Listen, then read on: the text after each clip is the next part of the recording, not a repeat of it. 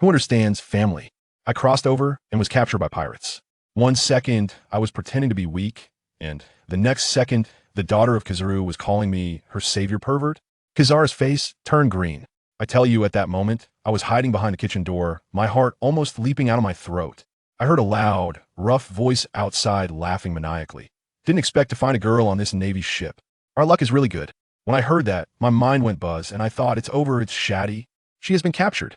Let me start from when I just crossed over. I tell you, my beginning was hellishly difficult. People usually cross over either by being hit by a truck, or they die saving the world from overwork, or at the very least, they sleep and wake up in a new world. Me? I was at home playing on my phone and got electrocuted by my power bank. Who understands this, family? If this death method gets out, I wouldn't be able to hold my head up in the crossover community. When I opened my eyes, it wasn't a princess-sized bed, nor a beginner village, just a piece of broken wood, surrounded by the vast sea. I thought to myself, this production team is too poor. After drifting for a day and a night, just as I was about to become shark food, a ship finally came and rescued me. The people on the ship were all fierce and menacing, flying a skull flag. My heart sank. Good grief, I was in the world of One Piece. At first, I was quite excited since I had watched the anime. I wondered, where's my golden finger? Is it a system or an old man? But when I checked myself from head to toe, I found nothing. I mean, come on, it's 2025. Don't crossovers come with cheats anymore? This is no different from sending me naked onto the battlefield. What's worse, within 2 days, I discovered that this ship called the Crow Pirate Crew was not a good place at all. They not only robbed, but there were also several kids locked up in the cargo hold, clearly a human trafficking den. I, a weakling with no fighting skills, was stuck among these scum, trembling in fear. Fortunately, these pirates probably thought I looked delicate and didn't throw me directly into a cage, giving me a bit of freedom to move. I tell you, I had one thought. I must call for help.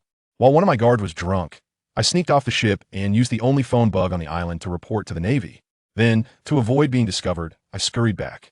I was hiding at the stern, nervously watching the little seagull flag on the horizon, praying the Navy would be reliable and not just come to deliver heads. Not long after, I was discovered and thrown into the basement. Coincidentally, I was locked up with a little girl named Shati. She was really pretty, but had a big black scar smeared across her face, clearly for protection. We few kids were huddled in the cage, listening to the pirates outside, celebrating with champagne after just robbing an island. Boom! Suddenly, a cannon fired, shaking the whole ship. The outside turned chaotic, with cries of distress everywhere. Navy!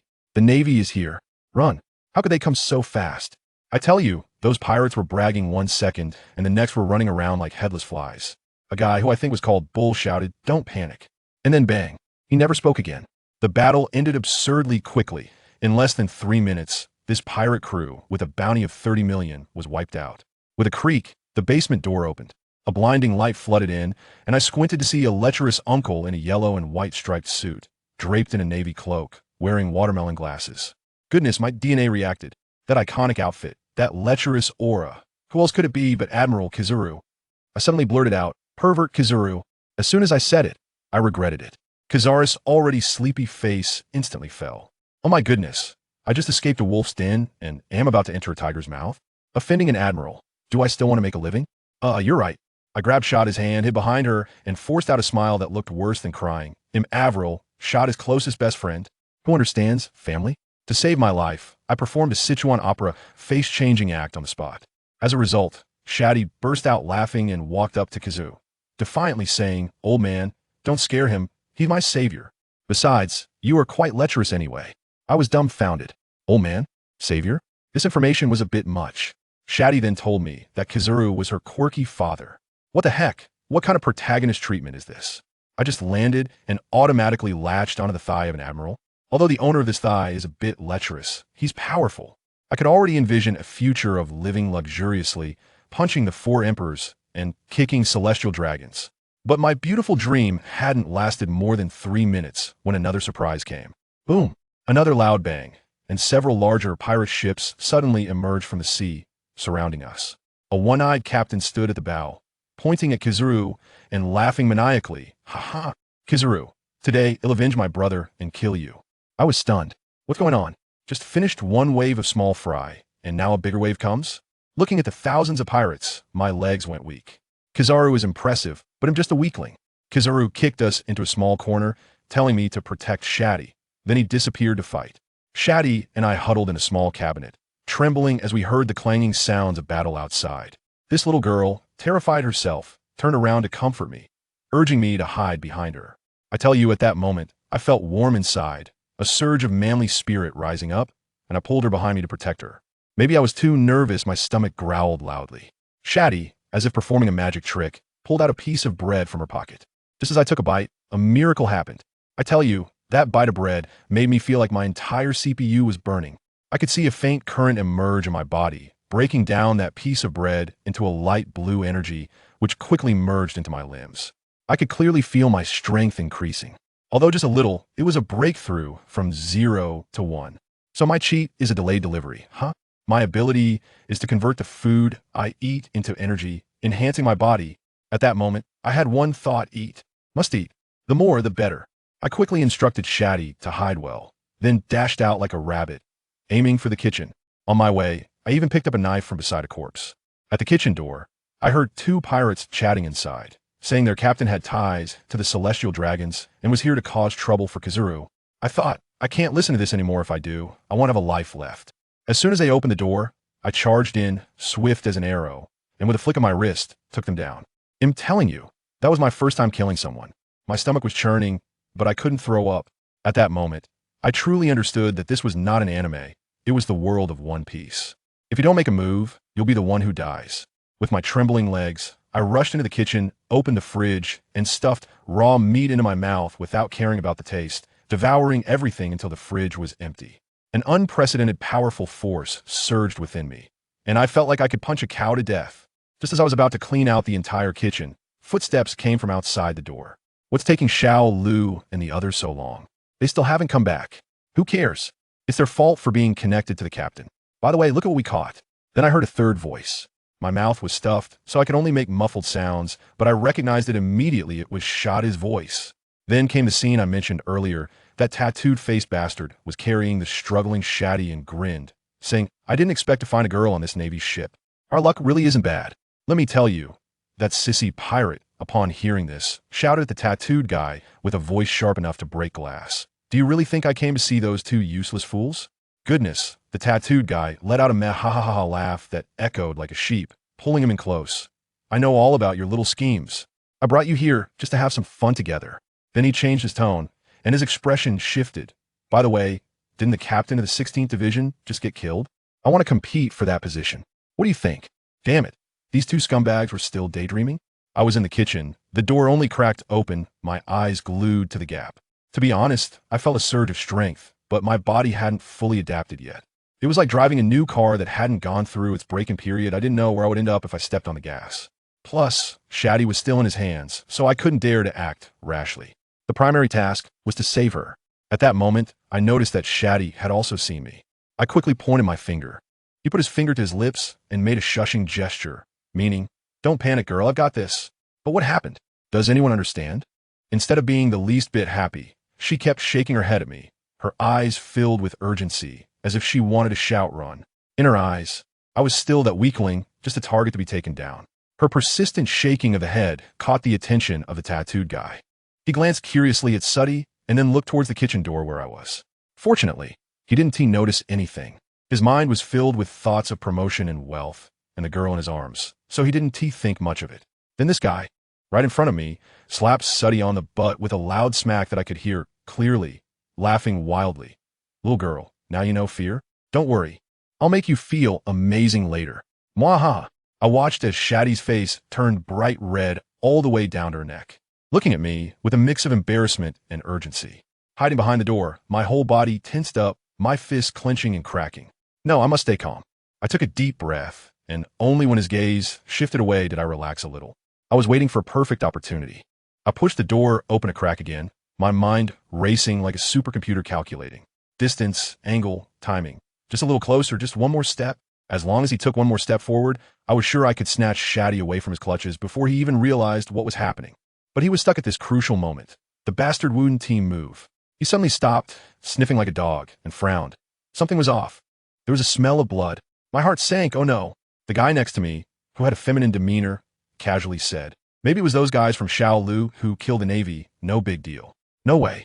The tattooed face shouted. "Those two useless fools? Great. Now we're completely exposed. I knew I couldn't wait any longer. Although this was the best time, I had no choice but to go for it. Just as the tattooed guy was talking to his companion, he suddenly felt a sharp pain in his arm, as if he had been pricked by needles. This was the beast instinct he had developed after years of living at sea. Without thinking, he threw Shati in front of him, using her as a meat shield. He quickly retreated while pulling out a flintlock from his pocket with his other hand. Bang, bang, bang. Gunshots rang out, filling the entire corridor with smoke. Is he dead? The feminine guy screamed. I don't know.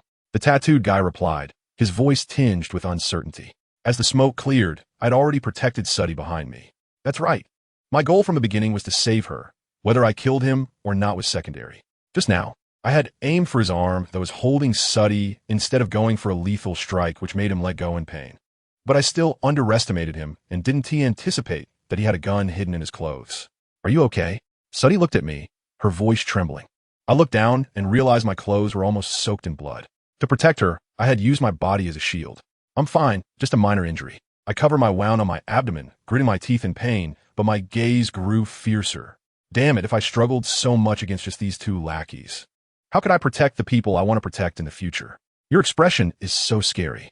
Shati was frightened by me. I just realized that I was a bit carried away. The feeling of power surging within me almost made me lose myself. I took a deep breath and said, Don't worry, just focus on surviving for now. We'll deal with the rest later. You wait here. I'll go take care of those two first. I endured the excruciating pain, tensed my muscles again, and fixed my gaze on the smoke ahead. The moment a figure appeared, I moved. There were no flashy moves. In a world of martial arts, speed is the key. I poured all my strength into this one strike. A flash. I felt like a flash of lightning, and by the time the tattooed face reacted, my knife was already in front of him. He could only instinctively raise his arms to block. But little did he know, I could lift 300 kilograms with one hand now. His two arms were no different from two strands of noodles in the face of my full-force strike. Crack! With a crisp sound, the knife broke, and he fell.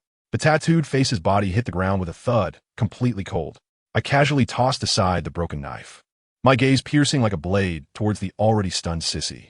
That last move was a bit too forceful. I needed to catch my breath. But on the surface, I remained calm, stepping closer to him. Captain, help! The sissy was scared out of his wits and turned to run. Moving so fast, it seemed like he wished his parents had given him 2 more legs. Unfortunately, no matter how fast he was, he couldn't outrun me. I steadied my breath and instantly caught up, blocking his path with a swift move. You bullied my little Shati and still want to run? I clenched my fist. Even without a weapon, my sheer strength was more than enough to deal with him. Just as I was ready to give him a good lesson, this bastard suddenly yelled at the top of his lungs behind me. Captain, you're here. This kid killed one long and the others. I was taken aback. The captain? The poison dragon? The pirate who could go toe-to-toe with Kizaru? Instinctively, I turned around, my body already prepared to flee. But in the end, there was nothing behind me, not even a shadow. I was fooled. As a time traveler, I was actually tricked by a mere pirate lackey.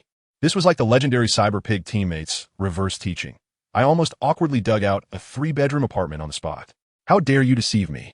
My face turned red with anger as I rushed up, grabbed him by the collar, lifted him up, and landed a punch right on his face, causing blood to spurt from his nose instantly. Captain, help! This guy is still coming. His screams grew increasingly desperate. I sneered and punched him in the stomach again. Do you think the same trick will work on a Saint Seiya twice? Before I could finish my sentence, a voice as cold as a poisonous snake suddenly sounded behind me. Eddie, what's going on? Damn, this time it was for real. That murderous aura was as thick as indelible ink, and I felt like all the blood in my body had frozen. While I was still in shock, that wimp broke free from my grasp and scrambled over to a man, pointing at me and exaggerating the story. I couldn't care less about what they were saying. My brain was racing, calculating an escape route.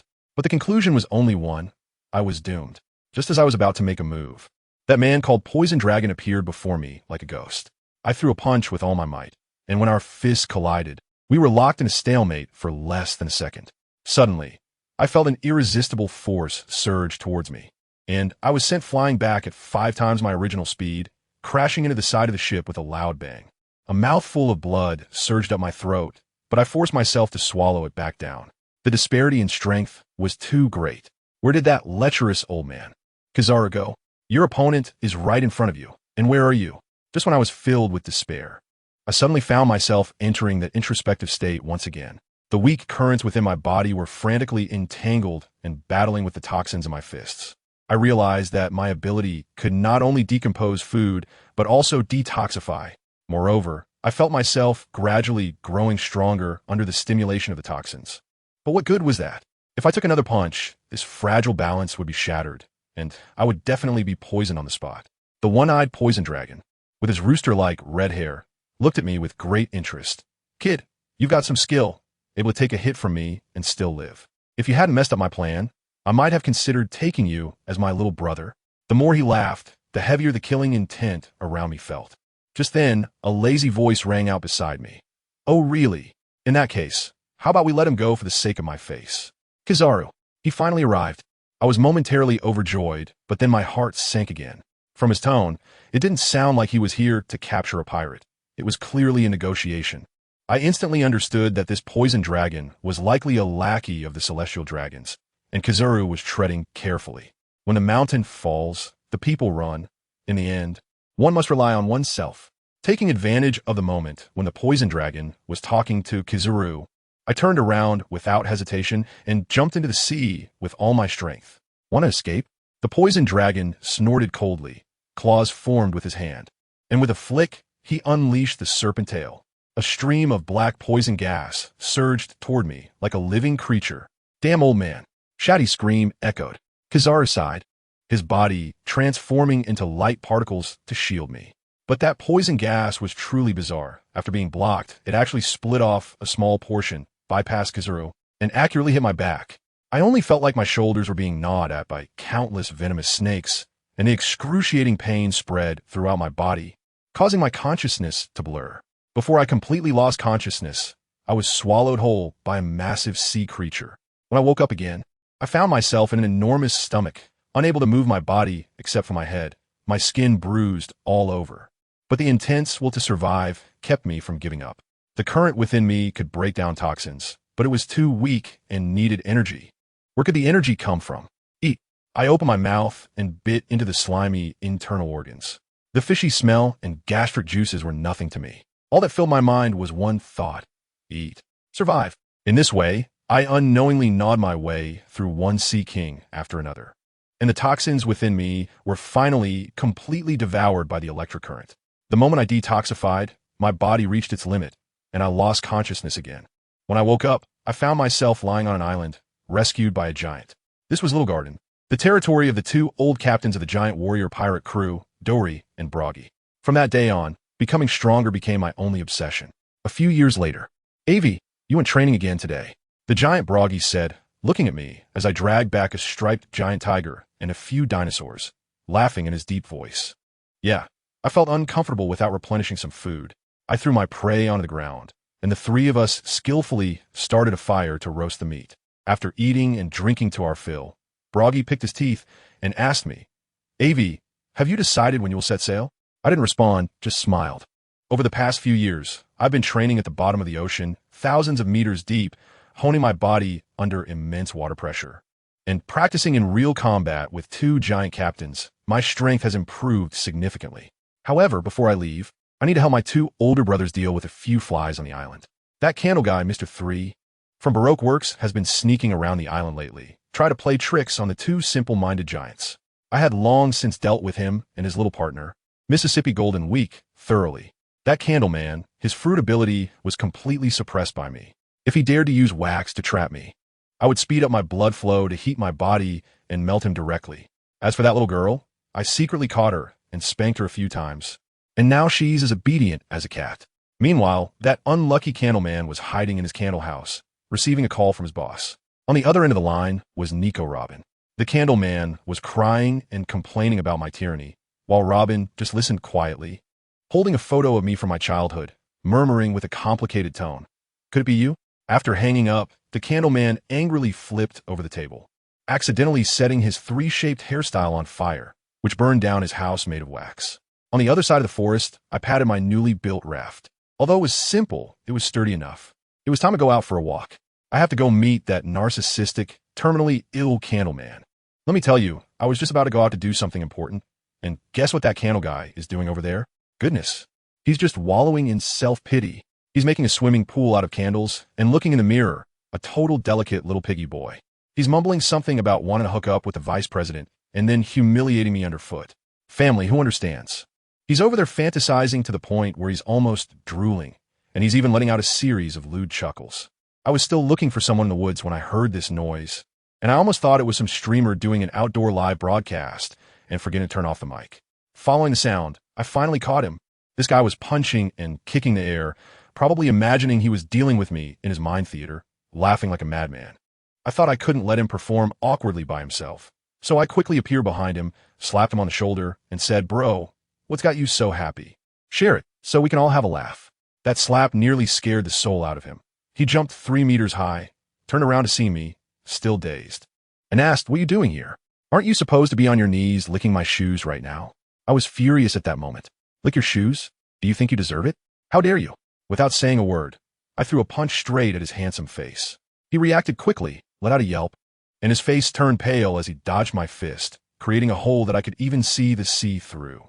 This made him feel invincible. After dodging my punch, he instantly inflated like a balloon, forgetting his own surname. "See, I'm no longer the person I used to be. I have figured out a way to counter you. You brute, today you will experience my candle swamp." As soon as I finished speaking, he suddenly turned into a puddle of white liquid, oozing towards me. Let me tell you, that stuff was white and thick, and it looked disgusting. I immediately felt nauseous and kept retreating. Seeing me back away, he got even more excited, laughing wildly. "Kneel and call me daddy now, and I might spare your life." I thought to myself, isn't it just asking for trouble to confront you head on? Then I had an idea. I looked at him seriously and said, "Looks like I can only use that move." He indeed got scared and immediately stopped in his tracks, probably because I had left a psychological shadow on him. While he was in a daze, I made a strategic lightning speed escape. I even shouted back at him from distance, "I'm not playing with you anymore." He was so furious that he yelled behind me and transformed into his human form to chase after me. But guess what happened? As I was running away, I bumped into a little lowly. Upon closer inspection, isn't that Mr. Three's partner, Miss Golden Week? She was there barbecuing and got so startled that she dropped her tea. What a coincidence. I quickly thought of something and said, "Little Joe, help your brother out, and I'll buy you the complete set of Zero's merchandise later." Although the little lowly looked unwilling, I managed to persuade her. By the time that candle man huffed and puffed his way over, he found that I had disappeared again and was venting his frustration by punching a tree. He didn't know that I was standing right in front of him with Golden Week, hidden by the paint she had used. We were watching him like it was a monkey show. Golden Week, who is quite cunning, secretly drew a green circle on the ground. As soon as the candle man stepped into it, he instantly calmed down, all his anger vanished, and he even conjured up a teacup to start sipping tea for health. As soon as I saw the opportunity, I pulled out a torch and lit a circle of fire around him.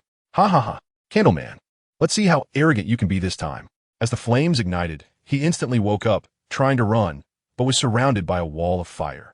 In a fit of rage, he pointed at Golden Week and cursed the traitor.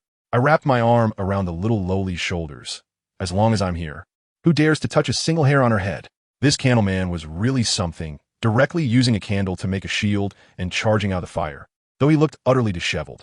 Just as he was about to make a fierce remark, I disappeared again. "Are you looking for me?" My voice echoed from behind him.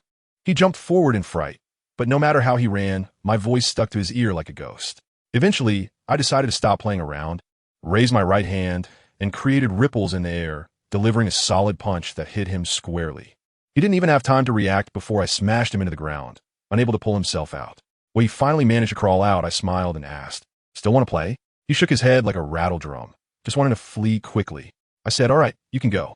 The moment he turned to run, I kicked him, giving him a one-way ticket on a roller coaster, sending him flying to the edge of the sky. Done. I picked up Golden Week and held her in my arms. It was time for us to hit the road. After saying goodbye to the 2 giant brothers on the island, asking them to wait for my name to resound across the seas, I set off on a rickety wooden raft with my new companion. My new little partner. As a result, we drifted on the sea for a full half a month. Half a month. The food was long gone, and I had to dive into the sea every day to catch fish and seafood. Having barbecue for every meal, I was about to throw up. Golden Week, that little lowly, was completely broken down, crying every day, saying she was a 10-year-old blossoming girl whose dream was to be a reclusive painter. But now she was going to perish in the sea. Just when we were about to lose hope, a small island finally appeared ahead. We went crazy. I broke a piece of wood to use as a paddle and rowed with all my might. Finally, when we were 100 meters from shore, I hugged her and made a super jump onto the land. The smell of earth. I hugged the ground and started kissing it like crazy. Then Golden Week said something that silenced me. Do you have any money? I'm a damn time traveler, and yet I'm a broke loser. This script doesn't make sense. Just when I was worried about it, during the Golden Week, I got another blow. If you have a bounty, I could sell you to the Navy for some money. Good gracious, inspiration struck me. Let's go. We'll catch some pirates and make some money. I grabbed her and rushed toward the city.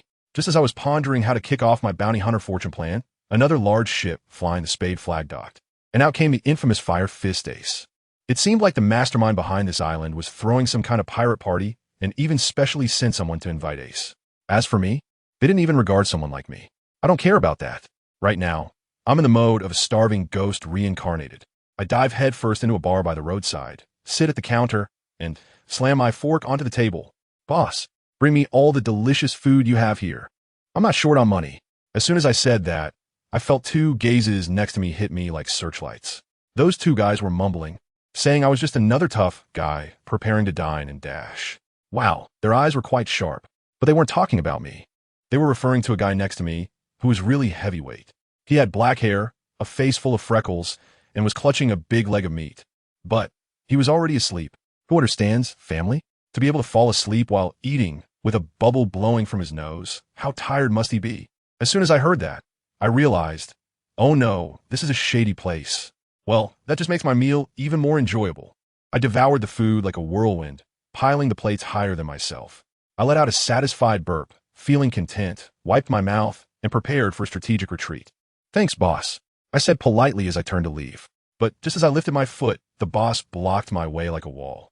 And even more ridiculous things were yet to come. The guy next to me, who had been sleeping, suddenly woke up with a pop from his nose bubble. He finished the meat in a few bites and dashed over, not to help the boss, but to point at my nose and start yelling. He said, "Brother, you have insulted our industry." I was stunned and asked, what did I insult? He replied, eating and running is an art. It's about being undetected.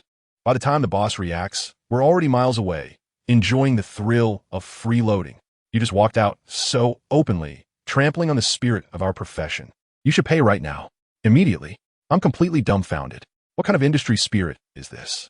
Is there a patron saint for skipping out on the bill? Taking a closer look, oh my gosh, isn't that Ace?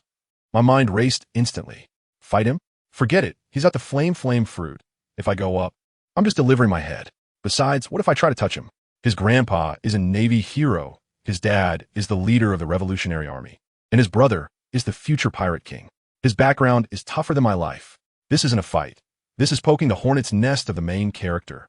I quickly waved my hand and said, "Buddy, I'm just passing by, looking for a few bounty criminals to earn some money for a boat. I can't afford to mess with someone as big as you." Ace found it quite amusing and mentioned that his own bounty was $49 million, asking if I was interested. I thought to myself, are you kidding me? To offend half the world's big shots for that little money? Am I stupid? After slipping away, I casually caught a bounty of $2,800, a big guy who turned out to be weak as anything and couldn't hold out for 3 seconds. From him fell a pitch-black invitation saying there was a black market that night, which sounded interesting. I took this unfortunate guy to the naval branch to exchange for money. But those Navy folks, each one uglier than the last, actually tried to rob me. I was furious at the time, taking a stand for justice, and physically persuaded them, while also collecting all their ill-gotten gains. Hey, I ended up with a big bag of cash. When I found that girl from Golden Week, she was having a blast, using her powers to make a ship full of pirates fight each other, turning the whole bar into a demolition site. I tossed that big bag of money on the ground and said, "Let's go, miss. I'll take you to spend some money. First, we'll buy a boat, and then I'll show you a great place tonight." That black market at night, wow, it was hidden really deep. There were a bunch of fierce-looking pirates at the entrance, yet they lined up to get in more obediently than elementary school students. While I was complaining, I turned around and ran into Ace again. What a coincidence. He came up and gave me a bear hug, asking if I wanted to join them. I said, forget it, there can't be 2 tigers on the same mountain. Unless I'm a captain. Ace wasn't angry at all, just shouting that the Pirate King could only be me, just as childish as Luffy. No wonder they were brothers. We walked in with our arms around each other, and the scene was lively, with food, drinks, and entertainment all around.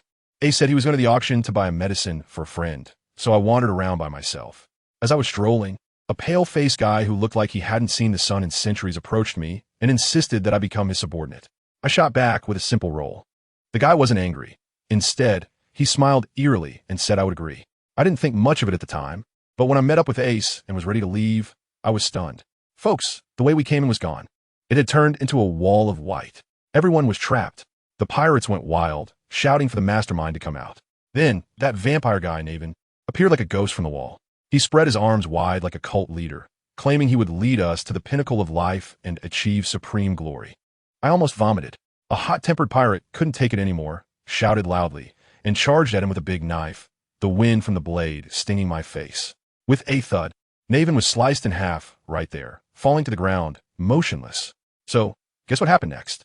The pirate who made the cut went crazy laughing, pointing at the corpse and shouting, "This thing thinks it can recruit us? Brothers, don't panic. Let us follow Chong Yo. We'll split his treasures." Goodness. He was trying to step up over a corpse, but I felt a chill at the back of my neck. Something was off. This was too easy. I fixed my gaze on the wall behind that guy. And the next moment, folks, who understands, Naven's eerie voice rang out again. "What did you say?" "I didn't hear clearly. Could you repeat that?" The guy named Chong Yo turned his neck slowly like it was rusty, his face paling. He stammered out, "Aren't you already?" And Naven interrupted with a smile. "Dead, right?" He shifted his focus, lightly brushed against Chong Yo's face. And it was like an invisible hand had grabbed his neck. His mouth opened wide enough to fit an egg, but he couldn't shout a word. In a few seconds, with a crack, he fell over, stiff as a board, quickly covered by a layer of white substance, and finally turned into a lifelike plaster statue. I have to tell you, that desperate expression was simply unbelievable. Naven glanced at us and coldly said, "This idiot is your fate." The whole place fell silent. You could hear a pin drop. I immediately reacted and shouted at him, "Are you a devil fruit user?" I couldn't think of any other explanation. He, however, shamelessly admitted with a smug look, "That's right. Paramecia type, white fruit. As long as I touch you, or you touch me, whether you're a person or an object, I can cleanse you. Blood, hair, nothing will be left." Ace, with his explosive temper, couldn't take this and suddenly ignited with flames, shouting as he charged at him. Naven even tried to incite him, saying he could recommend him to meet the big boss. Ace couldn't be bothered to respond and just slammed a fire fist into his face. And what happened? Naven countered with a punch, his entire arm pale as a corpse. And when their fists collided, Ace's flames didn't even burn him, and he was sent flying back over 10 meters by a single punch. Naven stood there mocking. "Did you buy that fruit on Pinduoduo? You can only use the most basic functions. How can you fight me?" I took a look and thought this wouldn't work. I definitely couldn't win in a one-on-one fight. So we decided to gang up on them. I gave Ace a signal and casually grabbed a metal rod from the nearby railing. We charged in, one on the left and one on the right. Let me tell you, our coordination was like we had practiced it hundreds of times. With a move called Wind Fire Mountain Forest, I swung the metal rod so hard it almost sparked. Ace was also preparing a big move, gathering a small point of light at his fingertips. With our smooth little combo, there was a thunderous explosion, and the blinding light from the blast almost dazzled our eyes. I thought to myself, is he finally dead now? But as the smoke cleared, that guy casually walked out from the wall, brushing off the dust from his clothes. At that moment, I realized, wow, that wall is his respawn point. It's all about unlimited refills, right? How are we supposed to fight this? I quickly told Ace, "You hold him off. I'm going to check out what that wall is all about." Ace, being bold, charged back in with his two partners. Meanwhile, I had Huang Jinzhou give me an invisibility buff and quietly sneaked over to the wall to investigate. I discovered these guys were like whack-a-mole. As soon as one Naven was smashed, another one strolled out from the wall. Although the new one was significantly weaker, it didn't matter since they could respawn infinitely. To make matters worse, I noticed the white area on the wall was constantly expanding, almost covering the entire hall.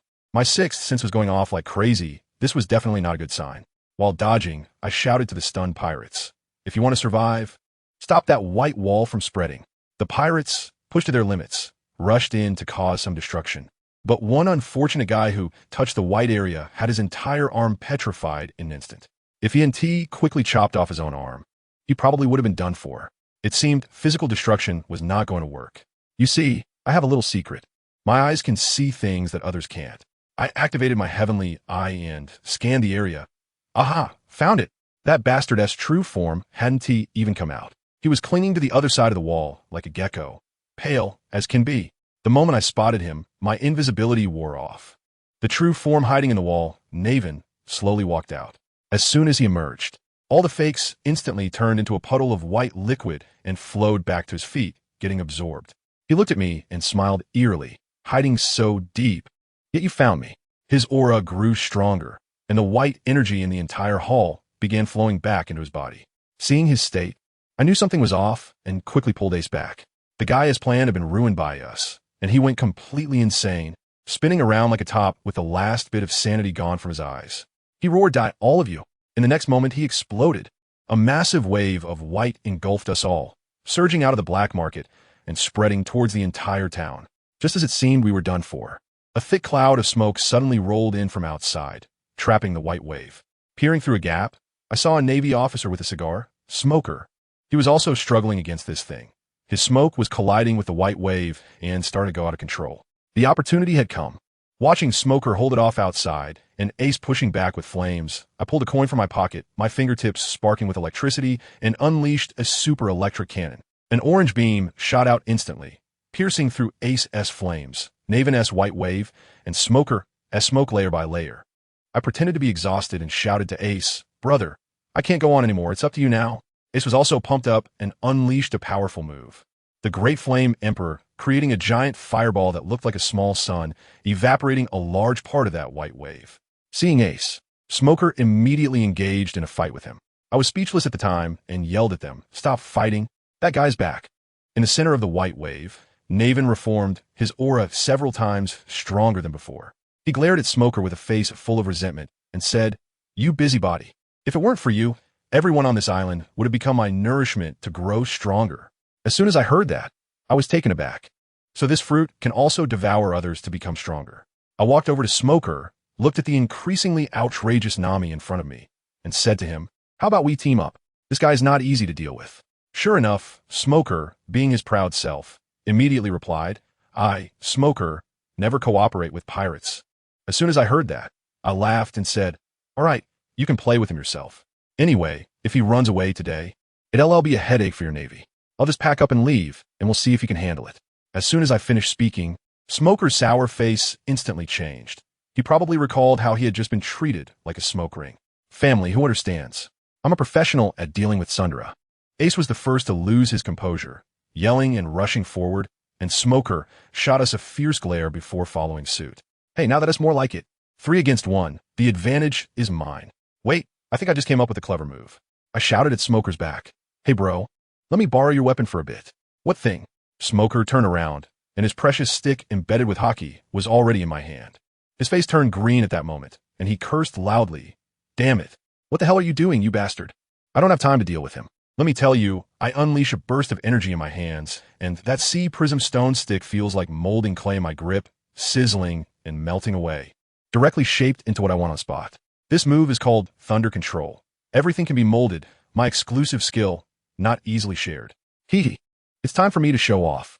I flashed and instantly appeared behind Naven, swinging the freshly made new stick and bringing it down on the back of his head. With a loud bang, that guy was blasted away like a cannonball, crashing through who knows how many buildings along the way.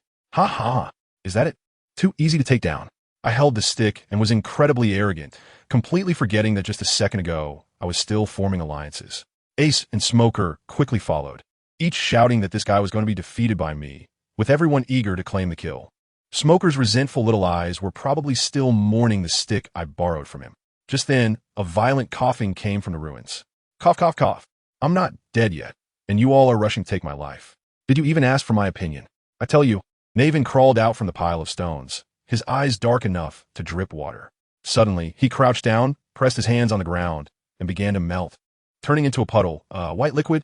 Then this thing started to spread wildly, and wherever it went, everything was assimilated into white, turning the entire island into a sea of white in an instant. This is my master's move.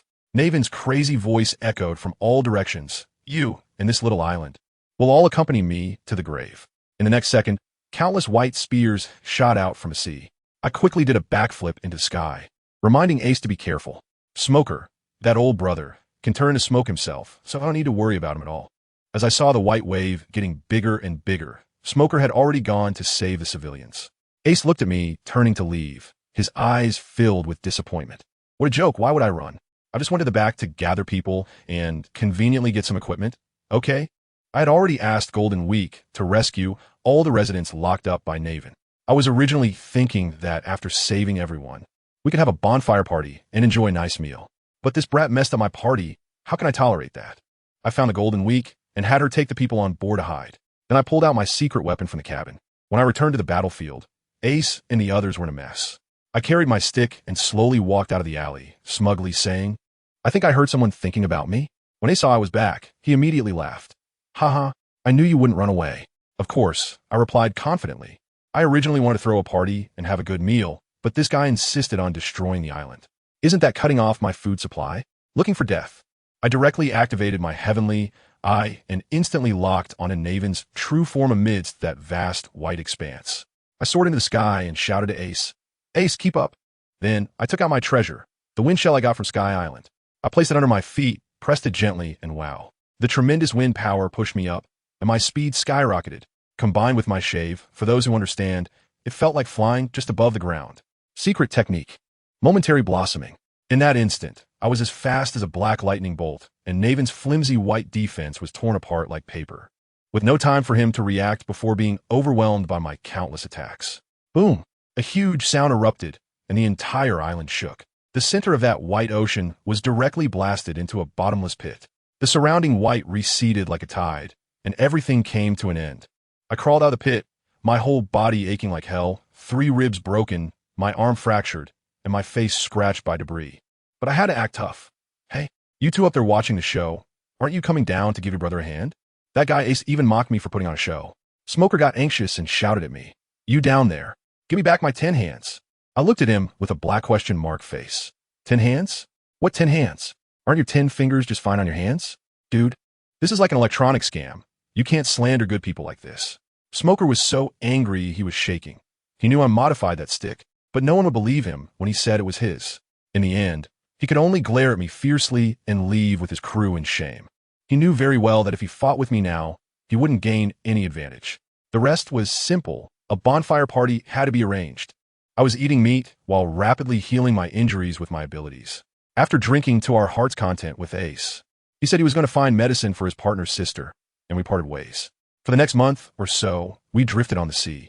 Every day was barbecue. That little girl from Golden Week looked at me with eyes that could almost spit fire, probably cursing me as a big demon in her heart every day.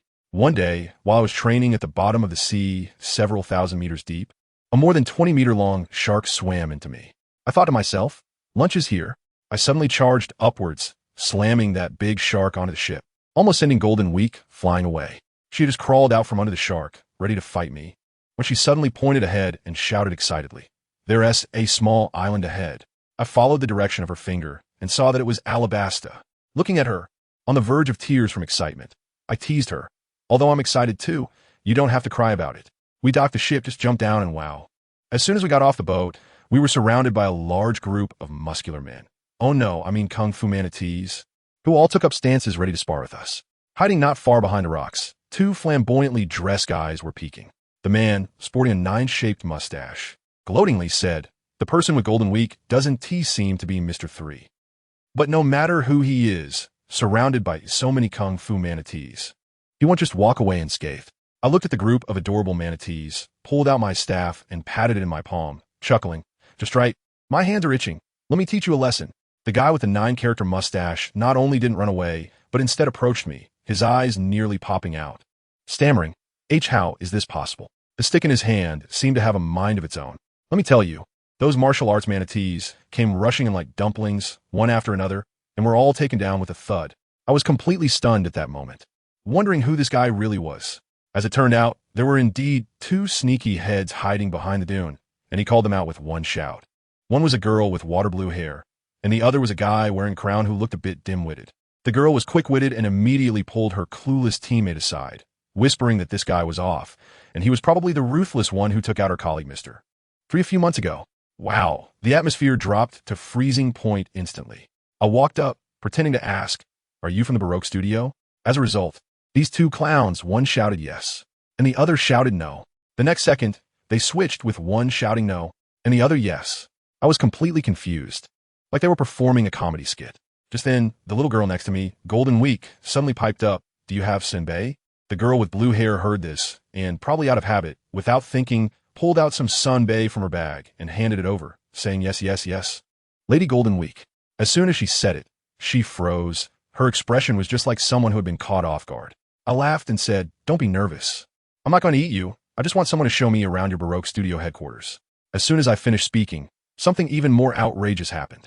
The group of kung fu manatees that I had just knocked down actually knelt down in unison, insisting on calling me their master. Well, it seems that even if Luffy came, he wouldn't have much to do, as I had already intercepted the position of master. Since I had nothing better to do, I casually taught them a few moves. Now, let me tell you about the current situation in this country. This place is called Alabasta, and it hasn't rained in over a year. The ground is covered in yellow sand, and the common people are struggling to survive, with rebel armies springing up everywhere. The leader of the rebels is named Crocodile, and he's the childhood friend of that blue-haired girl, Vivi. This guy is a passionate youth who doesn't believe that their king would use a sorcery called dance powder to cause the drought, insisting on sneaking into the palace to confront him directly. Meanwhile, inside the palace, things are quite exciting. A man dressed in a swan costume, flamboyant and ostentatious, is spinning around. And where's the real king? Bound hand and foot in a small dark room. Then, in the next moment, that flamboyant man's face suddenly transforms into the appearance of the king. Does anyone understand? This is the true art of disguise, primarily focused on being completely unnoticeable. The fake king swaggered out to cause trouble. Back to us. I'd already set off with Vivi and her pig teammate. That guy was still calculating how to send a warning and earn merit for himself, unaware that in my eyes, his little schemes were as transparent as glass. Vivi cautiously asked me what I wanted to do, and I laid my cards on the table, saying, "Oh, it's nothing major. I just want to go to your base and take your Vice President Robin as my partner, while taking down your entire Baroque works." The two of them were instantly petrified. Looking at their naive expressions, I added, "Oh right, I forgot to tell you, your mysterious boss, Mr. Zero, is actually the warlord Crocodile." At this, Vivi was completely stunned. The look in her eyes was incredibly complex, a mix of suspicion and anticipation. She was probably battling internally, wondering whether to see me as a scoundrel who drives away tigers only to attract wolves, or as a lifeline. Finally, she managed to say, "It's getting dark. How about we find a place to rest first?" Sure, resting it is. That night, it was freezing cold in the desert, so we built a big bonfire. I watched as Vivi tossed and turned like a pancake, unable to sleep. So I quietly pulled her aside and got straight to the point. "I know your princess, Vivi." She instantly exploded, pulling out a weapon that fanned out like a peacock's tail and pointed it at me. I completely ignored it and continued, "It's quite pitiful to see you, a princess, acting as a spy. How about we make a deal? I'll help you take down Crocodile and save your country, and in exchange, you give me a kiss. Seems like a fair trade, right?" Her face flushed red in an instant, and after holding it in for a long time, she finally scolded me. "Pervert." I chuckled and said, "Just kidding, good night." After saying that, I went back to sleep, leaving her alone in the wind, her expression a mix of colors like a palette. While we were flirting here, her childhood friend, Kusha, had already sneaked into the palace. As a result, he stepped right into a trap, and the Demon King, Xiao Feng, confronted him, admitting to using dancing powder, shattering the last bit of hope this young man had. Kusha ultimately fought his way out, and in the darkness, a hoarse voice spoke, "Increase the weapon supply to the rebels." Great, old Shah is really fanning the flames. The next day, we took the express crab and continued our journey, and the atmosphere was quite strange. Wei Wei kept glancing at me, and finally couldn't help but ask, "What you said yesterday, is it true?" Without saying a word, I leaned in. "Come on, give me a kiss first." She punched me on the head. As we playfully bickered, we finally approached the Rain City. Meanwhile, in the basement of the casino in Rain City, a mature and intelligent woman was looking at the information in her hand, which prominently featured my wanted notice. Nico Robin already knew we had arrived. As soon as I entered Rain City, I sent the useless Mr. Nine away to fend for himself. I wandered the streets with Golden Week and Wei Wei, who had changed back into her princess outfit. I must say, Wei Wei looked stunning in that black veil and hot pants. I was just complaining about how I never get tired of eating sunbae during the Golden Week, and when I looked up, I saw a bar and walked right in. The owner was a bald, muscular guy who looked like he just came out of Shaolin Temple, quietly wiping glasses. I casually sat down and said, "Boss, food please." The owner didn't move, pulled out a wanted poster from under the bar, slapped it on the table, and stared at me intently. "Are you that reckless pirate, Aivi?" My eyes lit up at that moment.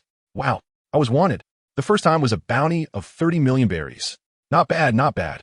It seems the Navy has some insight. I need to come up with a nickname. Thunder King Aivi. That sounds impressive. After I finished getting hyped, I finally heard what that guy said in the second half. Mississippi Golden Week, Mississippi Wednesday, you betrayed the organization, and I was ordered to kill you. How do you want to die?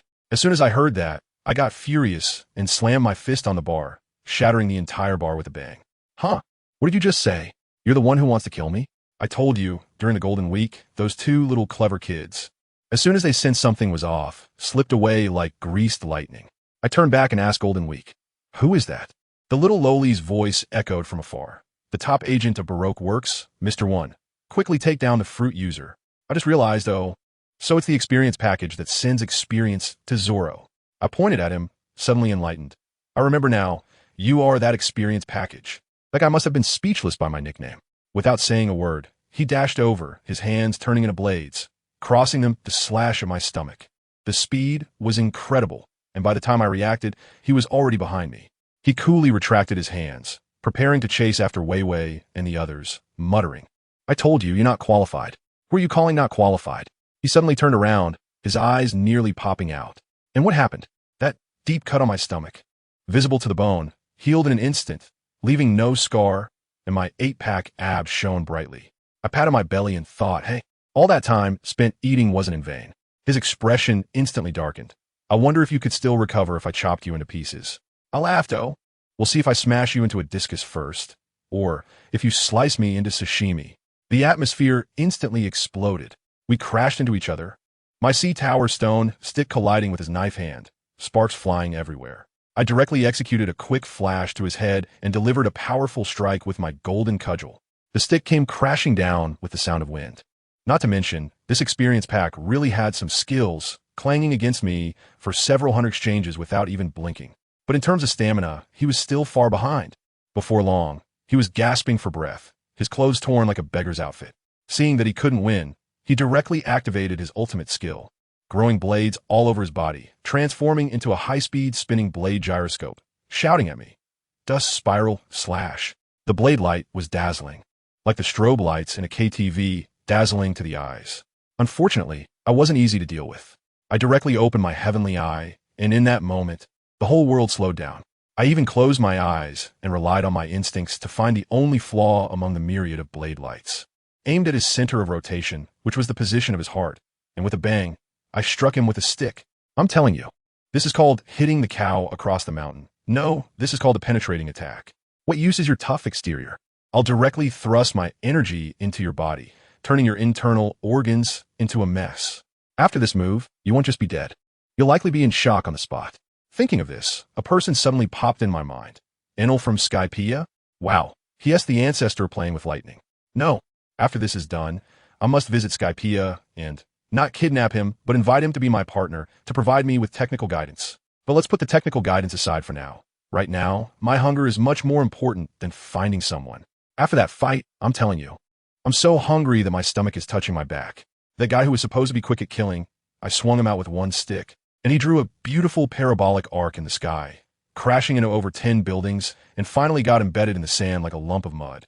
His heart gave out. I guess he had already cooled down, so I didn't care. Holding my rumbling stomach, I crawled out of the ruins and shouted toward Wei Wei and the others watching from a distance. I said, Princess, local tyrant, I saved your life. Shouldn't you treat me to a meal? As I looked up, to my surprise, standing behind Wei Wei and the others was a woman.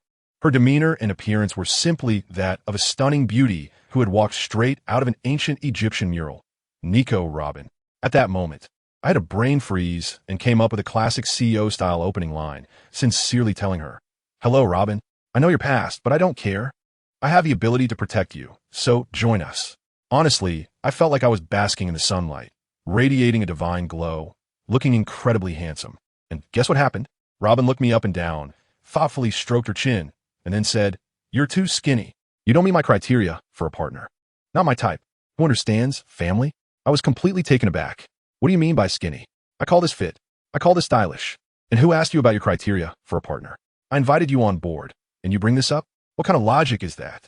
I felt like a gust of wind could blow me away right then and there, just when I was questioning my life on the other side in the desert.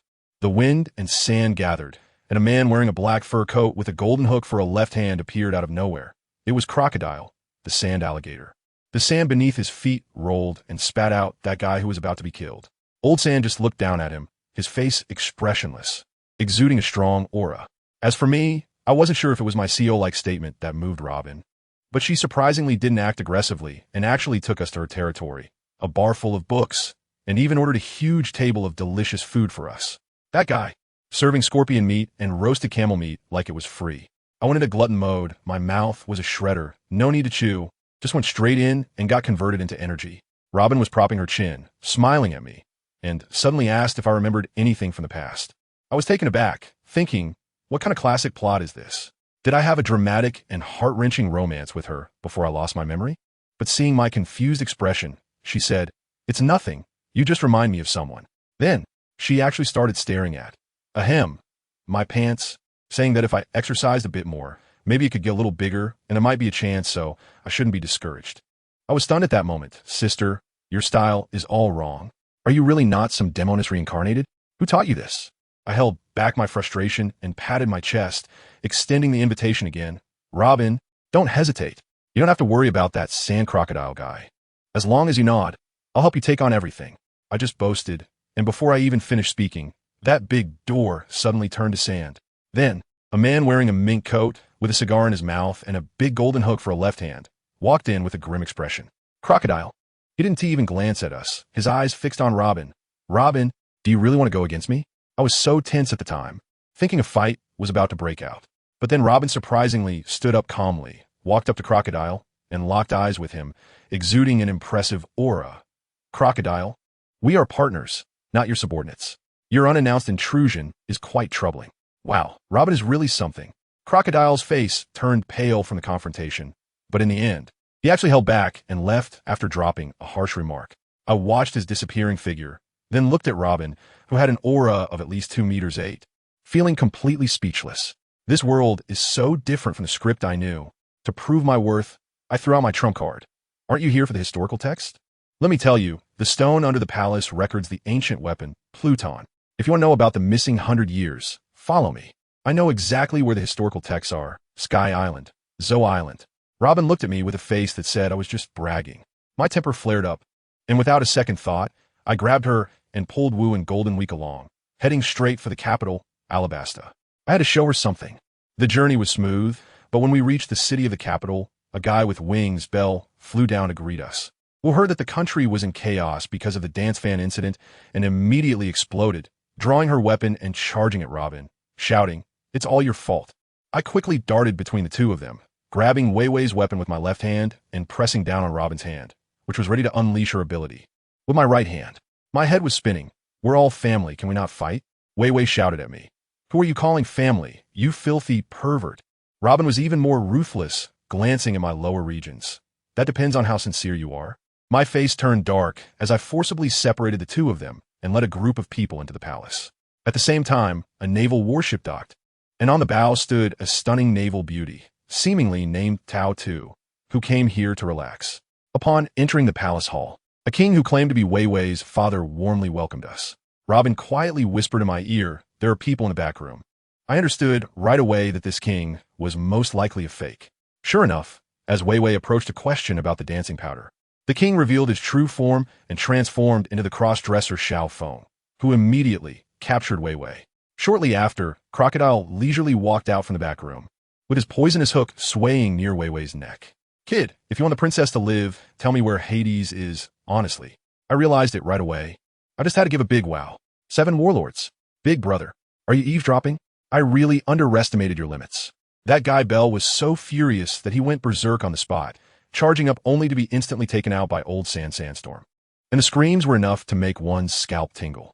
Old Sam looked at me, his eyes sharp as knives, and directly turned the slightly weakened into a withered husk. "I feel heartbroken.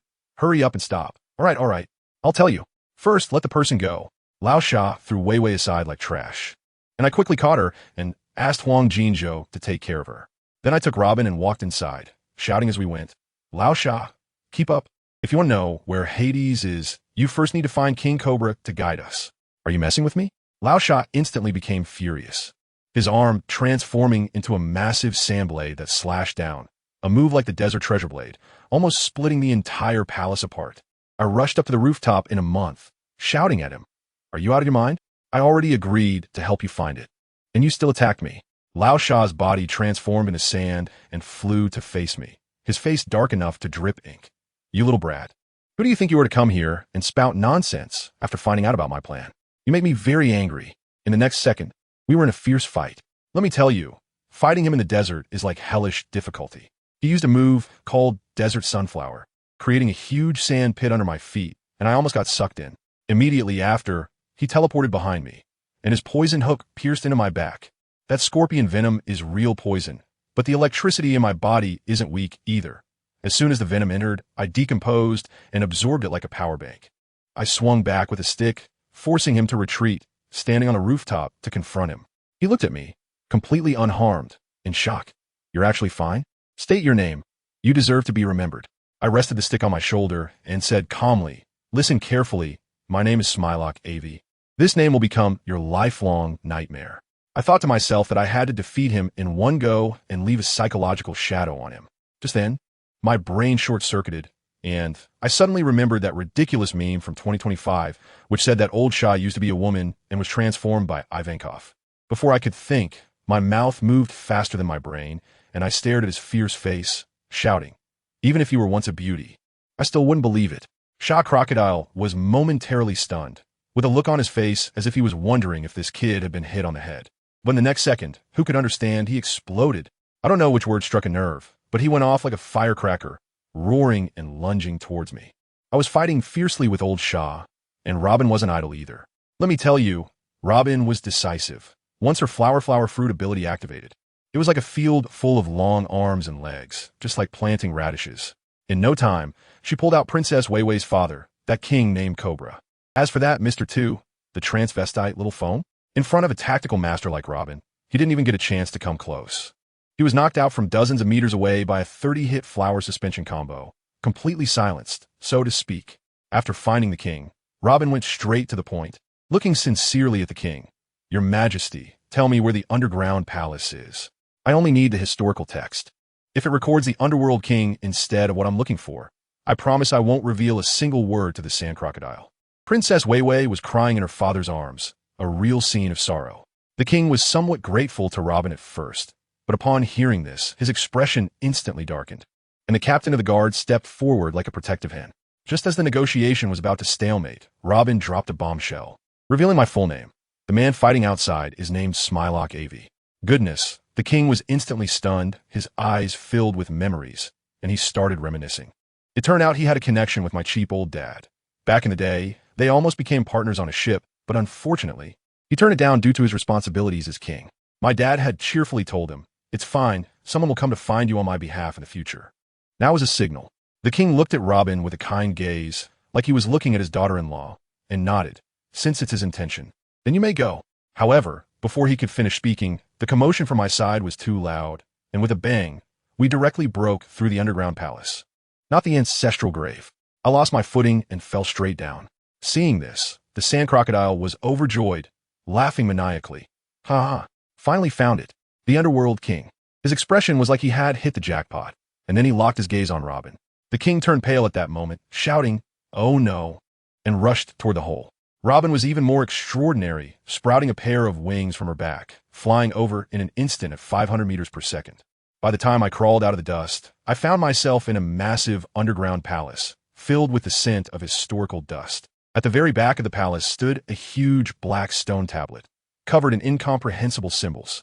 I thought, this must be the historical text recording the underworld king's location. Just as I was pondering how to use this thing to invite Robin onto the ship.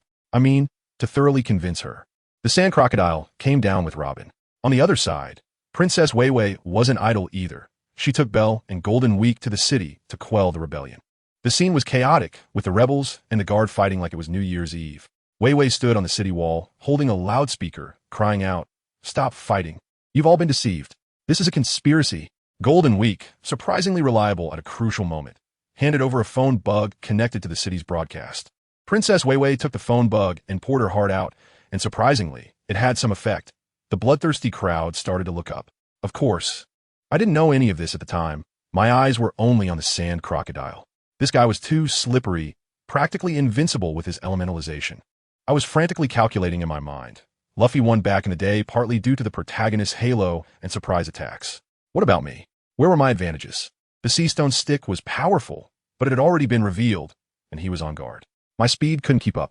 The only way was to provoke him, to make him confront me head on. Just as I was brainstorming, Robin had already finished examining the stone tablet. I saw her expression change from bright-eyed to suddenly dim, like a roller coaster, and I knew that the tablet definitely didn't contain the blank 100 years of history she wanted. The sand crocodile was getting anxious. What does it say? Where's the underworld king? Robin calmly told a lie. There's no underworld king, just some biographies. After saying that, she had already quietly moved closer to me. Old Shah was furious, sand erupting all over his body. How dare you lie to me? As soon as I saw the timing was right, I stepped forward and shielded Robin behind me, saying, Robin, you go first, I'll handle him. To be honest, at the beginning, it was extremely frustrating to fight. The sand crocodile was too fast, and its elemental attacks seemed endless. I quickly realized, wow, this old sand monster is standing in the desert like it's plugged into a power bank, with unlimited stamina. How can we even fight this? It has to be a quick battle. In a flash, a clever idea crossed my mind. Can't beat it? Then let's cheat. I directly retrieved the stone stick behind me, closed my eyes, and relaxed my entire body. Can't you hide? Fine. I won't look for you anymore. I'll wait for you to come and hit me. The moment you strike, it's your death. As for how to hit the entity, hey, I intentionally let the wound on my arm, which was cut by a scorpion needle, remain unhealed, allowing blood to flow down my arm to my fist. Blood, that's also water. Here it comes.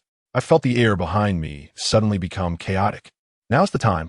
Just as the sand crocodile's attack was about to hit me, I suddenly rolled over, my blood-soaked fist gathering all my strength for an uppercut that landed solidly on its jaw.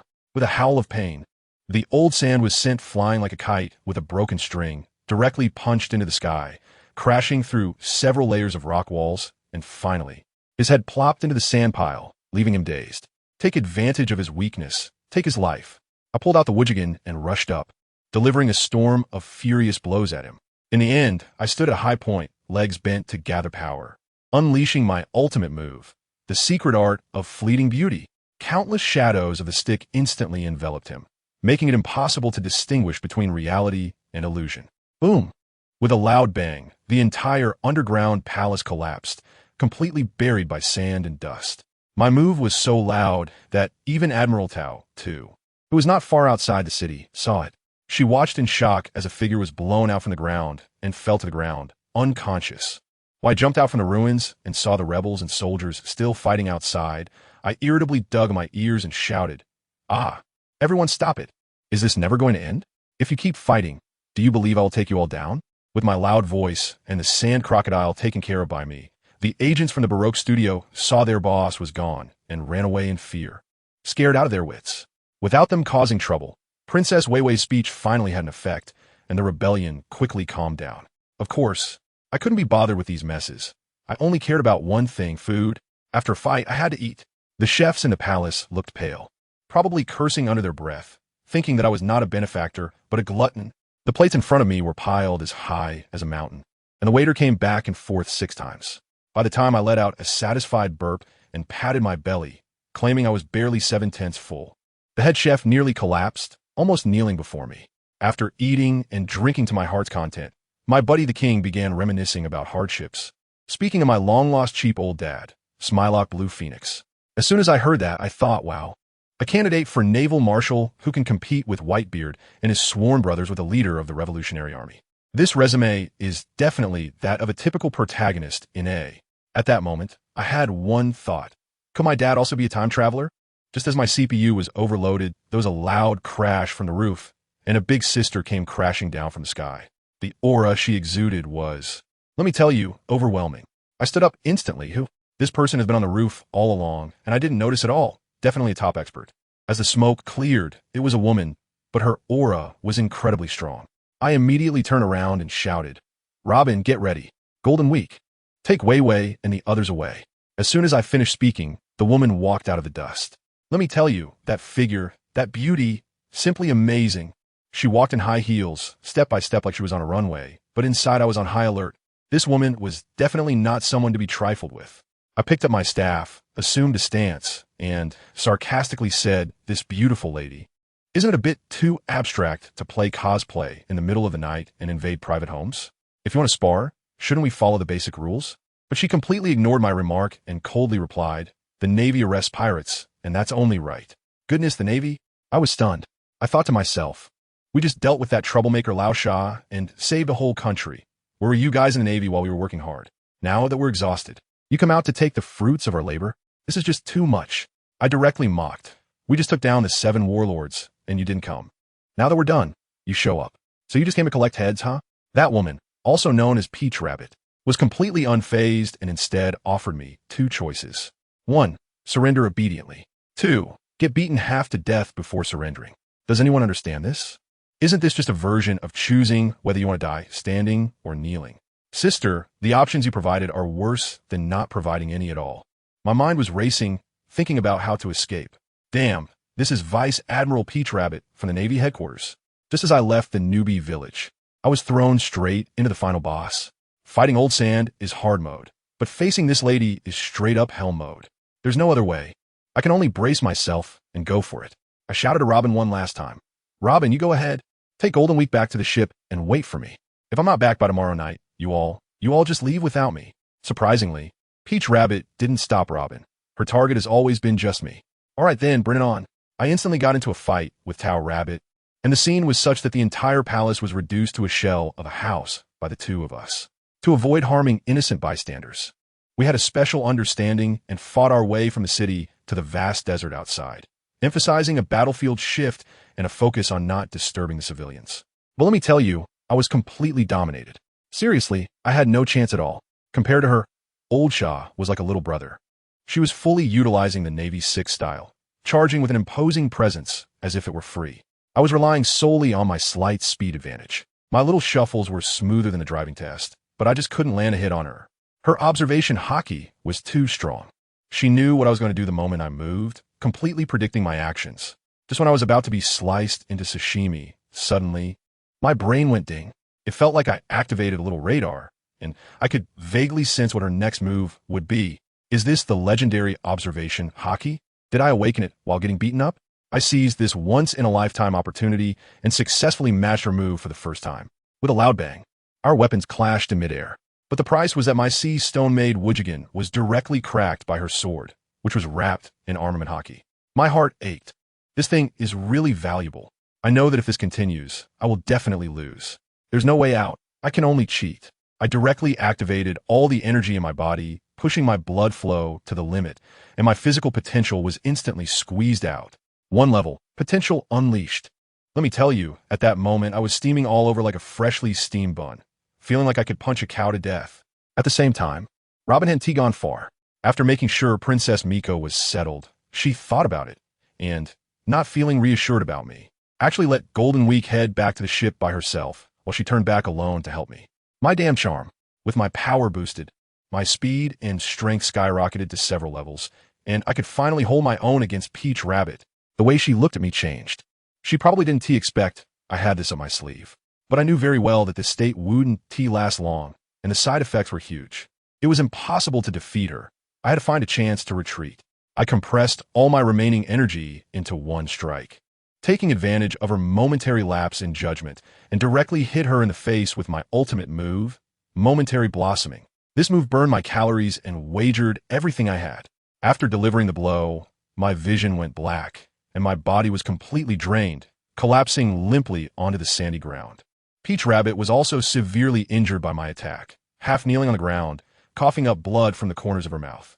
Just as she was dragging her wounded body over to put handcuffs on me, a miracle happened. Countless hands suddenly emerged from the desert, grabbing my unconscious body and dragging me beneath the sand. It was Robin, my only sister. She actually came back to save me. Peach Rabbit was also at her limit, left helplessly watching me disappear before her eyes. And finally, she laid down in the desert, taking out her phone bug to call for help. When I woke up again, the sky was already bright. Robin had hidden me in a small valley. I checked my body. My energy was empty, but I discovered a new function. I seemed to be able to regain energy from sunlight. I had somehow developed photosynthesis, which was simply ridiculous. I found Robin and, Without saying a word, I gave a 90-degree bow. Welcome aboard, Robin. She smiled as well. I look forward to working with you, Captain Aivi. Family. I finally have my first official crew member. It hasn't been easy. We walked back to the port together, and the little girl from Golden Week had a complicated expression when she saw us return alive. I guess she both hoped I would die and was afraid I really would. The ship was piled high with supplies sent over, and I immediately switched to eating mode to replenish my energy. Then I waved my hand and said, "You all, let's set off." But to my surprise, no one responded. Golden Week was sleeping, and Robin was reading a book. I can only raise the anchor and hoist the sails by myself, working like a horse. At this time, Robin slowly walked out and asked me, "Captain, which way should we go?" I casually pointed in a cool way. "Follow the direction of your heart." The next second, a hand grew out of the back of my head and gave me a smack. Robin was left speechless, holding his forehead and saying, "The weather and currents of the Grand Line are unpredictable, and you're telling me to follow my heart? Haven't you recorded how the compass has survived until now?" I proudly took out the permanent pointer that I got during the previous Golden Week, which was still pointing to Alabasta. Robin's expression, let me tell you, was like she was looking at a fool.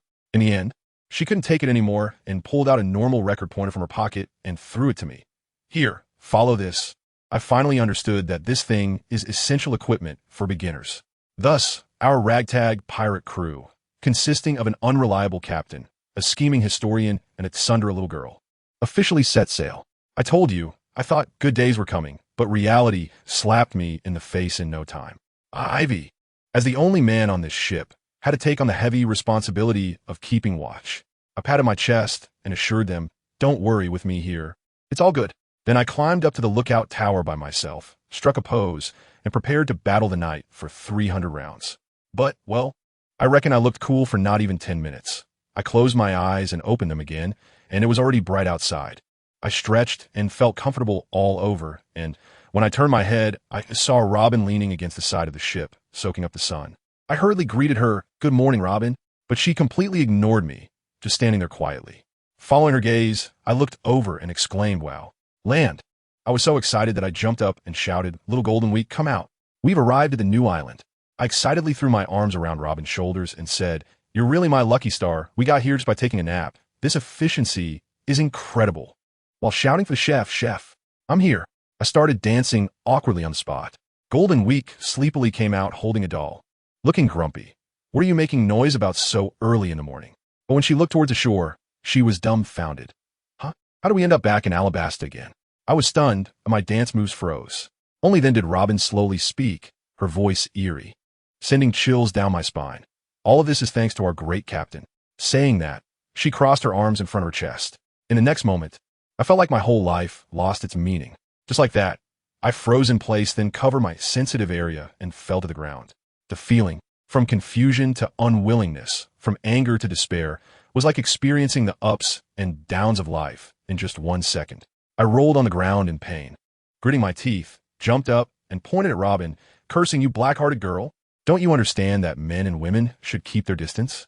She narrowed her eyes as if about to make a move, and my survival instincts kicked in instantly. I covered my mouth with one hand and protected my lower region with the other, striking a perfect defensive pose. Robin rolled her eyes at me, clearly disdainful. "Don't worry. I'm not interested in you." Then she turned to discuss with Golden Week. "It seems our next partner must be a navigator." Well, now the whole ship knew that Captain Aivi, had fallen asleep while on watch and ended up drawing a circle on the sea, returning to the starting point. The way Robin looked at me was like looking at a large movable roadblock, probably thinking about how to get off the ship. So once again, our shabby ship left Alabasta in shame. This time, Robin and Golden Week were adamant that I should not touch the helm. The weather on the Grand Line is no joke. It can turn hostile in an instant. One moment it was clear skies. The next it was a storm combined with a sea tornado hitting us straight in the face. Let me tell you, it was thrilling. The three of us were on the ship like tops, steering left and right, checking fuel and adjusting the sails, busy rolling around. After finally escaping the tornado, we collapsed on the deck, completely exhausted. Image? What is that? Can it be eaten? I looked at Robin's disheveled appearance and couldn't help but burst out laughing. "Robin, you look so different now compared to when you first boarded my ship." As soon as she heard this, her face instantly darkened, and she gritted her teeth, saying, "Whose fault is that?" "Everyone. She has made the phrase, 'Is it too late for me to get off the ship now?' her catchphrase this month. She said that following me for this month has been more exhausting than her 10 years of drifting at sea. Every day, it's a struggle against the wind and rain, either crashing into reefs or losing direction, and each time it's a fight for survival. I, of course, firmly refused her. You got on my ship, and you still want to get off? No way. I was feeling quite pleased with myself, thinking about how my charm had completely under control the situation with Golden Week. But then I turned around and found that the little lowly had just fainted from exhaustion, sleeping right on the deck. Well, forget what I just said. In the end, it was Robin who issued the ultimatum. Fine, I can't reason with you. Aivi, I'm warning you, at the next island, we must find a navigator. If we can't find one, I'm really jumping ship. After saying that, she picked up Golden Week and carried her back to the room, and before leaving, she added, you better keep an eye on things and don't mess up again. All right, a navigator it is. I stood alone on the deck, looking up at the sky when suddenly a shooting star streaked across. I quickly clasped my hands together and made a sincere wish. Oh heavens, please, drop down a reliable navigator quickly. Otherwise, I'm really going to be pranked to death by these two scheming girls on board. After making my wish, I felt much better, as if my luck had returned. Leaning against the mast, I gazed at the clouds in the sky. One looked like cotton candy, another like Robin's grumpy face. Huh? What's this one that's dark and getting bigger? I wiped my mouth in disbelief, and upon closer inspection, good grief. That is not a cloud at all. That is a ship several times larger than ours, coming straight down from the sky. My legs were weak at that moment. If that had fallen, we would have been done for right there. That would just confirm that I'm a jinx. No way. I absolutely can't let Robin and the others know. I quickly thought, stepped forward, and soared into the air. I instantly transformed my stick into countless tough metal wires, wrapping them around that large ship like Spider-Man. Then, using all my strength, I shouted and forcefully flung it into the nearby sea. With a huge splash, water flew everywhere. I hurriedly landed back on my own ship and began knocking frantically on Robin and the others' door, putting on a surprised expression. Come out and see. I found something amazing. A ship that fell from the sky. There must be treasures. While shouting, I quietly muttered to myself, I won't tell you that we almost got wiped out just because I lost focus. Robin and Golden Week were startled by the commotion and rushed out, with Golden Week looking furious, her hair all messy. What the hell are you up to this time? Robin, however, remained calm and immediately spotted the sinking ship, resting her chin on her hand with a puzzled expression. How did a ship fall from the sky? I immediately started to show off. Isn't it obvious? It must have fallen from Sky Island. What does that mean? It means we're not far from Sky Island. As soon as Robin heard about Sky Island and the historical texts, her eyes lit up. Seizing the moment, I said I would go down to scout the way, and that the two of them, being ability users, should stay out of the water. After saying that, I jumped into the sea with a splash. I kicked open the door of the sunken ship underwater. It was empty inside, but I did manage to find some good stuff. 2 broken boxes and a shell from an empty island. Just as I was treasure hunting, a strangely shaped ship appeared on the surface. Robin was up there studying the recording pointer I had left, which pointed to the sky, when suddenly she heard a series of weird, cackling laughs. A group of pirates who looked like monkeys approached, and the big guy at the front shouted at Robin, Hey, are you guys also here to salvage the sunken ship? Robin didn't even lift her eyelids. She continued flipping through her book and replied, Oh no, what are you monkey people here for? I tell you, these monkeys are simply bizarre. When they heard Robin call them monkeys, they not only weren't angry, but actually seemed quite pleased. The captain, called Salvage King, with a grin that could reach the sky, proudly said, The sunken ships here are the territory of our 8 pirate crew. You should leave. That cunning woman Robin, without a change in expression, started to sweet talk. We have admired you for a long time. Can we see your salvage skills up close?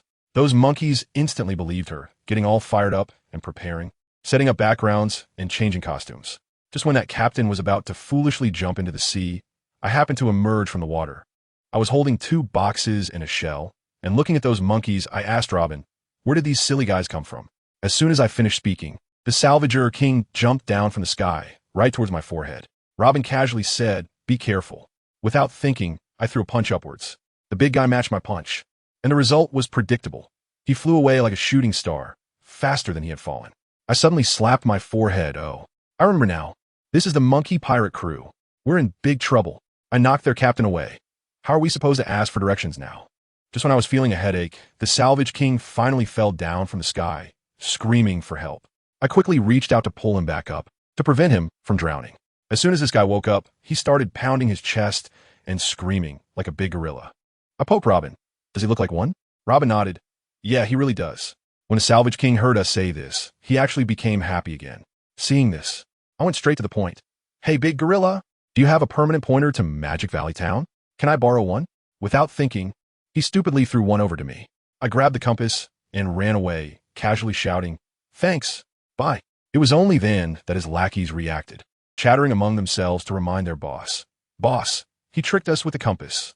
Boss, what he has was salvage from a sunken ship. Boss, they ran away. The Salvage King finally snapped out of his daze, furiously yelling, "Bastard, dare to touch my Salvage King's stuff." After them. Thus, a chase at sea began. I was steering the boat while arguing with Robin. How can this be my fault? He threw it at me. But in the end, my conscience got the better of me, and I stopped the boat, sincerely asking them, "Guys, I'm really sorry about earlier, so I want to ask, where's the current going upstream?" But those monkeys completely ignored me and demanded the compass back.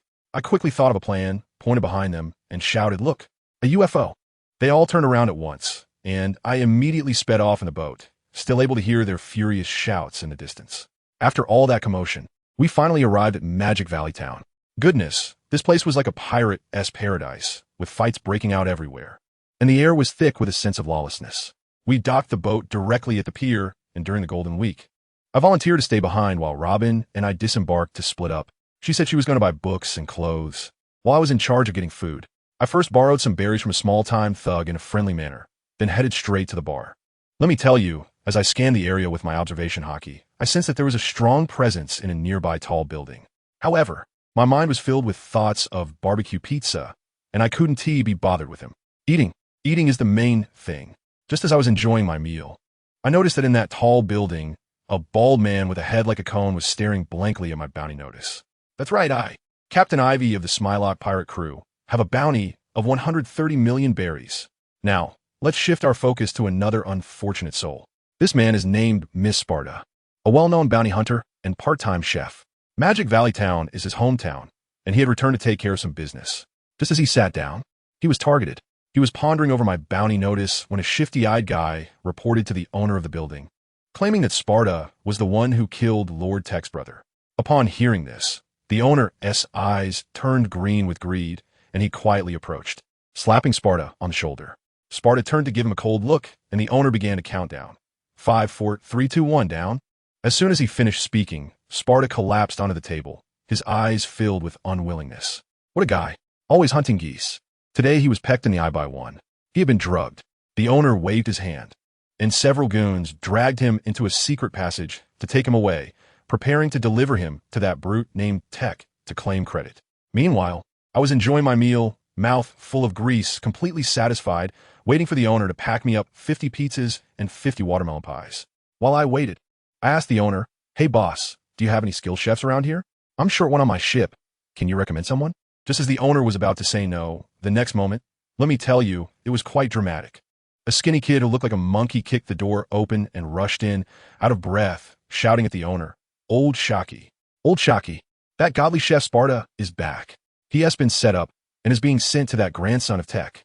I was furious at that moment. What a coincidence, isn't it? I grabbed the boss by the collar and said, "Old dang, are you messing with me? Didn't you just say you didn't know the chef? The divine chef is here. I tell you, this title sounds like it's leading the way. A divine chef. This must be my person." And just as I wished for a cook, one just fell from the sky. This is definitely a cheat code sent to me by the heavens.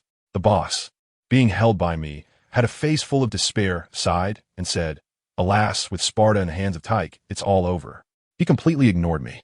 The little monkey next to him, named Shati, wanted to come over and pull me away, saying something about letting go of old Shati, or else he wouldn't be polite to me. He had quite an intimidating aura. Seeing the situation was not right, the boss quickly tried to smooth things over. Big shot. A person worth 130 million berry. Don't stoop to the level of a child. I didn't mean to deceive you. Sparta has been missing for 5 years. Who knew he would come back today? Besides, he is a pirate hunter, specifically hunting people like us, telling you is useless. As he spoke, my 100 takeout orders were ready, and the boss directly issued an eviction order. "Your things are ready. Hurry up and leave. There's no one here you're looking for." Hey, that made me angry. I said, "Can be up to you?" He refused to agree, but I still had to tie him up and take him on the ship. "Quickly tell me, where's that Tyke?" But this old man's mouth was sealed shut, refusing to say a word. There was no way out, so I had to leave with my pizza and watermelon pie. As I walked away, I pondered that my cheap old dada's butterfly effect was too outrageous. Originally, there should have been a little fan named Bellamy in Magic Valley Town. But now he was gone, and out of nowhere, a divine chef and the underground King Tyke appeared. I was lost in thought when suddenly, without paying attention, I bumped right into someone. I quickly apologized. I'm so sorry. I'm so sorry. When I looked up, oh my, isn't this the little monkey from earlier who delivered the message? Shati? He blocked my way, tilted his little face up seriously, and asked me, "Are you a pirate?" I said, "Yeah, what's up?" He asked again, "I heard you're very strong." I was wondering what this guy was up to, and his next sentence almost left me dumbfounded. "So, can you take me out to sea?" I was puzzled at the time and said, "This island is full of pirates. Why do you have to find me?" He looked sincere and said, "My intuition tells me you're a good captain. Please. Family, who understands?" What this kid said next almost made my CPU overheat. This wasn't the first time he sought out pirates to get on their ships. He had done it over 100 times. And guess what?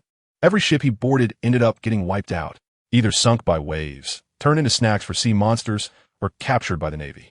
The most outrageous incident was when a corpse fell from the sky and sank the ship. Over 100 times. He himself was fine, but his teammates were all wiped out. This was no navigator. He was simply a walking annihilation engine, a cursed lone star. The old-timers on the island all knew his infamous reputation of doom, and no one dared to take him in, so he specifically targeted newcomers like us. Seeing that I was silent for a long time, he thought I was scared and quickly promoted himself. "Aren't you in need of a navigator? I have tons of experience.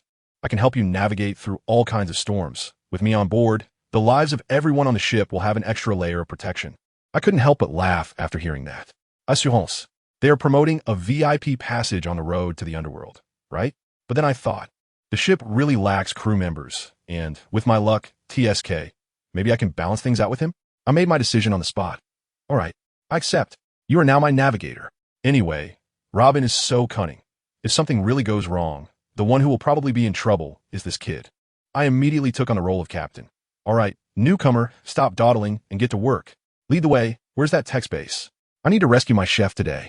Wow, this Magic Valley town is really my lucky spot. I managed to gather both my chef and navigator in one day. My luck is so good it feels like a trap, but it doesn't matter. No matter what schemes there are, in my hands, the dragon must coil and the tiger must lie. This kid Shati really knows the way. He skillfully led me to a big villa. We crouched on the roof opposite, and I asked him, "Is it here? Where's my chef locked up?" "I know. Tech has gone out, so it's the perfect time for us to go in and rescue him," Shati said confidently. I thought to myself, sure, let's make this quick. Like ghosts, we sneaked into the villa and entered an underground passage. Goodness, the basement looked like a zoo, with various ferocious beasts locked in cages on both sides, pirates, and even a fierce-looking Navy officer bound with chains. At the end of the passage, I saw a man with a pointed head tied to a cross, his head hanging down, motionless. "Hey, he can't be dead, right?" I walked over and shook him vigorously. The guy woke up from my shaking, slowly lifted his head. His eyes first filled with confusion, then upon seeing the Sanjiji beside me, he instantly understood and weakly said, "Doom Sanjiji, you found a powerful captain this time."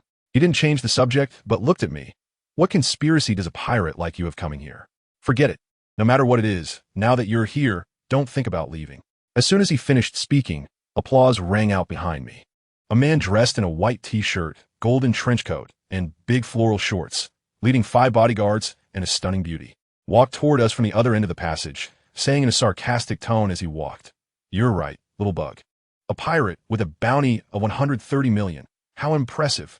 If you hadn't come here, I could have pretended I didn't TC you, but since you insisted on barging in, I can only make you stay forever."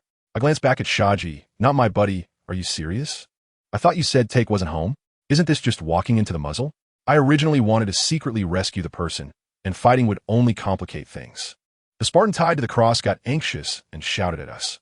"Hurry up. There's toxic gas here called CD virus. If you stay too long, you'll feel weak all over. They must have gone to catch your companions. Hurry." Oh, so that's how it is. I finally understand why the ferocious beasts here are as docile as kittens. But this poison doesn't affect me. The electricity in my body purifies it in no time. As for Robin and the others, I'm even less worried. Those 2 cunning ones wouldn't let anyone die easily. I completely ignored the guy in the floral shorts next to me, grabbed Spartan by the shoulder, and looked at him with the most sincere eyes of my life. I said, "Buddy, none of that matters. I just want to ask you one thing. Can you cook? I need a chef on my ship. I really don't want to wash dishes for another day. Come be my partner."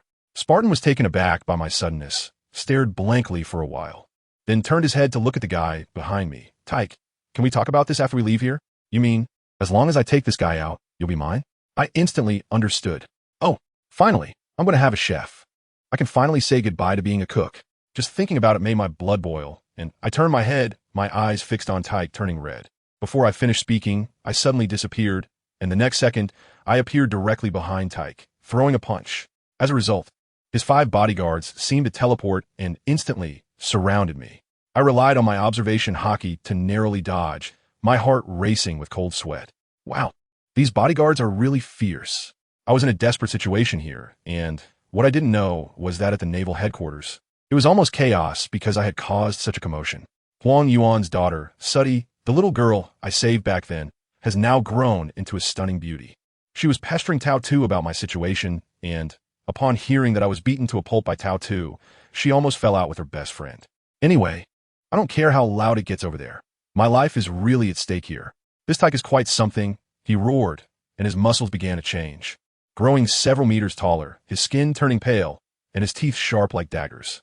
Meanwhile, the sexy beauty next to him kept throwing flirtatious glances at me, making me restless, as if I had been hit by some kind of love spell. I couldn't even comprehend my surroundings, and several times I almost fell victim to Tyke's claws. These people are all about teamwork, and I was being toyed with by their 7-member team all alone. I seized an opportunity, braving the attacks, and punched a bodyguard away, intending to deal with the woman first. However, Tyke instantly wrapped around me, gripping my stick tightly. We were at a standstill when Tyke suddenly spoke up. How about we negotiate? He probably thought I was difficult to deal with, plus there was a mission, so he didn't want to waste any more time. I didn't answer immediately, but turned to the Spartan on the cross and asked, Chef, what do you think? It's up to you.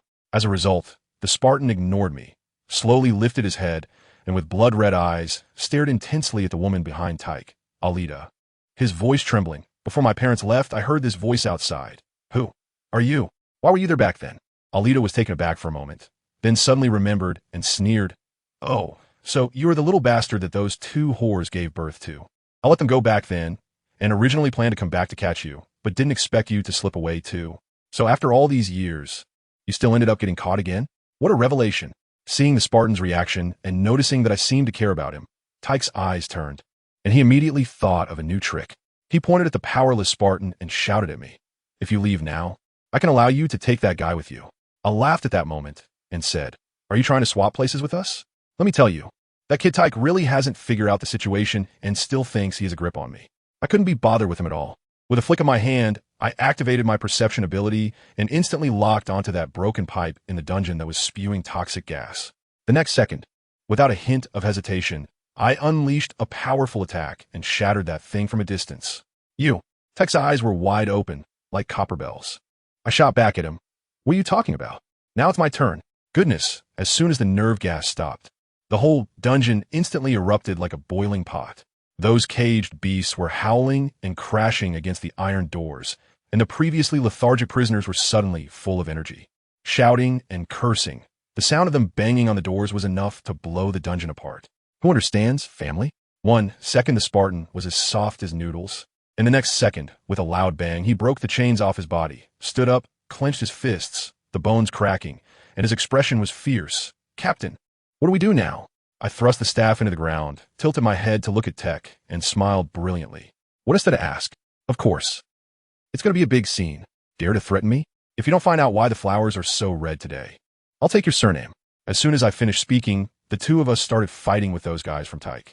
Sparta was also fierce, single-handedly tying up 3 men in black suits. But the most annoying one was that woman named Alida, who kept posing and using some sort of mental seduction, making it difficult for us to move, which was really uncomfortable. Just when we were in the heat of battle, I suddenly heard a dull thud. Thud. Coming from the innermost cell nearby. Let me tell you, that sound made my back teeth ache. It didn't sound like a door being smashed, but rather like someone was hitting a meat bone with a stone. That bastard Tyke really couldn't take it anymore. While we were fighting, he started to look around wildly, clearly trying to find a way to escape. He suddenly fainted, shouting at his men, Hold them off. I got a backup plan. I'll be right back, and I'll get someone to take care of these 2 pests. After saying that, the little bastard turned and sprinted towards the exit like a rabbit. His men actually believed him and fought like they were on steroids to block us, especially that Alita, who unleashed a big move, instantly filling the entire dungeon with a pink mist. I was momentarily dazzled, and wow, they directly created a cyber-first love for me, smiling sweetly at me. I almost fell for it at that moment, but then I thought, wait a minute, I've been single for over 20 years. Where'd a girlfriend come from? This must be AI generated, right? I suddenly became alert, and with a kick, I woke up the Spartan next to me who was hugging the air and shouting for mom and dad. Just that delay allowed that kid tech to run away without a trace.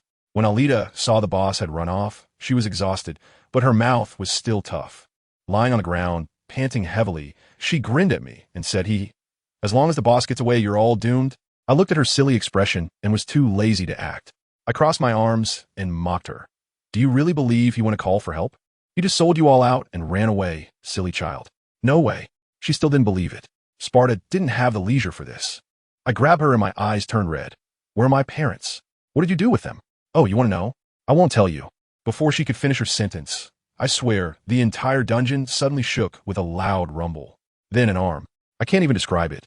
An arm so enormous it was ridiculous burst through the ground above us, smashing through the ceiling and grabbing Tech, who had just made it to the surface and was about to escape. It was like an eagle catching a chick. Tech couldn't even struggle in that giant hand. Then, that giant hand slowly retracted, dragging Tech back into the dungeon. We were all stunned, and Alita looked particularly incredulous. A square-faced, muscular man stepped out from the large hole he had created, one step at a time. He held a half-dead tyke in his hand, his expression eerily calm. But what was most terrifying were his feet. Both of his feet were gone, or rather, he had brutally smashed them off himself with a stone to break free from the sea stone shackles. He dragged his bloody stumps out, leaving a trail of blood with each step. Damn, this guy is tough. He glanced around the room, his gaze lingering on us for a moment, then calmly spoke. Catching you bunch of trash should be enough for that guy, Bijapunk, to trade me for a good pair of legs. Wow, a vice admiral. This is going to be fun. As soon as this giant vice admiral appeared, his aura immediately subdued all the pirates and beasts that had just escaped from prison, making them quiver like quails, not daring to make a sound. He casually tossed Tyke to the ground like garbage, then spread his arms wide, savoring the sunset streaming in from the entrance, a look of ecstasy on his face, long-lost sunshine. And this, the stench of trash. He suddenly turned around, his fierce gaze sweeping over all the pirates. Sparta leaned over and whispered to me, "Hey, are you confident? Honestly, winning? No way. But running away? We could take a shot at it." I took a glance at his two useless legs. This is definitely the breakthrough point. Spartan is decisive too. He grabbed Alita by the neck, probably got the information he wanted, then tightened his grip, and with a crack, the woman was dead. After finishing the job, he was the first to rush out, shouting at the stunned pirates. "What are you all standing there for? Waiting to die? Let's go."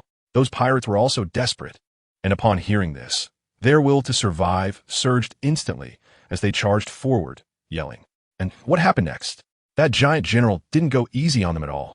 One punch suddenly became as big as a car, swinging wildly, and in an instant he took out the whole group of pirates, leaving them sprawled on the ground.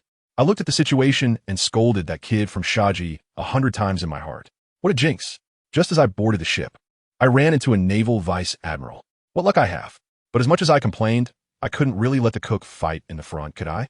As the captain, I can't afford to lose face. I threw the sand collection to a safe place and took action myself. A flash of evolution skill, one jab.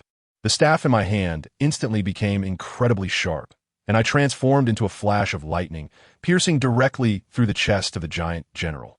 But that wasn't the end. While in midair, I made a sharp turn and stomped heavily down from above his head. Bang!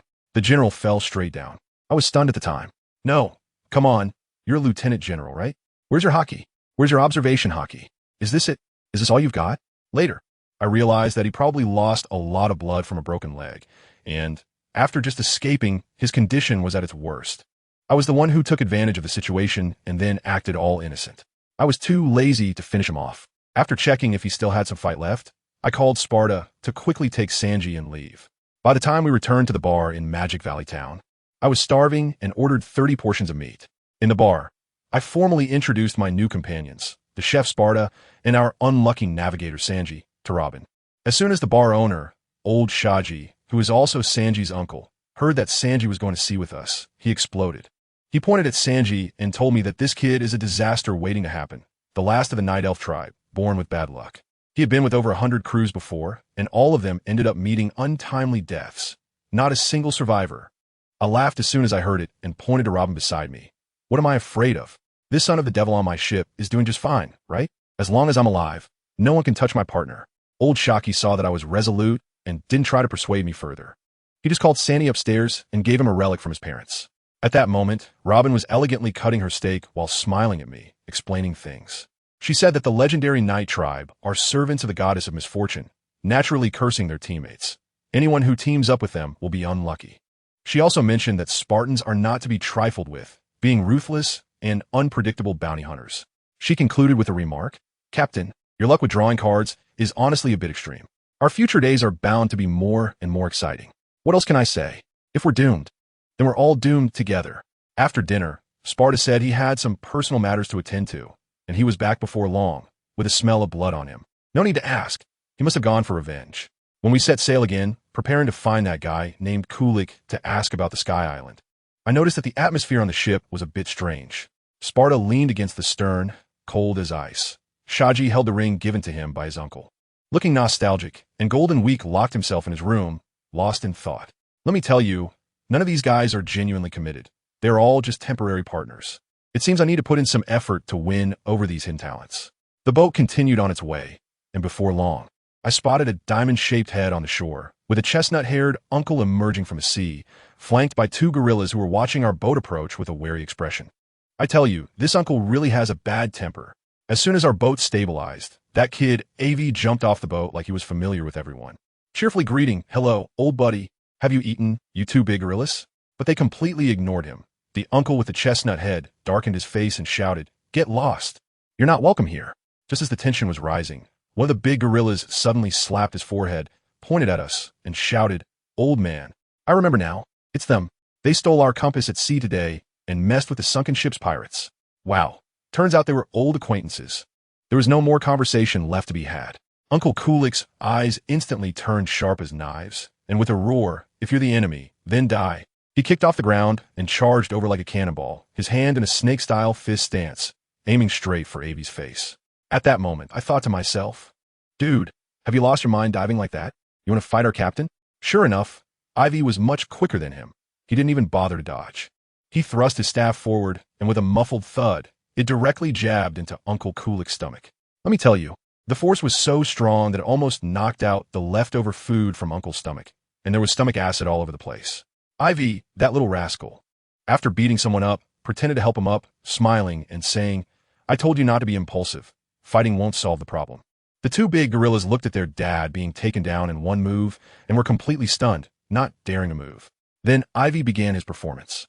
First, he seriously introduced himself, saying we were the Smilock Pirates and that we were going to Sky Island, knowing he had a way. Then he switched gears and launched into an intense monologue. "Uncle, have you been searching for that golden country your ancestor Rolando talked about? Wanting to prove he wasn't just bragging?" Kulik clutched his stomach, looking wary. Aivi completely ignored him, walked into his house, plopped down, crossed his legs, and continued his spoilers. "I can tell you clearly, Rolando wasn't lying. The golden country really exists. However, you got the wrong place. It's not at the bottom of the sea, it's up in the sky." I tell you, when those words came out, Kulik was completely stunned, you know? He has spent his whole life fishing in the sea, and then you tell him that things are in the sky. Who can take that? He suddenly jumped up from his chair, pointed at Aivi, and his voice trembled. "You, who are you? What is your purpose?" Aivi, while stuffing his mouth with the late-night snack that Sparta just made, mumbled, Chill. What do you have that I would scheme for? I just wanted to ask when that upward current is coming. Don't worry, when we get up there, I promise to help you with the Sandia people, you know, the descendants of your ancestors, those old friends." After saying that, he pretentiously patted Kulik on the shoulder, leaving an enigmatic back for everyone in the room, and walked outside to enjoy the sea breeze. I could almost imagine his inner monologue at that moment. "Tremble, mortals! Are you dazzled by my omniscience?" The two gorillas in the room were furious, surrounding Kulik and ready to fight, but Kulik's roar silenced them. He remained silent for a long time, and finally walked out alone to find Aivi by the sea. The two stood there, their conversation extremely simple. "Can you guarantee what you said is true?" "Of course." "Do you have evidence?" "No." "Then why should I trust you, a pirate? Just because I am Aivi. Besides, what benefit do I have from deceiving you?" Silence was the atmosphere in Galagas tonight. After a long time, Kulik finally spoke with a complex expression. Tomorrow, there will be an unprecedented, huge upward current. If you want to seek death, I one T stop you. I will help you modify the ship so that it can withstand it. Hey, and that is how it was settled. Except for that gorilla called the King of Salvage, who kept giving me the side eye while helping us modify the ship. Everything went pretty smoothly. Early the next morning, our Smilock was completely transformed, with 2 gigantic wings added to both sides of the hull, looking imposing. Kulik and the others sailed their ship alongside us for escort, leading us to a strange sea area. Family who understands. That scene was simply the apocalypse plus version. The sky was filled with dark clouds, lightning, and thunder, and on the sea was a massive whirlpool that could swallow an entire island. The suction felt like it was going to pull our souls in. The little girl on our ship, Golden Week, was so scared that she hugged Robin's leg and Woon T let go, crying like a pear blossom in the rain. Kulik and the others brought us here, unlocked the chains, and slipped away, leaving us with a farewell wish of good luck. Golden Week, with a crying tone, shouted, "Captain, how about we just don't go?" Aivi, that guy, even gave her a pep talk. "Don't cry, the worthless will laugh. Don't bow your head, the crown will fall." Show the spirit of being a future Pirate King's partner. Under Navigator Saji's extreme maneuvering, our ship spun like a top on the edge of the whirlpool, finally settling steadily on a seabed rock in the center of the whirlpool, waiting for that deadly yet hopeful moment. Suddenly, the whole ship began to shake violently. Aivi grabbed the ship's railing, his face nearly splitting with excitement, and shouted, "It's coming. Saji, it's your turn." Just as he finished speaking, an indescribable massive force erupted violently from the seabed. With a bang, our ship shot up like a launch satellite, instantly leaving the sea surface and shooting straight up into the sky at a ridiculous speed. Everyone on the ship was thrown around by the sudden feeling of weightlessness. And guess what Aivi was doing? He jumped right in, jumped into that soaring current. While others were in a rocket, he was directly soaking in rocket fuel to build muscle.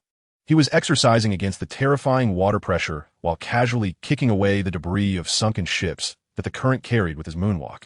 ISNT, that pure bandit behavior, with him paving the way in front, our journey was exceptionally smooth. I don't know how long we flew, but with a loud bang, we broke through a thick layer of clouds, and the whole ship landed with a thud on an endless white sea made of clouds. This was the Sky Island. The scenery was breathtaking, like a fairyland. However, we quickly noticed something was off. The air felt particularly thin, and we were all a bit oxygen deprived. Aivi adapted the fastest. After saying, "I'll go down and take a look," he dove headfirst into the sea of clouds, saying he was going to catch a couple of fish to taste. As soon as he left, trouble followed. A muscular man carrying a cannon flew over from the horizon, and without saying a word, he fired a cannonball at our ship. It seemed like he was not here for a friendly visit. Our Sparta didn't even blink, standing at the ship's railing, drawing his big knife, White Wolf. And with one swift motion, he slashed at the incoming cannonball, splitting it in half, which exploded on both sides of our ship. The muscular man clearly froze for a moment, probably because he had never seen someone from the East Blue adapt to the environment so quickly. He was preparing for a second attack when Aivi suddenly emerged from the sea of clouds like a water ghost, holding 2 strangely shaped Sky Island fish in his hands. Just then, an old man with a white beard riding a white Pegasus flew over, blocking the cannon between us, and firmly stopped him. The cannon seemed to be quite wary of this old man, and eventually huffed, unwillingly flying away. Aivi then pretended to be confused and asked, "What is going on here? Who is this old man?" The old man introduced himself with great flair, saying he was the Sky Knight Gonfu, and seeing that it was our first time here, he could be our guide for a fee of 500 million extra. Golden Week exploded at the mention of 500 million. 500 million? Are you robbing us? The old man quickly explained that this billion was not the same as the one below. Aivi was also there to clarify, saying the currency on Sky Island was different from below. 10,000 extra equals 1 berry, so 500 million is only 50,000 berry, just a small amount. After saying that, he readily agreed. The old man, seeing the deal was done, was overjoyed, whistled, and a giant fast shrimp emerged from the sea of clouds, grabbing our ship with its big pincers and starting to sprint across the cloud sea. Soon, we saw a huge white archway with the words "Gate of Heaven" written on it. A squinty-eyed old lady walked out of a small pavilion at the entrance, and without hesitation, she started to demand an entry fee, 10 billion each. With 5 of us plus Gonfu, that totaled 60 billion extra. Goodness, just after getting robbed once. Here comes another. Golden Week was so angry her face puffed up, but Ivy stopped her and readily paid the money. He knew very well that he wanted to see if, after paying, we would still get stamped as illegal immigrants like Luffy and the others in the original story. After paying, another super-fast shrimp pulled us forward. On the way, Ivy began to ponder how to get that so-called god, Enel, onto our ship.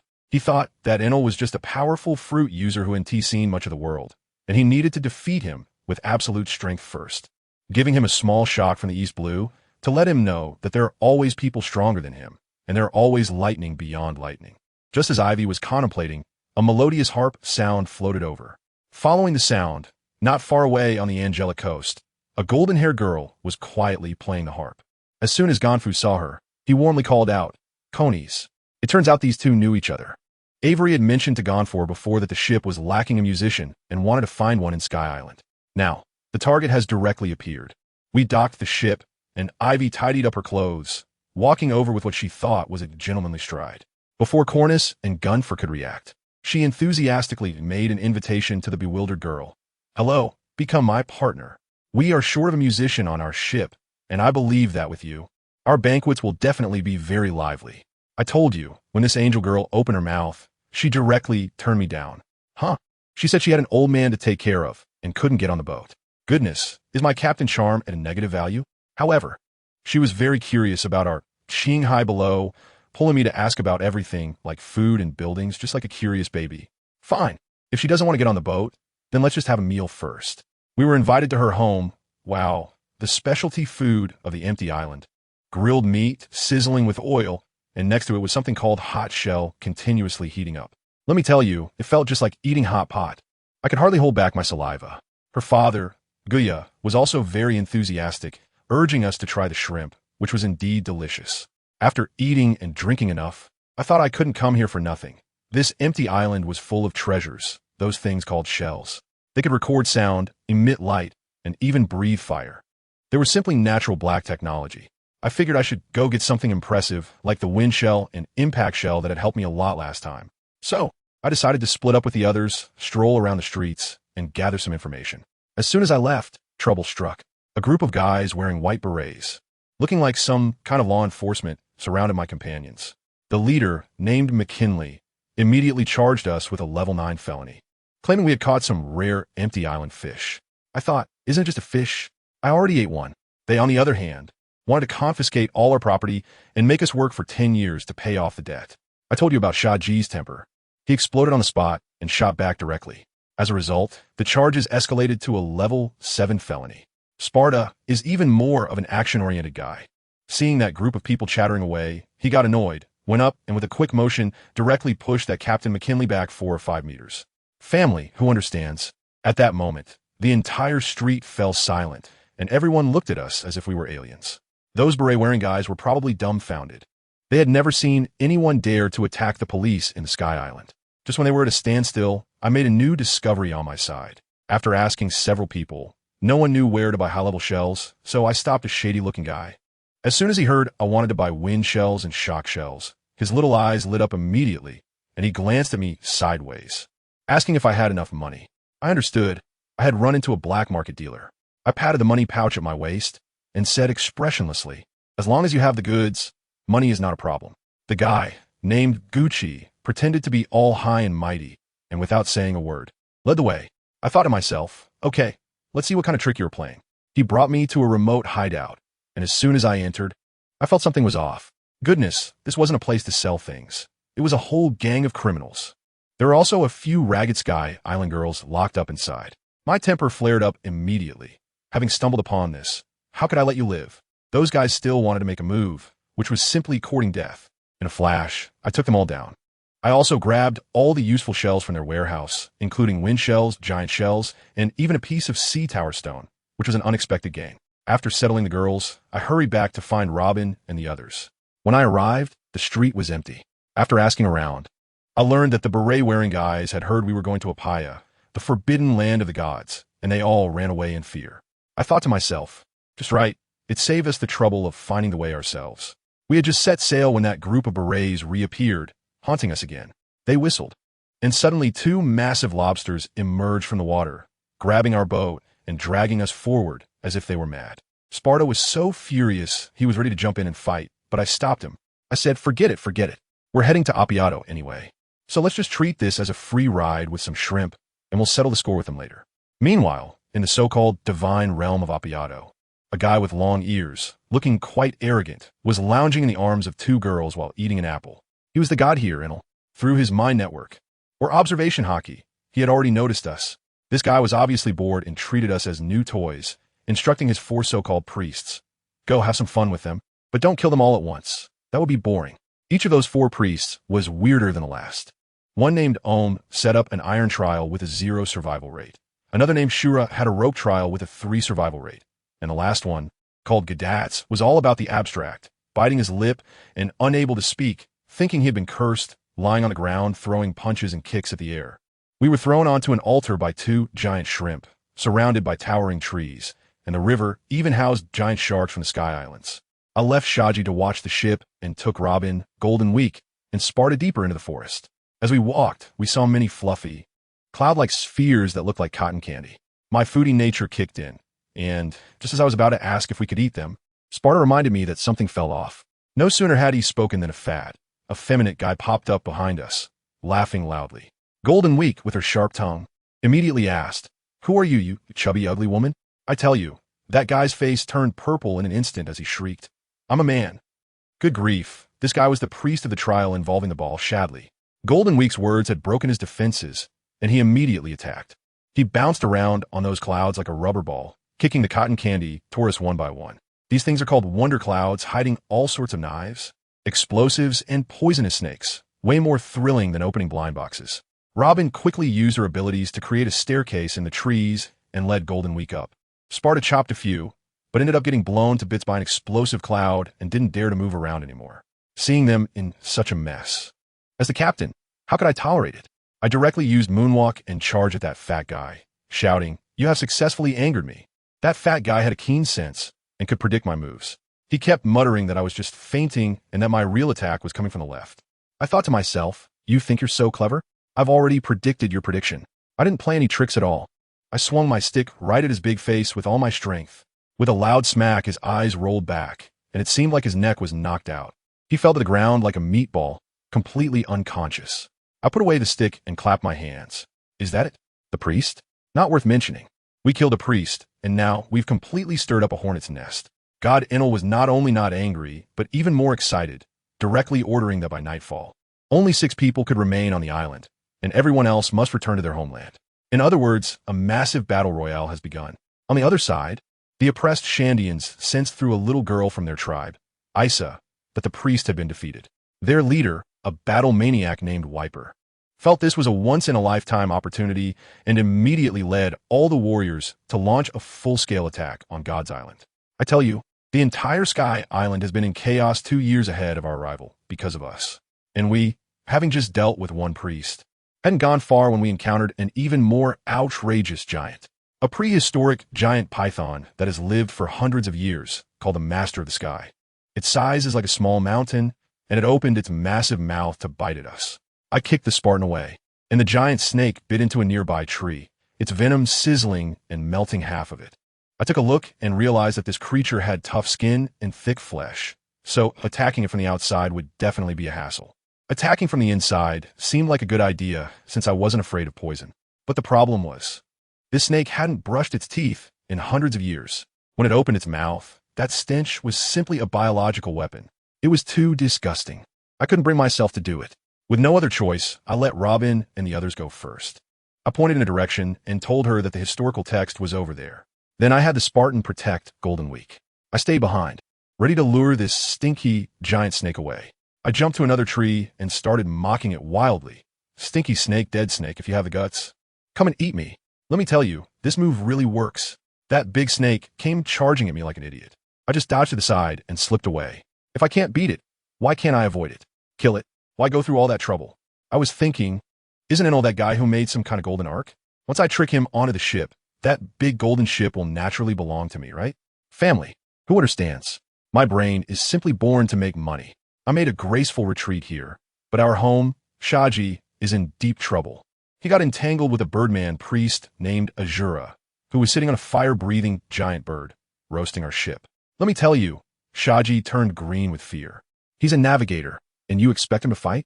Isn't that bullying an honest person? Just as the ship was about to catch fire, he panicked and pulled out an ancient book that looked older than him. The Birdman was still mocking him, but then Shati started muttering incantations. I tell you, the atmosphere on the battlefield became eerie in an instant. On the other side, Sister Robin was facing a dimensional suppression. She was leisurely exploring ancient ruins when Enel appeared above her like a ghost. He immediately asked her what she was staring at. Sister Robin ignored him, and finding it boring, Enel flashed away to check out other commotion. Then guess what happened? A few fleeing guys rushed over to inform Sister Robin that Enel was going to blow up the island, but before they could finish, a fat high priest chasing after them knocked them down. The fat guy wanted to attack Sister Robin, but she crossed her arms, and a bunch of hands sprouted from her back, twisting the fat guy into a pretzel, all while maintaining elegance. While the Sky Island was in chaos, I finally managed to tie up that giant snake with a sea stone line, turning it into a giant caterpillar that couldn't move. Just then I looked up and, lo and behold, there was Enel himself floating in front of me. He looked at me in shock and said, "You can actually use the power of God?" I was amused and thought, power of God? Dude, this is technology, you know? But then this King said something that left me speechless. I allow you to follow me to the boundless land and become my new priest. Damn, you come right in and start painting a picture for me, trying to make me work like a horse? I immediately rejected him on the spot, saying, sorry. But my dream is to become the Pirate King. Enel was stunned. In his little head, the king was already the top tier. So what was this Pirate King thing? Seeing his naive expression, I decided to turn the tables and said, forget about your broken land. Enel, come be my partner. Let us go see the ocean together. That is true freedom. He burst out laughing, sounding like a crowing rooster. Then his face darkened, and he ominously said to me, as a reward for making this god laugh, how about I grant you death? Huh, who are you trying to scare? As soon as he left, I shouted, I'll take that as your agreement. Don't go back on your word. Then I turned around and used my observation hockey to find my comrades. It wasn't long before I found a ship. Good grief, Sanji was teaming up with an old man to take down that Birdman Shura. Sanji was holding that tattered book, his face as white as paper, sweating like it was raining. That old man was the former god Gonfall, and he was tough, with one shot. He pierced Shura through and through, sending both him and the bird plummeting down to feed the sharks. I jumped onto the ship, and as soon as Shah-Ji saw me, it was like seeing a family member. I was really curious about that book, so I asked Shah-Ji, what treasure do you have there? Let me take a look. Shah-Ji generously handed it to me and said it was a certification of their family's bloodline, and to others, it was just waste paper. I still didn't believe it, so I took it and looked at the cover, which had 4 big characters. Curse Forbidden Book, which sounded impressive. But when I opened it, wow, it was truly a blank book with not a single word in it. Is this thing encrypted? Shah-Ji said their family was born with bad luck, and this book taught them how to turn that ominous luck into a weapon, causing their enemies to have bad luck instead. After hearing this, I had one thought. Indeed, there are many hidden professions in this vast ocean. While we were talking, suddenly the sky went dark. I looked up and, oh my God, a thundercloud larger than the entire island was hovering above us. That Enel really doesn't play fair. He promised a one-on-one elimination match, and now he's flipping the table to clear the field. Let's go. If we don't stop him now, it'll be too late. I led Shah-Ji and Gonfu Air toward the core of that thundercloud. On the other side, Sparta and Golden Week had also dealt with their opponents, and Sister Robin had discovered the enormous vine reaching to the sky. All of us had the same goal and gathered toward the top of that vine. We climbed up the giant vine and directly reached a piece of aerial ruins above the clouds. Let me tell you, we found a treasure trove of wealth, the golden country of Mount Dora. But before we could even steady our feet, the last priest, a blind man named O.M., came charging in with a gigantic pet that looked like a pug. Seeing the situation, I immediately told Robin and the others, you guys go down and look for treasures. Leave these 2 to me and Sparta. Sparta was brimming with fighting spirit, but I pointed at that dog and said, that dog is mine. You can have the tough one. The way Sparta looked at me was like he was staring at a complete fool. Whatever. Robin and the others jumped down to find the historical texts, and I quickly leaped onto the head of that dog called Holy. The dog was still foolishly searching for me, so I patted its head and said, little puppy, what are you looking for?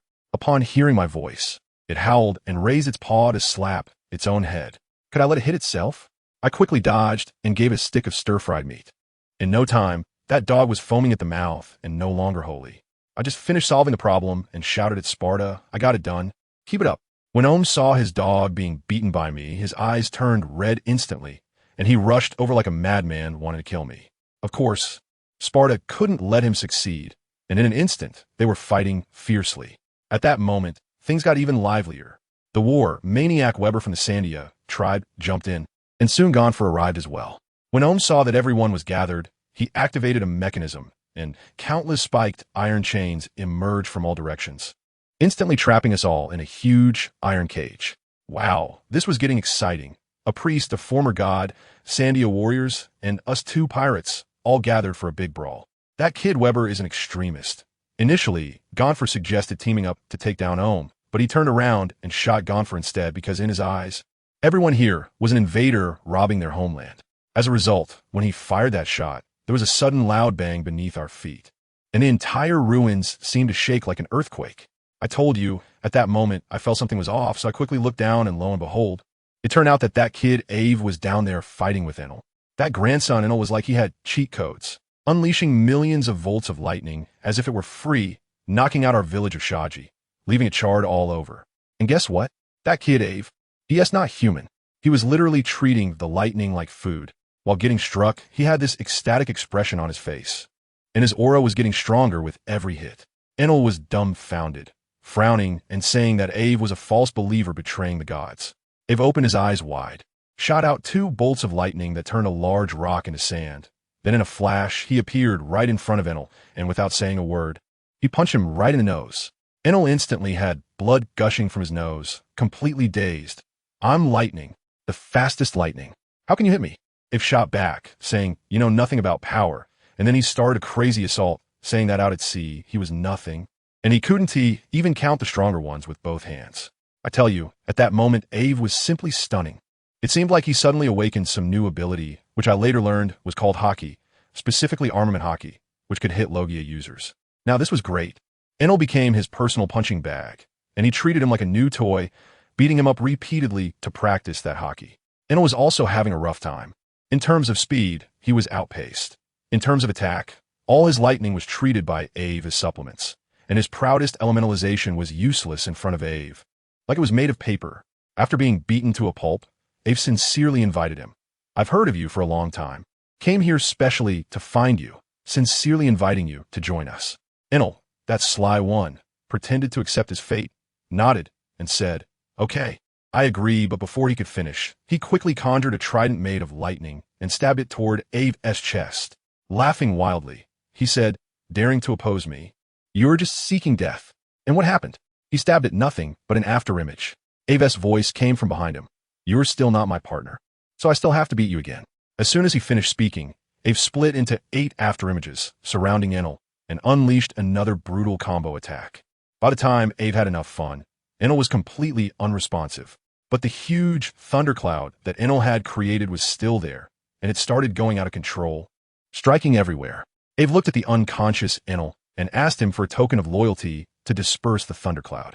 Obviously, how could he resolve it when he was out cold? Aivi tried shaking him, but there was no response.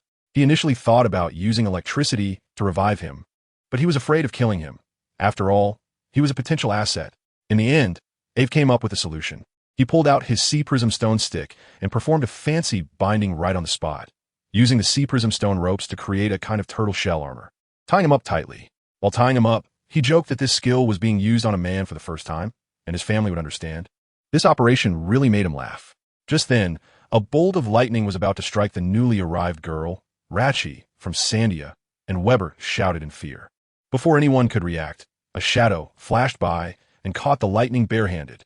Who else could it be? It was our show-off captain, Aivi. He saved the girl and gently asked her if she was hurt. Simply amazing. Then this guy, with a quirky thought process, looked at the giant thundercloud above. Instead of thinking about how to dodge, he yelled that he was going to face the tribulation and dove right in. Gonfer and Weber up above were dumbfounded, thinking this guy must be crazy. We down below were also in shock, and then we saw the thundercloud visibly shrink. I figured it out. That guy Aivi is treating Enel as a walking, giant, and free power bank. He's swimming joyfully in the thunderclouds, as if he's created a new space inside his body to convert all the lightning into his own energy storage. When he drains the entire thundercloud and the sunlight shines down again, the scene is simply like a deity descending to the mortal realm. Everyone on Sky Island saw it and erupted in overwhelming cheers. In the evening, the entire Appiato was brightly lit, with everyone having a bonfire party, singing and dancing to celebrate their survival. And what was Aivi doing? He was having a heart-to-heart with Enel, who was tied up and had a rubber ring in his mouth. He gave Enel two choices: either nod and join us now, or wait until dawn and I'll forcibly take you away. I thought, isn't that just one option? Enel, being sensible, probably wanted to see Qinghai, so he nodded eagerly. But Aivi didn't see it and turned to leave. Enel got anxious and wriggled on the ground like a caterpillar, trying to get Aivi's attention. Just then, Cornice, who came over to ask what was going on, saw the scene, and in that moment, her divine image of him shattered to pieces. In any case, in the end, Enel voluntarily boarded the ship. Aivi untied him, and the first thing he asked was, "Where's your big ship?" As a token of allegiance, you know? Enel's expression was one of wanting to cry, but having no tears. Being forcibly recruited and still needing to provide a token of allegiance is quite a skill. We all followed Enel to see his ship. Shati was a bit disappointed, saying that if he changed ships, his big room would be gone, which left me speechless. Then Enel took us to see his token of allegiance. His ship made entirely of pure gold, the Ark of the Proverb. Let me tell you, when that thing appeared in front of us, we were all stunned, and the only three words in our minds were, "So cool." Let me tell you, my eyes were about to pop out. I almost wanted to jump up and take a bite. I've never seen such a lavish and outrageous thing in my life. A ship made of gold. Taking this thing out to sea, it's not just being a pirate, it's like a moving treasury, the center of attention wherever it goes. But just when our group of bumpkins was so excited we could barely speak, the only cultured person on our ship, Sister Robin, raised a fatal question. Can this thing float? Wow, that one sentence left us all in silence. Right, with the density of gold. Wouldn't it just drop like a rock in water? Then that guy Enel, with a look that said we mere mortals just lack knowledge, arrogantly said, "Don't worry. This ship can even fly. Sailing is a piece of cake." After saying that, he jumped on first. "All right, you're the boss." Before boarding, I didn't forget about the main business. I promised that chestnut-headed uncle I would ring the golden bell. And I'm not someone who goes back on my word. I casually picked up a small stone and flicked it at the giant vine in the sky. With a distant and ethereal chime, the sound resonated through the heavens. Hey, the people of Sky Island are probably going to set off firecrackers now.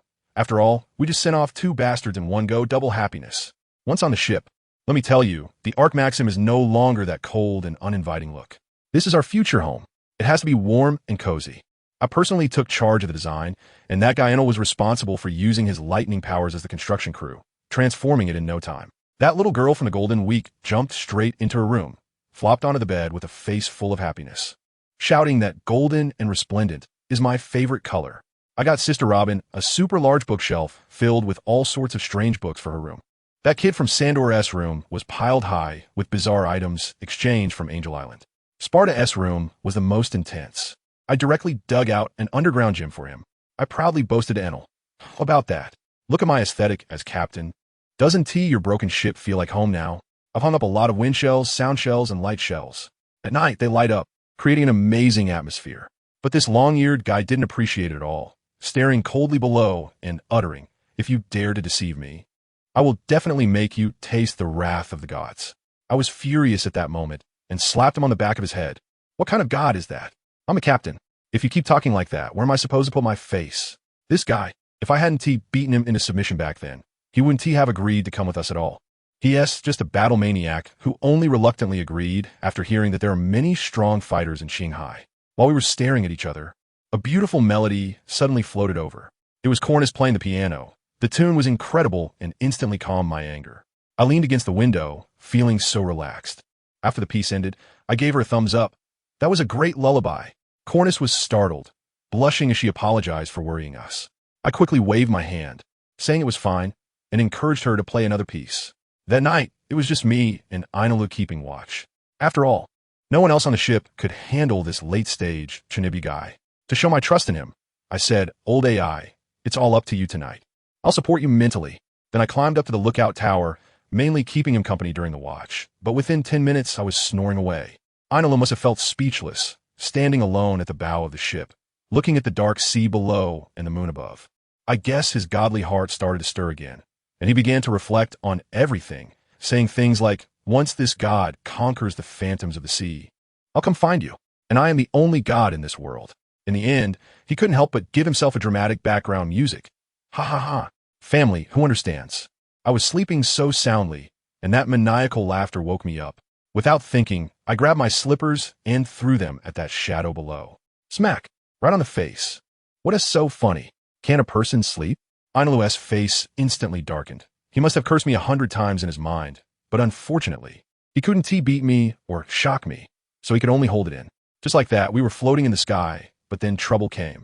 We encountered a massive storm, and several waterspouts appeared out of nowhere. Although sand gathering had given an early warning, we ran for our lives. We saved the ship, but most of the food on board fell overboard.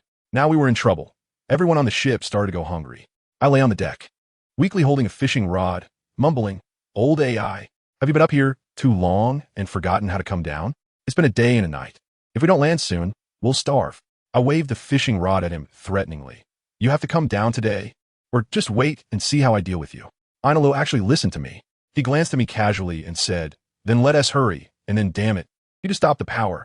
Let me tell you, that feeling was incredible.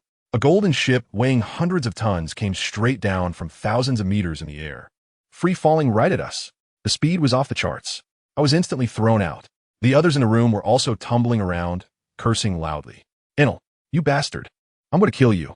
As I chased down in midair while stepping like the moonwalk, I shouted curses. After finally catching up to the ship, just as I climbed and wanted to fight him, that bastard suddenly stopped the ship with lightning, without any warning. Do you know what that felt like? It was like riding a high-speed train and then suddenly crashing into a wall. I slammed face first onto the deck.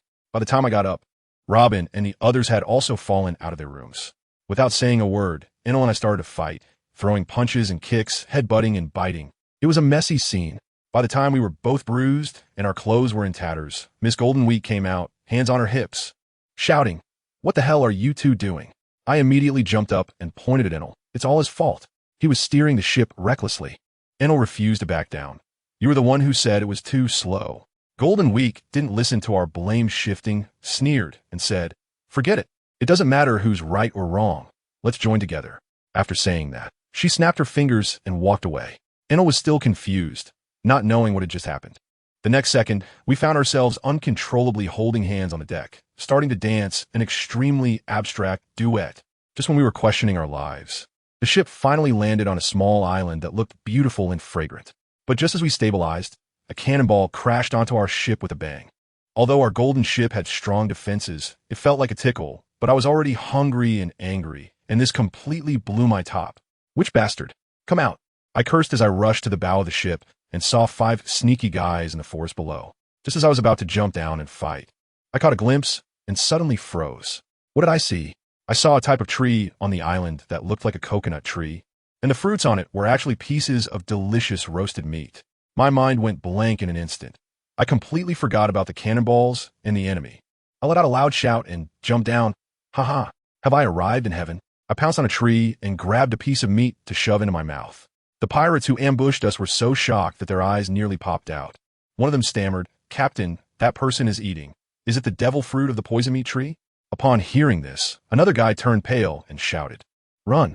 Then the 5 of them fled in a panic, disappearing without a trace. While I was gnawing on the meat, I wondered why run. This meat is really delicious. It seems a bit poisonous. But it doesn't matter. There aren't many things in this world that can poison me. I was eating happily when suddenly I felt the entire ground violently shaking. Using my observation hockey, I saw that from all directions, countless huge and ferocious beasts were charging toward me like crazy. At that moment, instead of being surprised, I was overjoyed, unable to close my mouth from happiness. What the hell?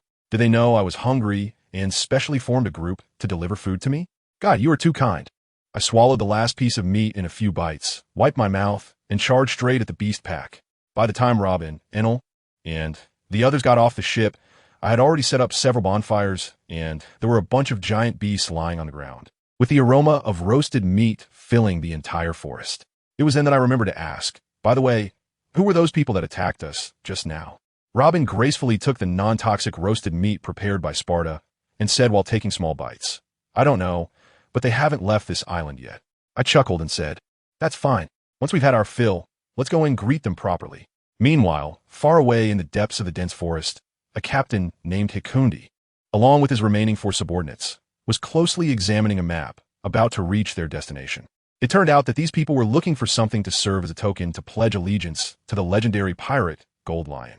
But let me tell you, what happened next was truly mind-blowing. Just as they were about to climb over the last mountain, Captain Hikundi suddenly turned on his loyal companions and pushed them all into a deep pit filled with carnivorous plants. The men screamed in agony from below. Why, Captain? Hikundi stood at the top of the mountain, coldly watching them being devoured, muttering to himself, "If I want to join the Gold Lion pirate crew, I can't bring you along. Rest in peace, and when I succeed, I will bury all the creatures of this island with you."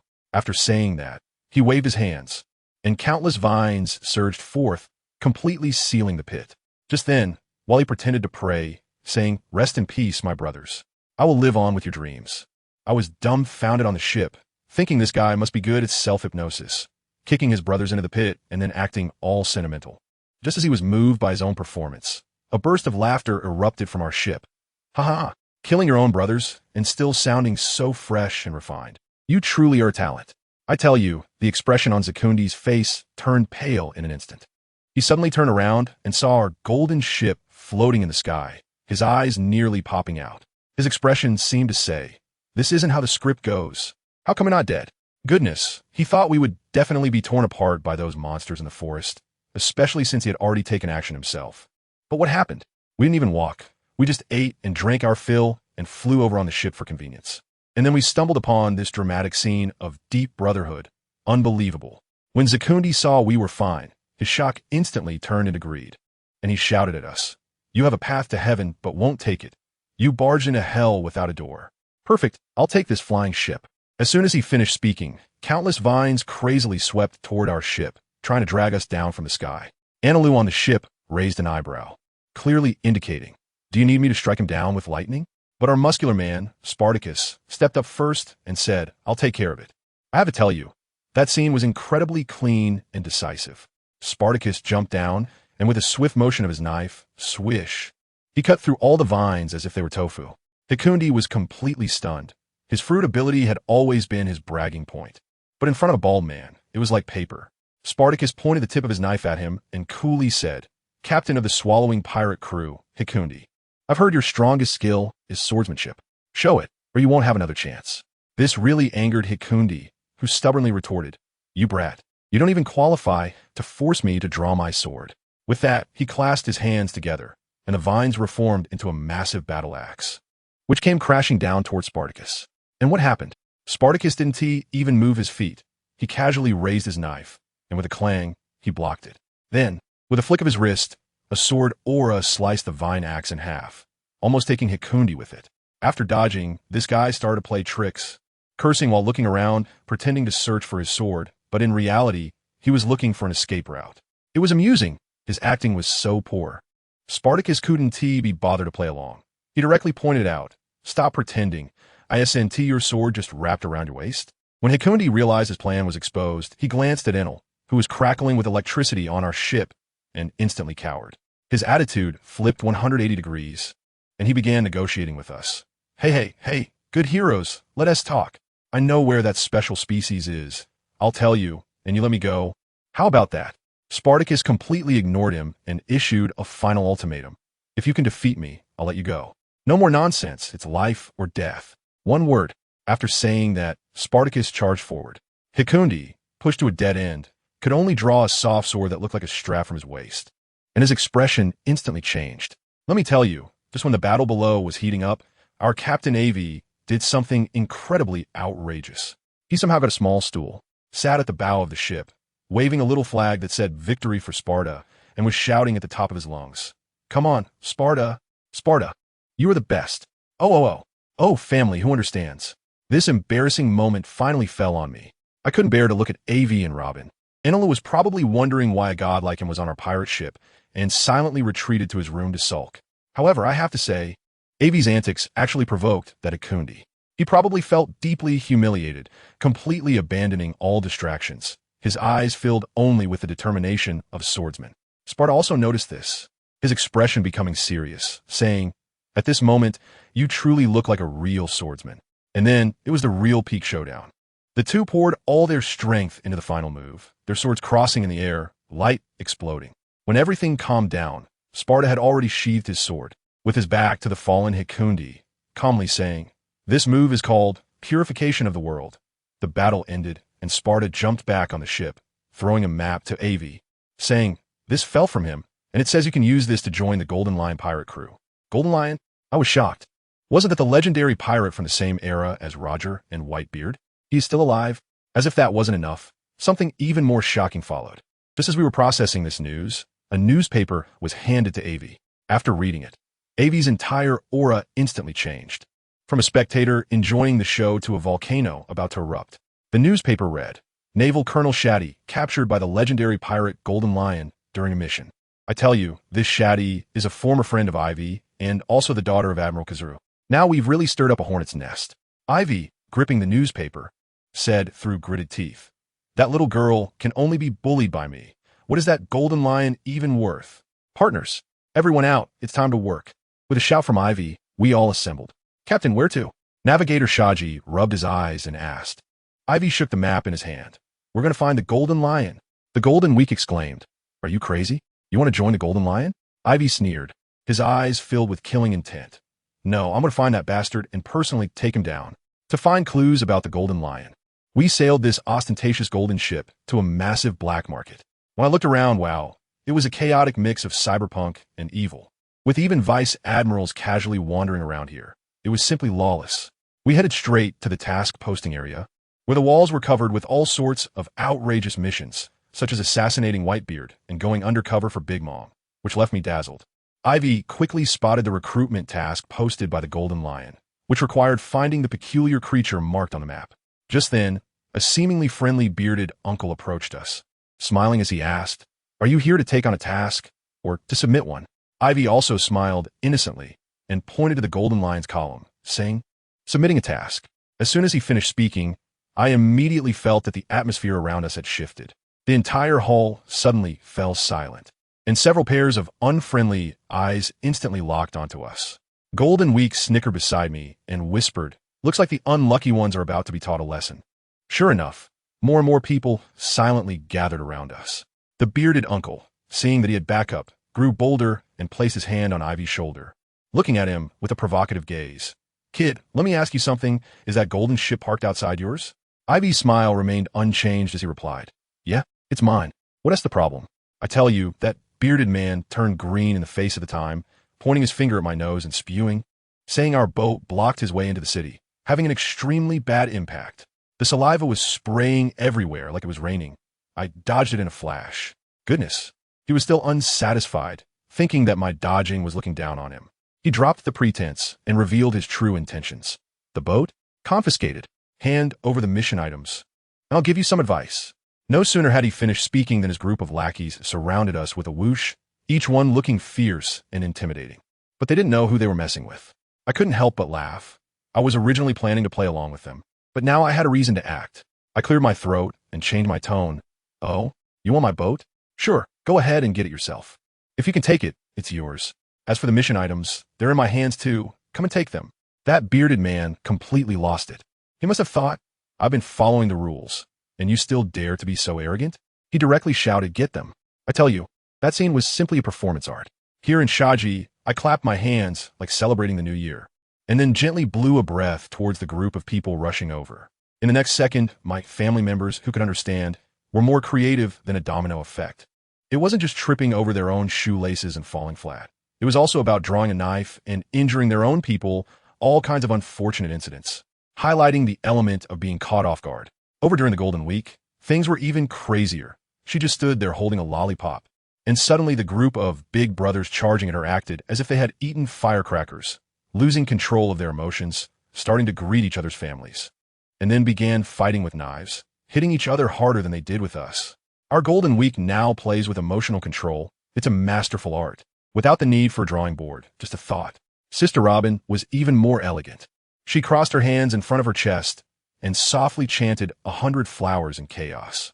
And the necks of the people rushing over instantly twisted into a bizarre angle, collapsing to the ground and starting to convulse. Analu, my God, he never opened his dead fish eyes the entire time, casually snapped his fingers, and with a crackling flash of electricity, the opponents instantly turned into human-shaped charcoal. and there was even a hint of, the aroma of barbecue in the air. As soon as I looked, I thought, great, these partners can handle things on their own now, and I felt very satisfied. I grabbed my Widgegan and charged into the crowd, unleashing a barrage of attacks on those who were still standing. I had already noticed someone peeking from the box upstairs. It must be someone from Golden Lion. Today, I intended to make a scene and draw out the main person. I kicked that bearded guy into the air, letting him experience what it feels like to take off. And then I shouted towards the box upstairs. I'm here to deliver a task. Is there anyone alive? Come on, make a sound. Otherwise, I'll let you know what the consequences of messing with me are. Guess what? Someone actually responded. With a creaking sound of the door opening, a person slowly walked out from the back, moving in a particularly strange manner. And with each step, there was a series of odd puffing sounds. Wow, is this guy making his own entrance music? While we were in a standoff with this puffing creature, the scene shifted, and let me tell you, things are lively on the other side. That normally lazy Marine Admiral Kizuru, who slacks off at work like a lump of mud, was now standing on a warship, emanating an aura that screamed, keep your distance. His lewd face turned menacing. He slapped the railing, gritting his teeth and cursing, Golden Lion, if you dare touch a single hair on little Shati, I will definitely kill you. It turns out his daughter had been kidnapped by Golden Lion. During this period, he had been frantically searching everywhere, even daring to delay orders from the world government to go to Wano country. Just when he was about to go crazy, a Marine ran over to report. The Golden Lion pirates have been spotted on Sabeti Archipelago. Upon hearing this, Kizuru left a quick follow me, and in an instant, he transformed into a beam of light and sped away. Back to our side, that puffing creature turned out to be Golden Lion's top henchman, Indigo, a blend of scientist and doctor. He came straight to the point, his eyes fixated on the little beast with a human face in my hand. This old guy wasn't being honest either, as he subtly reached into his pocket, trying to pull some tricks. I grabbed the little beast by the neck and coldly stared at him. Don't harbor any ill intentions. You just saw what we're capable of. Just then, the roof exploded with a loud bang. A golden-haired Lion King, radiating dominance, descended from the sky and landed steadily. Ha ha, the Golden Lion himself. He laughed at me. Little brat, you intentionally caused such a scene to lure me out, didn't you?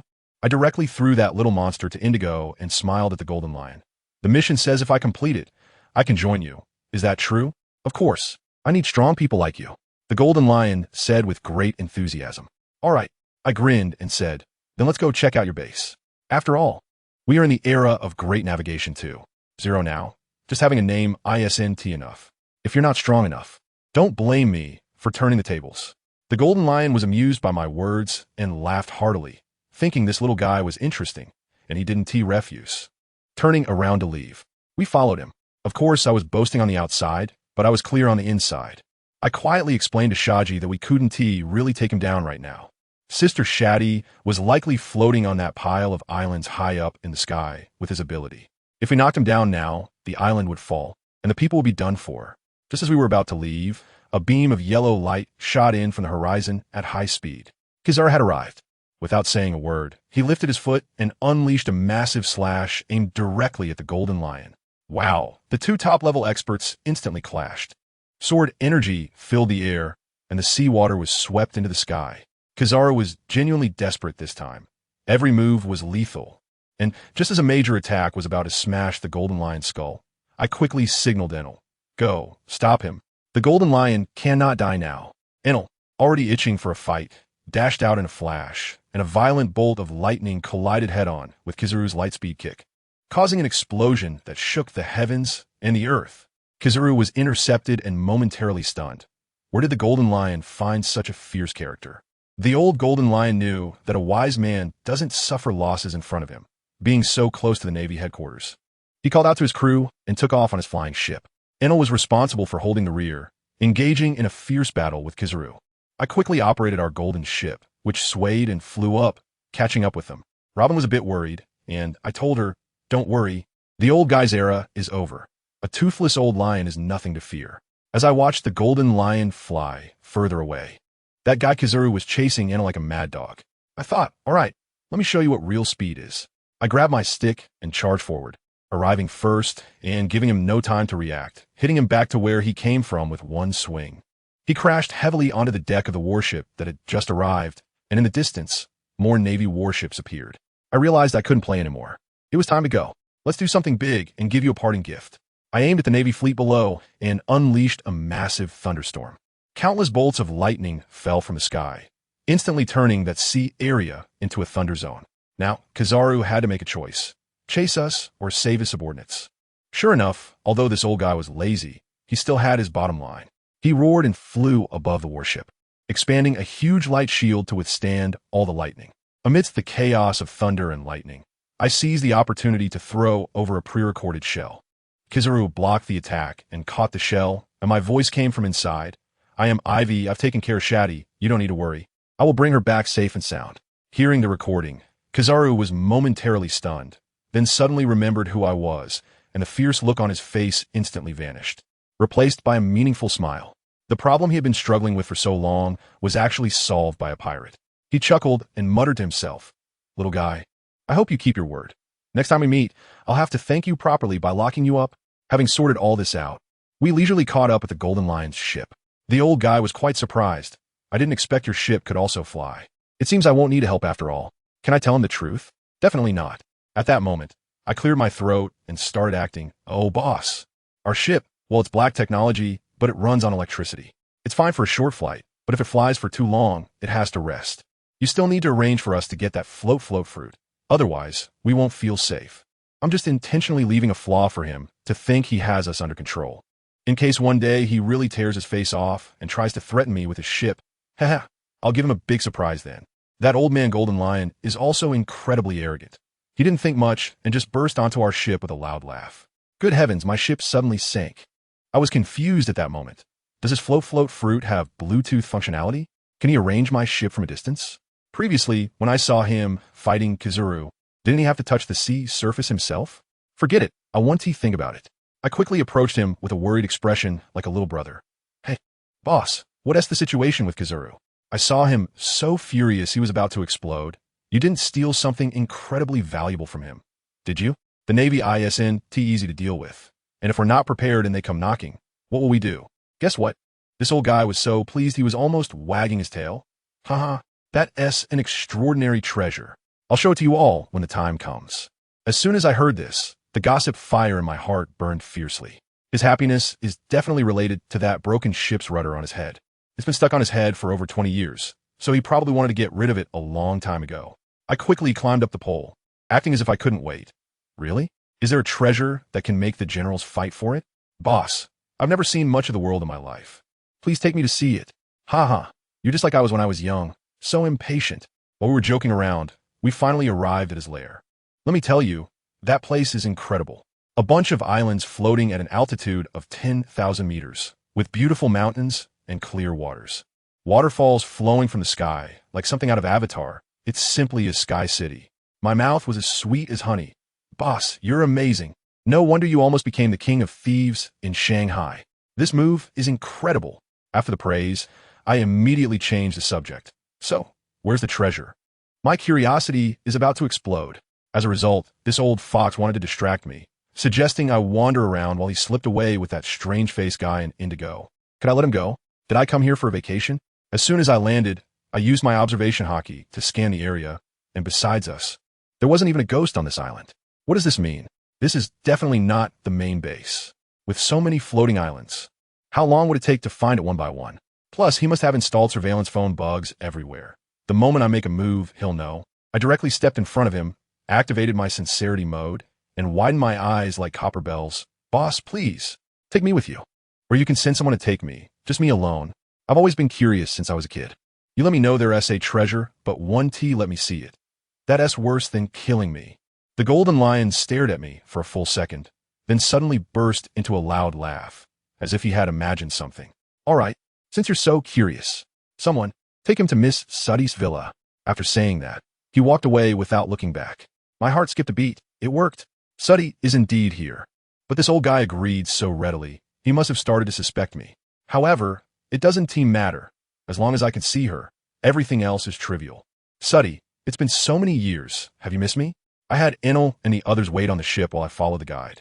Wow, this old lion's lair is no joke. We rode on a floating cloud and crossed 2 large islands before arriving at a place that looked like a hot spring resort. Then I saw her. Shati was lying under a sunshade, with long hair draped over her shoulders, wearing sunglasses, and her figure was simply stunning. She held a cup of juice, lazily gazing at the sky. Even though it had been years since we last met, I recognized her instantly. Shati, I finally found you. In a moment of excitement, I rushed over without thinking. She was taken aback at first, seemingly in disbelief, then suddenly stood up, shocked. Aivi, what are you doing here? Did you get captured too? My family knows how it is. This silly girl was ready to sacrifice herself for me right away. Without hesitation, she turned to find the old lion's men, saying that if they released me, she would agree to treat the old lion's illness. I grabbed her tightly, feeling both warm and anxious. What nonsense are you talking about? I'm here to save you. I wasn't captured. I can leave any time I want. Save me? Shati became even more anxious. Are you crazy? That's the Golden Lion, the legendary pirate, a being on the same level as my dad. You can't fight him. I don't care about that much. I just want to run away with her.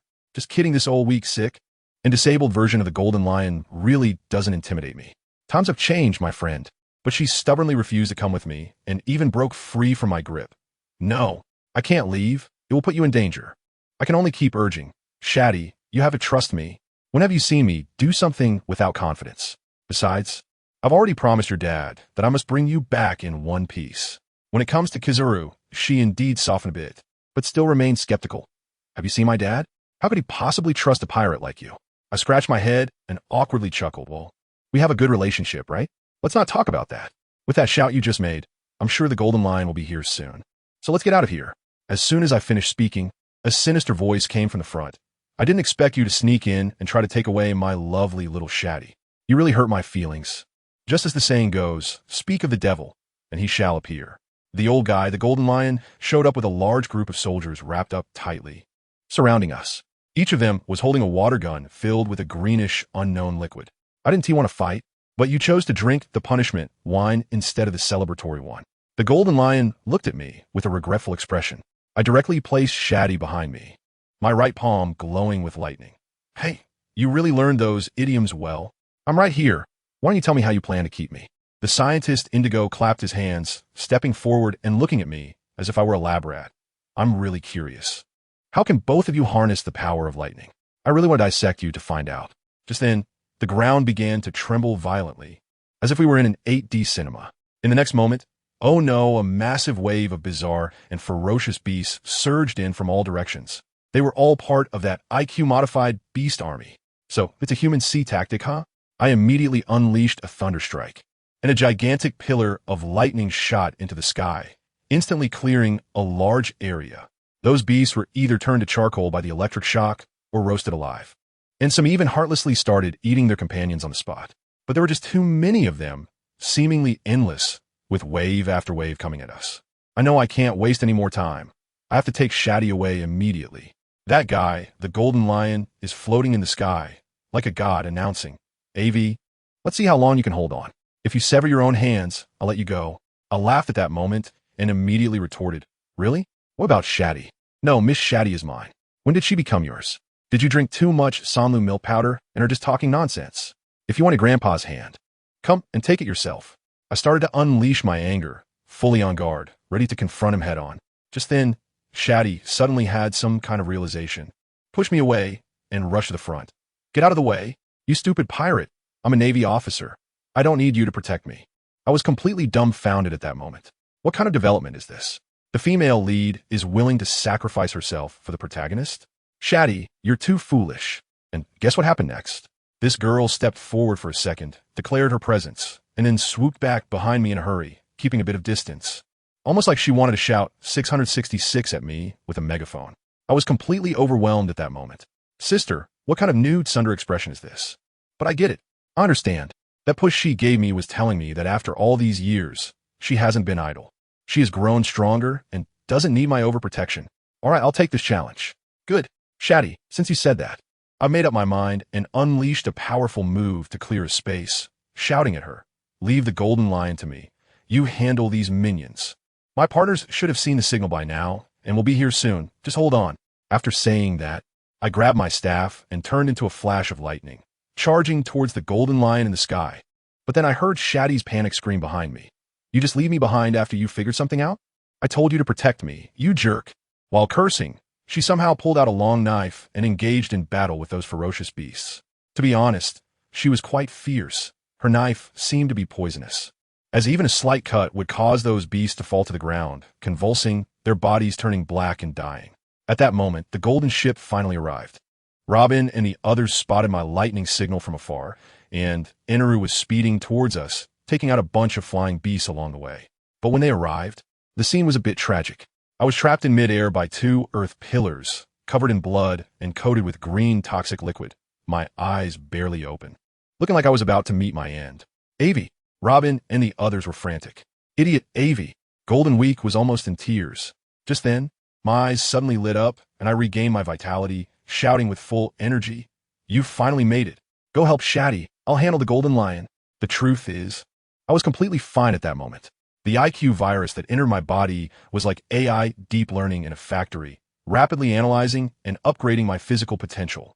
But Robin's shout woke me up, causing my upgrade progress bar to freeze, and I really would be grateful for that. Although I felt like I had missed a huge opportunity, it was fine. I broke free from the earth pillars and fixed my gaze on the Golden Lion. Inaru was also getting fired up, his fighting spirits soaring, wanting to claim the kill for himself. All right, I made a bet with him.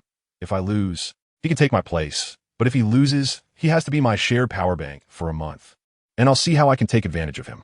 The Golden Lion, seeing us bargain as if no one else was around, was infuriated, its face turning green, and it unleashed a massive slash towards us. Hey, I have to say that recent bout of poisonous learning really paid off. I instantly grasped a new skill, Blink, although the range was only 100 meters. Catching him off guard was enough. I flickered and disappeared from my original spot. The next second, silently appearing above the Golden Lion's head. With the infinity staff in my hand, I struck down with immense force. Old thief, take my ultimate move. While I was passionately confronting the Golden Lion, my brothers weren't idle either. Spartan went straight up against that scientist Indigo. That guy was like an acrobat, throwing various chemical agents around. Spartan accidentally got hit in the eyes, feeling like he was splashed with pepper spray, and he was blinded on the spot, forced to take it passively. However, my brother is also tough. Even though he was blind, his hearing and perception were heightened. After adapting for a while, he activated his inner eye mode and relentlessly chased after Indigo, slashing away. That scientist was no match for close combat. In just a few moves, Spartan took him down with his ultimate technique, Pure World Floating Pagoda, leaving him lying in the fire he had set. Shati quickly rushed over and used her ability to give Spartan emergency treatment for his eyes, temporarily stabilizing his condition and allowing him to return to the ship to rest. Let me tell you, Shati just sent Sparta off on the ship and immediately turned back. This girl is no longer the little girl hiding behind. Her fighting power is impressive. However, when she glanced at our ship made of pure gold, she was stunned and must have been thinking, Aivi, how many places did you go to for zero-cost shopping? What kind of corrupt official could pull off something like this? She was feeling a mix of emotions and decided to interrogate Aivi thoroughly after the fight. Looking at the other people on the battlefield, it was quite a scene. That kid, Inalu? He was at the bow of the ship acting as a gatekeeper, completely slacking off. He didn't even bother to glance at the small monsters flying below him. Only when they exceeded his height did he lazily swat them down with a lightning strike. There was no way around it. The only thing on the field that could spark his interest, the Golden Lion, was AV's target. So he didn't dare to compete. After being beaten by Aivi so many times, he understood that his proud Thunder Fruit was as fragile as paper in front of Aivi, and he was inherently countered. Miss Golden Week was even more straightforward. Her role was clearly supportive. In this divine battle, if she stepped in, she would just be a hindrance, so she sat at the bow, snacking on seeds and watching the show. Switching the scene, let me tell you on Robin's side. It was like a large documentary titled Getting Close to Science, The Sadness of the Egg. On the opposite side was a big baboon, Scarlito, who was quite the pervert. Seeing a woman like Robin, his eyes nearly turned into hearts, and he charged forward. What happened next? Robin didn't even acknowledge him and unleashed a flurry of blossoms.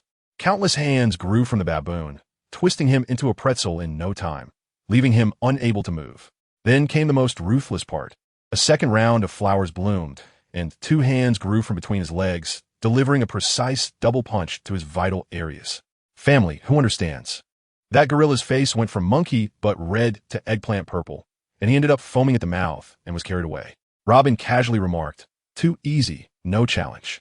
I tell you, all the men present felt a chill in their lower halves. On our side, it's all about overwhelming force, but things are a bit troublesome for Aivi. The Golden Lion, seeing his hard-earned assets accumulated over 20 years wiped out in one go, had his eyes turn red and became completely furious. To be fair, this old guy is really strong.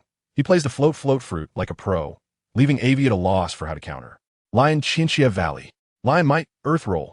With those two powerful moves unleashed, let me tell you, the scene was something else. Sword energy raining down from the sky and on the ground. A stone lion with its massive mouth wide open. It was a full 3D surround attack with nowhere to hide. Aivi is also a tough guy. He directly transformed into an iron-headed kid, using a sea stone stick as a shield, charging straight at the Golden Lion while taking damage. The stick was instantly destroyed, but he didn't care. Riding on that momentum, he unleashed a maximum flow dominating punch tiger pounce, and the speed was incredible.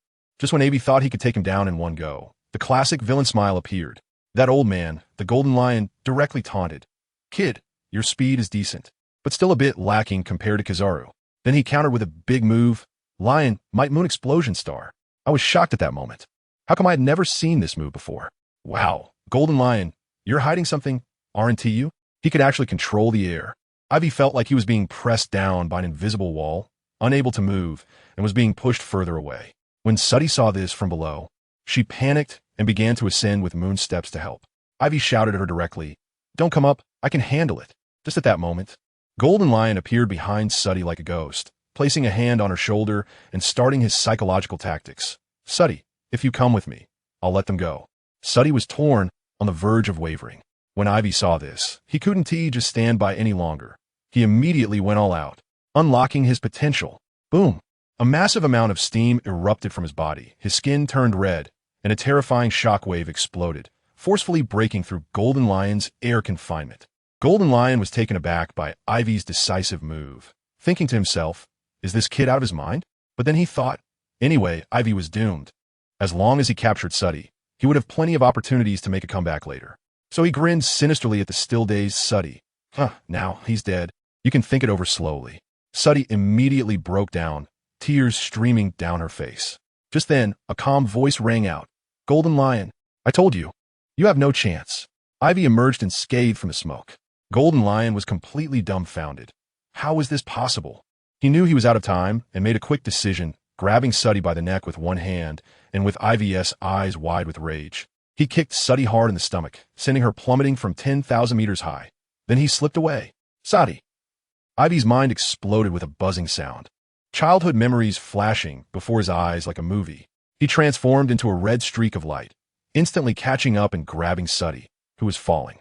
Holding her, he felt no breath of life. His heart shattered, and tears finally fell, dripping onto Shati's face. And guess what? Shati burst out laughing. She suddenly opened her eyes, pinching Aivi's face, and said, "Haha, finally got your tears.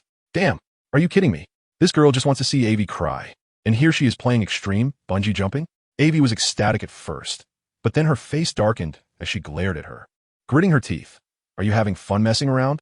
When Shati saw that expression, she instantly wilted, struggling to run away, but Aivi held her tightly, unable to move. While Aivi was teasing Shati, Enel was not idle. He transformed into a bolt of lightning and chased after the Golden Lion. By the time Aivi brought Shati back to the ship, the weather had changed dramatically on the other side of the island. The Golden Lion was cornered by Enel and realized he couldn't escape, completely giving up on any fantasies. Ha. Come on, let's have a good fight. This old guy truly deserves his legendary pirate status, being pushed to a dead and only made him more imposing. He directly awakened his devil fruit ability. And let me tell you, the scene was too exaggerated. The entire island's ground came alive, transforming into thousands of gigantic earth dragons, rushing towards Enel. Enel's lightning was completely insufficient against these earth dragons and was utterly suppressed. Aivi was dumbfounded on the ship, thinking, not good, Enel is in danger. She casually grabbed 2 pig legs to replenish her energy and told the people on the ship, "You stay here, I'll be right back," and disappeared.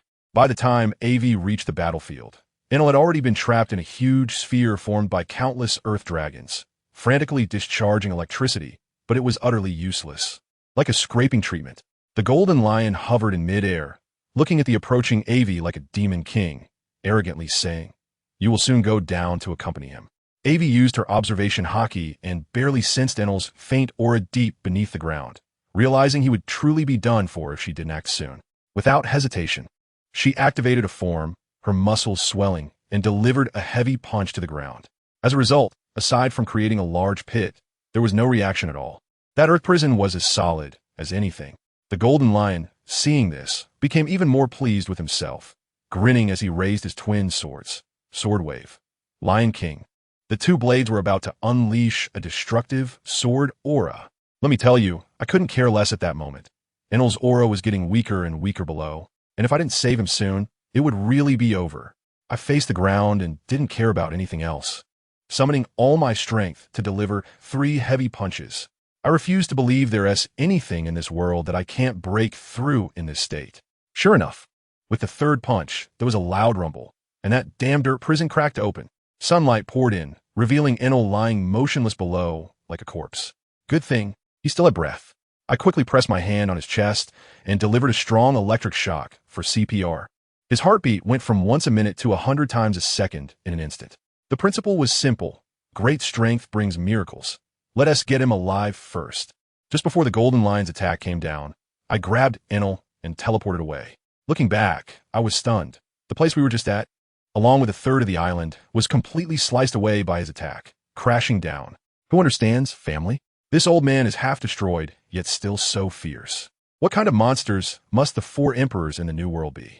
Thinking of this, I wasn't scared at all. Instead, I was excited to the point of trembling. Now, that's interesting.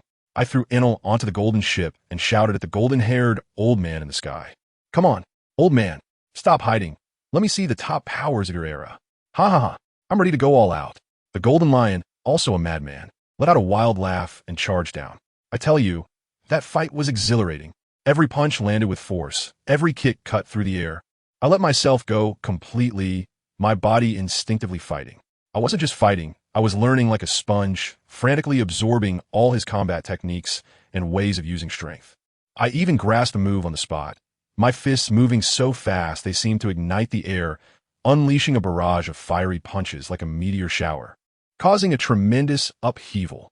The Golden Lion was fierce, but I could tell he was faltering. The helm embedded in his head, which had kept him alive for 20 years, was starting to loosen due to the intensity of the battle. That thing was his lifeline. He had avoided this for 2 decades out of fear, and now it seemed he could barely hold on. Suddenly, the sky changed. The clear blue was instantly overshadowed by dark clouds, with thunder and lightning. The scene was as if the heavens themselves had come down to send him off. Heavy rain poured down, drenching my heated body and creating a veil of mist. The old man looked at me, his eyes filled with memories of the past, starting to chat with me about how he once invited Roger to conquer the world together, but was rejected, also in such a storm, where his ambitions vanished. He looked at me as if he were seeing his younger self, seeing Roger, seeing Whitebeard. Kid, his aura surged, a moment of resurgence, challenging me to show if my generation could shoulder the future. Old man, your era has long ended. I began to gather my strength. Blue electricity crackling all over my body, preparing to unleash my ultimate move, the one I could barely control, to send this relic of the old era off on his final journey. In front of me, a furious lightning spear began to gather. On the other side, the Golden Lion was even more exaggerated. His move, lion's might, lion's corpse. When dusk arrived, let me tell you, the entire world changed. Time stopped. The rain disappeared, and all things in heaven and earth withered away. An unprecedented sense of pressure surged from all directions, threatening to crush me into dust. I felt as if the whole world was rejecting me, and the figure of the Golden Lion was slowly fading. My instincts told me that once he completely vanished, I would be doomed. No, gritting my teeth, enduring the pain of my almost disintegrating body, I summoned the last bit of strength and threw the lightning spear in my hand with all my might. The spear tore through that strange space like a black hole, and with a whoosh, it pierced straight through the Golden Lion's chest. In an instant, everything returned to normal. The heavy rain continued to fall, and the Golden Lion looked down at the large hole in his chest, said nothing more, just smiled at me, and then, satisfied, fell from the height of 10,000 meters. At that time, I was exhausted and barely had any strength left. I crawled back onto the ship with my last ounce of energy and shouted, "Set sail, depart." Then everything went black, and I fainted. I was dazed, but the mess on the ship had just begun. Once the golden lion died, these dozens of floating islands lost their buoyancy and went into free fall. Our golden ship was falling along with them. The chaos on the ship was unbelievable. The Golden Week crew was nearly going mad, frantically searching for empty shells to slow down. Shati was desperately treating Inaru, hoping he would wake up to save the situation. Just at that critical moment, Inaru woke up. He stood up with an annoyed expression, muttering about how following this guy was a laborious fate, then staggered into the power room. In the next second, the power of the entire ship was instantly restored. But this guy was no softy. Instead of slowing down, he slammed on the brakes when we were only a few dozen meters above the sea. The inertia nearly threw everyone on the ship out. Golden Week was furious, pointing at him and cursing, while he calmly bit into an apple and pointed outside, clearly implying, if we slow down any more, we'll crash straight into the sea to feed the fish. Immediately after, those massive island fragments crashed into the sea around us, creating towering waves. The scene was simply incredible. When I opened my eyes again, my head was pounding like I had a hangover, and I found Shati guarding my bedside. She even laughed at me, saying that while I was unconscious, I could still eat on my own. Chewing in my sleep and finishing off more than half of their food supplies, truly a marvel. As soon as Shati came in, she wanted to continue talking about my embarrassing food escapades while I was asleep, but I shot her a glare. Don't mention it. Don't ever bring it up in this lifetime. Do I not care about my dignity? I asked where we were now, and Shaji said we had fallen onto a small island called Zayakundi, and all the supplies were ready. After one more island, we would reach the home to continent. He started rambling about all the preparations needed to enter the new world. I felt overwhelmed and waved my hand. Stop. No matter how big the issue is, it can wait until I've had enough to eat. We'll cross that bridge when we come to it. Let's go eat first. I asked Shati again if she was coming with us or leaving on her own. She was munching on a candied hawthorn and replied nonchalantly, "You still haven't recovered from your injury. How can I, as a doctor, leave? I'll stick with you for now." Great. As soon as I heard that, I was delighted and spotted a restaurant ahead, so I dashed inside. In the days that followed, we just drifted at sea. I was weak and couldn't handle high-intensity training. So every day, I was either causing trouble on the boat with Golden Week or fishing with a rod by the side of the boat, sitting there all day long. Sometimes it was a ruckus, and sometimes it was eerily quiet. However, thanks to Spartacus, our meals were really good. Inalu was in charge of electric fishing, and Spartacus handled the cooking, mastering all methods of preparation. Every meal was like a state banquet, and even Golden Week, that little girl, got chubby from all the good food. Sigh. Another boring day. I sat by the side of the boat, watching Golden Week lying under the sunshade with cucumber slices on her face, and I couldn't help but complain in my heart. She's turned into a little chubby one and is still trying to beautify herself. What's the use of that? Just as I was lost in my thoughts, Spartacus's voice, like heavenly music, came over. Lunch is ready. It's time to eat. I instantly threw my fishing rod aside. What's so great about fishing? The world is vast, but eating is the most important. I dashed to the dining table, set the knife, fork, and chopsticks, and watched as Spartan walked in with plates of delicious food, my mouth almost watering. Beside me, the eagerly prepared Shati asked with sparkling eyes, "Are there delicious octopus balls today?" Spartan smiled and announced the dishes. "Today we have charcoal grilled wild boar, spicy catfish, and premium sweet and sour fish." As I listened to each dish, one thought crossed my mind. Indeed, each one is my favorite. Isn't that a coincidence? Just as I finished saying I love to eat, the next second, a full-blown brawl broke out at the dining table. Let me tell you, that scene was simply my electronic pickled vegetables, perfect with rice. The way Golden Week and I were eating was like we were in a battle. I had just taken a piece of sweet and sour fish from her plate, and she immediately forked a piece of pork loin from my bowl. It was a real back and forth, neither giving an inch. I'll start off. Are you still eating? If you keep eating, you'll really become a ball. She immediately retaliated, and it was a precise hit. Put down my sweet and sour pork first. You fake girl. Goodness. Ever since she found out about my little dark history, this term has become her exclusive weapon. Who are you calling a fake girl? Who are you calling a ball? Both of our eyes were about to burst with electric sparks, and the chopsticks clinked in the air. In the end, it was Shati who couldn't take it anymore and gave each of us a smack on the head like a chestnut. Instantly, we both had little steamed buns sprouting from our heads, which made us behave for just a couple of seconds. And what happened next? Shati got distracted for a moment, and I casually cleared her plate of food. She exploded on the spot. "Are you a starving ghost reincarnated?" Robin was just beside us, smiling and watching, occasionally slapping my sneaky hand away. Anilu was even more incredible. This guy has learned his lesson, and if anyone dares to touch his plate, A lightning bolt would strike right in front of your chopsticks with a no-entry sign, creating an absolute territory around him. Family, who understands? In order to eat, we all started using our territories. Amidst all the noise, we drifted at sea for more than a month, and our mouths were almost out of flavor. Suddenly, my eyes lit up, and I pointed ahead, shouting, "Look, an island." I was so excited at that moment that I almost wanted to fly over directly to feel the solid ground beneath my feet. But when Shaji took out the recording pointer and looked at it, his brow furrowed. Strange, the pointer didn't react at all. It was as if this island didn't exist. In the Grand Line, islands without a magnetic field are quite rare, which means this place is like a hidden map, only to be stumbled upon by luck.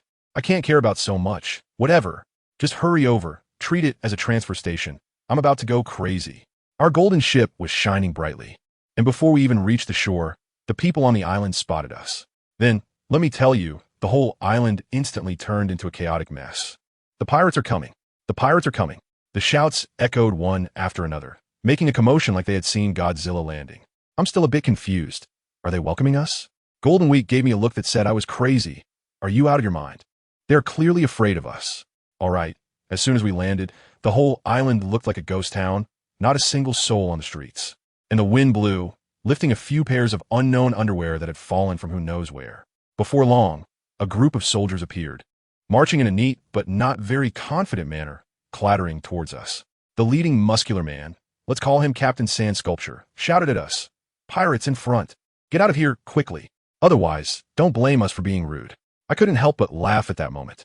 The guy was shouting so loudly that it echoed through the mountains, while the little soldiers behind him were shaking like they had motors in their legs. I quickly waved my hands and said, "Don't be nervous, brothers. We mean no harm. We just want to supplement our supplies, and we'll leave after we buy what we need." But that foolish captain wouldn't listen. He insisted on driving us away, and even had his men draw their bows and aim at us. I was actually thinking of just letting it go and turning back to avoid trouble. But just then, our navigator, Shaji, suddenly seemed possessed, staring intently at that island and refusing to leave no matter what.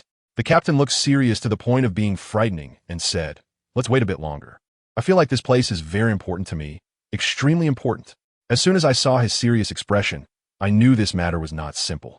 Well, since my own brother said so, we must stay. So I jumped off the boat again and smiled at the group of soldiers. "Sorry, we suddenly don't want to leave anymore. Could you please show us the way to where we can buy some food?" At this moment, the soldiers on the opposite side completely lost their composure. The foolish captain was cursing and reprimanding his subordinates, saying something about maintaining control and that he would go find the witch lady. But as soon as he finished speaking, he dashed off at lightning speed, faster than anyone could imagine. After he ran, the remaining soldiers exchanged glances for a second. Then, with a whoosh, scattered like birds and beasts, running faster than rabbits. I was speechless at the time, slapping my forehead and thinking, is it really that serious? I already said I'm not a bad person. Just then, that group of deserters returned, surrounding a woman dressed in a red and white shrine maiden outfit. Let me tell you, that girl was absolutely stunning, ridiculously beautiful. And what happened? This breathtaking beauty completely ignored my handsome face and fixed her gaze on our Shaji, her eyes wide open, and blurted out his full name, Kunta Shaji. Well, this made things lively. Shaji was completely stunned, his small eyes wide open. "Why, you know me?" The shrine maiden, named Saiko, glanced away for a moment and immediately denied it. "And no, I don't know you. You all need to leave here. It's for your own good." That was a classic case of not a single silver piece here. Shaji got even more excited, stepping forward and pleading, "You definitely know me. Do you know my parents? Kunta Sha Min, Kunta Sha Wu. Please tell me." Upon hearing these two names, Saiko was clearly taken aback again. But she still held her ground, turning to me, "You are his captain, right? Please take him away. It's very dangerous here. You will die here." As soon as I heard this, I was unhappy. "What do you mean it doesn't matter if we die?" I walked over to Shaji, patted him on the shoulder, and looked at Sayako and said, "It seems you have some difficulties. How about making a deal? We'll help you solve your problems. And you tell Shaji what he wants to know. How about it?"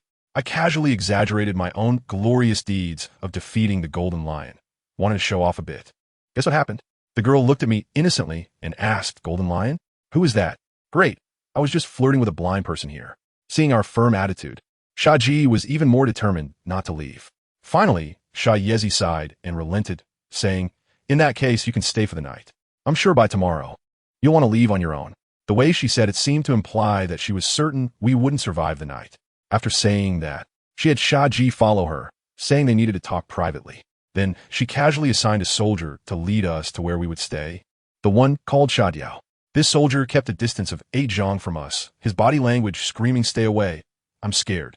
I initially wanted to get closer to him to gather some information, but when I smiled at him, he got so scared that he fell over, curled up on the ground, clutching his head and shaking like a leaf. In the end, it was our Shati who had a way. She went over and gently comforted him, and only then did he relax. In just a few words, Shati managed to get the details out of him. To summarize, this island is called Lucky Island, and the people here are likely the Night Elves, the tribe of Shati. The most crucial part is that there's a legend on the island. Whenever night falls, demons appear, and anyone who encounters them doesn't survive. After hearing this, I understood why the witch said we would leave tomorrow. It turns out there's a surprise waiting for us tonight. We followed the sardines to the place we were staying, and the inn was thick with dust, clearly having been uninhabited for 800 years. There was no choice but to roll up our sleeves and take care of ourselves, so we started a thorough cleaning with clanging and clattering. By the time we tidied up, it was completely dark, and our stomachs began to growl. I shouted at the sardines that hadn't swum away yet. Hey sardines, where are the restaurants and bars on this island? The young man turned pale as soon as he heard this and stammered. It's getting dark. No stores will be open. You should rest early. I have to go too. I can hardly believe my ears. No way. Don't lie to me. What time is it? The nightlife has just begun. Okay. Just as I finished speaking, the sardine replied to me, its voice changing pitch. Really, at night, there will be demons. I tell you, as he spoke, that face began to twist and deform, like it had some hellish beauty filter applied, with the features melting away, and his mouth cracking open to the ears, the whole body swelling up like a balloon, transforming from a skinny monkey into a little mountain of flesh. Goodness, that shape is even more abstract than the abstract art I've seen online. Although it had no eyes, I could feel it staring directly at me, mumbling food. Food, food. Then its tongue shot out and almost dragged on the ground. What the hell is that? Robin and Shati heard the commotion and ran out. Shati couldn't hold it anymore, leaning against the wall and starting to gag, probably bringing up last night's meal. Robin remained relatively calm, but her disgusted expression said it all. She pinched her nose and said, Avery, where did you dig up such a thing from some ancient tomb? It has way too much archaeological value. I shrugged and said, don't you recognize them? This is the sardine that brought us here. Upon hearing this, Shati turned pale, feeling like her pure girl's heart had been hit with tons of blows. I figured it out. This guy pretends to be harmless during the day, probably taking advantage of people, but at night, he turns into a monster. How can I tolerate that? I immediately pulled out my Wujigan. I don't want any physical contact with this thing. Its stench is overwhelming.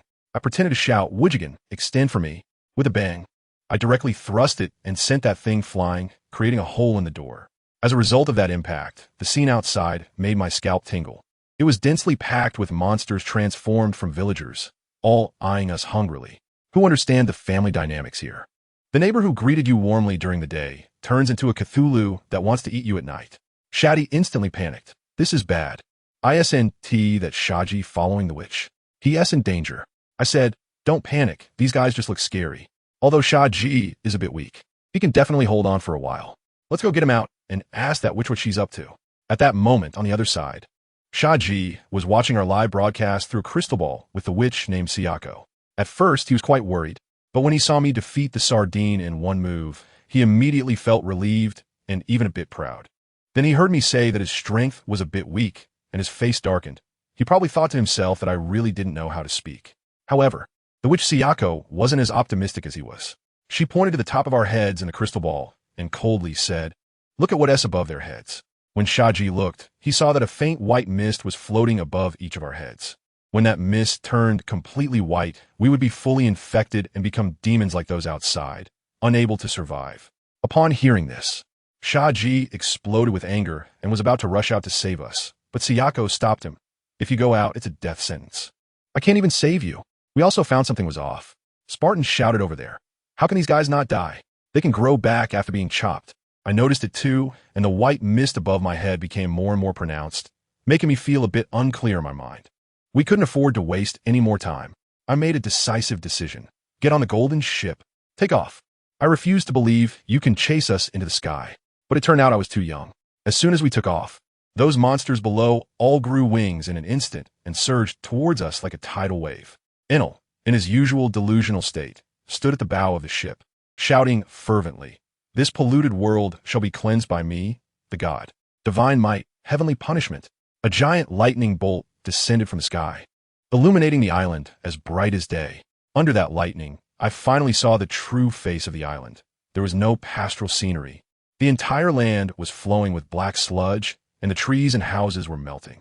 When the lightning struck, those demons instantly turned to ash, but the next second, even more emerged from the black water.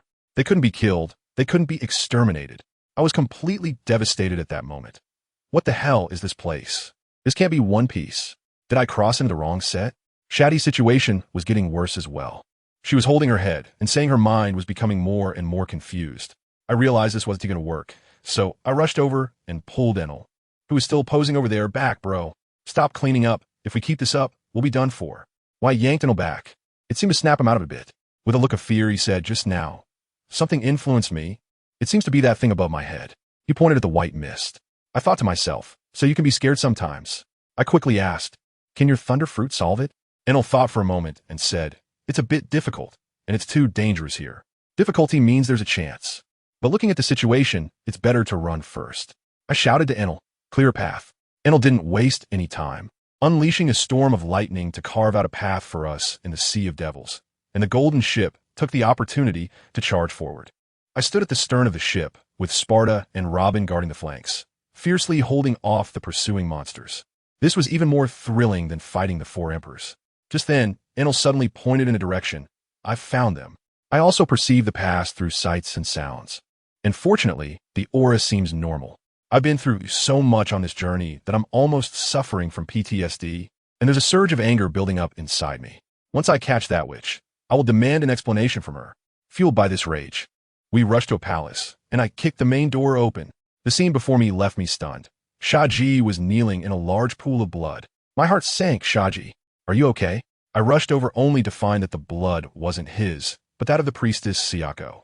She lay in Shati's arms, with a deep wound on her wrist that exposed the bone. No way. Did she commit suicide? Images of Hancock, Nami, and Robin flashed through my mind.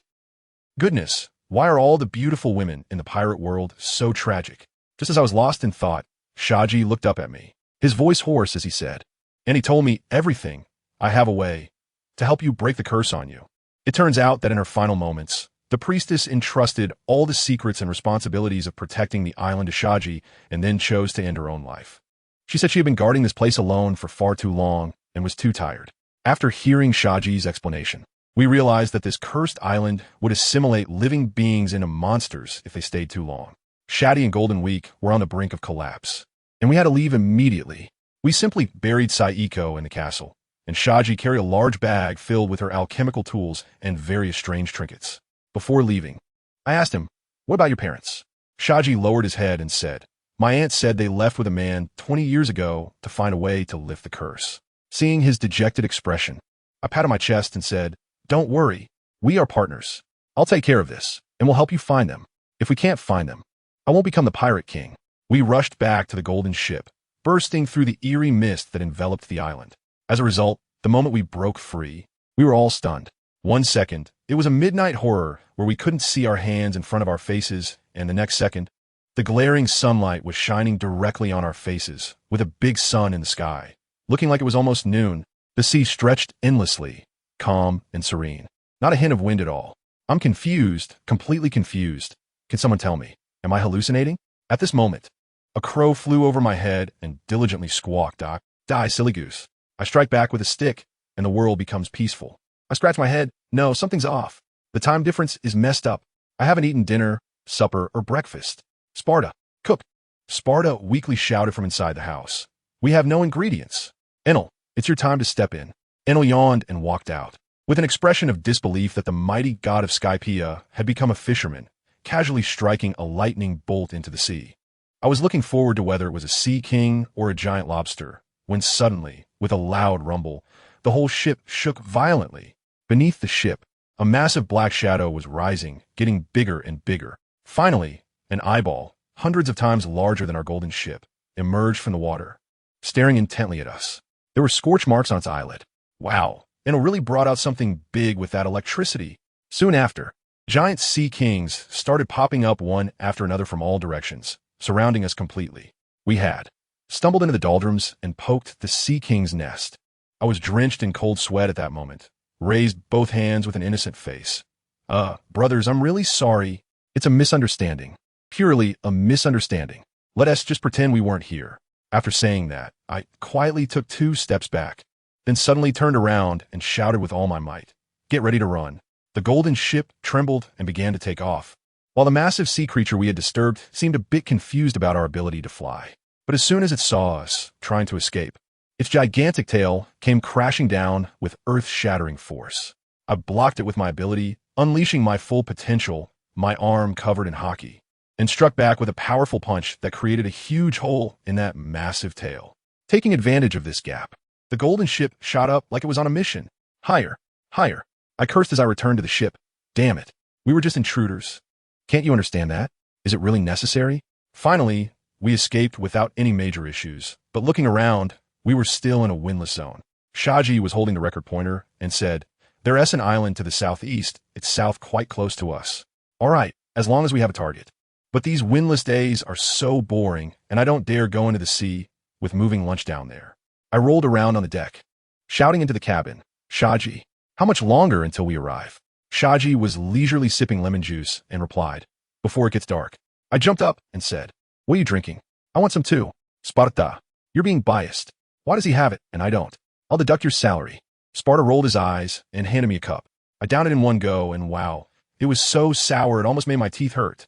In a fit of excitement, I charged towards the sand collection and shouted, "I command you, show me the new equipment you've developed. No, you'll break it.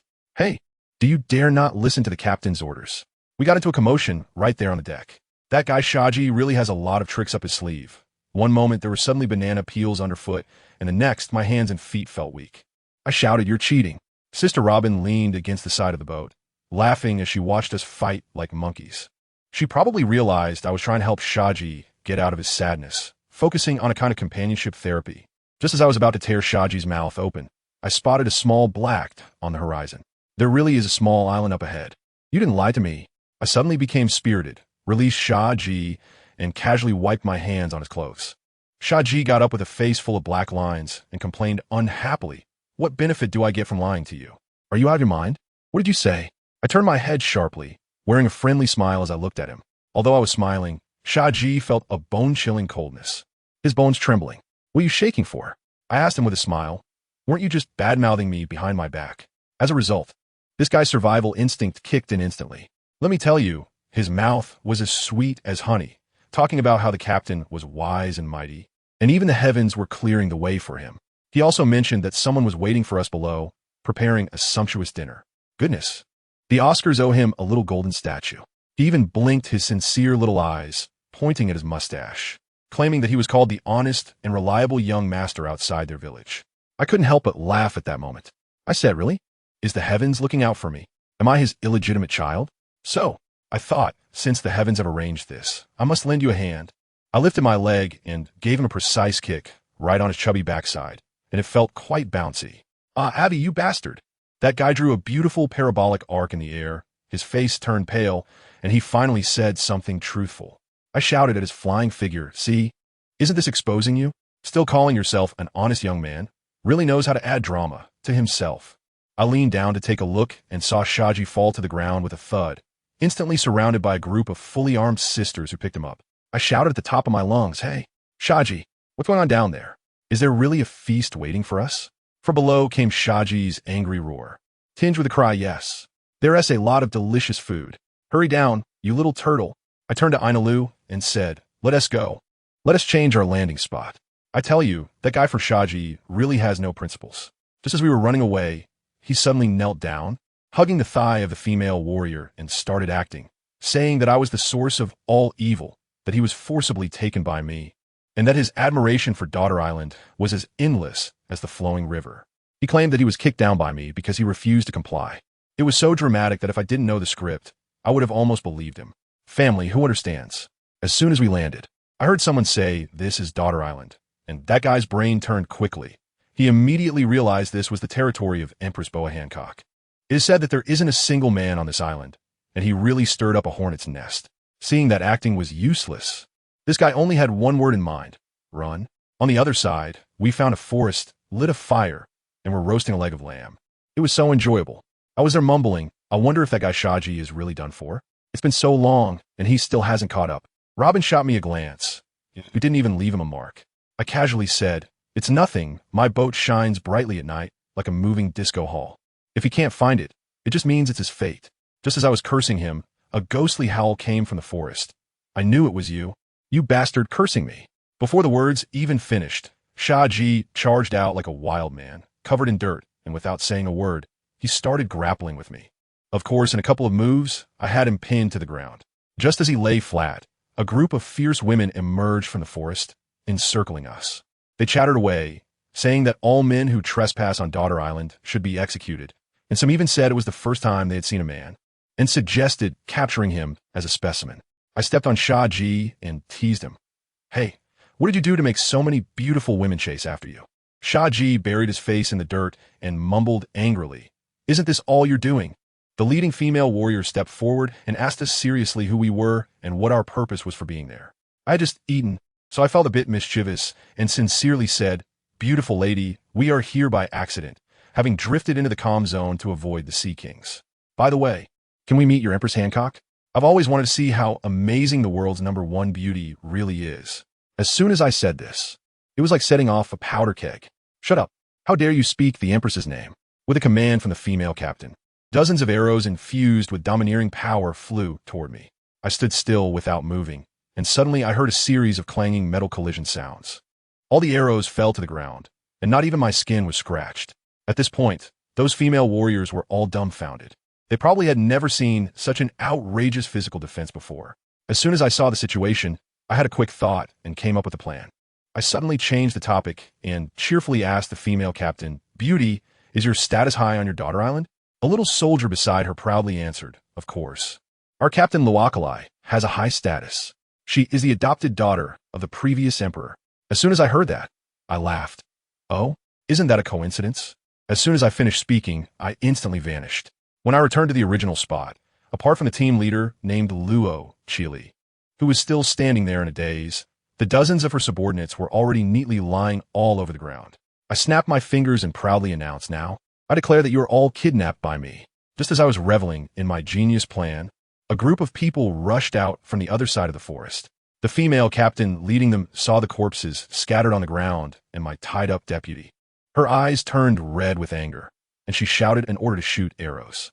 I thought to myself, well, there's another batch of hostages. Now I have even more leverage for negotiation. But before I could even showcase my professionalism as a kidnapper, Enel, with his impatience, found it annoying.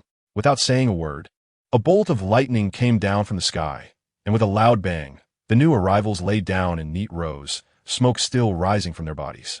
I was furious at that moment and yelled at Enel, You bastard, do you understand the rules? We're kidnapping, we can't mistreat the hostage, we need to treat them well. Do you get it? Just when Shati was going over to treat those unconscious female warriors, I suddenly had a flash of insight. Wait a minute. I slapped my thigh and turned to Shati. Can you use hockey? Shati rolled her eyes, while healing with white light emanating from her hands, and said impatiently, I graduated from the elite class of the Navy headquarters. I'm a student of Zifa Sensei. Do you think I can't? Her words completely fried my CPU. Who understand my struggle, folks? I went through so much trouble, acting and kidnapping, only to find out we have a genuine, well-trained hockey master on our ship. Am I not just a complete fool for nothing? What was I even trying to achieve? I suddenly realized and quickly said, then what is the point of tying them up? Shati, hurry up and teach us the way to cultivate hockey. After you teach us, we'll make a run for it. So, we quickly healed both groups of female warriors, and while they were still unconscious, we placed them back in their original spots, adjusting their positions to the most comfortable ones. Then, we hurriedly set sail. On the boat, Shati began to systematically explain the methods of cultivating hockey to us. She talked about how armament hockey uses the energy of the world, observation hockey sharpens the mind, and conqueror's hockey is an incredibly profound spirit. I was left in a daze, thinking, wow, didn't T. Rayleigh just tell Luffy to take hits when he was teaching him? How come it sounds so profound like a cultivation method with you? Just as I was about to delve deeper into this cultivation method with Shati, Enel suddenly opened his dead fish eyes and said, "There's a ship ahead." I was just about to say, how could there be any unfortunate souls in this doldrums? And Shati reminded me, "Captain, have you forgotten where we just came from?" I thought for a moment and realized, oh right, Daughter Island. That must mean the owner has returned. I said, "Let's go. It's fate that we ran into each other. We have to meet face to face." A group of us walked onto the deck, and good heavens, on the ship approaching us stood a stunningly beautiful woman with an impressive figure and an aura that seemed to reach 2 meters and 8 centimeters. She struck a pose that was extremely leaned back, looking down at us with a disdainful expression through her nostrils. Without a doubt, this was Empress Hancock. I was shocked at that moment and sincerely exclaimed, "Wow, the rumors are true. It really is impressive." However, she completely disregarded my admiration and immediately asked what we were doing on the island. I, with great gentlemanly demeanor, bowed and began to introduce myself. "I am Aivi, a pirate with a bounty of 130 million. I have a ship and a house, and I'm single and unmarried." She didn't listen at all, waved her hand, and her female warriors rushed at us like a flood. As soon as Sanji saw Hancock, he was so stunned that he stood there like a wooden post. "Well, then let's fight." We weren't pushovers either. Robin, Shati, and Sparta instantly engaged in battle with their minions. Hancock was really ruthless, seeing her subordinates struggling. She unleashed a sweet wind attack, and good heavens, it petrified both her people and ours. I realized this wasn't going to work. Just because the tiger doesn't show its power, do you think I'm Hello Kitty? I stepped onto the deck and instantly flashed to her side. But she kicked at me with a fragrant kick that had a petrifying effect. I quickly retracted my stick, almost getting it wrecked. Just as she lifted her leg high, I seriously asked her a very serious question. "Let me ask you a question. Are you not wearing any panties?" Hancock's face instantly darkened, looking like the bottom of a pot, and her attack was fierce. She even unleashed her conqueror's haki, causing everyone on our side, except me, and Enel to black out and fall asleep.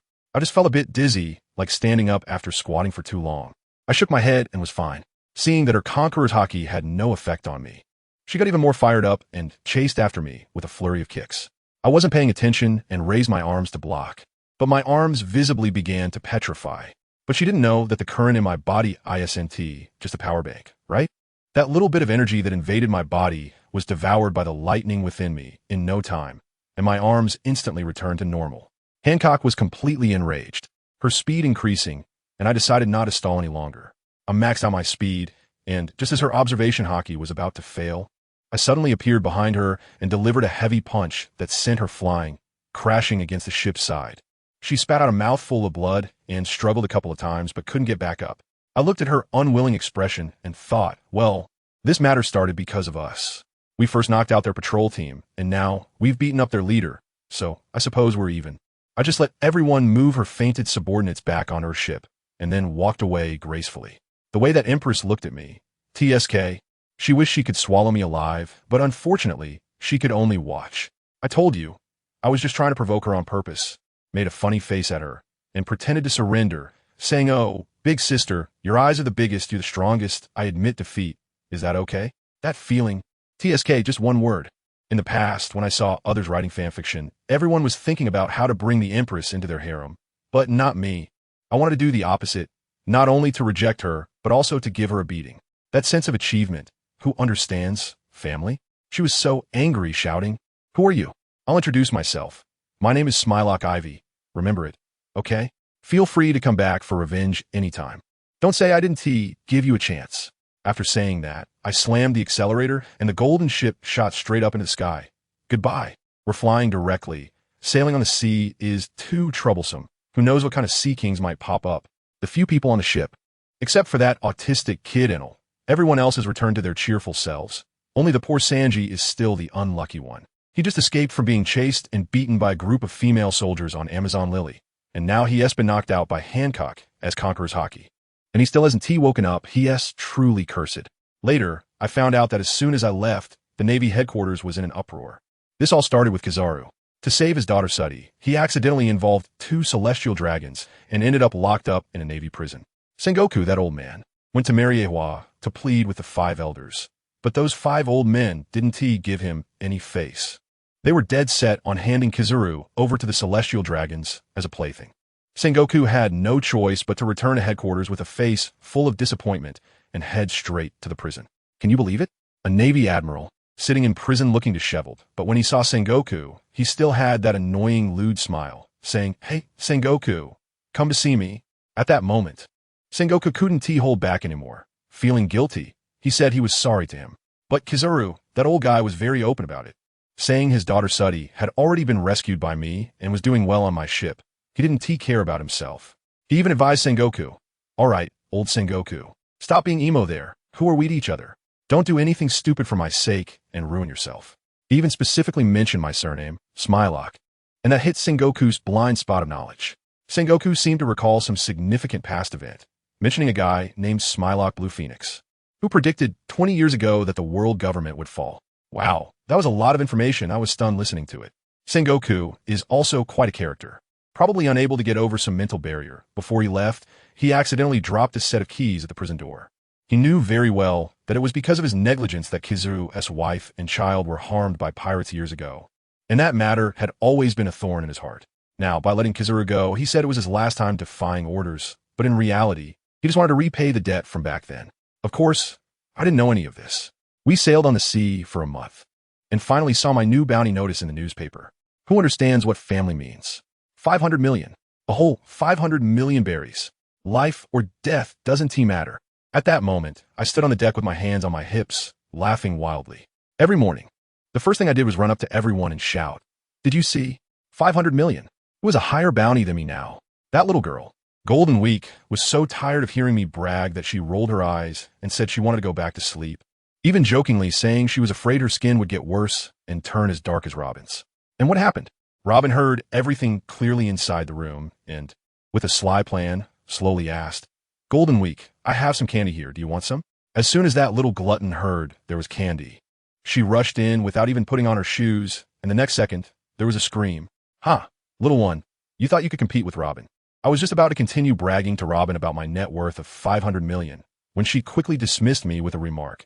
"It seems like Sparta is cooking. I wonder what breakfast is today." As soon as I heard food, I couldn't care less about the 500 million and instantly rushed into the kitchen. Let me tell you, that girl Shati's cooking is simply SC Char Dinger's cooking. Sometimes the food she makes is incredibly delicious, and other times, it's something even a dog wouldn't eat. So every time, I have to sneakily pull Sparta aside and ask, "Come on, honestly, which dishes are made by you and which ones are made by Shati? This is a matter of life and death." After all this fuss, we finally arrived. The Comoros Islands. That place, I tell you, is just amazing, with a bunch of huge mangroves marked with numbers and colorful big bubbles popping up everywhere, like stepping into a fairy tale world. The first one to jump off the boat during Golden Week was so excited that he spun around, only to touch the bubbles on the ground and make a face of disgust. "EW, what is this? So disgusting." Upon arriving here, the first headache came. What should I do with this shiny golden ship of mine? A huge chunk of gold just sitting here is basically a live target, right? After thinking for a moment, I said, "Forget it, why be afraid? I'll just drive it around for shopping." Perfect. I parked my boat right in front of a restaurant, swaggered in, and slapped a piece of gold on the table. "Boss, bring me your best food. As much as you have, I have money." At that moment, the eyes of those sneaky guys in the restaurant widened, and several quietly slipped out to spread the news. "Hey, the fool with money has arrived." This news would likely spread throughout the entire underground area in a second. Sure enough, as soon as we split up, the girls went on a shopping spree. Ainalu ran off to the underground area to play with the electricity, and that kid Shaji was busy asking around for a place called Flower Planting Family. Trouble was coming our way. I just sat down to eat when it got noisy outside. Goodness, two local tough guys smelled the trouble and came over. One is a heavily tattooed, muscular man named Dashi Sui, with a bounty of 100 million. The other is even more ferocious, called Xiongshi Liba, with a bounty of 85 million. The two of them brought a large group of underlings and surrounded my golden boat. That fat guy named Sui jumped onto my boat, touching and looking around, almost drooling. As a result, Liba couldn't take it anymore and shouted at him, "You fat bastard, dare to touch my boat? Get the hell off."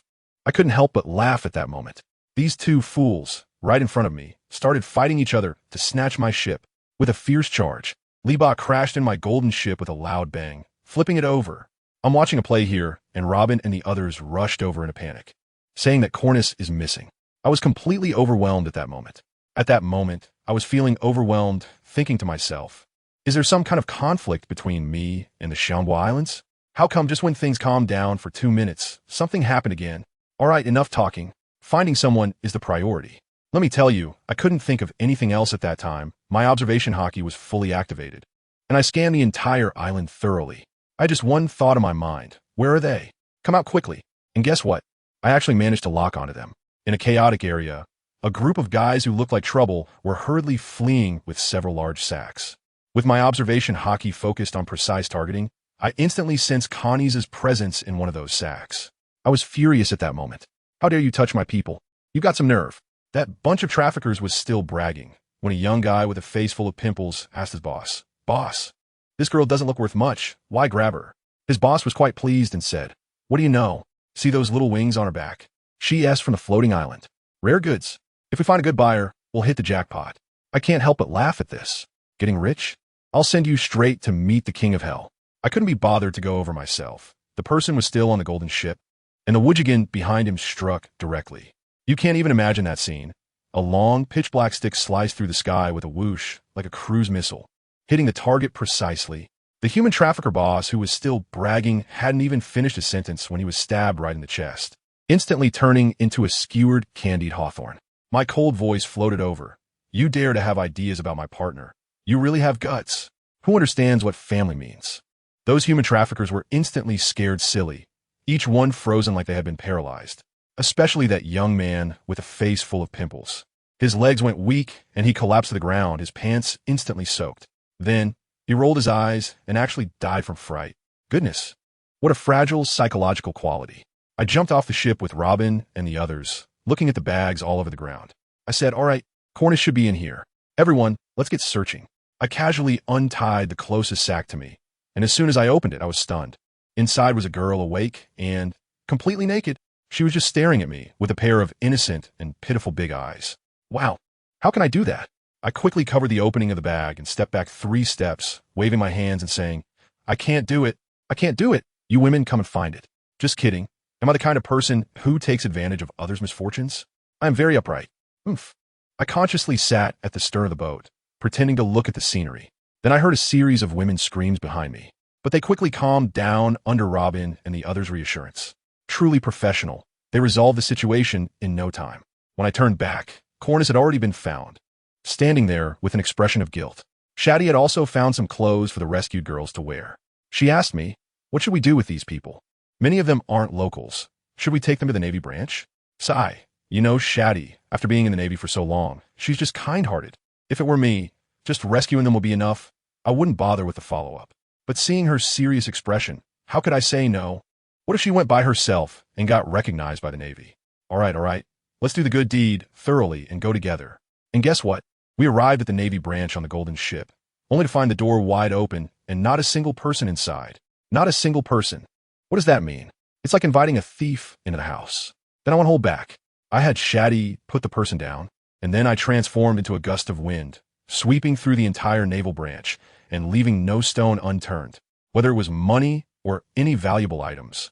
I didn't leave them a single hair. This is what you get for slacking off at work. You know what? The haul was actually quite substantial. Besides cash, I also found several of our latest bounty notices, and even Shati was on the list with a bounty of 156 million, which is quite high.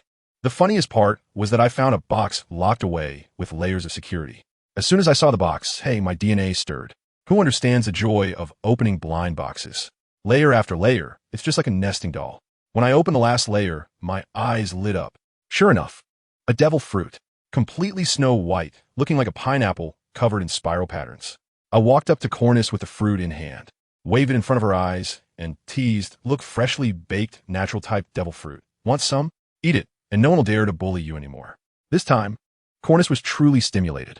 She looked at the fruit with a determined gaze, snatched it away, and said, "I want it." Then, she hugged the thing and took a big bite, her whole face wrinkling up like a bitter melon. The taste, those who understand will understand, was comparable to a biochemical weapon, but she stubbornly endured it and finished the whole fruit, leaving nothing behind. I watched her finish eating and, in a teasing tone, added, "Actually, you only need to take a bite, you don't have to eat it all." Cornish looked up at me, blankly shaking her head.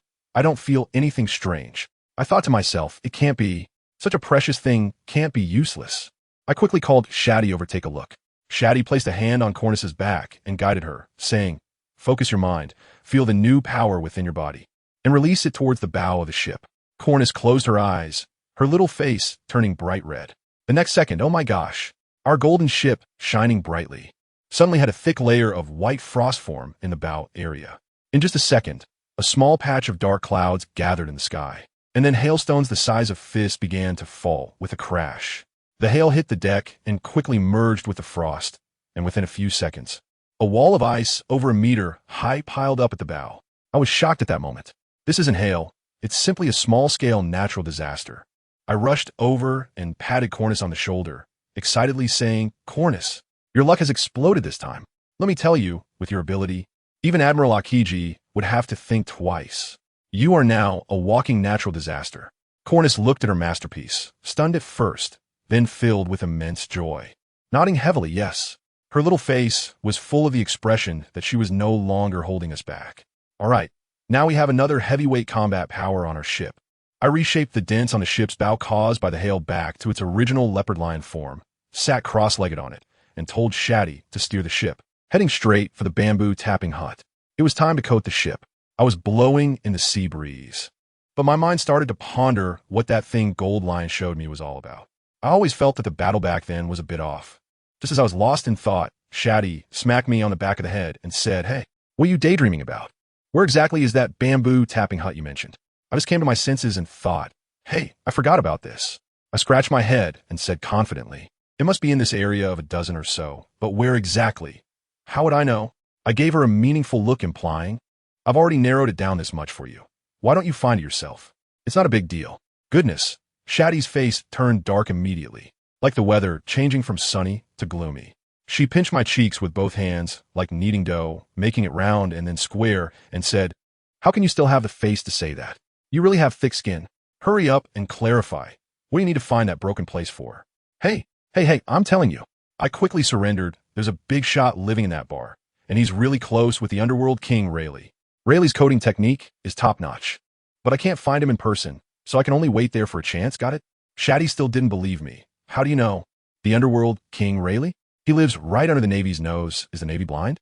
I was feeling quite Sundara at that moment, turning my face away, believing it or not. I have my own sources of information. If it weren't for the fact that I can't sail, I would have gone by myself long ago. Why would I need you? As soon as I finished speaking, I felt a chill around my neck. Shati expressionlessly pressed a knife against my throat. His tone is flat, as if he were asking about the weather. "What did you say? I didn't hear you clearly. Could you say it again?" I tell you, my survival instinct was at its peak at that moment. I pulled out a durian and knelt down with a thud, tearfully saying, "I was wrong. Beautiful and lovely Shati-chan. Please forgive me and don't hold it against me." Only then was she satisfied and put away her knife. To be honest, the three of us, plus Robin's Hannah Nomi, searching together was really efficient. We quickly found the legendary bar of Aunt Xia, where they extort money.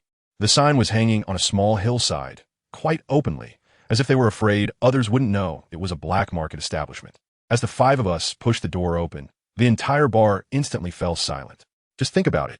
With me being so handsome and accompanied by four stunning beauties of different styles, the group of ugly pirates stared in awe. As soon as we entered, an oblivious blonde started shouting, "Pretty boy, this isn't a place for you. Get lost." He even whistled at Shati and the others, saying, "Beautiful ladies, why waste your time with him? Stick with us, brothers, and you'll be treated well." A veteran nearby tried to stop him, but was too late. I gave Robin a look, and she didn't bother with words. With a snap, that blonde was twisted into a pretzel-like mess and slumped to the floor. This stunned everyone in the room. She dared to make a move here? Holy crap. That's the demon child Nico Robin with a bounty of 100 million. And that one, the Thunder King Smilock Aivi with a bounty of 500 million. And that's the Magic Master Golden Week. The daughter of former Admiral Kizaru, Palyasalino Shati. Wow, these people are quite familiar with our names, reporting them all perfectly.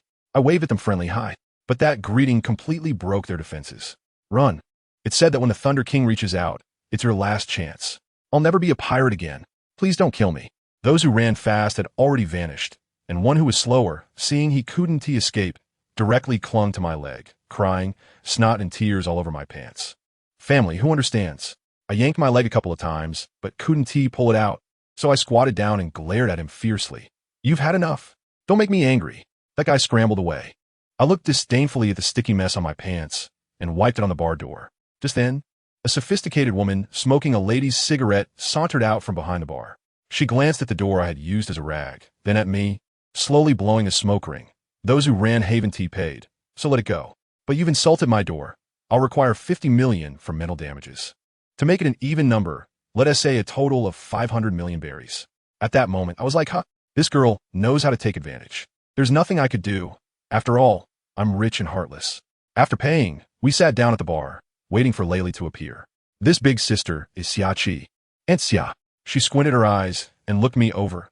Little Aivi, I know you. You've got quite the skills, managing to win over the daughter of the yellow ape. We were chatting when the door creaked open and an old man with white hair but full of spirit walked in, cheerfully sitting down next to me. Xiachi, give me a bottle of premium rum. Well, the main character has arrived. It's the underworld king, Rayleigh. I hurriedly approached Uncle Rayleigh. I came to ask you to coat the ship. I heard that you have the best skills on this island. Upon hearing this, Rayleigh smiled. But then he took a closer look at me and suddenly exclaimed, Aren't you Aivi? I remembered. I met your dad back then. Those were the days. We were really young. As soon as I heard there was a story, I hurriedly asked, I have amnesia and don't remember the past. Can you tell me about my old man? As soon as I mentioned my dad, Lan Huang, let me tell you, Rayleigh's expression instantly looked like he had seen a ghost. Just a second ago, he was reminiscing about the glorious years. And the next moment he put down his wine glass and forcibly changed the subject. Oh, weren't you going to get a coating? I just happen to have time now. Let's go, let's get to it. After saying that, he zoomed out. Goodness, my dad must have left him with quite a psychological shadow back in the day. It must have burned his CPU out. Aunt Xia was beside him, covering her mouth and snickering. In the end, this old man took out his frustration on me, angrily shouting, What are you laughing at? Just like your bastard old man. So depressing. After saying that, he didn't even get the coating done and stomped off angrily. I was completely confused. For heaven's sake, that was an expression of admiration. The next day, Sparta and Enel also came looking for us. Rayleigh's anger had subsided, and he was boasting to Enel about how he had been to Sky Island with Roger back in the day. At that moment, the usually silent Shaji suddenly spoke up, asking Rayleigh if he knew of a place called the Flower Planting Family. Upon hearing this, Rayleigh's expression turned serious, and he said that it wasn't a place, but an organization that suddenly appeared over 20 years ago, extremely powerful and mysterious, with members whose strength was unfathomable, and their base was ever-changing, only known to be active in the New World. Finally, there was a clue, and Shaji had something to look forward to. 3 days later, everything was calm, and Rayleigh finally helped us coat the ship. That golden ship was completely enveloped in a huge bubble membrane, which was incredibly magical. We bid farewell to Rayleigh, who stood on the shore waving at us, his eyes filled with emotion. The ship slowly sank, heading for the seabed at 10,000 meters. Fishman Island. I tell you, diving into the deep sea is just unbelievable with that pressure. If it weren't for my good physique, I would have been crushed into a photo on the spot. Underwater navigation is really boring. It's pitch black and you can't see anything. I was so bored that I could only run out of the ship every day to practice my martial arts in the deep sea, while also using electricity to decompose seawater into oxygen, experiencing a bit of amphibious life. After a few days like this, according to the record pointer, we were about to arrive. But just then, the ship entered an underwater canyon with jagged reefs on both sides, very dangerous. Shati was steering cautiously. Just as we were about to pass through the canyon, a massive black shadow flashed past in front of our ship. When we got closer, I was shocked. It was an incredibly huge octopus. Family, that tentacle was thicker than our ship. My adrenaline shot up, and I shouted to everyone, I want that thing. It will be my pet from now on. After saying that, I dove right in. Enel's eyes lit up too. He probably wanted to capture a divine pet or something. This time, there was only one giant octopus, which immediately ignited Enel's desire to capture it. Thunder Prison Claw. He raised his hand, and powerful thunder gathered in his palm, emitting arcs of electricity ready to attack the giant octopus. Bang! A heavy sound struck down on Enel's head, instantly turning his face ugly. And then he turned to see Shati pulling back his hand. Is there any common sense? Using lightning underwater, what if it ruptures the bubble membrane? What will we do then? Will everyone die with you? Do you have any brains? Following you guys is really worrying. Helplessly rubbing his forehead, Shati wore an expression of despair, making Enel's dark face unable to explode in anger. After all, they had known each other for a while. On the ship, Enel integrated with everyone the slowest because of his pride. He didn't respect anyone except for Ivankov. But at least now he could care about other people's feelings, though only limited to a few on the ship.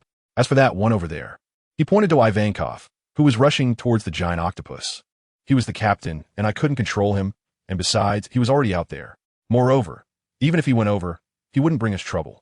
Damn it, that bastard with double standards, Enel thought with a dark expression, then decided not to talk to Shati, or he would be furious. Chapter 120. Stepping on a Fishman Island. Little K. I will call you Little K. After capturing the giant octopus, Ivankov gave a nice name, Krus, the notorious underwater demon monster.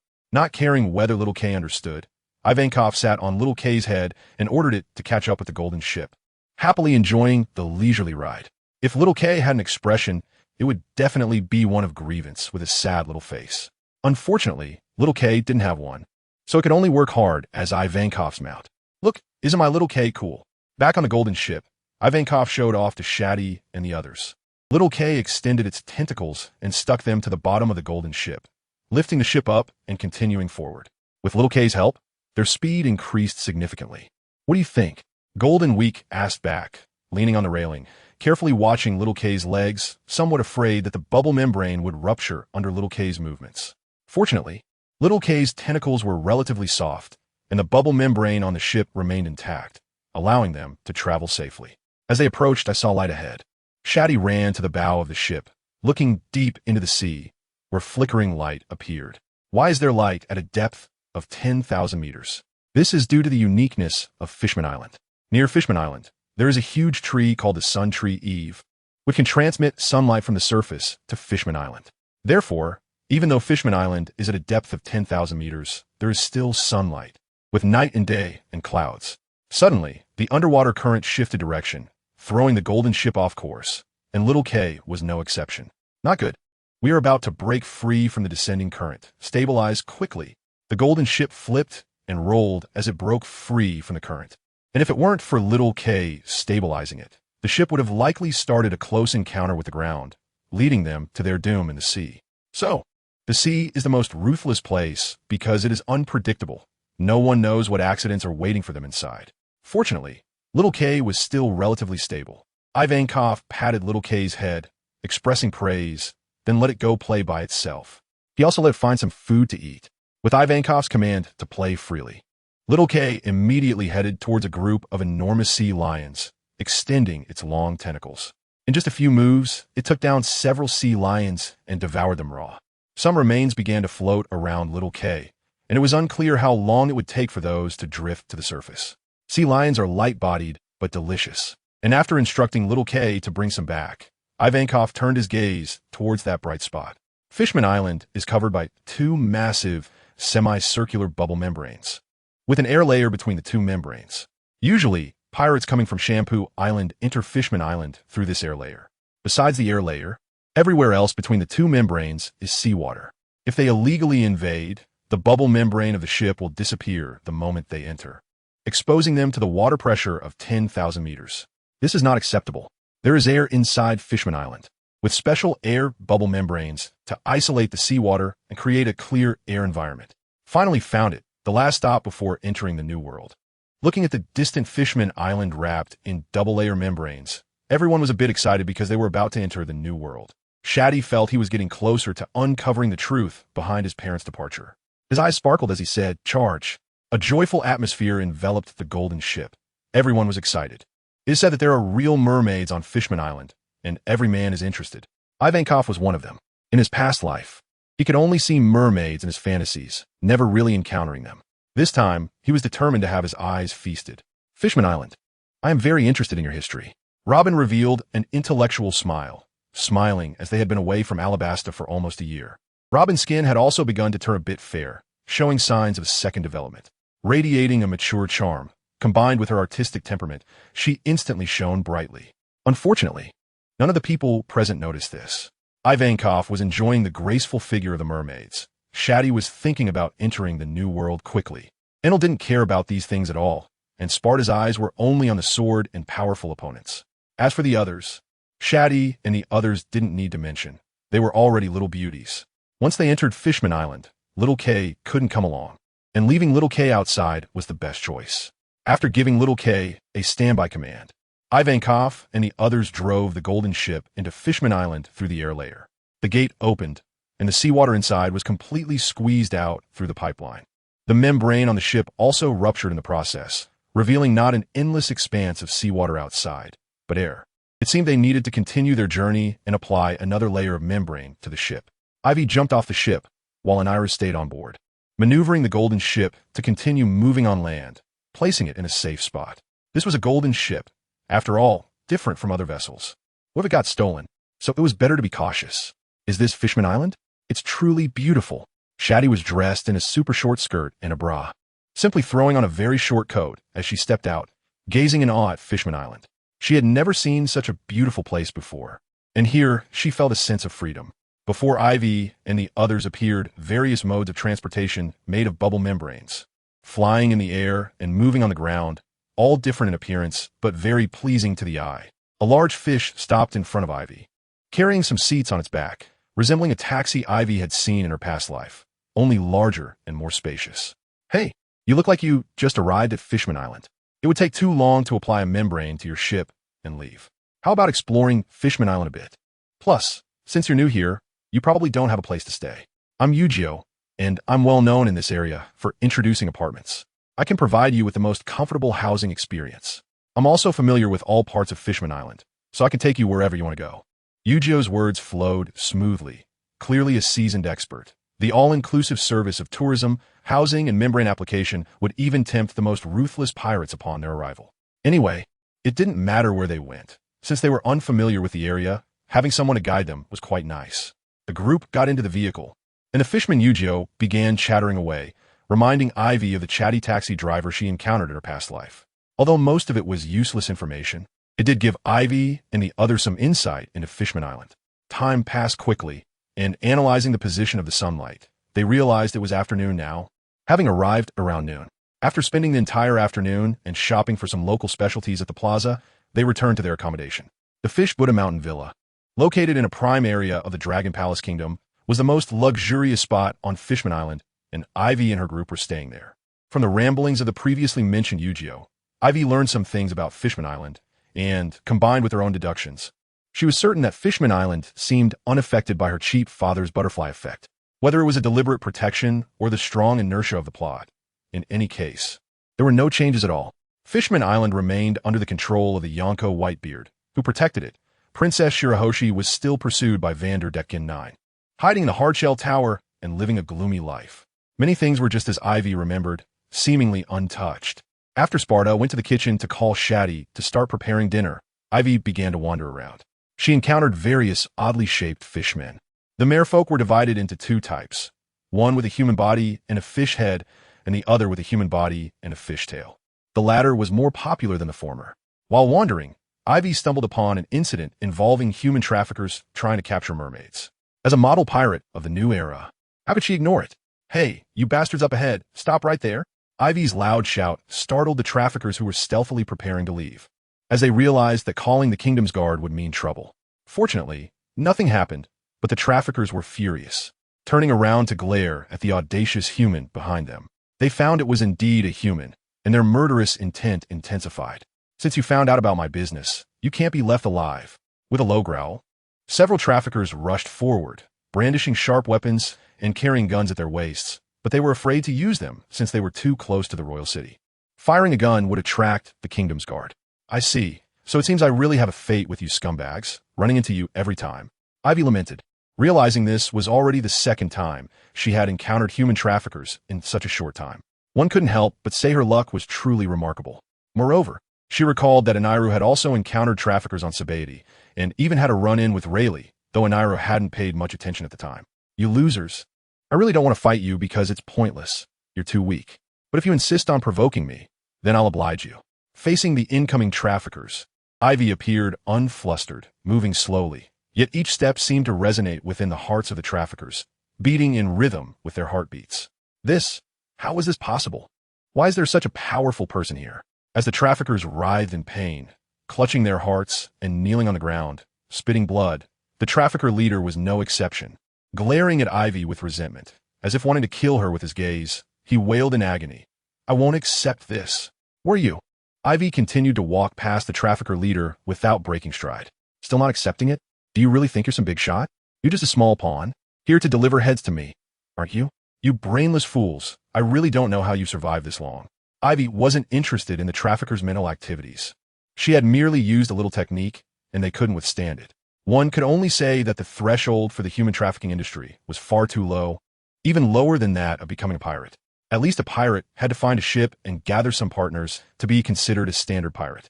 Traffickers needed nothing, just capture a person and sell them. It was incredibly simple.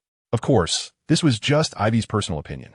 Ignoring all that, Ivy approached a bag containing something, crouched down to untie the rope, and discovered it contained a mermaid and a starfish. It looked somewhat familiar. There were 4 bags in total, and upon opening them, they were all female mermaids. Female mermaids fetched at least hundreds of millions of berries if taken out of Fishman Island and sold. Definitely a lucrative business, which attracted many desperate people to Fishman Island to secretly capture mermaids. The few traffickers Ivy encountered had some notoriety outside. Otherwise, they wouldn't have made it to Fishman Island. Unfortunately for them, they ran into Ivy, who was even more formidable, a total annihilation. Hey, wake up. It's all over now. You're not dead, are you? Aivi crouched down to look at the mermaid lying on the ground, with short light green hair and a peach-pink tail. Buddha said, saving a life is better than building a 7-story pagoda. Today, I'll give away my first kiss. He picked up the mermaid with the green hair and pouted as he leaned down slowly to get closer. At that moment, Cammy drowsily opened her eyes and saw a handsome face right in front of her, making her cheeks involuntarily flush. Cammy, who already had a bit of a quirky personality, didn't even think about how she ended up in a man's arms after work, and that it seemed she was about to be kissed. You're awake. I haven't even given you mouth-to-mouth yet. The man's magnetic, mature voice spoke, and hearing the disappointment in his tone made Cammy feel a bit embarrassed. Since that was the case, then maybe she wasn't really awake, right? She thought it wouldn't be good to hurt someone, so she closed her eyes again. All right, just kidding. Since you're awake, let us get up. In fact, Aivi had noticed that Cammy was about to wake up and just wanted to tease her. Unexpectedly, Cammy was trying to trick him into a kiss. I've already taken care of those human traffickers. You're safe now, Aivi said as he helped Cammy up, while also sizing her up. After recognizing her, he realized she was the mermaid who had been kidnapped and was auctioned for 500 million berries. Then he noticed the starfish in the same bag, which should be her master and subordinate, Papagoo, a well-known fashion designer in Fishman Island. It seemed they had been targeted by human traffickers, which was how Aivi ended up encountering them. All right, on the way, I encountered an old man who fell down, and just as I was about to help him, he pulled out a bag of powder and swept it across my face, and then I lost consciousness. So I was kidnapped. Thank you for saving me. She tapped her head and showed a look of realization, then thanked Aivi. Since I need to thank you, how about treating me to a meal? Since it was still early, Aivi decided to take his time returning home, so he could have 2 meals. Ha ha ha. This master is indeed incredibly clever. Chapter 122. The Princess in the Hardshell Tower, Fishman Island, Papagoo's residence. Don't be fooled by Papagoo being just a small starfish. He lived an extravagant life, with over 100 servants in the mansion, including chefs, maids, butlers, and gardeners, all of them mermaids, with no mermen in sight. Aivi was quite satisfied with this and agreed that Papagoo, as a small starfish, could have the same aesthetic as his own.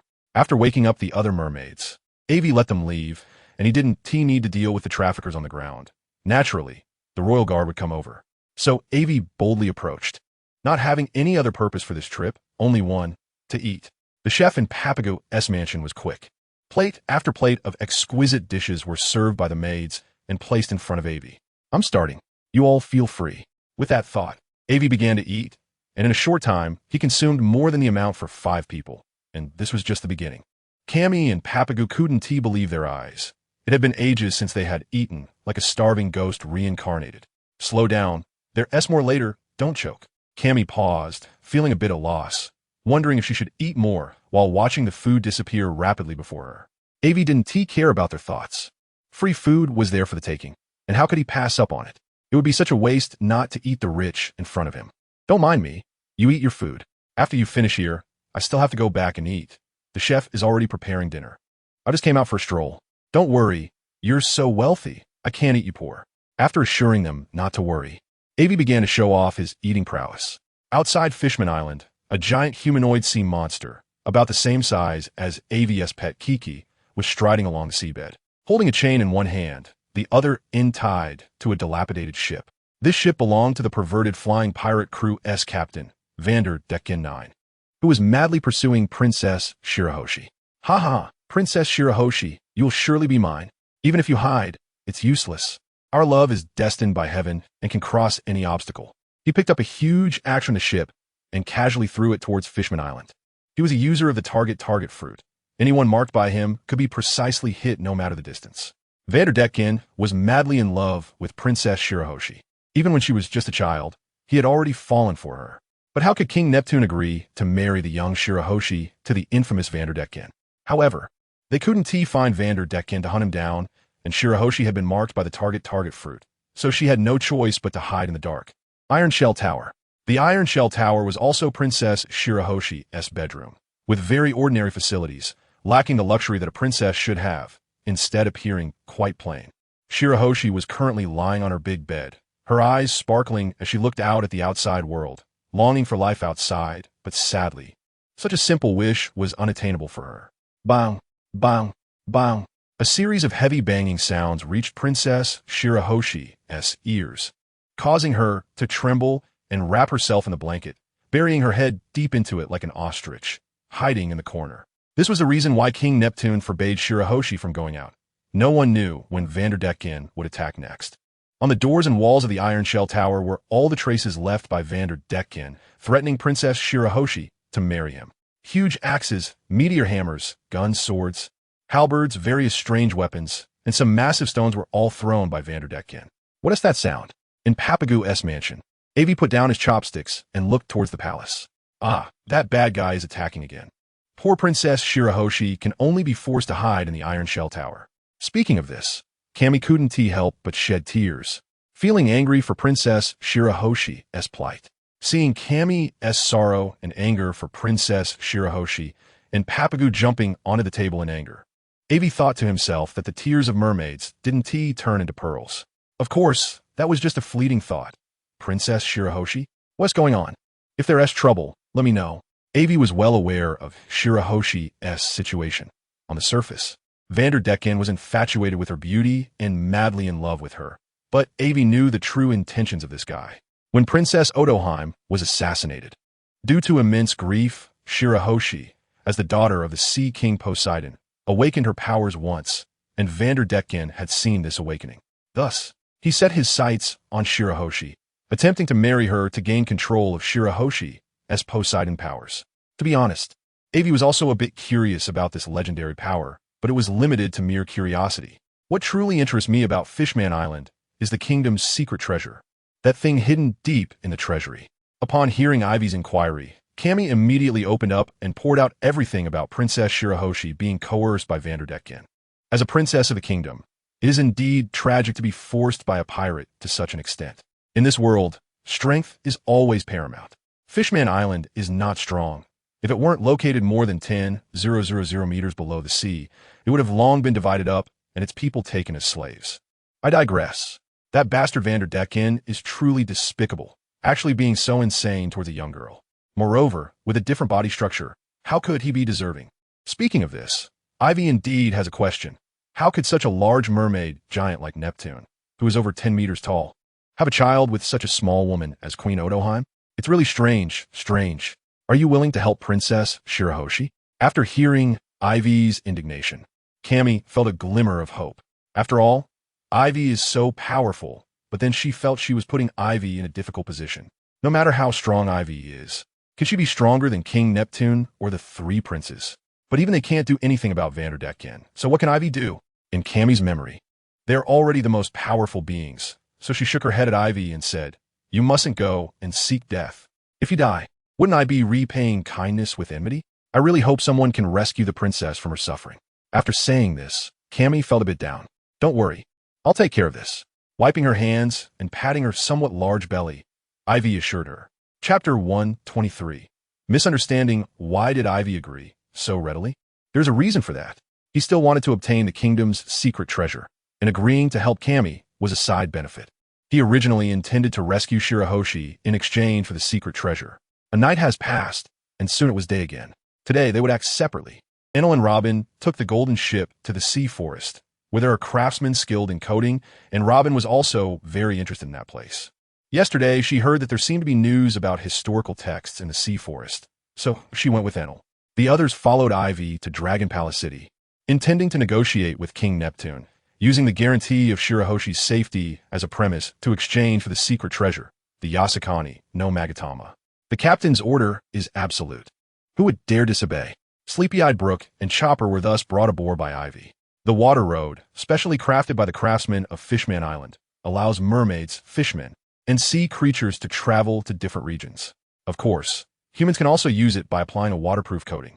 After taking the shortcut, they quickly entered Dragon Palace City. The fishermen guards at the gate initially wanted to stop Aivi and the others from entering, but were easily dismissed by Aivi. After all, Aivi is still a pirate and not a gentleman. Soon, the commotion attracted the attention of the entire Dragon Palace City. The communication corridor, a special passage for communication, is equipped with a monitoring system and transponder snails that can notify soldiers and ministers in case of emergencies. Report.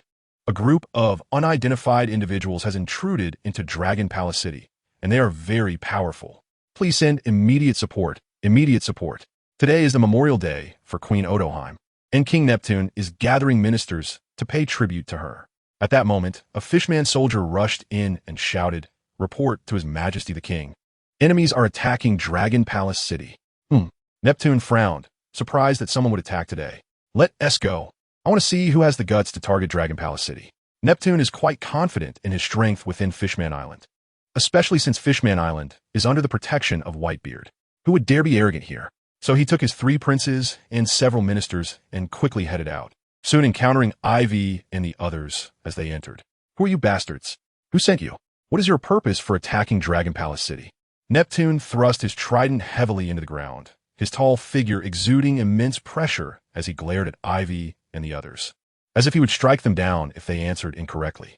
The many soldiers lying on the ground were the fuse for Neptune's anger. If you can't give a perfect explanation today, don't even think about leaving. Neptune has been continuing Queen Odoheim's plan of living in harmony with humans and achieving a vision of equality for all, which is also what he hoped for deep down. If successful, the citizens of Fishman Island could step onto land and enjoy the fresh air and warm sunlight they long for. But for enemies who come knocking, even if they are human, Neptune absolutely cannot tolerate it. If they were celestial dragons, it would be one thing, but even then, he could only grit his teeth and swallow his anger. But Aivi? Neptune could be sure he is not one of them. Today is Queen Odoheim's Memorial Day. 20 years ago, on this day, Queen Odoheim was assassinated. How could he allow someone to cause trouble in Dragon Palace City? Others might be intimidated by Neptune's demeanor, but Aivi was not among them, so this tactic was ineffective. I'm not here to cause trouble. I just heard about Princess Shirahoshi's plight and felt some sympathy. I came specifically to help His Majesty the King resolve this trouble and make a deal, with a look that suggested he was doing this for their own good. He continued, but your soldiers didn't believe me and wouldn't let me in, so I had to teach them a small lesson.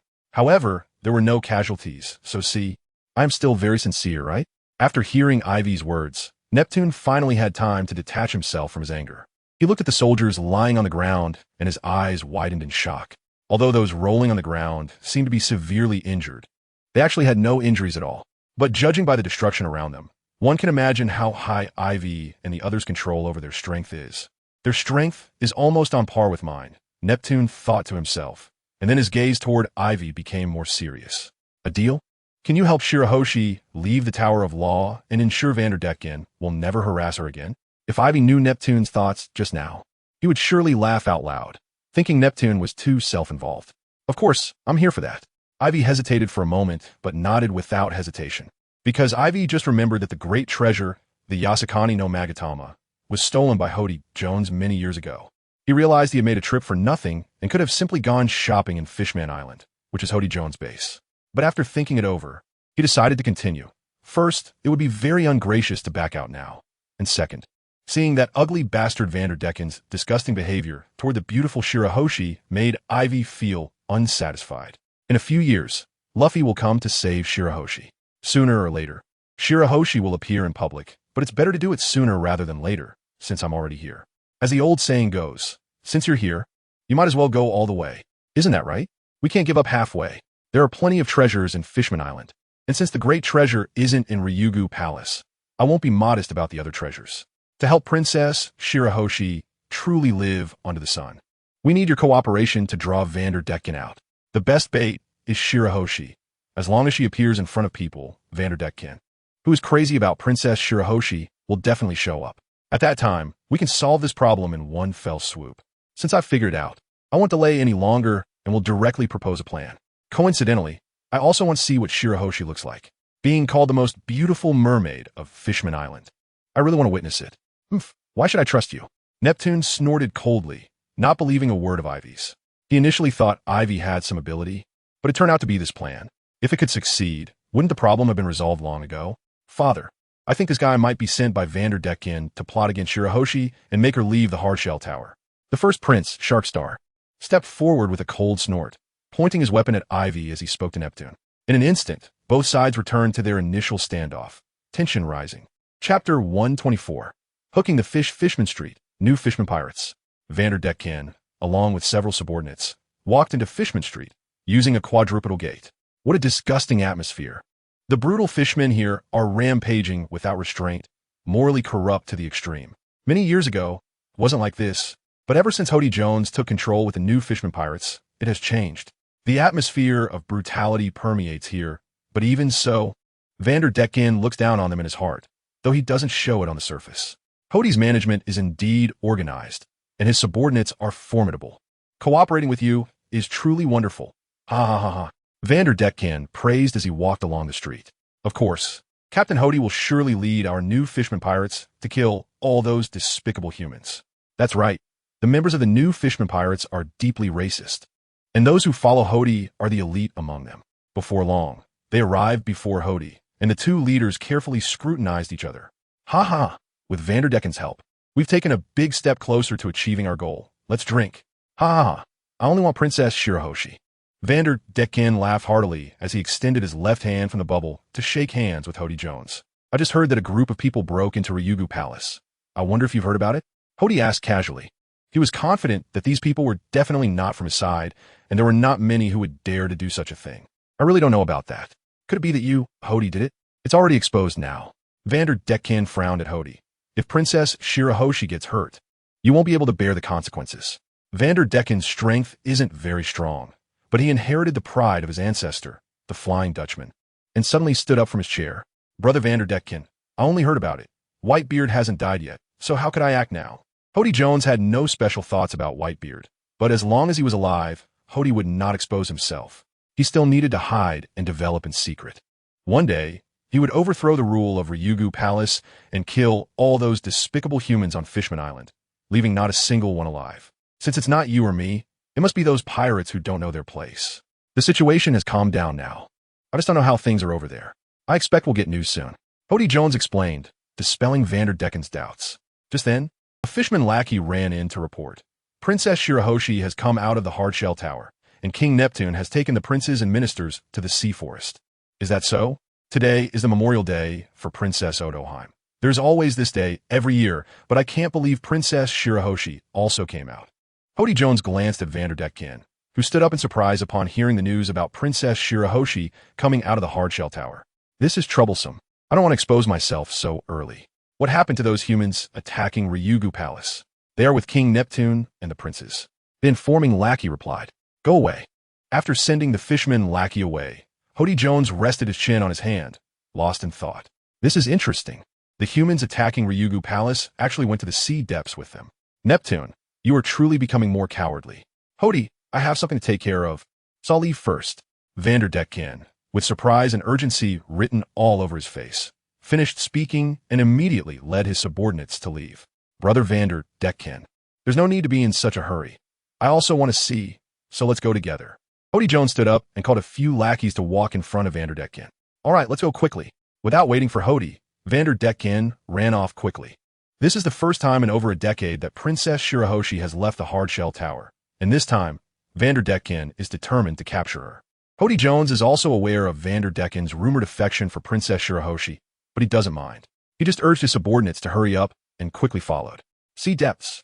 Getting off the seahorse, Aivi looked around. This is an underwater forest. More than a decade ago, Princess Odoheim was assassinated and buried here. Thank you, Brother Aivi, for bringing me here. Princess Shirahoshi bent down her enormous body to thank Aivi, her eyes surprisingly glistening with tears. Indeed, she is known as the Crying Princess. But Aivi understands. Losing her mother at such a young age, and then being targeted by an ugly old man, she was forced to hide in the hardshell tower, unable to even perform the simple act of paying respects to her mother.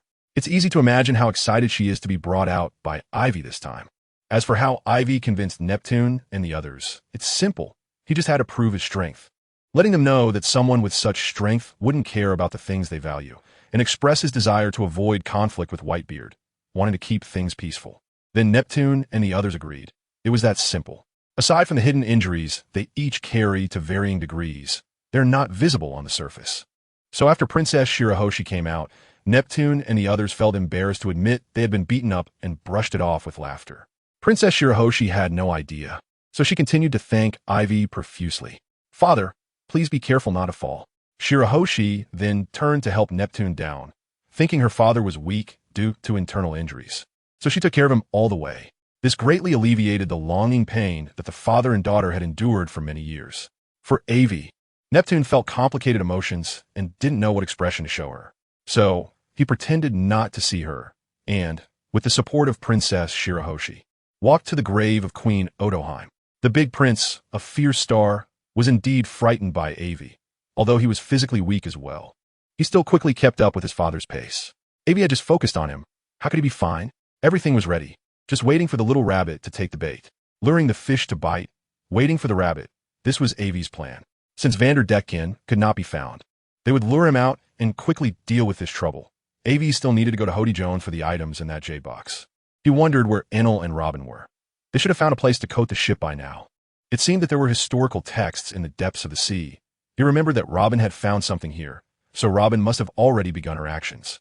Aivi opened his observation hockey. With Aivi's strength, if he fully activated it, he could cover half of Fishman Island. As long as Vanderdecken came out, he wouldn't be able to escape. Chapter 125. Good things come in pairs. An apology letter? Standing in front of a large stone, Robin had already learned all the contents inscribed on it. This historical text recorded a human who existed during the blank century, a man named Joy Boy, who left an apology letter for the mermaid princess of that time, unable to fulfill his promise. Her notebook was already filled, and after putting it in her pocket, Robin looked at the sky. What really happened back then? Robin still had no answer. There was not much information about that blank century, just bits and pieces that couldn't satisfy her quest for knowledge. She wanted to know the truth of that blank century. There was only this one piece of historical text on Fishman Island. It seemed that she could only continue searching for historical texts after entering the New World. There seems to be some movement over there. As Robin was preparing to leave, she heard a loud noise nearby, as if something had happened. She looked in that direction with curiosity and walked over. On Aivi's side, Vanderdecken finally appeared. In front of Aivi's observation hockey, they had nowhere to hide.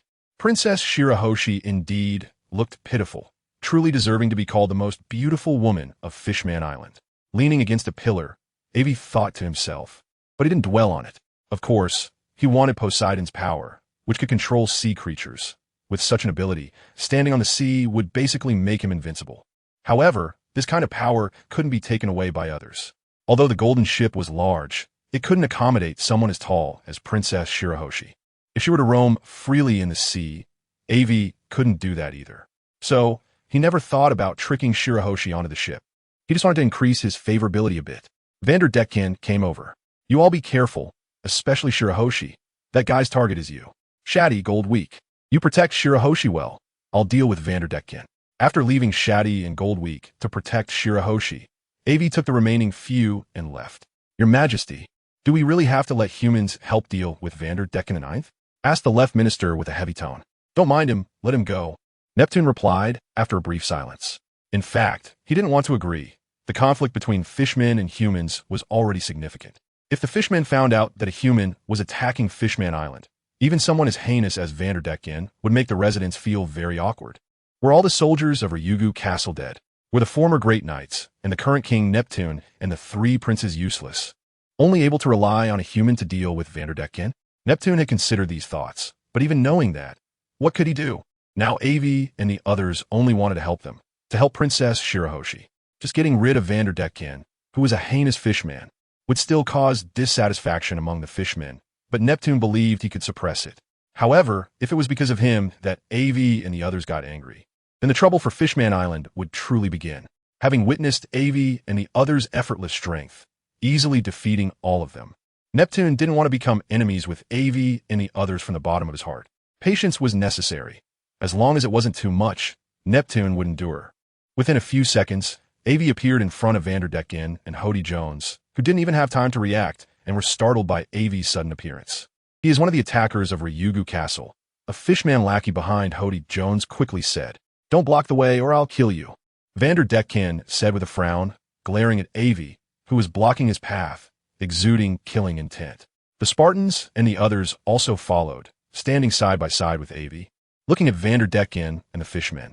Aivi glanced at Vanderdecken, then at Hody Jones, and smiled. "Ha, what great luck. You all came right to me, saving me a run." "Human, what do you mean?" Hody Jones had already started to prepare secretly and then decisively attacked. Water shot. A powerful water droplet was shot from his palm, extremely fast and with great power. This was a move from Fishman Karate, capable of harnessing the unpredictable flow of water and turning it into a powerful attack, striking the opponent like a bullet. "But this level can't hurt me," Aivi said, focusing his attention on Hody Jones. As mentioned before, Vanderdecken was just a side note. He wasn't Aivi's main target, who was actually Hody Jones, or rather the jade box containing the ES poison that he had stolen from the kingdom's treasury. Aivi was very interested in this. And unlike Princess Shirahoshi's awakened Poseidon ability, which couldn't be taken away, now that he was here, Aivi would not let it go. This item in Hody Jones's hands was far better than in Neptune's palace and wouldn't be so difficult to obtain. "Don't let that guy escape. I'll deal with this guy." Aivi pointed at Vanderdecken, and seeing that Aivi and his group seemed to be targeting Hody Jones, Vanderdecken's eyes flashed, and he tried to escape. Aivi really wasn't interested in Vanderdecken, but he couldn't let him run away either, since he had promised Princess Shirahoshi to solve this trouble. He had to deal with it. Vanderdecken's strength was not strong as a fishman. He had unexpectedly become a devil fruit user, but could not use fishman karate or utilize his innate fishman talents. It would be fine if a person on land ate a devil fruit, but for a fishman living in the water, eating a devil fruit was a curse. His strength would be non-existent. The only devil fruit ability he had was somewhat usable for assassination, but in a straightforward fight, he was just a weakling with a combat power of 5. So Aivi didn't care and wasn't worried about him getting away. "This is troublesome. This detestable human is actually targeting me." Hody Jones started calculating the odds of escaping. He didn't want to fight here and attract attention, especially with Neptune and the others not far away. It was fine in Fishman Street, but in other places, being seen would definitely lead to capture. No, he had to leave immediately. Otherwise, fighting would surely attract more attention. While shooting water blasts, he retreated in search of an opportunity to flee, but after a while, Hody Jones gave up. Damn it, this is all this damned human's conspiracy. With malicious thoughts, the suppressed brutality stirred within him, and instead of thinking about escape, he took a pill from his pocket and swallowed it. That's more like it. One should have self-awareness and not think about escaping. "I'll leave you with a whole corpse." "And is that the deadly drug? What effect will it have after taking it?" Aivi curiously watched Hody Jones's changes. How could this be? How could this human know such a secret? When he stole the deadly drug back then, even Neptune and Jinbi didn't notice. Hearing Aivi call out the name of the pill, Hody Jones's shock was unimaginable, but it was quickly overshadowed by the pain coming from the depths of his soul. His eyes widened, and the veins on his body bulged out, looking terrifying. Chapter 126. Eagle catching chickens. Vanderdecken wasn't strong at all. Just Sparta alone took action, and Vanderdecken couldn't hold out for long, being directly knocked to the ground. A gaping wound spreading from his left shoulder down to his thigh. A grotesque flesh dragon flipping its skin and exposing its mouth to observe the outside. "I'm going to die. I'm going to die. I'm going to die. Spare me. I won't dare to have any ideas about Princess White Star anymore. Please let me go." All of this was Hody Jones's idea. "I am innocent. I demand to see Neptune. I surrender. Don't kill me." Rolling on the ground in pain, Vanderdecken directly begged for mercy. At this moment, he couldn't care about anything else. The very real shadow of death loomed over him, making anyone back down. Useless. Hody Jones looked at Vanderdecken with a sinister expression and then said to Aivi, "Even if you know something, what does it matter? Today, you'll undoubtedly die. You will witness my true strength, and you can go in peace." Super Water Blast. A large mass of water gathered in the center of his palm, then expanded. With a wave of his hand, it suddenly disappeared. The massive water flow exploded in mid-air, scattering like falling stars. The strong impact was like a submachine gun, piercing through space and hitting everyone. Although this move was somewhat novel and unexpected, Aivi and the others easily dodged it. However, the unfortunate Vanderdecken, lying on the ground, was hit hard by many bomb-like water droplets that exploded on him. Ah, ah, ah, ah. The piercing scream echoed far away, resembling the sound of pigs being slaughtered, sharp and ear-piercing. Enough. It's annoying. A kick landed on Vanderdecken's head, sending him flying far away, crashing heavily into a large coral, his eyes bulging and rolling back as he fainted. The world fell completely silent. Meanwhile, Aivi had already engaged with Hody Jones, exchanging punches and kicks, a clash of flesh against flesh. With each exchange, Hody Jones's shock grew stronger, accompanied by anger. Fishmen were already superior to humans. This was a fact Hody Jones firmly believed. The strength of an ordinary fishman was enough to surpass that of 8 or 9 humans. If a fishman trained a little, their strength was not something an ordinary person could withstand, especially since he was the strongest among fishmen, the great white shark fishman. And a mere human like Aivi could actually match his strength. This was a huge insult to him. Shark Tooth Dragon. This time, Hody Jones utilized his racial characteristics, launching a frenzied attack on Aivi, a reckless fighting style, with sharp teeth and powerful biting muscles striking Aivi again and again. But Aivi easily dodged, kicking Hody Jones in the face, causing his moves to stop abruptly. Hody Jones spun in midair, landing heavily on the ground with his head buried deep in the earth. This level of power is far from enough to play with me. You must have a lot of deadly drugs left. Take them all, or you'll end here. Dusting off non-existent dust from his clothes, he maintained a calm demeanor, urging Hody Jones to continue taking drugs. Hody Jones indeed complied, even without Aivi's prompting. He grabbed a deadly drug from his pocket and swallowed it fiercely, glaring at Aivi with blood-red eyes. A killing intent emanated from Hody Jones. Although taking the deadly drug caused a pain that came from the depths of his soul, compared to the shameless human before him, it was nothing. How? Muscles bulged from Hody Jones's body, firm and powerful, and he let out a howl to the sky. Are you a dog? Barking so loudly. No matter how loud you are, it doesn't change the fact that you're weak. Aivi ruthlessly struck back against Hody Jones's howl. This power, this power. Hody Jones looked at his fists, feeling the strength in his body, suddenly raising his head to look at Aivi. I want to kill you. I will capture you and then torture you, making you wish you were dead. As he spoke, Hody Jones had already approached Aivi, swinging his fist mercilessly down at him. An overwhelming assault that was hard to counter. Now, this is getting interesting. While dodging Hody Jones's attacks, Aivi was also assessing the extent of Hody Jones's power increase. Several times he almost didn't dodge in time and got hit, leaving some blood on him, causing Hody Jones's eyes to turn even redder. At the same time, he grabbed another deadly drug and swallowed it without hesitation. In Hody Jones's mind, as long as he became a little stronger, just a little, he could defeat this despicable human before him. This damned human suddenly appeared and disrupted his plans. If the secret of the deadly drugs were discovered, he would definitely not be able to survive on Fishman Island and would have to flee to a foreign land, which Hody Jones did not want to see. So, just a bit stronger, just a bit, and after defeating this despicable human, he would leave quickly. Although this place is remote. Today is the day of Princess Odoheim's memorial, and delaying would surely attract attention and be very unfavorable for him. Moreover, he couldn't let Vanderdecken live because he knew some of his secrets and had to eliminate future troubles. After knocking Aivi down to the ground again, Hody Jones turned his attention to Vanderdecken, grabbing him with his right hand. Great Force Rough Shark. This is an extension technique of Fishman Karate, using the fishman's powerful grip to crush everything. With the added potency of many deadly drugs, Hody Jones only needed to exert a little force to crush Vanderdecken in half. Bang!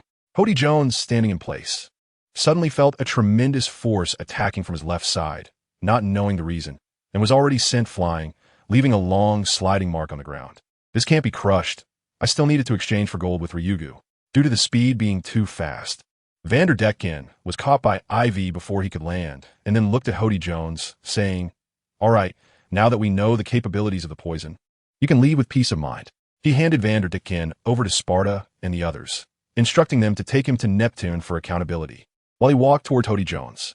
This is Fishman Island, and the relationship between fishmen and mermaids was already poor, so one should not go too far.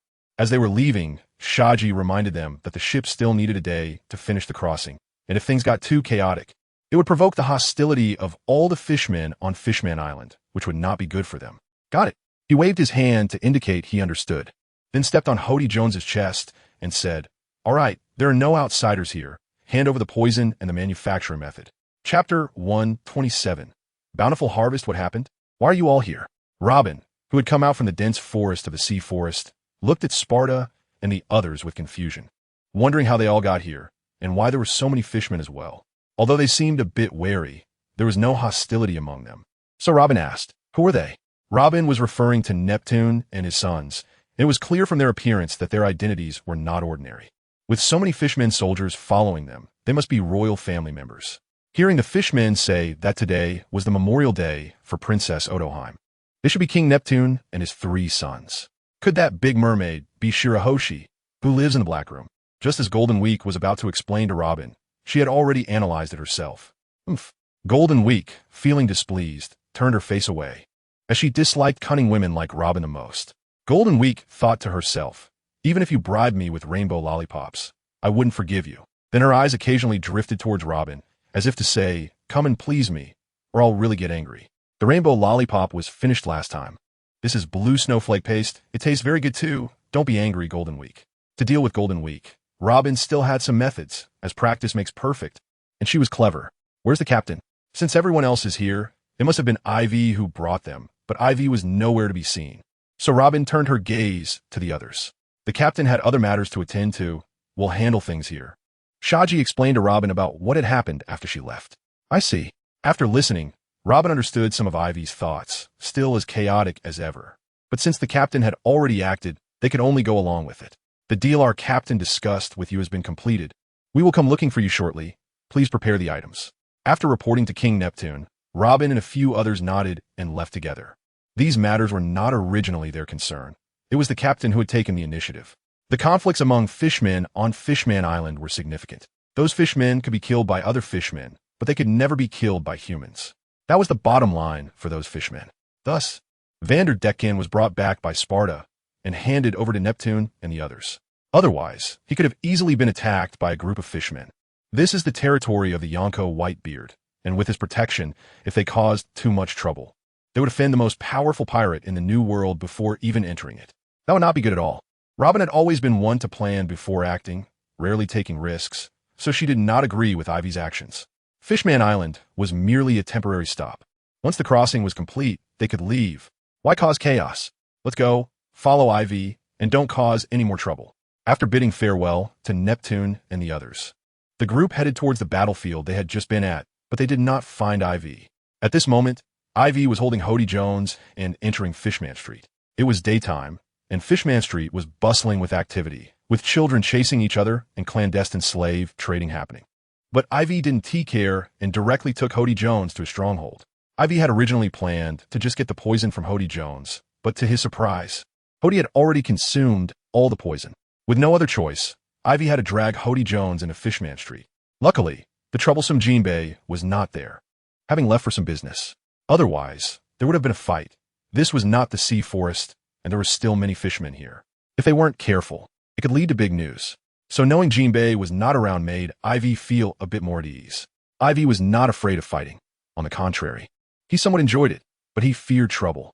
"This is your poison processing factory." Shaking Hody Jones by the neck a couple of times like shaking a dead fish, Aivi broke all the bones in Hody's body. Initially, Hody Jones resisted fiercely against Aivi's demands, but after all his bones were broken, he became obedient, or one could say, temporarily submitted. But Aivi didn't care whether Hody's submission was genuine or feigned. He just wanted to get his hands on his things, and he would leave at most by tomorrow. Fishman Island was ultimately just a gas station. This small underwater world couldn't compare to the excitement of the new world. Power growth was essential as well. With Aivi's current strength, it was basically impossible to significantly increase it in a short time, unless through some mysterious epiphany. Since there was no way to do that, Aivi could only use his golden finger. No matter what it was, whether it was poisonous or not, or some kind of food, as long as it went through his golden finger's thick current once, it would turn into blue energy that would enhance his strength. However, because Aivi's current strength was too great, the ordinary methods of increasing blue energy could no longer keep up with his growth. The poison was a drug that consumed the body's potential to enhance combat power, and it could be considered a strong stimulant. Ordinary people would experience a rapid decline in their bodies after a surge in strength. But Aivi was definitely not in that category. He even hoped for the side effects to be as strong as possible, because the stronger the side effects, the more powerful the contained energy. After going through his internal golden finger's refinement, it would certainly enhance his strength. Physical strength needs training, skills need training. These are external. The internal golden finger is a top-tier training cheat, so why not use it when there's a chance? It's free to use, and it won't waste anything. After all, it's just eating. What isn't food? The poison was secretly researched by Hody Jones for a long time after he stole it, and he had even developed the formula.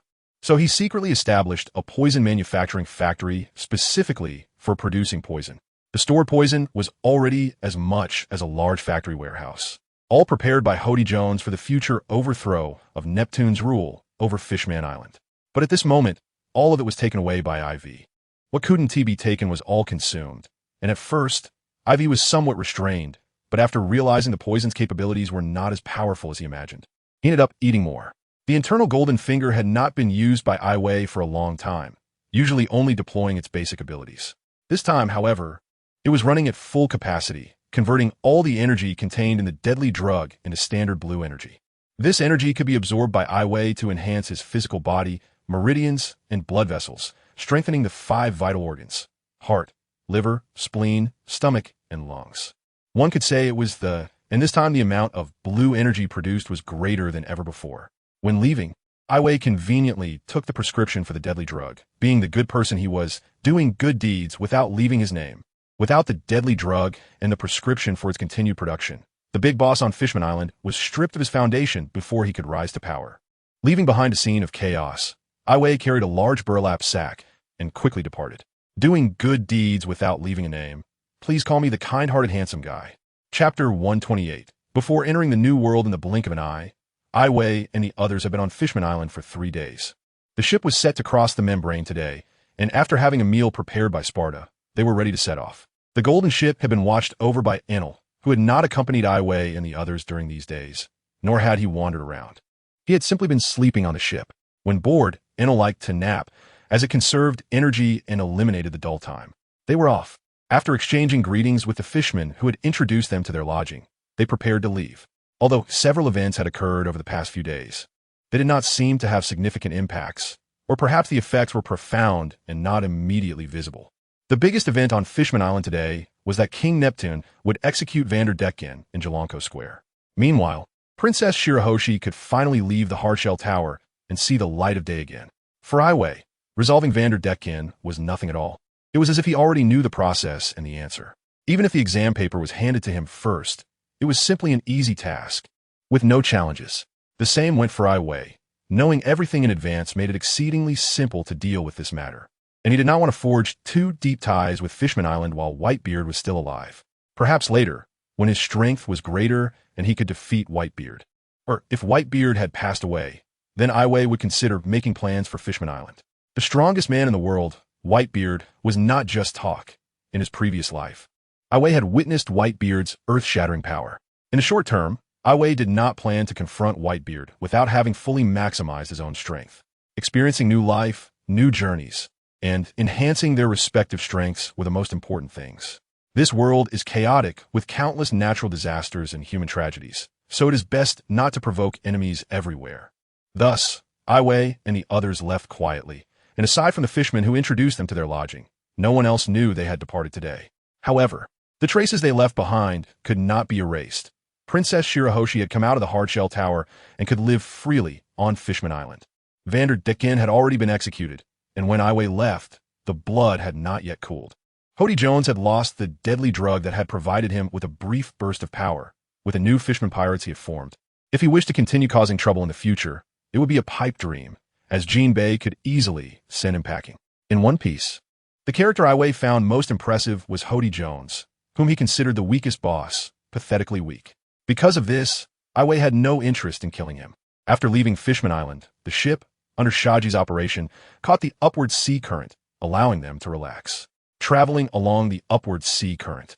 As long as they did not encounter the kind of accident they faced when arriving at Fishman Island, they could smoothly enter the new world. Little Crocodile also caught up at Aiwi's call, landing on the bottom of the golden ship. His tentacles slowly reached up, securing the ship on his head, and following the upward sea current, they began their journey to the new world. New world, here I come. Standing at the bow of the ship on a leopard lion, Aivi laughed loudly, arms wide open. The others also wore cheerful expressions, each feeling a mix of excitement and complexity. Father, mother, I will definitely find you, wait for me. Shati thought to himself while looking at the vast sea outside. Dad, you must stay alive. Shati recalled Kizuru. Ever since hearing the news of Kizuru's defection, she had been closely following his updates. The latest news was that Kizuru had appeared in the New World and entered an island filled with thunder and lightning, ultimately disappearing. Hopefully, there will be some fun things in the New World. Opening his dead fish eyes and glancing at the others, Enel began to sleep again, as if he could never get enough rest. I will definitely become stronger, strong enough not to trouble you anymore, strong enough to help you. Cornus gazed at Aivi, then looked at Robin and the others, thinking silently. New World, I'm back again. Robin looked outside, somewhat emotional, recalling how she had escaped from that person's island alone, never expecting to return to the New World. Unfortunately, the record pointer she had for returning had fallen when crossing the windless zone.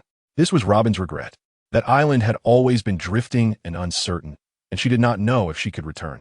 But looking at the man smiling in the sunlight at the bow, Robin couldn't help but smile too. She was sure they could return, and in the New World, there should be many historical texts waiting for her to uncover. When she left, she thought of returning to O'Hara quickly, but she hadn't properly traveled in the New World yet, though her experience was still greater than that of these newcomers. Shaji, here is the record pointer. Take it. It will be useful in the New World. Saying this, she tossed the record pointer into Shaji's hands. No need, I brought one. After receiving the record pointer tossed by Robin, Shaji looked at her in confusion. The magnetic field in the New World is more chaotic. The record pointers from the earlier part have little use in the New World. They will float on the sea due to the magnetic fields between islands and cannot reach the shore. Each of the 3 record pointers points in different directions. Only when all 3 point in the same direction can they be considered correct. After explaining the reasons for the magnetic field in the New World to Shaji, Robin turned to Aivi and asked, did something happen yesterday? When Robin and the others went to find Aivi yesterday, they couldn't find him. When night fell and they returned to their lodging, they discovered Aivi had already come back. However, when they asked Aivi about it, he did not say anything. Because of this, Aivi took out the deadly drug to show everyone and said, this is a type of deadly drug that can enhance a person's strength for a short period of time. But of course, there is a cost. It will use a person's potential and lifespan to provide an unprecedented boost in strength. It is similar to a powerful stimulant, and the dosage is large. Of course, if it were just this, I wouldn't have to go through so much trouble, but don't forget my ability. I can absorb food or toxins with my body and strengthen myself. It still has no side effects at all. This might not be useful for others, but for me, it makes a difference and can continuously improve my physical fitness. Recently, I felt that my body had already reached its peak strength, and after taking these powerful drugs, I feel like I can become even stronger. So I did it. Although there was no need to explain, Aivi still explained that everyone has their own matters and privacy, which cannot be forced upon by others. Therefore, Aivi did this to enhance the cohesion among the crew on the ship. They were invited on board for various reasons. But to unite as one, Aivi still has a long way to go. Aivi is like that, doing everything according to her heart. Once she has the idea of unity, she actively facilitates it, even if she might forget about it the next day. Thus, when she has the thought, Aivi usually acts on it right away. So, on the ship, Aivi called upon Sparta, Shati, and others to hold a banquet, a celebration party as they were about to enter the New World. Chapter 129. The welcome ceremony of the New World. In the New World, thunder and torrential rain poured down, with waves surging powerfully. Ordinary pirates could not survive in such weather, as it was too extreme. Yet amidst this storm, a golden ship surged up from the seabed and crashed heavily onto the surface of the sea. Is this the welcome ceremony for us in the New World? It's quite grand. Aivi, standing at the bow of the ship, said with a smile, showing no signs of nervousness. In fact, it was true. While others might be flustered, Aivi and her crew worked together smoothly. Shaji called upon his misfortune powers, which had an unexpected effect in combating this natural disaster, creating a safe zone on the golden ship where the thunder and rain could not reach. A massive wave rose, towering hundreds of meters high, equivalent to several 50-story buildings. Sparta stood in front of this giant wave, drawing his weapon, the white wolf, from his waist and holding it horizontally in front of him, motionless. However, to others, there was an indescribable aura emanating from Sparta. Under this mysterious pressure, Sparta struck, the silver-white dragon wolf instantly charging forward, claws bared towards the colossal wave, showing no fear. Essence. Dragon Wolf Legend. Taking a deep breath and exhaling slowly, Sparta no longer looked at his own achievement, but turned his back, ready to watch others act. This was immense confidence, and the result matched Sparta's confidence. The silver-white dragon wolf bit into the core of the wave, and the massive wave shattered with one blow. The rain began to fall heavily, drenching Sparta, making him look like a drowned rat. Ha ha ha, still trying to show off. This really cracks me up. Golden Week has always been this joyful, and with others taking action, it was almost effortless. Now on the ship, they had basically become mascots, catching Aivi off guard. Well, even though he was soaked, Sparta still maintained a calm expression and stepped into the cabin. Ha ha ha, still trying to look cool, tough guy. Sure enough, he was mocked again by Golden Week. But no one paid attention anymore. Aivi had already flown into the sky, raising one hand as if attracting all the thunder from above like a lightning rod, storing it in his electric alternate space. This is why Enel was thoroughly restrained by Aivi. Get ready to go out. Under Shaji's command, the golden ship rode a wave, swiftly navigating through the storm. Riding this tailwind, the golden ship finally escaped the thunderstorm. Exciting. It's so thrilling right from the start. Indeed, the new world will be even more exciting and interesting. After changing into clean clothes, Sparta exclaimed, looking forward to what was next. According to the compass, we need to head in this direction. Turn the helm, 30 degrees south. Full speed ahead. He looked down at the distant weather and confirmed the direction. Sparta and Aivi quickly raised the sails and turned the helm. They had previously lowered the sails to leave. Not long after they set off, a rain of fire fell from the sky, leaving everyone unable to react. What the hell? It's raining meteorites. Staring blankly at the rain of fire falling from the sky, Aivi felt helpless, as he had never imagined that it could rain fire. Apart from Akainu's devastating attack, he had never witnessed this scene before. Get out of the way. There were continuous exclamations. If those falling meteors hit, the golden ship would surely capsize. Left, left. Right, right. Lower the sails. Shaji's urgent commands rang out. The sails that had just been opened had to be quickly closed again without fully experiencing their purpose. Sparta, Aivi, Enel, and others continuously blocked the fiery meteor rain falling from the sky. These meteorites truly resembled stars from beyond, massive and fiery. Essence. 150 swords. Sparta was the first to attack, shattering a meteorite the size of half the ship before it got too close, slowing its momentum. It exploded, scattering into countless pieces, falling into the sea, igniting the ocean's surface and causing the water to churn. The golden ship began to sway, and everyone on board felt the movement. Standing on the ship, as it moved, people naturally swayed too. If the ship capsized here, it would be disastrous.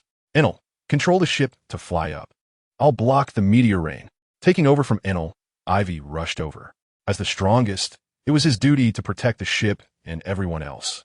Aivi was already known for his speed, and after taking the powerful drugs multiple times, his speed had increased, previously nearing the speed of light, now even surpassing it slightly. In a short time, Aivi destroyed a small portion of the meteor rain filling the sky. The tiny fiery rain fell like a starry sky, and under Enel's precise control, the golden ship safely navigated through this challenge. There were too many fiery meteorites. Although they extinguished upon hitting the sea, they made the waters below boil.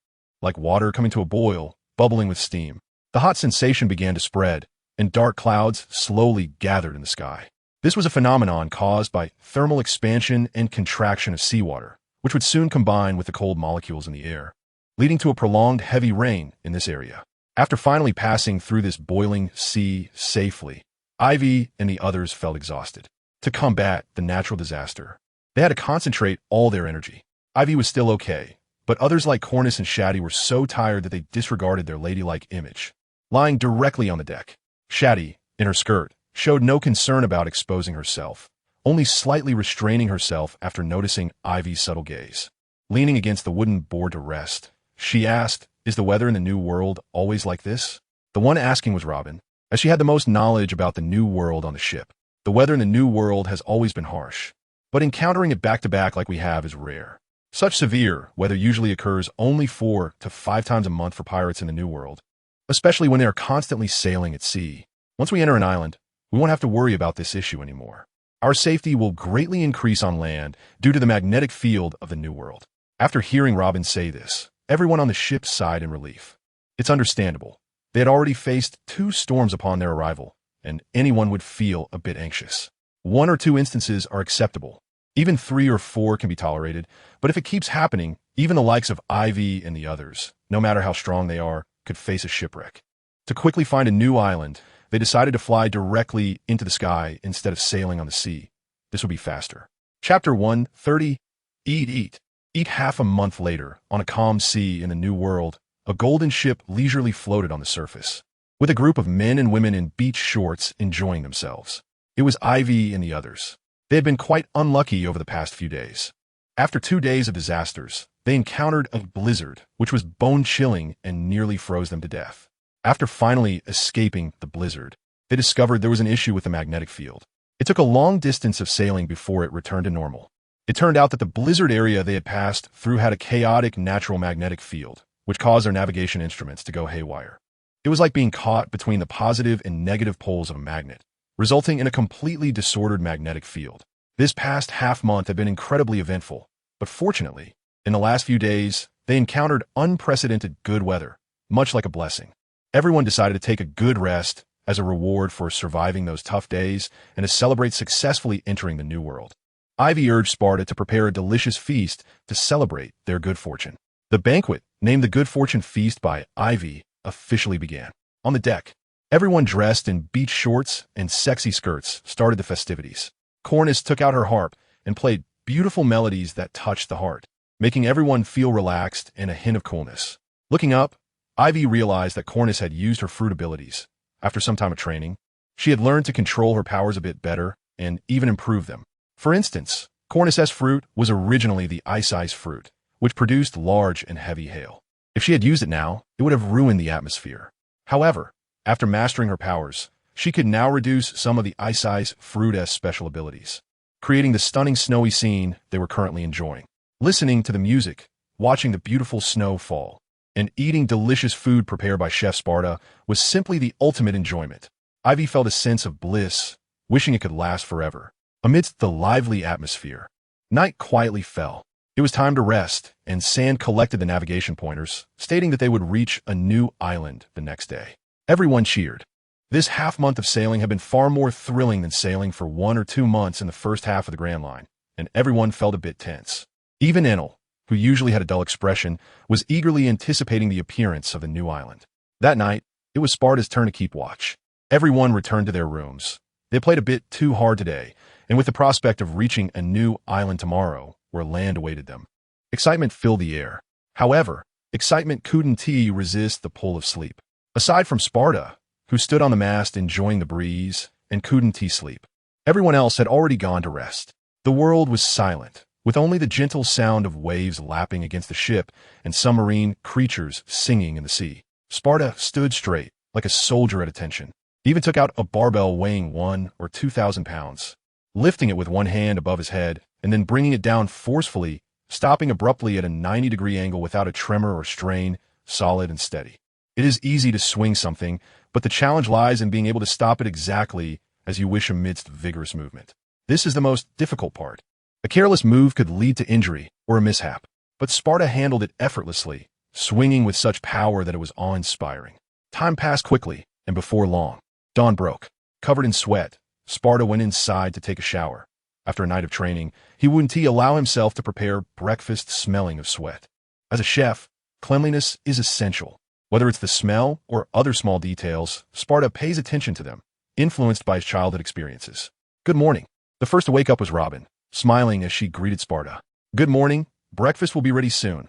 Please wake everyone up. After nodding and greeting her, Sparta headed to the kitchen. Robin, accustomed to Sparta's routine, didn't mind and began waking the others. Robin's fruit ability was the most convenient, applicable to everything from battle to daily life, making it perfect. Arms like flowers sprouted in the ship's rooms, each hand having an eye and a mouth in the center of the palm. Time to eat. Delicious and visually appealing star-flavored milk candy. Each person had their special way of waking up, and for Aivi, it was the simplest, just telling him it was time to eat and that there were goodies. Golden Week, who had recently gained a bit of weight, rushed out, not caring that he was still in his pajamas. Where's my star-flavored milk candy? Where's my star-flavored milk candy? Hey, stinky Robin, bad Robin, you tricked me again.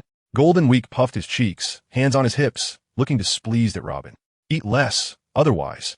Your teeth will rot, and you've gained so much weight that I feel sorry for your pajamas. If Robin had worn Golden Week's pajamas in the past, they would have looked small and cute, but now his big belly stretched them out, completely losing their aesthetic appeal. Robin was teasing Golden Week, and there was nothing he could do about it.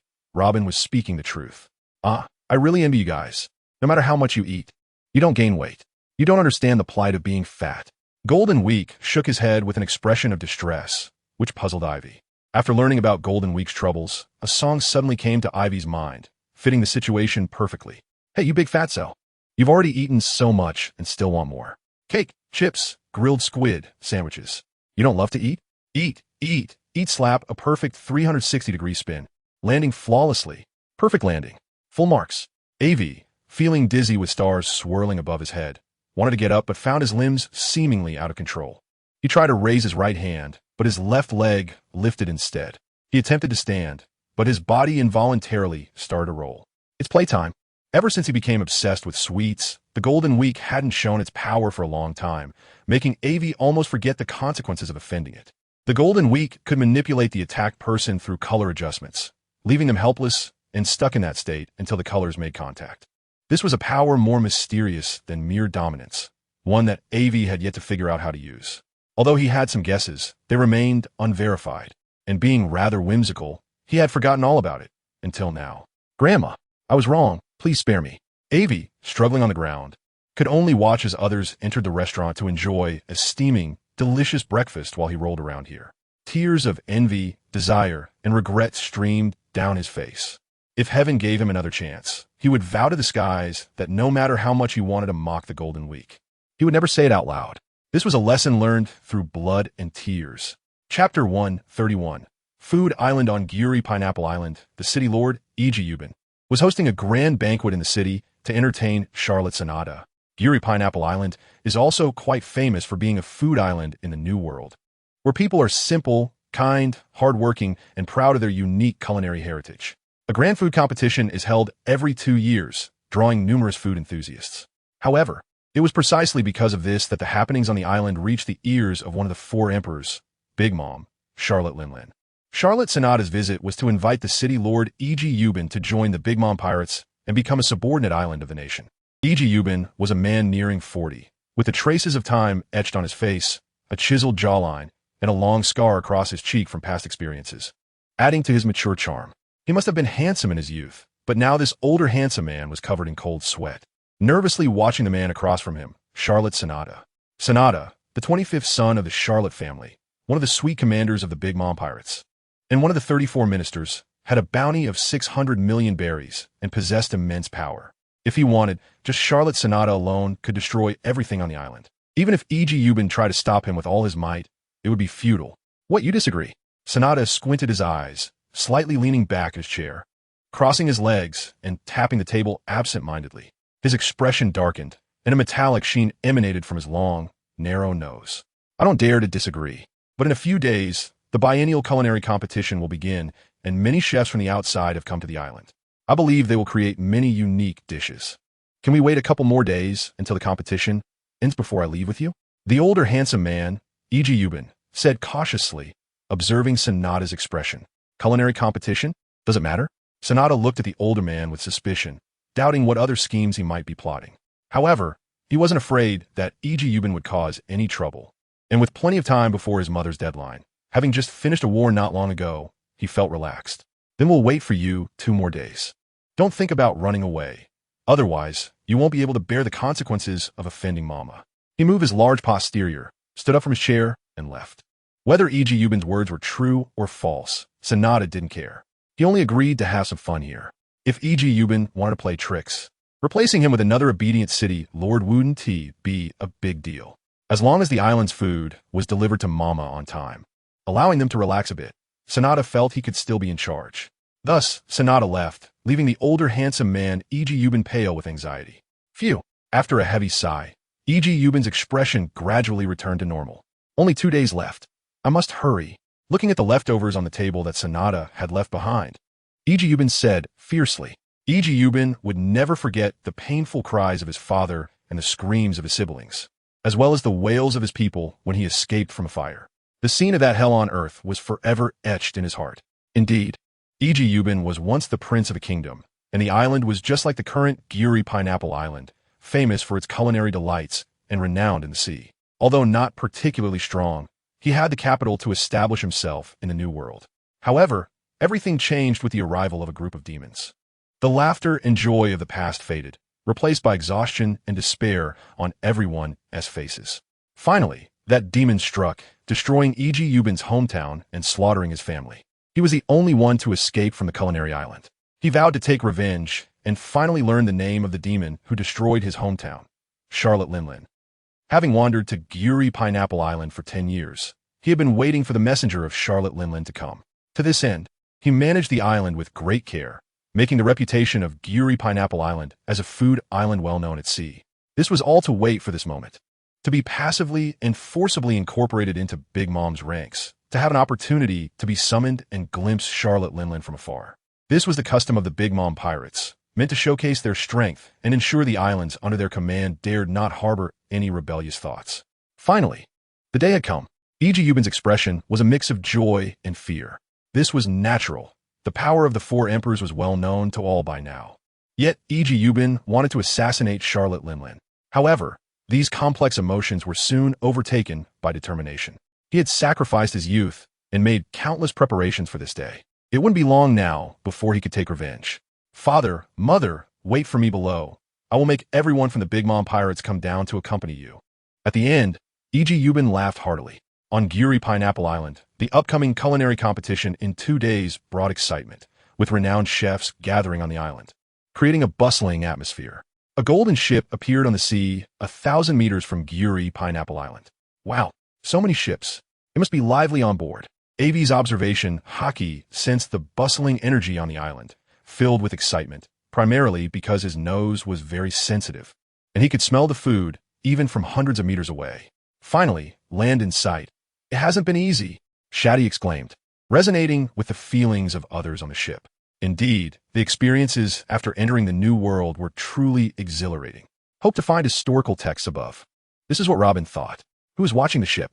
At the port, the golden ship has stopped, Aivi inquired. All the ships docked at the port are pirate ships. So this time they're not sneaking onto the island, but are brazenly landing. Because of this, there are too many pirates here. Who knows if there will be some bold guy who, upon seeing their golden ship, might get any ideas. In Aivi's eyes, the golden ship is good in every way. Except for one thing. It is inconvenient to dock, always worrying that someone might come to steal their ship. Moreover, this experience is not new. Aivi and the others started playing rock, paper, scissors. Why me? A man's mournful wail echoed across the land.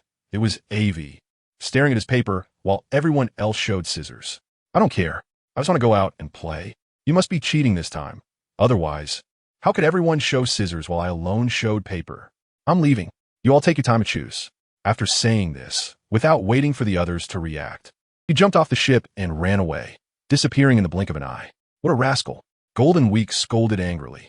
Chapter 132. Under currents, the placement of the golden ship went very smoothly, and no one stayed behind to guard it. Everyone left. Aivi's thoughts can be considered correct, but also incorrect. Perhaps there are indeed bold pirates, but those who dare to steal Aivi and their ship are, after all, few. Just look at Aivi and their bounties. Captain of Aivi Pirate Crew, Smilock Aivi. Bounty of 570 million berries, dead or alive. Fighter Inalu. Bounty of 360 million berries, dead or alive. Fighter, Chef, Swordsman. Sparta. Bounty of 132 million berries, dead or alive. Navigator, Shaji. Bounty of 70 million berries, dead or alive. Fighter, Shati. Bounty of 100 million berries. Archaeologist, Nico Robin. Bounty of 120 million berries. Golden Week.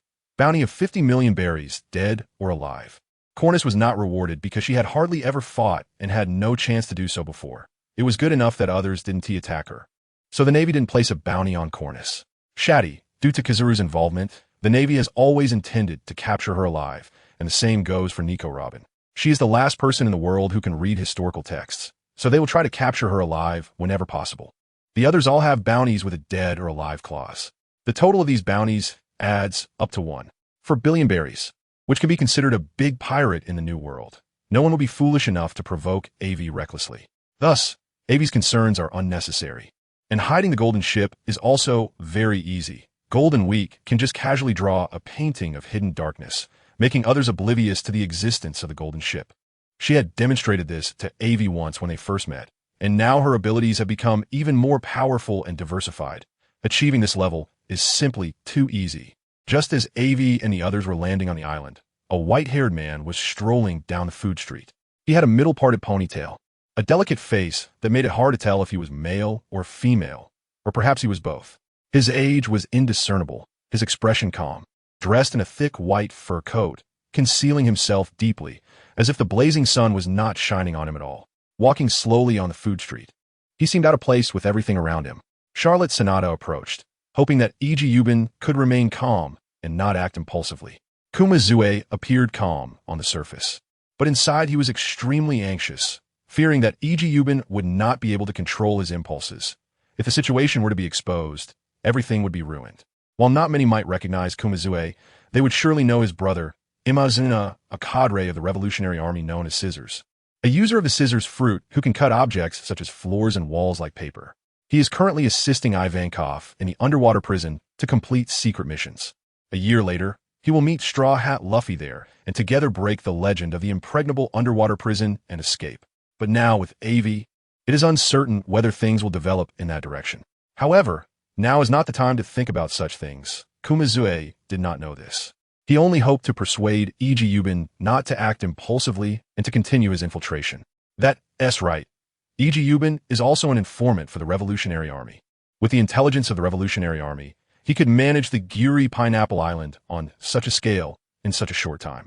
He is also a supporter of the Revolutionary Army, a proverbial money bag.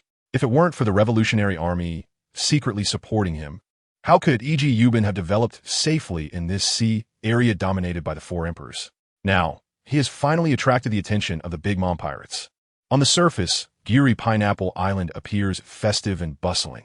Everything seems peaceful and tranquil, but beneath the surface, dark currents are surging.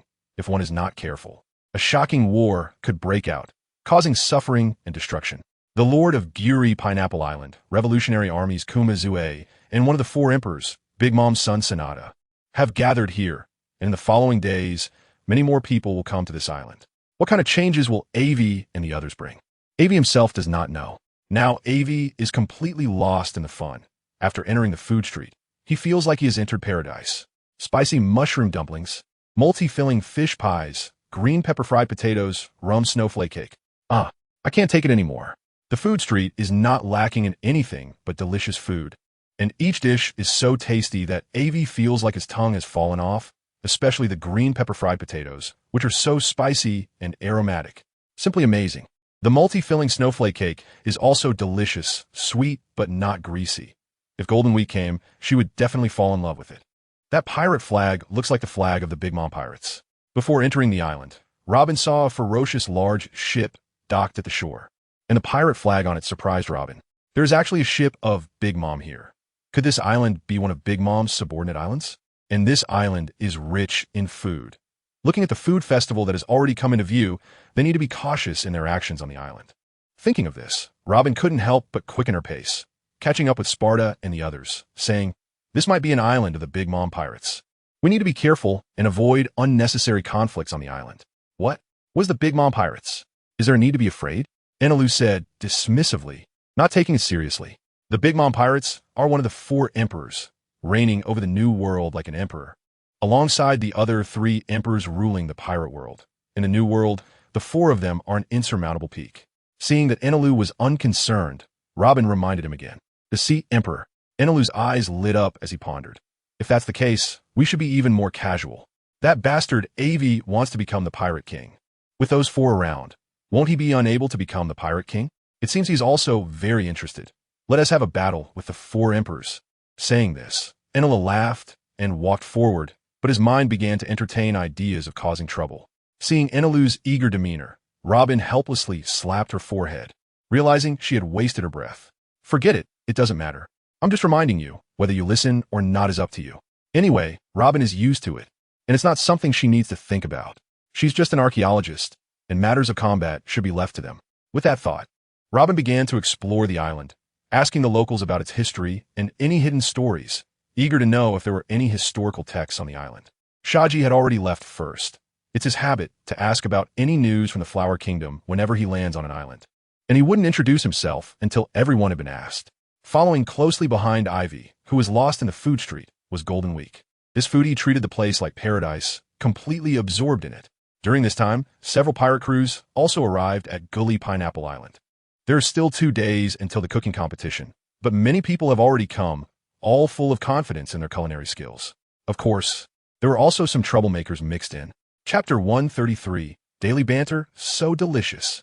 Another serving of Gully Pineapple beef, please. After finishing her portion, Aivi shouted for another. I'm sorry. Today's Gully Pineapple beef is sold out. If you really like it, you can come back early tomorrow. The restaurant owner quickly came out to apologize. Oh, that's fine. I'll come back tomorrow then. Since it's sold out, Aivi didn't make a fuss. But that Gully Pineapple beef was indeed delicious. No wonder it's a specialty of the island. At first, Aivi thought she had seen a devil fruit because the skin of the Gully Pineapple beef looked similar to that of a devil fruit. After tasting it, she realized it was simply a heavenly delicacy. Sighing comfortably while patting her stomach, Aivi exchanged a smile with Golden Week, who had just walked out of another shop. This was a mutual appreciation between 2 foodies. Looking up at the sky, she noticed it had already darkened. Let's head back. Today has been satisfying enough. My cravings have been perfectly fulfilled. The locals said that the day after tomorrow, there will be a large cooking competition here. And the food during the event is free to eat and drink. Aivi had already decided that she would stay here for at least 2 or 3 days. Otherwise, it would be disrespectful to the cooking competition being held. A good horse needs a good rider, just like chefs and foodies. They complement each other. If she were to leave without caring, it would be an insult to Aivi. Carry me. After Aivi walked a short distance, she noticed Golden Week was missing. Turning around, she found Golden Week standing still, one hand clutching her stomach as if she had overindulged and was looking at her. What's wrong? My stomach hurts. I can't walk anymore. Golden Week looked at Aivi with her big, watery eyes. Oh, you're still acting cute. Drink some hot water if your stomach hurts, you know? Aivi shook her head helplessly, wondering why Golden Week didn't know such a simple thing and needed reminding. Science shows that drinking hot water can speed up metabolism and make one feel comfortable. Whether it's a fever, cough, or cold, it can treat it all. In short, hot water is a cure-all.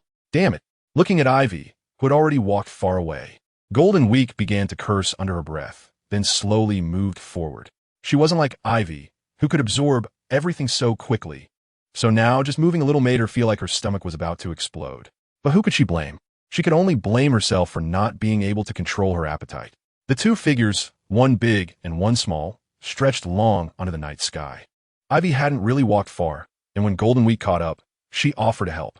Ah, slow down. Stop, let go of me. You bastard. It hurts so much. Let go. Golden Week, held by Aivi, felt like her body was no longer her own as they quickly ran. Her stomach was churning painfully, and the feeling of nausea kept rising. Oh, the honest little gentleman Aivi obediently put Golden Week down. Since they were already moving quickly, stopping suddenly meant Aivi was fine, but Golden Week was in trouble.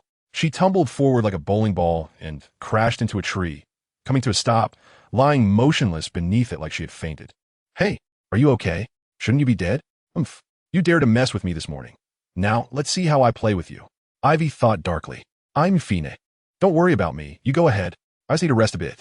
Golden Week was sweating profusely. Her stomach hurt so much that she didn't dare move. Just let me rest for a few minutes, and I will definitely kill you.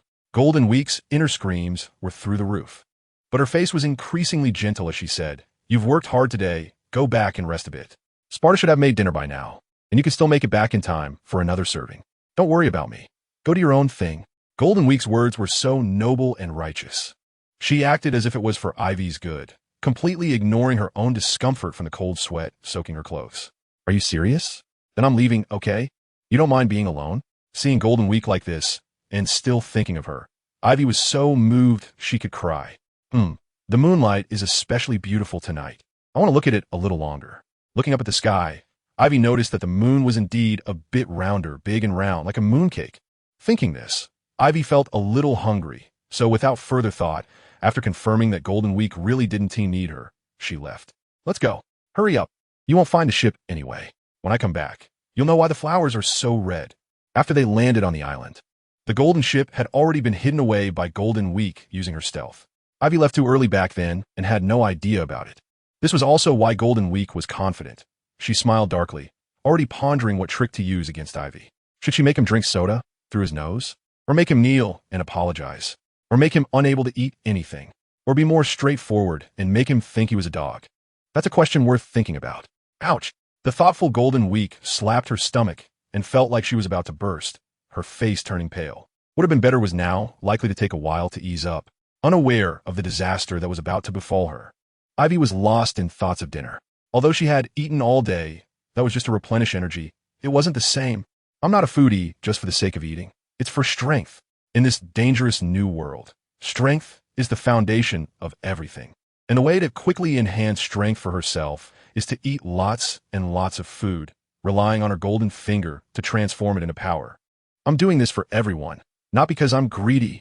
Aivi justified herself internally, convincing even herself. Ha ha ha. Dinner, dinner, dinner. I'm coming. It isn't a long time since I have eaten so heartily like now. Here, Aivi is completely liberated, devouring food like an endless pit, as if he could swallow the entire sky, showing no signs of being full at all. On the shore at the dock, Aivi is a bit flustered because the golden ship has disappeared. The cool sea breeze blows recklessly here, accompanied by waves crashing against Aivi's face, and his previously excited expression begins to freeze. A sharp cry sounded by the dock, like thunder. Truly a scene of 1,000 mountains with no birds flying. Chapter 134. I hid so well, yet I was still discovered. Who is it? Is it that guy looking for death? Come out. Get out here. It's that bastard. Come out and face me. A series of angry roars at the dock suddenly turned the quiet and peaceful night into a night market, bustling like a vegetable market, reminiscent of daytime. How nostalgic. What a joke. I need to hurry back to find Golden Week. They must have hidden the ship. I worked hard to eat and increase my strength for everyone. But I never expected that guy would dare to trick me, knowing full well that I didn't know where the ship was, yet telling me to hurry back. What a scheming little rascal. Infuriated, Aivi left the dock, completely ignoring the commotion he caused for others. That guy Golden Week must have run away. I increased my strength so efficiently during the day that I spent all my money.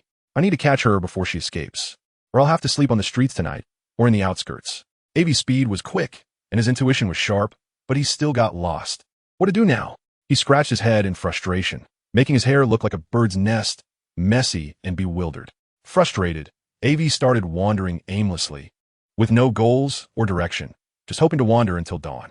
Tomorrow, Robin and the others will definitely come out. Then I can find out where the ship is. And most importantly, find Golden Week. This account is not settled. That old guy escaping pretty fast. Almost got away from me. This is really bad. You should have just quietly gone to your death. Why make it so troublesome? Look, you've harmed others too.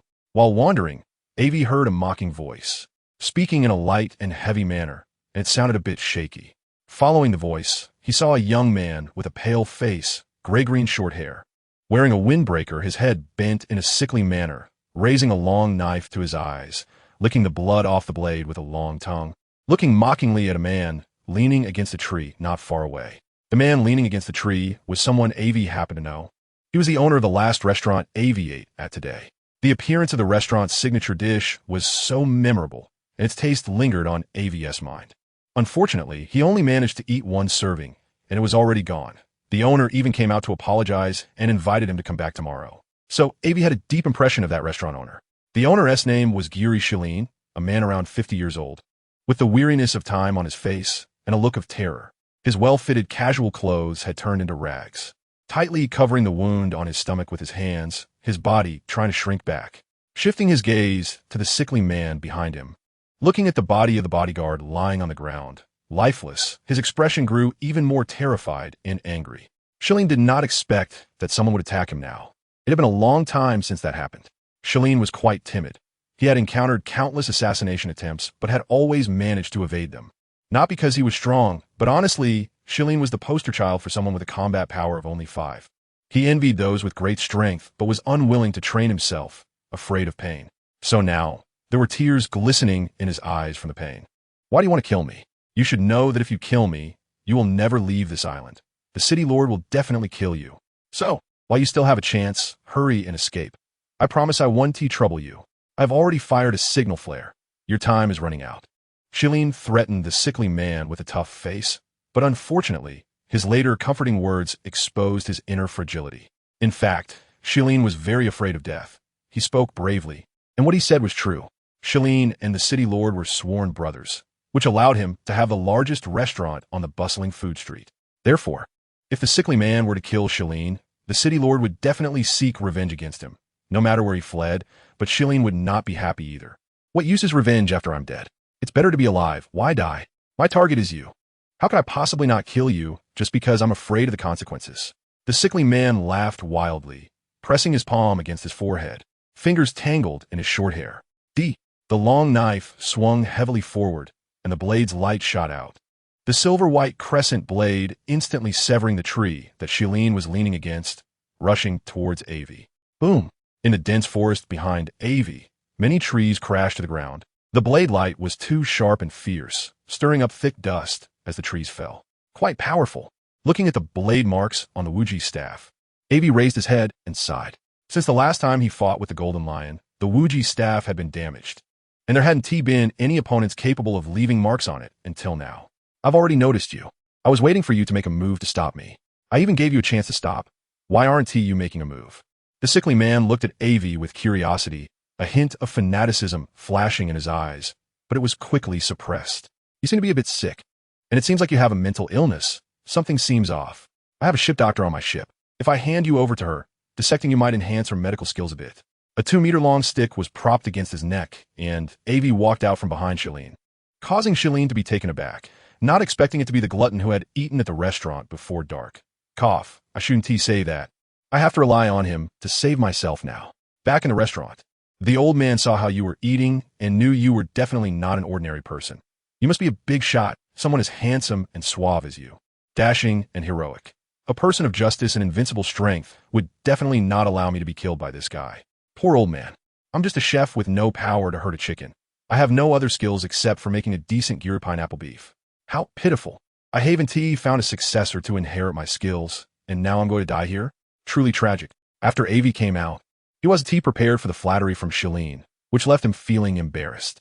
Shilin then mentioned that he was the only one who could make gyri pineapple beef and had no successor, which cleverly exploited Aivi's fondness for the dish. Staring at Shilin with a complex expression for a while, Aivi had to admit that this guy was indeed quick-witted, managing to grasp his preferences in an instant. How does this guy know he's a charming, elegant, handsome, graceful, universally adored, super invincible cosmic heartthrob? Sigh, I've hidden it so well, yet it was still discovered. Truly, my handsomeness can't be concealed. No matter where I go, I'll be noticed, just like a diamond in the sand, shining brightly. Shilin, this shameless attitude. Looks like I'm saved today. What great insight. Afton immediately gave Shilin a thumbs up, laughing happily, then completely immersed himself in his own world, reaching a state of ignoring external distractions. So obviously, Shilin's subsequent words were in vain.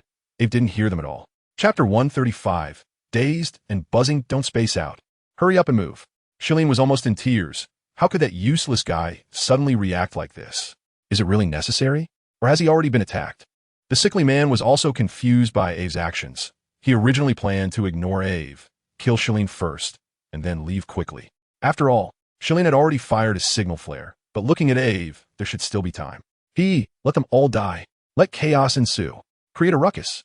In an instant, he lunged forward, targeting both Ave and Shilin, dodging left and right, moving unpredictably like a snake. His speed was not only fast, but his power was great as well. The dazzling knife light attacked Ave and the others. Shilin turned pale with fear, glancing at the still dazed Ave, his heart filled with unspoken frustration. Even in this critical moment, Shilin didn't give up on escaping. He struggled to get up and moved behind Ave, using him as a shield for protection. Now escape was impossible. He preferred this useless guy who was tougher, allowing him to hold on a little longer. As long as he could stall for time until someone came to rescue him, that would be enough. Oh no, here it comes again. By the time Ave reacted, the knife lights were almost at zero distance from him. There was no way to dodge, and then there was a thunderous explosion, kicking up a cloud of dust, surrounding Ave and the others in a white mist. No one knew what was happening inside. Is he dead? Then my plan has already succeeded halfway. Just as the sickly man was laughing wildly, the smoke dissipated and a black shadow appeared within it, causing the sickly man to stop smiling. Am I dead? A trembling voice escaped Shileen's lips, his lips purple, hands tightly clutching Aivi's arm. You're dead, and now on your way to the bridge of helplessness. I'm here to take you to drink Mangpa soup. Hee. A deep, hoarse, dark voice came from above Shileen's head, and when he looked up, he saw a black figure with eyes like light bulbs. What is the bridge of helplessness? Mangpa soup? Shileen was completely bewildered. Why had he never heard of this before? Your thought process is truly unique. Frustrated, Aivi held his head. He was already fed up. Shouldn't a normal person care about the fact that you're dead? Shouldn't they be scared? Why are you asking me questions with a confused look? Making me feel a bit bewildered too? He originally wanted to scare Shileen, but instead, he ended up feeling frustrated himself. Armament hockey. Looking at Aivi, who was unscathed and completely black, the sickly man's eyelids lowered slightly, squinting. Time is running out. They are coming soon. I really hope to resolve this here. I'm very interested in your head as a collectible. The sickly man smirked and said, but it's almost time. It's a pity. I will come to find you again. Hee. Watching the sickly man's retreating figure, Aivi did not chase after him, as it was meaningless. Although the sickly man had attacked him twice, he hadn't caused any harm. It was like an elephant caring about an ant biting it twice. Captain, what is going on? A powerful guy showed up and caused trouble. How's it going on your side? We're all ready, just waiting for tomorrow. It's definitely going to be lively. Hee. Well done. Aivi's observation hockey faintly heard the sickly man's voice and another person calling him Captain Sickly. I thought you were a pirate hunter. Aivi thought to himself. Because who else would be interested in their own bounty? Turns out he is a fellow. Uncle, why do they want to kill you? Pirates are generally ruthless guys who burn, kill, and loot. Since they targeted Shileen, it's probably because he has a lot of berries at home. I don't know. Honestly, Shileen was also confused. Today was just like any other day, finishing work and heading home. How did he end up in this situation? Over a dozen bodyguards were killed in an instant. If it weren't for this suddenly appearing useless guy, he probably would have been done for. Damn it, I must get to the bottom of this. No matter who you are, not avenging a grudge is not a gentleman, and Shileen believes himself to be that gentleman. Young man, help me up. He waved his hand, asking Aivi to assist him, then limped back. You saved my life today. I will definitely repay you. By the way, young man, how old are you this year? Are you married? Do you have a partner? I have a beautiful daughter. If you don't mind, you could try to get to know her. What do you think? On the way, Aivi could only listen to Shileen chattering in his ear, not knowing how to respond. As if he were returning home for the new year in a past life. Are you married? Do you have a partner? How much savings do you have? What kind of car do you drive? Moreover, these questions kept coming, making Aivi's head spin. By the end, Aivi deeply wondered, aren't you a restaurant owner? Aren't you running a matchmaking agency? Just as Aivi was about to lose his patience, he heard other noises rumbling. The feeling of thousands of horses galloping, flowing endlessly, came from all around, as if surrounding him. My daughter is here. Daughter, your old dad is here. Come quickly. I missed you so much. Shileen was jumping and waving in a certain direction. Shimi, the city lord, is one of the 4 generals under his command, the mongoose general, and also Shileen's daughter, who is very powerful, second strongest among the 4 generals. Hurry. You all better hurry up. If you're a moment late and let my old dad die, I'll kill you all and make you unable to have children. While urging them, Shimi hurried towards the place where the signal flare was fired. Old dad Shileen, you must hold on. Along the way, Shimi saw many bodyguards dead in various places, their deaths tragic. These were the bodyguards she arranged for old dad Shileen, each with strength 20 times that of an ordinary person, yet they all died. As she walked, Shimi's heart grew more and more anxious, and just then, she heard a familiar voice. Old dad Shileen. Under Aivi's gaze, Shileen and Shimi excitedly embraced each other. Aivi had to admit that while perhaps other aspects of Shileen might be boastful, he did acknowledge that his daughter was particularly beautiful. By Aivi's standards, she would score an 8 out of 10. Tight leopard print jeans, white lingerie, a red shawl, a refreshing bun hairstyle, and a delicate face. Beauties are abundant in the pirate world. Who is this guy, Sillin? Did he attack you? After hugging, Shimi looked at Aivi's face, which suddenly darkened. Countless mongoose eyes glowed red, staring at Aivi. Shimi is a Zoan-type devil fruit user, a mutated mongoose fruit user, capable of controlling mongooses to fight for him. In a fantastical sense, it's like beast taming, but Shimi can only control mongooses, yet that's already quite powerful. There is currently no limit on numbers. At this moment, Shimi has brought along at least 20,000 mongooses. Is there something wrong? I saved you, right? Shouldn't you invite me to your home to rest and have a light meal? With 20,000 eyes fixed on him, Aivi felt a lot of pressure. So he looked at Sillin and his daughter in surprise, spreading his hands in confusion. Chapter 136. The Tianshu pirate crew on the other side. After waiting left and right and not seeing Aivi, Golden Week couldn't help but jump down from the tree. She had thought Aivi would return quickly, and she had set up an ambush, but Aivi didn't show up. When did this guy become so clever? Golden Week, who had left, still couldn't believe it. Could it be that Aivi had found a ship? Did he encounter Robin or Shati and already get on board? It didn't make sense.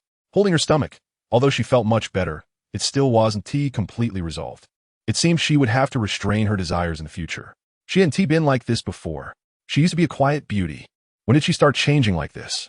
Golden Week couldn't figure it out and ultimately blamed Aivi. It must be that bastard Aivi who led me astray. Golden Week thought firmly, cursing as she walked. Even if you're back on the ship, what of it?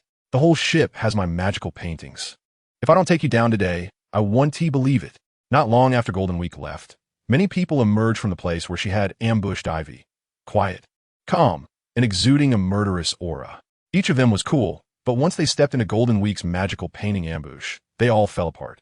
One by one, they knelt on the ground, looking sorrowful, dazed, and in tears, as if they had lost their minds. I really shouldn't have come into this world. I'm just a piece of shit. Why? Why did I have such evil thoughts?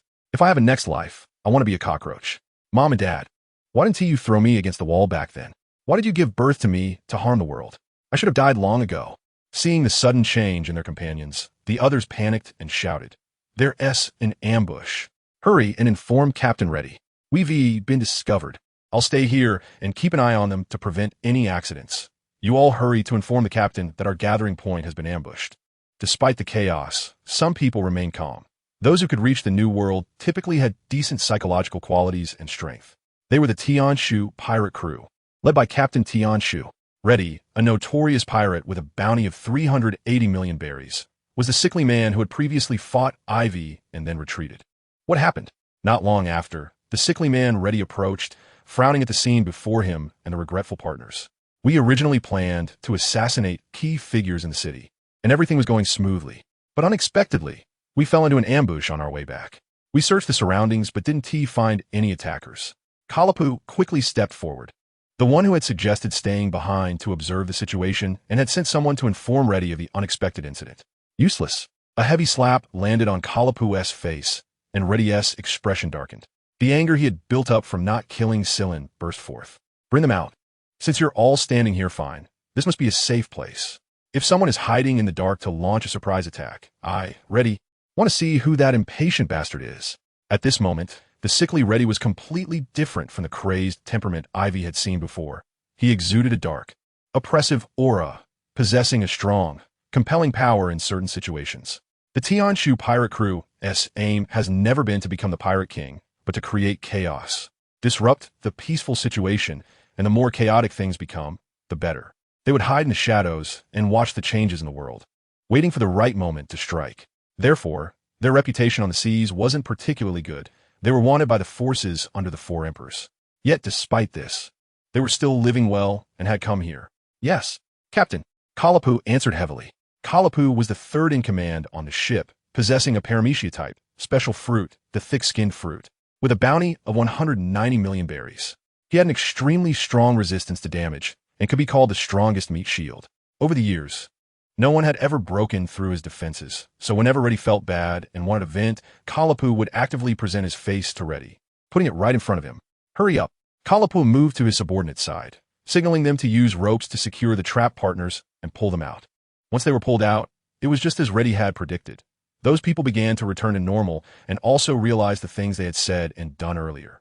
Each person who emerged had a grim expression. The previously arrogant demeanor and cool aura had vanished, leaving a chilling silence. Indeed, there were no signs of setup. The New World had many strange places. This could be one of them. They might have accidentally stumbled into something that caused the earlier events. Aside from the previous incoherence, they were fine once they got out. The ship's second in command, Diha, checked the surroundings and concluded, and the fact was just as he said. Golden Week had only drawn some magical paintings in certain areas and hadn't altered the environment. No matter how powerful Diha was, as long as he didn't understand the principles of Golden Week's magical paintings, he could never know the reasons behind it all. All right, Diha, since that's the case, take the others back first, and also help me check the identity of this person. drawing out a long katana. Reddy quickly waved it on the ground, sketching a picture of Aivi, who had been carrying the wujizu and walked out of the darkness like a monkey. Yes, Captain Reddy. Soon, everyone there disappeared, just like before they arrived, silent, with the faint moonlight shining on the forest floor. Apart from some animals in the forest resting or hunting, there was no other sound. On the other side, Golden Week, who had returned to the ship, had no idea that everything she had prepared for Aivi had been intercepted by the Tianshu pirate crew. But now she knew what? That bastard Aivi still hasn't returned. Gritting her teeth, Golden Week forcefully pulled at the table, feeling very displeased. She had originally thought Aivi had returned to the ship, and she had just left. If she had known that guy Aivi was so dumb and hadn't come back, she would have waited a bit longer. Maybe as soon as she left. That guy Aivi would have already gone over. Damn it. What's wrong, Shati? Huang Jinzhou asked as he sat next to Shati. On the ship, Shati had the best relationship with Huang Jinzhou, Sister Shati, before Aivi, and then, boo-hoo, you have to make a decision for me. Seeing the worried look on Shati's face, Huang Jinzhou's eyes flashed with a glimmer of light. On the ship, the only person Aivi feared apart from the cunning Robin was probably Shati. Huang Jinzhou didn't want to find Robin because he had been bullied badly by him before. Shati was better, and this way he could personally take revenge. Let's do this, and then do that. After Shati agreed, Huang Jinzhou immediately started coming up with ideas, thinking that when Aivi returned, it would definitely be an unforgettable memory. Chapter 137. Onlookers Shimi. Is our father-in-law okay? In the Shilin household, they prepared a very lavish dinner to thank Aivi for saving Shilin. Just then, a short and chubby man hurriedly pushed the door open and rushed in, his pockmarked face filled with tension. Shimi, I'm so glad you're okay. I was scared to death today. The panicked newcomer patted his chest, naturally walked in, drank a glass of water, and then sat down, completely unaware of the grim expressions on Shimi and Shilin's faces. Father-in-law, you don't know, tonight has been terrible for us. Many big shots in the city were assassinated, and the murderer is still at large. The city is in chaos. Shimi, father-in-law, who is this? The short and chubby man, realizing Aivi's presence, stared at him warily, his already small eyes squinting to the point of being invisible. Who is your father-in-law? Shut up. Shilin glared at the chubby man, Legua. Speaking of Legua, he was one of the 4 great generals under the city lord, possessing the animal-type mole fruit, and was best known for digging tunnels. He also had the nickname Fat Mole. Upon seeing Shimi, Fat Mole fell in love at first sight and began a crazy pursuit, calling Shilin father-in-law regardless of whether Shimi and her family approved. With a thick skin, no matter how much Shimi tried to chase him away, he never succeeded. They changed houses many times, but Fat Mole always found them. Moreover, being one of the 4 great generals under the city lord, after numerous unsuccessful attempts, Shimi just tolerated him. As long as Fat Mole wasn't too excessive, she treated him as heir. Shilin couldn't tolerate it, though, and every time he saw Fat Mole, he would mock him, first attacking his physique, then his looks, and finally his temperament, delivering heavy blows from all angles. Fat Mole still came every day, and while Shilin had previously endured it, this time he was determined to marry his daughter off to Aivi, so he directly lashed out at Fat Mole, wanted to kick him out. Compared to Aivi, Fat Mole was no match at all. If his daughter really had to marry someone, Shilin believed Aivi was an excellent choice. It was just that he ate a bit more. No problem, they could afford it. Who else was attacked? What's the situation outside now? Although he wasn't fond of Fat Mole, Shimi didn't kick him out, but instead asked repeatedly. As one of the 4 great generals under the city lord, their duty was to maintain the safety of the island's residents and the city lord. Oh, it's a complete mess outside. Besides father-in-law, many others were attacked, many of whom were connected to the city lord, either openly or secretly. And according to the information we received, it's very likely that that person is behind it. Fat Mole pointed to the outside, to where Charlotte Sonata lived, with an ugly expression. Initially, he couldn't believe it when he heard the news. Then panic set in. He never expected Sonata to act so quickly to eliminate the city lord. We should escape. The city lord can't protect us anymore. Let's take father-in-law with us. Find a safe place, get married, have kids, and live the rest of our lives in peace. We won't have to live in fear anymore. Taking advantage of the situation, Fat Mole proposed, and this idea had been on his mind for quite a while. No, if that's the case, the city lord is in danger. Just thinking about it, Shimi imagined all the reasons behind it. It must be Sonata wanting to take over Giri Pineapple Island for himself, thus eliminating the city lord and replacing him with his own people. That meant the city lord was definitely in danger. Thinking of this made Shimi extremely anxious. He had to rush to save the city lord. Daughter, you. Seeing his daughter not even eating, Shilin rushed out. His expression twisted as if he had eaten something unpleasant. Fat Mole directly grabbed a piece of meat and stuffed it in his mouth, chasing after him. Shimi, don't go die. Isn't it better for us to leave together? Sighing, Shilin let his hand that was reaching out to stop Shimi drop down, collapsing into a chair. He couldn't help but feel conflicted. One was his longtime brother, and the other was his daughter whom he had raised with great difficulty. But now they had developed feelings for each other, which was bad news for Shilin. You're my brother, yet you want to sleep with my daughter.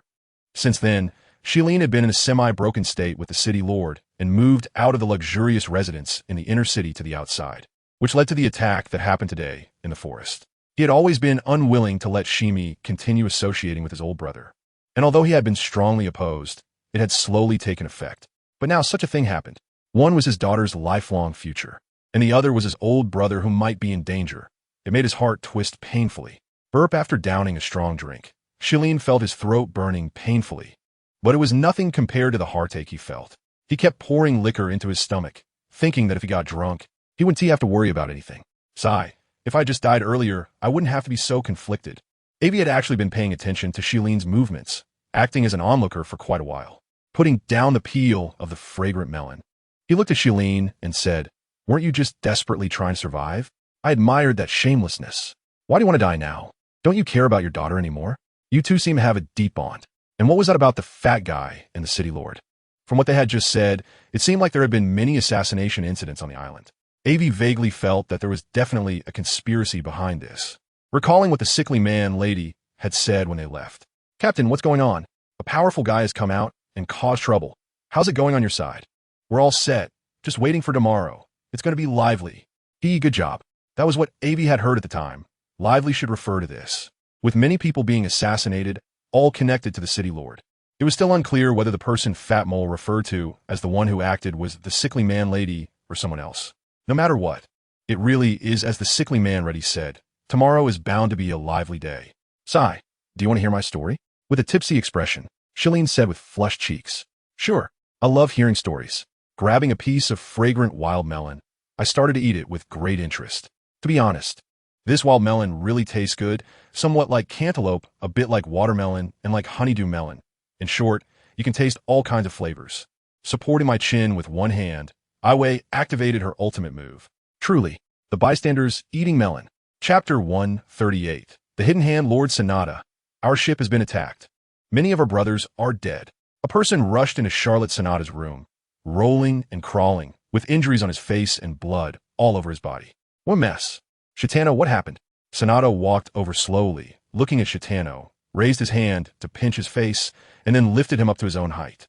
Dehua remained extremely calm inside, but his expression grew more terrified, trembling as he reported, we were guarding the ship, waiting for your orders, and at night. A group of masked men rushed out. The people on the ship never expected anyone would dare to attack Lord Sonata's ship, so they were caught off guard, and many died. Woo woo woo. At this point, tears welled up in Dehua's eyes as he began to cry. Slap. What kind of disgrace is it for a big man to cry like this? You're embarrassing me. Were all those people killed, Shitano? He asked, taking out a handkerchief to wipe his hands as if touching Shitano had dirted him. No. But we caught one of them, and after interrogation, we learned that they seem to be people from the island who don't like us. They made their move. Dehua's voice grew lower, but for someone like Sonata, even the faintest whisper couldn't escape his ears. Don't like us? Interesting. I knew those lowly scum wouldn't bow down so easily. I thought they would use some means, but it's just this. Sonata's anger intensified as he spoke. Only I can kill my subordinates. Do they really think I, Sonata, am that kind-hearted? Sonata continued, his anger growing stronger. I want to see what excuse you have this time. Saying this, Sonata walked out slowly. He wanted to see what kind of answer that lowly scum would give him this time. In fact, it wouldn't be a big deal if someone else were the lord of this city, would it? Dehua, lying on the ground, was now neglected. He couldn't even complete such a small task assigned by Lord Sonata. He was definitely doomed. It was only a matter of time, and at most, it wouldn't exceed a day. Therefore, those who followed Sonata out showed no kindness to Dehua and even stepped on him a couple of times. Ha ha! Only after the room was empty did Dehua slowly get up, chuckling. Dehua was an emotional fruit user with the ability to influence others' thoughts through contact, seeping in like a trickle without anyone noticing. It was precisely by amplifying Sanada's contempt that he gained Sanada's trust in a short time, arranging for him to guard the ship. Just now, he had also been amplifying Sanada's anger to influence his actions. Now everything was ready. He just had to wait for the show to begin. Ha ha ha. Getting up from the ground, he wiped his lips with his hand and spat out a mouthful of blood, then walked out casually. Why, you can still move. Just as Dahua stepped out, a long-nosed pirate who had left with Sanada came running back. Dahua recognized him. This pirate had stepped on his face before. Uncertain of what this long-nosed pirate was returning for, it didn't seem matter what he was planning. Now, he had no chance. How dare you lay a hand on me? You've lost Lord Sanada's trust. Seeing the oddly colored red flames bouncing towards him, the long-nosed pirate wore a face of disbelief, unable to believe Dahua actually dared strike. Once the strange flames touched the long-nosed pirate, they seamlessly vanished, as if merging into his body. Then, the long-nosed pirate's body began to glow red. His face flushed, and his eyes glazed over, clearly losing his sanity. Suddenly, the long-nosed pirate picked up a wooden pillar and began to unleash a teddy-like output, with powerful bursts and rapid movements, making everything happen very quickly. Without interruption, the long-nosed pirate launched one explosive attack after another, until, in the end, it seemed he saw his dream goddess, wearing a happy smile, blood slowly flowing from his nose, coloring the ground a deep red.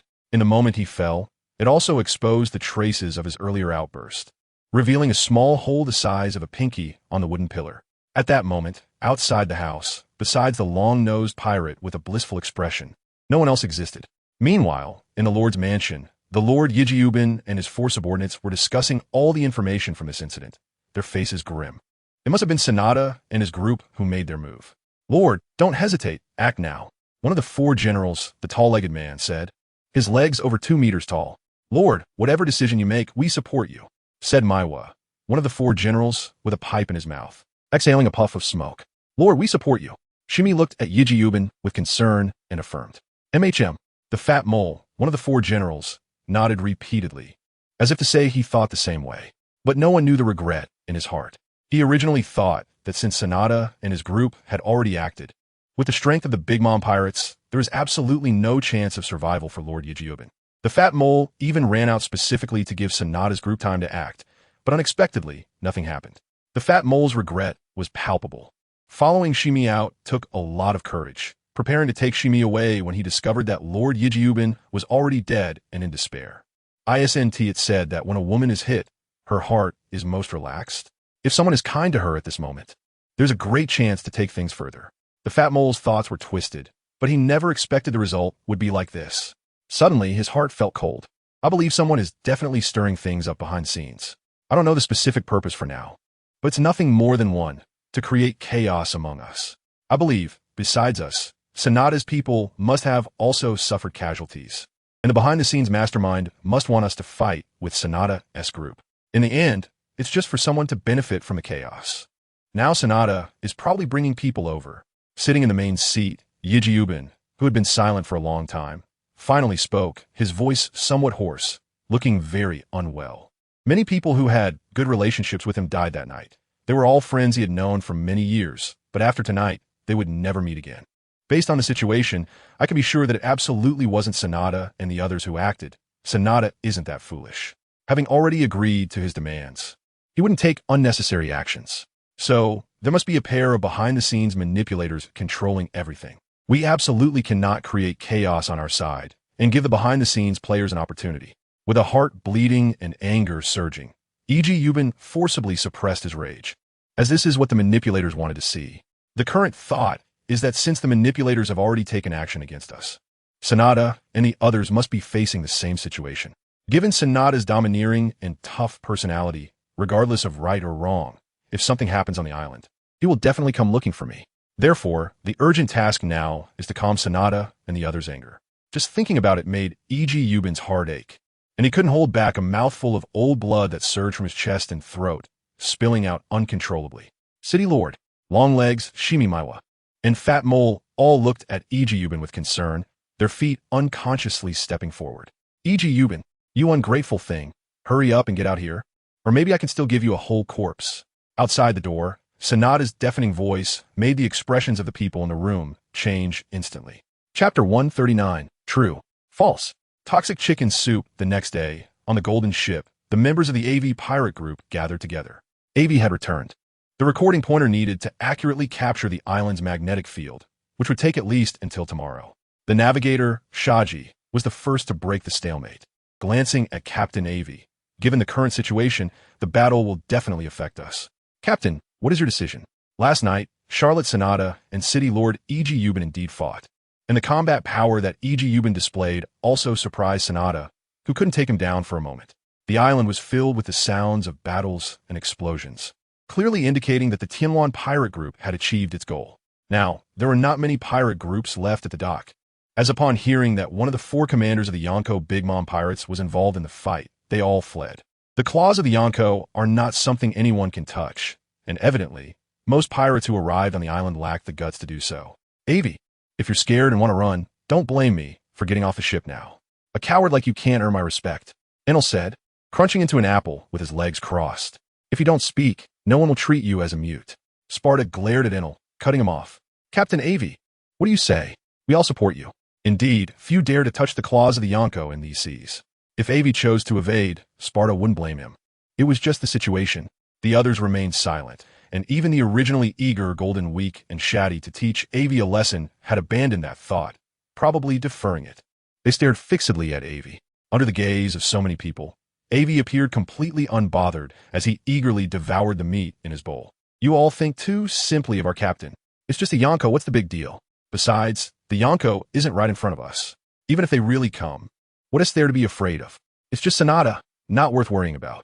What I'm thinking is, what can we gain from this situation? We have no ties to City Lord E.G. Euban, so why help him for no reason? Sonata doesn't have any bad intentions toward us right now. Everything is still undecided, so let's just wait and see. After finishing his meal and comfortably patting his belly, he stood up and said, all right, that's it. I thought there was something significant to discuss, but I was startled. I didn't sleep at all last night.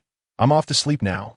As Aivi left, the remaining people exchanged glances, unsure of what to think, while only Enel laughed heartily, his eyes gleaming. He was very eager to engage in fierce battles with the Yonko, wanted to measure just how strong they truly were to dominate the new world. Enel was very keen to have some fun. Since the captain had already spoken, there was no need to worry. They feared no one, but wouldn't provoke enemies lightly unless trouble came knocking on their door.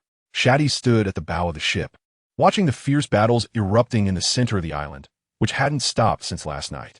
The Navy's control over the new world is still too weak, Shati said thoughtfully, as she was originally part of the Navy, so she understood some situations regarding them. Aside from Zephyr's new Navy fighting fiercely against pirates in the new world, there wasn't a strong Navy presence to open the situation. This was unavoidable. With the existence of the Yonko, it was already quite good that the Navy could infiltrate without being driven out and could learn about certain matters in the new world. What's wrong? So sentimental?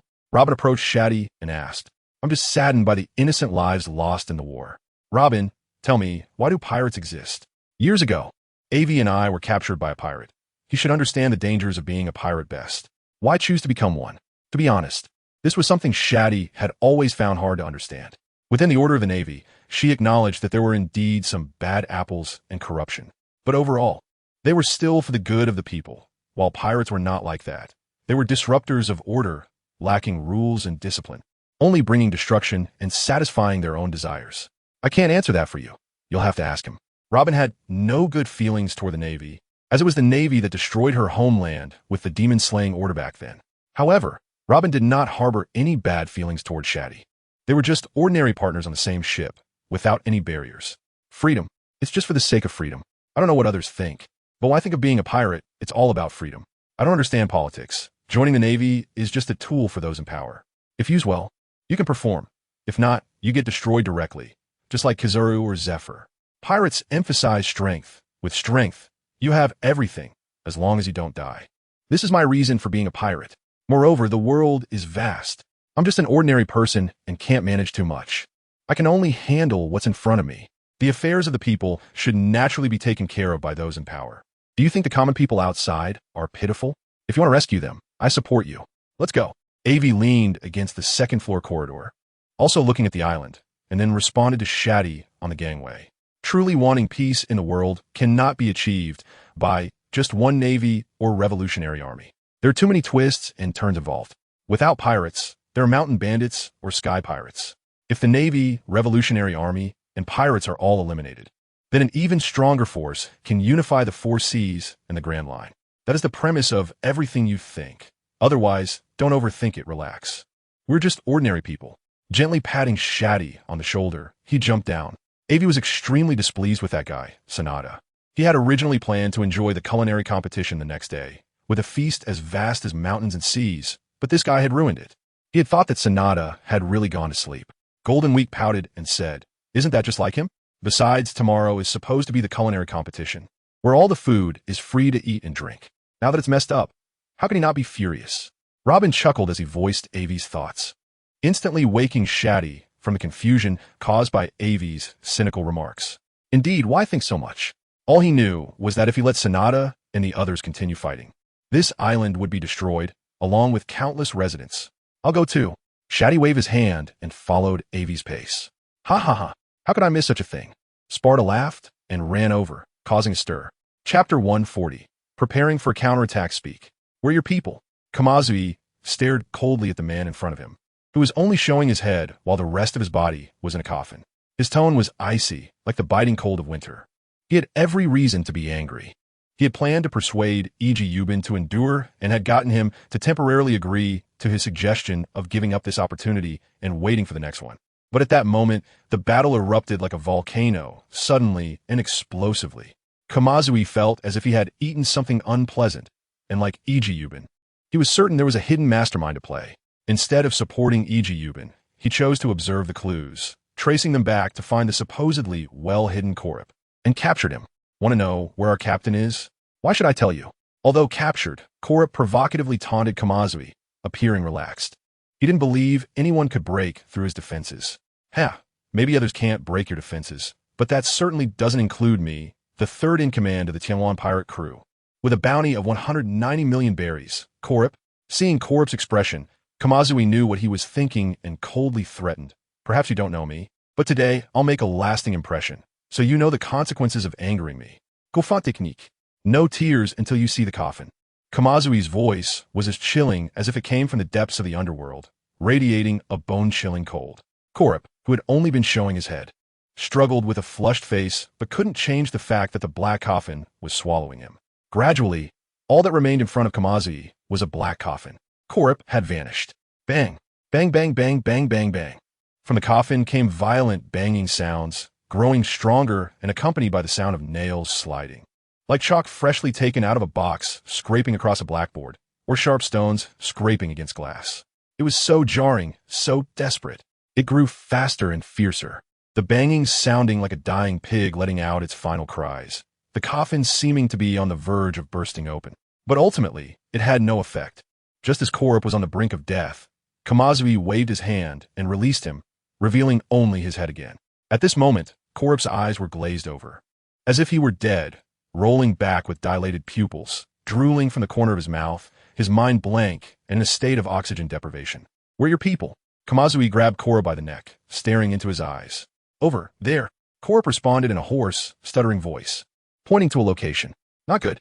How could I have not thought of that?" Upon hearing the location, Kamazui's expression darkened even further, as it was precisely the center of the most intense battle. The Tianwan pirate crew had grand ambitions. If they succeeded, this sea area would surely be littered with corpses. This was no exaggeration. The reputation of the four emperors was not easily dismissed, and this sea area would be wiped off the world map by the furious Charlotte Linlin. "You scum!" Kamazui glared hatefully at the unconscious Korup. If it weren't for the urgency of the situation, he would have loved to torture him to the brink of death before killing him. But now, there was no time left. Coffin technique. The conclusion is set. The black coffin closed tightly once again, leaving no gaps, then melted into the ground like water, appearing undetectable from the outside. If it weren't for the remnants of the battle, it would be as if no one had ever been there, indistinguishable and identical.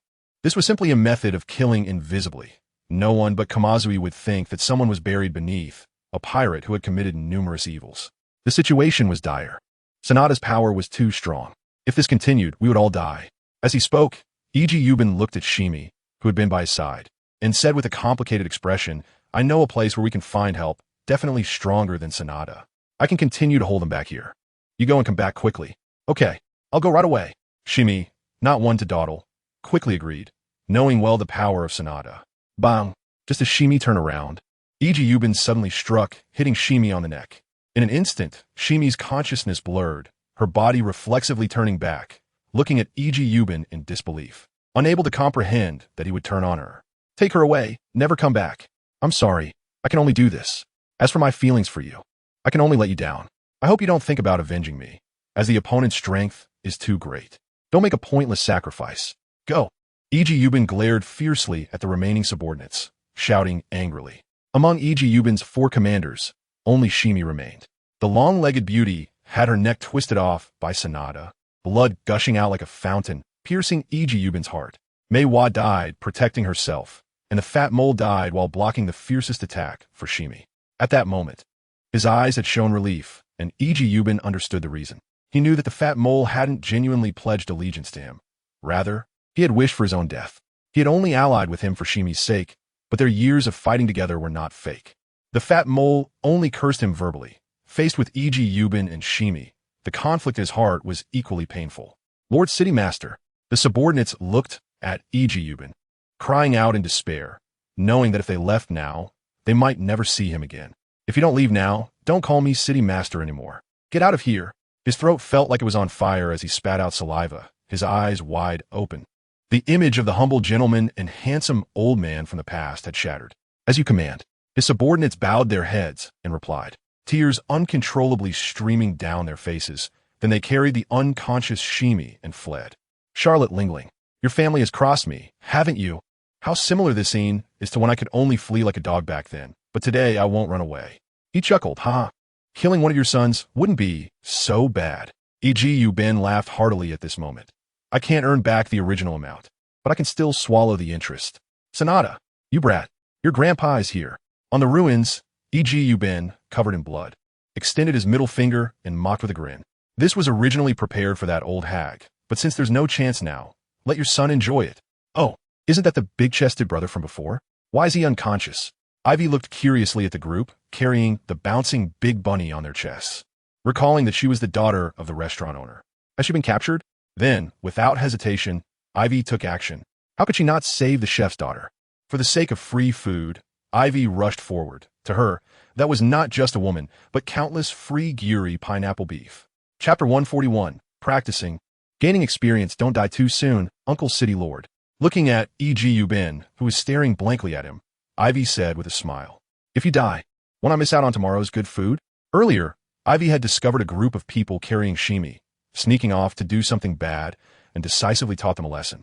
After Shimi woke up, and with the babbling of the city lord's subordinates, Aivi understood Iji Yubin's intention. He must want to sacrifice himself to buy time for Shimi and the others to escape. Aivi also knew why he wanted Shimi to escape. He'd heard Shimi's father's incessant nagging. Then Aivi stepped in to save Iji Yubin, who was about to go down with Sanada, this old handsome man. By the way, what method are you planning to use for mutual destruction? Sanada's strength is quite good. He is one of the 4 generals under the old lady. Curious, Aivi looked at Iji Yubin, then turned around but still found nothing unusual. Shimi, why are you back? After the initial confusion, Iji Yubin suddenly saw Shimi behind Aivi, his eyes widening. Wasn't I supposed to have someone send her out? City Lord, don't die. Shimi rushed over and hugged Iji Yubin, tears streaming down her face. Hey, is it okay to show off your love like this? Have you considered the feelings of single dogs? Ivy's inner tea table was flipped over by the same little dwarf in his heart, and he glanced calmly at the female crew member behind him. Well, brother isn't bragging. It's just that I don't have any thoughts for now. Otherwise, I could create a harem of 3,000 for you in no time. All right, stop being mushy. Sanada seems to be coming. Enel, go up and test that guy's strength first. The purpose of recruiting crew members is, of course, to have them do something when there's work and have nothing to do when they're ISNT. Helpless. Thunderbolt. Enel, filled with lightning, suddenly disappeared. This was a move he created using Moonwalk and his own lightning ability, not only incredibly fast, but also unmatched in flexibility. Don't go. Sanada isn't that easy to deal with. You guys should leave quickly.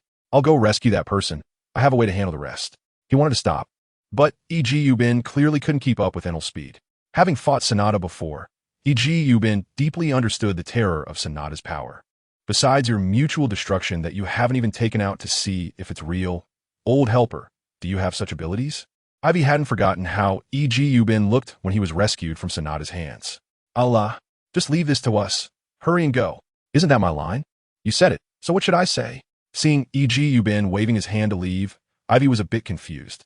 Go. With a heavy kick to E.G. Yubin's butt, he immediately flew off. Since you want team move, Aivi could only assume you want a little help. How could someone like Aivi, a helpful young man in the pirate era, refuse? You. Stop with the yous. Hurry and look for her. Or you might not find her later. This place is so big. If something unexpected happens, don't blame me. He grabbed Shimi and pressed down on his finger. Oof. If something happens to the city lord, you'd better wait. Shimi ran off angrily, her steps light as if shedding some kind of restraint. Sundara. Aivi chuckled at this word, his voice too soft for anyone to hear. Let us go. Let's see how that Guyanal is doing. With Robin, Sparta, and Cornus, they walked out. The place they had been hiding was a residential building, but from the outside, it looked more like a dangerous building on the verge of collapse. Shati and Golden Week followed Shati to rescue the island civilians. Who could blame the beautiful Shati for being so kind-hearted, thrown into the noble cause of saving lives? Aivi could only bring along a few big men, no, and a scheming girl and a well-behaved girl. On the roof of a shaky, nearly collapsing house, Aivi and the others saw the clash between Sanada and Enel, each impact like a thunderstorm. Compared to the first time they met, Enel's strength had indeed improved considerably, and his fruit abilities were more adept, having developed many new and intriguing techniques. His stamina had also increased greatly. He was inspired by Aivi to use lightning to stimulate the cells in his body, making his physical body stronger. Enel didn't have time to do push-ups or sit-ups for exercise. Unlike Aivi, he didn't have Aivi's beast-like recovery ability, and his physical enhancement was quite slow, but it was still much better than ordinary training. The effects were evident. A few times, Enel was heavily struck in the chest by Sanada's shield and nearly passed out from the blow. This was a much stronger impact than a cannonball. Enel managed to hold on, thinking back to how a single cannonball nearly took him out. Sparta, go help out too. Such an opportunity for a duel isn't common. Now that we're in the new world, it's time to measure our strength against the pirates here. Cornus, you assist from the side. This is the best opportunity. One is a standard target, and you don't have to worry about accidents. Those two will protect you, and if anything happens, I'll be right by your side. After Sparta rushed out, Aivi encouraged Cornus. Real combat has always been the best way to improve strength. It allows you to realize all your thoughts and enrich your combat experience quickly. Robin, you don't need to intervene. You can't contribute to this kind of battle. Ignoring Robin, who was smiling more brightly, Aivi said without a care. This was indeed the truth. Robin was skilled in joint techniques, but against a man like Sanada, whose entire body was as hard as steel and wearing thick armor, she had no place to act. Robin knew Aivi was right, so she didn't argue. Sitting on the rooftop, if it weren't for the lack of sunflower seeds, Aivi could have played the role of a bystander again, swinging his legs in the air while teaching Cornus how to fight. Devil fruits. It's all about creativity and imagination, and in this aspect, Aivi was very confident. Fortunately, they had previously evacuated all the residents of this place. Otherwise, in this battle, there would definitely be more than just a few deaths. At this moment, Sanada's subordinates had all been eliminated except for him. The chaos was supposed to calm down. However, the reality was the opposite. It became even more chaotic, with looting and killing everywhere. The once simple and kind residents had completely changed, becoming enraged. They couldn't be controlled at all, causing significant setbacks to Shati's rescue efforts. Chapter 142. That weapon, what exactly is happening with Yijubin now? Kamazu originally planned to find a way to stop the Tianluan pirate group's plans and quickly rescue Yijubin. As long as Yijubin was alive, there would be a chance for a comeback. As long as the Green Mountains remain, one need not fear the lack of firewood. This was what that person said back then. Since the outcome could not be changed, it was better to let this conclusion be a dead end. Unexpectedly, after rushing over, he hadn't found any trace of the Tianluan pirate group, and instead encountered Yijubin and Shimi. Someone has come to help. The situation there is beyond our control. We'll see who wins and who loses. Our fate is in their hands. After fleeing for so many years, I am tired, sleepy, and want to rest. I don't want to run anymore. Having experienced life and death battles, almost dying for real, it would be impossible to say he wasn't scared. Who isn't afraid of death? But for Aivi, he was very confident. Although it was their first meeting, it reminded him of that person from back then, Blue Phoenix, the same confidence. A somewhat similar appearance, left him feeling puzzled. He decided to ask about it after this was over. Anyway, he didn't want to run anymore. Whether it was wind or rain, he would stay here. My people still need me. I can't let them be destroyed like this. Kamazu, do you want to leave? I can have someone take you. Although his face was covered in blood, it didn't change Yijiyubin's charm, as he smiled lightly, instantly exuding mature charisma, making Shimi's eyes light up. How could I leave just like that? You underestimate me too much, old friend. Want to provoke me? There's no need. I wanted to bury all the Tianwan pirate group members under 1,000 meters of earth long ago. For pirates like the Tianwan pirate group, who stirred up trouble everywhere, very few would choose to let them go if given the chance. Any leads? Of course, I met one of their pirates before and learned some of their clues. At this moment, in a house not far from Yijiyubin and the others, members of the Tianwan pirate group gathered. Captain Reddy frowned as he looked at his subordinate and said, "Where is that guy, Kalip? Why hasn't he arrived yet?"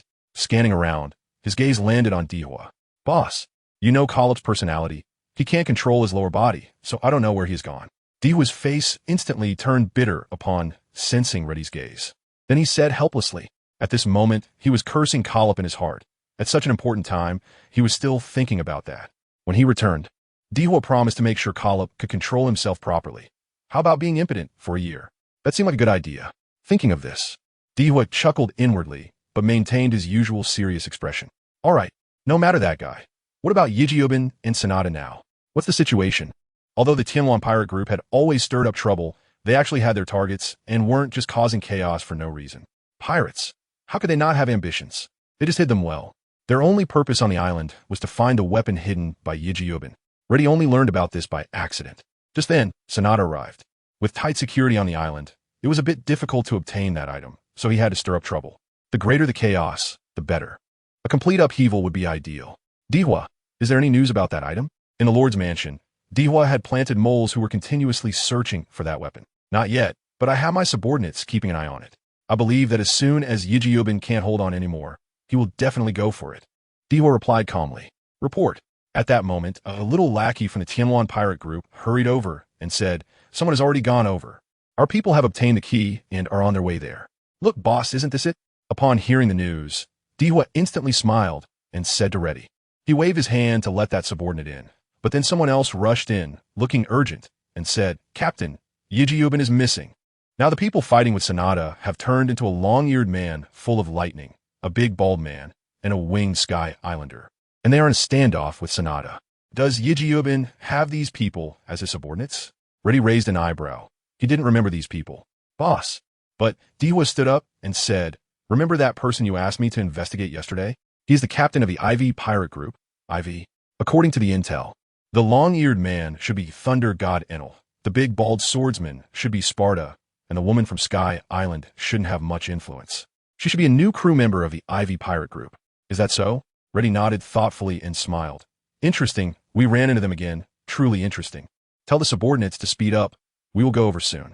Since Yijiyubin is missing, whether he is dead or has left the battlefield, Reddy has always liked to prepare for the worst. Now it seemed that he might have already been exposed. "We can't stay here any longer. Let's go." Everyone from the Tianwan pirate group quickly tidied up and left. Just as the Tianwan pirate group had just left, Yijiyubin and the others entered the house. Looking at the empty room, they knew they were a step too late. Not too late. They haven't been gone long. Shimi sniffed and knew that Reddy and the others had just left. The mongoose fruit enhanced Shimi's extraordinary sense of smell.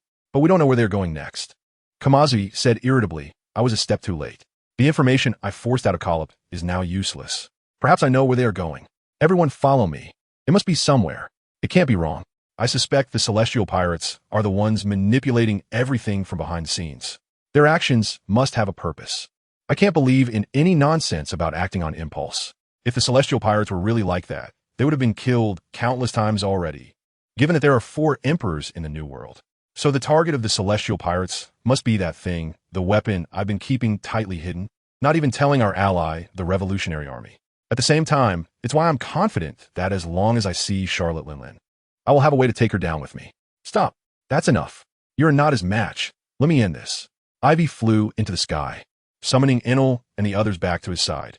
Sparta and Cornus obeyed, but Enel hesitated, unwilling to come over. However, after fighting for so long, it was a fact that Enel hadn't gained any advantage, and after a long moment of hesitation, he finally stopped. "Hello." Very well, you dare to attack me. How nice. Standing on a rooftop, the tall Sonata glared darkly at Enel and the others, then turned to Aivi, an inexplicable oppressive aura emanating from him. In a certain underground palace of the Lord's mansion, usually empty and devoid of people, a group of uninvited guests burst in. A gang of pirates wearing pirate hats rushed inside. The palace was small, and in a short time, it was filled with this group of people, and what appeared in their line of sight was a black sphere, palm-sized, easily held in one hand.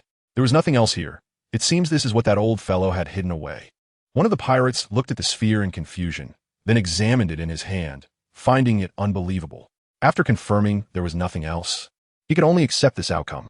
Let's go. The captain is coming. Maybe he knows what this is. This small underground palace was flooded with many people in a short time, and then all disappeared just as quickly, leaving behind a scene that looked as if it had been trampled by pigs. Release potential. Knowing Sonata's strength, Aivi immediately released his potential. In his ordinary state, Aivi was only slightly stronger than Enel and the others, but his combat power after releasing potential was on a completely different level. With lightning-fast dashes and precise strikes, he attacked over 1,000 times in a short period. Because of his speed, few could see clearly, but to outsiders, Aivi's arms and thighs seemed to vanish, leaving only afterimages. Impossible. How can your strength be so great? I don't believe it. I'm the strongest. Sonata, who was stunned by Aivi's series of attacks, couldn't believe it. He retreated repeatedly, and cracks began to appear in the shield he held, which grew larger with each hit, and the vibrations in his arm intensified. At this moment, Sonata felt as if his arm was no longer his own. His hockey was as fragile as paper against Aivi, and he was left with a battered shield, having taken a heavy blow to his stomach. Acid rose involuntarily, and he spat it out, the bitterness lingering in his mouth, causing his spirit to waver. Aivi seized the moment to press the attack. Thousands of strikes. The infinite staff dance swirled into a mass. And under Aivi's exquisite control, it seemed as if countless staffs descended like swords from the sky, leaving numerous craters on the ground. After this battle, restoring the city to its original state would not be a simple task, as it was already a scene of devastation. I don't believe it. In a frenzy, Sonata braced himself against an attack from Aivi, buying a moment of respite. His muscles bulged, and he lifted a large katana, the explosive muscles causing his armor to burst apart. The fragments of clothing flew up, resembling delicious potato chips, his whole body glowing red, and the large katana in his hand was similarly enveloped in red light. Previously, due to Aivi's continuous attacks, he hadn't had the chance to counter. But this brief moment was enough. You arrogant brat, you're fast. Glaring at Aivi, Sonata's once wide belly tightened into uniform muscle, drenched in sweat, which evaporated into steam due to his body's heat, enveloping him in a mist that obscured his form, with only his long nose visible. Oh, before it was just a little sprinkle. Next, we're really getting into the main event. Wiping the sweat from his brow, he noticed Cornus seemed ready to act, and he quickly stopped her. The previous battle had already exhausted her, and if she kept pushing her potential, she wouldn't be able to handle it like he could. I can handle it. No need to interfere. With Robin's restraint, Cornus lowered her shaking hand. Enel and Sparta were also exhausted, but still had some strength left. They watched the battle between Aivi and Sonata intently, putting themselves in the situation, pondering what they would do if they faced them again for a better outcome. This brief moment of rest was needed not just by Sonata, but also by Aivi, who exhaled the heat from his lungs. The previous attack had caught Sonata off guard, but it also drained Aivi's stamina significantly. Continue. Aivi charged forward first. Although this ultimate move had been modified by him many times, it still consumed a lot of energy. The duration had increased, but there were still limits. Therefore, a quick resolution was the best solution. I'm going to twist your head off and make it into fried potatoes. Sonata swung his massive katana against Aivi. The katana and the infinite staff clashed, producing the sound of metal striking metal, both equally matched, neither willing to give an inch, locked in a stalemate. Watch my annihilation kick. Suddenly, Aivi glanced at Sonata's lower body and kicked out with a speed faster than light. Sonata's face instantly turned a shade of dark liver.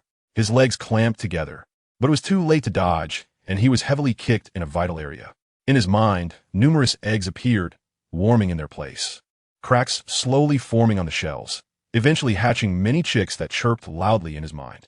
His eyes bulged like copper balls, bloodshot and ready to burst. Unable to believe what he was seeing as he stared at Aivi, Sparta and Enel suddenly felt a chill between their legs, silently mourning for Sanada for 3 seconds. This was indeed a burden no man could bear. In a life and death moment, who cared about anything else? As long as he wouldn't die, he didn't care about others. Therefore, with a sudden burst of strength, he swung the infinite staff heavily, striking Sanada, who was bewildered and terrified. Boom!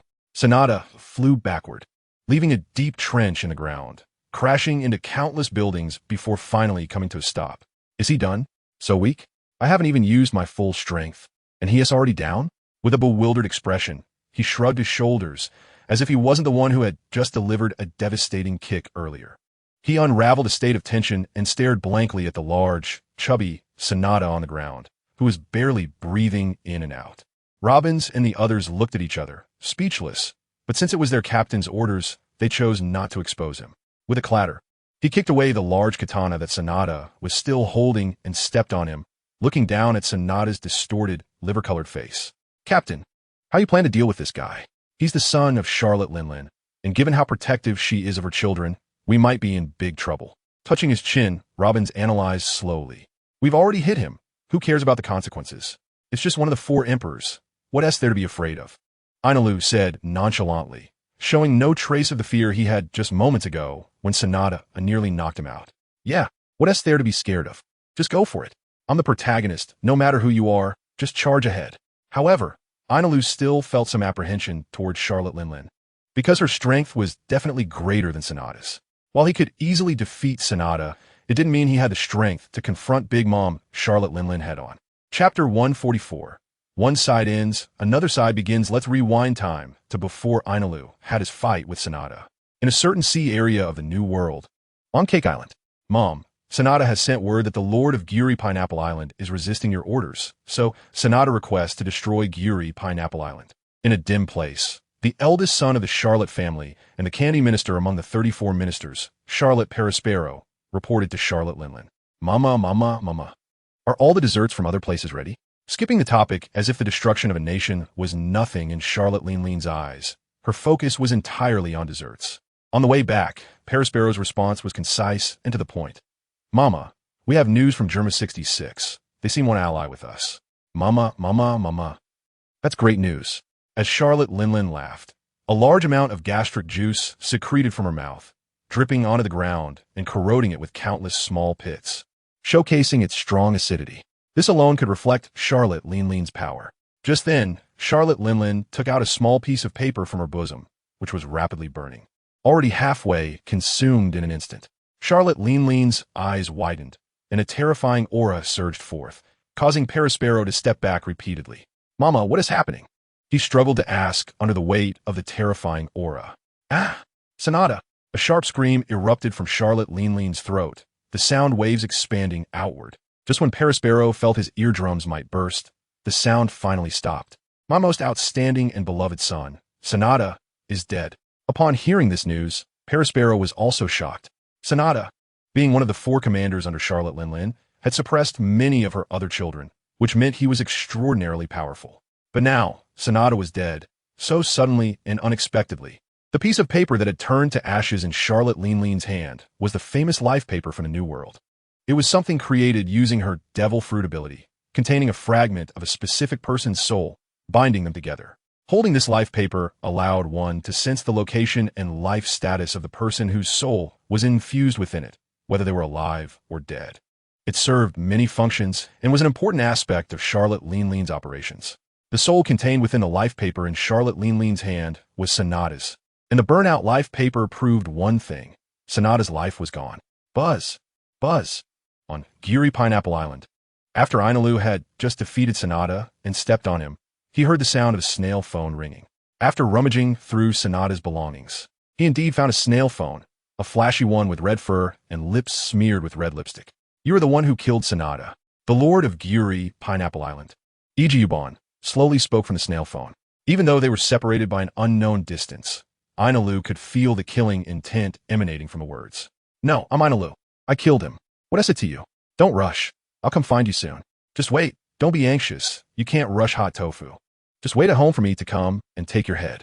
Ainalu's voice was flat, devoid of any emotion, and this message reached Charlotte Linlin's ears, leaving her momentarily stunned. You little brat. You have some guts. No need to be so troublesome. We will meet soon. I hope by then you're still this arrogant. Little brat. Charlotte Linlin gritted her teeth and said, and then Ainalu hung up the snail phone.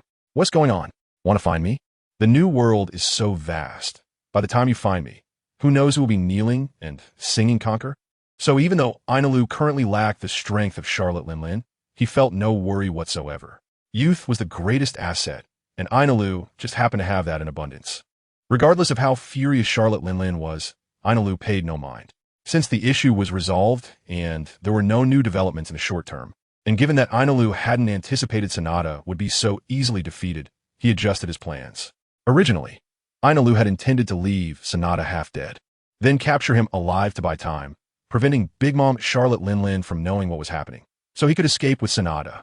Whether to kill Sanada in a public place or turn him over to the Navy while he was half dead were both foolproof methods, avoiding implicating the residents of Guri Pineapple Island.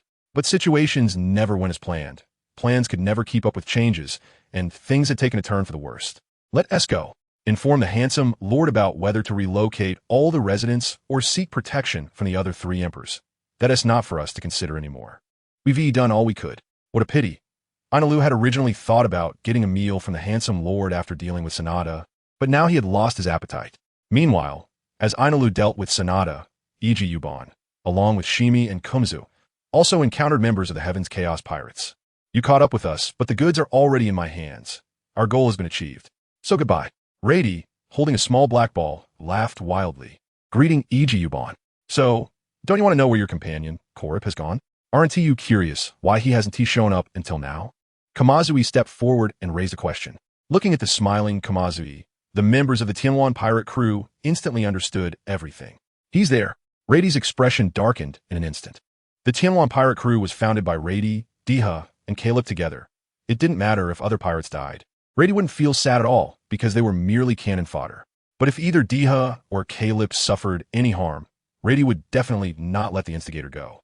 Everyone has a reverse scale in their hearts, and there are indeed people with eccentric, violent personalities who act recklessly. It's just that you haven't discovered them yet. Rady's reverse scale is Diha and Caleb. Speak. Where have you taken him? He crossed a distance of 50 meters in an instant, appearing beside Kamazui, with a silver-white blade pressed against Kamazui's neck, shouting hoarsely, completely losing his usual calm demeanor. Stop.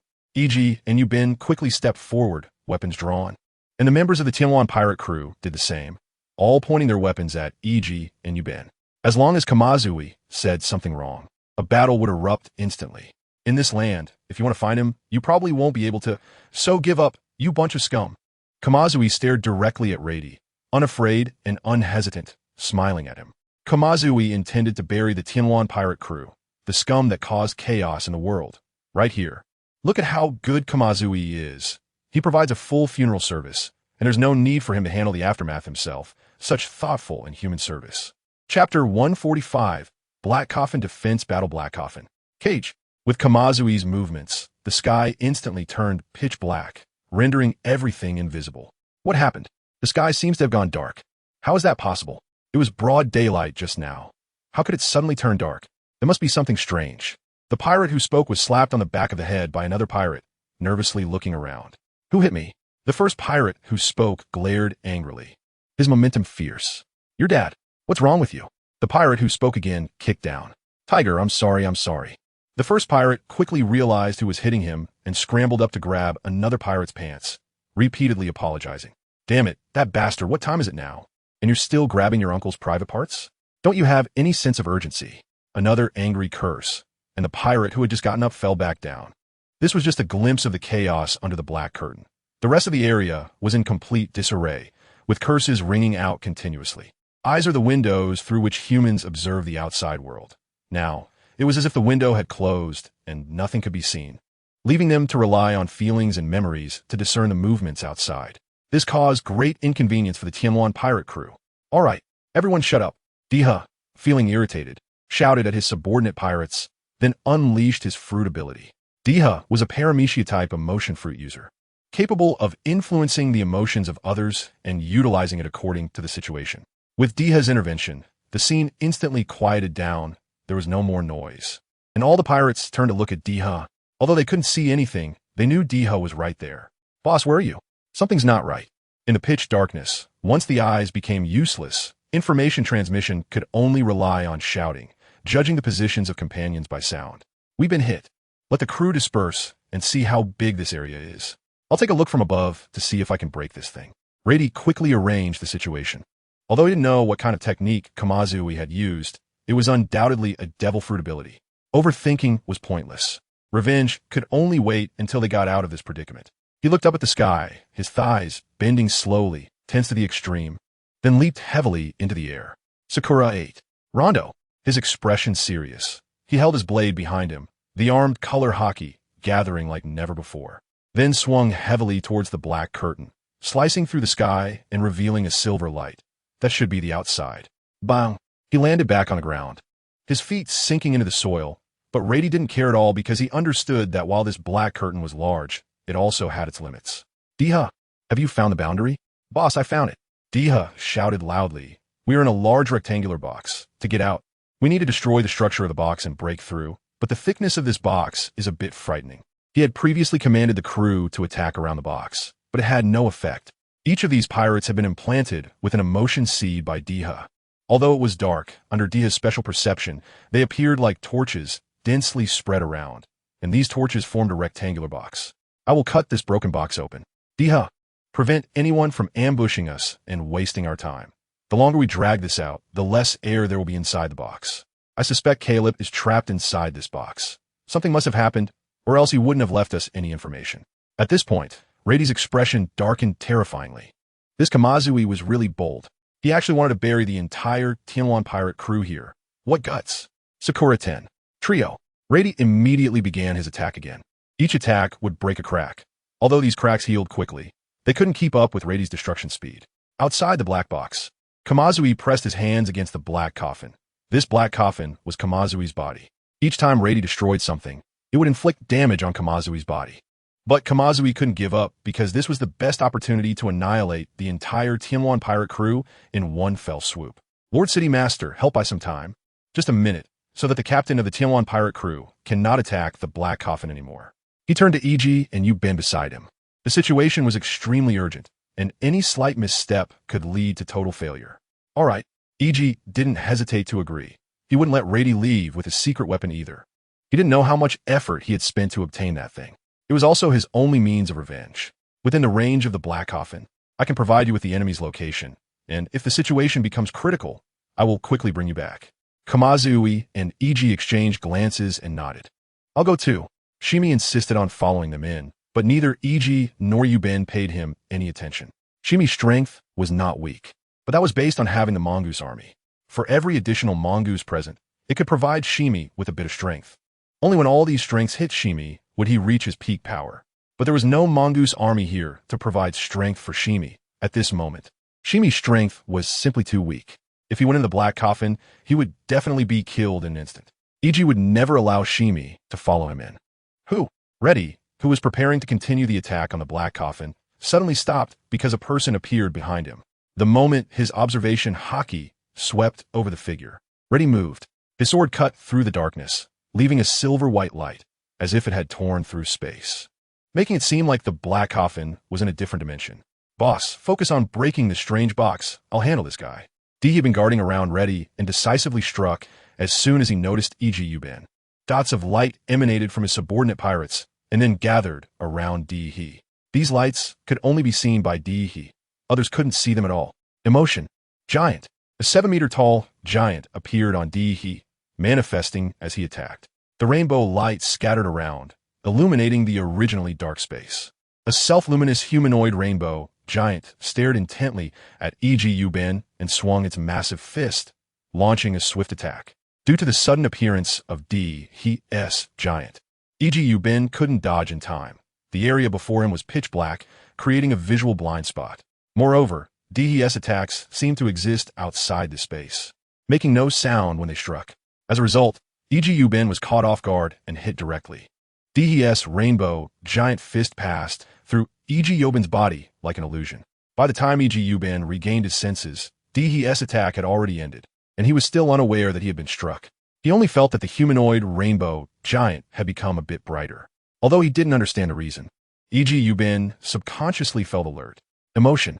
Harvest. The humanoid rainbow giant attacked E.g. Yubin once more. E.g. Yubin hurriedly dodged.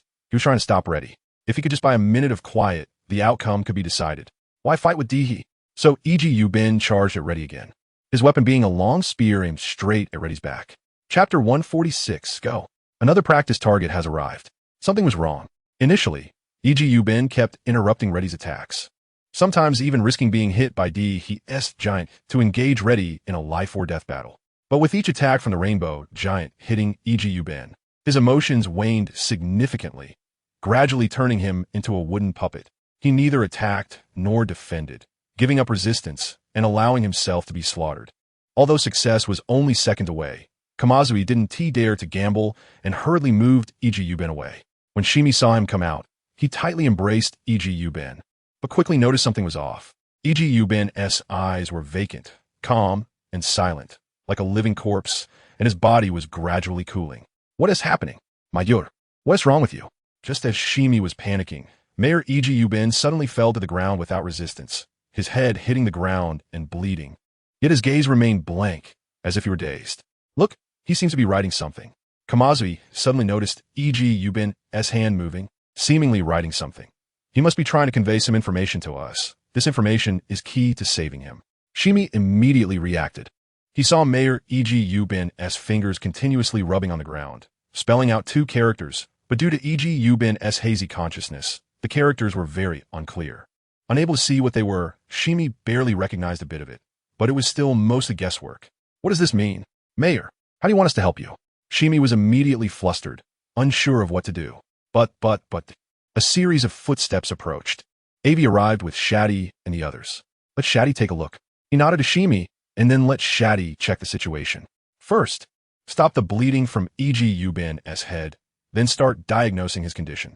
Like the townspeople, he exhibited the same emotional void, but even more severely. The townspeople still retained feelings like jealousy and rage, while all his emotions had vanished, as if they had been consumed by something. Aivi and Shati stood side by side, and also noticed the characters E.g. Yubin was writing. Will you guess which Ching right? I think it should be the word emotion. He was telling us that the enemy's devil fruit is related to emotions, capable of devouring emotions, and may also impose specific emotions on people. Who was it that attacked him just now? Aivi asked Kamazui, as it seemed he was the one who could make decisions among the three of them. The vice captain of the Tianluan pirates, Chimyan Dihi, had never used his abilities in front of others, yet he could easily control life and death. Who would have thought it was like this an emotion fruit? Kamazui was also shocked. Fortunately, they hadn't given him the chance to strike first with a powerful move, or the situation would have been completely different. The emotion fruit, if it imposed a suicidal emotion on him, he would probably end up taking his own life without anyone else needing to intervene. Speaking of the emotion fruit, Aivi seemed to have seen something like it in his previous life. It was incredibly powerful. It could kill invisibly, but he had no idea what limitations it might have. Kamazui's mind raced, but he quickly spat out a mouthful of blood. While they paused, Reddy inside the black coffin didn't stop his assault. He sliced open a head-sized crack with his sword, and then wedged his blade firmly into the opening, quickly running along the crack. In the blink of an eye, he had completed a full circle. Before the cut could heal, Reddy leaped into the air, with the sword hilt forward and the blade trailing behind.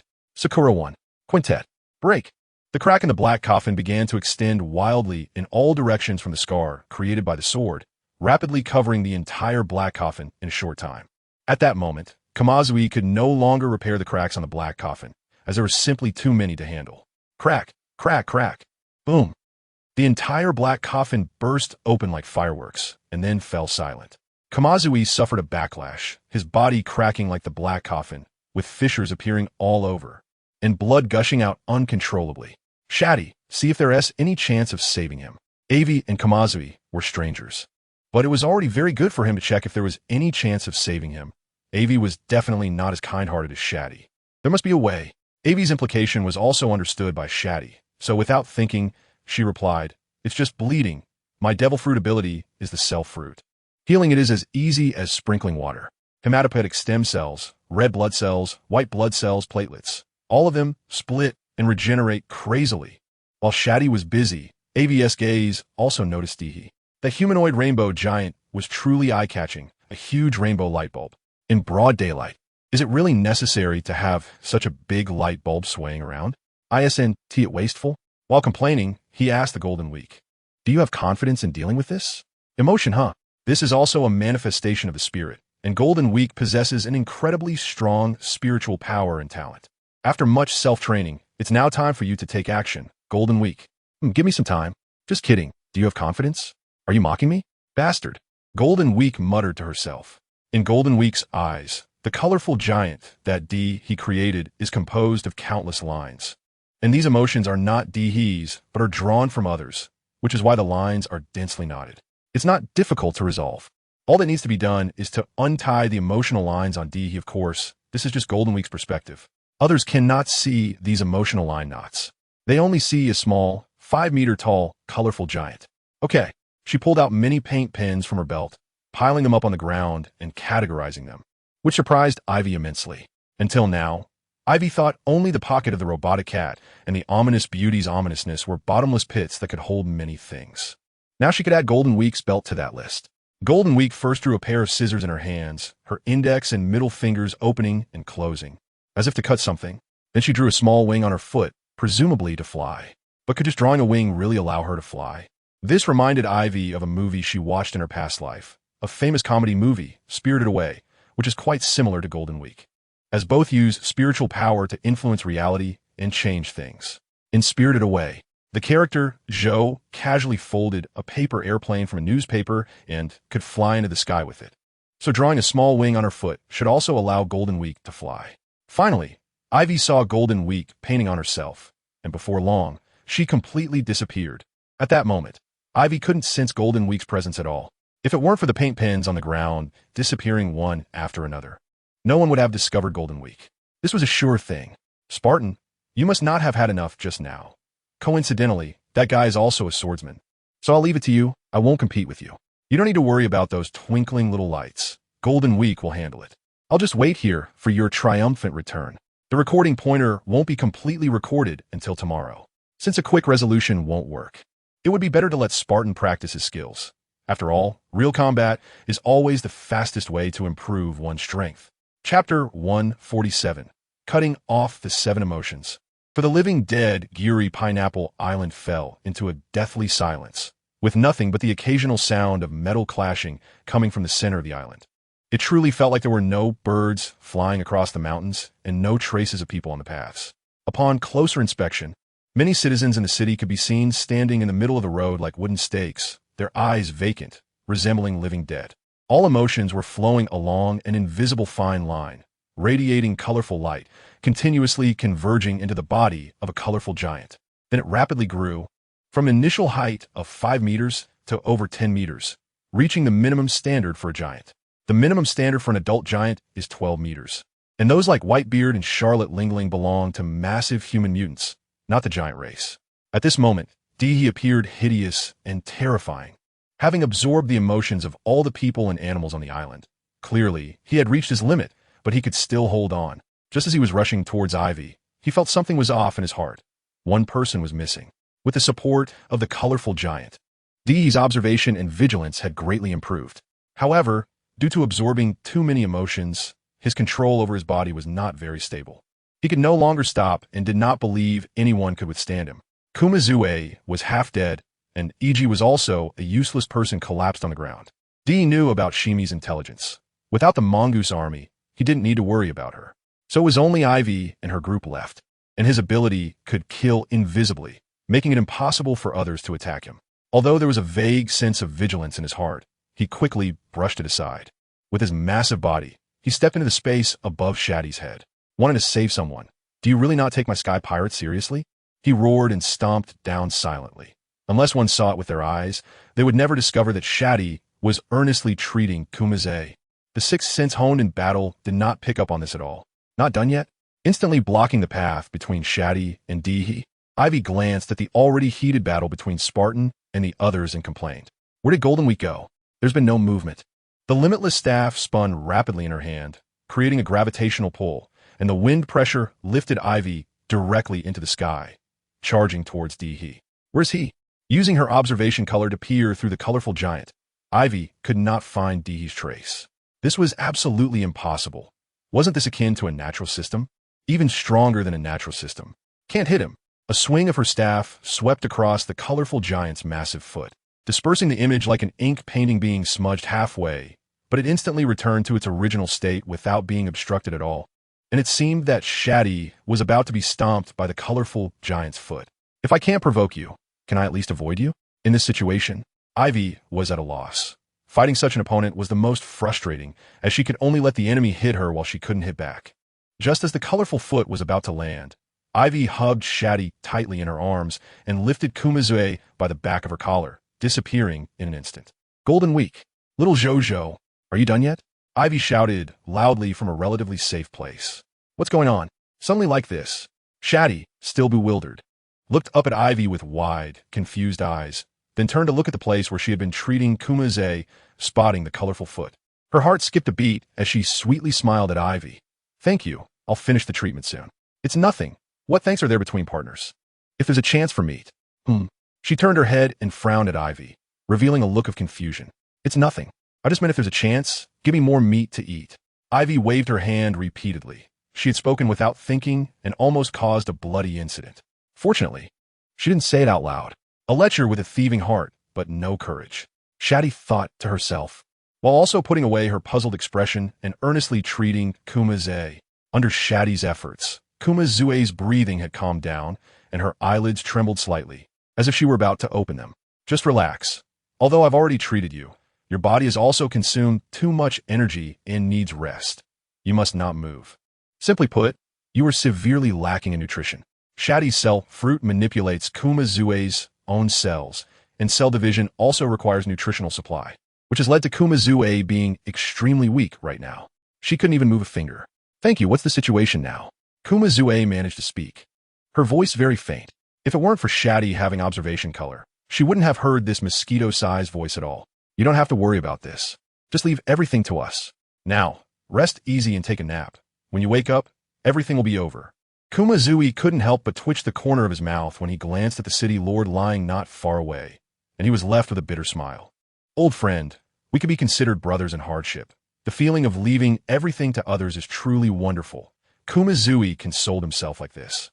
The last memory Kumazue saw was E.G. Yubin lying on Shimi's lap, commonly known as a knee pillow. Then he closed his eyes and fell into a deep coma. It's all right. I have found a way to deal with him. He will be fine soon. No need to rush. Aivi was also important to strike up a conversation with the Golden Week, who was currently surrounded by the colorful giant of Diha, looking for nodes. Emotions can ultimately be categorized into several types: joy, anger, worry, thought, sadness, fear, surprise, and other emotions branch out from these. Golden Week has been searching for these major nodes all along. As long as one major node is cut off, a large portion of other emotions can also be severed, like cutting off an arm. Snap! There was no sound, but at the moment Golden Week cut down, it seemed as if he saw a lot of joyous laughter. So cheerful, as if there were no worries in the world, born to be happy. This was the node of joy. Following that, 3 more cuts severed the nodes of anger, worry, and thought. At the same time, the figure of the colorful giant instantly shrank by half. A surge of overwhelming sadness suddenly surged in Diha's heart, wishing for death to end it all, feeling that life was so meaningless. Looking at the Aivi pirates surrounding him, he felt anxious and terrified, with no desire to resist at all. He wished he could throw everything away and run, disregarding everything. But then this impulse was washed away by a sense of desolation, feeling that life had little meaning. So what was there to fear? If death comes, then so be it. The colors on the colorful giant changed rapidly, and in a short time, it completely disappeared, revealing Diha, who had been hidden all along. Lying on the ground like a piece of wood, dazed, becoming the second city lord, but unfortunately without a knee pillow. No good. The vice captain has been defeated. What to do? Help. Don't kill me. I was forced. Run. Escape. The moment Diha fell unconscious on the ground, calm and fearless. Without a hint of panic, he charged towards Robin and Connie's Tianwan pirate group, which instantly fell into chaos. Originally, the members of the Tianwan pirate group were only calm and composed, not fearing death at all. But once other emotions returned, the inherent fear of death in pirates was fully exposed. This group of pirates was a typical representative of bullying the weak and fearing the strong, disregarding the captain who was fighting with Sparta, and began to scatter and flee. Seeing this, Lade became as dark as a pot bottom, nothing but blackness. Chapter 148. Almost letting the big fish escape. So exciting. Good. Very good. You have successfully angered me. One brother after another leaving made Lade unable to control the anger in his heart. Just a moment ago, Diha was imposing, and the colorful giant was chasing Aivi and his gang with nowhere to escape. Lade knew his partner's abilities, so he was not worried, but unexpectedly, the next second Diha pounced. The speed of the pounce caught Lade off guard, and right after, all his subordinates ran away. In that moment, Lade went from being a pirate group that gave countless big shots in the New World a headache to being the only lonely person left. The gap was so large that those with a slightly poorer psychological quality would probably die of anger. But Lade was only filled with rage, scanning Aivi's group. The long sword and the white wolf clashed, forming a cross, and suddenly he withdrew his sword, his body leaning back, letting Sparta's attack pass over his head. Turning back with the knife, Lade quickly thrust backward, targeting Sparta's back. Thud! Although Lade's move was clever, Sparta was no pushover. He reacted in a fraction of a second, his blade horizontally clashing against Lade's sword tip, the immense force causing Sparta to lose his balance and lunge forward. This moment was the most dangerous. For Sparta, it was also the best opportunity for Lade to deliver a fatal blow. Killing has always been the simplest thing. The human body has many weaknesses, and a sharp weapon can easily take a life. The origin of techniques is to better and more cleverly kill enemies or to use shields to block the enemy's attacks on vital points. At this moment, Sparta's shield had already fallen from his hand. To a strong person like Lade, Sparta was already a corpse lying on the ground, lifeless. But Lade did not do that. Instead, he ran away without looking back. The speed at which he ran away was completely opposite to how he wanted to kill Aivi and them, fighting to the death without retreat. Aivi watched Lade run off, then realized that Lade seemed to have begun to prepare not to fight him to the death, but rather to use his anger to numb him, making him think that Lade would not run. The result was that at such a moment, Lade just ran away. This is not difficult to understand. Lade's hatred for Aiv's group was like a torrent, continuous and unstoppable. But the premise is that one must have their life intact to take revenge. Although he was sickly arrogant and reckless, that was only when he was in a fit. Lade, with normal emotions, valued his life greatly. The situation was already very clear. The Tianwan pirate group was finished, and he was the only lonely one left, while the opponent was Av's group, who had not yet exerted their full strength. For a clever person, making a choice was very easy. Clever enough. At this moment, Aivi could only praise him. This is a pirate. A huge grudge can also be swallowed, hidden, and continue to develop, waiting for the opportunity to strike a fatal blow to the enemy. Don't let him escape. He has a fragment of an ancient weapon in hand. We must not let him take it away, or it will cause a huge crisis. After Diha turned into a living dead, E.G. Yubin, the living dead, finally woke up, although he still didn't understand what had happened when Kumazui fell.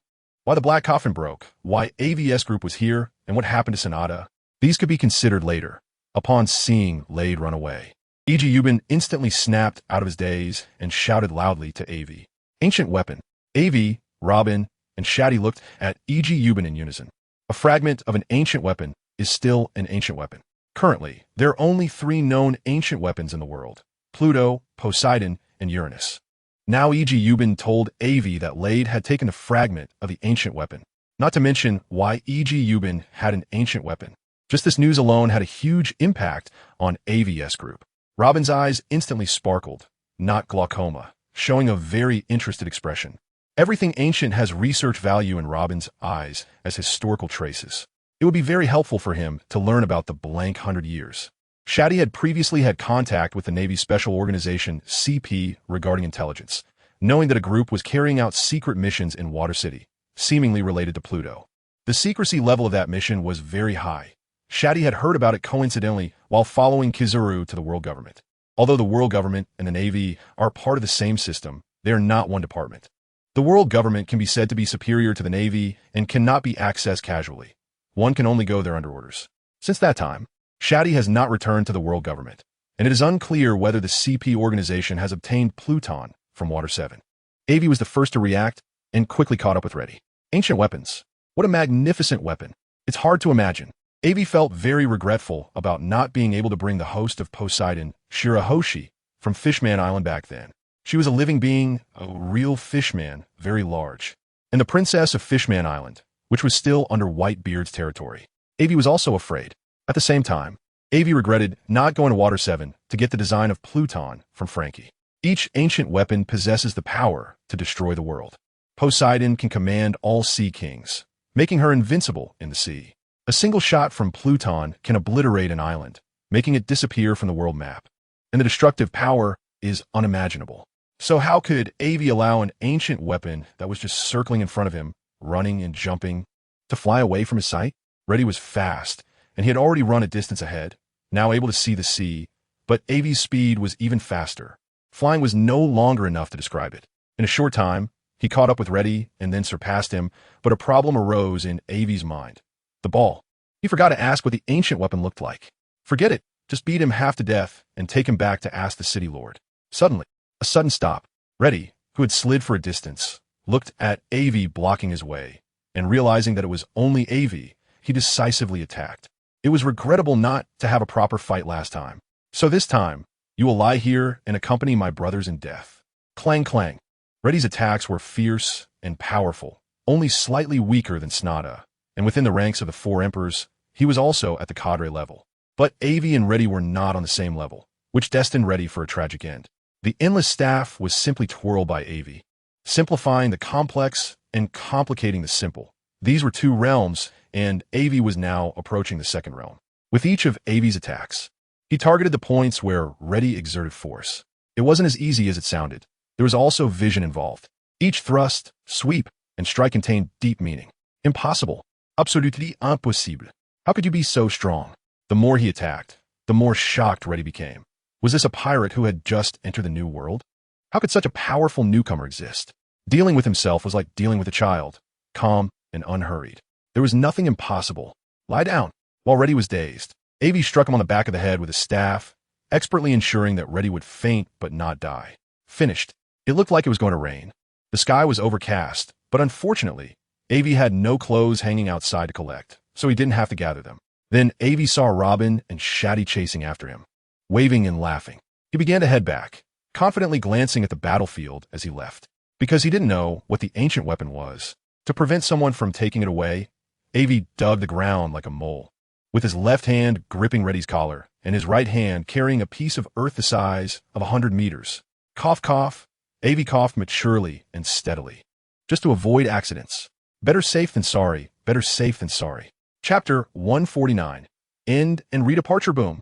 The piece of earth in Aivi's hand suddenly slammed to the ground, raising a cloud of dust, and from the dust, several figures slowly emerged. Shati coughed while moving. Aivi, you bastard. Can't you give a heads up? Thankfully, and don't you think we look very cool coming out like this? For the thick-skinned Aivi, Shati's furious attack did not feel anything, as he spoke to himself. What cool. Immature brat. At this moment, Aivi was holding Reddy's collar, walking in front of Ijiyuben, shaking Reddy's body like a rag doll. Clatter. Many things fell out, including gold coins, a record pointer, a black ball. But what the hell was the last thing that fell out? A pair of shorts. All right, let's skip this topic. I brought it back. City Lord Uncle. Where's that ancient weapon? In fact, on the way back, Aivi and Robin had also checked. There was nothing special on Reddy. If it were the blueprints for the ancient weapon or a map of where the ancient weapon was hidden, Aivi would have gotten early on. Unfortunately, there was none, just this. The still weak city lord Ijiyuben, supported by Simi, picked up the black ball and exclaimed in surprise. This thing? Aivi looked uncertainly. Are you kidding me? Noticing Aivi's skeptical gaze, Ijiyuben knew that if he didn't provide a reasonable explanation, this matter would definitely not end well. Taking a deep breath, filled with memories, Ijiyuben slowly began to speak. I obtained this thing by chance. Back then, Charlotte Linlin crazily attacked my country just because we were known for our baked sweets. Just because of a single sentence. A country known for baked sweets must smell particularly fragrant when burned. Having my home country destroyed, I narrowly escaped under my father's arrangement. I unexpectedly arrived at an island that seemed to have experienced an unimaginable great battle, with remnants everywhere. In the center of the island, there was a towering tree that would never wither. My memories of the island are now quite vague. I only know that when I came out, I had this thing in my hand, and I also learned its name and how to use it. This weapon is called Thunderclap, and according to the information I received, the Pluton cannon that can destroy an island was built based on this prototype. The recollection ended here. If Kumazue were awake, he would understand why. Despite the vast difference in strength, E.G. Yubin still had the mad confidence to go down with Big Mom, Charlotte Linlin. How to use it? Now Aivi was interested. As long as the city lord uncle was telling the truth, this little black ball could indeed live up to the name of an ancient weapon. Unfortunately, it was incomplete. The energy inside could only be used once. Shaking his head with a wry smile, after this incident, looking at the sorrowful remnants on the island, E.G. Yubin's thoughts also lightened a lot. Looking at Simi, who was supporting him, he suddenly smiled. Aivi, can I ask you for a favor? Sure. City Lord Uncle. What do you want to say? Under E.G. Yubin's serious tone, Aivi couldn't help but become serious as well, nodding heavily. I've said so much just now, so you must know my hatred for Charlotte Linlin. But now, E.G. Yubin sighed, looking up to the sky. I cannot let my hatred cause my people to be displaced and face the same despair. I want to stay here. So, Uncle, I ask you for one thing. When the opportunity arises, can you help me beat up Charlotte Linlin? This is not a firm request, but rather a plea. Whether you do it or not is up to you. And this ancient weapon, Thunderous Blast, I'll give it to you as a token of gratitude for saving Giri Pineapple Island. Handing the Thunderous Blast to Aivi, I felt a huge weight lift off my shoulders, as if I had removed a mountain, and I felt much lighter overall. Mayor Uncle, don't worry. I accept your request. Aivi, who received the Thunderous Blast, looked earnestly at E.G. Yubin. There is no need for any psychological pressure. This is just a small wish of mine. I know my own situation well. E.G. Yubin no longer has the ability to seek revenge. His hands were injured earlier when Kumas saved him, and they were severed by Diha. He can no longer hold a gun, let alone seek revenge. And the strength of Charlotte Linlin is already terrifying, not to mention how much stronger she is than him. Although Aivi saved everyone on the island, he also offended Charlotte Linlin. E.G. Yubin had already made arrangements on his side, so he wasn't afraid. As long as he kept an eye on the little tricks of Charlotte Linlin's pirate crew, Aivi and their future journey would face the Big Mom pirates directly. So it was better to give the Thunderous Blast to him. However, it was still a long-held wish of mine, and without a reason to give it away freely to Aivi, E.G. Yubin felt uncomfortable in his heart. So he made a request, hoping that in the future, Aivi and his group could use the Thunderous Blast to save his life. As night fell, the people of Giri Pineapple Island were still busy. There were too many buildings destroyed due to the battle, making reconstruction even more difficult. In the mayor's mansion, at the banquet, the battle was brutal, but the celebratory feast could not be lacking. After receiving E.G. Yubin's consent, Robin went to the study to research the island's history. Aivi and Golden Week were eating heartily, as they said, I put in so much effort consuming a lot of energy. How can I not eat? Shimi's father, Shilin, also came. Looking at his old friend who almost severed ties because of his daughter, Shilin felt very complicated. But from this incident, he could see the feelings between Shimi and E.G. Yubin. Shimi was willing to risk her life for E.G. Yubin, and E.G. Yubin could give up revenge for Shimi. Such feelings. How could Shilin stop them? It's just a matter of 20 years. Taking a strong drink, he laughed with E.G. Yubin. Little Lin, I'm sorry. What Little Lin? No respect. Call me father-in-law. With a stern face, Shilin looked at E.G. Yubin with disdain. Yes, father-in-law. E.G. Yubin felt a bit awkward. He was a year older than Shilin, but had fallen in love with his daughter. But after getting drunk, it didn't matter much. Can you really bear to give that thing up? Not anymore. What is the point of keeping it? I feel so relaxed and much better now. Shilin and E.G. Yubin's relationship evolved from old friends to father-in-law and son-in-law, becoming more complicated. Time passed quickly, and in the blink of an eye, it was time to set off as the recording pointer was filled, on the golden ship, waving goodbye to E.G. Yubin and the others. Mayor Uncle, I will miss you. Not looking at faces, but at the Buddha's face, Aivi was naturally enthusiastic when he received the ancient weapon Thunderous Blast. In a new world, in a certain sea area, Wano country, Ace and the Spade Pirates hadn't left for long when they encountered the invasion of the Emperor Kaido. The Wano country's emperor and great samurai had no resistance at all and were completely invaded by Kaido. At this moment, Ace also got into big trouble. Caught in a massive current with storms, thunder, and lightning constantly raging. On the sea, anything can happen, and the storm that Ace encountered this time was absolutely unprecedented. With the help of his companions, he barely escaped, but they suffered casualties, with some partners forever sleeping beneath the sea, facing their own fate. Let us disband.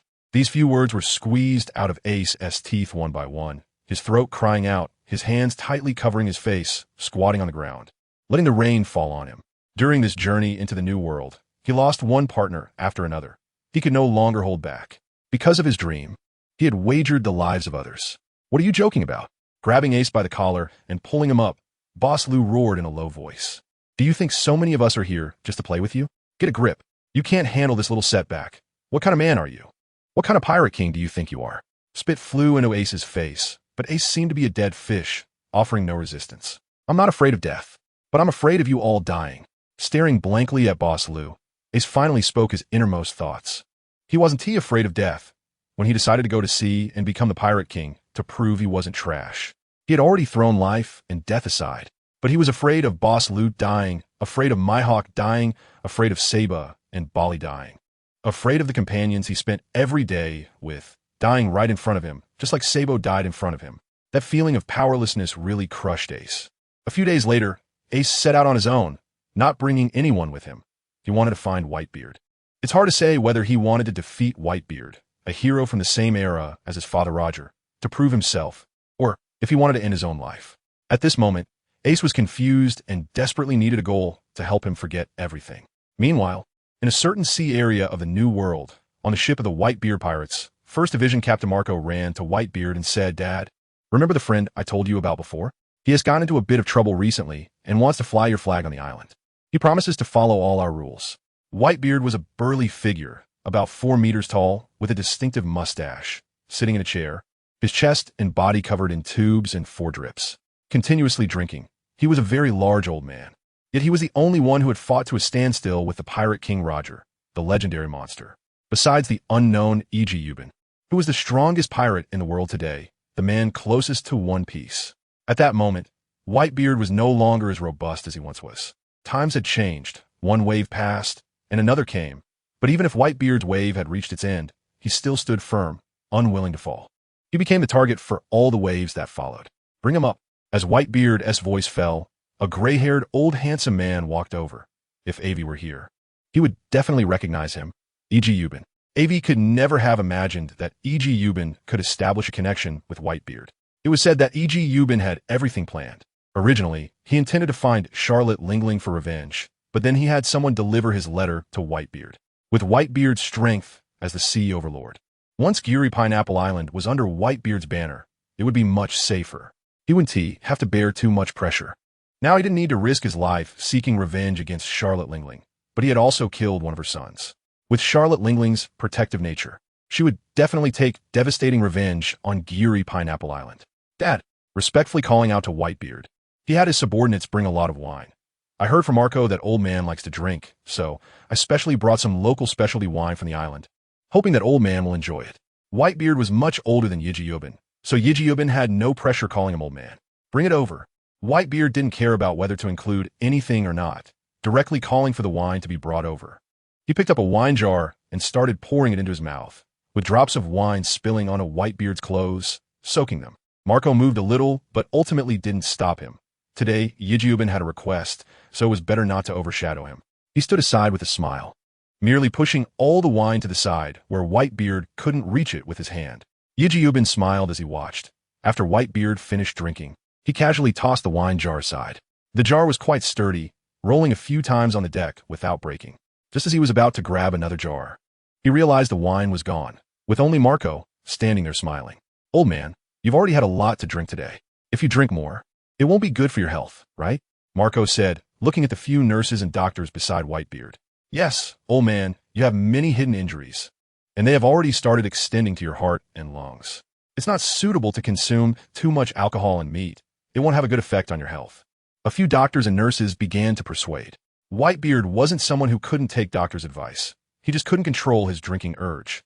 So he laughed heartily and said, "Kid, I just heard my son say you encountered some trouble and want to fly my flag. Is that true? Speak up. What trouble did you get into?" Due to his health, Whitebeard had rarely left the ship in recent years. His subordinates had been doing all the work, and with his reputation, there weren't many who dared to provoke the Whitebeard pirates. So he was quite interested in other stories, treating it as entertainment. Aivi then recounted everything that had happened on the island, of course, without mentioning his desire for revenge against Charlotte Lingling or the fact that he was secretly providing supplies to the Revolutionary Army. He only talked about how the Heavenly Chaos Pirates, the troublemakers among pirates, schemed to create a conflict between Charlotte Snarda and Yijubin. Later, with Aivi's help, they successfully dealt with the Heavenly Chaos Pirates and Snarda.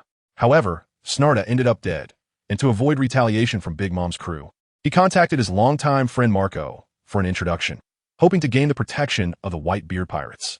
Well done. The Heavenly Chaos Pirates, that troublemaker, have been wiped out splendidly. Such a joyful matter deserves a big drink to celebrate.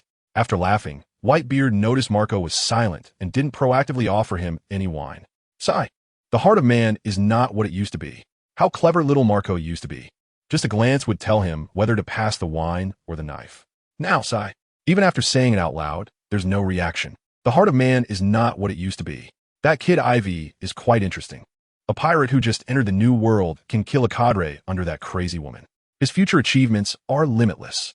I really hope to meet him properly. All right, I agree to your request. Just this wine, 500 jars a month, can only increase but not decrease. Thus, Yijubin's goal was achieved, and Marco saw him off. After all, they were longtime friends. How could they not have a drink together? Chapter 151. Experiencing the arrival of death, the supporting pirates. The spring breeze was warm, and the sun shone brightly.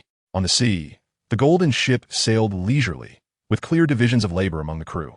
Aivi sat at the bow of the ship, lost in thought. Robin, Golden Week, Shati, and Cornus were lying on beach chairs, basking in the warm sunlight. Sparta was training in the gym aboard the golden ship, and with the movements of his training, the ship swayed left and right, giving a feeling like swinging on a swing. After instructing Aivi to watch the clouds in the sky, Shati worked with Enel to study the thunderclap Aivi had brought back. In the ship's laboratory, wearing radiation protection masks and goggles, he directed Enel to perform minor discharges, studying the internal structure and energy source. Boom! A loud explosion sounded, shaking the golden ship from all directions. Aivi, what happened? In the lab, there was also an explosion. Clearly, Shati's experiment was interrupted and failed, and in a fit of rage, he rushed out, a cloud of black smoke escaping the lab, then dissipating into the air, leaving nothing behind. At some point, 4 pirate ships had appeared around the golden ship, heading straight for it, and Aivi had also disappeared. Originally, Aivi was following Shati's instructions, monitoring the clouds in the sky, ready to inform Shati of any changes. Because the weather in the new world is always unpredictable, if no one was watching, it could easily put everyone on board in danger. But obviously, Aivi hadn't completed this task well. Where was Aivi at this moment? Shati had no idea. If he did, no amount of punishment could make up for the resentment in Shati's heart. Just now, they were on the verge of success, having explored the interior of the thunderclap well, just about to test what energy was being used. But then this incident occurred. If there had been any slight mistake under the immense power of the thunderclap, Aivi's group could have said goodnight to each other and forever fallen asleep. The people on the ship ahead heard the warning and quickly got out of the way. It was just a small warning at first, but if they were unresponsive, they shouldn't blame the plundering alliance for being impolite. This was indeed the bad guys crying foul. The sea is so vast, what are they blocking? Is a new world your territory? Speaking so arrogantly, being sensible? What a big mouth. Shati laughed in anger, wiping the black substance off his face, glancing at Enel, who had run away early with nothing wrong, and Shati's frustration was understandable. Why was he the one suffering while Enel could easily escape? So he could only vent his frustration on these unfortunate and arrogant pirates. The plundering alliance? Ha! I haven't even heard of it, just some small fry popping up. Bad luck from the heavens. Misfortune strikes. Joy turns to sorrow. Everything goes wrong. Taking out his blank book, he muttered several curses before calmly pulling out his telescope to observe the unfortunate ones across from him. Just as the pirate who had been shouting finished his words, a pigeon flew by from the horizon, leaving a nasty deposit that landed right in the mouth of the shouting pirate. What the hell? Before he could react, he had already swallowed it. Damn it, dead pigeon. He couldn't care less about the task his boss had given him and leaned over the side of the ship, using his hands to claw at his throat, pressing harder and harder until blood began to flow out. At that moment, a pirate carrying a full plate of food walked by. Because he had too many plates, his view was blocked, and he accidentally bumped into the vomiting pirate, causing him to fall directly into the sea. Coincidentally, as that pirate fell into the sea, his feet hit the plank, cramping both of his legs, leaving him with no chance to call for help, and he drowned. Did I just bump into something? The dish-carrying pirate poked his head out from behind the dish, confused about the reason. Damn you, you little bastard. Do you know you just knocked my brother off? The unfortunate drowned pirate brother suddenly appeared, staring wide-eyed at the already vanished brother, glaring angrily at the dish-carrying pirate, his heart burning with rage. He drew his machete and charged forward. Help! Forget the dish. The pirate turned and ran, but as a kitchen worker carrying dishes. How could he escape the furious machete-wielding pirate? That pirate was experienced and charged at the forefront. He quickly overtook the dish carrier and was about to swing his knife when a pure white dish smashed into the machete pirate's face, shards piercing his eyes, instantly turning everything red. And it didn't end there. A baseball bat appeared out of nowhere, right under the machete pirate's feet. Ouch! He flew straight up, unable to hold onto the machete due to the pain, which flew toward the crowd of pirates on the plank. In the end, he fell heavily into the sea, joining his brother. Damn it! Who threw that dish? Step forward. Many pirates were hit and immediately began cursing, the noise rising. Shut up! Can't you give me some peace?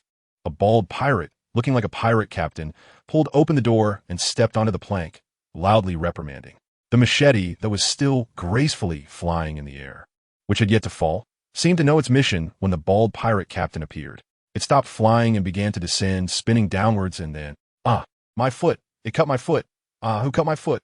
The bald pirate captain's foot was pierced straight through by the falling machete, instantly making him furious as he searched for the culprit. He noticed a scar-faced pirate, serious and holding a knife, who was one of his subordinates' rivals. The bald pirate captain had no reason not to believe it was a conspiracy. He recalled the look from the rival captain during their discussion inside, as if he were a dead man, and immediately had a bad suspicion. Strike first, suffer later. Kill. A gunshot rang out, and the scar-faced pirate fell heavily onto the plank, a bullet-sized hole in his head, blood starting to flow out, his eyes wide open. The scar-faced pirate truly did not have the thoughts the bald pirate captain suspected. He had simply survived because he had dodged all the dishes that hit every other pirate on the plank. Thinking about how accurately all the pirates had been hit, the scar-faced pirate suspected someone was hiding in the dark attacking them. So he drew his knife, remaining vigilant of his surroundings, and prepared to run into the ship's cabin to inform his superior pirate of his discovery. But then the bald pirate captain came out, and he ended up dead. The memory ended, and the scar-faced pirate truly died with eyes wide open. Everything was like a visit from the Grim Reaper, one after another, ultimately including all the pirates on the 4 ships, with the sounds of swords clashing everywhere, gunpowder smoke filling the air, and cannons firing at each other on the ship. When Aivi returned from the sea, he found the 4 pirate ships in chaos, about to sink. What happened? Soaked, Aivi stood on the deck a bit dazed, having just taken a nap, only to wake up in the sea, and now there were 4 ships, and they were about to sink. What did I miss? Chapter 152, Mama no Sook done. You missed a great show. After tossing the telescope to Aivi, Shati returned to his laboratory. Watching as the pirates fell one after another like a contagious disease, Shati's resentment dissipated during this process. That feeling of euphoria was truly irresistible. Shati still relied on his strong composure to hold himself back.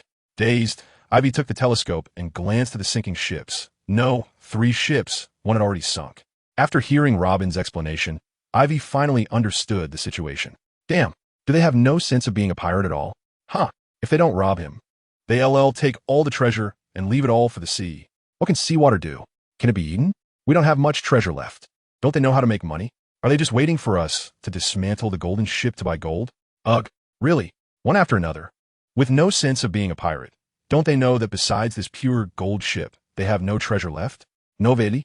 They really don't know how precious household expenses are until they take charge.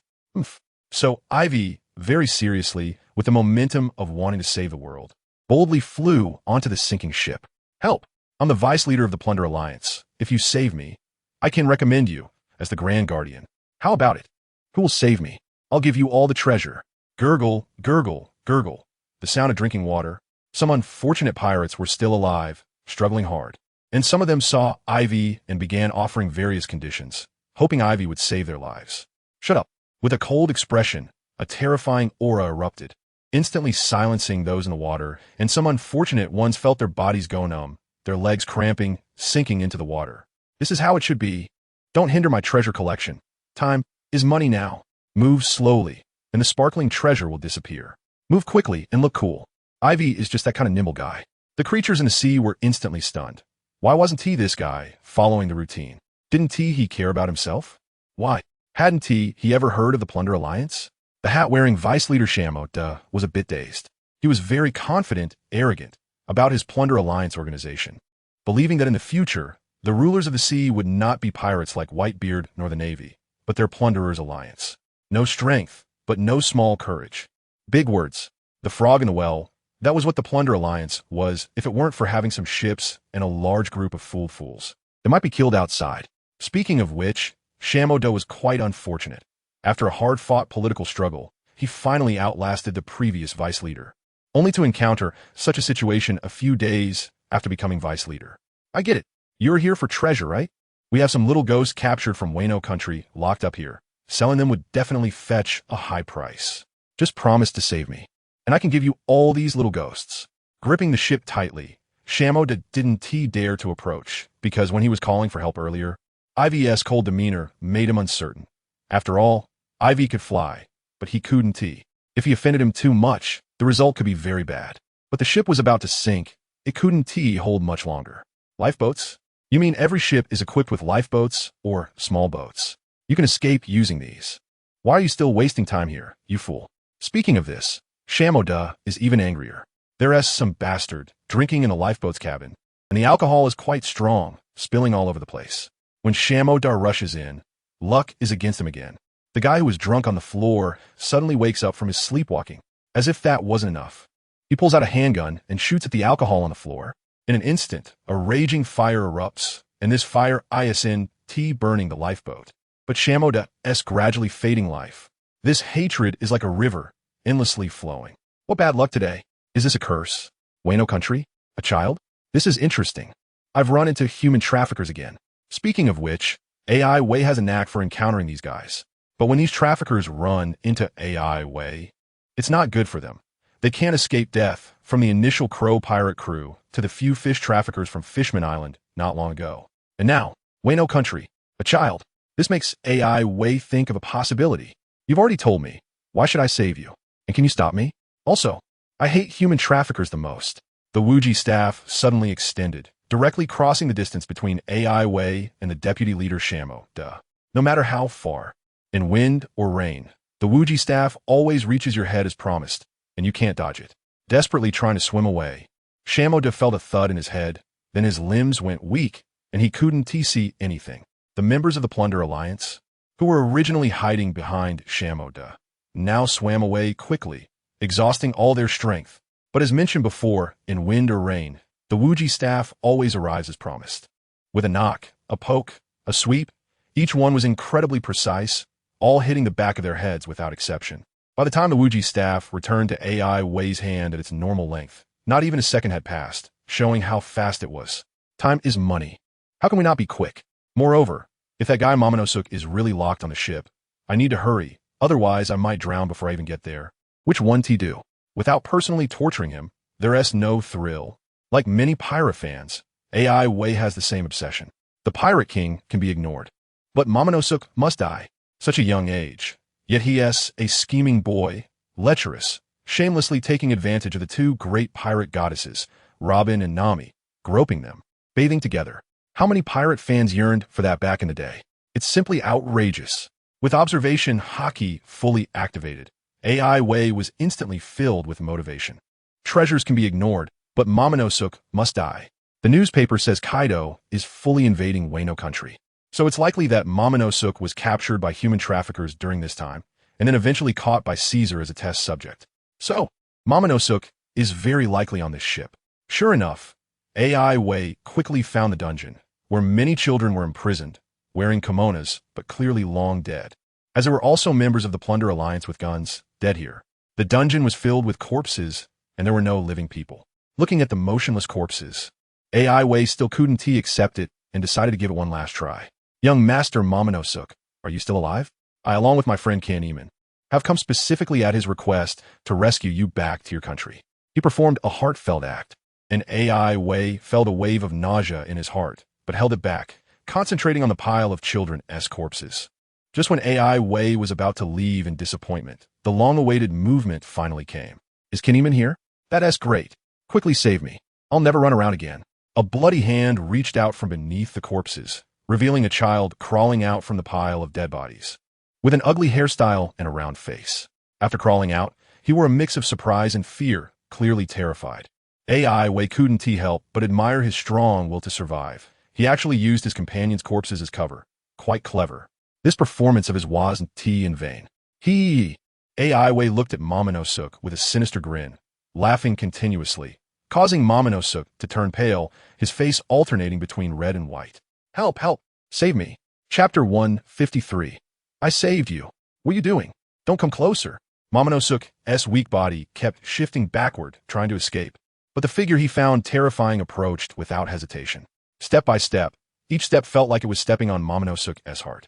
Momonosuke pressed his hands tightly against his chest, trying to suppress his fear, while pleading with Aivi, "Aren't you a friend of the Kanemon warriors? Why do you want to kill me?" TCH. Aivi clicked his tongue. "I just said that casually. Wanted to see if you were here." How is that possible? Why do you want to kill me? Did someone from the Wano country's daimyo hire you to kill me? I can pay double. No, 10 times. The more nervous he got, the faster Momonosuke spoke, as if speaking slowly would cost him his life. I have to say, Momonosuke is quite smart for his age. He even tried to bribe Aivi, guessing that Aivi was from Wano country through his mention of Kanemon. Speaking of which, Momonosuke was quite unfortunate. He originally had the protection of Kanemon and Kanjiro, so he was quite safe. But who told him to like playing around and then get caught by the Plunder Alliance, ready to be sold?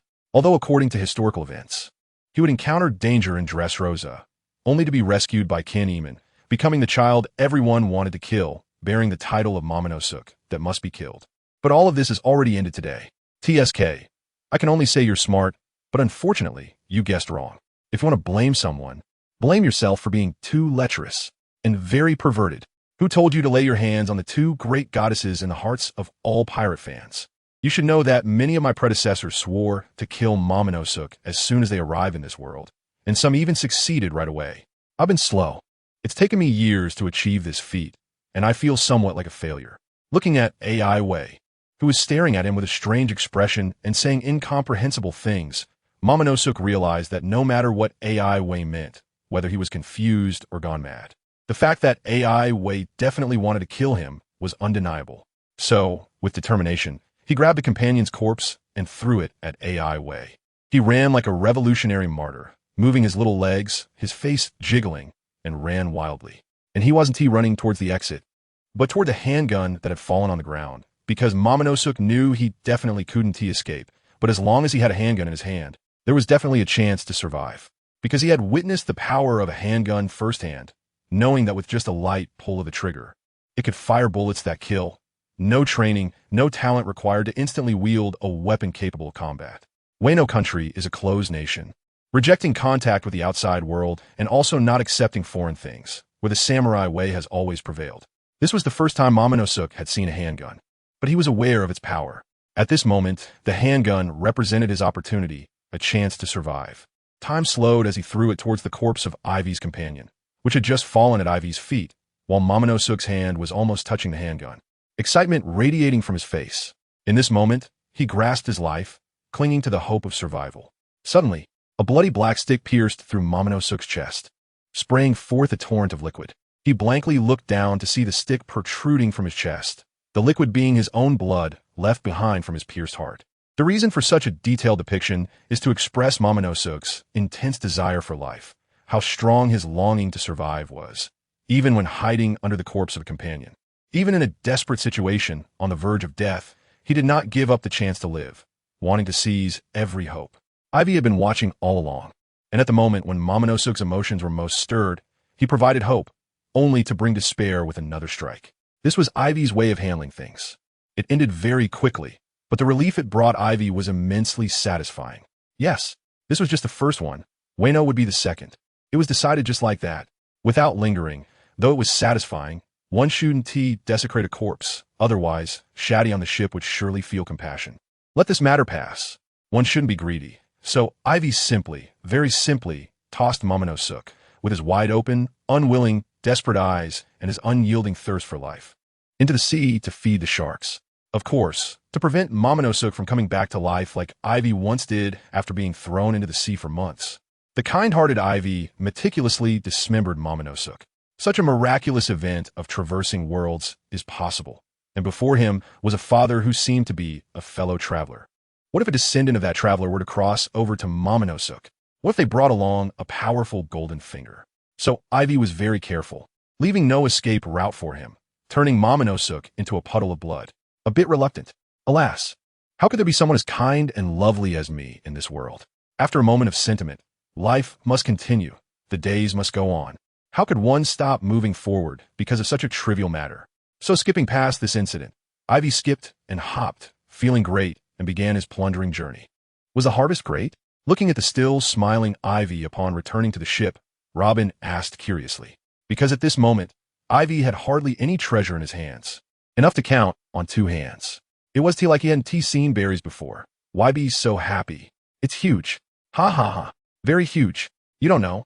I just did something monumental. I just saved you. Aivi said earnestly, patting Robin on the shoulder, almost missing due to Robin's dodge, nearly hitting her ample chest instead. Just barely missing. But Aivi didn't mind, waving the treasure in his hands, laughing heartily as he ran away. What does that mean? Robin was still a bit confused, but could see that Aivi was genuinely happy. Perhaps he really did save me, she thought, just that she didn't know. Robin suddenly became very interested in what had happened on those ships, but then she came to her senses, wondering why she had such thoughts, feeling it was unbelievable, and dismissed it. As an archaeologist, one must have a strong desire to solve all unknowns. If Aivi was a person from ancient times who had lived for 1,000 years, Robin would surely have a strong curiosity about what Aivi had done and wanted to do. Unfortunately, Aivi was not, compared to what Aivi had done on that ship. Robin was more interested in the cannon that Shati was staring at in the laboratory with wide eyes. Chapter 154. Dressrosa. The burning soul of mischief after drifting on the sea for a long time. Aivi's group finally saw an island again. The feeling of stepping onto the island once more was so good. Feeling grounded, after leaving the ship on the coast, Aivi spread his arms, welcoming the sun with a smile. Yes, a new island. I hope someone here knows about the news of the flower family. Shati chimed in, having been in the laboratory researching the thunder cannon for days, feeling drowsy and with hair so messy it looked like a bird's nest, needing to wear a hat to keep it down and shield from the sun. After drawing the ship with an invisible painting, Golden Week started walking towards the island, saying, "What are you looking for? Is it that important? Look at me. I've never seen what my parents looked like since I was born, yet I'm still living well. So tiring. If it were me, in your current state, you should find a place to soak in a hot bath. Release the pressure in your heart. That would be great. It would be relaxing." Golden Week was indeed such a person, having no bit of stress or unhappiness in her heart, except for being bullied by Aivi sometimes, but quickly she would retaliate. So for a while, Aivi had been walking on his hands and eating with his feet, causing quite a commotion, and the atmosphere on the ship was filled with laughter. So, Golden Week was indeed very vengeful. Do not think that bullying her would result in nothing. Golden Week's revenge might be delayed, but it would never be absent. Do you think everyone is like you, flat-chested little girl? Looking at Golden Week's preachy expression, Aivi felt displeased because of the hand-walking incident, and during a bathroom trip, he almost achieved the accomplishment of eating urine. Luckily, Aivi performed a series of operations so fierce that he ended up soaking his clothes in urine, ultimately slapping that accomplishment to the edge of the universe. So Aivi would often bicker with Golden Week. Ding dong, you caused. Ding, ding, ding. 10,000 points of damage to the scheming little lowly Golden Week. Awarded the title of Little Lowly Slayer. Looking forward to the little master of self-destruction continuing to excel. Although there was no sound, Aivi vaguely saw the smug expression on his face. Huh. Golden Week was increasingly concerned about her figure as she grew older. Especially with 3 heavy-chested big sisters on the ship, she was always in a critical state. Say that again. A wisp of black smoke rose from Golden Week's head. A few curls of smoke. Yeah, you haven't even cooked yet, and you're already smoking? Golden Week suddenly jumped up, punching and kicking at Aivi without holding back, each strike being a critical hit, breaking armor, inflicting real damage. Finally, her teeth bit tightly onto Ivy's leg, making Shati unable to bear it any longer, walking over and saying, "Golden Week, don't do this. Remember, you are a lady. This is too much like a tomboy. If you keep this up, no one will want to marry you." After being persuaded by Shati, Golden Week finally released her grip on Ivy's leg, stood up straight, and spat out a piece of black cloth with a calm smile, showing off her big white teeth. Well, of course. Then she kicked Aivi right between the legs with a posture and speed that clearly indicated it wasn't her first time. Oh, woo. Before, Aivi didn't feel much, thinking it was just playing along with Golden Week, merely pretending, because with Ivy's strength, how could she possibly be beaten by Golden Week? She was just cooperating to save face for Golden Week. But this time, it truly felt like the world had gone silent, hands tightly covering her lower body. She jumped 3 feet high, then knelt on the ground, rolling around and screaming in agony. Huh, now you know what happens when you offend your aunt. Golden Week kicked Aivi a couple more times while she was rolling on the ground, fully aware that her attacks caused Aivi no significant harm. It wasn't a life-and-death feud. So she couldn't go all out, and Aivi was immune to most of her other attacks. What annoyed Golden Week the most was Ivy's attempts to act, performing a show that wasn't even convincing, so she decided to give her a little sneak attack to make the whole performance feel more real. Youth is wonderful. Robin walked past Aivi and sighed in her heart, then suddenly paused. Am I really old? So she walked back, stepped over Aivi, and placed a foot on Ivy's face. Her elegant posture causing the black cloth under her skirt to fleetingly reveal itself. Watching the calm Robin leave, Aivi wore a face full of resentment. Is it really necessary to treat me like this? You're bullying me. I'm the captain, you know. Aivi angrily climbed up and hurried after her. Dressrosa is an island filled with a vacation vibe, with the fragrance of blooming flowers and famous for its delicious food, just like the last island Aivi visited. But the fates are different. Geary Pineapple Island was targeted by the Yonko Big Mom and then by the chaotic pirate crew, known as the Don Quixote Pirates, leading to fierce battles that resulted in many deaths and the destruction of most buildings on the island. Restoring it to its former state would take an unknown amount of time.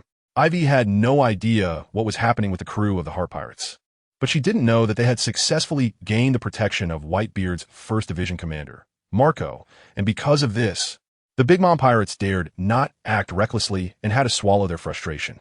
Instead, they issued a bounty on Ivy's crew, offering 100 million berries for information on their whereabouts, 500 million berries for killing them, and 1 billion berries for capturing Aivi alive and bringing her to Big Mom. For the Big Mom Pirates, the berries weren't particularly important, and they knew that with Ivy's strength, it wouldn't be easy to capture or kill her. What mattered to them was to know Ivy's whereabouts. With the might of the Big Mom Pirates, no one dared to deceive them. But the key issue was that they didn't know where Ivy's crew had gone. Charlotte Karakuri was already prepared to set off from the cake shop, ready to kill Aivi and avenge his brother, as soon as he learned of her location. Amidst the intentional and unintentional spreading of information, Ivy's name had spread throughout the New World.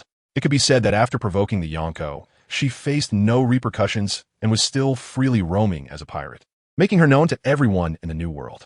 Of course, Aivi was unaware that she had already been captivated by the charming Dressrosa, with its delicious desserts, charcoal grilled steaks, dancing girls in spicy attire, and beautiful petal skirts swirling in the air. Cute little toy people made Aivi feel quite pleased. Dressrosa, huh? The warlord Don Quixote Doflamingo. It was said that the infamous poison dragon killed many Navy soldiers due to the protection of the celestial dragons and managed to leave gracefully after provoking Kizaru. Aivi wondered if Doflamingo, a former celestial dragon, knew where the poison dragon had gone, as Doflamingo's reputation as a clown in the black market was quite notorious. Aivi had inquired everywhere, but found no news. It was hard to believe that such a powerful pirate wouldn't have a fixed reputation in the sea. Now that she had come to Dressrosa, she had to gather some information, especially since the first half of the Grand Line had no leads. Currently, the only true enemy she could seek revenge against was Big Mom, Charlotte Lin, whose strength was too formidable for Aivi to confront directly, so she would have to resort to guerrilla tactics. The Navy, her natural adversary, was too powerful and had several strong admirals, so she would have to play it close to the edge. If the Navy didn't come after her, Aivi wouldn't go looking for trouble. Thus, Aivi felt that the only one left who had a grudge against her and could actually fight her was the poison dragon. Damn, I really suck at this. That senior was always busy with work, and in no time, he was being hunted down by the entire world, with enemies everywhere except for his friends. Why do I feel so pathetic? I've been in the pirate world for years, and I only have a handful of enemies? No way, I need to stir things up. Ivy's gaze fell on the toy people on the street. How miserable they were, their wives and children no longer remembered them, forced to become toys. Watching from afar, without daring to approach. Chapter 155, Daily Provocations in Dressrosa, at a gambling house. Ivy's crew was winning big, their luck through the roof. In a short amount of time, they had won hundreds of millions of berries. It felt almost like robbery. They couldn't let this continue. They had to be stopped. The gambling house owner was a cunning old man with a mountain of a beard, who had been watching Aivi and her crew since they arrived, noticing their unusual behavior, but never expected it would escalate like this. Hey, now it's time to stop. Don't ruin yourself. You're still so young. I shouldn't have to tell you this. Just as Ivy was getting into the game, a voice suddenly emerged next to her. Turning her head, she saw a well-dressed, middle-aged man, the owner of the gambling house, who had come to drive Ivy away. What's wrong? The doors are wide open to welcome guests, and you don't want me to keep playing? Isn't this a place for people to have fun? To be honest, Ivy wasn't cheating. Her luck was just unreal. Due to Shati's bad luck previously, Ivy hadn't had much luck either, but today was finally a turning point, so she wanted to enjoy it to the fullest. Since you refuse my kindness and choose the hard way, don't blame me for being rude. The middle-aged man yelled, how dare you cheat here? Do you even know where this is? This is the gambling house under the great Don Quixote da Flamingo. How dare you cheat here? You must be tired of living. Everyone, grab her. Today we're going to ruin you right here and throw you into the arena. The middle-aged man shouted, and a group of strong men dressed in black, wearing suits and jeans, surrounded them, seemingly having anticipated this. At the same time, Ivy realized that her earlier loud comments had drawn no reaction at all. There were only two possibilities. Either all these gamblers were in on it, or they had been set up. Compared to the first one, Ivy trusted the second one more. So he tried shouting a few more times, but the gamblers seemed to hear nothing and instead glare at Ivy with anger. To these people, Da Flamingo was like a god, and Ivy dared to play tricks here. Once caught on the spot, their attitude changed very quickly. Catch him. Grab this unruly mute. All the gamblers stepped aside, and the men in black began to draw their guns, decisively shooting at Ivy. Weren't they supposed to just capture him? Why did it feel like they wanted to execute him on the spot, aiming for vital points? At the same time, Ivy realized he had indeed fallen for it. It seemed no one could hear what he said, and they even called him a mute. Didn't he just win billions of berries? Just when he felt a bit proud that his luck had turned, this happened again. Were these guys specifically here to send him to his doom? One by one, they rushed forward. Here I come. Just as Ivy was preparing to teach these interlopers a lesson, a tall and ugly man suddenly blocked his way, holding a shield that blocked all attacks. The shield looked like it was drawn on paper, with ink constantly dripping onto the ground. I won't allow bullying the weak, Kanjiro declared with righteous indignation, his figure appearing so tall. Don't worry, I'll get you out of here. His crescent-shaped eyes squinted as he turned to comfort Ivy. Ivy truly didn't know what to say, but having someone step in was good. Fighting was a hassle. At this moment, Ivy had completely forgotten the rebellious spirit he had when he first arrived on the island. He turned to leave, stepping lightly, but just as he was about to exit, he realized he had won all the casino chips and hadn't exchanged them for berries yet. Sorry, you all continue. He walked past the battle between Kanjiro and the men in black, with bullets not even coming close to Ivy, as if he were performing a graceful dance. Making his way to the exchange counter. Hello, beautiful. I want to exchange for berries. Could you help me out? The girl hiding behind the exchange counter smiled awkwardly, unsure how to respond, and then looked at the boss in charge. At this point, Kanjiro also realized he might have made a blunder. It seemed he didn't need to intervene, as Ivy could leave calmly on his own. But having already taken action, as a man, how could he back down halfway? Ha ha ha. This is a misunderstanding, a misunderstanding. Bye. No need to see you off. A drawn bird, resembling a chicken, fat and large, looking quite delicious, carried Kanjiro away. But he suddenly found a middle-aged man standing in front of him, with two rocket launchers aimed right at him. The middle-aged man's name was Modin, assigned here by Da Flamingo to prevent any accidents. He possessed the silent fruit, which could create a soundless space around him, adjustable in range. The previous owner of this fruit seemed to be the brother of King Da Flamingo, and Modin felt a great honor in obtaining this fruit. Although he hadn't seen Da Flamingo since their first meeting, Modin still faithfully stood guard here. Ivy finally retrieved his berries, while Kanjiro finally collapsed to the ground. Brother, I'm sorry. Please help me out. I'm begging you. Kanjiro clasped his hands together and bowed deeply to Ivy, truly prostrating himself. Speaking of which, it hadn't been easy for Kanjiro. Ever since he lost track of Momonosuke, he had clashed with the G-Men guard, believing it was the other's fault that led to such problems. Then he left alone, parting ways with the G-Men guard, and finally found some news about the Pirate Alliance. After taking down a branch of the Pirate Alliance, he obtained their sailing route, which indicated that the next stop should be Dressrosa. One can imagine how lowly the Pirate Alliance was as an organization. After arriving on the island, Kanjiro hadn't received any news, so he must have come too early. The expenses on the island were high. In just a few days, he ran out of money and set his sights on the casino. He didn't dare enter the bullfighting arena. It was too dangerous, so the casino seemed safer. Then he noticed Aivi, who won every time, clearly a big catch, reliable source of living expenses. That's how things turned out, and the result was just as expected. Hey, I'm winning in broad daylight. What you're doing makes me very unhappy, so I've decided. I'm robbing you. At this moment, Aivi finally remembered his initial idea, which was to stir things up, to make a big scene and expose Doflamingo's conspiracy, saving all the residents on this island. There was a reason for choosing this. He didn't pick his target randomly, but rather it was the result of flipping a coin 3 times. At that time, Aivi thought that if none of the 3 flips resulted in heads, it would prove that his idea was correct. Sure enough, all 3 times were heads or tails. Let's see what you can do. Modin had been here for so long, and Aivi was the first to come and disrupt the scene. This was the territory of the 7 warlords, Doflamingo, who would dare to act recklessly. Modin felt a sense of rustiness. Chapter 156. Come on, let's cooperate and overthrow Doflamingo's brutal rule. On Lover's Avenue, Aivi and Kanjuro walked side by side. They attracted widespread attention because couples usually walked along Lover's Avenue. And it was rare to see 2 men, especially one incredibly handsome and the other extremely ugly. The unusual gazes made Aivi uncomfortable, and after quickly buying 2 cups of coffee, he began to leave. The casino had already been taken down by Aivi. It was a simple matter, not that complicated.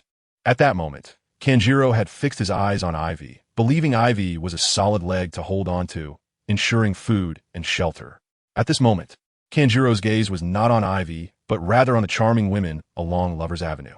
These beauties were dressed somewhat revealingly, sexy and generous, causing Kanjuro to bleed from his nose continuously. Unlike the G-Men guard, who pretended to be righteous, criticizing women for dressing too scantily and claiming it was immoral, he was a true wolf in sheep's clothing. Kanjuro, on the other hand, was not hypocritical in this regard. He looked openly. Both of his sticks were standing tall, one resembling a giant brush sword on his back, and the other. Speaking of which, Aivi felt no embarrassment at all. Kanjuro was here to find Momonosuke, but Momonosuke had been sent away by himself. But who knew? No one. So why feel awkward? The reason Aivi didn't want to walk with Kanjuro was that he was too ugly, making it hard to eat. Initially, Aivi indeed thought this way, but after walking for a while, he no longer thought so. He also understood why the beautiful girls in his past life always had a friend who wasn't as attractive as they were. It was all a tactic. The beautiful women who brushed past Aivi, he couldn't even count on one hand, and those who unexpectedly fainted in his arms came one after another.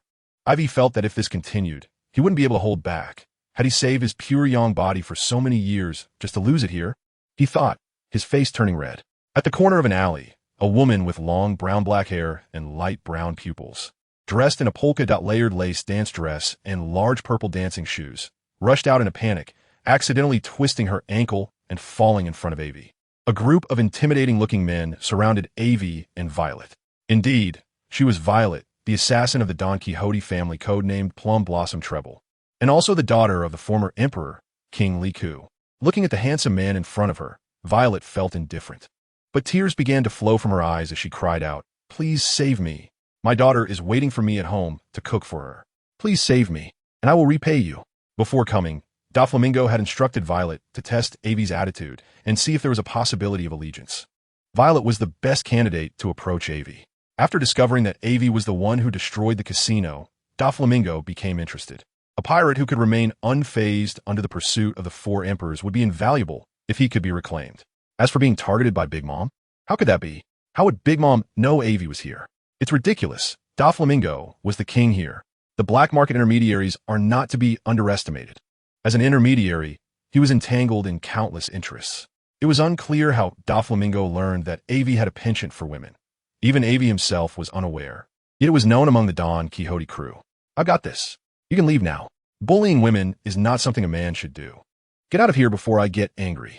Upon seeing Violet for the first time, Aivi recognized her immediately. This was the girl who had seduced Sanji and made him obedient. What a coincidence. With the daughter of the former king here, it was already a win. If Doflamingo wanted to test Aivi, Aivi would take it all without returning the favor. He glared fiercely at the thugs, and they immediately fled. He crouched down to help Violet up and held her in his arms. Violet melted into Aivi's embrace, thinking to herself, "It worked indeed. Can you take me home? I'm afraid those people will come back to trouble me. My home is over there. Can I take you there?" She said softly, as if genuinely pleading. If Aivi hadn't already known, he might have been fooled. Now, he was happily pretending to be confused, holding a beautiful woman in his arms. Aivi remained composed, a state that Kanjiro, the lecherous character, could never understand.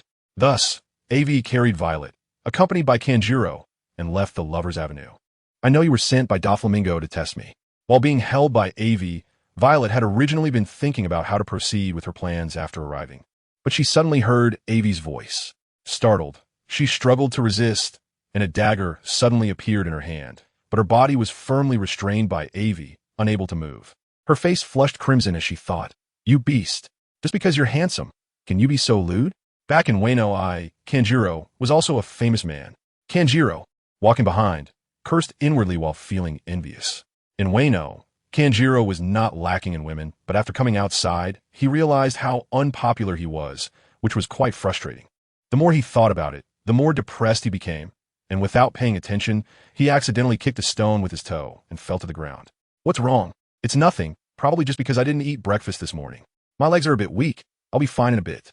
Seeing that Kanjiro seemed genuinely fine, Aivi no longer paid attention. Aivi hadn't yet figured out how to arrange things with Kanjiro. His ability was decent, and he knew how to get to Wano, which could help Aivi in his plans to destroy Wano. However, Aivi had no intention of inviting him aboard, so he shifted his focus back to Violet.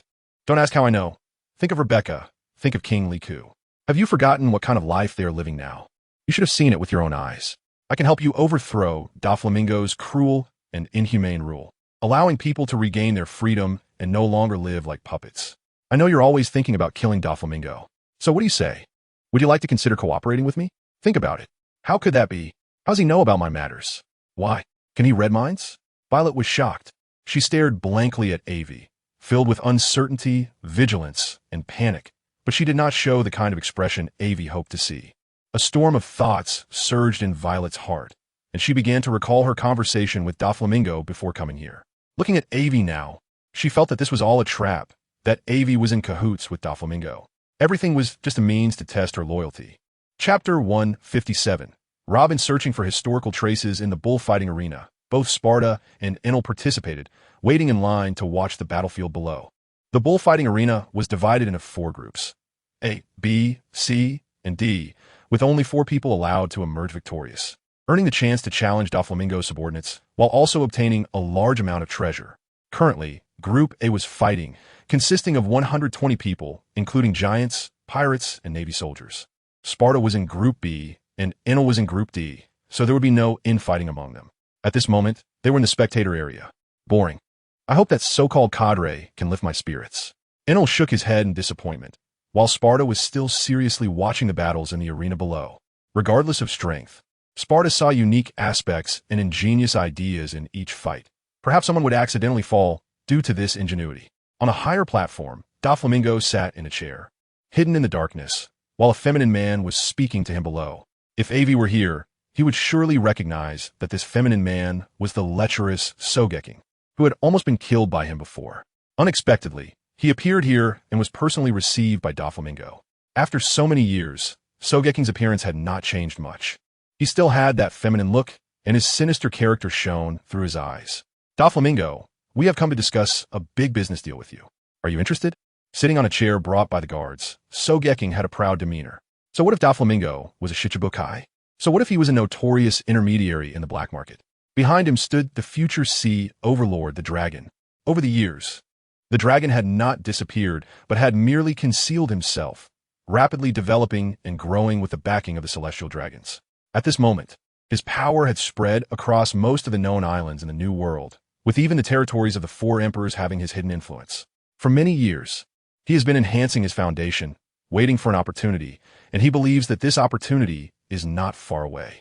Coincidentally, his subordinates reported that the reason Kaido has a large number of Zoan-type devil fruit users is due to the relationship with this intermediary, which gave him an idea.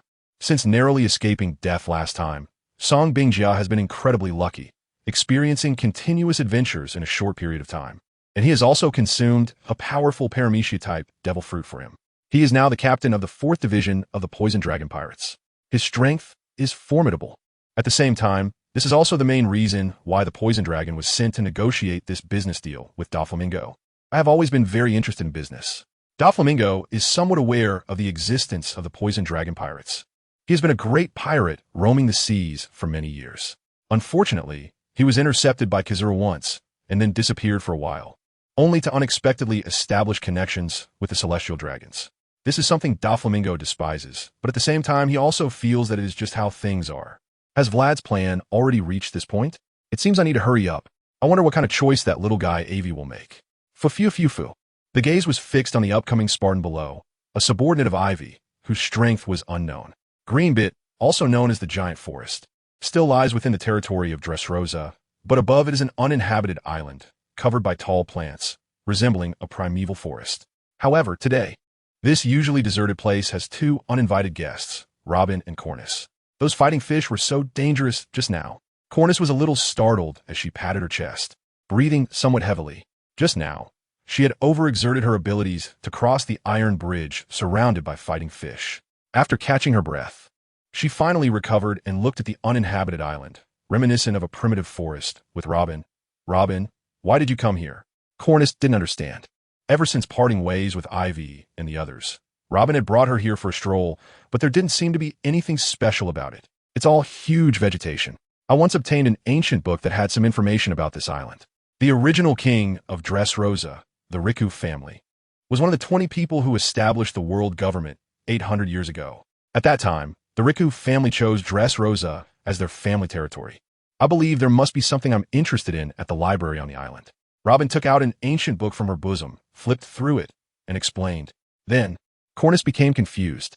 If that's the case, why come here, to this deserted island with no one around and a huge forest? The direction is all wrong. To this day, there are still legends of fairies on the island. The people on the island still believe that fairies are the guardians of mankind. And it is said that the appearance of fairies dates back to ancient times, with legends of fairies existing for 900 years. The fairies that have persisted until today must surely have clues about that century. The name of this island is Greenbit, and hidden on this island is a mysterious kingdom, the Fairy Kingdom. I want to find it.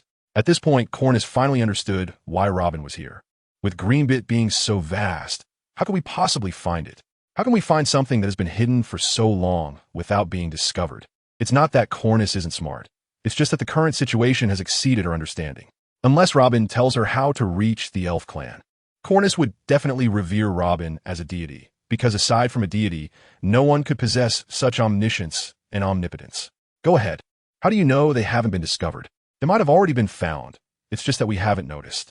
As Conies walked forward, Robin spoke about finding a way to the elf tribe. Grimbeak is the territory of the elf tribe, and usually no one comes here, so we just need to get in. If there are any members of the elf tribe still alive, they will deal with us as intruders. We just need to be careful and pay attention. Robin's words left Coney speechless. Is this still the same Robin who is cunning and clever? How could one say such a thing? Isn't it a common practice to plan before taking action? Why do I feel like the person in front of me is not Robin, but that useless guy Aivi? Whoosh! Two piercing sounds cut through the air, immediately noticed by Cornus, who was just about to counterattack, aiming her right hand's ring finger like a finger gun at the point of attack, where white hail began to rapidly gather. At this moment, Robin seemed to be dizzy or something and unintentionally swatted at the finger gun that Cornus intended to attack with, dissipating the assault. The tranquilizer dart, without any obstruction, shot into both of their bodies, and immediately Cornus felt weak all over, her head spinning, staring at Robin in disbelief. She couldn't believe that Robin would actually harm her. Meanwhile, Robin also collapsed to the ground, no matter what she thought inside. She only felt that she was being lifted by some tiny little things like small ants, and these little guys were very strong, quickly moving her. Found it. Chapter 158. Progressing smoothly in some deserted corners of Dressrosa, people were constantly flying out rapidly, only to fall to the ground as if they had lost their breath. After these individuals stopped emerging, a man with a mustache stepped out. He was Shati. Initially, he had intended to continue searching for information about the Flower family, but he never expected that someone would come to him instead, which truly took him by surprise. The poison dragon pirates, huh? The index finger and the ring finger are pinched together, gently stroking along the mustache. A smile appears at the corners of the mouth. After searching for so long, finally, there is news. It hasn't been easy. That's right. Those people who were thrown out by Shaji and have not been heard from since were indeed subordinates of the 4th Division of Songbingjia. They were just minor characters. But by chance, while passing by Captain Julong's room, they overheard some snippets of conversation. It seemed that Julong knew something about the Juhua family and wanted to acquire something from them. But unfortunately, the minor characters did not hear the details. However, Shaji, who was already inexplicably excited, would not believe this and resorted to extremely cruel methods. After discovering that what he said was true, Shati no longer hunted down the subordinates of the 4th Division of Songbingja, as it was unwise to alert the enemy. He had to endure, having already gone through so much, especially at this critical moment. In the audience stands of the bullfighting arena, Shati sat above, watching the Battle of Sparta. At this moment, Sparta had already gained overwhelming strength, and there were few who could withstand Sparta's attacks in the arena. Therefore, Sparta continuously limited his own power, ensuring that he was on the same level as these opponents, and then defeated them with his techniques. Initially, the challengers in the arena thought Sparta was looking down on them and attacked him collectively, but soon realized that Sparta did not disdain them. He simply did not even see them. Every attack was like a defense, and every defense was an attack. Sparta had already integrated offense and defense, switching seamlessly, with his weapons and techniques dazzlingly beautiful, resembling an epic dance movie. It gave people an absolute desire not to be his opponent.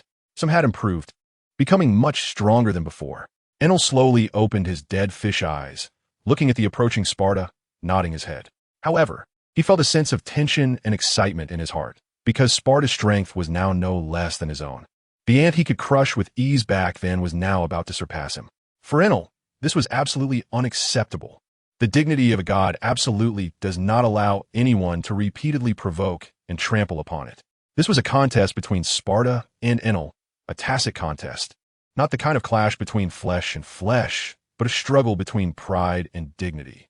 Sparta could lose, but Enel absolutely would not allow himself to lose. This was the dignity of a god, not to be provoked. Shati watched this scene and smiled knowingly. This guy Sparta has become so strong without a sound. Is he preparing to compete with Enel? Doflamingo was still sitting in his chair, but the person below him had changed. It was no longer Sengoku, as the two had already negotiated the details of the deal, and it was now a matter of seeing the situation. Standing in front of Doflamingo was Violet, reporting on her attempts to test Aivi. She knew he was aware of her probing, and he also asked her to inform the young master, as the Yonko Big Mom was currently hunting him down. Out of necessity, he wanted to seek refuge under the young master's banner. At the same time, he hoped the young master could demonstrate his strength, so he could believe that the young master could protect him. Every time Violet mentioned the words young master, it felt like a knife twisting in her heart, but she kept a calm demeanor. Since she had already chosen this path, she had to see it through to the end. In the past, Violet would have thought this way, but a conversation with Aivi had given her a glimmer of hope. Perhaps it was really possible. No problem. Promise him. If there are any other requests, feel free to mention them. After seeing Sparta's strength, although Enel had not yet entered the arena, it was already enough to prove the power of Aivi's group. If they could be subdued, Doflamingo believed that his power would inevitably increase. Perhaps he could also insert himself into the plans of the Fleur de Sitch family. Who could say? Is there nothing more for now? Should I continue communicating with him? Violet said calmly, without a hint of turmoil. You won't be secretly doing something behind my back, will you? Suddenly, Doflamingo spoke up. I just want to, but it's impossible. I've already borne too much. I can't afford the consequences of such actions, so you can rest assured. Violet's indifferent tone dispelled Doflamingo's suspicions, but suspicion was Doflamingo's nature. He would not stop doubting just because you were obedient except for family. The covert confrontation between Doflamingo and Violet was invisible to Aivi, as he was currently walking with Saji and Golden Week. Within Dressrosa, there was a vast sunflower field. On the path, Aivi and Saji leisurely strolled. The sunflowers blooming in this sunny field were so vibrant and beautiful, connected together in a brilliant display. Why are you following me, Golden Week? Aivi glared at Golden Week with displeasure. Such beautiful scenery was ruined by Golden Week's presence, sipping soda and munching on cookies, which greatly affected Aivi's mood at the moment. He had planned to deepen his relationship with Saji here, having not seen each other for many years, and was unaware of each other's circumstances. Moreover, because of his own reasons, Kizuru had been forced to defect due to the celestial dragons, so Aivi had always felt a sense of compensation towards Saji. Why do you think I'm following you? Aren't I afraid some lecherous guy has ulterior motives? Golden Week rolled her eyes at Aivi and then earnestly told Saji, Girl, you're still young. Don't let a man's sweet words deceive you, or you'll be in big trouble.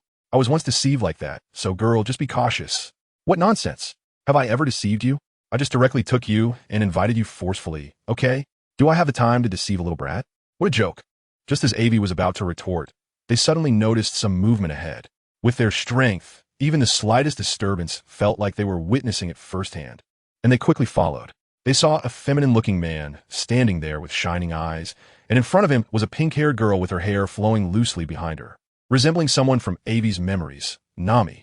At the same time, Aivi learned the name of this person, Rebecca. Isn't it said that there are many doppelgangers in the pirates? Aivi thought. Truly, beautiful appearances are all the same, while interesting souls are rare. So when watching the later stages of the pirates in the New World, Aivi focused on the soul, the pure soul. Every unique soul has its beauty. Aivi wouldn't say that it was because Rebecca wore the least amount of fabric in the pirates and had an appealing figure that left a deep impression on him. She also wore a green cloak, but it had unfortunately fallen to the ground. The girl appeared dazed, her eyes vacant, mechanically mumbling something, and her hands began to prepare to untie her clothing. Aivi recognized the man at a glance. Even after decades or centuries, he remembered that this was the person who had tricked him for the first time. Later, he almost got killed because of him. How could the impression not be deep? Saji felt the same way. Little thief. This time, let's see where you can run. Aivi's speed was indeed faster than Saji's reaction, and he dashed out directly. Not only did Saji fail to react, but Sengoku also couldn't respond in time. At this moment, his strength was significantly different from before, but he still couldn't anticipate Aivi's attack. Chapter 159. The Master of Self-Destruction, changing one's nature is difficult. This saying applies to Sengoku, who, despite having achieved such success now, still did not forget his lustful desires. After negotiating with Doflamingo, he did not immediately return to report to the Poison Dragon, but instead began to search for beautiful targets. At the same time, he missed the news of his subordinate being killed by Saji and did not feel that disaster was imminent. After several selections, finally, a target appeared in his sight. A tall figure with a stunning body, a youthful face, wearing hot pants and a green cloak. And her exposed face was so pure that it struck a chord in Sengoku's lustful heart, giving him a sense of conquest. As for whether he had any confidence, this had to do with his devil fruit ability, the Paramecia hypnosis fruit, which allowed him to hypnotize a target by touching their body and speaking words. The hypnotized person would unconditionally fulfill the hypnotist conditions. The duration was still unknown, as none of the people he had hypnotized had ever broken free on their own. How about it? Doesn't it sound cool? Such an amazing fruit should be well protected, just like Doflamingo's subordinate Sugar, who has strong guards around to prevent accidents. He is the most special person in the team. If he touched Doflamingo, wouldn't he be able to hypnotize him? If he touched the Poison Dragon, wouldn't he be able to hypnotize him too? But no, there was never such an idea in Song Bingjia's mind, nor in the Poison Dragon pirate crew. And such a powerful fruit was only used by Song Bingjia for a very lewd purpose, to hypnotize the beautiful women he fancied, then take them for himself. And after he got tired of them, sell them as slaves. Because those who were hypnotized completely obeyed commands, Song Bingjia had quite a reputation in the slave market. At this moment, he set his sights on Rebecca, seemingly casually taking a picture of her, then said, "Come with me." Twisting his body, Song Bingjia led Rebecca to the flower field, a beautiful place he had set his eyes on early in the morning. Rebecca's body twitched from time to time, wanting to break free from such restraints, her silver teeth clenched tightly, her body tense, her heart extremely anxious, but her body involuntarily obeyed Song Bingjia's commands. What a beautiful and charming guy. The first time I saw you in the crowd, I was deeply attracted to you. He placed his hands on Rebecca's shoulders, took a deep breath on her neck, and at that moment, Rebecca's heart was already filled with panic. "Soldier, where are you? Save me." The soldier was a toy soldier who had always been by Rebecca's side, powerful, and Rebecca's swordsmanship was taught by him. But at the same time, the soldier was also Rebecca's father, who had been turned into a toy soldier by Sugar many years ago. What a wonderful place. Don't you think it's good as our wedding chamber? I specifically chose it for you, Song Bingjia said to himself, then disregarding Rebecca's inner struggles, uttered the hypnotic command. "You are the little girl I picked up when you were young. I am your master. You are my slave. You deeply love me, and your biggest dream is to be violated by me. Now, your dream is about to come true. We will do your favorite things here. Do not hesitate. Do not be nervous. We are one." Standing in front of Rebecca, he watched as Rebecca slowly took off her green cloak, then unfastened her outer coat, his eyes shining as if he could already see the exquisite body wrapped beneath those clothes, saliva uncontrollably dripping, resembling a lewd uncle. "Little thief, let's see where you run this time." Just then, Song Bingjia felt a chill at the back of his head, as if frozen in a refrigerator. His body instinctively trying to dodge, directly sidestepping, spinning 360 degrees, and then standing up. The movement was clean and quick. Unfortunately, it was useless. He was knocked down to the ground by a black stick, rolling his eyes, losing consciousness. Bastard, what bad things are you preparing here? If I don't teach you a lesson today, who knows how many girls you will harm? Rebecca, you don't need to be afraid. You're absolutely safe with me. He turned to comfort Rebecca, only to see a flash of white rushing towards him, and his body leaped up, a small fist smashing down towards his face. What have you done to my master? Bastard. Without showing any signs of shyness, she openly attacked Aivi. Master? Are you kidding me? It seemed she had already fallen for the trap. Aivi thought to himself. See no evil, hear no evil, speak no evil, look no evil. He silently recited the Ice Heart mantra to stabilize his mind. No matter how beautiful a facade, years later, it would still be a pile of dry bones. What's so good about it? I am still too young. I have no awareness of this at all. It's really something. He took off his clothes, pulled away Rebecca, who was still biting him, and looked at her modest chest with an appreciative gaze, and thought it was nothing. As long as men exercise well. There are those bigger than this. What's so special about it? Tremblingly draping his clothes over Rebecca, he then stuffed a piece of cloth into his mouth to prevent any more random talk. Of course, there were some unavoidable frictions during this process. It wasn't intentional. He was saving someone. Saving a life is better than building a 7-story pagoda, and one shouldn't refuse to dress someone just because of a simple facade. That's unreasonable. How's it going? Are you okay? Shati and Golden Week rushed over. They first glanced at Aivi and Rebecca, who was draped in Ivy's clothes, then saw Song Bingjia lying on the ground, and asked, what happened to her? Shati also had a deep impression of Song Bingjia. When you nearly encounter danger yourself, you can't help but be concerned, so she took Rebecca, who was still being held by Aivi, to check her. Seeing that she wasn't wearing clothes underneath, she walked over, picked up Rebecca's clothes that had fallen on the ground, and took Rebecca into the flower field to get dressed. Big pervert. Oof. Golden Week, eating a lollipop, huffed, first looking at the motionless Song Bingjia on the ground, then turning to Aivi. You can eat anything you want, but you can't speak carelessly. Who am I? I'm the handsome and virtuous gentleman. If you don't explain this clearly today, we won't play. Golden Week ignored Aivi shouting, kicked Song Bingjia, and said, who is this guy? Just now, you and Shati looked very angry. This guy's just a pervert. Back when Shati and I were in danger at sea, Shati almost. So, I heroically saved Shati, and to repay my life-saving grace, Shati said, I have nothing to repay you with but my body. I said, how can this be? We are still young. No way. The virtuous me decisively refused. Really? Is that so? How come I didn't know? Shati, holding Rebecca's hand, looked at Aivi with confusion. The weather is really nice today. The sun is shining. Looking at the moonlit sky, Aivi laughed heartily. Oh, by the way, this guy probably ate some devil fruit. We must find out the reason immediately, otherwise Rebecca will be in danger. Seeming to realize that changing the topic was not very skillful, Aivi quickly became serious. How do you know her name is Rebecca? We only arrived on the island today. Do you know her? Chapter 160. Interrogation at the Flower Field Cottage Giant Forest, Elf Tribe, East Hada, Little People Kingdom. Cornus and Robin woke up from unconsciousness, realizing that they were tightly bound by ropes and lying on the ground. The ropes were securely fastened to the ground with nails, very firm. Cornus struggled hard, but it was useless. She could only use her ability to freeze all the ropes and then easily escape. Robin did not think of untying the ropes, but paid attention to the surrounding environment. In a square, she saw a statue that was very familiar and with Robin's memory. She easily recalled where she had seen that statue before. The King of Liars, Rolando. Is there really a statue of Rolando here? Did his adventure team come here? The giants are awake. Defense. Don't be nervous. I will handle these giants. Sounds kept coming from all directions, but Cornus couldn't see anyone around. Then she felt some movement at her feet. A little dwarf was quickly moving around her feet, stitching her to the ground, immobilizing her in no time. How cute. As she saw these little dwarfs, Cornus was instantly charmed and bent down to pick one up in her palm, looking at it gently. Let go of Oler. I want Leo. Leo, who was ready, pulled back hard, and Cornus couldn't help but fall backward with a thud, landing flat on the ground. Her white skirt flipping up to reveal her safety shorts. What's going on?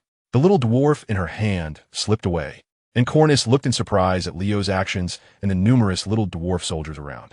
You must be the elves that the people on the island talk about. I'm glad to meet you.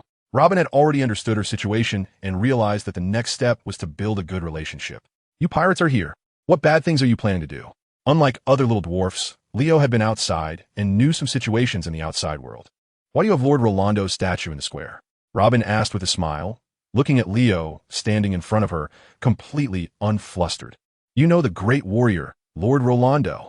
Leo looked at Robin in surprise, somewhat doubtful. "Of course, I'm a descendant of Rolando." Robin said this effortlessly, without a hint of embarrassment, remaining calm. From Leo's earlier mention of Lord Rolando, Robin understood the good relationship between the dwarfs and Rolando. Why not take advantage of such a beneficial relationship? Really, Leo was still somewhat skeptical, but such simple doubts could not hinder Robin, a historian. She easily recounted some of Rolando's deeds, of course with some exaggeration, making it easier to gain the trust of the little dwarfs from the Dong Tata kingdom. In a short time, Robin had completely won their trust, leaving Cornus in admiration. "You really are a descendant of Rolando." Cornus was starting to believe it, walking beside Robin and whispering, "What do you think?" Robin's counter-question completely confused Cornus. "Can I take a look at your history here?" Robin smiled and asked the chieftain and king, Gancho, who was on her shoulder.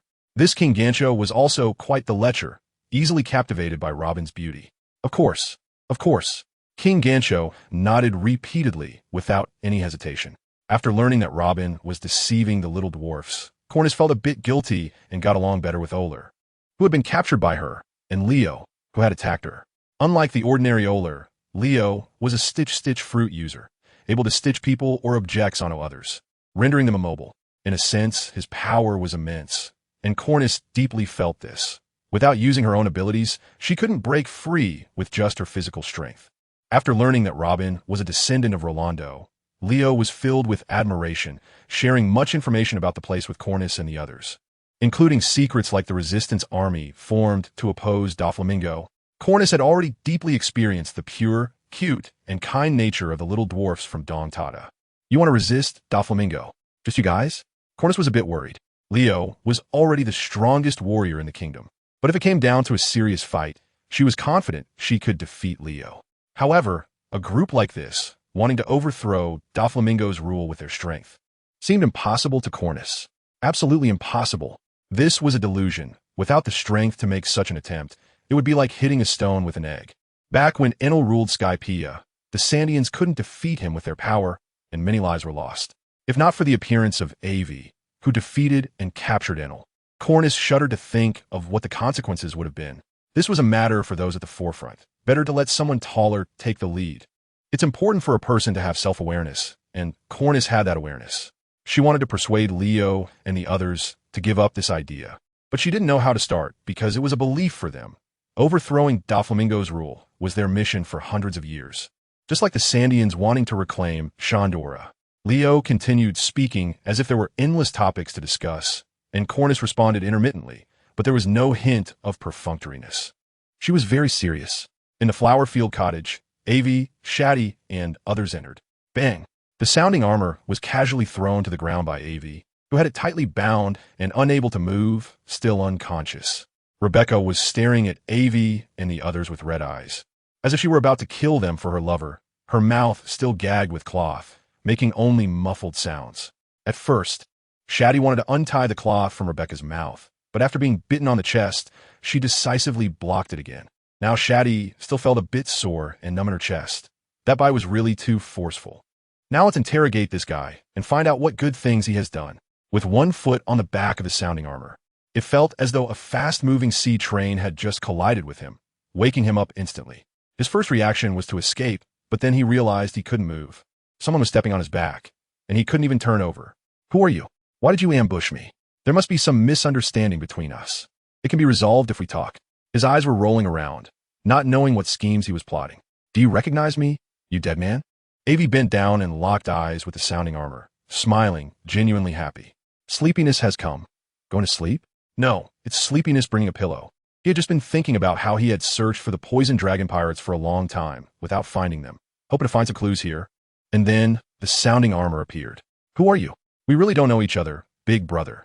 There must be some misunderstanding." "Oh, I know. It's you, beautiful. I really didn't mean it. If I had known she was yours, I wouldn't have dared to act recklessly."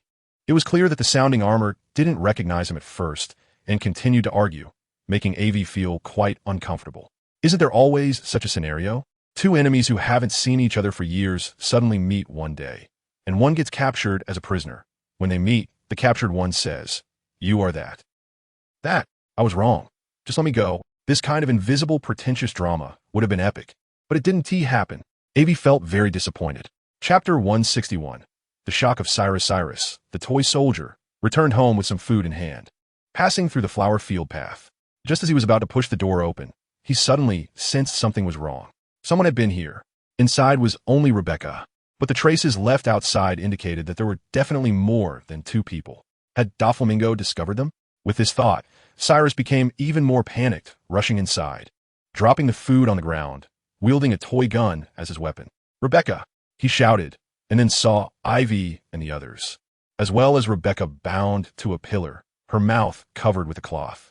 His eyes turned red with anger, and even though the toy's face showed no expression, Aivi could clearly sense it. Blade. D. The toy gun in Cyrus's hand transformed into a large blade as he swung it toward Aivi without hesitation, charging forward. "Shati, be careful," Aivi calmly reminded Shati, who was closest to Rebecca and responsible for keeping an eye on her. "I know." Shati nodded and drew his knife, slashing in an empty direction. Although there was nothing there, it made a popping sound. He blocked Cyrus's attack. It turned out that Cyrus's earlier attack on Aivi was a feint. His real target was Shati, as he aimed to rescue Rebecca first. "Who are you?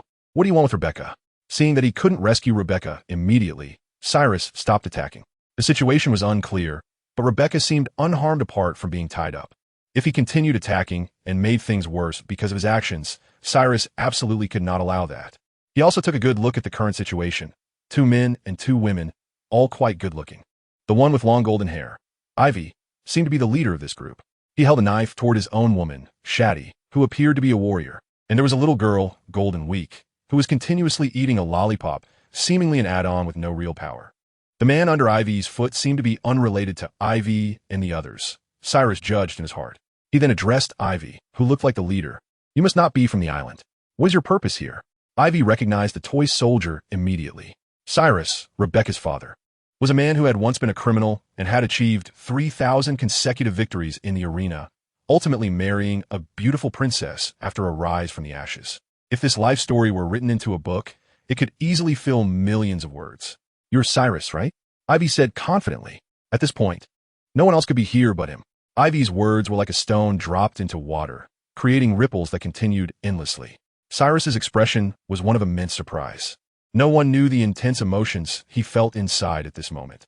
After being turned into a toy by Sugar's fruit ability, all memories of him had disappeared from everyone, except for himself. Watching his daughter, who no longer recognized him, filled him with a complex feeling that was hard to express. Truly a silent suffering. "You're the one who had 3,000 victories in the arena and then married the princess, right?" Aivi continued, aiming to stun his opponent first, making it easier to converse. Cyrus's excitement was apparent, as Aivi had guessed. "How do you know?" His expression changed, becoming tense. "Are you one of Doflamingo's people?" His initial excitement stemmed from the fact that after all these years, someone still remembered him. How incredible! But then he became nervous, realizing that the only one who could know everything about him would have to be affiliated with Doflamingo. "You misunderstand. I want to overthrow Doflamingo's rule, just like you do." Seeing the misunderstanding, Aivi waved his hands. "Do you have a grudge against Doflamingo?"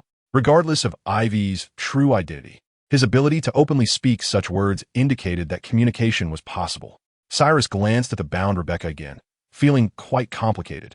At this moment, Rebecca's gaze was not focused on her father, who was trying to save her, but rather on the man, Sengoku, under Aivi's foot. "No, I just feel that I have too few enemies. They don't match my future identity, which is destined to be known across the seas." Looking at Aivi's smug confidence, Cyrus felt somewhat perplexed. What kind of guy is this? So strange. But he also confirmed one thing. Aivi would definitely not be part of Doflamingo's group. They couldn't be that foolish. Cyrus internally scoffed wildly. Aivi noticed Cyrus's gaze, but didn't care about the thoughts swirling in his mind. To make him fully believe in himself, he walked over and tore the cloth from Rebecca's mouth. "What did you do to my master? Let her go or I will kill you." Rebecca, having her cloth removed, twisted her face in anger and shouted madly. "See, I'm doing this for her good." Aivi pointed at the frantic Rebecca, then bound her up again, saying to Cyrus, "Rebecca, what happened to you?" Cyrus felt overwhelmed with shock today. Everything was so unbelievable. First, strangers entered his home. Then the stranger kidnapped his daughter Rebecca. And now this stranger knew about his past and claimed to want to overthrow Doflamingo's rule. Most importantly, his daughter didn't recognize him. Although she wouldn't remember him since he became a toy, she should at least still call him Mr. Soldier. But now, she looked at him like a stranger and an enemy, treating someone she didn't know, the one under Ivy's foot, as her master. Cyrus felt a little broken, looking at Ivy with a desperate desire to understand the reason behind all this. Specifically, it was like this, then like this. Finally, we rescued Rebecca. And then, like this, and that's it. After a concise explanation, Cyrus raised the toy gun in his hand, bouncing over to Sengoku's side, pointing the gun at Sengoku's head and demanding, "Tell me, what did you do to Rebecca? Otherwise, I will definitely kill you. I keep my word." With red eyes and palpable anger. Even though the person in front of him was holding what looked like a comical toy gun and was a toy himself, Sengoku still felt a hint of fear. His instincts told him that if he didn't answer carefully, he would die. He would really die. That feeling was not lying. Ui, monkey. Sengoku knew this method all too well, but he wouldn't say anything. Doing so would mean his death. Unlike Sugar's childish fruit weakness, where she lost control of her emotions and was frightened, she would be unable to control her power. And those turned into toys would automatically break free and return to being human. The solution to the fruit ability of Sung Bingjia is only one: self-death. You say this, how dare he say it? Chapter 162. This guy finally dead. This minor character who appeared for several chapters and has been around for so long, a pirate whose name sounds ridiculous, has finally died. Aivi felt a bit regretful that he died so cleanly, a gunshot to the head, with no possibility of survival. There was no way around it. After all, Sung Bingjia, this loser, spoke in such a stammering way, unable to get a word out, and annoyed Cyrus, who couldn't control his emotions in his hand. With a bang, the gun went off, and life was lost. A pool of red liquid flowed, mixed with white tofu milk, hanging on as if it couldn't hang anymore. The air suddenly became a bit quiet, until a whimpering sound came from behind. It was Rebecca's voice. She stared at Cyrus with her big, watery eyes, unable to speak, tears streaming down uncontrollably. She looked very aggrieved. "Rebecca!" Cyrus hurried over to untie the cloth from her mouth. Upon hearing the sobbing of the soldier, he immediately broke down in tears. "Rebecca, it's good that you're okay." After freeing herself from her bindings, Rebecca and Cyrus embraced. "Mr. Soldier, I was so scared." Kneeling on the ground, the two began to cry. "Is it all over now?" Aivi thought as he looked at the dead Sung Bingjia, and then at Rebecca, who was crying uncontrollably. After a while, they calmed down. Rebecca stood next to Cyrus, glancing at Aivi from the corner of her eye, then quickly left. Her face still flushed, clearly remembering her previous hypnotic experience. Just thinking about that scene made Rebecca feel shy and her whole body heat up. She felt like she wanted to find a crack in the ground to hide in. Now that she had recovered, she could ask her if it was me who saved her. Hearing Aivi's voice, Rebecca gently nodded under Cyrus's reassuring yet worried gaze, not daring to speak. Cyrus thought this was a side effect of the hypnosis and no longer focused on it, turning his attention to Aivi and the others. Since this issue had been resolved, they could discuss the next one. As mentioned before, I don't want to repeat myself. Before Cyrus could speak, Aivi already knew what he was going to say. "Aren't you secretly preparing for action with the Tontata tribe? We can join forces. With your strength from winning 3,000 matches in the arena, you should be able to help us a bit. Don't rush to deny it. Otherwise, there won't be any fun." Stopping Cyrus from denying, Aivi continued. "However, the main thing now is to deal with Sugar. Most of the people in the city and the strong ones who walked out of the arena have been turned into toys. If we can harness some of that power, we can more quickly dismantle Doflamingo's gang. What you need to do now is wait, be ready at all times. When the time comes, you'll know." Nodding, Aivi finished speaking and looked at Cyrus, ready to hear his thoughts. At this moment, Cyrus was stunned. Why does this person know so much about his affairs? It's unbelievable. The rebellion he formed with the Tontata Kingdom was very secretive, carried out in the shadows. Although surprised, Cyrus realized that Aivi genuinely wanted to take action against Doflamingo, and not against Doflamingo's subordinates, plotting against him. Otherwise, the situation would definitely not be like this. He would have already been surrounded by a large army, with the Marines and Doflamingo's officers standing in front of him, instead of this incomprehensible fool before him. Pleasant collaboration. Pleasant collaboration. The two shook hands to reach a consensus, and then parted ways. On the way back, Aivi and the others were not in a particularly good mood. They had originally planned to stroll around and relax, but suddenly it turned into another ally recruiting action. The only thing Aivi would remember from this journey was that white, fluffy two-tailed meat that hugged him. That was his personal experience. Rebecca, what do you think of this person? In a flower field cottage, Cyrus asked Rebecca without turning back as he watched Aivi and the others leave. I don't know. Just looking at Aivi's back made Rebecca blush, as that scene was too embarrassing, making her heart restless. She had been immersed in her own fantasies and didn't clearly hear Aivi and Cyrus's conversation. However, Cyrus didn't care about Rebecca's answer. He already had the answer in his heart. Aivi would undoubtedly become an extraordinary person in the future. The world would definitely not be peaceful. Just for the sake of having more enemies, he dared to challenge Doflamingo's rule. Although he didn't know how far this plan had progressed, Cyrus was filled with confidence about this action. It was a kind of inexplicable confidence. Perhaps Aivi's personal charm was just too strong. In a certain sea area of the New World on an island somewhere, the Poison Dragon Pirates base was currently experiencing an unprecedented riot. Those who had been hypnotized by Sung Bingjia had all awakened and recalled their experiences over the years. One by one, they were filled with rage. Some were preparing to eat, suddenly raised their weapons against their life and death partners and attacked without hesitation. Others who were engaged in fierce battles with other pirates suddenly betrayed their comrades and swung their blades at them. This kind of riot brought unprecedented destruction to the Poison Dragon pirate strength. Meanwhile, in other sea areas, others began to take action as well. These were the female slaves sold by Sung Bingjia after he got tired of them. Some of the recently awakened individuals, unable to bear the psychological pressure, committed suicide. Others, unable to control their anger, launched attacks against their masters without hesitation, as this was an unprovoked counterattack, and most people fell victim to it. Among them was a particularly influential woman who had been bought by a celestial dragon. Since the female slaves hypnotized by Sung Bingjia were exceptionally obedient, this celestial dragon did not imprison her, but naturally kept her by his side. This woman knelt on the ground, crawling, while the celestial dragon rode on her back, wielding a whip, treating her like a horse. At that moment, Sung Bingjia suddenly died, and the woman was momentarily stunned, but her strong psychological resilience suppressed all her emotions. Quietly, she crawled toward a blunt object. Enduring humiliation and indignation, she crawled step by step, then unexpectedly launched a fierce attack against the celestial dragon on her back. This commotion triggered a huge reaction from the celestial dragon's castle, and many powerful warriors hiding in the shadows to protect the celestial dragon rushed over quickly. He's dead. Good riddance. Good riddance. With a wild smile, filled with the satisfaction of finally being liberated, she committed suicide. This is the territory of the celestial dragons, and she has nowhere to escape, nor does she want to flee. She does not wish to live those dark days again. She is free. The next day, major newspapers reported that even though the celestial dragons have immense power, they cannot silence the voices of the people. This incident immediately caused a huge uproar. A female slave of the celestial dragons killed a celestial dragon. Chapter 163. Robin's disappointment and empathy. Is there none?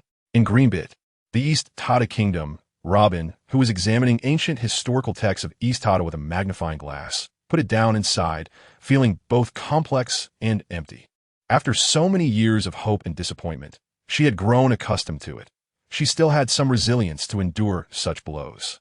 The historical texts did not record the blank century. It wasn't that the ancestors of East Tata didn't want to document it. Rather, they lacked the ability to do so. About a few thousand years ago, there existed a legendary kingdom on Greenbit Island, unknown and unseen, merely existing in legends, a land of little people. They were diligent and simple, claiming that there was no plant they could not grow. They were kind, and despite possessing incredible strength and speed that made them nearly invisible, they never harmed anyone. These little people lived leisurely in their kingdom until 900 years ago, when a series of events began that opened the door to a generational hatred between the East Tata tribe and the Don Quixote family.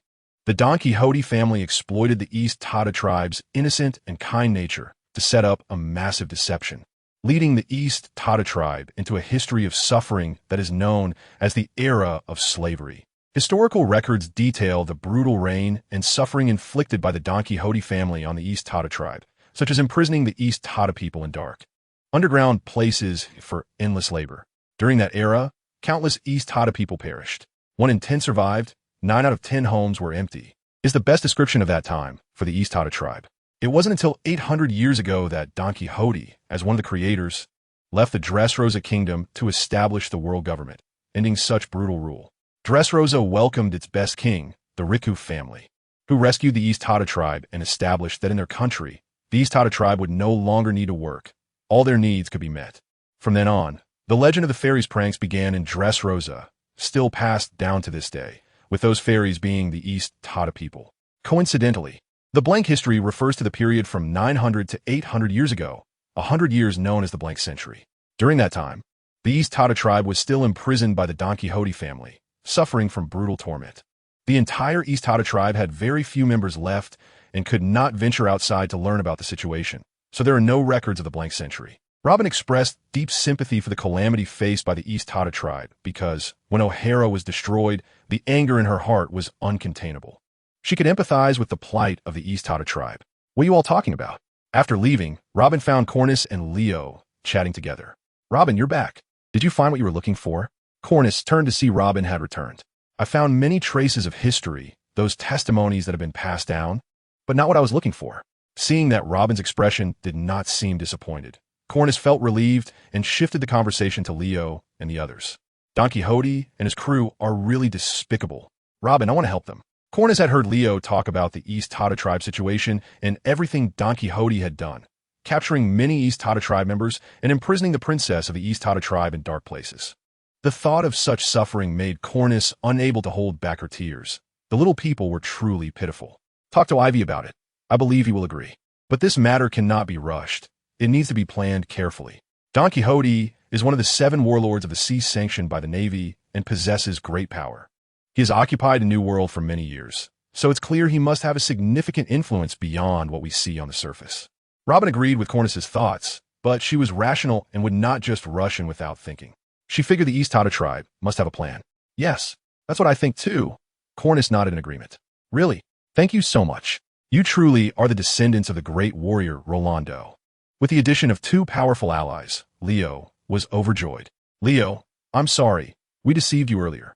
We are not the descendants of the adventurer Rolando. We are pirates who just entered the New World. However, Robin and the others had indeed met the descendants of adventurer Rolando and helped him fulfill a centuries-old vow, freeing Rolando's descendants from a wrongful curse. Cornus felt guilty as she spoke to Leo, as she was inherently kind-hearted and the little people were so innocent and pure. She felt bad for deceiving them, so she decided to come clean about the lie, lowering her head to apologize to Leo. But what we said about helping you is indeed true. Our Captain Aivi is also a great person. He once saved the lives of everyone in Skypiea. Robin did not stop Cornus's confession. She had indeed used this lie to learn about the history of the East Tata tribe and felt somewhat indebted to them. But Robin would not voice it. She would show it through her actions. She took out the transponder snail from her pocket and started communicating with Aivi. The transponder snail is standard equipment for entering the New World, much like Ivy's phone from his previous life, allowing communication over vast distances without the constraints of signal towers, enabling conversations regardless of how far apart they are. Knowing this convenience and having the means to equip it, Ivy's pirate crew had nearly 1 for each member. Okay, let us proceed according to your plan. I will support you, and I also have a plan on my side, but you left too early, and I didn't have the chance to tell you. Let us hang up for now and discuss it in detail when you return tomorrow. In Dressrosa on the island. At the inn, Aivi hung up the transponder snail. Aivi did not want to solve this matter simply. He was preparing to make it as big as possible, to the point where the world would pay attention. Otherwise, with Ivy's strength, if he were to carry out a beheading operation, he could easily catch Don Quixote off guard. He wouldn't just make a fuss in the casino to attract Don Quixote's attention, leading to Violet being sent to test him. Now, the East Tata tribe must be supporting him, and Cyrus would certainly be on his side. After Violet learned about his strength, she would also be on his side, as Violet is a princess of the Riku family. Moreover, King Riku is still alive and is being held in the underground factory. As long as he gains the support of these people and lifts the curse on the toys, allowing them to return to human form, he can then openly defeat Doflamingo. This would make these people the best helpers in spreading his name. This situation is beneficial for everyone, so why not go for it? Chapter 164. The advancing Aivi pirates. The next day, Aivi, along with Shati and Golden Week, went to Doflamingo's palace to discuss joining him. Of course, the joining was just a pretense. The main goal was to meet Sugar, which was crucial for this operation. Sugar has always been well protected by Doflamingo.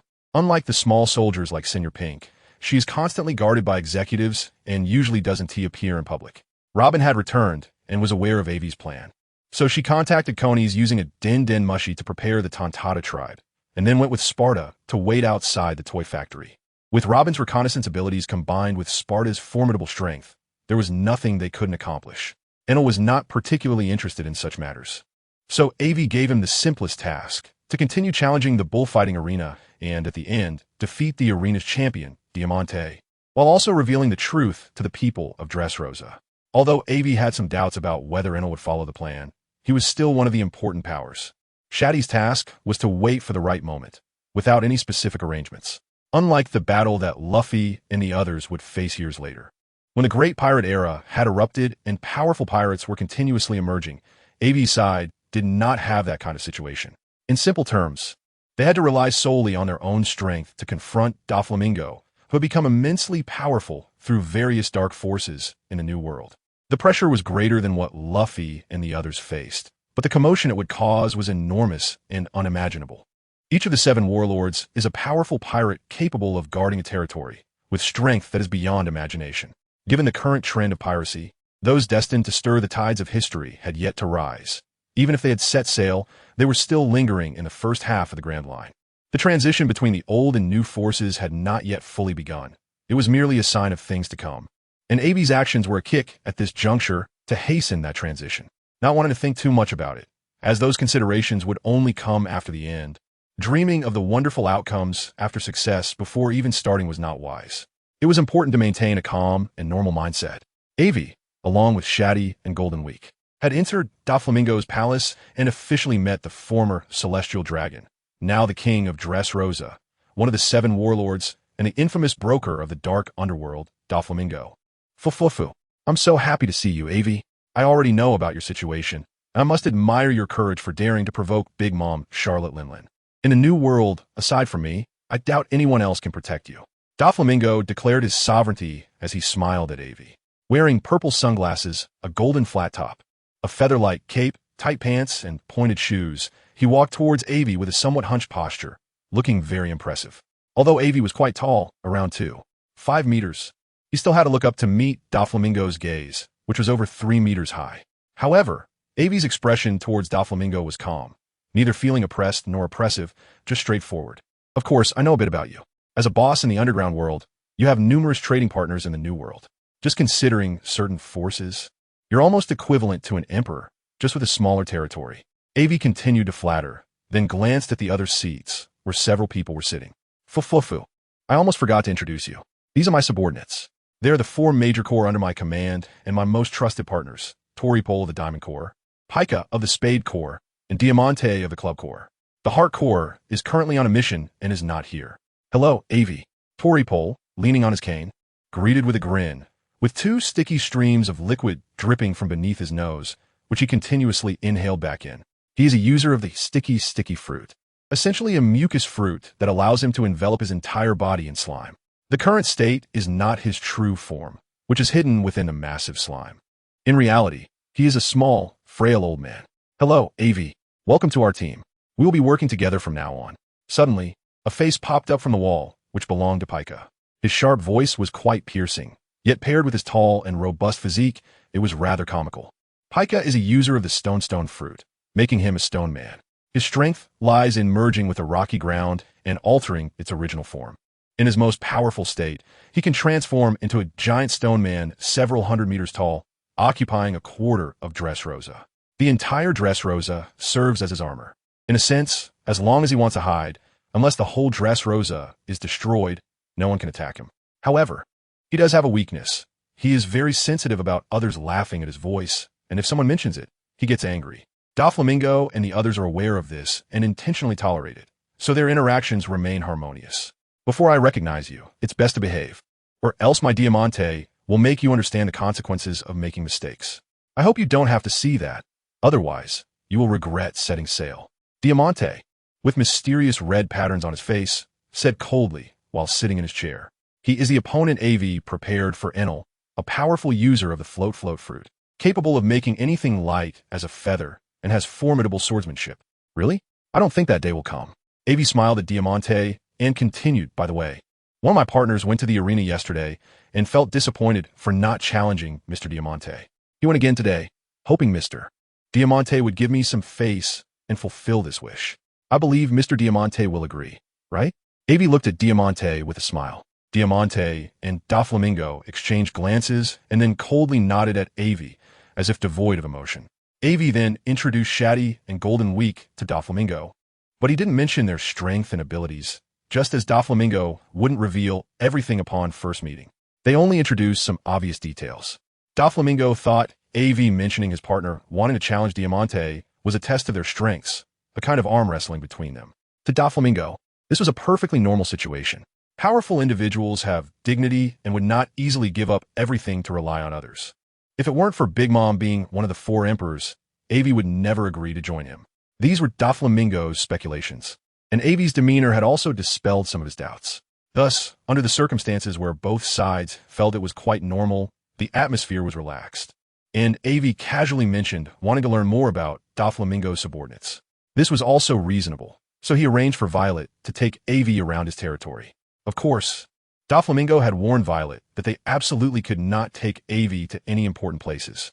The premise of cooperation was that both parties had sincerity, and Aivi had only brought 2 people with him this time, even allowing his companion to challenge Diamante, indicating that Aivi had not fully decided to join the Don Quixote family.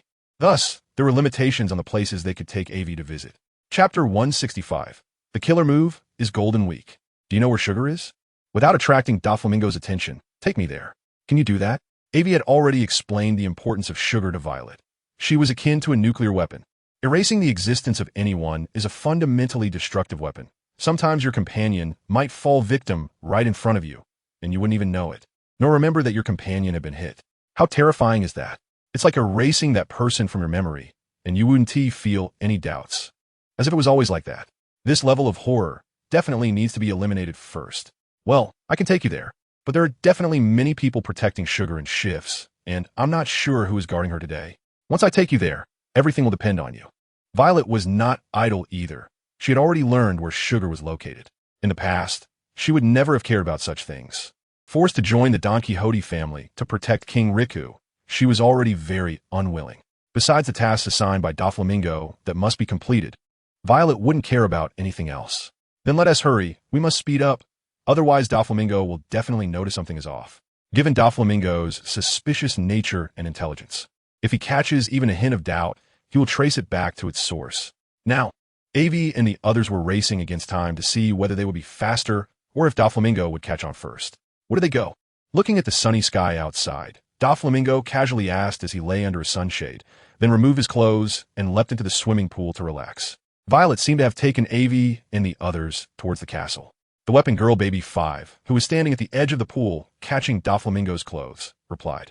Baby 5 was part of the Spade Army and was a weapon human who had eaten the weapon fruit, allowing her to turn any part of her body into known weapons, whether hot or cold. Adopted by Doflamingo since childhood, she served as a maid and assassin for the Don Quixote family. Dressed in a maid outfit, with wavy black long hair, she enjoyed smoking. Craving to be needed, she would unhesitatingly agree to requests for money or marriage proposals, and she was also considered an ideal marriage prospect by some scumbags. While her fiancé was one of Doflamingo's main targets for elimination. Because of this relationship, she had attacked Doflamingo multiple times but had always been defeated. A tragic story. The castle? Leaning by the pool, Doflamingo squinted his eyes. Although he wore glasses and couldn't be seen, the movements of his facial skin indicated that he was indeed squinting, showing a contemplative expression. He decided to investigate what Violet had done since she returned yesterday. With suspicions rising in his heart, Doflamingo immediately made arrangements. If it was as he suspected, he wouldn't hold back. No one had ever left the Don Quixote family alive after daring to cause trouble. So what if they provoked Big Mom? If Doflamingo wished, any of his subordinates could accomplish such a feat. His interest in Aivi was merely because he found him amusing. And given Aivi and his companion's impressive strength, he had thought to utilize them. If he wanted to destroy them, he wouldn't feel remorse. Moreover, Violet, it seemed she had been too lenient with the Riku family over the years. Fu. I hope you won't disappoint me, Violet. And you too, little Aivi. After thinking so much, Doflamingo dove underwater again. At this moment, Dressrosa appeared very calm and peaceful, just like the peaceful days of the past, with no unsettling factors. except for the arena that was still bustling with cheers, a flash of blood and flesh that brought immense excitement, the most exhilarating experience. On the island, there were also some uninvited guests. The Revolutionary Army's Sabo arrived with his little follower, Karasu. He wasn't here to cause a big commotion or to liberate Dressrosa. That was not his main purpose. So, he arrived quietly. Well, the Revolutionary Army had always been quiet, with nothing different or noteworthy to mention. His task this time was to capture the character known as Sogekking. Yes, that dead supporting character pirate, who had appeared once again. Originally, it was thought that he would not show up again after his previous demise, but it seemed Sogekking had great potential, and even now had a chance to make an appearance. The reason for capturing Sogekking was to obtain clues and information about the Poison Dragon pirates through him. While Aivi believed that the Poison Dragon pirates had gone silent, those pirate bosses or revolutionary leaders still knew about them and were wary of them. Besides Sabo and his companions, Kinemon had finally arrived here, having tracked down some clues, clearly much slower than Kanjuro, and was ridiculed harshly upon arrival. There were also some pirates daring to come for the huge bounty offered by Big Mom, although there were not many. Otherwise, it would prove that AVS whereabouts had been exposed, with Katakuri leading the fleet over. Thus, the seemingly calm Dressrosa was actually brewing a storm beneath the surface. And as time passed, it was easy to foresee that a tremendous battle would erupt here. The only regret in this competition was that there were no Navy forces present. Perhaps it would be more accurate to say that there were no powerful Navy forces present. There must be Navy spies in Dressrosa, but Aivi had not detected them. Yet these undercover Navy forces could hardly influence anything. This was the new world. If it were in the first half of the Grand Line, there might still be a chance, but here, that would be wishful thinking. Violet had brought Aivi to the castle where Sugar resided, and they could see many guards watching over it, both openly and secretly. What are you planning to do? Violet was a bit worried. At that time, Aivi had only told her to wait for his arrival after finding out Sugar's location, and then to bring Aivi here. There are many doubts, one of which is why Aivi is so sure that Doflamingo will arrange for himself to take Aivi and the others on a tour. Moreover, Aivi didn't tell her the specific steps at the beginning, so now, when the moment arrives, Violet starts to feel inexplicably nervous. It's a simple matter. As long as they see Sugar and capture her, the subsequent events will naturally unfold. As for your doubts, what do you think I brought Golden Week here for? She is our secret weapon this time. Bringing Shati and Golden Week along is not without reason. It was carefully considered by Aivi. Everyone has their indispensable importance. Chapter 166. Anticipation and inspiration at the time of the battle between Golden Week and Doflamingo, it was not without gains. By studying those emotional lines and cutting emotional ties, Golden Week developed her own set of methods. The reason Doflamingo didn't just call anyone randomly, but instead sent out Violet, who had interacted with Aivi, is also influenced by Golden Week. As long as they see Sugar, Golden Week can use her unique method to manipulate Sugar's emotions of fear and panic to achieve a frightening result. It sounds simple, but it must be seen in reality. And there are many people in the castle protecting Sugar. Through the observation color, Aivi tried to probe, but found she couldn't penetrate the castle walls, which was unbelievable. She had never experienced this situation before. It seems that clever tricks 1T work. Doflamingo's protection of Sugar is indeed tight. The few of them walked in without any discomfort under the watchful eyes of the guards. When the guards at the entrance tried to stop Aivi and the others, Violet took out a badge and waved it in front of them. You don't recognize me? Now I'm ordered by the young master to take these people inside for a tour. Is there a problem? Looking at Violet's proud demeanor, it felt a bit like a fox borrowing a tiger's might. It seems that years of enduring humiliation have not been in vain. This acting is impressive. The guard hesitated, neither saying to let them in nor to stop them, clearly in a dilemma. I say, since they want to come in, just let them in, okay? Hee. At that moment, the voice of the disheveled uncle, the slime man, Torpole, came from inside, and several guards breathed a sigh of relief. Something feels off. The moment Aivi stepped inside, she paused for a moment, then regained her composure without drawing attention from others. Because at this moment, besides the disheveled Uncle Torpole, there were also the Weapon Girl Baby 5, the Spinning Man Buffalo, and the super heavyweight Mob Eyes among the cadre members present. And Pika, as a stone fruit user, could go anywhere in Dressrosa at any time. She would surely appear quickly if there was any commotion here. Of course, our protagonist this time, Sugar, was also sitting on a chair with many small grapes in front of her, eating them one by one, smiling at Aivi. What is going on? I just want to take a look around. Is it necessary to make such a big fuss? And little girl, who are you? So cute. Can I give my big brother a hug? Gently bumping into Golden Week and Shati, she then walked to the front, completely unguarded, smiling gently in front of Sugar, and then stopped in a position that was safe for herself and Sugar. Shati and Golden Week, as well as Violet, noticed that something was amiss the moment they entered, and they also heard footsteps approaching from behind, in large numbers. This is exposed. So fast. No wonder they could stand firm in the new world for so many years. They are truly impressive. Looking at the people in front of them, not one of them is easy to deal with. This is only a third of Doflamingo's power on display, and there are still other cadre members yet to appear. It seems they think these people are enough. And this idea will become the biggest flaw that leads to the failure of the Don Quixote family this time. Everyone doesn't appear as relaxed as they seem.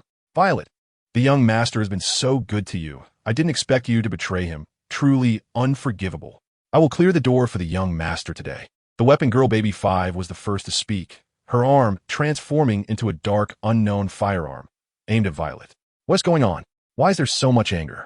Stepping back discreetly, Aivi positioned herself between Violet and the weapon girl Baby 5.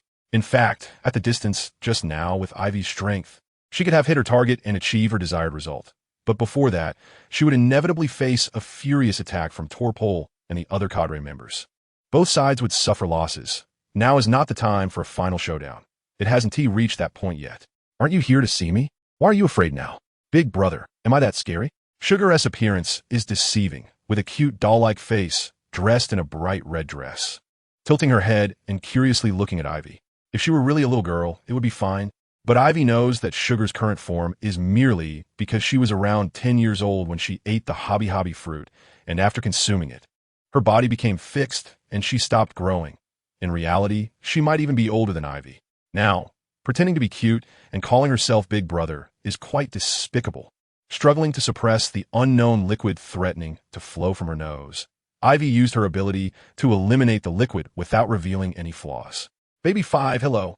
I've heard your name for a long time. You're a kind girl, pure and adorable, a very simple girl. So if I make a small request, you should agree, right? Aivi ignored the cute Sugar and quickly shifted her focus to Baby 5. Knowing her goal, Torpole and the other cadre members were still in a stalemate with her. The reason is not what Aivi was considering, but she could guess a bit. Baby 5 blushed and hesitated, but then decisively abandoned her opposing stance and jogged over to Aivi, looking at her expectantly. That was a feeling of being needed, flooding Baby 5's heart. And at that moment, she felt extremely happy. Since the first time I saw you, I was deeply captivated by your pure and lovely character. So can I ask you to agree? But as she bent one knee slightly, Baby 5 covered her mouth with both hands, her eyes sparkling. Is this a proposal? Baby 5, come back.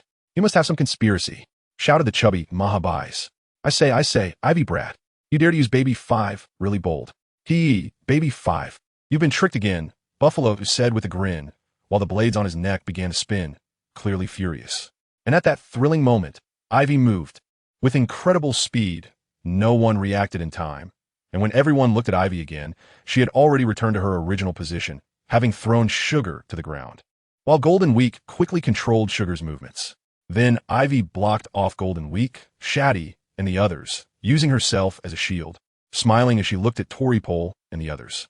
I'm sorry, even though you are beautiful and cute, and I like you a lot, we are on opposing sides. Because of this, I feel very frustrated. It's a gap between us that cannot be crossed. Please forgive me for leaving this time. I believe we will meet again in the future, and I hope that by then, we can discard everything and have the right to choose freely. Even in this situation, Aivi expressed her helplessness to the somewhat dazed Baby 5 with great emotion, then quickly left with Golden Week and the others. As for women, one should always be a bit more forgiving. Even if she deceived Baby 5, it wouldn't be good to tell her directly. Changing the concept would suffice. Why make it so complicated? That was Ivy's thought. As for whether it would cause trouble later, that was something to discuss another time. No one knew for now. Everyone chase after them. Angry howls echoed from the castle, and several figures rushed out quickly, chasing after the departing Aivi. Chapter 167. The chaos begins one by one. They are all getting unruly. According to the intelligence, Doflamingo discovered that the dwarves have been quite active recently, and some unusual people have appeared in the city. Good, it's just right to catch all you unruly fellows at once and be done with it. Doflamingo then ordered Diamante to quickly deal with Enel and enjoy a good show together. Given Doflamingo's arrogance, he didn't think he could fail at all. This was related to his past experiences. He seldom fought without certainty of victory. Let's go. On the dwarf side, Cornus followed Leo into a small passage, which led to a long underground tunnel where some giant bugs were flying along a predetermined route. They are our partners who will take us there, so there's no need to be afraid, Leo happily introduced to Cornus. Since the last time Cornus confessed to deceiving them, Leo and the others, who were naive, had only sulked for a short while before becoming enthusiastic towards Cornus again. Hello, Ladybug number 4 at your service. The large ladybug looked anything but disgusting. Instead, it had a different kind of cuteness, which reassured Cornus as she greeted back, Hello, thank you. Where are we going? Cornus asked Leo in confusion. Of course. To Dressrosa to rescue the princess. Leo raised his right hand high, and behind him there were many little dwarf soldiers and ladybug soldiers, their momentum overwhelming and unstoppable. Since the captain hasn't assigned me specific tasks, I'll go look for the remnants of the poison dragon pirates. Otherwise, the longer we wait, the more they will run away. Shati had told Aivi about the poison dragon pirates last night, and they hit it off perfectly. Their target was the poison dragon pirates as well. Aivi sought revenge, while Shati wanted to know news about the flower tribe. There should be something here. Based on the experience of capturing the poison dragon pirates yesterday, Shati quickly found one of their gathering points. At this time, they surprisingly hadn't fled yet, probably because they hadn't realized that their captain was already dead. Shati didn't want to know more. As long as he captured these pirates, he would have leads. But who are you? At this moment, Shati frowned at the man and woman who walked in from outside, the man wearing a tall black gentleman's hat, and the woman in a cute pink hat. I'm sorry, but can you please hand them over to us? We've been looking for them for a long time, please. The woman clasped her hands together, blinking at Shati, wanting his permission. This man and woman were Sabo and his partner, Clara, who had been searching for clues for a long time. At that moment, they noticed a man behaving suspiciously as he walked towards a building. Immediately, it caught their attention, and when they followed in, they found the person they were looking for. Actually, we can also give up on them. We just want to ask them one question. If you feel uneasy, you can watch from the side. How about that? Sabo proposed a seemingly reasonable request for both parties, politely looking at Shati. He had a feeling that this guy was not simple. If it weren't for the mission at hand, he would definitely want to test this guy's strength. Recently, Sabo had developed a new ultimate move and was eager to experiment. If the man in front of him refused, he wouldn't be able to blame himself for acting recklessly. He believed the captain would understand. Yes, that's how it should be. Are you members of the Poison Dragon Pirates? Partners? Friends? Collaborators? Or enemies? None of the above. I can't disclose the specifics, but I can only say that you are enemies, not friends. Then that's fine. Shati thought that as long as he needed those pirates in hand, he might as well catch all the members of the Poison Dragon Pirates 4th Division on the island, which would be even more thorough. Moreover, Sabo had already said he wasn't here to rescue these guys, so there was nothing to worry about. Shati had a gut feeling that if he didn't agree, there might be some trouble, and trouble was what he disliked the most. He already had enough of his own. Thank you for your righteousness. Sabo felt a bit disappointed, not hiding it at all, and then began to ask the pirates of the Poison Dragon 4th Division about their captain's whereabouts. Sure enough, it's very troublesome. Shati thought to himself while also paying attention to his questions. Are you looking for their captain? Yes, do you know? If they don't have a second captain. As far as I know, he is already dead and has been eaten by the fighting fish on the island without a trace. Shati shrugged, speaking indifferently. How do you know?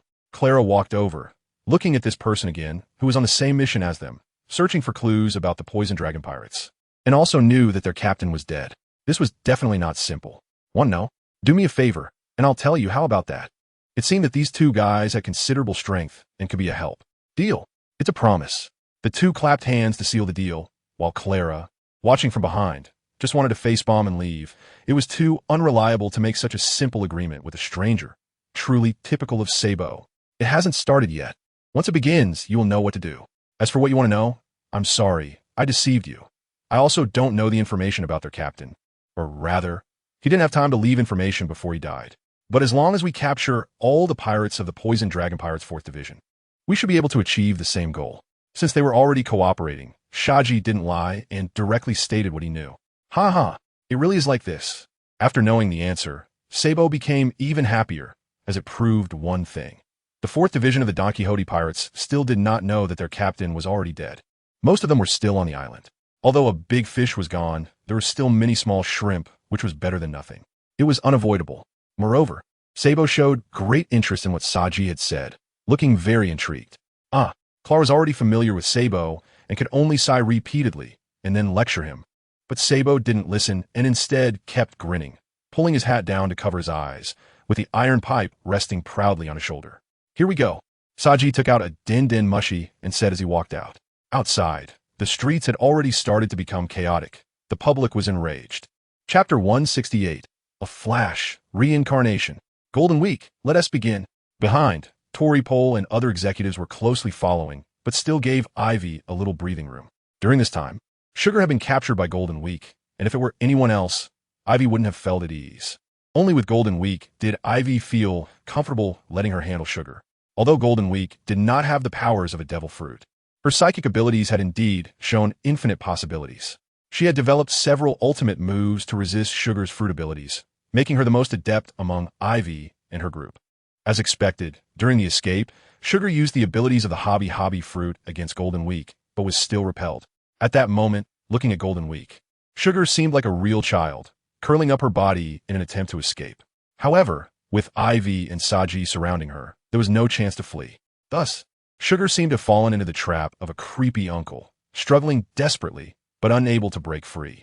Emotions severed, calm, rational composed. Fear amplified, panic intensified. Tenfold. With a series of swift operations, seeing Sugar curled up like a mouse, Ivy's eyes sparkled with killing intent. As Sugar nervously watched the pipe, Aivi suddenly struck, repeatedly stimulating Sugar's fragile nerves. After several rounds of struggle, Sugar finally fainted, her mind clouded, rolling her eyes and collapsing to the ground with a stiff face. Let us find a place to tie her up. Although her real age might be older than mine, I really can't bring myself to do it looking at her appearance. After hesitating for a moment and keeping an eye on the time, Aivi decided that she really couldn't bring herself to kill Sugar at that moment. Finding an empty room, Aivi quickly tied up Sugar and left with Golden Week and Saji. Sugar, are you okay?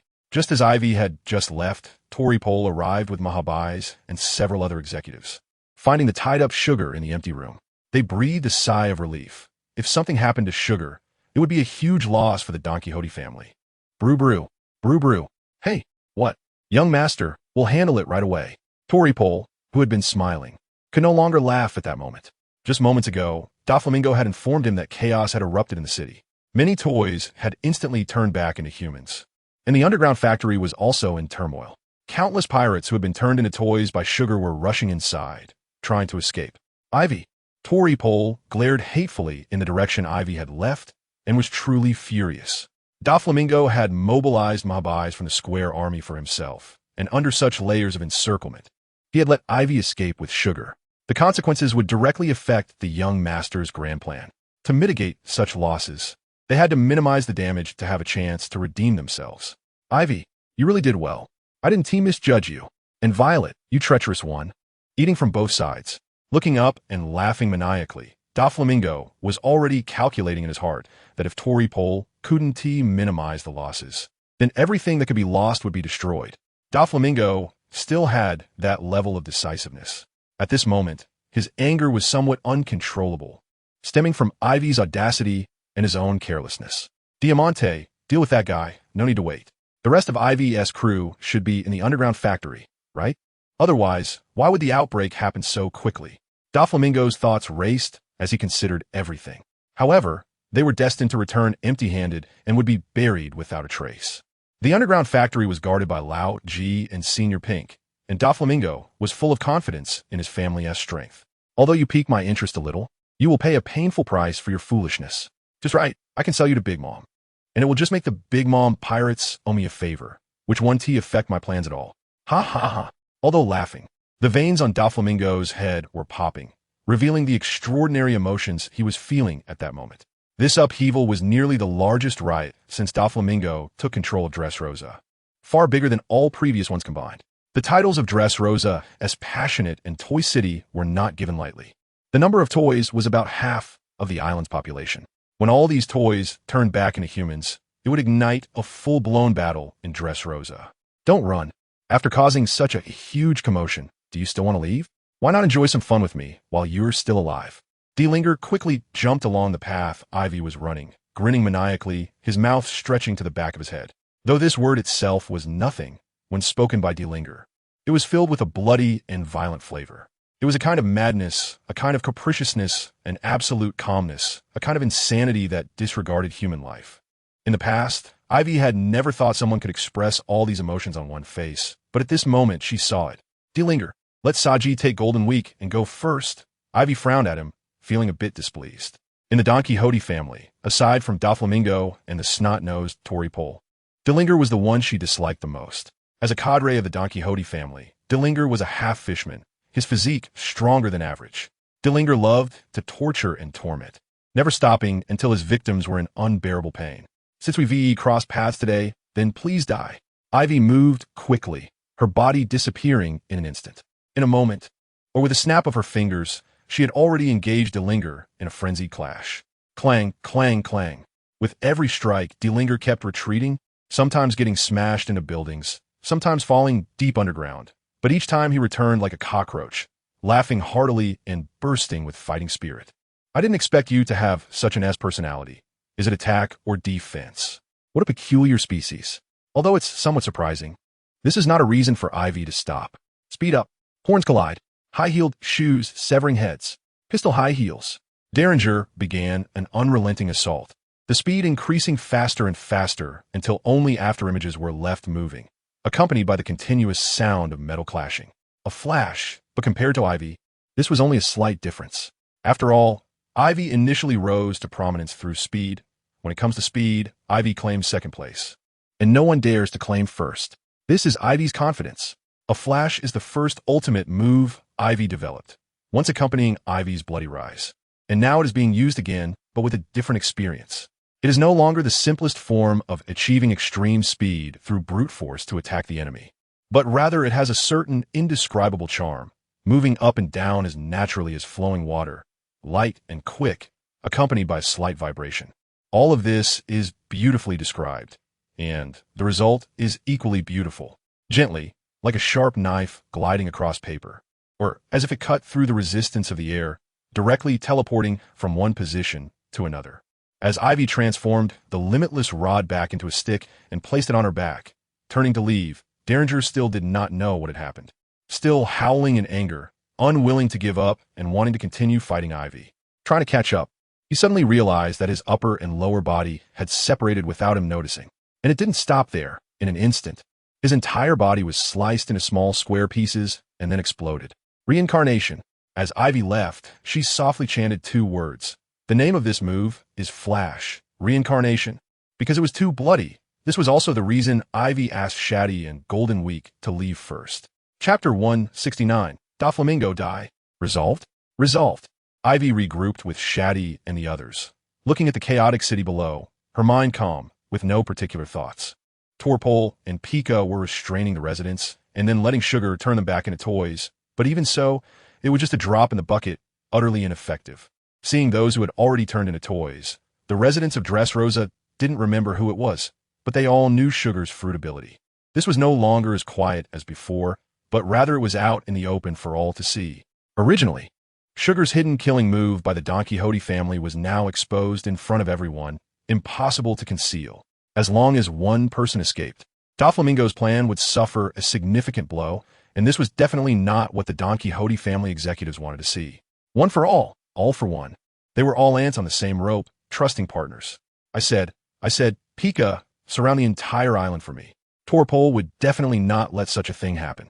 Even if everyone on the island turned into toys, it was better than having someone escape with secrets. Understood. Pika left with a sharp voice, diving into the rocks of the earth, and shortly after, one could clearly feel the earth trembling. Suddenly, a towering wall dozens of meters high rose along the entire coast of Dressrosa, as hard as iron, blocking everyone's attempts to escape. This height could definitely stop most ordinary people on the island, and those capable of escaping would be intercepted by Pika, trapped in the rocks, unable to move. The entire Dressrosa had turned into a massive prison from which there was no escape, filled with a sense of oppression and fear. This is what you wanted. Truly remarkable. Just then, a person wearing red high heels slowly approached from behind Ivy, Doflamingo placing a hand on Ivy's shoulder. Lazily, he said, "But I must say, you've really angered me this time. What does it matter? I was planning to deal with you anyway." Ivy retorted, simultaneously kicking at Doflamingo, who dodged effortlessly. Are the young people nowadays so arrogant? Or have I given you the impression that you're easy to bully? Doflamingo continued to grin menacingly, his fingers displaying an eerie curvature, clearly having activated his ability. The paramecia type string fruit, a seemingly inconspicuous devil fruit, but in Doflamingo's hands, it unleashed unimaginable power. Aivi, I've been caught. At this moment, Shati's body involuntarily moved forward, drawing out the silver long knife from her waist, step by step approaching Aivi. Frowning, but not panicking. It was clear Aivi had already informed her about Doflamingo's ability when they arrived. How about it? Can you handle it? Aivi asked without looking back, gazing up at the sky, demonstrating her trust in Shati's strength. Knowing the characteristics of Doflamingo's fruit, the only one who could resist the parasitic strings in Aivi's mind was Shati's self-fruit. If Doflamingo's parasitic strings were compared to a virus, then Shati's fruit ability was that which could actively cleanse the virus. A bit difficult, but not a problem. Shati also gave Aivi a reassuring answer, her body continuing to walk and slowly transforming into a run, both hands gripping the long knife, seemingly preparing to strike at Aivi's head. Phew. Although I don't know what you were saying, wanting to break my parasitic strings is truly a ridiculous joke. Doflamingo had never encountered anyone who could break free from the control of his parasitic strings, so this time he was destined to accept this outcome. Doflamingo looked down at the long knife in his chest and the Shati who had raised her head in front of him, somewhat surprised but more puzzled. Why? Why tell a dead person this question? With a swift motion, Shati pulled out the long knife and returned to Aivi's side, saying lightly, "Interesting. Truly interesting. You lot are increasingly surprising me. What should I do if I find it hard to kill you?" Above in the sky, a white cloud was gently blown away by the wind, revealing another Doflamingo hidden behind it. "Did you find me?" Doflamingo, standing in the air, smiled, showing no signs of urgency or panic of being discovered, only calmness. In his mind, although this farce had caused considerable chaos and unimaginable destruction to Dressrosa, the situation was still under control. The powerful pirates in the underground factory were destined to be unable to escape, and even though the island's residents were in chaos, they were still under control, with Pika and Torpole and other executives suppressing them, preventing anything unusual from occurring. Although the bullfighting arena was gathering a large number of challengers, there might be some arrogant thoughts of benefiting from this farce, but it was destined that they had no way to leave. Diamante's strength was definitely the strongest among all the executives, and Doflamingo could affirm this. Everything is under control, so why does Doflamingo need to act so pitifully? All he needs to do is crush these little bugs in front of him, along with any other hidden ones. Although there will be chaos for a while, everything will return to its original track in a few months. 2 Doflamingos. Shati looked at the motionless Doflamingo on the ground, then glanced at the Doflamingo in the air, and was surprised to look at Aivi. Just like the parasitic threads from earlier, it's no longer about controlling others, but controlling himself. This guy truly treats all humans as puppets he can manipulate at will. You guys go help Robin and the others. We don't need your help here. No matter what, Doflamingo's strength is definitely not something Shati and Golden Week can contend with. They can use some unconventional tactics to hold off Doflamingo for a bit. But in a direct confrontation, they wouldn't last even a few seconds. This is also why Aivi told them to leave. Got it. Take care of yourselves and don't lose. At a critical moment, Shati and the others did not hesitate at all. They are adults and can discern the situation. Most importantly, they believe in Aivi's strength and are certain she won't lose. This confidence comes from Aivi's continuous victories. Thank you for being willing to go crazy with me. How could I lose to someone like this?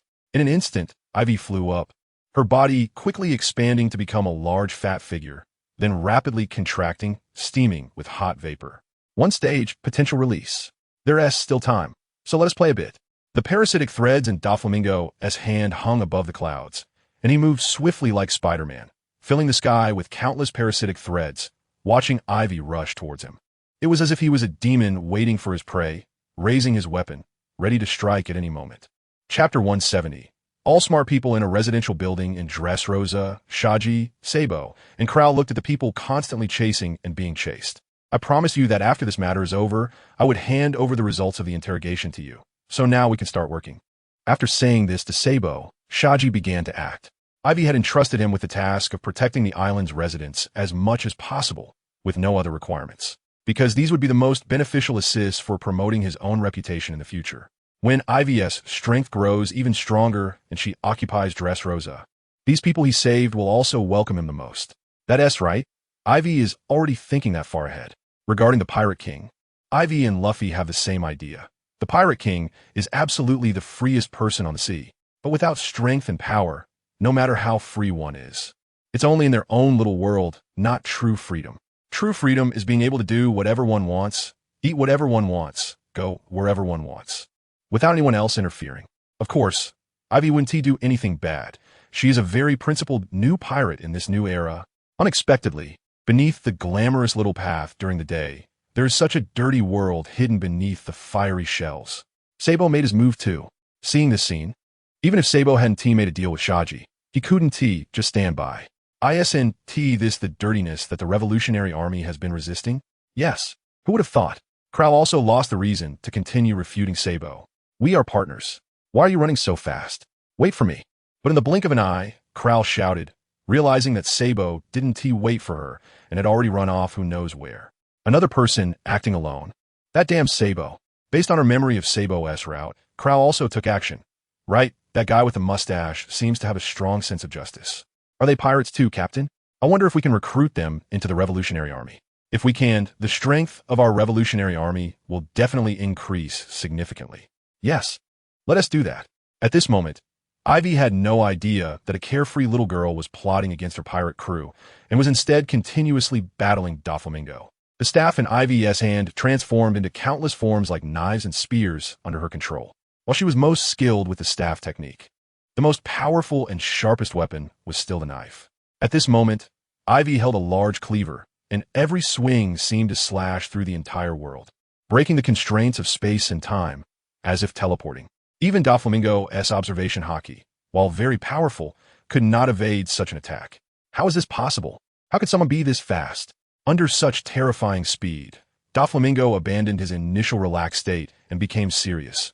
But the more serious he got, the more he could feel Ivy's overwhelming power, as if it had no end. For every bit Doflamingo's strength increased, Ivy's strength increased by a mile, pushing Doflamingo further into despair. Such speed, even Kizura doesn't have that, right?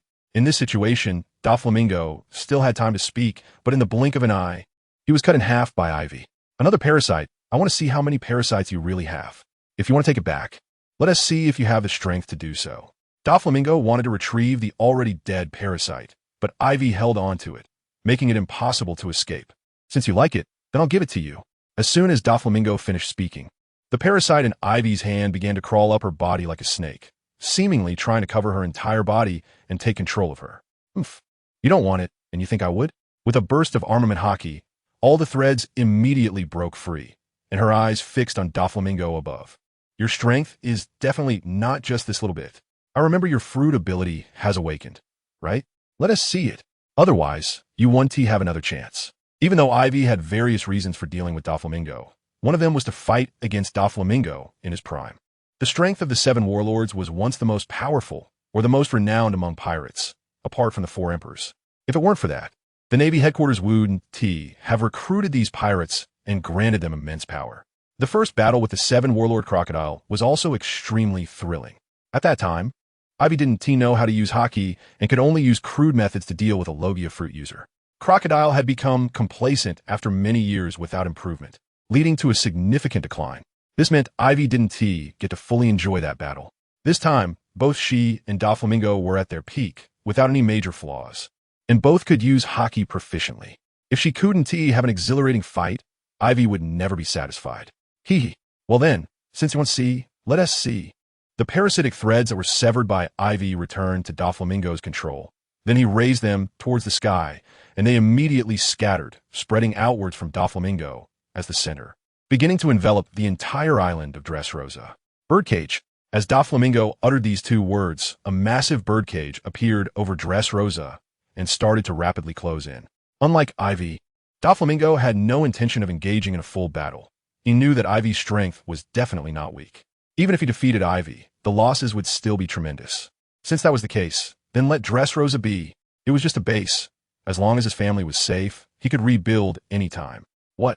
Ivy, who was still waiting for Doflamingo's fruit awakening move, was momentarily stunned, This was completely different from what he had imagined.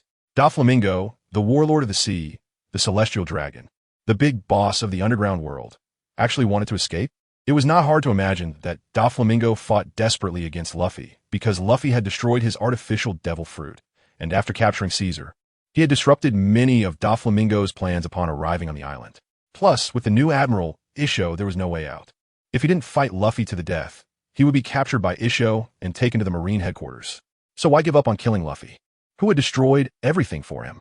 This time was different.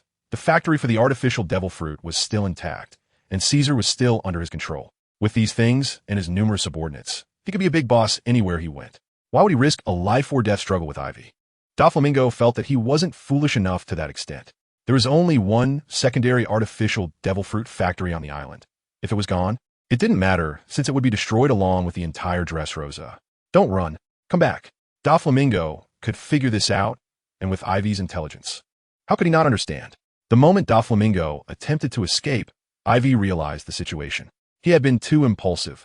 He should have played the fool to eat the tiger, slowly wearing Doflamingo down, and waited for Robin and Sparta to succeed before gradually provoking Doflamingo. In the end, Doflamingo wouldn't have time to react. He was still a kind person at heart. He couldn't learn to be cunning and devious. Since he already knew the outcome, Aivi no longer hid his strength. Since you want to escape and don't want to fight, fine, I'll force you to fight. With a determined heart, Aivi quickly surpassed Doflamingo and threw a heavy punch at his face. Chapter 171. The Defeat of Mahabais and the Collapse of the Birdcage Dragon's Claw. Boom boom. Destructive 1,000-tons base. Mahabais, with his extremely obese body, flew straight down from the sky, his heavy body pushing the air away, his face adorned with a hearty laugh. Mahabais' fruit ability allowed him to freely adjust his body weight. At his lightest, he could resist the Earth's gravity and fly into the sky. Then, after targeting an enemy, he quickly adjusted his weight to deliver a crushing blow. Sabo looked up at the rapidly descending Mahabais, frowning slightly because the people in this area had not yet fully evacuated. If Mahabais crashed down like this, the resulting commotion could bring unnecessary trouble. So, he could only brace himself, right? His right hand slowly bent, with the index and middle fingers together and the pinky and ring fingers tightly closed. Armed hockey covering his hand, this impact would definitely be the strongest. He swung upward fiercely, and the ground beneath him cracked open. In the next moment, Sabo soared into the sky, colliding heavily with Mahabais, Dragon's Claw gripping Mahabais' belly tightly. He squeezed hard, instantly causing a spray of blood, then continued to deliver a heavy blow, sending Mahabais flying in the opposite direction. The area was now completely evacuated, with only empty houses remaining. Mahabais' heavy body slammed down to the ground, kicking up a large cloud of dust. Boom, boom, boom. Many houses collapsed as a result, leaving destruction everywhere, with no place to land. Sabo, are you okay? Krowlet found Sabo and hurried over, grabbing Sabo's bleeding right hand with concern, ready to take out medical supplies to bandage him. I'm fine, that's from that guy. Pulling his hand away, Sabo casually replied, how's the evacuation of the residents going? Most have evacuated, but a small portion is still slow due to injuries. Seeing that Sabo didn't need his help, Krowlet put away the medical supplies and reported instead. The entire Dressrosa had become almost completely unsafe due to Torpole and Pika, and Sabo had originally wanted to defeat Pika, but Pika was too good at hiding, and Sabo couldn't find him. What about that guy? Sabo was asking about Saji. Sabo couldn't understand these guys. He felt they seemed like revolutionaries. But Saji clearly told Sabo he didn't know about the revolutionaries and was still a pirate. A pirate?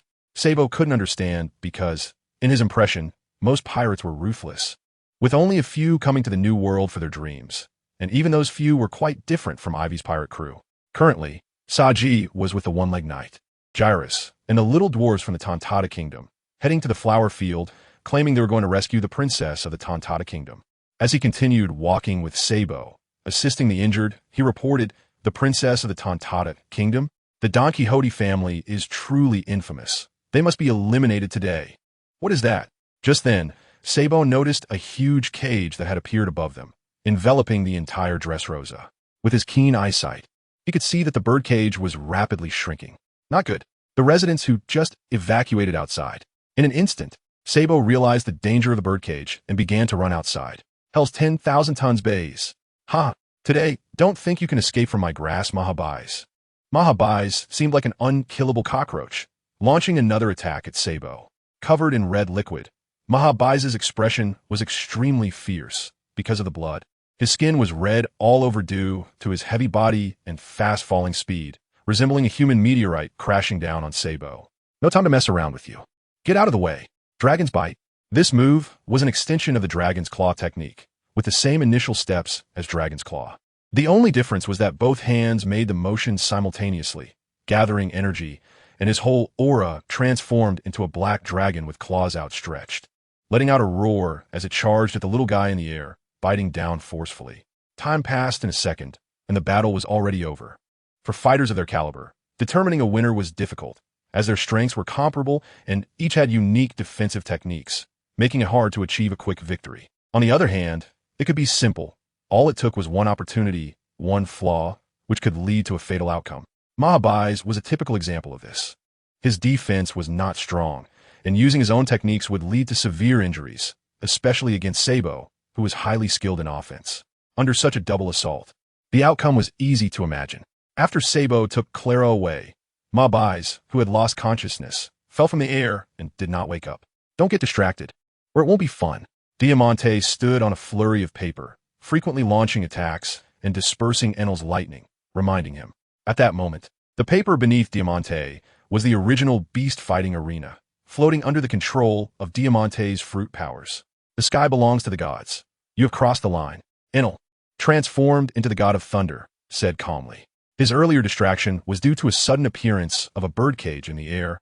Upon looking up, he realized he was trapped by it. This was a huge humiliation for Enel.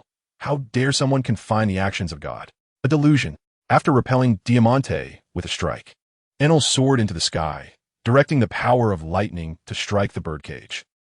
1 billion volts in the name of lightning. Enel unleashed an electric attack on the birdcage, his whole body discharging electricity, and blue lightning flashed in the sky, shining more brightly than the sun. The lightning spread through every branch of the birdcage, ultimately colliding rapidly under Enel's assault. Boom, boom, boom, boom. A series of explosions echoed, resounding through the clouds. Diamante, watching the scene below, murmured in disbelief, impossible. How could this guy shatter Doflamingo's birdcage?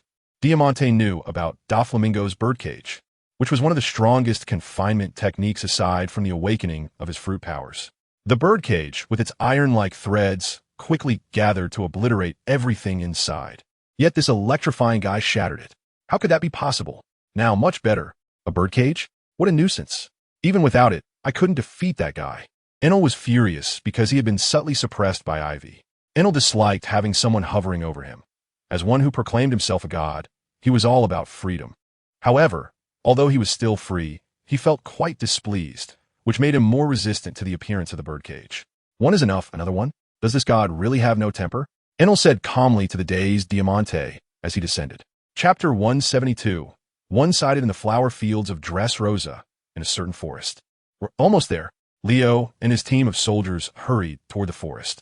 Mika, what's going on ahead? Leo asked Mika, who was running back. Mika was a member of Leo's scouting team, strong and often wearing a sky blue hat, with a small stature, a sharp nose, and a fluffy sky blue tail as big as her whole body. I saw our people up ahead. Mika exclaimed excitedly, jumping up at Leo's question. Let's go. Brothers, follow me. Rescue our people and bring back Princess Mansheli. A group of little people quickly dashed off, disappearing in the blink of an eye. You must be Curly and Rebecca. Nice to meet you. I'm Cornus, Ivy's partner. I've heard about you from Ivy, so let's work hard together. Cornus raised her hand in a cheering gesture, smiling gently as she greeted Rebecca and her father, then quickly followed Leo and the others. Yes, let's work hard together. Rebecca, seeing Cornus, felt much happier, as the changes over the past few days had been overwhelming. In the midst of great joy and sorrow, she longed for rest. Yet reality did not allow her such a luxury. Not to mention for the people of Dressrosa, she could not allow herself to rest either. So while rushing, her heart was very tired. With Cornus, another woman around, she found interest in chatting. Being women, they became good friends in no time. Stop. You can't go any further. A plump woman blocked Cornus and the others, with dense short green hair and wearing a yellow-red jumpsuit, looking quite mismatched due to her extreme lack of coordination. She was Jorah, an officer of the Don Quixote family, belonging to Treble's Spade Army, with the ability of the art fruit, tasked with monitoring the little princess Mansheli and ensuring she did not escape. You are the devil Jorah, who keeps torturing our people. Today I, Leo, will defeat you here and rescue Princess Mansheli. After passing through that forest, Leo had already reunited with the 500 captured Tontata people and informed them of the situation. However, he did not find Princess Mansheli. From the words of the captured tribesmen, Leo learned that Mansheli had been imprisoned in a secret room somewhere in the palace. After enduring hardships to find her, a plump adult appeared in front of him. Leo could not tolerate it. He immediately attacked. Despite their small stature, the Tontata people were not lacking in strength. Under the influence of the sowing fruit's power, they quickly dealt with Jorah, and the soldiers following Jorah were also knocked down by the Tontata tribesmen.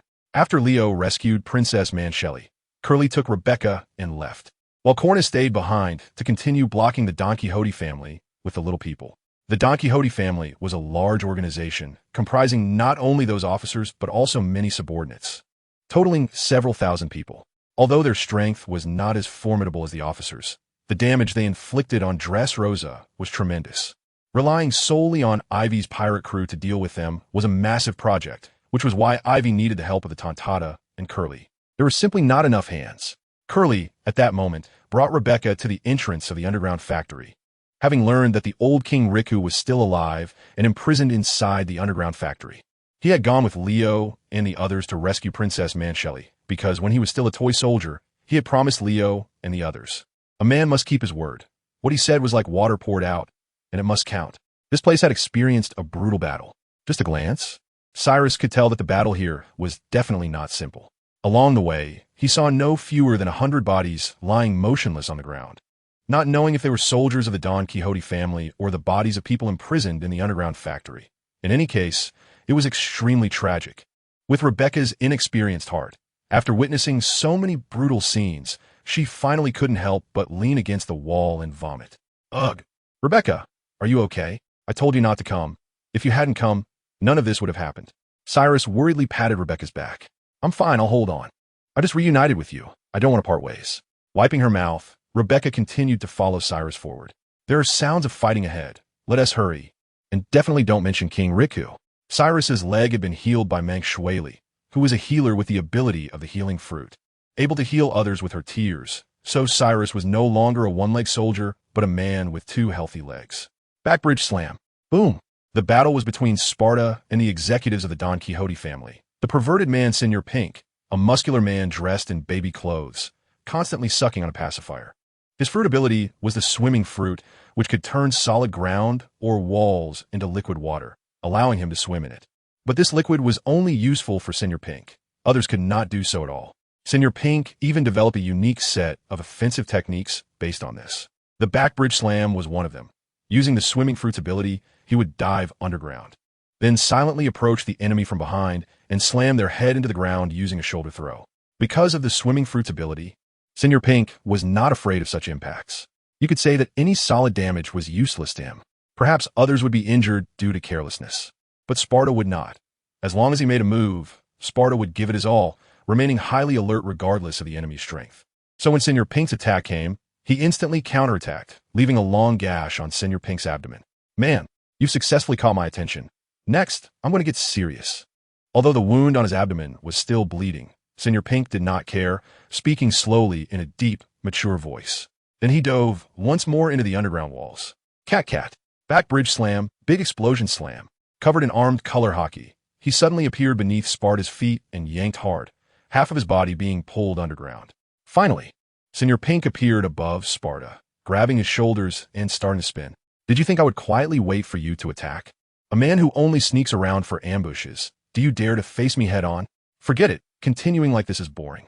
With a powerful struggle, Sparta broke free from Senor Pink's grasp, thrusting the white wolf fiercely into the ground, then twisting and swinging. With a loud thud, Sparta exerted all his strength and jumped out from underground, not giving Senor Pink time to react, decisively launching an attack. White wolf. Wild bites. Ugh. You win. Go ahead. Even after being stabbed multiple times, Senor Pink did not shout, but swallowed the blood that was about to come out of his mouth, then stood still and said to Sparta. After Sparta left, he could no longer hold on and walked to a corner. Slowly sitting down and spewing out a mouthful of fresh blood, losing consciousness. Still want to escape? Even while fighting against Doflamingo, Aivi did not forget to observe the situation of her companions on the entire island. With Ivy's observation hockey coverage, the whole Dressrosa could be included. The situation could almost be described as one-sided. Chapter 173. Doflamingo's Fierce Sabo and Clara were effectively organizing the safe hiding of refugees, while Saji led most of the originally turned-to-toy, powerful individuals who had turned back into humans, continuously resisting the attacks of the Don Quixote family. Enel unleashed a bolt of lightning from the sky, striking directly at Diamante, who then used the arena under his feet as a shield to block Enel's attack, quickly retaliating. In the underground factory, Cyrus had already reunited with Sparta, and on a lower level, Robin and Lao Ji's battle was also reaching its conclusion, under a massive tree attack. Lao Ji finally lost consciousness and could no longer pose any threat to Robin and the others, after rescuing the little princess Mang Shuili from the palace. Cornus and the soldiers of the Tontada tribe began to systematically wipe out the Don Quixote family soldiers from above. It was a one-sided situation. Perhaps it could be said that Ivy's group's individual strength was much higher than that of the Don Quixote family, except for a few that were still resisting. Most of the Don Quixote family members had lost their ability to fight back. Is this really necessary? Have you thought it through? Can you withstand the wrath of two emperors? Ultimate line. At this moment, Doflamingo suddenly kicked, sending 8 nearly transparent strings crashing onto Aivi, knocking him flying. Up until now, Doflamingo still had no intention of giving up, trying to fight back, and this was precisely what Aivi hoped for. Doflamingo was arguably the strongest among the warlords, with a hint of admiral-level strength. It was uncertain whether this was true or false, but such rumors had to have some basis. Doflamingo was best at disguise. If Aivi hadn't known everything long ago, he would never have imagined that Doflamingo was still hiding his strength at this time. Now is just right. Keep going. If you don't show me your true strength today, then I don't want to see it. Suddenly, a hand reached out from beneath a pile of rubble, pushing aside the massive stone slab above and grabbing it to throw at Doflamingo. You've done all this just to see my strength? Fu. I really like you more and more. What should I do? I feel a bit reluctant to kill you. So, you should just die? A 5-colored thread attacked from Doflamingo's side, directly slicing the stone slab into 5 irregular pieces that fell to the ground, continuing to fly towards Aivi without losing speed. At the same time, Doflamingo was rapidly approaching, touching the ground with both hands as he landed. A white substance quickly began to cover the entire area. Isn't it to see the power of the awakened fruit? Let me show you properly. There are no strongest fruits, only the strongest users. Even Paramecia can be strong enough to make you feel despair.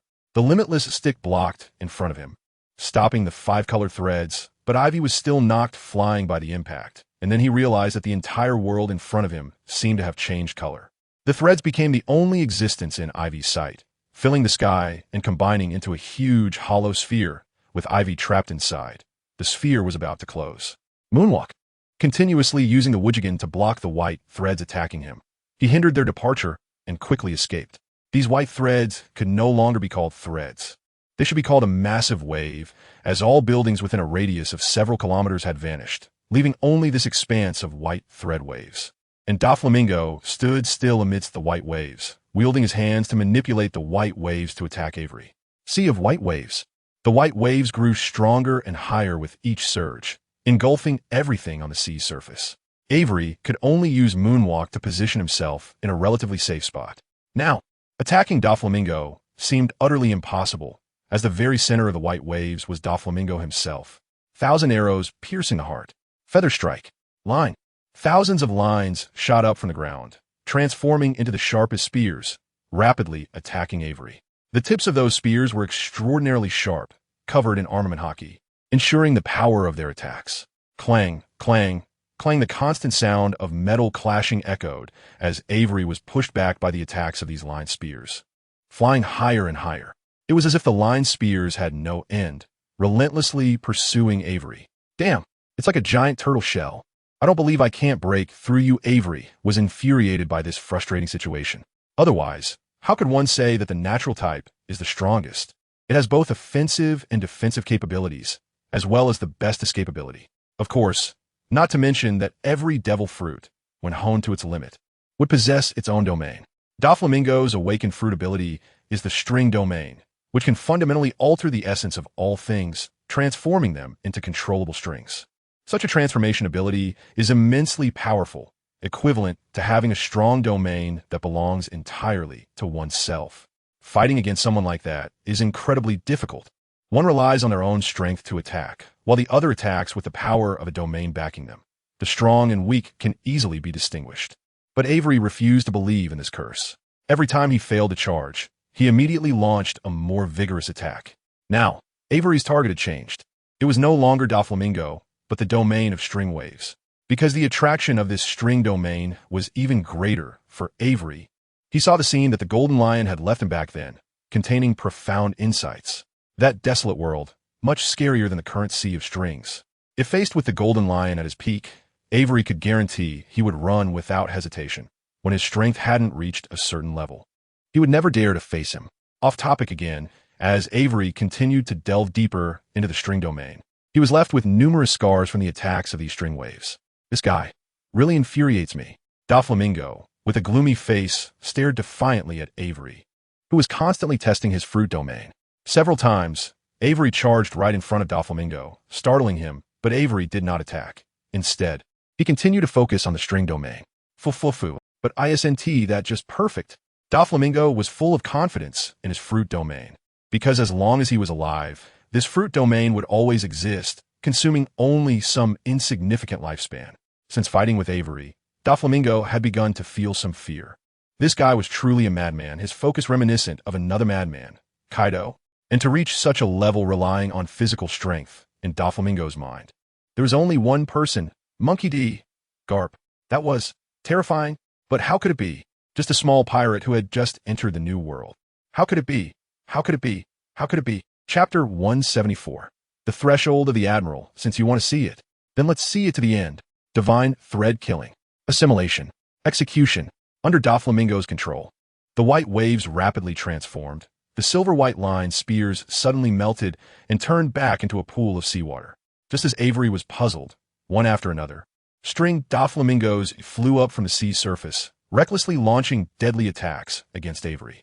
In the blink of an eye, hundreds of string Doflamingos appeared, each seemingly possessing its own consciousness, attacking Avery in a frenzy with multicolored lines, bullet lines, and whips. One hit to kill. Avery's response was simple. He did not resist the simple attacks, enduring them with his body, while powerful moves were swept away with one hit, ruthlessly countering the string Doflamingo. Earlier, Avery had the chance to defeat Doflamingo in an instant, but didn't strike because he still hadn't figured out the principles of the string domain. Now he was starting to have some ideas. He needed to understand it at a deeper level, so while killing the string Doflamingos, he quickly charged toward the sea's surface. Those string Doflamingos that Avery killed continuously clung to him as they died. Not many, but equally deadly.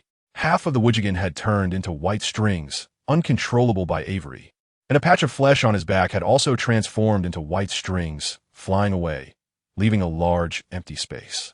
The robust currents within Avery's body surged, resisting the invasion and assimilation of the white strings, but due to the lack of Avery's active control, it was aimless, with minimal effect, only ensuring that Avery's life was not in danger.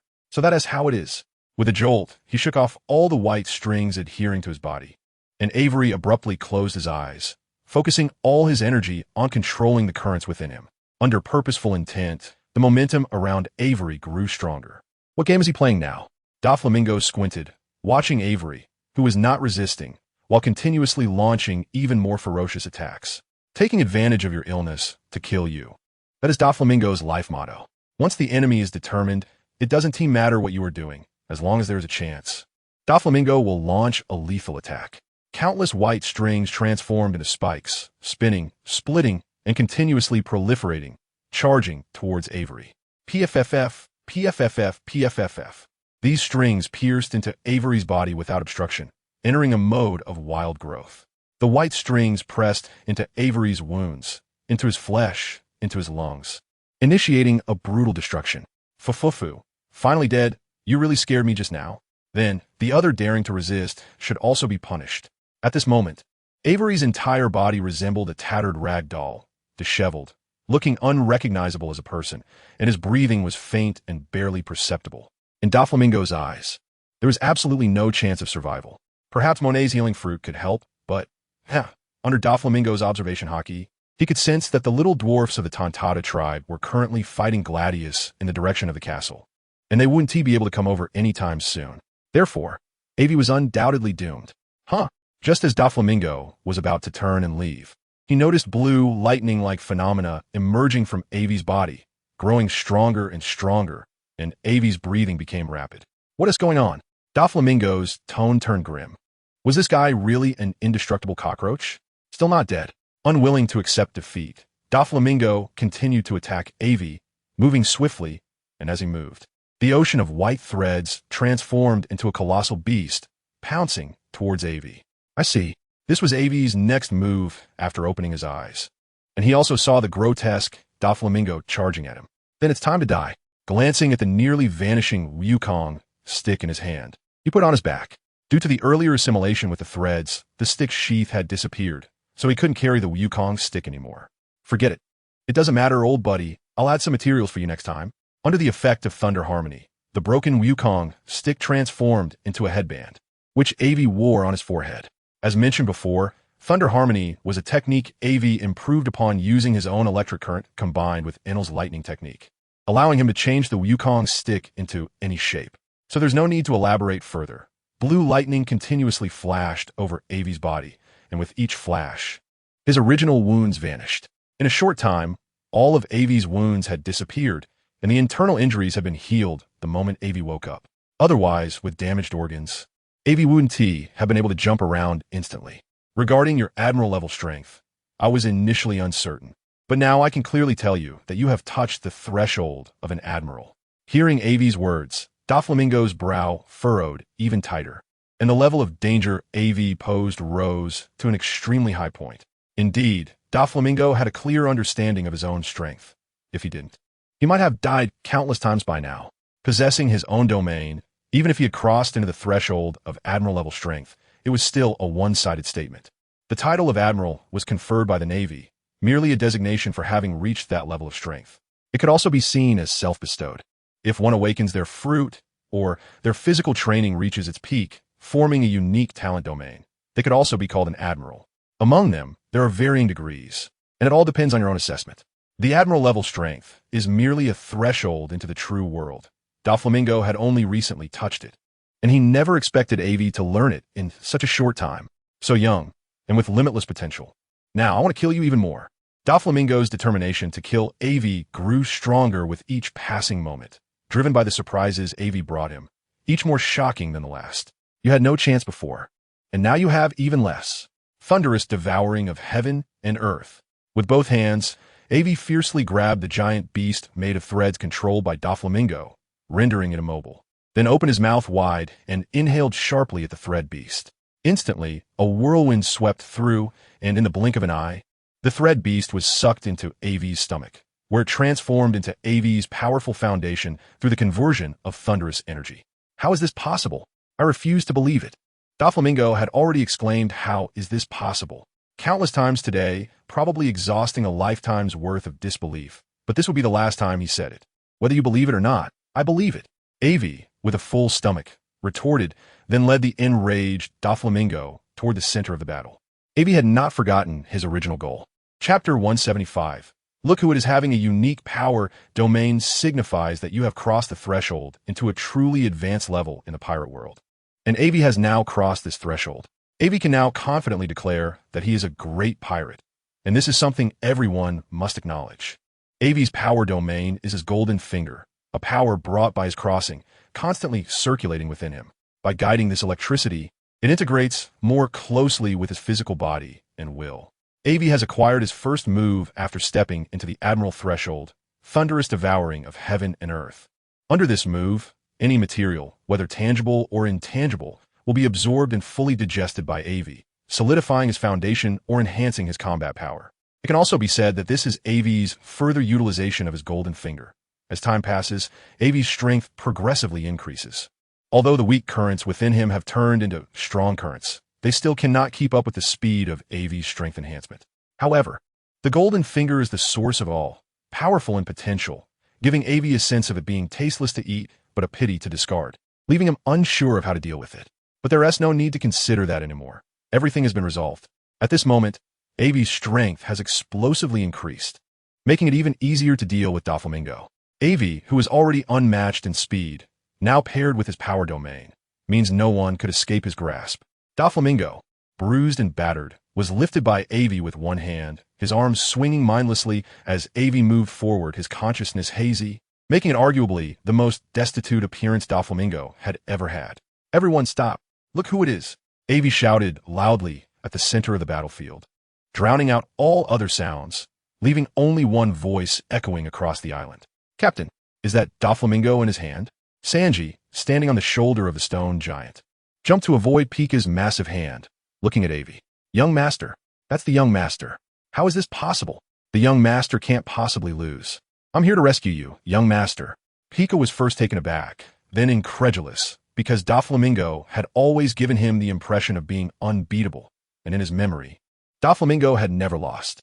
Angered, the hundreds of meters tall stone giant quickly moved under Pika's control, grabbing a piece of the city as if it were a child's toy, and then throwing it forcefully at Aivi.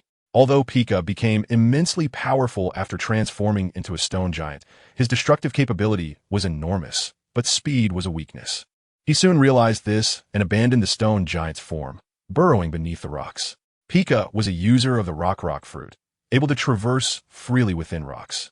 And with observation haki, he could not be detected, making the rocks his best disguise. Sneaking quickly towards Aivi, there was someone faster than him. What happened to Doflamingo? Diamante was already in the arena, and upon seeing Doflamingo in Aivi's hand, his first reaction was to rescue him, though he found it hard to believe. But now, his first instinct was to save Doflamingo. "Try to run. Did you ask for the god's permission?" However, no matter how fast Diamante was, he couldn't outpace the speed of lightning. Blue lightning appeared beside him, revealing half of Inaru's body as he quickly attacked Diamante with a golden trident in his hand. At the same time, he looked at Aivi. "Humph, how could I be slower than you when I want to play?"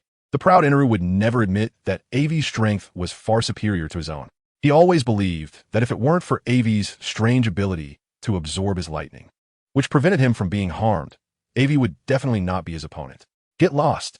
Diamante was a man who valued Doflamingo's life even more than his own. He would become extremely angry if someone harmed Doflamingo, let alone now that Aivi was holding Doflamingo like a dead dog. The anger in his heart was indescribable. And at this moment, Inaru actually wanted to stop him, so he countered with a powerful move. Half Moon Burial. With a swing of his sword towards Inaru, it unleashed a massive wave of sword energy that sliced Inaru in half. The sword energy was also covered in haki, causing significant damage to Inaru, and the golden trident was cleaved into two segments, with the front segment falling to the ground. Diamante was now fighting desperately, and Inaru was caught off guard, having been overly careless in dealing with Diamante, resulting in severe injuries. After reverting from elementalization, a straight line of blood spread down from his forehead to his chest. This was the result of Inaru barely managing to evade in time. The arena beneath them was completely shattered, split in two, with a long crack seeming to divide the earth in half. It also exposed the underground toy factory beneath the arena, revealing Spartacus, Robin, and others inside. Has it ended? When Robin saw Aivi in the air, she let out a sigh. But the trouble caused is indeed huge. What kind of captain have I followed? Why can't we have peace wherever we go? Was his father the same way back then? Seeing this scene, Robin began to recall the elegant man from her childhood, always wearing a warm, sunny smile, as if he had no worries. Every day, he was either eating cookies while looking outside or drinking afternoon tea while lying in the sun. Smilock, Aivi's father. Achio, that pretty girl is thinking of me again. Really, being handsome is also a fault. In a certain sea area of the New World, an island was drifting continuously, and an old handsome man in a palace suddenly sneezed, rubbing his nose and sighing. At his age, still so shameless, the captain is indeed still the same. Not changed at all. Just then, a charming young woman walked in, casually making a sarcastic remark. Yes, the captain is still so handsome, not changed at all. Behind the young woman followed a small, sharp-featured man, smiling ingratiatingly. Saving you will flatter me. You flatter monkey? The ghost spider snapped back, unpleased. Who's the flatter monkey? You poisonous spider. Although the skinny monkey acted like a sycophant in front of the captain, he was still a sharp-tongued guy. The kind who would retort back if you insulted him. All right, it's been so many years, and you're still so noisy. Are you planning to gather again?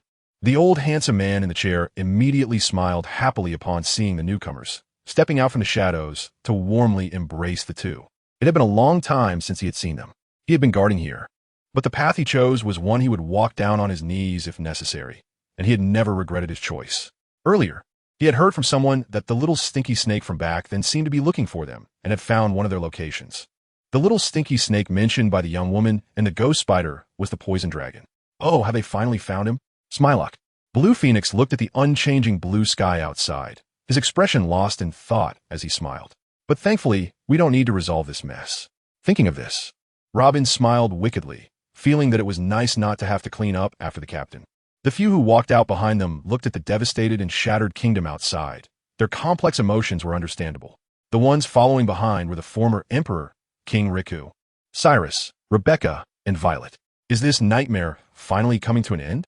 Because of that man. Violet looked complexly at Aivi in the sky, not expecting that he really succeeded. King Riku, on the other hand, felt a hint of worry. He was not familiar with Aivi and the others at all, hoping that they wouldn't chase away the tiger only to have a wolf come in. Chapter 176. The battle comes to an end. All right, everyone is here, so I will talk about this guy's misdeeds. With all eyes on him, Aivi suddenly felt a strange sense of accomplishment and began to recount. If the protagonist didn't have the skill of mouth cannon, you wouldn't even dare to say you're the main character. And Aivi had never really enjoyed this skill until that time in Magic Valley Town, when he pretended to be in front of Roland's descendant, Kulik. That feeling, Aivi still remembers. Looking at their expressions, it was truly refreshing. One by one, he laid out Doflamingo's misdeeds for all to see, and seeing the anger in everyone's eyes, Aivi felt that this feeling wasn't quite right. When did I become the judge? Moreover, everyone in Dressrosa already knew about those things. Even if they didn't, they would learn from those who had turned back from toys to humans. Everything came flooding back. So this time, Aivi did not experience that refreshing feeling. And by the end, he was somewhat stammering. Slap. This isn't what I wanted. Aivi almost wanted to throw the script. The main issue was that there was no script for this. And after finishing, Aivi felt a surge of indescribable emotions rise in his heart. I'm a pirate, not a navy. Why do I have to deal with all this? I'm not a justice messenger. Pressed down by this frustration, Aivi's earlier excitement from his strength breakthrough faded significantly. He needed a vent. He had a vent. Otherwise, he would go crazy. Although Aivi was a pirate, he wouldn't attack the defenseless residents of Dressrosa, so his target was clear: members of the Don Quixote family. Glancing at Diamante, just as he was about to move, he was shot back by a glance from Eneru. Eneru was equally frustrated. He had initially wanted to defeat Diamante with a thunderous blow, but had almost been counter-killed instead. What to do now? And it happened in front of Aivi. He had previously resisted the Navy Admiral Kizaru, and having been in the Grand Line for a while, Eneru was aware of the strength and influence here. The Admiral of the Navy is considered the highest combat power of the Navy, having fought against it himself.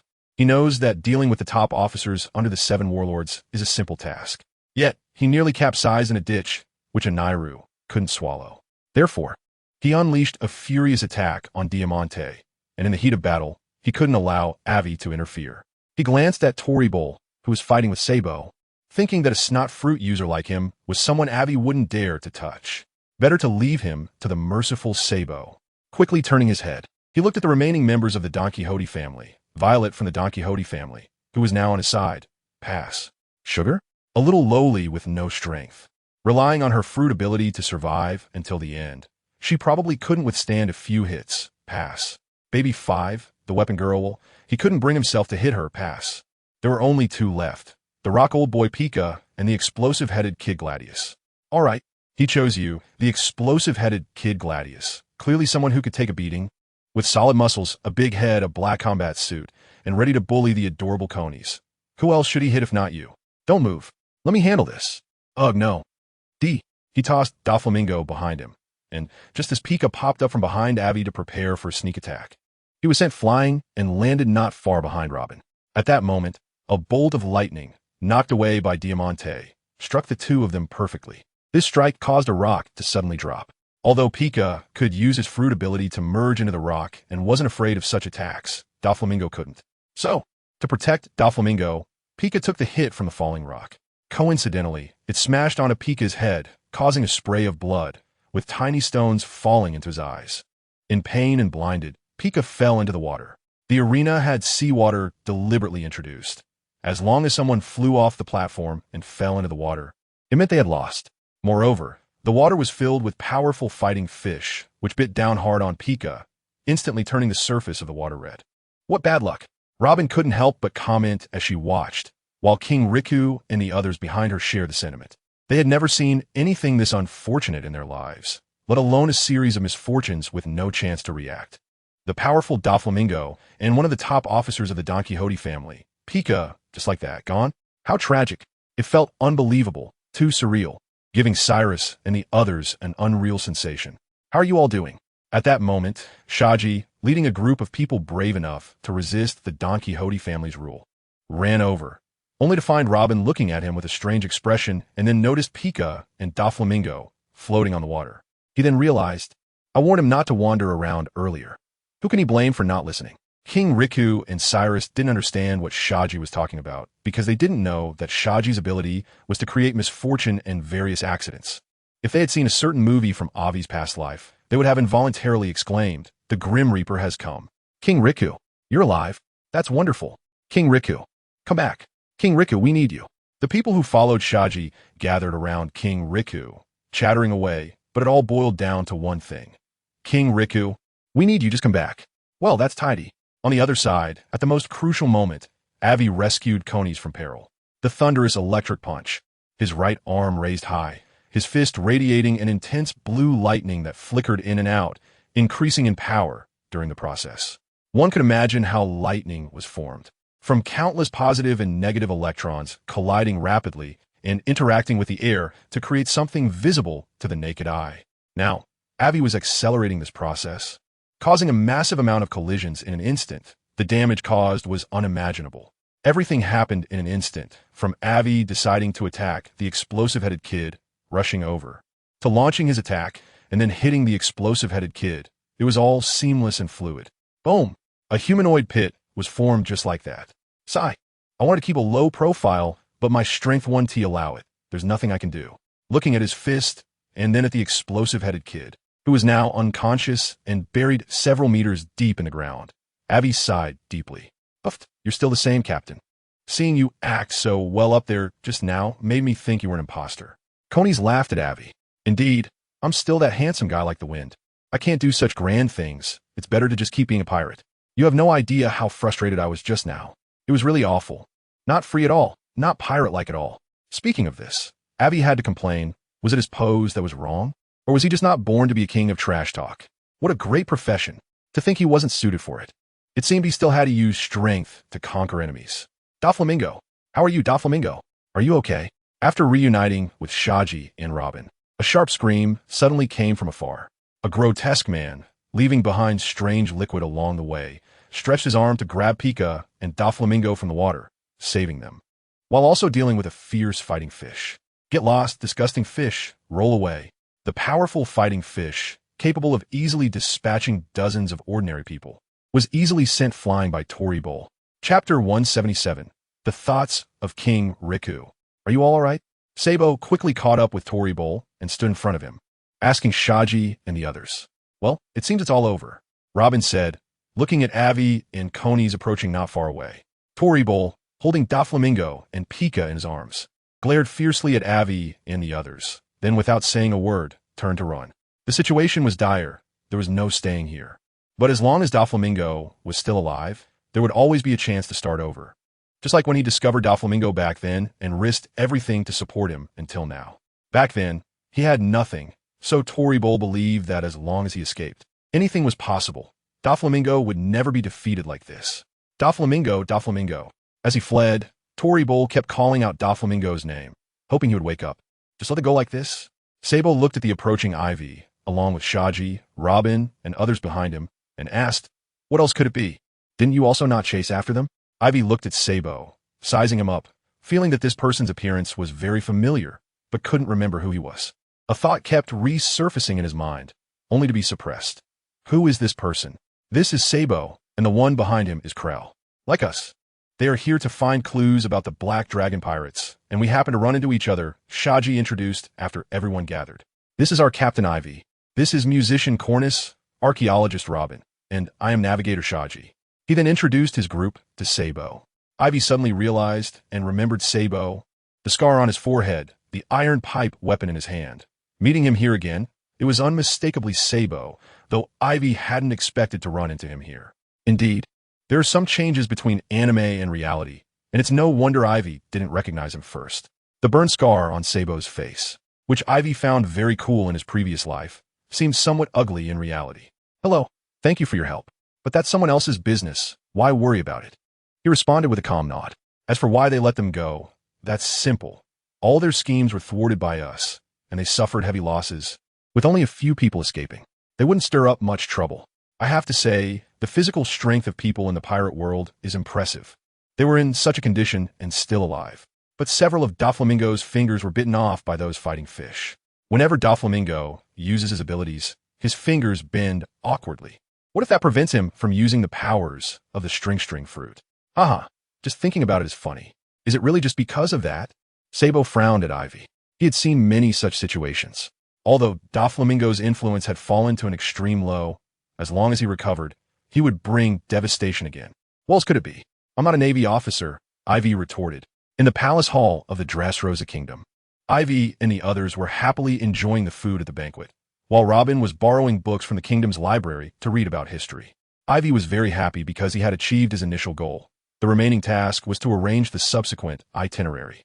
As for becoming the Pirate King, Aivi had many ideas. No matter what Roger left in Raftel or what he discovered, it wouldn't do to come to the Pirate King world without taking a look. This is completely unreasonable. However, reaching Raftel isn't just about following the record pointers. Otherwise, it wouldn't have taken so many years without being found.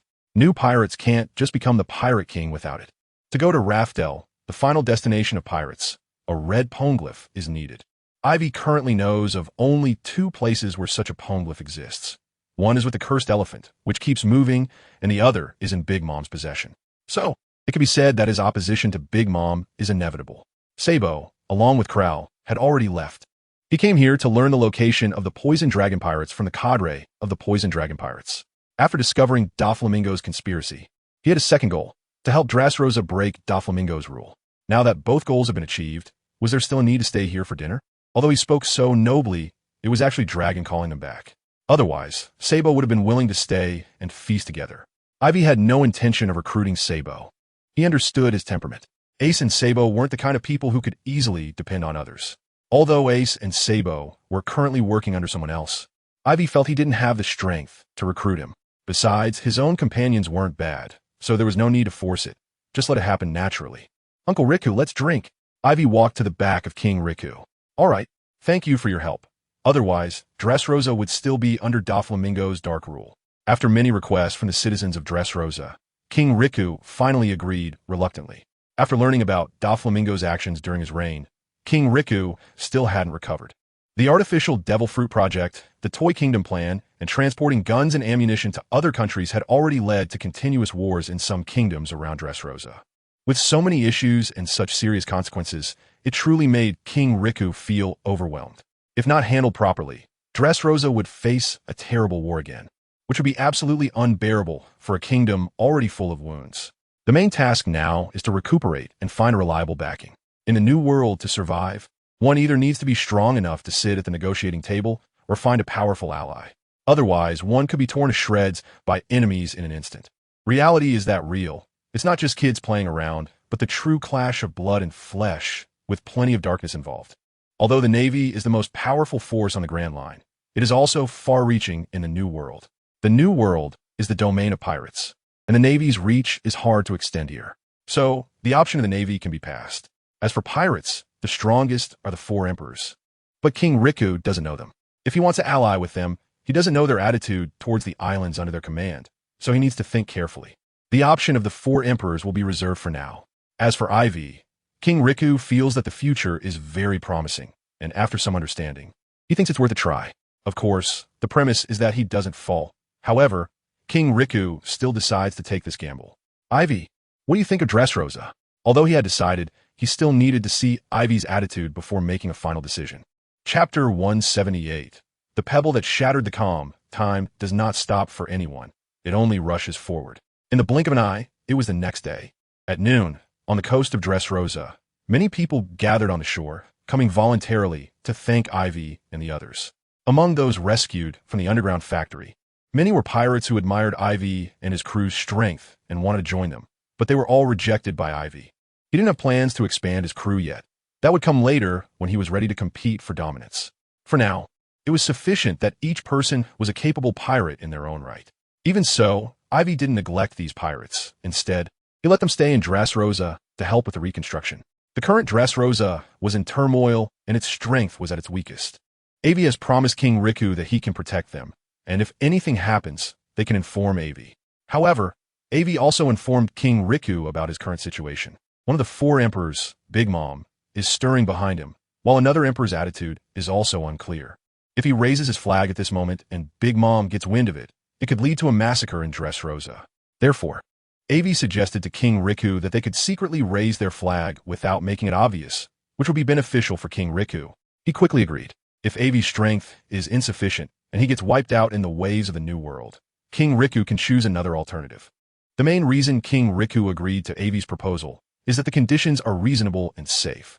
Aivi's pirate crew left without taking a single cloud, leaving only the ripples still swaying on the sea. "Old man, what's got you so happy today?" On the Moby Dick of the Whitebeard pirates, Whitebeard laughed heartily. Shaking the ship, a bare-chested man approached and asked with a smile.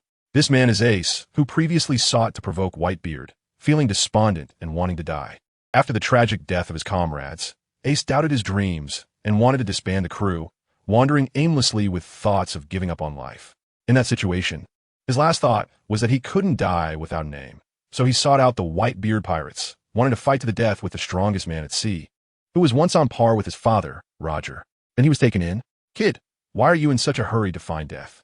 Since you're not afraid of death, then be my son." Whitebeard laughed heartily at Ace, and in that moment, the bold man under the sun became particularly grand in Ace's heart. Because of that one sentence and that gaze, Ace joined the Whitebeard pirates, filled with new fighting spirit for his life. His new dream was not to become the pirate king himself, but to assist Whitebeard in becoming the pirate king. As Ace approached, he saw the newspaper in Whitebeard's hand, and a familiar figure made him smile. Aivi has also entered the New World. He is looking forward to meeting Aivi again. For Aivi, Ace still held goodwill and viewed him as a respected opponent. At that time, Ace thought that besides himself, Aivi was the most likely candidate for Pirate King. They had agreed on a match on Sabaody, and Ace felt he would definitely win. Except for Whitebeard. No one else had the guts to become Pirate King. This was a very firm thought in Ace's heart. "You know this kid, Ace."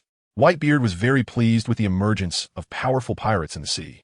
This proved that Roger's decision back then was not in vain. "This kid has been very active recently.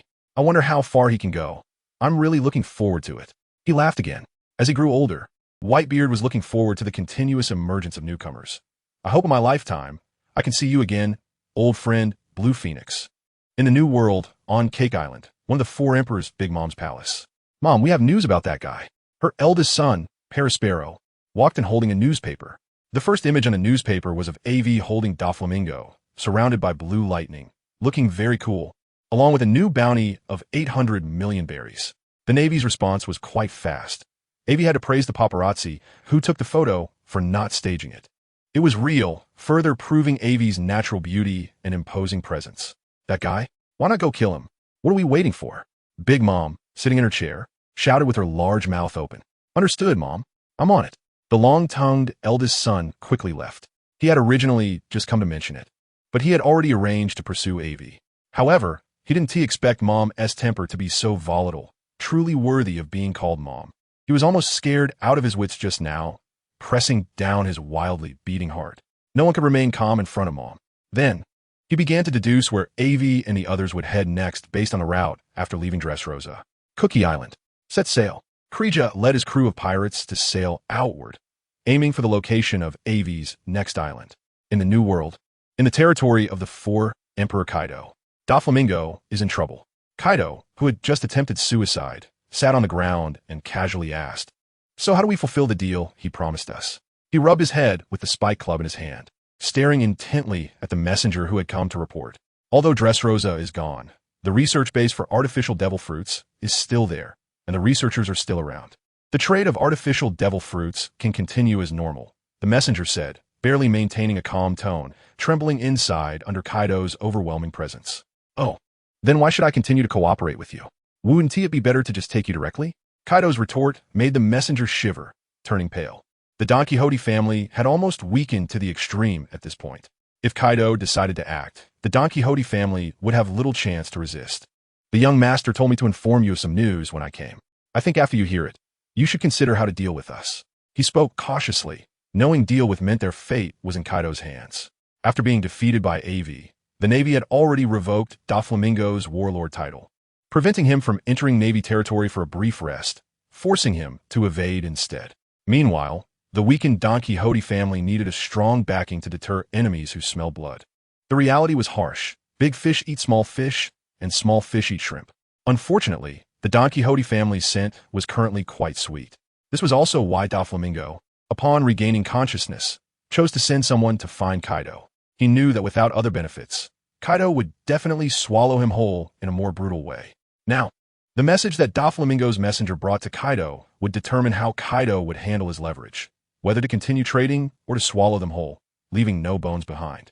It all depended on Kaido, who was currently silent in the shadows. Wow, what a big fish. Sparta. Today, let's make spicy grilled fish. On the golden ship, Aivi pulled up the fishing line, lifting a 5 or 6 meter long big fish from the surface of the sea. Little did he know that the entire new world was becoming more turbulent and rife with hidden currents due to his continuous growth. Chapter 179. The Actions of Dragon. Thanks to book friend 20190321122621388 for the reward. New world, a certain sea area, Rainpea Island. According to the information we have, the gathering point of the Poison Dragon pirate crew should be here. The leader of the Revolutionary Army, Dragon, stepped off the ship and looked at Rainpea Island. They gathered here because of a rather obscure legend, which began to spread among major forces in the New World not long after Roger's execution.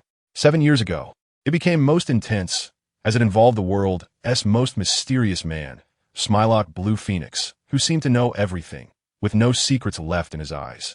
The world government regarded Blue Phoenix as a thorn in their side, but could not eliminate him. There were rumors that Blue Phoenix had entered a place where he found a secret that could influence the pulse of the entire world. Furthermore, information about Blue Phoenix had, under some mysterious force, been intentionally or unintentionally destroyed, leaving only fragments to this day. Dragon knew some of the secrets, one of which was the most important reason for bringing a large number of subordinates here. It was rumored that within the secret found by Blue Phoenix, there was a magical map marked with islands from all over the world, clearly showing the terrain distribution and power composition of all islands. The miraculous aspect of this magical map was that it could constantly update according to circumstances, always maintaining the latest information. This was a significant help to Dragon, as it was equivalent to having a pair of all-seeing eyes and a map overlay. With this map in hand, it would greatly aid him in overthrowing the world government's rule. Members of the Revolutionary Army continued to disembark from the ship, standing behind Dragon. Sabo, you go check the island first, see if there are any signs of life and the specific situation inside. Find out if the Poison Dragon pirate crew has arrived. And come back after you're done. Dragon turned to Sabo beside him. The current situation was that the Poison Dragon pirate crew held the key to that place. While he did not, based on Dragon's understanding of the Poison Dragon, he would definitely not share it with others. Therefore, Dragon's goal was clear. The mantis stalks the cicada, unaware of the oriole behind. Time passed quickly, and in the blink of an eye, Aivi had been drifting on the sea for about 2 months. Fortunately, he had gotten used to life at sea, and he had such lovely companions. This kind of life was already good. During his free time, he would train his abilities. The battle with Don Quixote Doflamingo had opened new doors for Aivi, and after stepping through, he realized there were so many interesting things. The thunder power had been fully utilized by Aivi during this boring period. In the pirate world, hard training was not promising. It was all about creativity, and Aivi was not afraid of that at all. Utilizing his power domain, he developed many ultimate moves, and now he was itching to have a good fight, to test the power of his techniques. As for the people on the golden ship, it felt pointless to fight them. Shati, Robin, Cornus, and Golden Week were all too powerful, and Aivi couldn't bring himself to hurt them because the impact would be too great, and mainly, he feared retaliation. A good man doesn't fight with women, and as for Shati, his abilities were rather peculiar. Aivi wouldn't actively seek to provoke him. As for Enel, forget it. He was naturally restrained by Aivi, who could easily counter him, so there was no need to rub salt in his wounds.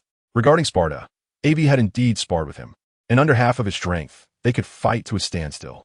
However, to avoid unnecessary trouble, Aivi hadn't informed him of this, leading Sparta to increase his training intensity, believing he could surpass Aivi with just a bit more effort.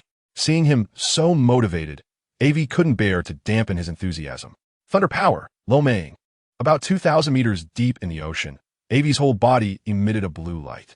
With his hands positioned left and right up and down, a half-black, half-blue object appeared between his hands, continuously radiating an eerie power. Fish and sea creatures in the sea were instantly attracted, regardless of size, eagerly throwing themselves into the net. Entering the Lo Mang space, which was the half-black, half-blue object in Aivi's hands. This Lo Mang space was a modification of Aivi's electric power space. Once opened, it emitted an uncanny aura that all living beings could not resist, compelling them to enter. In Aivi's understanding, this Lo Mang space was akin to a black hole, capable of sucking in all objects, with an effect similar to devouring the heavens and the earth, but at a much faster speed and better effectiveness.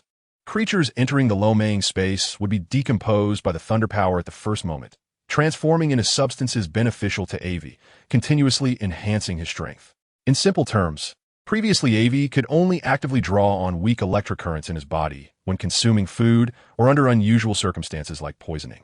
At other times, they wouldn't manifest at all. But now, Aivi could freely control this aspect and accelerate the process. Previously, he could only manipulate the power of lightning using the natural thunder stored in the electric power space, or Enel's fruit power, which was a rootless source. Now he had a rooted source, eliminating concerns about running out of electricity in the power space and needing to replenish it. Having said all this, it was just to discuss Aivi's ability with his golden finger in detail. After an unknown amount of time, Aivi closed the passage to the Lo Mang space, left the surface of the sea, and stood in the sky, looking up at the golden ship. The flying golden ship ensured that Aivi wouldn't have to worry about finding the ship after training at sea. I who Lao San am back. Aivi am back. He slipped up and quickly corrected himself. What is up? The lethargic Simi, lying under the sunshade, turned to look at Aivi. The last time Aivi was this excited was when he saw a new bounty notice, not because the bounty had increased from 500 million berries to 800 million berries, but because of the photo on the bounty notice. He had shown it off for 3 or 4 days, changing it up every day, even cutting the photo out and sticking it on his bedside. How bored and narcissistic could he be? Today, the news bird hadn't come, and they had been drifting at sea, with no opportunity to engage in mischief to raise the bounty amount. At that moment, Shati walked out from the laboratory cabin, covered in smoke. After multiple experiments with the thunder bomb obtained from Giri Pineapple Island, it finally showed effects with Aivi's help, but there were still many uncertainties. So Shati was continuously adjusting in the lab. If it can't be done, then don't force it. Take a break. It's good for your health. Upon hearing Shati's words, Aivi became displeased. He was the kind of person who feared that the world wouldn't be chaotic. Don't say that. I was just about to succeed. I'm going to continue. Originally, Shati walked out wanting to take a break. He hadn't rested for several days. But once Aivi provoked him, how could he stand it? He decisively went back. You, always bullying Shati. Shati took off his sunglasses and shot Aivi a glance. Chapter 180. The sudden attack of Fallingwood Spring Island, a new island. Here I come. Looking at the distant, lush primitive forest, Aivi cheered. Aivi always went with the flow and rarely took the initiative to do anything. Although he was very interested in the history of the red text, which was in the hands of Aunt Charlotte Lingling, Aivi didn't rush to find anything. He wasn't hiding his whereabouts, and if Aunt sent someone to deal with him, then so be it. Aivi had killed Sonata, one of Aunt's 4 generals, so the minimum that Aunt would send to deal with him would be the other 3 generals, or else they would just be sending someone to deliver their head. Aivi also wanted to experiment with his new moves, but had been struggling to find an opportunity. If someone really came, Aivi would welcome it. According to our navigation route, this island is called Fallingwood Spring Island, Shati said as he flipped through the nautical notes. At this moment, Shati, who hadn't tidied himself up for several days, finally looked presentable, and his research on the thunder cannon was also a great success. The thunder cannon was indeed powerful. After successfully modifying it, Aivi had tried having Shati fired at him, and if Aivi hadn't T-dodged quickly, the consequences would have been unimaginable. It's important to note how strong Aivi's body is now. He had to dodge even the thunder cannon, which speaks volumes about its terrifying power. Fallingwood Spring Island? I think I've seen some introduction about this island in a book. Robin, who jumped off the ship with everyone, spoke up, instantly attracting everyone's attention. Fallingwood Spring Island. As the name suggests, is an island where countless pieces of wood fall from the sky on one day each year. No one knows where it comes from, and it happens every year, which is why it got its name. The island is inhabited by the hairy people and large wild beasts. The hairy people can control these large beasts through some special means and launch attacks. There are multiple tribes of hairy people on the island, and they are constantly fighting among themselves, almost every day. Due to the short reproductive cycle of the hairy people, which is about a month, their battles never cease. Closing the book in her hands, Robin looked up at everyone and said, "This is a record from over a decade ago. I don't know if there have been any changes since then, but want to remind everyone that once we go in, no matter what we see or hear, we shouldn't pay any attention. This way, we can spend a few peaceful days there. Otherwise, the hairy people will unite against us." Of course, this was just a reminder. Whether or not they listened was up to them. Seeing everyone's indifferent expressions, Robin made this choice just like in Dressrosa. Robin would be responsible for sharing the various dangers and reasons she knew, telling everyone. As for whether Aivi and the others listened, that was not her concern. It was the captain's decision. She just needed to follow the captain's decisions and keep moving forward. Robin thought of this quite openly. All right, let's set off. Let's see what the hairy people in there are like. Are they just like us, only hairier? Hee. Hairy people. This is the first time I've heard of them. I knew there were different species, Aivi thought to himself. Golden Week continued with his usual work, making the golden ship invisible and then quickly catching up with Aivi. From the outside, it didn't feel so intense, but once inside, Aivi realized just how many trees there were in this forest. It was like a fortress of trees, with not a single gap. How do these trees grow? Damn it.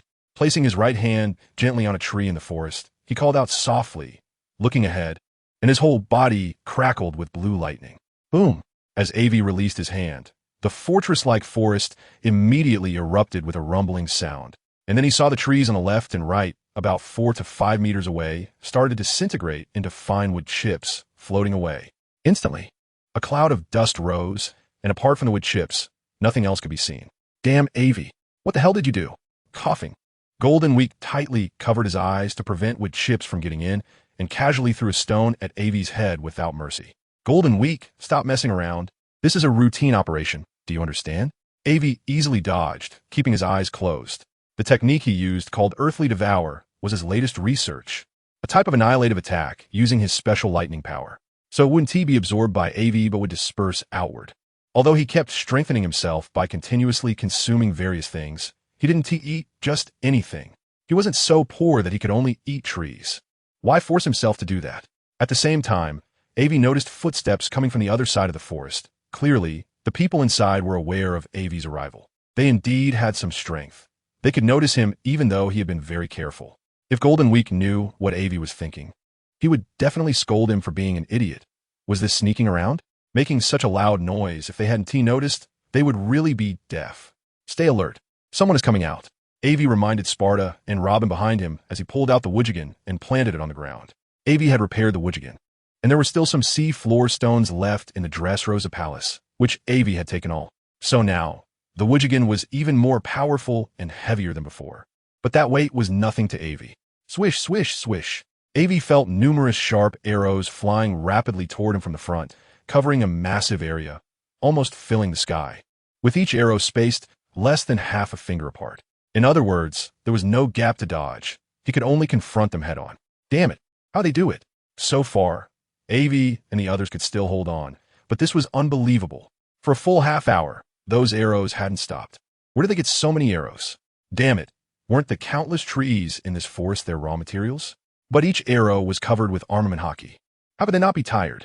Moreover, the spacing between each arrow was identical, as if they had been programmed by a machine, flawlessly executed without a single error. Having defended for so long, Aivi was starting to get annoyed. Cornus. Got it. Cornus stepped out from behind the protected area, hands on her hips, saying, "Hail House." With her hands on her hips as a sign of using her ability, as soon as Cornus's voice fell, a white object quickly fell from the sky, crystal clear. It seemed like accurately dropping onto the heads of Aivi and the others, protecting them within it and deflecting countless arrows. Don't be fooled by the translucent appearance of the Hail House, which looked like it could shatter with a poke, under the current circumstances. It could hold for more than half an hour. Outsiders, Lomu Spring Island does not welcome you. Leave quickly, or don't blame us for being rude. Perhaps realizing that the arrows were not inflicting the damage they had imagined on Aivi and the group, they finally spoke up. The voice sounded strange. like that of an elderly person, yet also reminiscent of a child's voice, constantly shifting. What nice thought, to anger this lord and expect me to leave without a fuss. Do you really think I am made of mud and have no temper? Standing inside the Hale house, Aivi roared towards the direction of a voice. Chapter 181. The Devious Robin. After attacking for so long, they thought a simple sentence could make Aivi leave. Did they really think Aivi was easy to bully? No way. In an instant, Aivi broke free from the protection of the Hale house and charged out, disregarding the arrows continuously attacking him. After all, they couldn't break through his defense, just a bit painful. But he could endure it. He pulled out the Wuji stick from his back, swinging it in his hand to create an impenetrable barrier, forming a strange gravitational field that wrapped around all the arrows. At this moment, he suddenly swung the stick forward, targeting the area ahead, and instantly created a massive opening as if the sky had been pierced. All the arrows vanished at that moment, revealing the true scene before him. A group of completely black wooden figures stood about 30 to 40 meters away from Aivi, staring at him with fixed gazes, completely motionless. In front of these black wooden figures was a peculiar large machine, behind which was a conveyor belt piled high with arrows. But they had no chance to launch them again because the giant machine was completely wrecked by Aivi's strike. Although Aivi felt a strange sensation being watched by these black wooden figures, he didn't take care. Instead, he searched for the person who had spoken to him earlier. Not far behind the black wooden figures, there was a small, half-meter-tall figure, entirely green, easily coming into Aivi's view, with a delicate face and pointed ears. It looked very much like the elves from Legends. Was that impenetrable attack just now created by this group? Aivi frowned and asked the green elf, "Why are you attacking us? Give me a reason not to kill you. You, don't be arrogant. We will not yield to you outsiders." The little elf, sensing the situation was not right, rolled its eyes and then decisively fled. Don't be fooled by the small size of the elf. In terms of speed, it was not slow at all, disappearing in the blink of an eye. That voice just now was exactly the same as this one. After Aivi cleared away the incessant arrows, Robin and the others walked out from the Hale house. Golden Week took a few steps to try to chase after it, but seeing that the others didn't team move, she turned back angrily. Humph, I must teach them a lesson. The good mood we had just arriving at this new island has been ruined by them. Aivi agreed with this sentiment and nodded along with Golden Week. It seems it was your sudden strike, Aivi.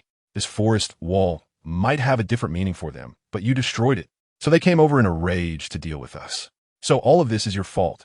You're the culprit, Aivi, Robin said with an unchanged smile, instantly shattering Ivy's agitated state and drawing the sharp gazes of many towards him. How could that be? All of this is the work of those guys, and that little elf just now is definitely involved. With a glance at Shati and Golden Week, who were giving him unfriendly looks, Aivi immediately justified himself and didn't give them a chance to retort, disappearing in a flash. It's all that bastard Ivy's fault, Golden Week said, crossing her arms unhappily.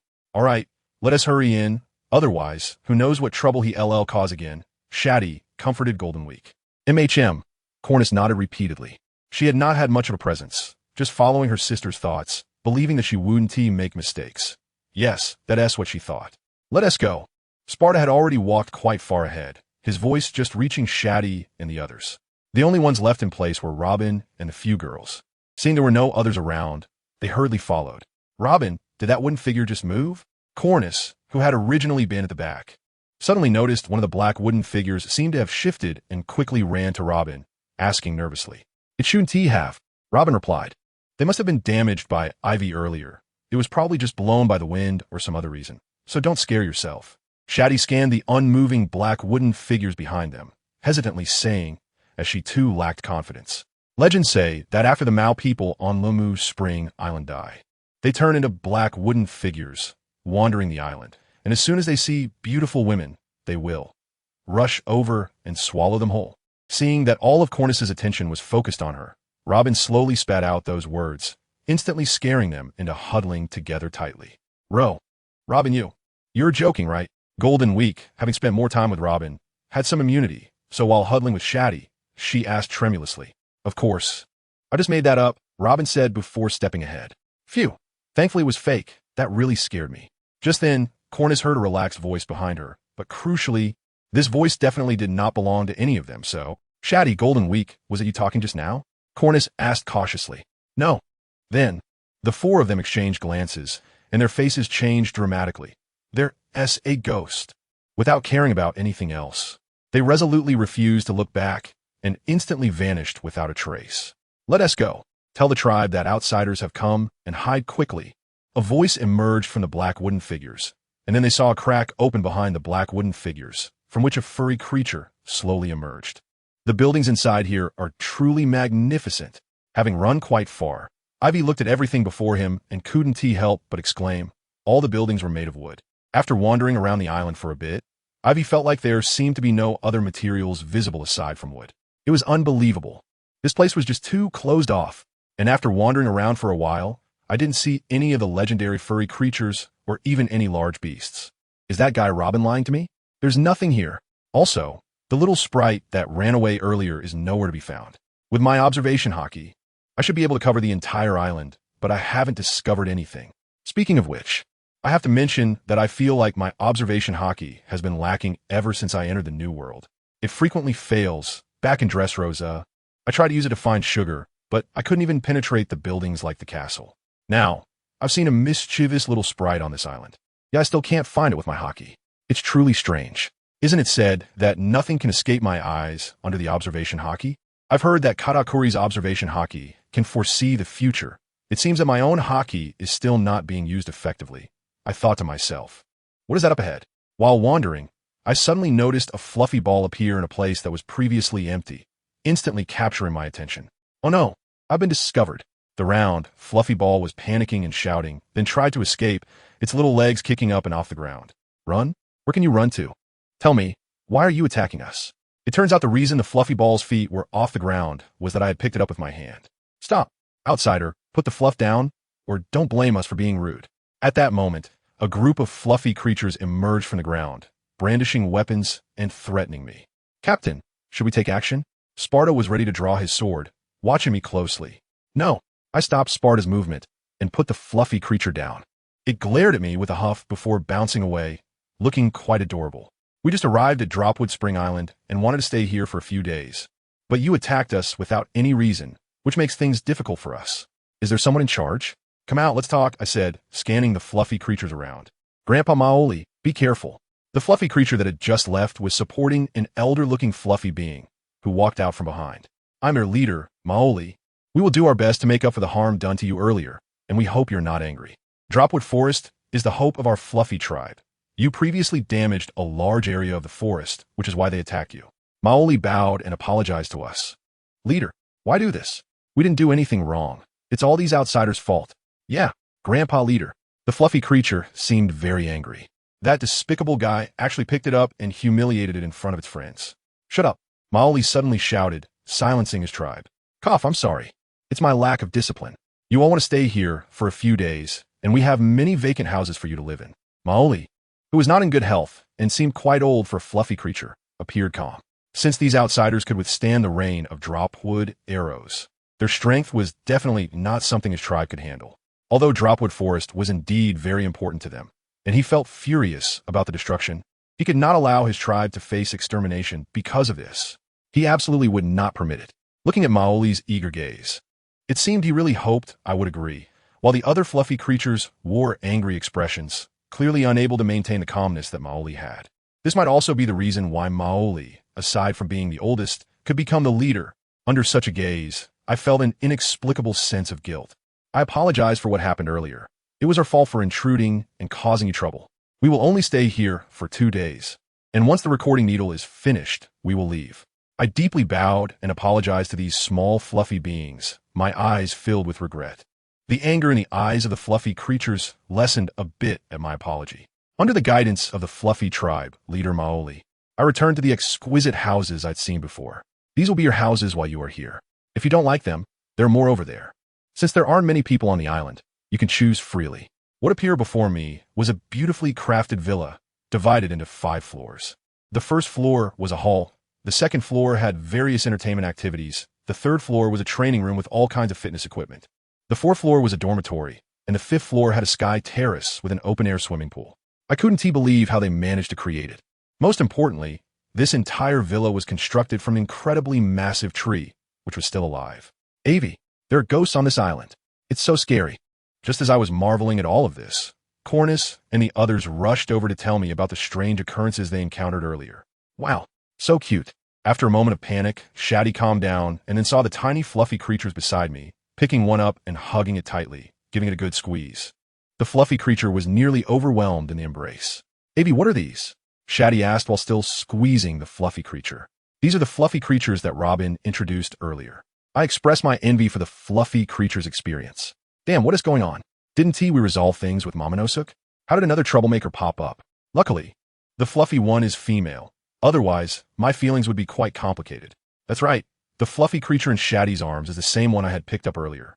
And after struggling for a long time, it finally escaped the tumultuous waves of the sea. With its hands on Shati's waist, the fluffy creature angrily lifted its head, looking furious, and shouted, "Put me down. You bad guys." Really? Shati looked puzzled for a moment, then gazed at the fluffy creature glaring up at her, and said, "But it's really cute."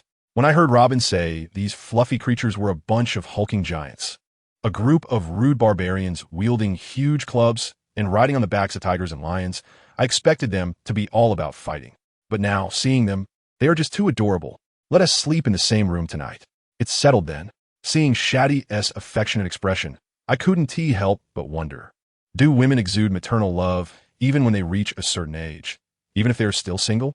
But Shati's age didn't seem right for that. She looks like she's just in her early 20s. If it were Robin, it would be acceptable since she is considered a mature young woman. But Robin isn't as excessive as you, Shati. Can't you see that Mao Mao is already very angry? Put Mao Mao down quickly, and if you have any issues, come to the captain. After all, we're all peaceful people. How can we casually lay hands on others? It's not good for our reputation. Of course, these are just thoughts that Aivi dared to keep to himself. As a mature man, how could he say such unreliable things? You were talking about them earlier, right? A few furry creatures popped out from behind Chief Maoli. After they emerged, they stared at Cornice with their big eyes and said, "You must be talking about us." But we were really not ghosts. Yes, I can vouch for Mao Ling. One of the furry creatures next to Mao Ling pounded its fluffy chest. These creatures were the same ones that had startled by Robin's words when they popped out from the black wooden figures. How would you know if we were ghosts? If ghosts really mingled among you, would you be able to tell? Suddenly, a deep voice emanated from Mao Ling and the others, sending chills through them. Mao Ling and the others trembled all over, and goosebumps erupted on the back of their necks. No matter how much fur they had at that moment, they couldn't stop the coldness in their hearts, because that voice seemed to come from within their own hearts. Ah, a ghost. The other furry creatures didn't hear it. Only these few did. And in such a situation, how could they not panic?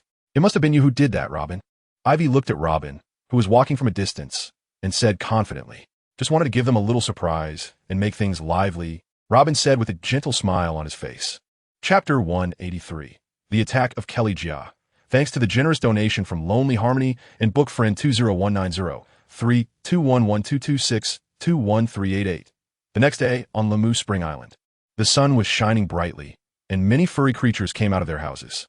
They didn't live in the houses above ground. According to them, those exquisite houses were for outsiders. Most of the furry creatures lived underground or in the forest.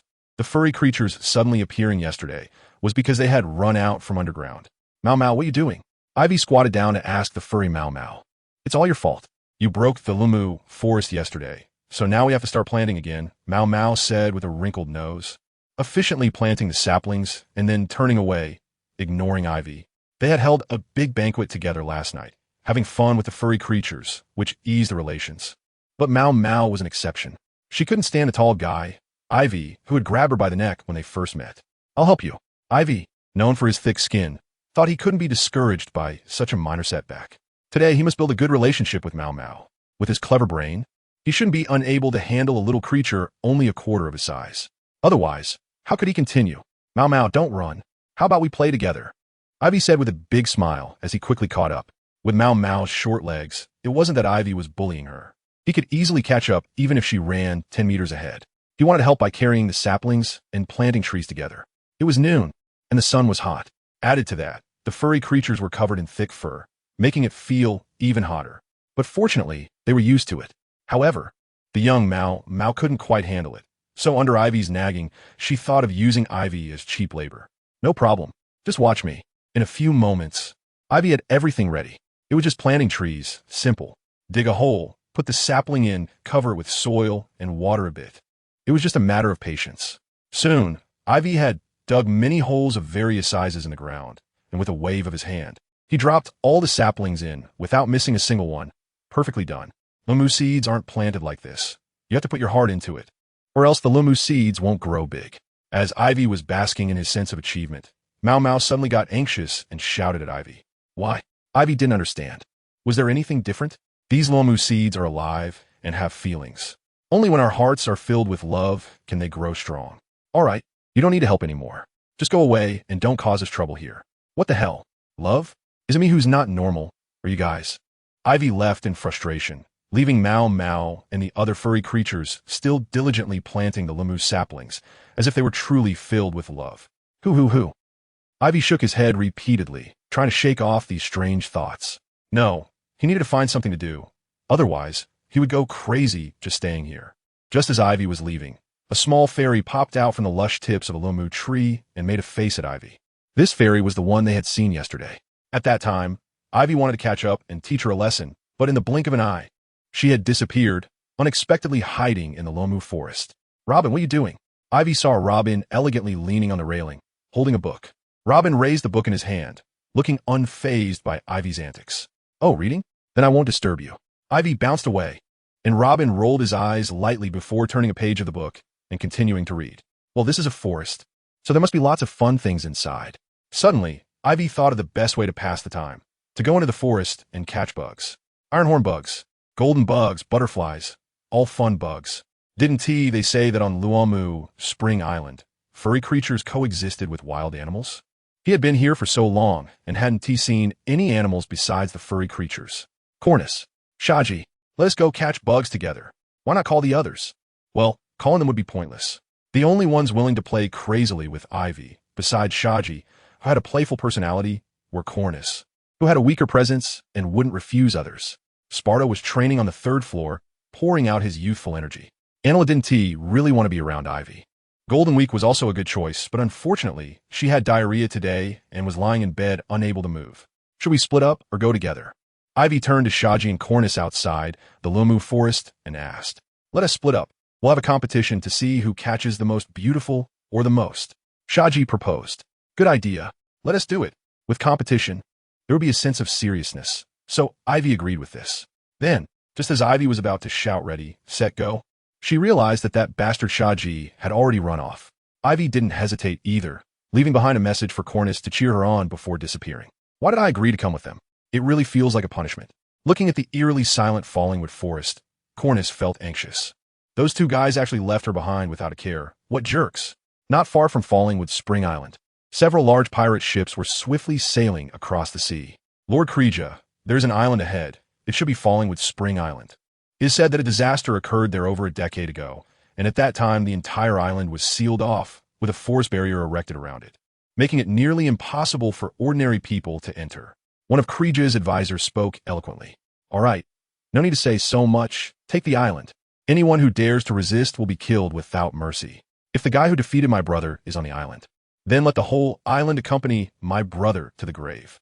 Although I don't really like that brother, Kalia said mercilessly, his large body shaking with laughter, causing the whole ship to sway. No, this is not good. Mau Mau, quickly tell the tribe that outsiders have come again. It seems they are not friendly. Hurry to the chief and tell everyone to hide. Mau Mau was diligently planting saplings when he suddenly heard his companion Mao Ling's exclamation. Without a moment's doubt, he quickly put away the saplings and ran off. This was their natural trust in each other. Lord Kelly Jia, it seems there is something moving up there. As if preparing to escape, said the advisor beside Kelly Jia as he put down the binoculars. Attack, Kelly Jia said with a calm smile. Attack. The staff immediately understood the meaning and shouted loudly, the voice directly reaching the ears of the artillerymen without missing a single word. This staff member had eaten the superhuman-type sound transmission fruit, becoming a sound transmission person, capable of effectively conveying messages to the target's ears. Zoo. Boom boom boom. Zoo. Boom boom boom. A series of cannon fire roared throughout the entire Lumu Spring Island. Chapter 184. Sparta versus Charlotte Cracker. Deep in the Lumu forest, Ivy cautiously lay on the ground, watching a deer in the distance, eyes sparkling. This must be delicious. He wiped the saliva off his mouth and then started to sneak around. Animals are very alert, probably because it's related to their living environment. Just as Ivy was about to make a move, The moose suddenly stopped eating, raised its head high, and looked around. Only after confirming that there was nothing unusual did it quiet down and continue eating its lunch. Hee hee, no matter how alert you are, you're still going to my belly today? Stop struggling. This area was lush with trees, one of the few cool spots in the entire fallenwood forest. And Aivi had successfully caught many animals here while waiting for the right moment. With these thoughts in mind, Aivi suddenly leaped up and landed on the moose's head. Thanks to the dense foliage, Aivi's shadow was concealed. At the same time, due to Aivi's incredible speed, the moose, which had been focused on eating, still hadn't reacted, and it was just about to be caught by Aivi. Suddenly, a loud booming sound like a cannon shot rang out, startling the moose. Then it saw Aivi above it, and all of its senses were instantly frightened away. Its body instinctively kicked at Aivi with its hooves, and then quickly ran away. So fast that even Aivi couldn't react in time. The animals on Fallenwood Spring Island had some unique abilities, and this moose, targeted by Aivi, was particularly fast, like lightning. In the blink of an eye, it vanished. Because of the cannon's sound, Aivi lost interest in continuing the hunt and sighed helplessly as he watched the moose's retreating figure. Sigh. A good mood has been completely ruined. Who the hell did this? I must teach him a good lesson today. Otherwise, I'll have to write my name backwards. Angry, Aivi turned and left, heading to the cave where she hid her prey. Inside, it was filled with all kinds of wild beasts, including many tigers, leopards, and pythons. Perhaps it was because she had such a bountiful haul that Aivi chose not to pursue the departing elk. Of course, Aivi wouldn't think that way. He would believe that this is the result of his good intentions and daily acts of kindness. The abundant prey, under Aivi's actions, moved quickly, running recklessly through the fallen wood forest. Shati, you came out too. Ha! Your prey is not as many as mine. Take a look at this. By the way, where's Cornus? Aivi emerged from the deciduous forest, sweating profusely, and asked Shati, who came out around the same time. Seeing Shati's relaxed demeanor and lack of prey in his hands, Aivi naturally assumed he had not made any catches and then began to look for Cornus. Cornus had left earlier. I saw the note she left when I came out. Here. Shati pulled out a note and handed it to Aivi. The note read, Captain Aivi, Shati, I just remembered I have something urgent to attend to, so I left first. Bye. Well, that's that. Let's go. Aivi didn't pay much attention to this, just asking casually. We're all adults. Can we really lose it? Wait, can you help me with those things behind me? I can't lift them. Shati pointed behind him and smiled at Aivi with his hands up. What? Following the direction pointed by Shati, one could see a large pile of beast corpses. If we don't hurry, these prey will start to smell in this hot weather. Shati said plainly, his emotions showing no signs of fluctuation or boastfulness, yet his demeanor clearly indicated otherwise. How could you possibly be better than me in such a short time? Aivi originally thought that his gains were already the largest, but he didn't expect that Shati's were actually double his. This left Aivi puzzled. How did he manage to achieve that in such a short time? I was just sitting there reading, but unexpectedly, these guys came one after another to their doom, which was really frustrating. Holding his forehead, Shati pretended to be helpless and shook his head. Dumbfounded. How could he forget about this? His curse ability really relies on it. He shouldn't have been allowed to come, even if it's Sparta. I won't. Tsundra, Aivi wouldn't help at this moment. You should get your own stuff. We both have 2 shoulders and a head. Why should I do it for you? Oh, I don't care. It's not me eating anyway, so I'm leaving first. Bye. After saying that, Shati left on his own. If you don't eat, could be me eating. Ah, it really is me eating. There is definitely too much for them to eat in the end. It will all fall into their own mouths. Thinking of this, Aivi quickly ran over to grab the prey with Shati and swiftly caught up with him. Looking at their pirate flag, it was Big Mom's pirate flag, so it seems they have finally caught up. Robin calmly analyzed the situation and then said, Let us bring Aivi back. We need him right now. I know where they are. Just now, they went hunting in the Fallingwood Forest. Cornus immediately ran off in the direction of the Fallingwood Forest. Normally, in such situations, Enel would say something like, What do we need that guy for? With just a wave of my finger, I can eliminate all enemies. However, since the last battle with Diamante, Enel no longer felt invincible on this earth. He believed that apart from Aivi, who had extraordinary abilities, no one was his match, and he began to assess the strength of his opponents instead. I'll deal with them and buy some time for the Mo people to retreat. The Mo people, who were described as arrogant and domineering by Robin, turned out to be just SOSO when actually encountered. It was likely that the rumors had exaggerated their reputation. Now, faced with this situation, they could only run and hide. Sparta drew his sword and charged at Clickhack, continuously slicing the incoming cannonballs in half. After some time, Clickhack's ship had already docked. while some ships outside were still firing cannonballs. Who was that guy? Click-Hack sneered as he watched Sparta run towards him, and he curiously asked his aide beside him. Reporting to Lord Click-Hack, the one charging at us is Sparta, known as the Beast, whose strength is said to be equivalent to that of 3,000 well-trained warriors. And he can win in battle. He ranks third in the Aivi pirates and has some strength. As for his battle record, the aide flipped through his notebook, searched carefully, then looked up and said, aside from facing a pervert in Dressrosa, I haven't seen any impressive achievements. Due to Aivi's journey, either the enemies were in the Sky Island, or in a small Sky Island, or at Fishman Island 10,000 meters underwater, so these battles had no witnesses. And after entering the New World, there were even fewer known battle achievements. Few survived a fight with Sparta unless they were much stronger than him. Sigh. Just this bunch of things defeated my dear little brother.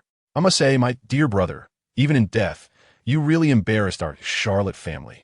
Click-Hack muttered, then suddenly took a step forward and thrust his spear at the oncoming Sparta, creating a massive storm at the intersection of Click-Hack and Sparta. The entire space seemed to have been washed clean, and the huge waves of battle even scraped away a layer of ground. Some strength. Click-Hack didn't expect his casual strike to be blocked by Sparta, and he immediately shouted as he launched another attack. Chapter 185. The powerful Click-Hack and his cookie army captain. Big Ma'am has sent someone to find us. Sparta, and they're already engaging. Let's hurry over. Aivi, who had just put down his things, heard Cornus's shout from outside. So he quickly walked out. They found us. I'll head over right away.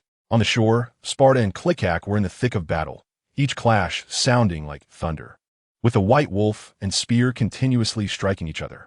Suddenly, Sparta turned, lightly stepped, and flew into the sky, swinging down his sword with great force at Click-Hack. The immense power sent Click-Hack flying, leaving a long trail on the ground before he barely steadied himself. Your strength is great, but it can't harm me at all. Even I can't break through my own defense.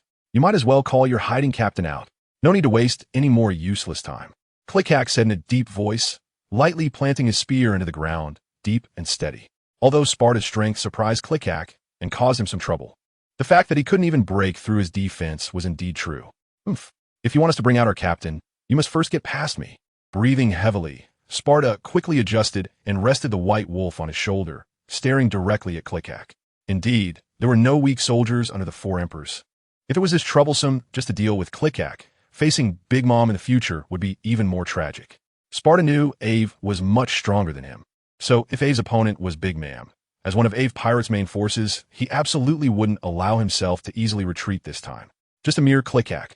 He wouldn't stop here. Continue. Watch me defeat you this time. Sparta shouted, pointing his sword at Click-Hack. Since you want to seek death, then I'll fulfill your wish. For people like you, dying sooner or later is the same. Click-Hack said gloomily. As he spoke, another Click-Hack appeared, charging at Sparta from behind. This Click-Hack was different from the previous one. He had 3 heads and 6 arms, equipped with a full range of weapons, swords, guns, spears, halberds, and shields, charging at Sparta with great force. How is this possible? In the first moment of engagement, Sparta realized that this 3-headed, 6-armed guy was not just a disposable or a smoke bomb released by Click-Hack, but a real threat, comparable to Click-Hack's main body. But how could this be possible? While fighting against the 3-headed, 6-armed Click-Hack, he watched another Click-Hack walk past him effortlessly. The shock he felt was indescribable. Was even a general under the 4 emperors this hard to deal with? Let me teach you what real strength is. Seeing that Sparta was being held back, Enel had no choice but to intervene. With a flash of blue lightning, he disappeared from his spot, reappearing right in front of Click-Hack, who had no chance to dodge. 100 million volts. Thunder God Spear. In Enel's hand, a spear made entirely of gathered lightning quickly formed, piercing through Click-Hack's chest and exiting out his back. Then exploded rapidly. Boom! The area around Enel was instantly covered in blue lightning, obscuring everything.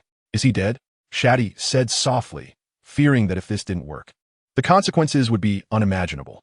I wish I could tell you it's over, but the truth is, the real battle has just begun, Robin said, quickly analyzing the situation after eliminating a few of Click-Hack's pirates. Little girl, it's a pity to join such a doomed pirate crew. How about joining us instead? Robin suddenly heard a voice in her ear. Seeing that Shati and the others seemed to have not heard it, she looked up at the aide standing on the ship, smiling at Robin. How to join? Can you tell me? After a moment's thought, Robin smiled in response. Just right, my 28th wife just passed away. If you agree, I will plead with Lord Click-Hack on your behalf. I believe Lord Click-Hack would give me this face. Upon hearing Robin's response, the aide immediately showed a lewd smile, shamelessly calling himself my husband. Did you do this with Robin's consent? Did you get Abe's consent? Really? Sure, but I think you won't have that chance anymore. Robin smiled gently, then regrettably said, 100 wheels, hook, claw. Bloom. Huh. What is this? No. Help. The advisor suddenly found many arms growing on his body, tightly gripping his limbs and neck, then twisting into an indescribable position. The sound of bones breaking constantly coming from him. Some arms were aimed at the advisor's fifth limb, starting to beat it like a drum, causing the advisor to scream continuously until he could no longer shout, either because his throat was hoarse or he had gotten used to it. His body twisted into a spherical shape, began to roll towards the sea surface, and shot into the sky. All the arms disappeared, and the advisor's body, which was originally twisted into a bundle, naturally unfolded, becoming as eye-catching as a blooming chrysanthemum, especially the expression on his face, which was hard to say whether it was enjoyment or pain, or both.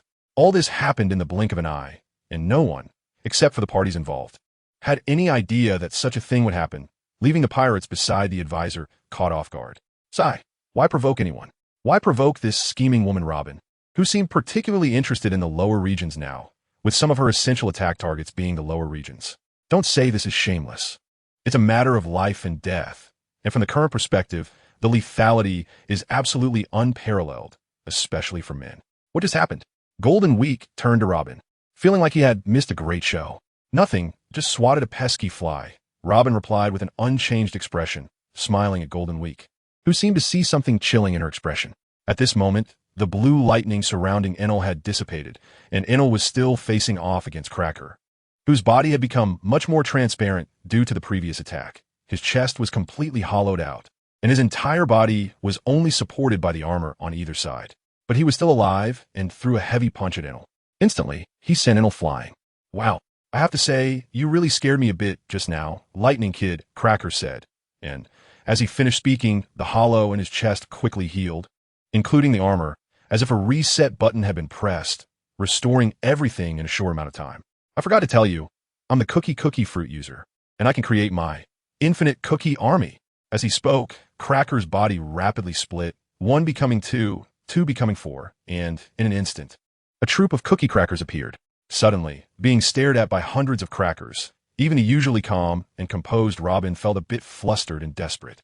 How are we supposed to fight this? Isn't this cheating? Referee, I want to report, someone is using hacks here.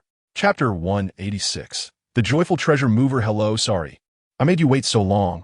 You won't blame me, will you? At that moment, a somewhat exaggerated laugh came from behind. Aivi, you bastard finally came. You caused the trouble, so you deal with it. Hurry up. After seeing Aivi, it felt like they had a backbone. Although Aivi's expression was a bit exaggerated and out of place, it instantly calmed Robin and Shati's anxious emotions. It seemed that as long as Aivi was there was nothing to fear. Even if the sky were to fall, someone would hold it up. Cracker, one of the three admirals, they just keep coming. Aivi pouted, a bit disappointed after seeing Cracker. He would have been more energized if it were Katakuri. Dealing with Cracker was actually quite simple, or rather, Aivi was naturally restrained against him. For Aivi, whose strength had surged dramatically, the only trouble was that Cracker's cookie army was just too numerous, making it quite time-consuming to settle the matter. Spada, Enel, do you need me to help, Captain? He shouted to Spada and the others. If it were a one-on-one fight, Spada and the others might still have some chance, but in the face of this large cookie army, their situation was somewhat dangerous. Captain, Spada, who had been pushed back once, steadied himself, slashed a cookie cracker away, and frowned at another cookie cracker charging at him, saying, how about we take this one? This statement was very serious and firm. In Spada's heart, he did not want to give up so easily. He wanted to walk alongside Aivi to that supreme throne, not just drag behind when faced with difficulties or let Aivi solve the enemies. He should be Aivi's strongest and most reliable partner. If he couldn't even handle such a minor problem, then what was all his daily training for? It was all for this moment. His opponent was a god, chosen by the god. Aivi, if you dare intervene, don't blame me for turning against you. Enel shouted loudly, also firmly standing his ground. Unlike Spada, who kept chasing after Aivi, Enel felt deeply dissatisfied after being pulled down from his high, godly position and brutally trampled by Aivi. After leaving Skypiea with Aivi, he felt that besides Aivi, no one else could be his opponent. But the greater the hope, the greater the disappointment. After leaving Skypiea, leaving that lofty, godly position, His journey with Aivi was filled with setbacks, and it was already good that Enel's mentality hadn't collapsed. Therefore, his pride was equally strong. Just like last time, when Enel chose Diamante as his opponent, he absolutely would not allow Aivi to intervene against Cracker. This was his last pride and dignity.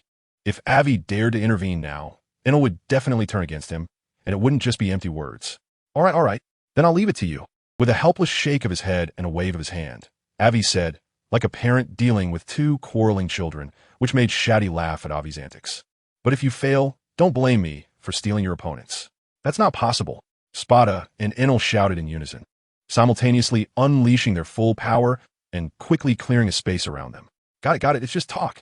Is it necessary to say it so loudly? Shati, Robin, let's go. Time to collect the loot. The battle was not over, but for Aivi, it seemed that the battle was already finished. Cracker's strength was not as powerful as imagined. It was just that the infinite cookie army was blocking the way, acting as a shield, making him seem so strong. But you couldn't say anything, because this cookie army was a symbol of Cracker's fruit ability, part of his strength.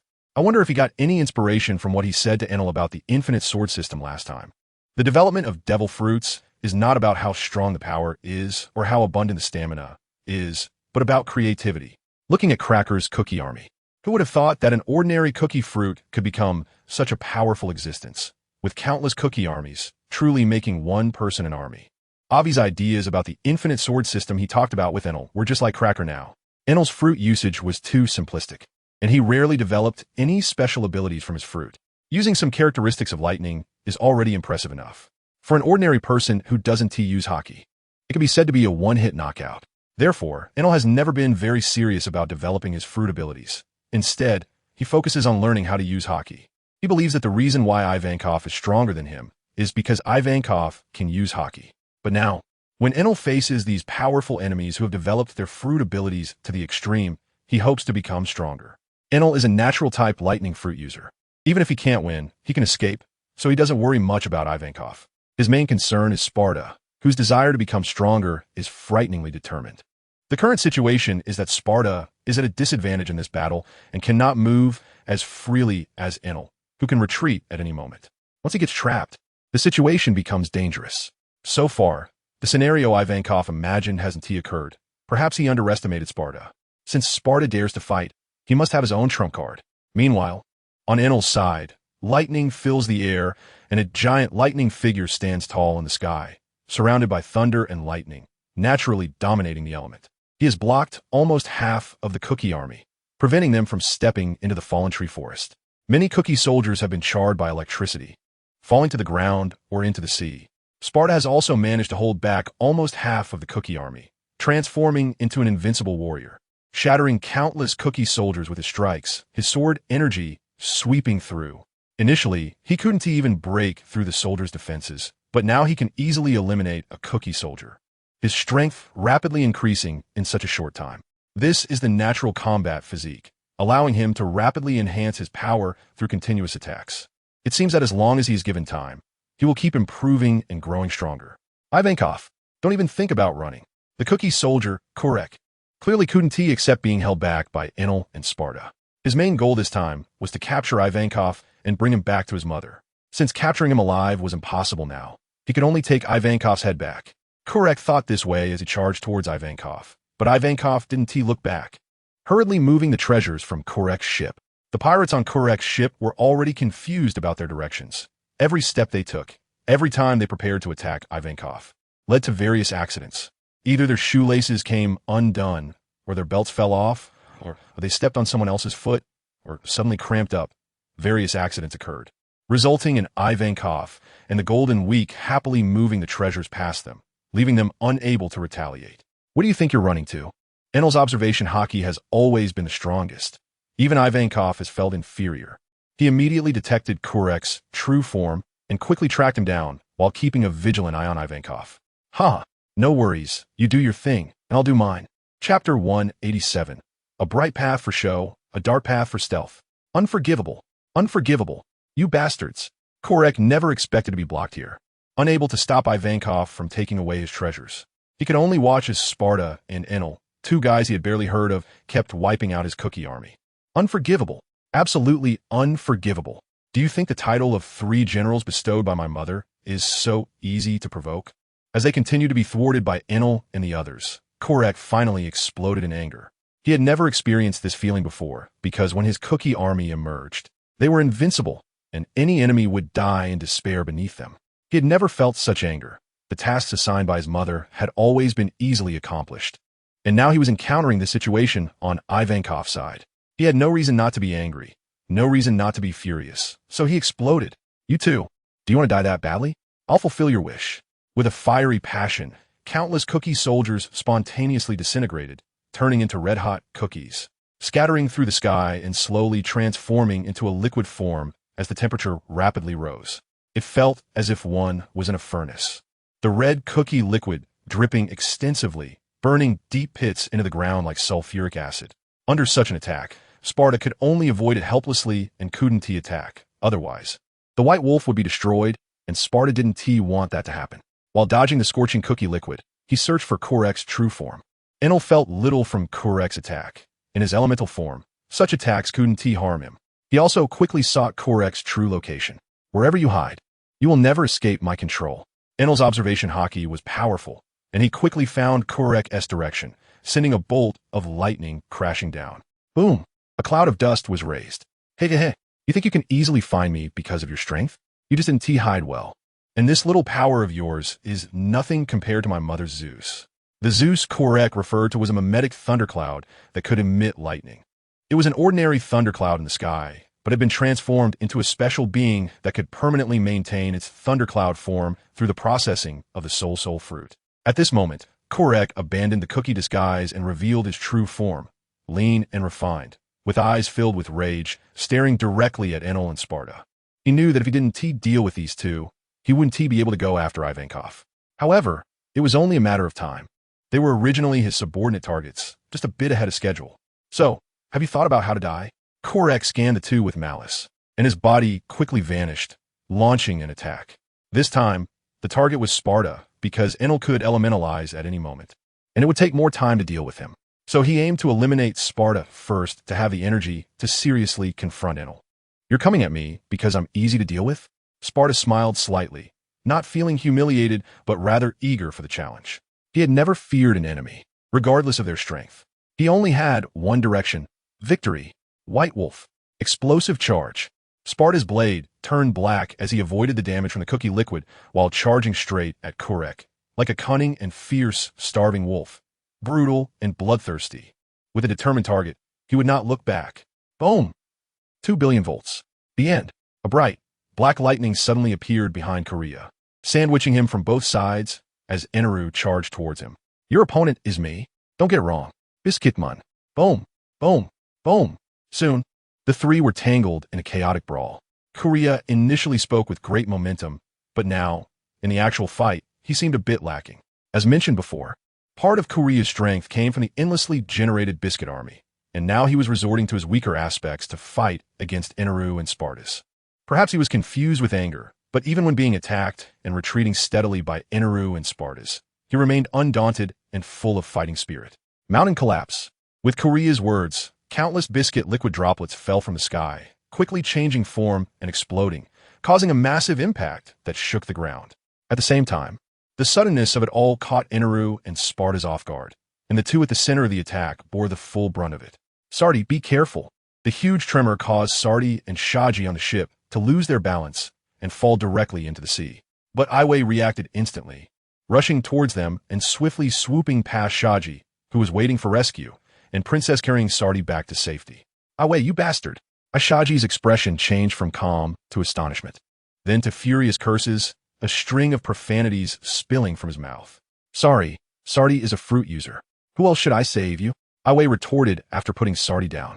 Aivi's rebuttal left Shati speechless, and he could only raise his middle finger in salute, at a loss for words as he gulped down seawater.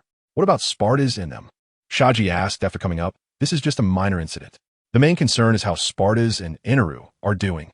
The tremors are so significant even from this distance. They must be in grave danger at the explosion center. It's hard to imagine. They should be fine, right? Aivi wasn't sure how to answer because he truly didn't know. If he were at the explosion center, Aivi could proudly say, I'm fine. Only Eneru could avoid it, as long as he transformed in time. The main concern was Sparta's, even if he used all his armed color hockey for defense. The situation wouldn't be good, especially with Korea still present. The explosion started suddenly and swiftly, and by the time Aivi and the others reached the center of the explosion, it had already concluded. A massive pit appeared before them, directly penetrating the land of Ramu Spring Island, with seawater rapidly converging from below. It was a true breach of land. And what about Sparta's and the others inside? What would they be like? You search above. I'll check below. Aivi, being the best swimmer here, dove into the seawater of the pit without hesitation, discovering that the soil in the pit had completely transformed into edible biscuits. He casually grabbed a handful and took a bite. Why do this? To prove that it's real biscuit, and it's really edible. Korea must have created such a commotion to turn the soil beneath the battlefield into biscuits he could control, openly repairing the plank road while secretly crossing the sea. This move was truly insidious. Chapter 188. Life and death are predestined. Reverse to return to life danger. Inaru, at the center of the explosion, immediately sensed the crisis and quickly set up a lightning barrier to protect the two, then prepared to escape. But the timing was too urgent. The lightning barrier had just been established when the explosion began. In an instant, all sounds lost their means of transmission, and ears became useless, vision blurred, leaving everyone dazed. I want to escape. Come back. With his ultimate move activated, Korea wanted to flee. In such a massive explosion, he didn't know if he could endure it. So he had to leave. He understood the principles behind his own technique and was now heading for the only escape route he had left for himself. However, Spartas spotted him. Having kept his gaze fixed on Korea, Spartas disregarded his own safety, instinctively unwilling to let Korea escape, even if it meant death. He wanted Korea to accompany him to the grave. Thus, Spartas was the only one among them not thinking about defense, but solely about offense. With only thoughts of attack and Korea in his mind, his speed was much faster than Korea's. At the last moment, Inaru did not flee alone with his strength. He could have ensured his survival if he had focused solely on that. But he didn't. He respected Spartas' decision and helped him, instantly transforming into a mass of blue lightning, blocking Korea's path. Korea once again faced the peril of being attacked from both sides, but this time, he wasn't as confident as before because time was running out. Everything happened in the blink of an eye, while Inaru, Spartas, and the others were still midway. The explosion had already been set off, echoing through the skies, leaving nothing behind. A pit several hundred meters wide appeared directly where they stood, and they vanished without a trace. Then came the scene of Aivi searching for them. At that moment, Aivi was still plummeting toward the sea surface of the pit when he suddenly spotted a piece of black cloth. It was Spartas's. They should be fine. Grabbing the black cloth, Aivi continued to dive, expanding his observation hockey wildly, the range growing larger and larger until it reached a limit. But Aivi wouldn't give up. He continued to challenge that limit, crashing against it repeatedly. At some moment, Aivi suddenly felt his mind clear significantly, a cool sensation spreading throughout his body. Aivi didn't know what it was, but this coolness was very useful. It led him to Spartas' location. On an underwater reef, Spartas was tightly holding onto something entirely black, making it impossible to tell if it was human or something else, lying motionless and swaying with the ocean's currents. Meanwhile, on the shore, Shati discovered Inaru's trace. After pushing aside a massive rock, she found Inaru buried deep in the soil, bloodied and mangled. At that moment, Inaru hadn't had time to use his elemental transformation. The best opportunity was forfeited by him. Aivi, we found Inaru, Golden Weak shouted from the edge of the pit. I also found Spartas, and something that looks like something else. Aivi quickly flew up, carefully placing Spartas down, not daring to be careless, as Aivi could feel that Spartas was still alive at that moment. But he was only barely hanging on, in a very dangerous state, and could fall back into unconsciousness at any moment. Why do you think they fought so hard? You could have just gone and knocked that biscuit bastard down, and they wouldn't have ended up like this. Standing aside, watching Shati treat the two, Golden Weak cried and scolded Aivi, saying that after staying on a ship for so long, even though he wasn't very close with Inalu and Sparta, there were still feelings involved. Now, seeing their miserable state, Golden Weak felt inexplicably angry. Self-harm red, misfortune gray, curse dark. A series of attacks were continuously launched by Golden Weak towards Aivi. Stop it. This is the path they chose for themselves. We should support their decisions. After all, we are not them. All we can do is support them. There is no other way. Everyone is different. Since they have the determination and the courage to decide, they don't need my help. All we need to do is support them. If they win, everyone is happy. If they lose, I will take revenge for them and let the Big Mom pirates accompany them to the grave. At this moment, Aivi was serious and had no intention of arguing with Golden Week, but was rather stating what seemed to be an obvious fact. How about it? Seeing Shati finally stop moving, Aivi released his hand from Golden Week's head and stepped forward nervously. They've only temporarily escaped the danger period. We need to check the situation in detail again. Enelu's injuries were more severe than Sparta's. Sparta didn't endure the main force of the explosion. Most of his injuries were superficial, and his bones were broken, but since he was in the center, he looked more miserable. He mainly had a mild concussion and some water-related issues. Treating him wasn't too difficult. Enelu's situation was trickier. His entire chest was burned, all his ribs were broken, and his lungs were punctured, currently in a state of severe hemorrhaging. I just temporarily stabilized his injuries. Whether he can fully recover depends on his own willpower. Shati said gravely to Aivi, "When you made this decision before, did you think such a thing would happen?" "Of course, I even thought it could be worse. They might die." When they made that decision, I could only support and believe in them. Otherwise, we wouldn't even be friends. But fortunately, although it was a tragic victory, at least they're still alive, right? Hearing that Sparta and the others could still survive, Aivi truly breathed a sigh of relief. Just because Sparta had all his bones broken and was in a state of being unable to breathe properly, Shati said it wasn't a big trouble. Aivi could only think Shati had gotten overly excited. Enelu's situation was indeed more complicated, but regarding willpower, Aivi believed that very few could match his determination. Enelu would definitely survive. Besides that, there was no other possibility. After this battle, they would surely experience explosive growth and strength. Moreover, looking at the dark mass that came up with Sparta, at least they were still alive, unlike Krija, who could no longer continue sailing. This was the best answer. Aivi believed Sparta, and Enelu would agree with this answer. Everyone quickly got busy, each fulfilling their roles. Some needed to carry Enelu and the others back to the treehouse in the villa. They needed a quiet and stable place to heal, as the ship was definitely not suitable. The sea was constantly rocking with the wind, which wasn't good for the patient's recovery. Others entered the falling wood forest to search for herbs. Just relying on Shati's fruit ability was not enough to treat Sparta's injuries. So, let us work hard together, for our comrades, for a better tomorrow. Chapter 189. Katakuri moves out in the New World, in a certain sea area, Whole Cake Island. On this day, everyone was engulfed in fear and despair because Mama Charlotte Linlin was furious. A terrifying aura overwhelmed the entire Whole Cake Island, rendering everyone unable to move, forced to lie flat on the ground. A small pirate who just entered the New World actually defeated 2 sweet commanders in a row. How impressive! Most of Charlotte Linlin's subordinates, including ministers and sons, gathered together, standing below her, while Charlotte Linlin spoke in a calm tone, as if narrating something unrelated to herself. But everyone knew, Mama was angry. "Perispero, what do you have to say?" Charlotte Linlin's gaze shifted to Perispero. "You assured me before that you could easily eliminate that little pirate who provoked us."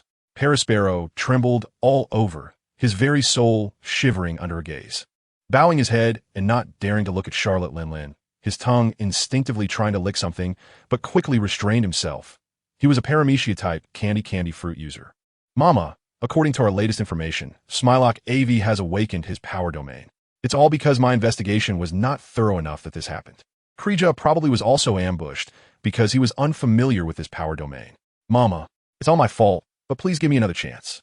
I promise I will capture the one who provoked you and hand him over to you to deal with." Although Perispero was afraid of Charlotte Linlin's pressure, he did not lose his composure. He quickly admitted his mistake and then made a guarantee, but he still lacked a specific solution. This was the best solution Perispero could come up with in the shortest time possible. As long as Mama agreed to let him handle this matter, he would have time to consider a specific solution. What he feared most was that Mama wouldn't give him that time. He knew her character best. This was a gamble. If he won, everyone would be happy. If he lost, everything would end. "Mama, let me handle it." Katakuri stepped forward, stating that regardless of whether Mama agreed with Perispero's plan, the outcome would not be good, so he had to stand out. He valued family ties. Although he wasn't the eldest son, he had always been the one maintaining the bond among siblings in front of Mama. In Katakuri's mind, this matter was very simple. As long as he could capture Aivi and execute him in a public place, it would minimize the damage of losing 2 sweet commanders in a row and suppress the ambitions of those who were stirring up trouble. Moreover, this also had a benefit. If it could draw out the hidden clowns lurking underground in Whole Cake Island, that would be great. He could catch them all in one go and eliminate the small threats. Recently, Katakuri had indeed felt that there were some unknown small threats appearing in Whole Cake Island. Although a significant portion had been captured or killed, they were still emerging continuously. There must be some spies among them. Otherwise, the speed wouldn't be so fast, so rapid. Katakuri's proposal successfully moved Charlotte Linlin, so she bypassed Perispero and agreed to Katakuri's plan. Who do you need to go with you? Just say it. Since she agreed to Katakuri's plan, Charlotte Linlin no longer considered anything else and seriously inquired him. Since Aivi was able to continuously defeat her two major generals, her strength is definitely not something an ordinary person can handle. Even though Katakuri has always been her most proud son, Charlotte Linlin cannot allow any more accidents to happen. A few days later, on Lumu-Chun Island, in the treehouse villa, Sparta was already able to get out of bed and move around. Although Shati occasionally tried to stop him, Sparta still rushed into the training room to train whenever he had the time. In a short period, his physical condition had recovered significantly. One must say, Sparta's physique is truly remarkable. Such serious injuries healed so quickly. Ahem. At the same time, Shati's medical skills were also indispensable. Enel's injuries were a bit more severe, so he was still wrapped in medical cloth all over, but even so, he didn't lie in bed all day. Instead, he wandered around, appearing on the rooftop one moment and at the seaside the next. With the lightning fruit, he could go wherever he wanted, and his injuries did not affect his movement at all, which left Shati exhausted these past few days. After the initial worries, she was completely defeated by their recklessness and refusal to listen to the doctor's advice. Anyway, they were already better, so if they didn't want to listen, so be it. Everyone's body is like a little monster, and they cannot be judged by common sense. If they still cling to the old ways from a Navy Academy, it would be wrong for Aivi and her group. They must keep up with the times. Shati comforted herself and then began to let loose. Because in Lumu Forest, she discovered many strange medicinal materials that were not recorded in medical books, but their effects were far better than ordinary medicines, due to Sparta and the others' injuries. Although the magnetic field of the recording pointer had been fully charged 2 days ago, they had not yet left. During this time, Aivi had also integrated well with these furry people. She accepted their methods of diligently planting trees. It was impossible not to agree. Have you ever seen a tree seed that, when planted today, grows into a towering tree the next day? In the words of the furry people, their sincere intentions had already been felt by the Lumu spirits. The Lumu spirits are the little green fairies that usually hide deep within the Lumu forest and do not appear, but whenever there is a great danger, they will select some furry people to counter the enemy. One could say that the Lumu spirits are the guardians of the furry people. At the same time, during these days, Aivi also saw many incredible things, one of which was the treehouse, a small Lumu sapling that, after some carving, would grow into a villa treehouse suitable for human habitation. According to the furry people's words, this was the achievement of an outsider who came to Lumu-Chun Island. Outsiders are what the furry people call those who exist outside of Lumu-Chun Island. In their view, there is no distinction between pirates and the Navy, as they are all not furry people, thus collectively referred to as outsiders. Today is a great day for the people of Lumu-Chun Island because the long-awaited Lumu rain is about to begin. It has been many years since Lumu-Chun Island has experienced the cleansing of Lumu rain, which used to occur once a year. It is precisely because of this that the situation on Lumu-Chun Island has turned into what it is now. The extreme furry people have already perished, leaving behind the more moderate furry people like Maoli. Chapter 191. Gathering of Heroes. Just as Dorag and the Poison Dragon Pirates were engaged in fierce combat, outside of Yupu Island, a massive figure was rapidly approaching.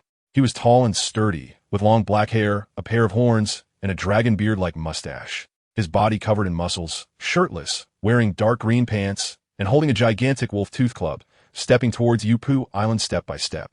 Indeed, it was step by step, as each step he took landed on the water's surface. Then he stomped down heavily, creating a very fast speed, disappearing in the blink of an eye. Poison Dragon, I heard you found out where that guy Blue Phoenix is hiding. Where is it? Tell me quickly. Even before he arrived, his voice had already echoed throughout Yupu Island. Kaido, how did that guy come to? The Poison Dragon had a heavy fist imprint on his face, his brows tightly furrowed as he stared at Dorag. If Kaido came, it would truly be a significant problem. Unable to beat him and unable to escape, he was the last person the Poison Dragon wanted to face. You really told him. That's impressive. But even if Kaido came, there's South no place for you to share in this. The Poison Dragon's demeanor was not too good, and Dorag was the same. although he was powerful. The poison dragon was also a figure of the same caliber, and achieving victory would not be simple. Constantly, venom dripped from Dorag onto the ground, corroding a large area of grass and trees, and Dorag's complexion turned slightly pale.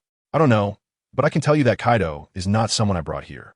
Dorag was weighing in his heart whether this was worth it, whether he should waste his subordinates here.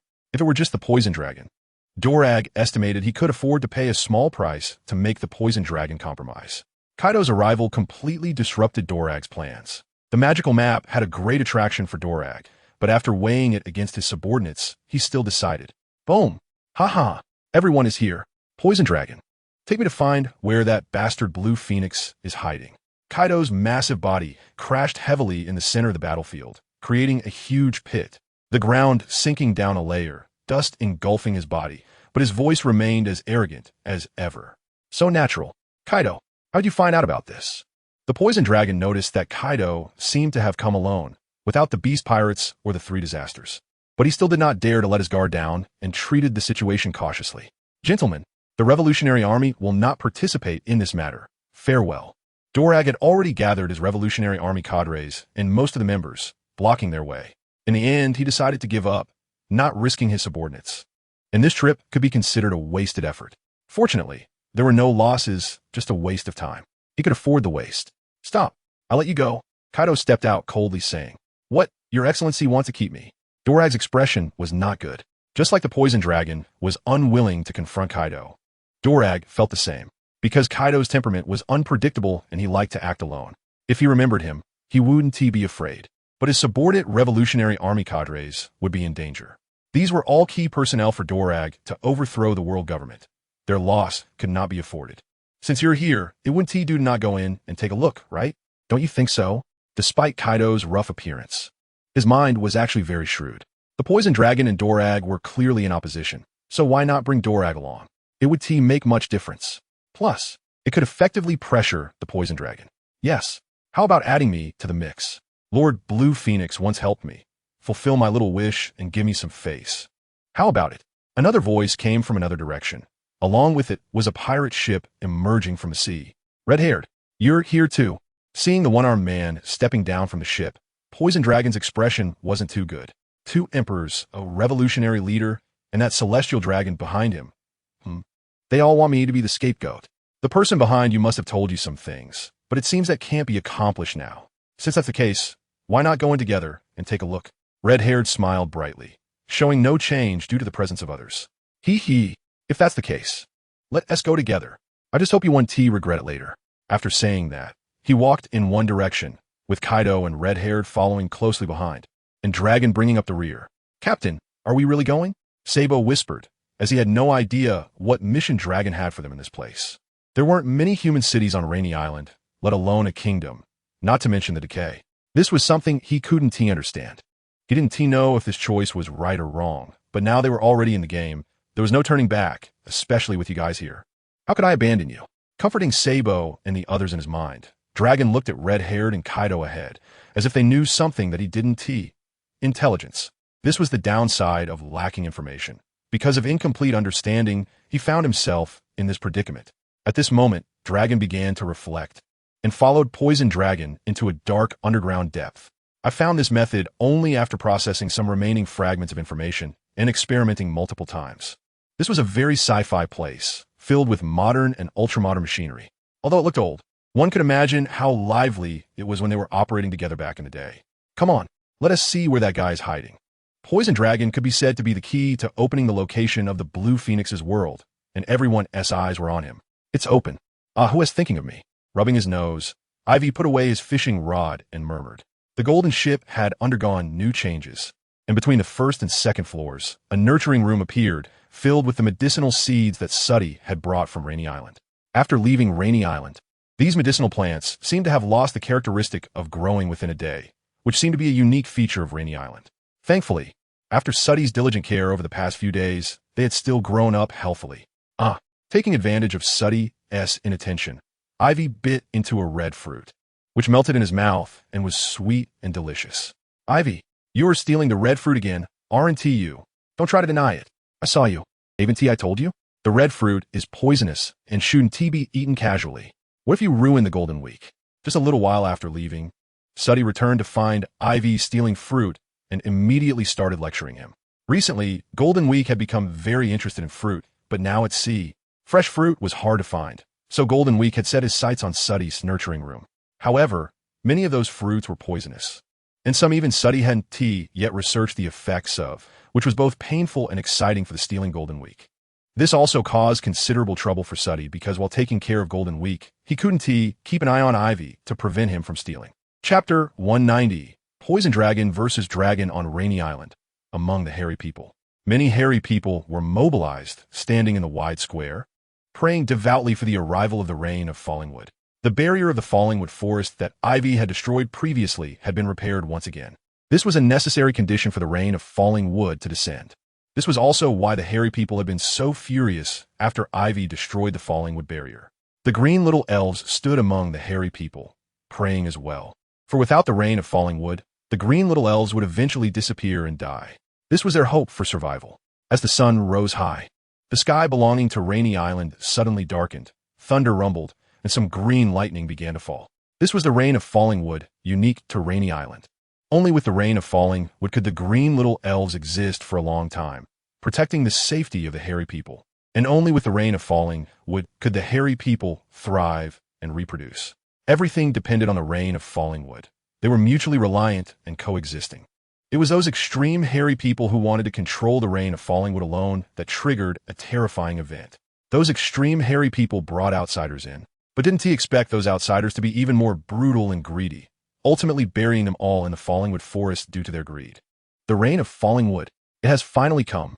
Ah, this is great. My wife, Hair Ling, can finally bear children. This is wonderful. Really, wonderful. All the hairy people were overjoyed to the point of tears, kneeling down involuntarily, banging their heads on the ground sincerely, not caring that their foreheads bled. At that moment, the entire Rainy Island was full of the breath of spring, with birds singing and flowers blooming, as if it had suddenly returned to spring, the season of revival, filled with the cool spring breeze. When Aivi first arrived at Rainy Island, he thought it was a summer island, otherwise how could it be so hot like a furnace? Completely unworthy of the name Spring Island. But now, he understood that Rainy Island truly lived up to its name. After the rain of falling wood ended, everyone was still immersed in their feelings. My physique and strength seemed to have improved a bit, Aivi thought as he opened his eyes. His injuries seemed to have completely healed. Sparta had the same feeling. His injuries, which should have taken at least 1 or 2 months to heal completely, were not only healed now, but had also improved somewhat. Everyone in Aivi's pirate crew felt this change to some extent, though some showed it more obviously while others hid it deeper, not even realizing it themselves. But this change was permanent, forever belonging to them. This shouldn't be called the rain of falling wood. It should be called the Creator's blessing. Otherwise, Aivi couldn't think of any other words to describe this feeling. However, in a world of pirate two-dimensional characters, such a fantastical scene actually appeared, which left Aivi increasingly baffled. There were priestesses who could pray to the moon goddess, fishmen who could live underwater, and various other systems. If one were to put it another way, the fantastical elements were not an exaggeration, especially with the devil fruit tree. Such things were truly wondrous. The next day, Aivi's pirate crew left, taking with them some unique medicinal materials from Rainy Island, as well as some specially functional seedling seeds. Originally, they had stayed there because of Enel and the others' injuries, but after the rain of falling wood, staying any longer held no meaning for them. So the journey has begun again. Rain, Paving Island, the secret hidden island of the Poison Dragon Pirates. The Poison Dragon Pirates are in a standoff with the Revolutionary Army led by Drago. Drago, do you want a piece of the action too? Don't you even look at your own strength? When your father was galloping across the sea, you were still playing in the mud. And now you actually want to compete with me. You really don't know the heights of heaven or the depths of the earth. Do you really think your strength is invincible? It's just that the real strong ones have no interest in you. Since you managed to find your way here today, it seems that that fool S.N. has been captured by you. Hand him over, and I might just leave you with a whole corpse. The captain of the Poison Dragon Pirates, Poison Dragon, said coldly with a sinister expression, staring intently at Drago. In fact, he had long discovered Drago's presence and was aware of his intentions. At that time, due to various reasons, he couldn't move, but now everything is ready. And it's time to get rid of this annoying guy. Poison Dragon, you won't be able to drive me away today, and you'll also die here. Waves come one after another, each stronger than the last. Although Poison Dragon has been galloping on the sea for many years, Drago believes in his own strength. If Poison Dragon thinks that such simple words can make Drago retreat, then he truly underestimates him. Captain, let me teach him a lesson. Sabo quickly stepped forward to request permission from Drago. Sabo has always admired Drago the most, and now that Poison Dragon dares to slander Drago, it's the greatest humiliation for Sabo. So he stood up. Captain, I could do it too. Several other Revolutionary Army cadres also stepped forward, looking unfavorably at the members of the Poison Dragon pirates. Captain, let me teach these little guys who don't know the heights of heaven and the depths of the earth a lesson. A square-faced pirate from the Poison Dragon pirates said to Poison Dragon, quick battle, quick decision. Poison Dragon's gaze was firmly fixed on Drago.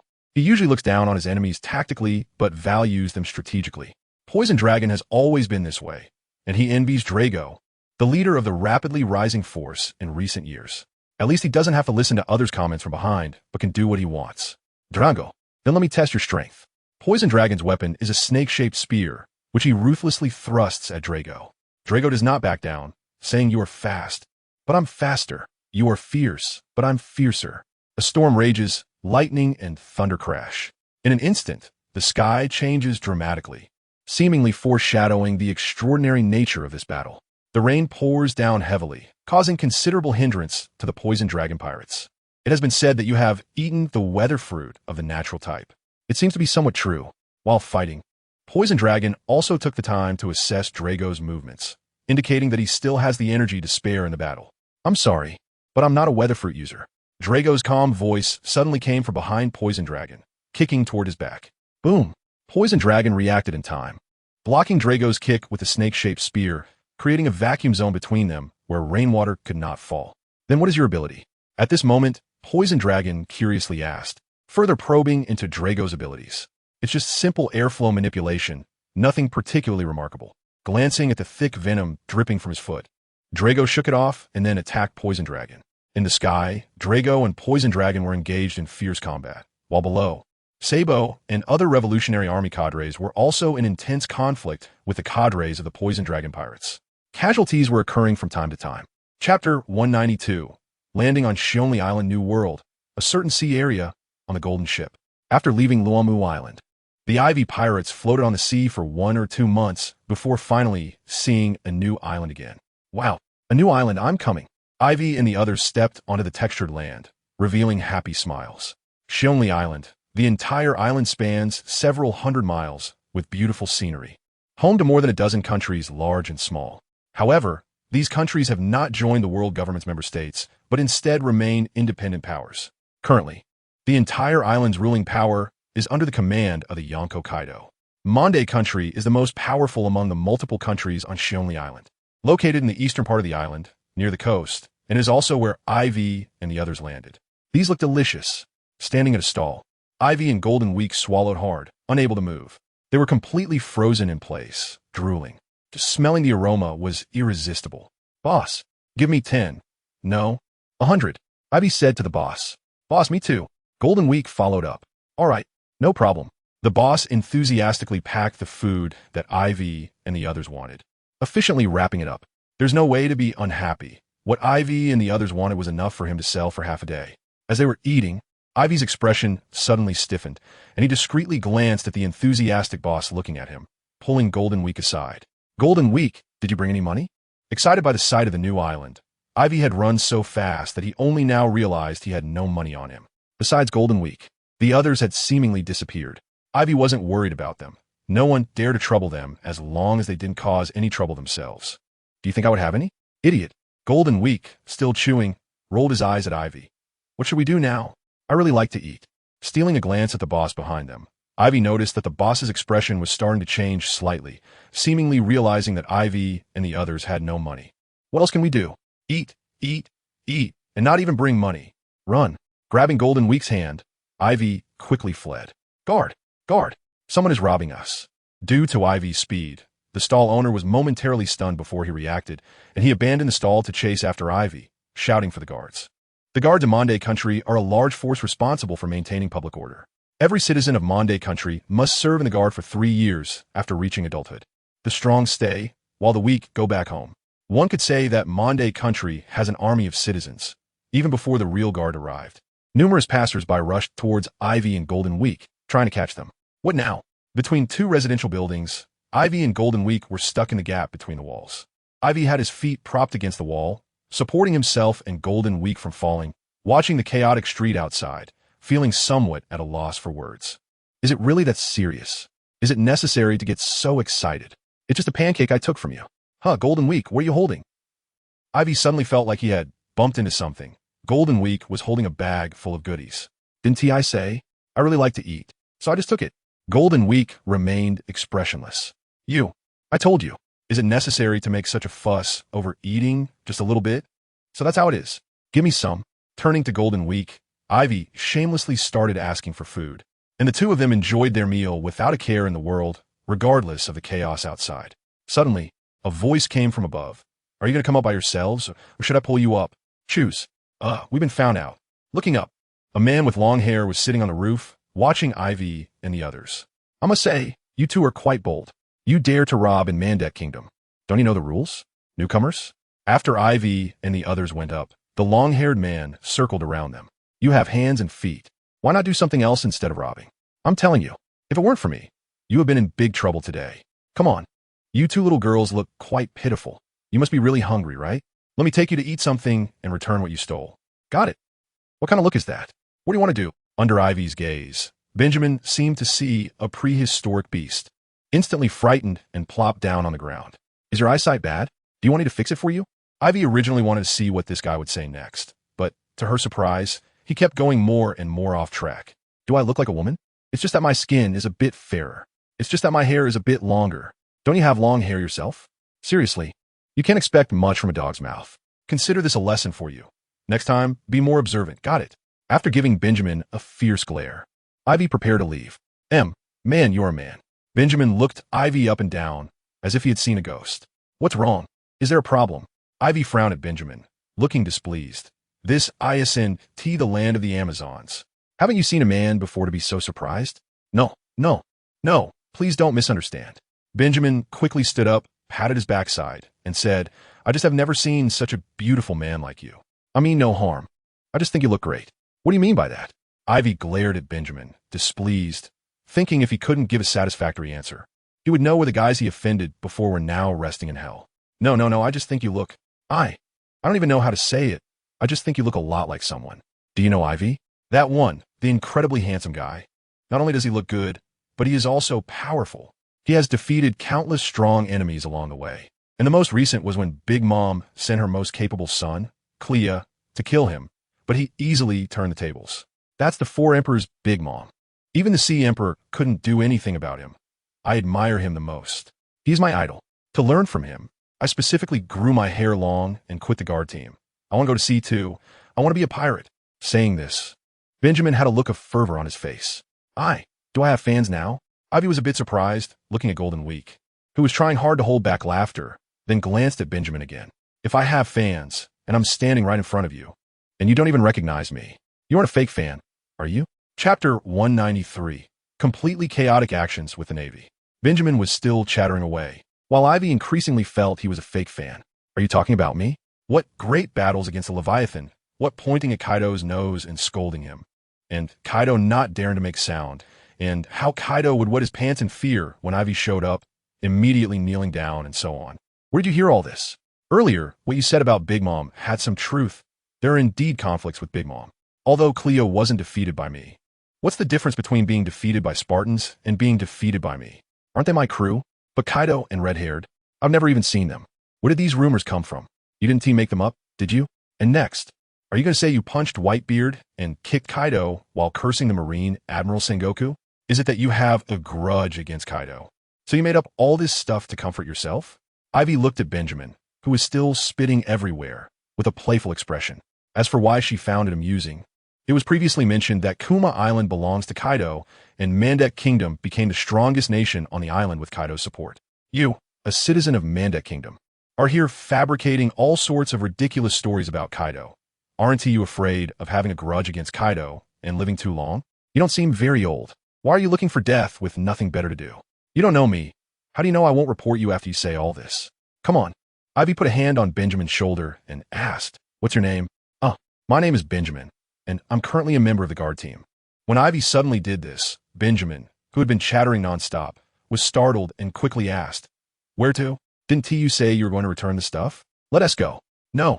Golden Week, who had been watching the joke, suddenly became unhappy upon hearing Ivy wanted to return the items. Not returning is also fine. Just give me some money, but we don't have money. So can you lend me some, brother? Ivy patted Benjamin's shoulder and smiled, looking like he understood. Hee hee. Benjamin awkwardly but politely smiled at Ivy and nodded. Although he initially wanted to pay for Ivy and the others, he thought they were just naive little girls who must have been starving and robbed out of desperation. At that time, it was out of kindness and sympathy, and since he planned to leave Mandek Kingdom after today, he decided to let it slide and not be too harsh. But now, being caught and having to repay their debt felt different. In another part of Mandek Kingdom, on the commercial street, Robin and Shati walked down the street, looking at the dazzling array of goods and clothing, occasionally going inside to browse, pick, and buy. The people in the clothing store were all closely watching them, as if guarding against thieves. "Stop! Don't run! Give me back my berries!" A robust figure suddenly rushed past Shati, and several people quickly pursued him. Suddenly, a few men in black uniforms appeared in front of the robust man, blocking his way. "Do you have anything else to say? If not, then there's no need to say anything," the man in the black uniform said flatly, determining the fate of the robust man. "Police, the guard team, let me go. Spare me this once. I have an 80-year-old mother, a child who's just turned 1 month old, and a seriously ill wife who needs care. They cannot live without me. Please spare me this time. I promise I won't dare again. I won't. I will return it to you. I beg you to show mercy. I can't bear to see my wife tormented by illness, which led me to such desperate thoughts. Please, plead with the guards for me. I'm begging you. I'm begging you." The moment the guards arrived, the man, feeling desperate, knelt down and stumbled over his words, pleading for the guards to spare his life. When the victim approached, he immediately returned the stolen item to him, bowing repeatedly. This was a man who had weathered many storms, bearing the weight of hardship. If it weren't for the heavy taxes, including the various head taxes and residence taxes, he wouldn't have resorted to such desperate measures. The moment he saw the guards, he regretted his actions. His family was still waiting for him. They could not live without him. "Sir, why not let him go?" The robbed man was an ordinary middle-aged man in his 30s. Initially angry about being robbed, he soon began to feel sympathy for the desperate man. "Let him go? Huh? Do you think our guard's intervention is that simple? If we let him go, you'll have to come with us for false reporting, which would add to his crimes." The guards arrogantly replied. The middle-aged man hesitated, and the desperate man cried even harder, clinging to the middle-aged man's leg and bowing down. At that moment, the middle-aged man's expression darkened. He was the victim. After all, if he got caught too, it would be utterly unjust. Sympathy has its limits. He could afford to be sympathetic as long as it didn't implicate himself, but now, he slowly pulled his leg away from the desperate man's grasp, stepping back several paces. The desperate man had a family, didn't he? Soon, the desperate man was taken away, crying out in agony. No one who was taken by the guards ever returned alive. If one wanted to see him again, they would only find his body in the garbage heap in the back mountains. Under the strange and judgmental gazes of people on the street, the middle-aged man quickly left. Everything was in chaos. It was getting worse and worse. This was something all the residents of the Mandek Kingdom could clearly feel. Robberies were commonplace on the streets, along with murders and arson, and the ministers of the state were dying tragically one after another. Reports of this were frequent. All of this began with the arrival of a certain rumor. It was said that the 4 Emperors Kaido had a fierce battle on a deserted island with the 4 Emperors Shanks, the legendary pirate Don Quixote da Flamingo of the previous generation, and the leader of the Revolutionary Army, Monkey D. Dragon, resulting in mutual destruction. To this day, no bodies have been found. Normally, people wouldn't believe such rumors, but this time it was different. The rumors were detailed, and there was another 4 Emperor involved, the legendary pirate Don Quixote da Flamingo, the leader of the Revolutionary Army. All of these people had vanished without a trace 2 months ago, and with no one coming forward to refute the rumors, chaos erupted. The Mandek Kingdom was just a corner of the world, and all the forces in the New World were secretly moving, unable to be suppressed. The Mandek Kingdom was relatively better off, as one of the 3 disasters, drought, was being kept in check on the island, but other places were different. The Navy was also testing the waters in the New World, with the G5 branch not far from the exit of a New World started to take action, continually probing the surrounding pirate forces. More naval forces were continuously arriving, but they were doing so stealthily, not openly. Because of Whitebeard's existence, as long as he was alive, The Navy dared not launch a large-scale invasion of a new world. But even so, the impact was enormous. Unbeknownst to Aivi, the entire world had already begun to stir with undercurrents, and a reshuffling of the old and new forces was likely on the horizon. Chapter 194. Understanding and Choice in the Monde Kingdom, in the food street at a certain bar. The bar was bustling with noise, radiating a strong atmosphere. This was the largest and most popular bar on the food street, owned by a significant figure in the Monde Kingdom. So there was a certain degree of safety guaranteed here. The ruthless guards did not dare to cause trouble inside. Aivi and Golden Week brought Benjamin here, of course. It was Benjamin who paid, as Aivi couldn't afford the expensive costs here without any berries to spare. Or rather, any kind of expense, because Aivi was broke, not a single berry to her name. Golden Week had not returned the item she took from the stall owner earlier, since Benjamin was a fool to pay for it. Why return it? Do you have a grudge against Kaido? Aivi asked directly, looking at Benjamin with certainty. The reason she brought Benjamin along was not without motive. She had some questions to ask. Komaguri Island, as one of Kaido's key sources of income, had become chaotic like this. Even if Kaido was negligent in managing his subordinate islands, it shouldn't have reached this extent. There was definitely something wrong here. And Benjamin, as a proud member of the Monde Kingdom S Guards, was known for his arrogance. Now he wanted to leave the guards. Coupled with the resentment in his tone towards Kaido, Benjamin became Aivi's only choice. Something must have happened to Kaido, and it must be very serious. Otherwise, it wouldn't have stirred up so many people's ambitions, greed, and hatred. Why do you ask that? I'm not. Don't say such things. Benjamin was suddenly startled by Aivi's words, then turned his head to check if anyone noticed them in this corner, relieved to find no one was paying attention, and began to refute. Even though he secretly wished for Kaido's demise in a torturous manner, he could never admit it here. Benjamin only had received a bit of information and had personally verified it to draw his conclusions. But who knows the truth? Kaido often went missing, playing with the idea of suicide. This time, his disappearance had lasted a bit longer, but it could also be that he was just fine. Although Benjamin was preparing to leave, he didn't want to cut off his escape route. He glanced at Aivi with a complicated expression, feeling somewhat helpless. As a member of the guards, and those who could stay there were all exceptionally strong, at least at the level of 10 or 100 enemies. And Benjamin's strength was among the top in the guards.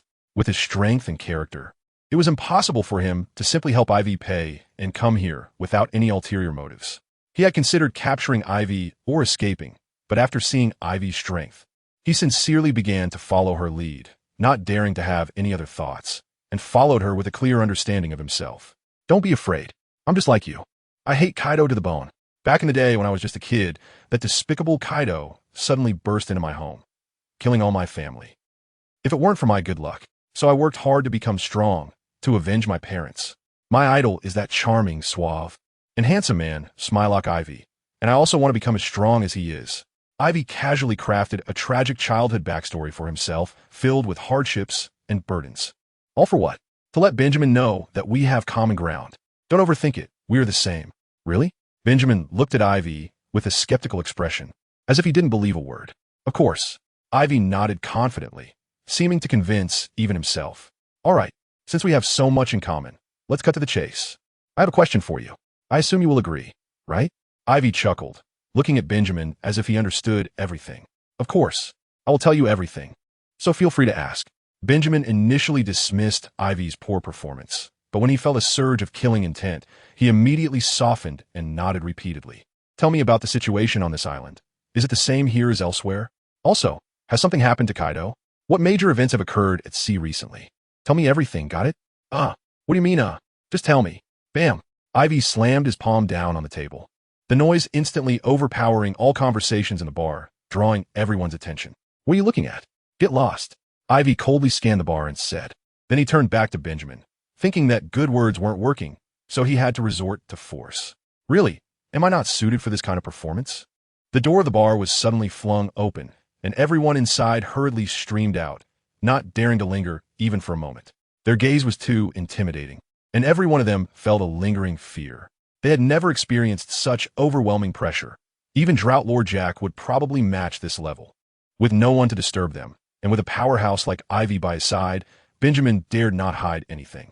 No matter how many thoughts he had to survive. If he lost his life, how could he seek revenge? After a long time, Aivi left with Golden Week. Just as Aivi had departed, Benjamin quietly slipped away, he had to make his exit. As he left, Aivi remained silent, not expecting it to be like this. I didn't expect it to turn out this way. 2 of the 4 emperors are gone, and the revolutionary army is nearly wiped out. And that poisonous snake too. No wonder things got so chaotic. It seems that the forces at sea are about to undergo a new reshuffle. Moreover, the Navy's actions are indeed swift. Perhaps all of this is part of a conspiracy. The Navy certainly doesn't have the capability to calculate the 4 emperors and so many powerful individuals. If they had that strength, they would have long dominated the world and wouldn't be so arrogant in the first half of the Grand Line. The mastermind behind this plan is likely either the 5-star elder or the leader of the Celestial Dragons, Im. They possess the strength and influence. Most importantly, Daddy Cheap also went missing on that deserted island, and he managed to attract the 2 major 4 emperors and those powerful individuals to search for him. Truly, even when he is no longer in the world, his legend continues. Reshuffle? It seems I need to speed things up. Both the speed of collecting historical texts and the speed of growth have to be accelerated. Otherwise, getting swept away by this current would be disastrous. The historical texts consist of 12 pieces, 9 of which record intelligence, specifically the blank 100 years that Robin wants to find. The remaining 4 are markers, and their intersection points lead to the final destination Roger visited, Raftel. Currently, the known 4 red marker historical texts include one on the back of the giant Zoe, guarded by the Kazuki clan, but Zoe's whereabouts are unpredictable and can't be found for now. One is missing, and the other 2 are in the hands of Charlotte Linlin and Kaido. A target needs to be set. Chapter 195, Target Big Mom Pirates. So now the consideration is whether to go for the island without Kaido's defense to get that marker historical text, or to go for the one in Charlotte Linlin's possession, which is more familiar. Both have their pros and cons. The advantage of Kaido's side is that he is not guarding it. But the downside is that it requires searching since we don't know where Kaido might have placed the marker historical text. This is the tricky part. On the other hand, the advantage of Charlotte Linlin's side is that Aivi knows some things about the island, is aware of their strength, and knows where Charlotte Linlin has placed the marker historical text. The downside is that they can't fight her, but it doesn't necessarily have to be a fight. They could sneak in, just like Brooke, and secretly copy the historical text without needing a direct confrontation. Let's go. Golden Week, we have things to do. After thinking for a moment, Aivi decided to focus on the marker historical text in Charlotte Linlin's possession for a simple reason: understanding. Additionally, Aivi had previously found a piece of life paper on Krija, which should belong to Charlotte Linlin. She would give her life paper to her most beloved children. This life paper is also a major reason why Aivi decided to target Charlotte Linlin. They just need to set sail in the direction indicated by the life paper to reach Cake Island. As for the subsequent matters, they would need to wait until everyone gathered to discuss together. Aivi has always had a doubt whether Daddy Cheap was a previous traveler before him. Why does he have this doubt? Because throughout this journey, most of the events, aside from a few exceptions, have been just as he understood, with no differences. A traveler, no matter how honest, will inevitably influence their surroundings, which is known as the butterfly effect. Moreover, it is said that Daddy Cheap is very powerful, and many old generation strong individuals and leaders know him. So why hasn't he impacted the world of One Piece? This is something Aivi cannot comprehend. Aivi is also the type of person who is easygoing. At first, he thought that coming to the world of One Piece must have a goal. If he were to become a Navy, he would aim to be an admiral and take down the 5-star elder and I'm, who are above him. If he were to join the revolutionary army, he would overthrow the world government and establish himself as king. If he were to become a pirate, he would be a free pirate king or the pirate king who rules the world. If it weren't for that accident, Aivi would have long been taken by Kizaru to start his righteous path of constantly fighting pirates for justice. Now being a pirate is also quite good, free and easy, traveling everywhere. Of course, Aivi hasn't forgotten the ultimate goal that every pirate aspires to become the pirate king. Aivi is also working towards this goal, but his will is not strong, and he tends to go with the flow. The first half of the Grand Line was fine, but after reaching the New World, he became even lazier and rarely took action. Just like last time, Krija was defeated with the help of Sparta and Aivi, while Aivi didn't lift a finger. He believes that as long as he follows the path he has set, he can achieve his goals, merely walking a road he already knows. Although Luffy hasn't set sail yet, Aivi already knows what Luffy's path and choices will be after he enters the New World. Thus, Aivi has always lacked a sense of direction, and his goals remain uncertain. However, this time, this incident made Aivi realize that a cheap old man must be a time traveler. Otherwise, such things wouldn't happen. With the disappearance of 2 emperors, everything began to change. and Aivi was unsure what other changes would occur. This feeling excited Aivi greatly. It was a yearning for the unknown and an absolute confidence in himself. Now, he has confirmed his first target, to seize the historical text from Charlotte Linlin, then from Kaido, and finally from the Kazuki family hidden in the Zou giant statue. As for the last piece, Aivi chose to wait.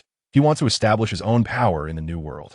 With two of the emperors gone, the New World is bound to be chaotic, and all pirates will launch fierce attacks with a vacant position. Aivi also decided to join in. He has plenty of time to experience this different future, so he is very excited and feels full of energy. At night, on the Golden Ship, everyone gathered around a large table as Aivi explained the information he knew and quietly awaited their responses. The disappearance of Kaido and red-haired Shanks should be real.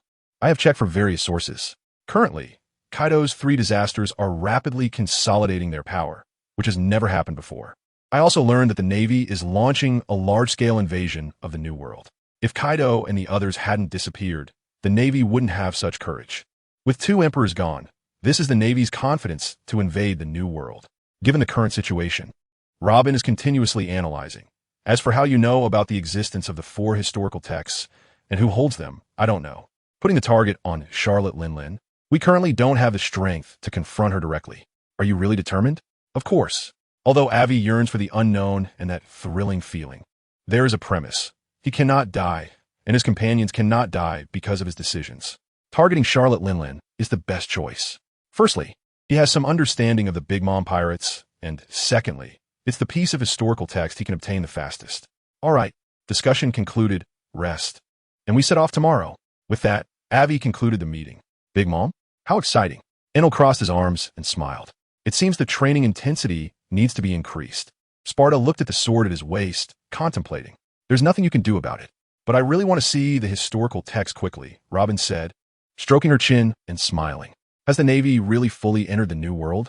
If so, war is truly about to begin. And who knows how many innocent lives will be lost. Aivi, can you end all of this? Shati thought, forget it. Just thinking about it feels incredible. How could I think that Aivi could stop all of this? It's no different from daydreaming. Shati shook her head and smiled bitterly. The night is quiet and peaceful. The bustling country of Monde has also begun to rest, no longer filled with noisy sounds. A small sailboat was pushed into the sea, and the young Benjamin began his journey of strength and revenge. Aivi stood in the lookout tower, leaning against the mast, his thoughts tumultuous. As time passed, he could not resist the invitation of sleep and sank into a dream. Chapter 196, Whitebeard's Doubts, as dawn broke. The golden ship anchored at the shore had already set sail, heading towards its target. The people of Monde do not know that a great pirate once visited their homeland, and the drought-stricken Jack, who has always guarded the island, also does not know that Aivi, whom Kaido had previously asked him to find, was once so close to him. After just one day on Bear Grain Island, Aivi and the others left. It is uncertain whether they will return to Bear Grain Island in the future, but Aivi believes they certainly can. After he completes everything, when he travels around the world, Bear Grain Island will surely be one of the stops, as he hasn't had the chance to fully enjoy the island yet. Meanwhile, as Aivi was heading towards Cake Island, fierce preparations were also underway on Cake Island. With two major Emperor forces gone, such a large cake, Charlotte Linlin was also very tempted. Even Katakuri, who had been sent to kill Aivi, returned and was assigned a new task by Charlotte Linlin. They are continuously invading the islands under Kaido and red-haired Shanks. Mom, we have successfully taken Jelly Island, Baking Island, and several other islands. I believe delicious food will be transported soon. The eldest son, Perispero, reported to Charlotte Linlin. That's right, even when seizing islands. Charlotte Linlin's goal is those food islands that resonate across the sea. This is her character. She dreams of collecting all the delicacies in the world and eating them all. To achieve this goal, she needs strength, which is why she formed the Big Mom Pirates, allowing more subordinates and her sons to help her gather the world's delicacies more quickly and effectively. During this process, Big Mom's strength grew stronger and stronger until she became one of the four emperors. However, there are still three other equally powerful pirates, which is an obstacle for her. Just like the various delicacies from Fishman Island, she cannot freely demand tributes from Fishman Island because it is protected by Whitebeard. The unique delicacies from Fishman Island are a regret for her. Jelly Island, Baking Island, and other islands are also protected by Kaido and red-haired Shanks.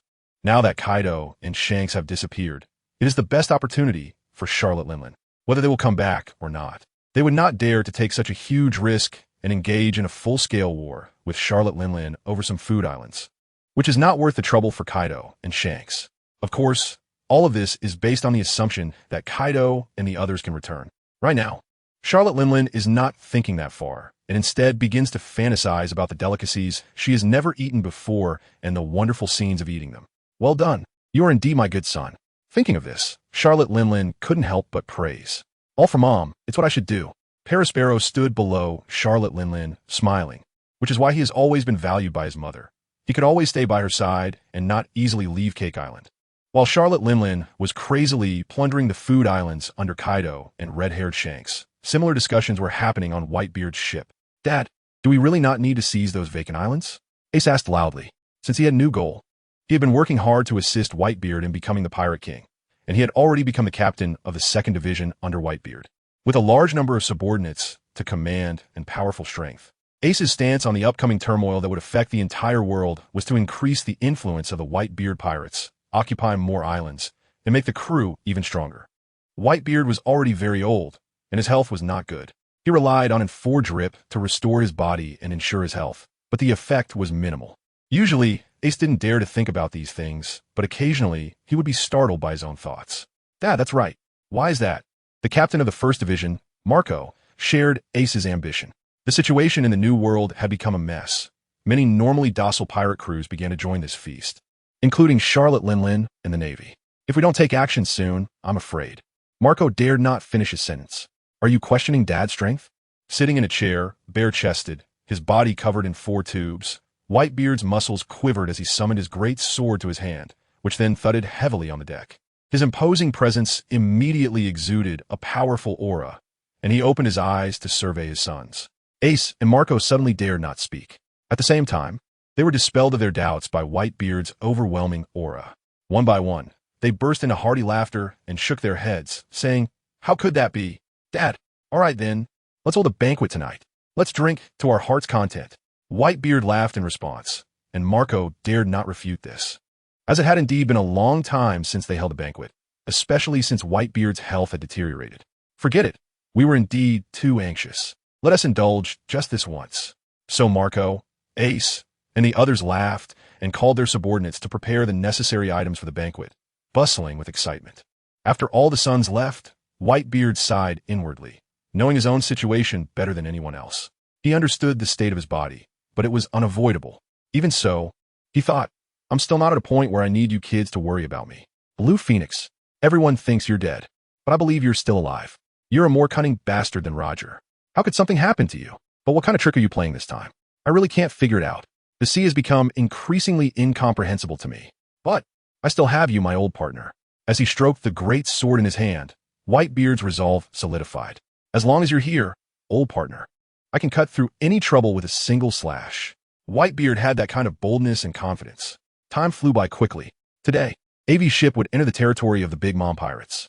At this time, the defenses and surveillance of the Big Mom Pirates were not that strict, as Fishman Island had not yet submitted to Charlotte Linlin, so sailing on the sea was still safe.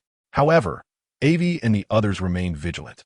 There are countless examples of long journeys being ruined by small obstacles, so when entering the sea area, Aivi kept his observation hockey fully open, monitoring every move on the sea. Since the last time they searched for Sparta, Aivi's observation hockey had improved significantly, allowing him to use it with ease and even increasing its precision. Most importantly, he could view a certain area's pass for about 7 to 8 seconds, effectively allowing him to rewind time. Unlike Kakuri's observation hockey, which allowed him to see the future for a brief moment, Aivi could momentarily glimpse the past. Big Mom, I'm coming. Are you ready?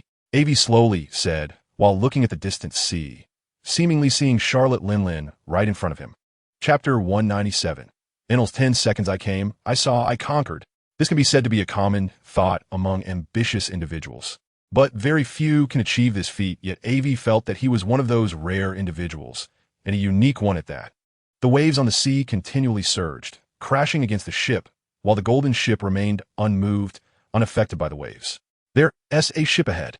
It should be about 800 meters away, to the left front.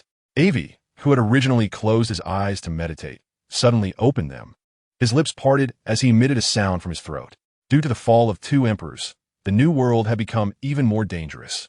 with many ambitious pirates rushing into the new world from the first half of the Grand Line. On their way, Aivi and his crew had defeated countless ambitious pirates, who at that moment forgot their fear and cowardice, driven only by the ambition to ascend to the highest throne, the position of an emperor. Unfortunately, just as they had entered the new world, they encountered Aivi. Their dreams ended, forever sinking into the depths of the sea. At this moment, Aivi and his crew had entered the territory of Big Mom, so they could not be the new pirates rushing into the new world. They could only be members of the Big Mom pirates. As expected, Enel, it's up to you to handle this. Move quickly. We're on a tight schedule and can't let Big Mom find out we're here. If she discovers us even a second later, we'll have one more second of trouble and opportunity. Enel was always prepared, sitting cross-legged and maintaining peak physical condition. After hearing Aivi's voice, he didn't hesitate and charged out directly. 10 seconds. Enel's cold voice echoed in the air as he transformed into blue lightning, vanishing from the golden ship and reappearing 800 meters away in the next moment. On a ship adorned with a bright red smiley face, a man dressed in red was sitting on the deck. His mustache was slightly curled, and he had something resembling an eggshell extending from his waist, with extraordinarily long legs spread wide as he lounged casually. Baron Egg had just returned from an expedition, and his ship was filled with delicious food offerings from Food Island for Mama, putting him in a good mood. He was humming a song, taking a steaming cup of coffee from his head, and enjoying it leisurely. Suddenly, Baron Egg looked up and saw a strange man appear on his ship, who looked odd, bare-chested and barefoot, holding a golden trident, with 4 small drums seemingly grown from his back. With an expression of indifference, he stared at Baron Egg. Who are you? How dare you board Mama's ship? It seems you've never experienced Mama's wrath, and no longer regard her with respect. Since you're here, then die. Baron Egg quickly stood up, having encountered some reckless pirates trying to attack Mama before. However, he didn't expect that after returning to Mama's territory, there would still be pirates who dared to intrude. 7 seconds. Enel coldly uttered a word, and Baron Egg felt inexplicably strange, yet somehow felt insulted. How dare he underestimate me? The over 3-meter-tall Baron Egg looked down at Enel, and in anger, he launched a fierce attack, his long legs moving quickly. The speed reached its peak in an instant, making his legs almost invisible, as if a half-body figure was drifting toward Enel from inside a shattered eggshell. 5 seconds. The golden trident slightly shifted to the left, just in time to block Baron Egg's attack. Benny Kenleg, clang, with unparalleled speed and power. Baron Egg kicked the golden trident, expecting Enel to be sent flying by his kick. But the reality was that, as his kick landed, Baron Egg felt as if his leg had instantly shattered, bending in an unimaginable direction, and he was sent flying backward. Baron Egg, the pirates on the ship, who had originally planned to watch the show, had long since hidden away, daring only to observe the battle through doors and windows to avoid being accidentally harmed by Baron Egg. They thought Baron Egg would easily wipe out the previous ignorant pirates. But the reality was that their lofty Baron Egg was easily defeated, and what they witnessed was Enel standing still, while Baron Egg let out a terrible scream and quickly retreated, crashing heavily into the ship's cabin, landing on top of them. Baron Egg, are you okay? Some daring ones even tried to help Baron Egg, while the timid had already fainted in fear. Those who hadn't fainted were frantically fleeing, with some even jumping overboard to escape. This was the terrifying pressure that Enel brought, shattering the courage of these pirates. Who exactly are you? Someone with such power cannot remain unknown. Baron Egg had not returned after the last assassination attempt on Ivankov, so he was unaware of how strong the Ivankov pirates had become, let alone Enel's existence. This time he finally learned, but might also be the last time he would know. 3 seconds. Enel casually uttered a word and looked up to the sky, where a dark, glowing thundercloud had mysteriously appeared above the ship, with lightning and thunder flashing continuously within. How is this possible? It can't be. A thundercloud this huge appearing above me. I can't possibly not feel it. How powerful is this guy? Baron Egg looked at Enel with eyes full of terror. Thunder Rumble. You will remember this name. Remember it for eternity. And when you go to the underworld, do not forget who sent you down. My name is the strongest god, the Thunder God. This over-the-top declaration was indeed Enel, who loved to show off. In the distance, Ivankov, who had been observing Enel, retracted his gaze. Boom! As Enel spoke, lightning had already struck down, and all the pirates on the ship experienced the sensation of being struck by lightning at that moment. The shock was simply unbelievable. In that instant, they saw electrically charged skeletons letting out desperate screams before lying lifeless on the deck. Baron Egg's body kept merging and splitting, sometimes becoming egg liquid, sometimes turning into a chick-esque skeleton, and at other times into a rooster skeleton, constantly decomposing and reassembling in an attempt to revive. Baron Egg's fruit was a special zoan-type egg fruit, capable of evolving from egg form to chick form, and finally to rooster form, allowing him to be reborn each time with explosive growth and power. Unfortunately, he would never have that opportunity again. After the lightning disappeared, a cool breeze swept through, stirring up a plume of black smoke. On the deck, only some humanoid shadows remained, stuck to the planks, which the breeze could not blow away, serving as proof of Baron Egg and others' existence. Everything remained unchanged, except for the damaged cabin from Baron Egg's impact and the humanoid shadows. The ship left no gaps, and the pirate flag fluttered in the wind, as if it felt nothing, though now there wasn't a single person left on board. Such power was enough to prove Ivankov's strength and his exquisite control over lightning. 1 second after returning to his seat on the golden ship, Enel uttered this word and closed his eyes to rest again, once more proving to Ivankov that the style of showing off was always with him. A master. This is a master. It seems I still have much to learn in the art of showing off, Ivankov silently thought. Chapter 198. Cake Island arrives. At this moment, the Big Mom pirates had no idea that Ivankov had already arrived and killed Baron Egg. Instead, they were preparing for a grand feast without any warning, awaiting the return of Baron Egg and the others to celebrate for Mama. Chef Bread was in the kitchen, surrounded by a large group of chefs, starting to prepare for the feast. There are quite a few people tonight, so let us give it our all, guys. Chef Bread waved his knife excitedly, encouraging everyone. The chefs, who were originally a bit tired, were instantly energized, driven by respect for Chef Bread and love for Big Mom. Oh, after swinging the knife a couple of times, they began working fervently. On the surface of Cake Island, a large ship was slowly approaching, carrying the infamous Germa 66. Big Mom had promised Germa 66 that she would share some islands with them in the future, giving them a chance to restore their former glory. Under this request, the Germa 66 family, after some hesitation, decided to cooperate with Big Mom. Another reason for their quick agreement was the turmoil in the New World following the departure of the two emperors, which forced them to make a swift choice. This time, Vinsmoke Judge brought his eldest daughter, Vinsmoke Reiju, eldest son Vinsmoke Ichiji, second son Vinsmoke Niji, and fourth son Vinsmoke Yanji to Cake Island to show their sincerity to the Big Mom pirates. This country looks quite special, Ichiji said, standing at the front of the ship with his arms crossed, surveying Cake Island. Ichiji, mind your words. Don't speak carelessly once we land, Reiju reminded him. Oh, come on. As if we didn't know that, Niji said flatly, looking at Reiju. Is that how you talk to your sister? Besides, do you really know? This is all for your good. It said that Charlotte Linlin has a strange personality. What if your careless words ruin Father S' plans? After Reiju finished, she stopped. Having said all that needed to be said, though she did not agree with her Father S' choice to cooperate with Big Mom. Cooperation is based on equal strength.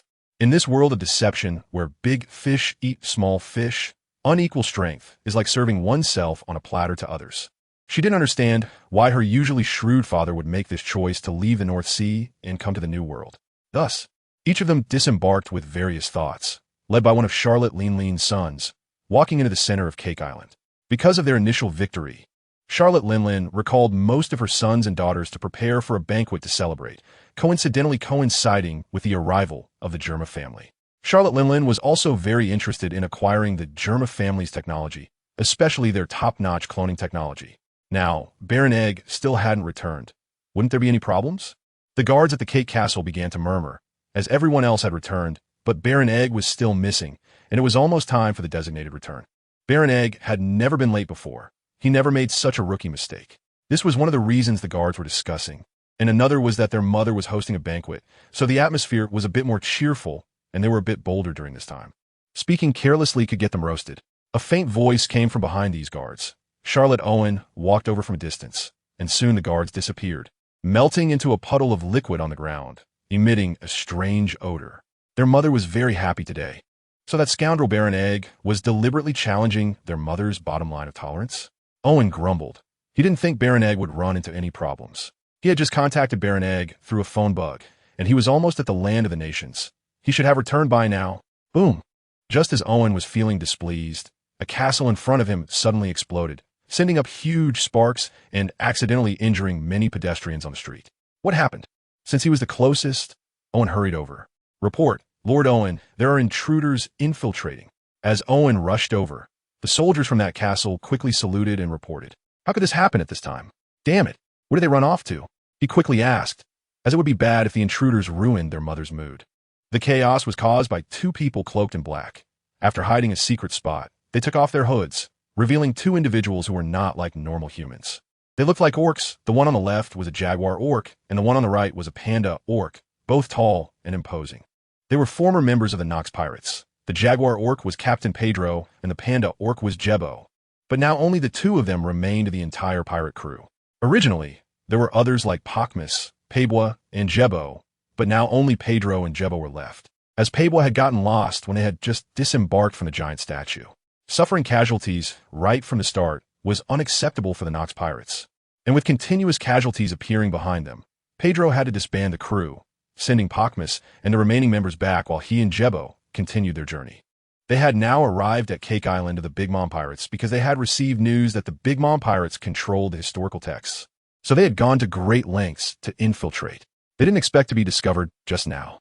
Their situation was now quite awkward. Leaving would definitely be difficult, but staying would bring even greater trouble. If caught, the consequences were unimaginable. What to do? Jebo looked at Pedro and asked. Although Pedro was no longer captain, he was still the strongest among the two, and Jebo admired him greatly. We can't just give up so easily.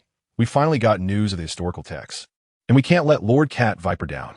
Young and reckless, Pedro was the type who wouldn't turn back until he hit a wall, bold to the extreme. He believed he could definitely steal the historical texts and return to receive the cheers and reverence of all the fur tribes. While they were making a ruckus, the Aivi pirates were also approaching Cake Island, hidden by the invisibility film painted by Golden Week, so they were not seen. Let's fly. Since they were here, Aivi didn't plan to leave the ship on the coast. This was the difference between the Golden Ship and other ships. It could fly anytime and anywhere without worrying about running out of energy. With Eneru and Aivi as two major power sources, they could keep the Golden Ship floating in the sky indefinitely if they wanted. Soon, the Golden Ship left the sea and continued to advance deep into Cake Island. Chapter 199. We finally meet Aivi. In a moment, Robin, Golden Week, you two will join me in infiltrating to steal the historical texts. The rest will do their best to attract the attention of the Big Mom Pirates. The harder you work, the faster we will be here.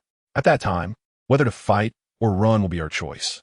While I'm not here, you all listen to Eneru. Quickly, Aivi assigned tasks to everyone, and at that moment, the Golden Ship was nearing its destination. In front of them appeared a huge cake, at least several hundred meters high, a massive cake fortress. Cake Island truly lived up to its name, as they saw countless cake houses along the way, but none could compare to the gigantic cake before them. Let's go. Aivi exchanged a glance with Eneru and nodded, leading Robin and Golden Week away.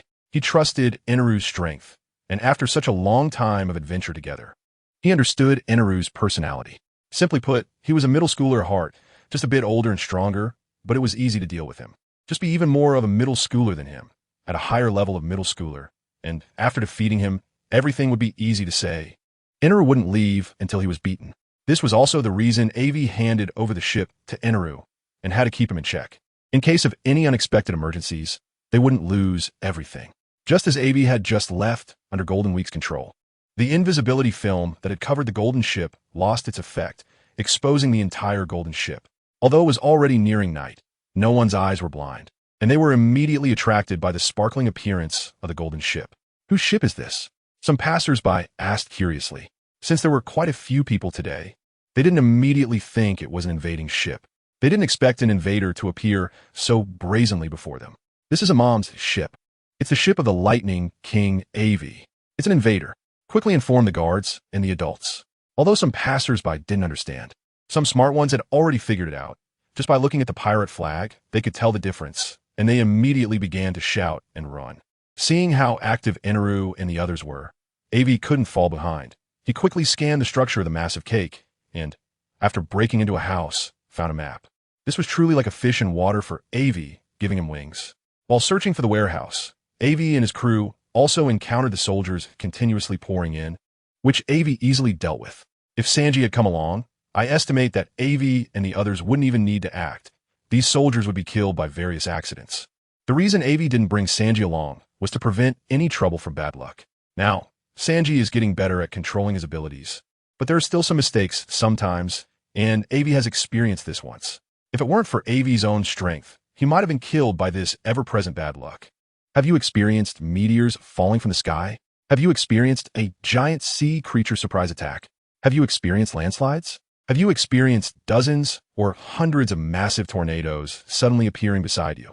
Anyway, during that time, Aivi indeed went through a lot, but correspondingly, Aivi's strength also improved. Misfortune can lead to fortune, and fortune can hide misfortune. That's the principle. There are gains and losses can lead to gains. Not to mention this, anyway, at some point, Pedro, who was following Aivi, felt somewhat baffled. Originally, he expected to experience a fierce battle, but after infiltrating for so long, no one had discovered him. The defenses of the big man pirates were simply too sparse. Pedro could only think this way.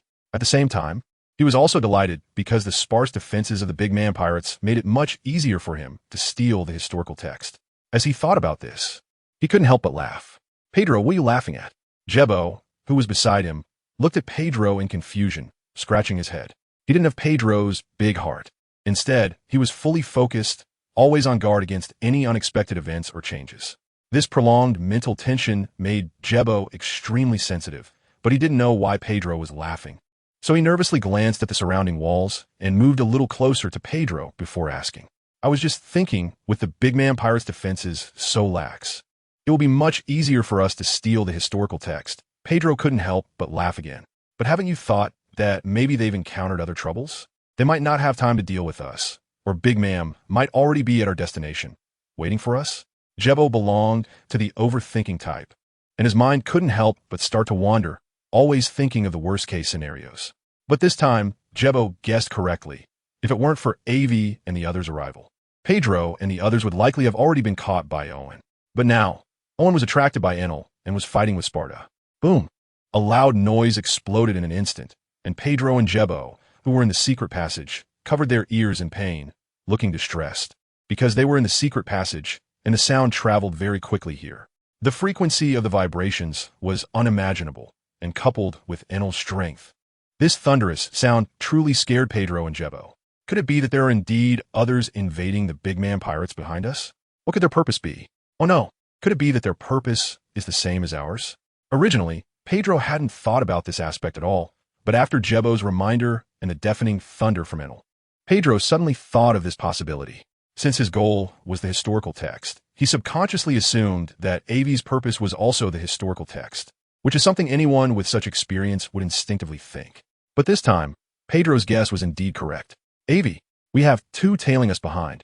Should we deal with them first? Robin glanced back and, with her strong observation haki, easily noticed Pedro and Jebo following behind. No need, let them follow. I have other uses for them.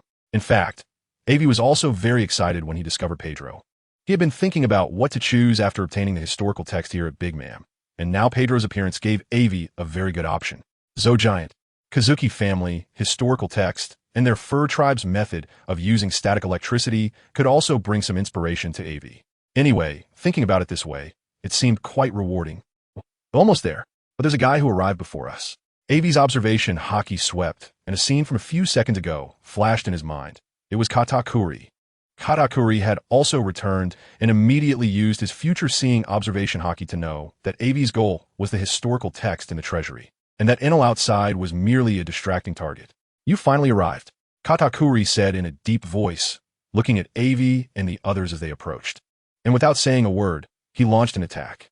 His body charged towards Aivi like a battering ram. Chapter 200, Fierce Battle with Katakuri. Pedro, there really are people in front of us who have reached the treasury. What should we do now? Listening to the sounds of battle ahead, Jebo asked Pedro. They seem not to have noticed us. Let's see if we can find a chance to slip past them. Pedro was also rapidly brainstorming possibilities. When they were about to succeed, encountering such a situation, even if it was difficult, Pedro would not give up. Ahead, Aivi had already started fighting with Katakuri. Katakuri's body transformed into a shapeless object, sprouting many arms that swung towards Aivi. Boom, boom, boom. Aivi continuously exchanged blows with these fists and quickly closed in on Katakuri, his toes exerting force, propelling him forward like a rocket, reaching Katakuri's side in the blink of an eye. Shield! A mass of goo suddenly rose in front of Katakuri, transforming into an incredibly hard shield, but it was quickly shattered by Aivi. Just as Aivi was about to continue his attack, Katakuri unexpectedly charged forward, ignoring the fists that were about to smash into his face, retracting all his arms inward to form a giant sphere, wrapping himself and Aivi inside. I knew you would use this move. Armament Haki. Armor mode. Like Katakuri, Aivi could also see a brief future through observation Haki, allowing him to anticipate Aivi's moves, while Aivi could see the past. Thus, he could also predict Katakuri's next actions based on the changes in his movements, whether it was a feint or a real attack. As long as there was an attack, the whole body's power and muscles would have a significant change. For Aivi, such a change was enough to let him know the direction of Katakuri's forthcoming moves and attacks.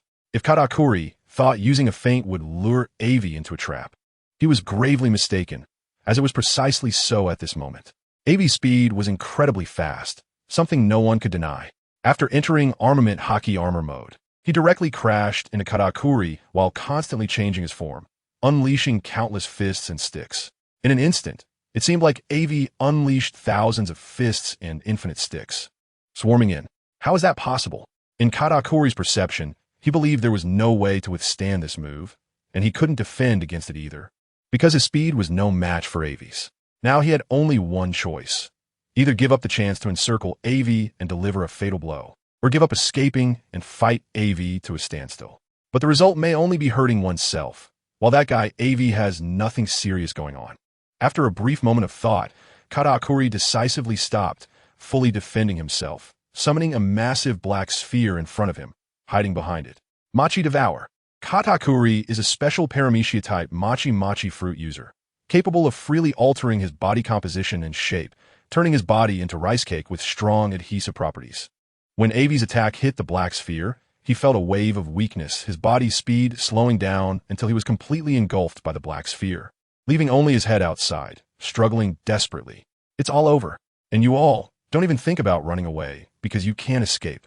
At some point, a large group of soldiers appeared behind Robin and the others, along with Charlotte Smoothie. Smoothie is the 14th daughter of the Charlotte family, one of the Sweet Commanders, possessing immense strength just like Katakuri. Is it all over? Smoothie glanced at Aivi, who was being devoured by the Machi, and looked at Katakuri. There are still some guys outside continuously disrupting the party atmosphere. Owen and Daifuku have already gone over. Do we need help? I believe Owen and the others can handle it. Let's first detain these guys and then send them to Mama together. Katakuri crossed his arms, glancing at Pedro and his companion hiding behind, looking for an opportunity. Come out. A lump of Machi solid flew away from Katakuri, crashing against the wall, causing it to crack and collapse, revealing Pedro and his companion hiding behind. Not good. Run. Pedro did not expect to be discovered so early. He thought he was hiding well. Now, exposed in front of so many people, his heart shook, and he wanted to escape. Are you the little mouse that's been causing trouble on the island lately? You got some guts, Katakuri said calmly, showing no pride in discovering Pedro, as if it were all a matter of course. There was no hint of any other emotion on Katakuri's face, only calmness. Capture them. Smoothie, being closer to Pedro, attacked him while the soldiers surrounded Robin. With a fierce swing of her sword, she unleashed a scarlet sword aura, seemingly filled with mountains of corpses and seas of blood, sharply cutting off Pedro and Jabeo's retreat. You think you can catch me like this? You're too full of yourself. Just when Katakuri and the others were confident of their victory, Aivi's untimely voice came from beside Katakuri. What? Katakuri's body stiffened, as he saw the Machi ball that had tightly bound Aivi begin to shrink towards Aivi at lightning speed, as if being sucked into Aivi's pores and devoured. Awesome. With arms wide open, enjoying this wonderful moment, Aivi smiled at Katakuri and said, Is there more? I'll eat as much as there is. What kind of ability is this? Katakuri had never encountered such a situation before, but as expected of the battle-hardened top Sweet Commander, he did not hesitate, decisively launching an attack on Aivi. Do you need help? At this moment, Smoothie had returned, and Pedro was no match for her. With her long legs, Smoothie sat on a human seat, crossing her legs. By the way, she grabbed Jabeo's body, one hand on his head and the other on his foot, starting to twist him like wringing a towel. What are you doing? Pedro looked at Smoothie with a face full of terror and anger, his eyes red, and his previously broken feet began to struggle and crawl towards Smoothie, clearly preparing to attack her, even at the cost of his companion Jabeo. Get away. Don't use your filthy body to stain my drink. With a kick, Smoothie sent Pedro flying, tossing the withered, moistureless Jabeo aside, taking a sip of the scarlet wine and said, "If it weren't for needing to leave one, I would want to kill you right now.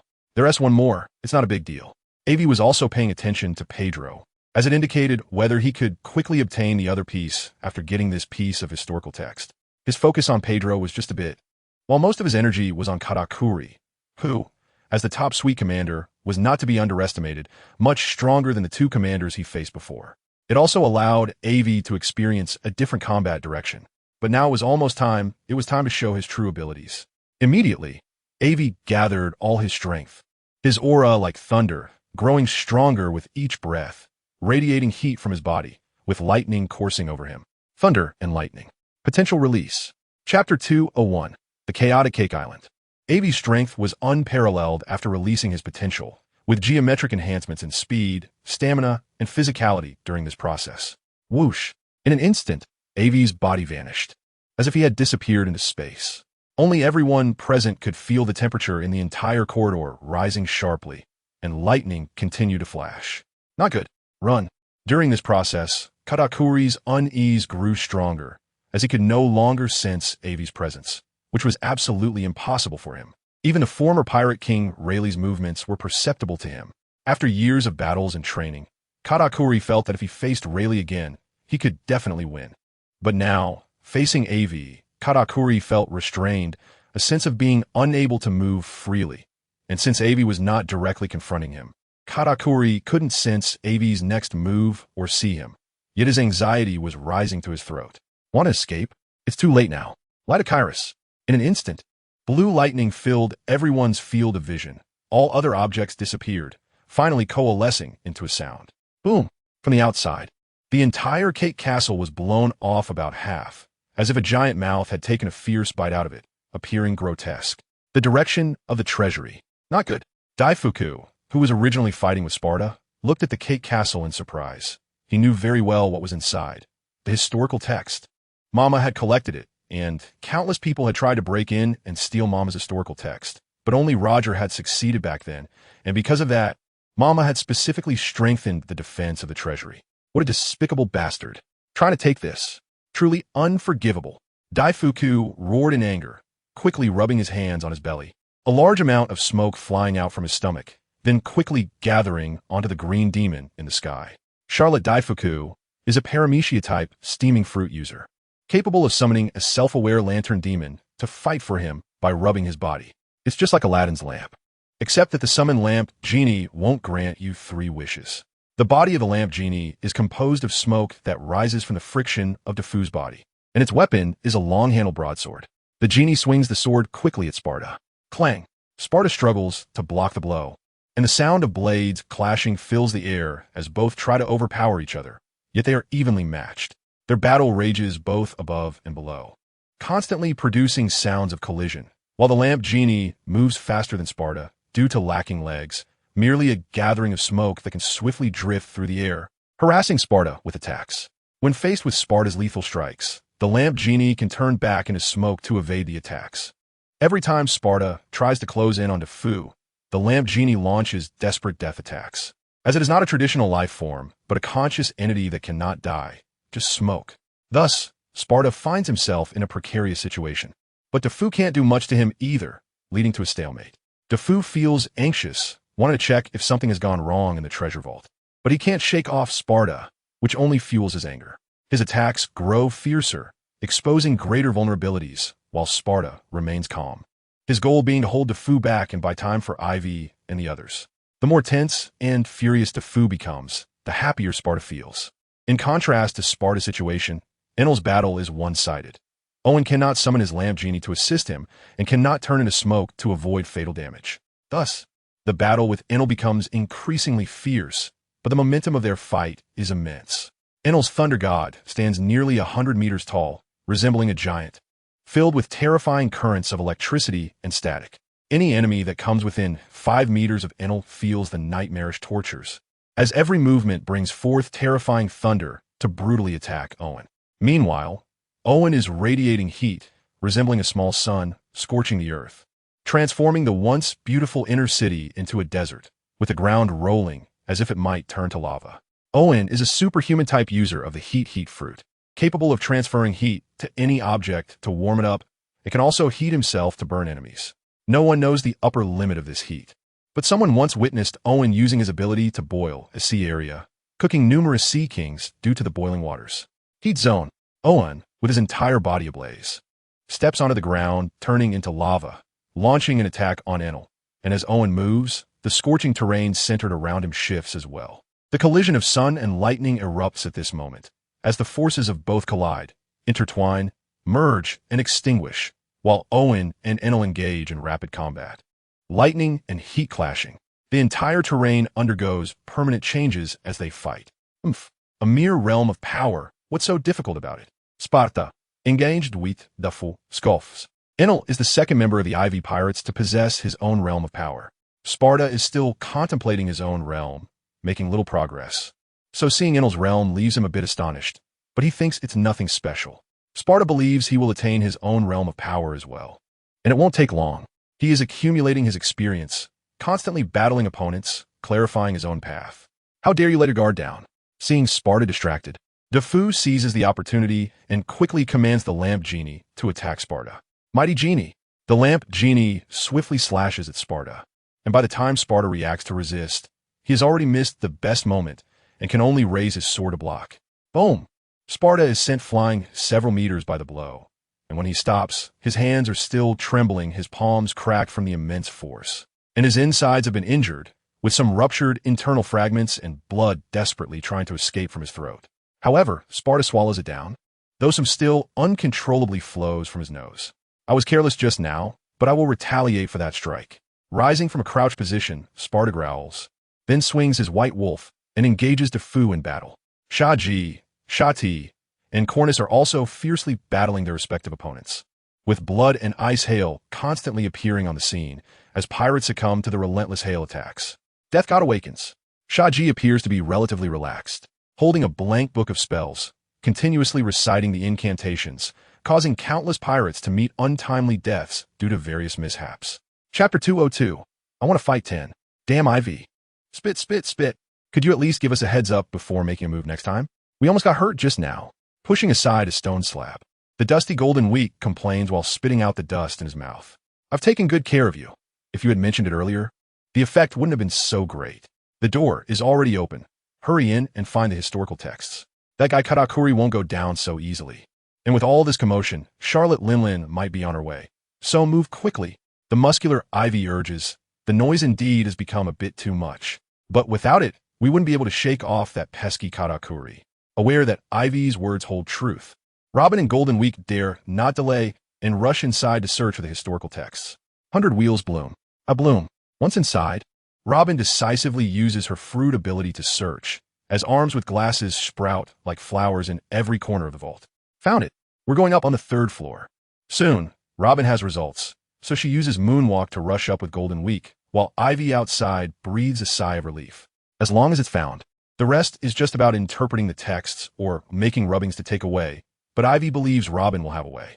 Aivi initially planned to take all the historical texts, but then thought these stones are too large to carry away, so he gave up on that idea, and there's no place to store them anyway. Hey, still alive? Walking to Pedro's side, Aivi kicks him over, but there's no response. You can't be dead, right? I even left some energy for you here. Aivi squats down and places his hand on Pedro's chest, his palm infused with a slight current, penetrating Pedro's body. Since Aivi can always see inside, he understands human anatomy quite well. As long as the heart is still beating, I believe you'll recover on your own, so I won't disturb your rest. Stay hidden over there. Grabbing Pedro with one hand, he tosses him into the corner, causing a cloud of dust to rise, which is precisely what conceals Pedro. Aivi, a black fist suddenly flew in from outside the castle, followed by Katakuri's furious shout. What are you shouting at your grandpa for? The limitless stick was whipped by Ivy's palm and shot straight towards the fist clash. With previous experience, Ivy's attacks carried vibrations, preventing Katakuri's mochi fruit from affecting him. And once he got close to Aivi, those mochi attacks will be devoured by Aivi. Smokey, quickly go inside and watch over them. Stop them from stealing the historical texts. I'll hold this guy off. Otherwise, when Mom comes, we won't have a good explanation. Now, Katakuri was getting a bit anxious, and his attacks became increasingly fierce. When he saw Smokey coming over, he hurriedly shouted. Earlier, due to his anger, Katakuri hadn't noticed that Robin and the others had disappeared, but now he realized it. Yet it was too late to stop Robin's actions. And Aivi wouldn't let him pass either. Just then, Smokey's arrival perfectly solved Katakuri's urgent problem. "Leave it to me, brother." Smokey glared fiercely at Aivi for a moment, but the historical texts were more important, so he quickly dashed toward the treasury. "Trying to leave. Do you not see me as a threat?" "Huh.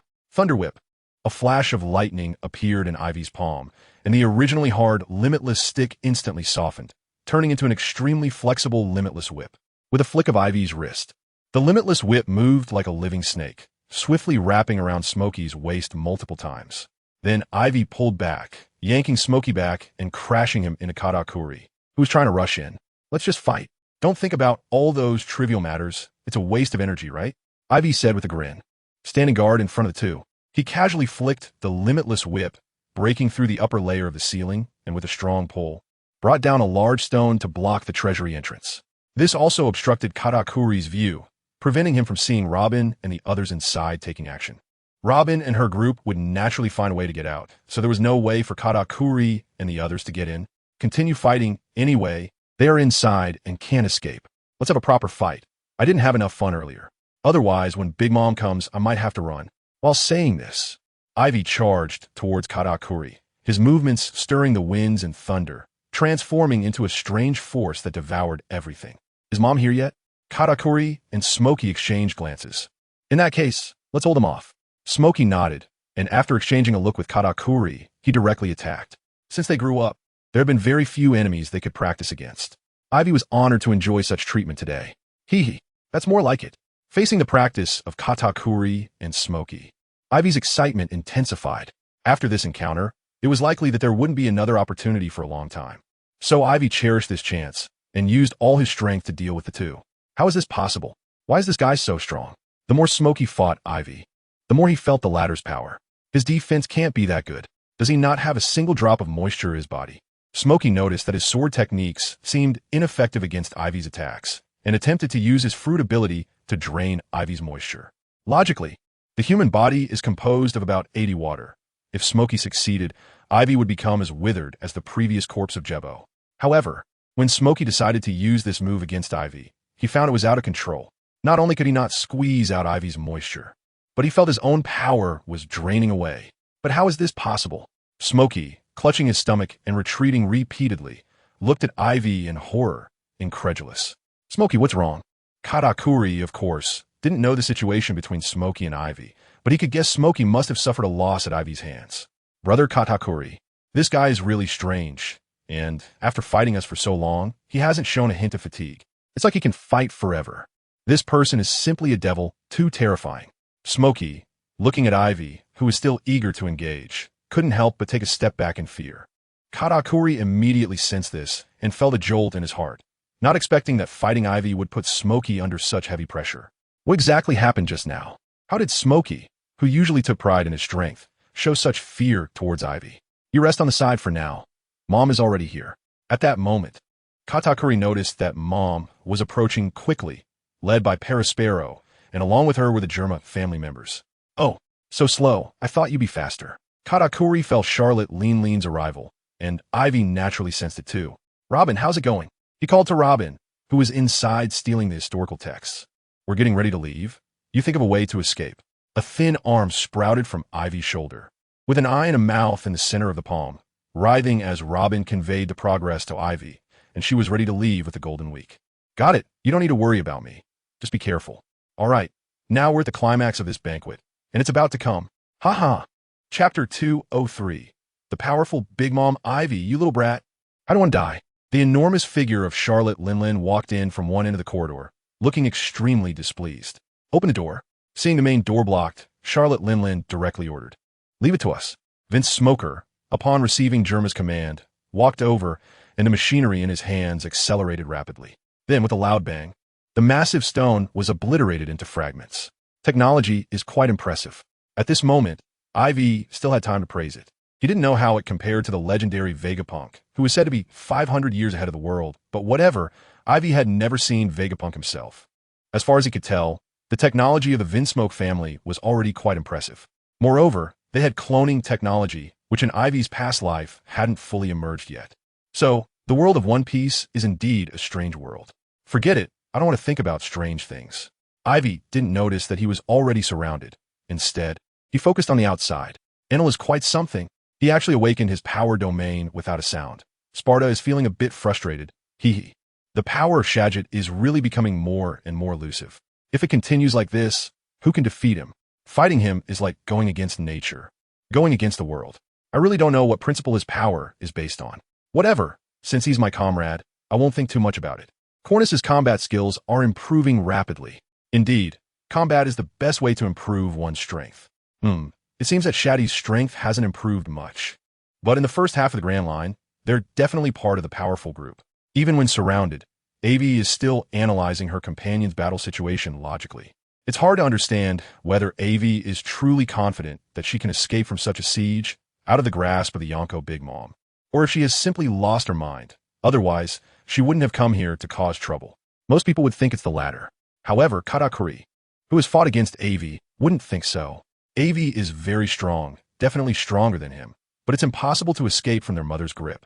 So what gives Aivi such courage? This is something Katakuri can't comprehend.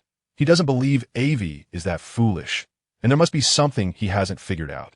What exactly gives you the confidence to escape from us? Katakuri asked, frowning. Wow, I thought no one would ask, but why should I tell you? Aivi replied, it's quite simple. Just blow up Cake Island, and we'll be fine. Thunderbolt has already been thoroughly researched by Shati, and it also solves the energy problem. However, due to material constraints, it can only be used once for now. Afterward, it will require substantial repairs and modifications. Though it's a hassle, its power is immense. Where are they? Just then, Charlotte Linlin walked out of the treasury, clearly not having found Robin and the others. Hand them over. When Charlotte Linlin learned that the invaders of Cake Island were Aivi's group, she immediately thought of Robin, the last remaining descendant of O'Hara who can read the poneglyphs. Even though Charlotte Linlin has the historical text in her possession, she can't interpret it, but she won't let anyone else know either. This shows her strong possessiveness. Moreover, it's obvious that Aivi's group has Robin, who can read the historical text, which means if Robin is allowed in, Aivi's plan will succeed. Thus, Charlotte Linlin hurried over. Accompanied by the Germa family members she was previously discussing a cooperation plan with. Although Charlotte Linlin's intention was to directly annex the Germa family, she still needed to maintain a false front until the plan was completely successful. Yet, she was still a step behind. Mom, they shouldn't have gone far. And their ship is still outside. They are definitely still on the island. Mom, I promised to bring them back. At this point, Katakuri spoke up. Since staying here was no longer useful, it would be better to go out and see if he could find Aivi's hidden trump card while searching for Robin. It's up to you.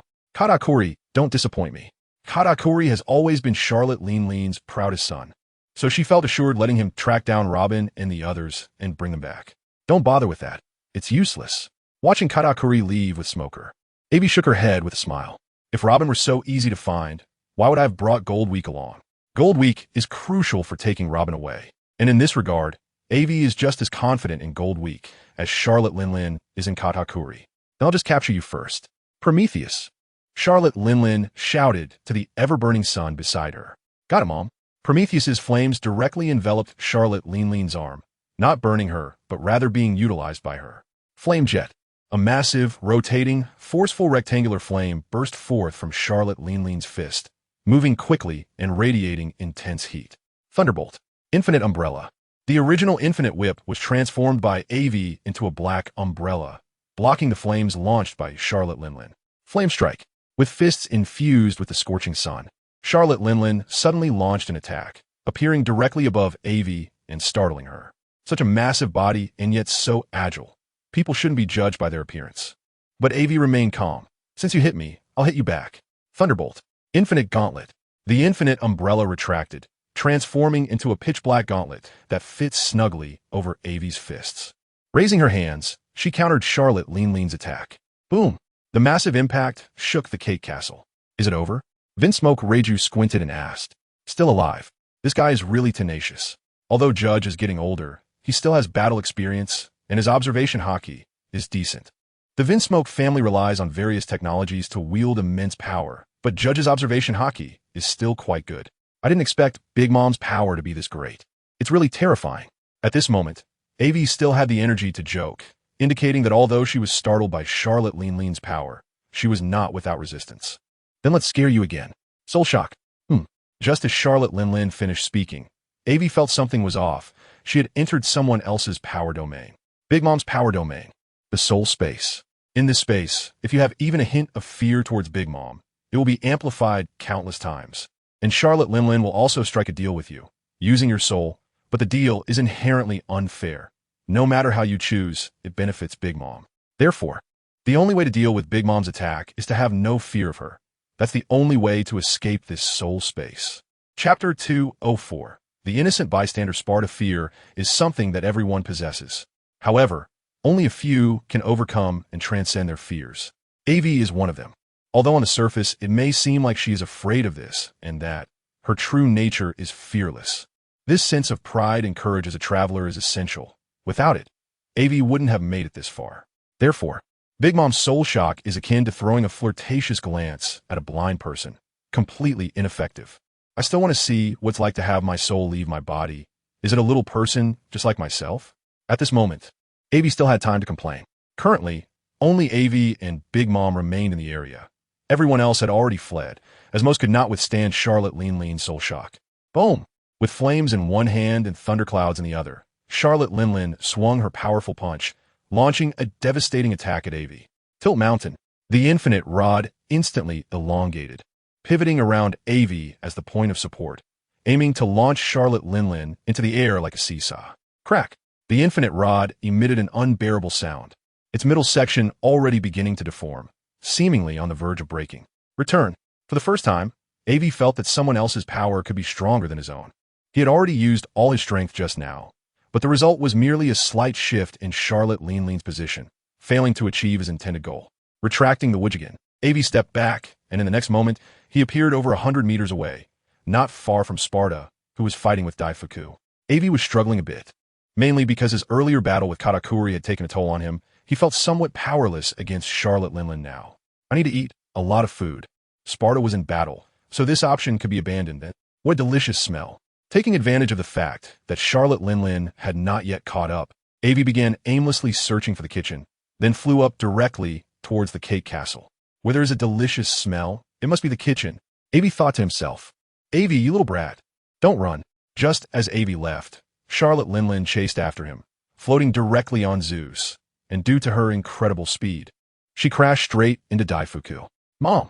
Daifuku, who was knocked away, was still confused and helplessly called out to Charlotte Linlin. Damn Aivi and his gang.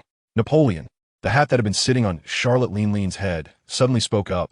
Mom, you finally remembered me. I've been waiting for so long. As Napoleon spoke, he transformed into a sharp cleaver, with his blade showing Napoleon's sinister smile and bloodthirsty demeanor. Why Goku? Charlotte Linlin was truly angered by Aivi and his gang. And now that Aivi had run away, and Sparta had done something unforgivable to Daifuku, Charlotte Linlin had every reason to be furious. Thus, she used her ultimate move, Why Goku, a technique Aivi had seen two giants use in the Little Garden, belonging to the giant's ultimate skills. Its power was extraordinarily strong, capable of killing large, island-eating fish hundreds of meters away in one strike, fish that could swallow an entire island in one bite. The consequences once used were unimaginable, and now Sparta was facing this move. Danger. The moment Sparta sensed Charlotte Linlin's appearance, he felt the danger, a sense belonging to a great swordsman's intuition. But Charlotte Linlin's reaction speed was too fast, and the attack came too quickly. Normally, Sparta would not avoid battle, but this time he wanted to escape but couldn't. He could only silently endure his suffering. At this moment, Sparta also used all his strength to counter Big Mom's Why Goku, and the result was obvious. Big Mom would undoubtedly win. The important thing was that Sparta survived this seemingly fatal blow. On the grassland 100 meters outside the city, there was a pile of earth pits where Sparta was buried. Although he looked somewhat miserable on the surface, the rising and falling of his chest indicated that he was still alive. He should be fine, right? Shati looked worriedly at the small pit burying Sparta. But that was a strike from one of the four emperors. Resolutely abandoning the enemy in front of him, Shati ran towards the city. As long as Sparta still had a breath left, Shati could bring him back to life, as there had been experiences like this before. The most feared thing was that Sparta would just die like this. You go ahead, we'll handle things here. The son of the Charlotte family who wanted to stop Shati was blocked by Shaji and couldn't move. Seizing the opportunity, Shaji turned back to Shati and said, Got it. Shati quickly made an okay gesture and had already left.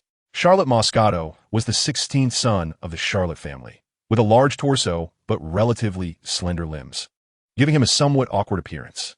This was Shaji's first impression of Moscato, but it ended there.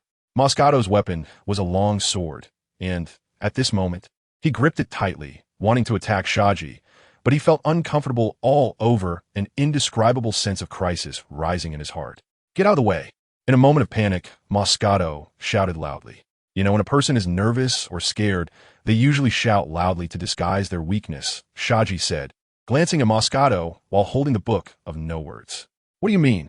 At this moment, Moscato felt the tension and sense of crisis in his heart intensifying. "It means you're a weakling, pretty straightforward, right?"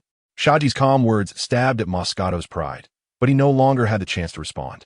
A meteorite, neither too big nor too small, fell from the sky, carrying unparalleled power and speed, smashing down onto Moscato. When did that happen? Moscato's last thought was filled with confusion. He didn't understand why a stone would fall from the sky and hit him so accurately, while Shaji, standing so close to him, was completely unharmed. TSK. As expected, the strength is too weak. Shaji, with a curled lip, didn't understand why Aivi had such a deep understanding of the Big Mom Pirates. After deciding to target the Big Mom Pirates, Aivi had emphasized to Shaji and the others about the capable subordinates under Big Mom, including Owen and Daifuku. This was why Sparta and Enel chose them as opponents. While others who hadn't been introduced had raised questions in Shaji's mind before, but not anymore. The power gap between these people was just too vast. The disparity between Owen and Moscato was indescribable. While Owen was still fighting Enel, Moscato had already been defeated. Overthinking wouldn't help. Where had that bastard Aivi run off to? Chapter 205. The ship is gone. In the kitchen of the Cake Castle, Chef Bread was diligently preparing the food for the evening banquet, completely unaware of the battle outside. Although it took a little longer than he had anticipated, it was nothing out of the ordinary. Chef Bread did not believe anyone could evade the crushing power of the Big Mom Pirates. This time he was wrong. "Who?" Chef Bread suddenly shouted, startling the other assistant chefs. "What is happening?" Everyone was panicking, their hands trembling while chopping vegetables and flipping pans. "Focus on cooking." After saying this, Chef Bread rushed out. He had seen someone flash past him earlier, and Chef Bread could clearly tell he didn't recognize that person. So he decisively chased after them. If they had already been invaded here, then the battle between AV's pirate crew and the Big Mom Pirates would indeed be intense and fierce. And Chef Bread could no longer sit idly by. Finally gone. If it weren't for wanting to avoid trouble and just enjoy a meal, I wouldn't have to deal with this. Originally, the assistant chef helping Chef Bread was already feeling a bit flustered, and now that Chef Bread had just left, an incongruous sound came, making him even more anxious. "Don't shout. Otherwise, if you attract him back, what will we do? Come on, line up one by one." As the chefs were about to shout out, Aivi decisively threatened them, then gave each of them a stick, saying, "This is good. It saved you the trouble. And I get direction. Start. Devour to your heart's content." The previous battle had taken a significant toll on Aivi, which is why he recklessly ran here to replenish food and energy. The stronger he became, the more he consumed, and upon seeing so much delicious food, Aivi wasted no time and began to eat frantically. Like a perpetual motion machine, he continuously absorbed all the nutrients and energy from the food around him. This food was meant for Charlotte Linlin and the Germa family, so it was packed with high-calorie energy and vitamins. The skill of a good chef is evident here. Aivi felt it wasn't as tasty as what Sparta made. While eating, Aivi was also complaining. "Aivi, you brat. Get out here." The bulldozer Charlotte Linlin was back online, transforming into a human demolition machine, tearing down everything in her path without caring whose territory it was. It was truly reckless. Shaking his head helplessly, Aivi strongly disapproved of this method of searching for someone. So, in the next moment, he swept up all the food and ran away. Digestion also takes some time. "Once I've digested everything, just wait and see how I deal with you." With this inner monologue, Aivi disappeared. Shortly after, Charlotte Linlin pushed through the kitchen wall and walked in, only to see the same desolate scene. Aivi, upon seeing all the food ruined by Aivi, with not a single morsel left for her in the kitchen, Charlotte Linlin was furious. She had saved her lunch to wait for this dinner. "I'm gonna kill you." Her eyes turned red rapidly, and a piercing scream erupted from her throat. She transformed back into a demolition team and chased after the direction Aivi had left. Where could they be? And where did those two women go? This was also a mystery to Katakuri, Quentin noticed how Robin and the others had left. Searching like a headless fly was not his style. Bray, have you seen those two? Katakuri asked the mirror behind him. Let me check. Bray, with her spiky hair, showed her ugly face from the mirror. Found it. I just saw them. Bray pointed to the direction of the golden ship floating in the air. Bray was a paramecia-type mirror fruit user, able to live in the mirror world and see everything outside the mirror. As long as there was a mirror, Bray could traverse through it. Not good. They seem to have discovered me and smashed all the mirrors on the ship. Sorry, Katakuri brother, Bray said dejectedly.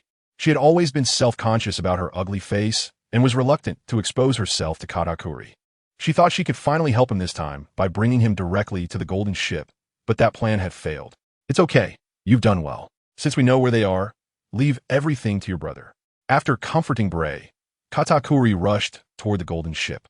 On the golden ship, Goldweek and Robin were guarding the cabin, waiting for Aivi and the others to return before leaving. I just saw someone in the mirror, really ugly, trying to come out of it, Goldweek said, still shaken, as she patted her forehead, panting. She had been truly frightened. A grotesque figure with a deranged smile had tried to come out of the mirror, and it seemed like it wanted to grab her. So Goldweek decisively smashed all the mirrors on the ship. That must be the Bray Aivi mentioned, who can move through mirrors and bind enemies to the mirror world. We've been discovered. The enemy will come soon. Time is running out. If we don't leave now, we'll really be stuck here. Let's go. After some thought, Robin came up with a plan. They needed to leave. Just us? What about them? Goldweek looked at Robin in surprise. Although she knew Robin was cunning, she didn't expect her to be this ruthless. If they stay here, they might escape, but if they don't, they'll really hold us back. So let's leave to avoid dragging them down.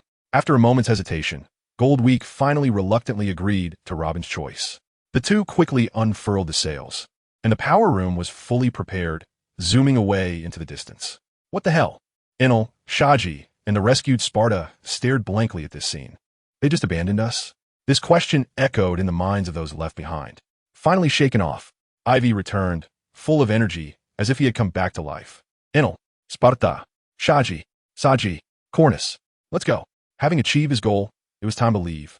I walked gently, just as I came gently, taking nothing but history's essence. Where's the ship? It was here just now. Aivi was a bit dazed and confused. Don't think about leaving. You disrupted our plans, and think you can just leave? Are you underestimating us? Members of the Vinsmoke family jumped out at this moment, blocking Aivi and the others. Aren't you just a cutscene? The last one ended. How come you're here to cause trouble again? Don't block the way. Aivi delivered a cannon punch that sent Vinsmoke Yanji flying, then stepped in front of Owen, ending the standoff between Owen and Enel with one kick. Quickly, he said to Enel, I'll hold him off. You take the rest and catch up to the ship. Katakuri is also on the ship, so hurry up. I'll be there soon. Don't hesitate. We're out of time. Chapter 206, Owen. KO with Aivi blocking Owen. Enel was able to escape smoothly, and Shati and the others surrounded Enel. Together, they broke through to the outside, with Enel's electric body and Shati's scythe clearing a safe path quickly. You all go first. I'll catch up. After shouting that, Aivi began to break through to the outside as well. Owen, of course, was unwilling to let Aivi leave and vowed to block him at all costs, determined not to let Aivi escape. As for Enel and the others who were about to escape, he left them to the other brothers. I will not allow you to leave like this. Fiery punch. His fists radiated intense heat, glowing red as he struck down at Aivi. His body followed closely, continuously engaging Aivi in close combat, his whole body heating up rapidly, reaching tens of thousands of degrees Celsius in the blink of an eye. Just standing next to Owen was enough to feel his fervor.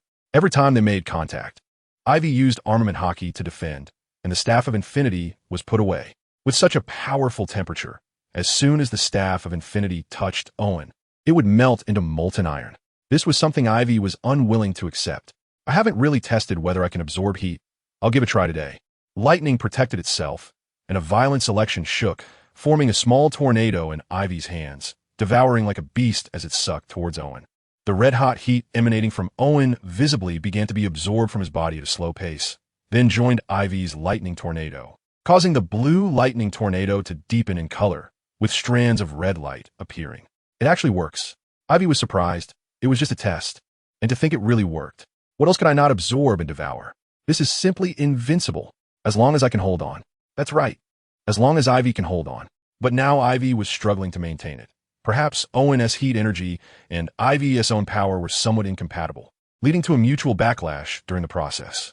Ivy initially gained some energy absorption, but afterward, it was just the lightning and high temperature clashing against each other, both simultaneously disappearing. This disappearance was also a kind of invisible energy that could be absorbed by Ivy, and its purity was even higher. However, during the clash between lightning and high temperature, Ivy's body became the battlefield for these two energies. The more intense their battle, the greater the damage to Ivy's body. Organs that hadn't been injured for a long time were constantly wearing down and bleeding during this process, and cracks appeared on Ivy's body, with blood bursting out, seemingly because the strength of the flesh was insufficient and was about to explode. Ha ha ha ha. Let us see how long you can hold on. Aren't you trying to absorb it? Then let us see how much you can absorb. Owen was indeed startled at first by Ivy's move, but when he realized that Ivy was also struggling and that his body was starting to crack, he understood that although Ivy's technique was powerful, the after effects were even greater. As long as he could hold on, the one who would ultimately fail would be Ivy. Extreme lava. Owen roared, shouting and struggling. With this mindset, Owen began to actively increase his heat, ramping up from tens of thousands of degrees Celsius to several times hotter. If this continued, he would really be digging his own grave. He had to find a way to escape. Ivy was also feeling miserable and had no way to express it. Initially, it was just a test whether his power could indeed devour anything. But unexpectedly, the result was that he got himself into trouble. Now, neither could they stop casually, or the collision of their two powers would definitely cause a massive explosion, and his current body could not withstand such an explosion. Boom! The large figure that had been chasing Ivy finally reappeared, falling directly from the center of the cake fortress, its heavy body crashing down like a landmine, landing squarely on Zeus of the thundercloud. Safe landing. Ivy, you little brat. The moment Charlotte Lingling landed, she immediately spotted Ivy, her eyes bloodshot as she waved her Napoleon sword and charged over. Country domination. She didn't care that Owen was also within her attack range. Charlotte Lingling directly unleashed her most powerful attack on Ivy. Country domination was a technique even stronger than country domination, and it was also suitable for Charlotte Lingling, infused with the lightning power of Zeus and the flame power of Prometheus. It crashed directly into Ivy and Owen. Well, just as I was thinking of a way, the opportunity presented itself. Upon seeing Charlotte Lingling appear, Ivy was also delighted, slightly adjusting his position with Owen to face the impact of the country domination directly. Ivy could absorb the impact and shock from Charlotte Lingling. He had tested it before when she punched him from the treasury to the lowest level. So as long as he absorbed this strike from Charlotte Lingling, the balance between him and Owen would be broken, creating an opportunity for escape. No, Mom. Although Owen had no idea what Ivy was planning, he could see the joy on Ivy's face. This was not good news for Owen, so he hurriedly shouted, hoping Charlotte Lingling would stop her attack. But at this point, Charlotte Lingling, blinded by rage, would not heed Owen's cries and was solely focused on killing Ivy. This brat who kept bringing trouble to herself had gone from anger to a kill or be killed mentality in Charlotte Lingling's mind. As long as Ivy was alive, Charlotte Lingling would not stop her attacks. Her thoughts were simple and understandable. You made me unhappy, so I have to kill you. You didn't obey me. I have to kill you. You provoked my authority, then I must kill you. Therefore, Charlotte Lingling, blinded by rage, completely ignored Owen's howls. Goodbye. Sayonara. At this moment, country domination descended upon Ivy, with massive attack and explosive force bombarding Ivy's body repeatedly. Ivy only absorbed a small portion because his body truly couldn't handle it. Most of the impact was transferred to Owen in a special way, similar to the yin and yang reversal, using their own methods against them, like hitting a cow across the mountain. In any case, he shifted most of the excess force onto Owen, letting Owen bear it for him. Boom, boom, boom. The explosion sounds centered around Ivy and Owen began to erupt, and the connection between Ivy and Owen was continuously severed amidst the explosions. Owen was blown into the air, his eyes turning white, and the normally red-faced, imposing Owen, with fiery red hair, now lost his former demeanor. His fiery hair turned black, and then Owen crashed down, creating a massive crater. Chapter 207. Everything depends on you, Enel. Under the cover of dust, Ivy had already gotten up from the ground, dusting himself off, and with a burst of energy, he took off like a shot, preparing to escape. Boom! Boom! Boom! That was the sound of Charlotte Lingling running. It seemed there was nothing that could withstand her determination to slay Ivy. Without witnessing Ivy's dead body, the furious Charlotte Lingling would absolutely not stop her pursuit, only advancing relentlessly to hunt him down. If only Golden Week were here, I could just fake a corpse. Sigh, why run so fast? As Aivi ran, his mind was racing, thinking of all sorts of other things. Oh no, I left Pedro the leopard back in the treasury. It would be such a shame to just leave like this. Aivi was almost out when he suddenly remembered this detail. With no time to scold himself, Aivi wouldn't blame himself. After all, he was fast, and Charlotte Lingling would still need some time to catch up. Besides, they couldn't possibly think Aivi would come back. Not only am I back, but I've also prepared a big gift for you all. What I've said is like spilled water. I cannot go back on my word, right? The thunderous explosion is ready, just waiting for Aivi to press the detonation switch. And as for the location of the buried mines, of course, it is at the very center of the island, which is where the Cake Fortress is located. That is the symbol of Cake Island.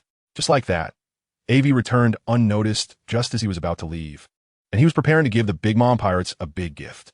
Meanwhile, Enel and the others had not yet caught up with the golden ship. Given their speed, they should have already caught up by now.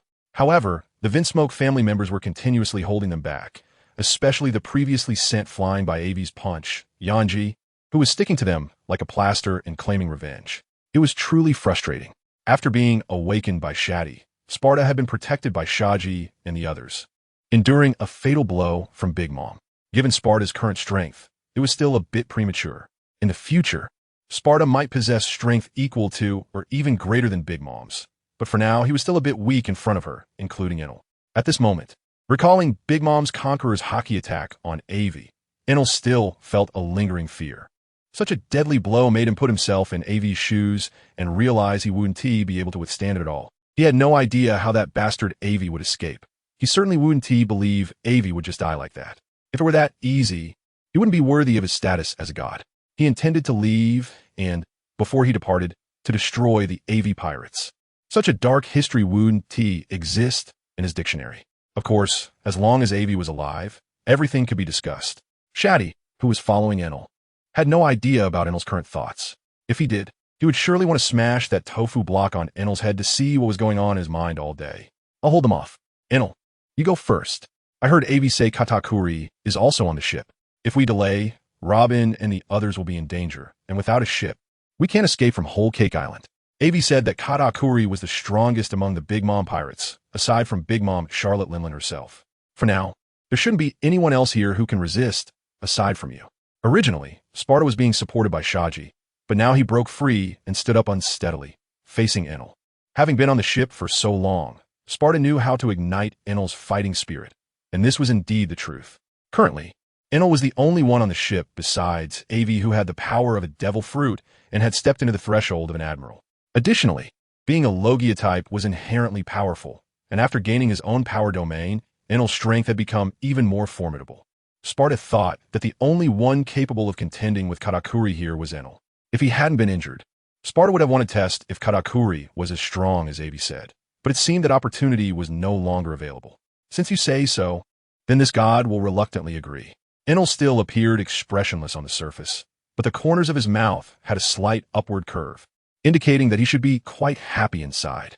Being acknowledged by his old rival Sparta as being better than himself was a comforting thing for Enel. Moreover, Enel indeed wanted to see what kind of strength Katakuri possessed that was worthy of being his lifelong rival, as praised by Smurlock Aivi. Sundara, looking at Enel's expression, Sparta and the others knew what he was thinking. After spending so much time with Aivi, they also learned some terms. In Aivi's words, Enel is a particularly delusional and particularly Tsundere person. To be honest, seeing Enel's appearance at this moment, Sparta really thinks they make quite a good match. Why have I become so good at making sarcastic remarks? A swordsman who can't cook is not a good helmsman. This is what Aivi once said to Sparta. Now Sparta wants to say to Enel, who is not Tsundere is not a good fighter. Putting that aside, Gaji saw Enel preparing to break through, and immediately formed a battle fortress with a few of his children to block Enel. In the electric shock space, Enel directly attacked Gaji and the others, then charged through them like a toy being knocked over. You're still impressive. Seeing Enel like this is truly like being on high. Seeing the scene, Shaji sincerely gave Sparta a thumbs up, expressing his admiration. We can talk about those things later. I can teach you. For now, let's deal with these guys. Enel is completely out of reach, and Gaji accepted that. After all, they couldn't win. They had to pick the soft persimmons to squeeze. They were just trying to help Big Mom a little. So unless necessary, they wouldn't desperately block Sparta and the others from escaping. As long as they did their best, they would have no regrets, and they would also have an explanation for Big Man. I'll handle that, old man. You could divide the rest. Hurry up, or the old lady will catch up. We don't have the strength to confront her. Quickly assign the opponents, and Sparta rushed towards Jiaji. What does this mean? Do you look down on us? The members of the Vince Mock family exchanged glances, feeling displeased in their hearts, and simultaneously decided to show some real skills. This was not how to slack off. At that moment, Spartan had already charged in front of Gaji, and with a swift flash of his long knife. The speed and power were so formidable that it startled Gaji. This guy's strength is actually this strong. Feeling the crack on his chest, Gaji looked at Sparta with a gaze filled with shock and terror. He knew how tough his battlesuit was. It was easily torn by Sparta with a single swipe. What kind of power is this? Seeing Sparta looking like a weakling, needing support to walk. How did he suddenly become so powerful? The entire Vinsmoke family was taken aback by Sparta's sudden change. Your opponent is me. Don't get distracted. Shati's opponent is Reiju. In the moment Reiju was slightly dazed, Shati directly thrust a knife forward, showing no mercy just because they are both women. Chapter 208 Enel vs. Katakuri. Robin and the others, leaving the center of Cake Island on the Golden Ship, are also not having an easy time, as Katakuri has arrived. With one hand gripping Robin's neck, Katakuri frowned and said, "You're not here either, but what gave you the illusion that you could leave? Forget it, let them destroy it." What Katakuri means by destruction is to destroy the Golden Ship. No matter what Avis and the others' final trump card is, they can't escape Cake Island. Put Robin down for me, and don't blame me for being rude. As Katakuri was about to take action to destroy the Golden Ship, Golden Week rushed over and shouted. Things happened too quickly for Golden Week to react, and Robin fell into Katakuri's hands. However, Golden Week was not afraid. The entire Golden Ship was engraved with various invisible paintings left by Golden Week, and those paintings contained countless functions. During the Golden Week, this trick was used to teach Aivi a lesson. So on the Golden Ship, as long as Golden Week wanted, it could be in an invincible position by nature. While shouting for Katakuri to let Robin go, Golden Week had already activated its membrane art, preparing for a decisive blow to catch Katakuri off guard. Of course, he was aware of Katakuri's strength, so the initial target of his attack was to grab Robin's hand. Only after Robin was rescued could they think of a way to deal with Katakuri together. Want to launch a surprise attack? Unfortunately, Golden Week was too happy too soon and forgot about Aivi's introduction to Katakuri, who could foresee a brief segment of the future. This was a mistake made in a hurry, and it couldn't be blamed on Golden Week, but the consequences were severe. Katakuri suddenly reached out towards Golden Week, his arm rapidly expanding and growing larger, resembling a big balloon, except this balloon was spiky, with sharp, shiny black spikes protruding from it. Suddenly, Katakuri controlled the balloon to charge at Golden Week, the speed so fast that Golden Week couldn't react in time. Be careful. Don't forget, he can foresee a brief future. With wide open eyes, Robin shouted, hoping Golden Week could escape this disaster. If Golden Week died because of saving her, Robin would never be able to face herself, Aivi, or forgive herself for the rest of her life. Don't struggle uselessly. It's of no use. At this moment, Katakuri was intent on continuing to pressure Robin, and the spiky balloon's massive arm had already landed on Golden Week. The speed was too fast. Golden Week had no chance to resist and could only take some remedial measures within the effective time. Then with a bang, both Golden Week and the spiky balloon crashed heavily against the ship's cabin. The Golden Ship lived up to its name. If it were any other wooden ship, it would have been smashed into pieces already. Golden Week was thus stuck in midair, unable to move and unable to break through the cabin, which was the worst situation for him, as it meant he didn't have a relatively larger space to use his membrane art abilities. Only his head was left outside, glaring at Katakuri with a fierce expression, gritting his teeth. If you have the ability to let me strike just once, let me teach you how to be a person. Golden Week was still shouting, trying to provoke Katakuri to drop him down. Your little tricks are quite good.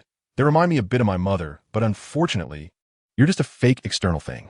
It's true that Katakuri was taken aback for a moment, but now everything was settled, and the achievement was complete. Bang! That was the sound of Robin's body colliding with the deck. Katakuri had originally been holding Robin by the neck, lifting her up. Just then, he suddenly saw an attack coming from a distance toward his arm, and the terrifying part of this attack was that he couldn't dodge it, just like Aivi's attack. In a moment of helplessness, Katakuri had to give up Robin to avoid this strike. Thunderbolt, and Enel, who had just caught up, launched his attack. The fight erupted in an instant and ended just as quickly. At this moment, Enel had already stood on the golden ship and brought it to a halt. Is it moving by electric power? No wonder it could continue moving even after the sails were destroyed. Now it makes sense. Previously, Katakuri had tried to stop the golden ship and had made some efforts, but the effect was negligible, which is why he decided to destroy it. Otherwise, bringing the golden ship back would have been a good prize for the Big Mom Pirates. The entire golden ship had cracks in almost every place, looking as if it was barely pieced together, and if it weren't for its appearance preserving the ship's look, Enel wouldn't have recognized it as his own. You did this. Enel was very unhappy. This ship was originally built by him to sail through the vast and distant starry sky across the boundless universe. Although he was stopped by Aivi, his dream was still buried deep in his heart. He always believed that a god should live in the sky. The golden ship could fly in the sky, unlike other ships that drifted on the sea, which was also a form of self-deception for Enel, allowing him to remain immersed in his own desires. Katakuri's actions were all about destroying this beautiful dream, making it hard for Enel to be happy. You're not my opponent, but that move just now was somewhat interesting. Since you appeared here, Owen should have been defeated by you. So as a reward for defeating Owen, I will treat you well and let you experience how fear is truly generated. Katakuri took a step forward. He was not lying, nor was he threatening. He was merely stating something he considered to be a matter of course. You want to teach a god what fear is? Ha ha ha. That's really funny. A god doesn't need anyone to teach him, because the very existence of a god is the greatest fear for the world. And I am that god. Enel, who had originally laughed heartily, suddenly stopped and looked seriously at Katakuri. As a prize for making a god laugh, I allow you to die at the hands of a god. Although the words sounded a bit childish, both Katakuri and Enel were extremely serious. With not a hint of joking. Golden Week, I can't untie this. It seems I can only wait for others to come back. Since Enel has caught up, the others should be coming soon as well. Robin tried to rescue Golden Week, but after a while of effort, she found it impossible and could only give up, waiting for the others to return. So, Robin hid in the cabin behind Golden Week, standing at the window. Because Robin was quite tall, she didn't have to make any awkward movements to watch the battle. She stood there normally, looking openly. There was no sense that Robin was hiding. Rather, the darkness enveloped her, making it seem as if she was the mastermind behind everything. This was Robin's natural disposition, which couldn't be changed. Enel, you better hold on. It all depends on you in Golden Week. If you fall, wouldn't that be embarrassing for a god? So you must persist. Not too much, just one day. Or half a day will do, to give Aivi, Spada, and the others time to catch up. The seemingly black-cloaked Robin was now feeling anxious and silently cheering for Enel. Chapter 209, Make Way. Thunder Cut. Another concentrated black lightning bolt shot from Enel towards Katakuri. On the left, in the battle with Enel, Katakuri felt confident. Enel's speed was indeed fast, but couldn't surpass his perception. Although the power of the move was strong, if it couldn't hit, it was all in vain. Currently, Enel was at this stage. Either he had to be faster than Katakuri, or he needed to foresee the future and see further than Katakuri. He couldn't do either of these for now, but he could use the characteristics of his fruit and power to remain invincible. But was that what Enel wanted? No. He chose the most brutal fighting style, close combat. This was a method that Enel was extremely reluctant to choose, as his physical strength was nowhere near that of Ivankov, and he couldn't automatically recover from injuries. This was destined to be a difficult and tragic battle for Enel. The two fought from the sky to the ground, leaving marks of their clashes everywhere. Although the time that passed was short, for Enel, it felt like an eternity of torment. The only good news was that Katakuri's strength wasn't as strong as Ivankov's, which left Enel, who had been bullied by Ivankov, unsure whether to laugh or cry. Thus, the two fought with earth-shaking intensity, amidst thunder and lightning. Do we need help? Golden Week, who had been rescued by Enel, pulled out a bag of sunflower seed from somewhere and sat at a distance watching the battlefield through binoculars. No need, let them fight. They'll stop when they're tired. Do you have any seeds left? Give me some. Robin reached out her hand to Golden Week. None. Yate themo. Don't even think about it. Golden Week swallowed 2 handfuls of seeds in one go, then opened his mouth wide to show Robin. Wake up, or I'll rip your mouth open and take the seeds from your belly. I'm sure there are some that haven't been digested yet. What do you think? Robin looked at Golden Week with a smile that didn't reach her eyes, showing no signs of intimidation. This was Robin's genuine affection for Golden Week. What kind of pirate crew have I joined? They're all unreliable.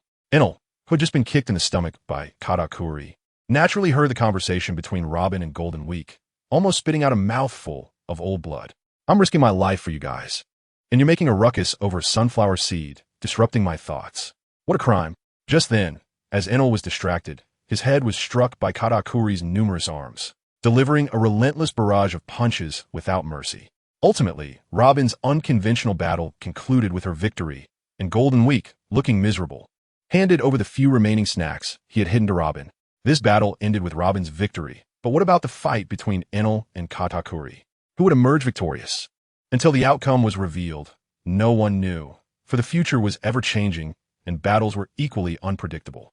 At this moment, arriving at Cake Castle and meeting Pedro, they unexpectedly encountered Smoker, who had chosen to hide out of fear of Ivankov. After delivering a loving iron fist to him, Ivankov fled once again. Smoker was left in tears, feeling utterly miserable. He never expected Ivankov to be so bold as to return here while being chased by his mother. And who was that person he was carrying on his shoulder? That no longer mattered. What was important was that Smoker felt himself losing consciousness. The last thing he saw before fainting was the sky pouring with torrential rain, lightning flashing continuously, but without sound, as if foreshadowing something. Ivankov, bouncing along with Pedro, moved at an incredible speed, almost surpassing the speed of light, breaking the distance of space, stepping out one moment and appearing dozens of meters away the next. This was what shrinking the Earth to an inch meant, illustrating Ivankov's current speed. The battle between Spartacus and Judge had ended quickly. For a man who could take a fatal blow from Big Mom, Spartacus did not find it anything to be proud of.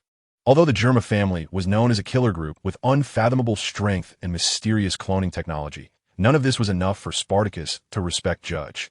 If one was weak, there was no reason. Spartacus had understood this principle at a very young age. Watching Judge's unwilling expression and the screams and glares from Reiju, Yanji, and others, Spartacus regarded it all as mere smoke and clouds, never to be remembered. "Hello, what are you all doing here? Not leaving?" The surprised Ivankov, who had caught up with Spartacus and the others, thought they were already on the Thousand Sunny waiting for him to catch up and leave. "They don't need to be concerned. It doesn't have much to do with us. Let's hurry up. Enel might struggle against Katakuri alone. We need to help him. Big Mom is coming soon." The last sentence was the key point of everything Ivankov had said, as Charlotte Linlin had caught up behind him. At the same time, Zeus, the thundercloud, left Charlotte Linlin's palm, flying into the sky, transforming into a massive black thundercloud that covered the sky, oppressive and vast. "You can't leave. If we let you go just like that, we might have a hard time explaining." Yanji stepped forward at this moment, blocking Ivankov's path. Judge's children had been trained from birth by him to suppress their emotions, eliminating fear and cowardice. They would not hesitate to follow orders, no matter how dangerous the situation. Sanji, however, was the only one who had escaped, but because of that, he was cast aside by Judge. "Are you serious?" Ivankov's face was filled with indifference, looking at all the members of the Vinsmoke family as if they were dead. Just as Ivankov had said before, as long as there was no conflict, he could treat the existence of the Vinsmoke family as if it didn't matter, especially since there were more important things to do right now. That was to escape. Looking into Ivankov's cold eyes, even though Reiju, Yanji, and the others had lost all emotions except loyalty to Judge, at that moment, they seemed to encounter a natural enemy, as if their disguises were being violently torn apart. The sense of fear was like an innate, irremovable suppression. See? They just moved aside. Watching the Vinsmoke family members involuntarily parting ways, Ivankov's indifferent expression instantly disappeared, replaced by a silly grin as he laughed heartily. Proudly showing his chin to Spartacus and the others, it seemed to say, "Aren't I amazing? Come and praise me. Who is that on your shoulder?" Shati had been looking at Pedro for a long time.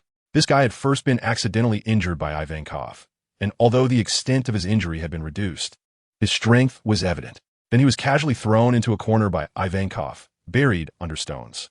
Finally, being carried by Ivankov, he had stumbled along the way, enduring who knows how much suffering, yet he was still alive. What a powerful will. Shati felt a surge of emotion, wanting Ivankov to put him down so he could immediately start rescuing him. "He is crucial for the direction of our next historical milestone. He can't die. So I need to escape with him," Ivankov explained while patting Pedro's back.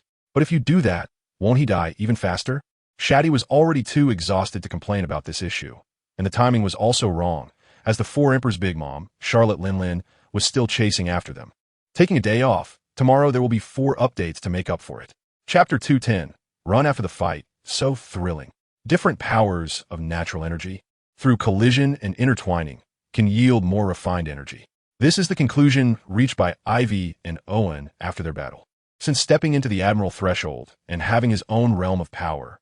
Simply consuming food can no longer provide Aivi with the strong blue energy to enhance his foundation and strengthen himself. Now what he can provide at most is energy that allows Aivi to recover quickly from injuries, to become even stronger. He can only rely on relentless training and a lot of battles. But now Aivi has discovered a shortcut to quickly become stronger, which is to absorb natural energy that is relatively counteractive to himself. As long as his body is strong enough, he can grow rapidly and become stronger. However, not everyone could do this. For example, when Aivi absorbed Smuggy's power or Katakuri's power, it did not provide Aivi with energy to become stronger. At most, it was just for storage and recovery. Aivi decided to try all the powers of wind, fire, water, earth, magma, and freezing space. A great era is about to come. If he didn't quickly become stronger, his fate would be controlled by others, which was not a future Aivi wanted to see. Bako. While Aivi was contemplating his path forward, Big Mom Charlotte Lean's attack came again, this time still a long-range attack. Its power was immense. Sparta, take this guy and go first. Pedro was thus thrown aside by Aivi, and Sparta caught him and quickly left after acknowledging. Bako's speed was incredibly fast, and Sparta and Shati had no time to evade. They didn't choose to evade, but seriously focused on the road ahead while running wildly. That's right. Aivi smiled as he noticed the situation behind. This was indeed a critical moment. If they slowed down to dodge Bako's attack, it would not be the best choice for the entire Aivi pirates. And besides, Aivi was there, heaven and earth. Unlike the last time when he obediently withstood Bako's attack, this time Aivi chose to confront it head-on. The time spent running away was enough for Aivi to fully recover, and the refined blue energy provided another round of enhancement to Aivi's body, greatly increasing his strength. Although he knew he was no match for Big Mom, what did it matter? This was a man's determination. If I can't even defeat you, what face do I have to continue wandering the seas? As the limitless stick swung down, Aivi's heart was filled with a roar, as if he wanted to vent all his determination, his anger, and everything through this single strike. Boom! The collision of two supreme powers turned this small piece of land into nothingness in an instant, leaving nothing behind. The originally lush green grassland and dense jungle were now left in ruins, shattered and broken. But all of this was worth it. Aivi half knelt on the ground, looking at everything with a silent smile. He had ultimately held his ground. Moreover, no matter how much this place was destroyed, what did it matter? It was his territory, and Aivi wouldn't feel heartbroken. Although his body was still somewhat weak, Aivi quickly adjusted and then took off running. His speed was so fast that it seemed to break through the sky, disappearing in the blink of an eye. Aivi, you little brat, I'm going to kill you. Big Mom Charlotte Lean's eyes were blood red, staring intensely in the direction Aivi had fled, and then she began her pursuit once again, as if she were an eternal motion machine, never tiring and always full of energy. Moreover, there wasn't a single scratch on her body, as if she hadn't just been attacked. In stark contrast to the exhausted Aivi. If it weren't for Aivi's unmatched speed, how could he have dared to flaunt and provoke her for so long in front of Big Mom? This was the only area where Aivi surpassed Big Mom. In all other aspects, he still fell short. Mom, I'm going to catch up. They absolutely won't escape from Cake Island, and Lord Katakuri has already caught up. According to Bruley, he has taken control of Aivi's ship. The Thundercloud Zeus under Big Mom's feet timely spoke up, providing her with good news. Truly my proudest son. Big Mom Charlotte Lin unleashed all her strength once more, riding on Zeus, gripping Napoleon in her hand, while Prometheus, the sun, flew beside her, its fierce face again pursuing Aivi. Following Big Mom Charlotte Lin were many of her sons, led by Perispero, who was using a snail phone to instruct other ministers to seal off the surrounding waters of Cake Island to prevent Aivi and his crew from escaping. At the same time, he ordered Bruley, using the powers of the Mirror fruit, to continuously supply a massive army to defend the coast of Cake Island. With a dual setup, as long as the army stationed on the coast saw Aivi and his crew, they would report to Perispero, allowing him to monitor the situation in real time. Although Perispero was still far behind, he had already grasped the entire situation. As for why Perispero didn't use Bruley's powers to directly intercept Aivi and his crew on the coast, that was of course due to his own careful thoughts. A savvy person like Perispero would certainly want to stay right behind his mother. That was the mark of a qualified son. Sparta and the others left ahead of Aivi. But Aivi quickly caught up, and not far ahead was the location of the golden ship. Aivi, using his observation hockey, saw everything clearly. Robin and Goldweek were hiding on the side, sitting on the ground eating snacks while the golden ship hovered in midair, where Enel and Katakuri were engaged in a close combat battle. Though it was called close combat, it wasn't entirely so. After all, Enel was still a Logia-type devil fruit user, and giving up his advantage to fight Katakuri with his shortcomings was only temporary. He relied mostly on his fruit powers and the recently learned armament haki. If Enel didn't know armament haki, he wouldn't even qualify to clash with Katakuri. If they met, he would have to run. Otherwise, it would be seeking death. Thus, although Enel's observation haki had only recently awakened, he used it quite skillfully. Trained through playful encounters with Aivi, Enel is fighting Katakuri, and the golden ship is up ahead. Let us hurry over. In fact, even without Aivi saying it, Sparta and the others had already heard the sounds of battle ahead. Just the sight of the gigantic thunder god, with lightning flashing, told them it was Enel. Who else but Enel would think to use lightning to turn himself into a giant thunder being? And with considerable power, is that guy really that strong? Sparta was aware of Enel's strength, and it seemed that Enel was actually at a disadvantage while battling Katakuri. Indeed, that was the case. And what was most terrifying was that Katakuri could foresee a brief future. So anyone who battled him was essentially exposing everything completely and nakedly in front of him. It has exceeded my expectations that Enel has managed to hold on until now. Although he is currently at a disadvantage, Ivankov has given him great affirmation. Ivankov is arguably the most qualified person among them to judge Katakuri's strength. In Chapter 211, Feel My Wrath, Katakuri. Regarding Katakuri's strength and his ability to briefly foresee the future with observation haki, even a Marine admiral might not be able to defeat him. In the original storyline, Luffy's ability to defeat Katakuri, in Ivankov's view, is due to the protagonist's aura at play. Otherwise, the Pirate King saga might have ended long ago. Enel, on the other hand, does not possess a protagonist's aura. He has persisted through his own strength. Although he is at a disadvantage, he has not been defeated. This is the greatest success, and successfully saving Robin and another ship from Katakuri is an incredible achievement. Ivankov almost stopped to applaud, but thankfully still had the sense to hold back. Now is not the time to lose control, especially with Big Mom closely pursuing him from behind. Suddenly, Katakuri, trapped in Enel's lightning prison, looked in a direction completely opposite to Enel's, which was the direction Ivankov and the others were coming from. What are you looking at? Enel roared at Katakuri. His trident, formed from gathered lightning, was much larger than a golden trident and incredibly powerful as it thrust towards the lightning prison holding Katakuri. The sound of slicing through the air accompanied the attack. The battle with Katakuri had already consumed a considerable amount of Enel's energy.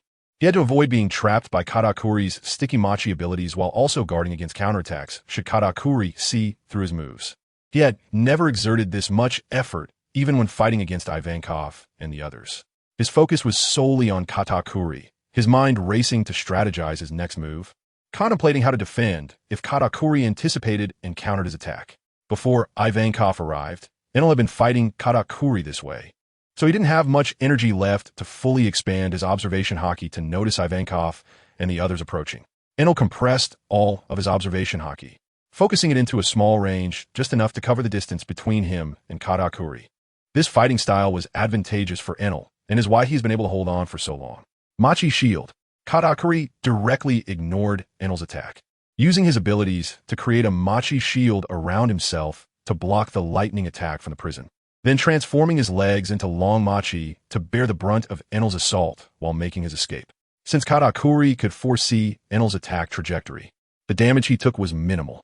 After this, Katakuri flew up to the golden ship, looking down at Ivankov and the others who had just arrived. Want to escape? You better ask me if I allow it, Katakuri said darkly, glaring at Ivankov. In Katakuri's foresight, Ivankov and the others had boarded the golden ship while he was trapped in the lightning prison, disregarding Enel, who was still fighting him and attempting to escape. This was absolutely unacceptable to Katakuri. He would never allow someone who had harmed his siblings, someone who had disrupted the Big Mom pirates, a complete thief, to escape like that. After foreseeing Ivankov's next move to flee, Katakuri's first action was to destroy the golden ship, leaving them with no escape route. His legs rapidly inflated, covering the entire ship before launching an assault. And then with a loud bang, his legs exploded. Machi Bomb. Seeing the golden ship about to be destroyed by Katakuri's actions, Ivankov could not allow that. In that instant, he used unprecedented speed and appeared on top of Katakuri just before the explosion. Devour. Every pore in his body opened, beginning to consume the entirety of the Machi bomb. The expanding Machi bomb was devoured by Ivankov like fish entering the sea, rapidly disappearing. All of this happened in an instant. It was a life-and-death confrontation between Ivankov and Katakuri. Had Ivankov been even a moment slower, the consequences would have been unimaginable. The entire crew of the Ivankov pirates, unable to leave Cake Island, would face the wrath of Big Mom, Charlotte Linlin, and countless members of the Big Mom pirates, including ministers. Even if Ivankov were powerful, he could not guarantee a safe escape, especially with other crew members still present. Fortunately, everything did not reach the final critical moment. I can let everyone go, but you, absolutely not. The crisis dissipated at that moment. Everyone felt a complex mix of emotions, as if they had just been on a roller coaster of life and death. They had thought they had sunk into hell, but then, just like that, they found hope again. On the golden ship, Ivankov and Katakuri faced each other, the atmosphere heavy and serious, an inexplicable tension gathering between them. Is this conqueror's hockey? How is it that I feel suppressed? Truly, Ivankov is impressive, Katakuri thought to himself as he sensed the fluctuations in the surrounding atmosphere. I won't let you off either. Even if Ivankov possessed conqueror's hockey, it would not change Katakuri's resolve. He had his own convictions. As soon as he finished speaking, Katakuri leaped into the air, landing 5 meters in front of Ivankov. His right foot rapidly enlarged, enveloped in armament hockey, exuding a powerful, ancient aura. He stomped down towards Ivankov, his massive foot covering the golden ship, creating a fierce wind pressure. Anyone weaker would likely be severely injured before even being struck, but Ivankov was not among them. Poof! The infinite staff was planted on the deck of the golden ship, unmoved by the attack. Ivankov extended the staff, making it longer and larger, then thrust it upward with great force. Are you going to step on me? Let's see if your foot is harder or my nail. The sharpness of the infinite staff pierced through Katakuri's foot, enhanced by armament hockey, emerging from the top of his foot. A large hole appeared on Katakuri's black foot. Yet despite this, Katakuri had no intention of withdrawing his attack. In fact, he had been aware of Ivankov's intentions even before Ivankov struck, but he proceeded without hesitation. As long as he could destroy the golden ship, the subsequent matters would be much easier. Therefore, at that critical moment, Katakuri still diverted a significant amount of energy to deal with Ivankov's attack. Your observation hockey is indeed stronger than mine, but the outcome of battle is not solely determined by the strength of observation hockey. As the infinite staff pierced through Katakuri's foot, Ivankov realized he had fallen for a trap, but he was not afraid.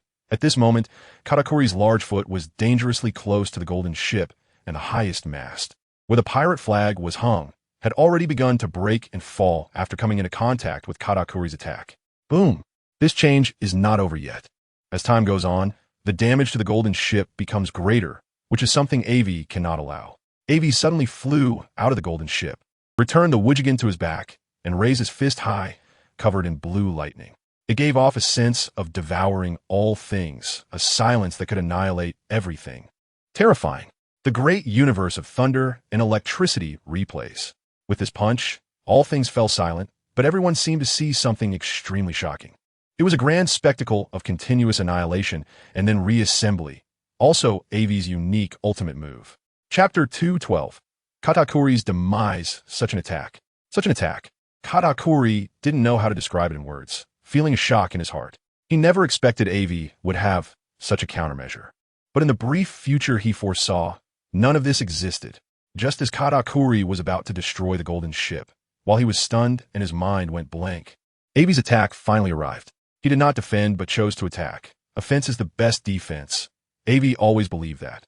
Just like countless times before, the great universe of thunder and electricity replays not only targeted Katakuri's black Machi foot attack, but also Katakuri himself. The space where Katakuri was located seemed to be bitten hard by some mysterious force, as if the space had ceased to exist, shattering the void. Under Aivi's strike, even space was shattered. Katakuri's entire being fell into that spatial rift. His body involuntarily split apart, yet Katakuri felt nothing. All his senses, including hearing, vanished. Even pain was nowhere to be found.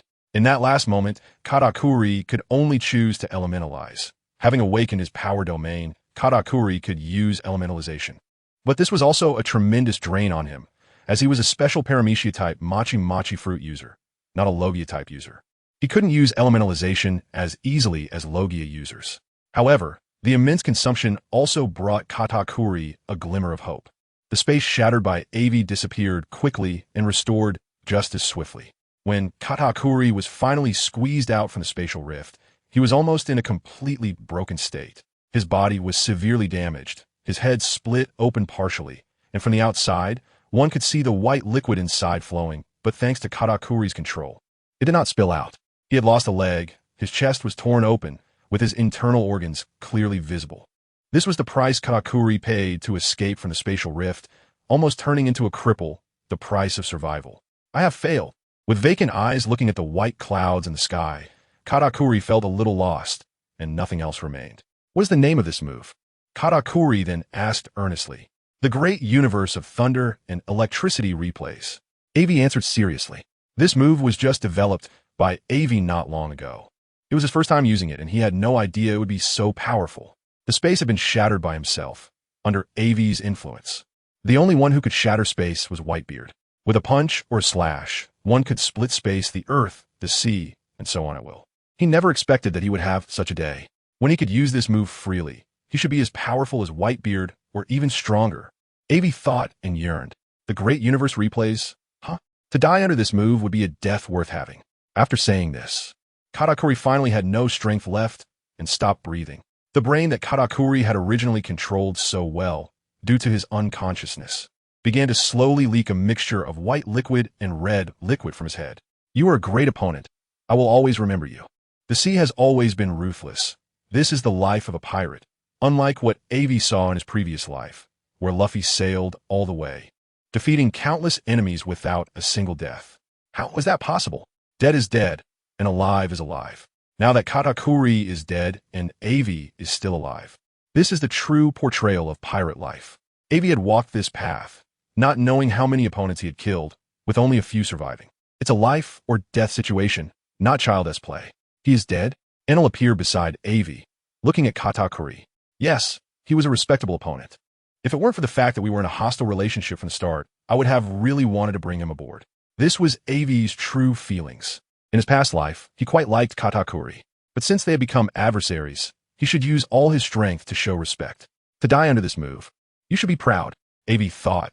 Don't be afraid of loneliness. In the future, perhaps more people will die under this move, and they will come down to accompany you.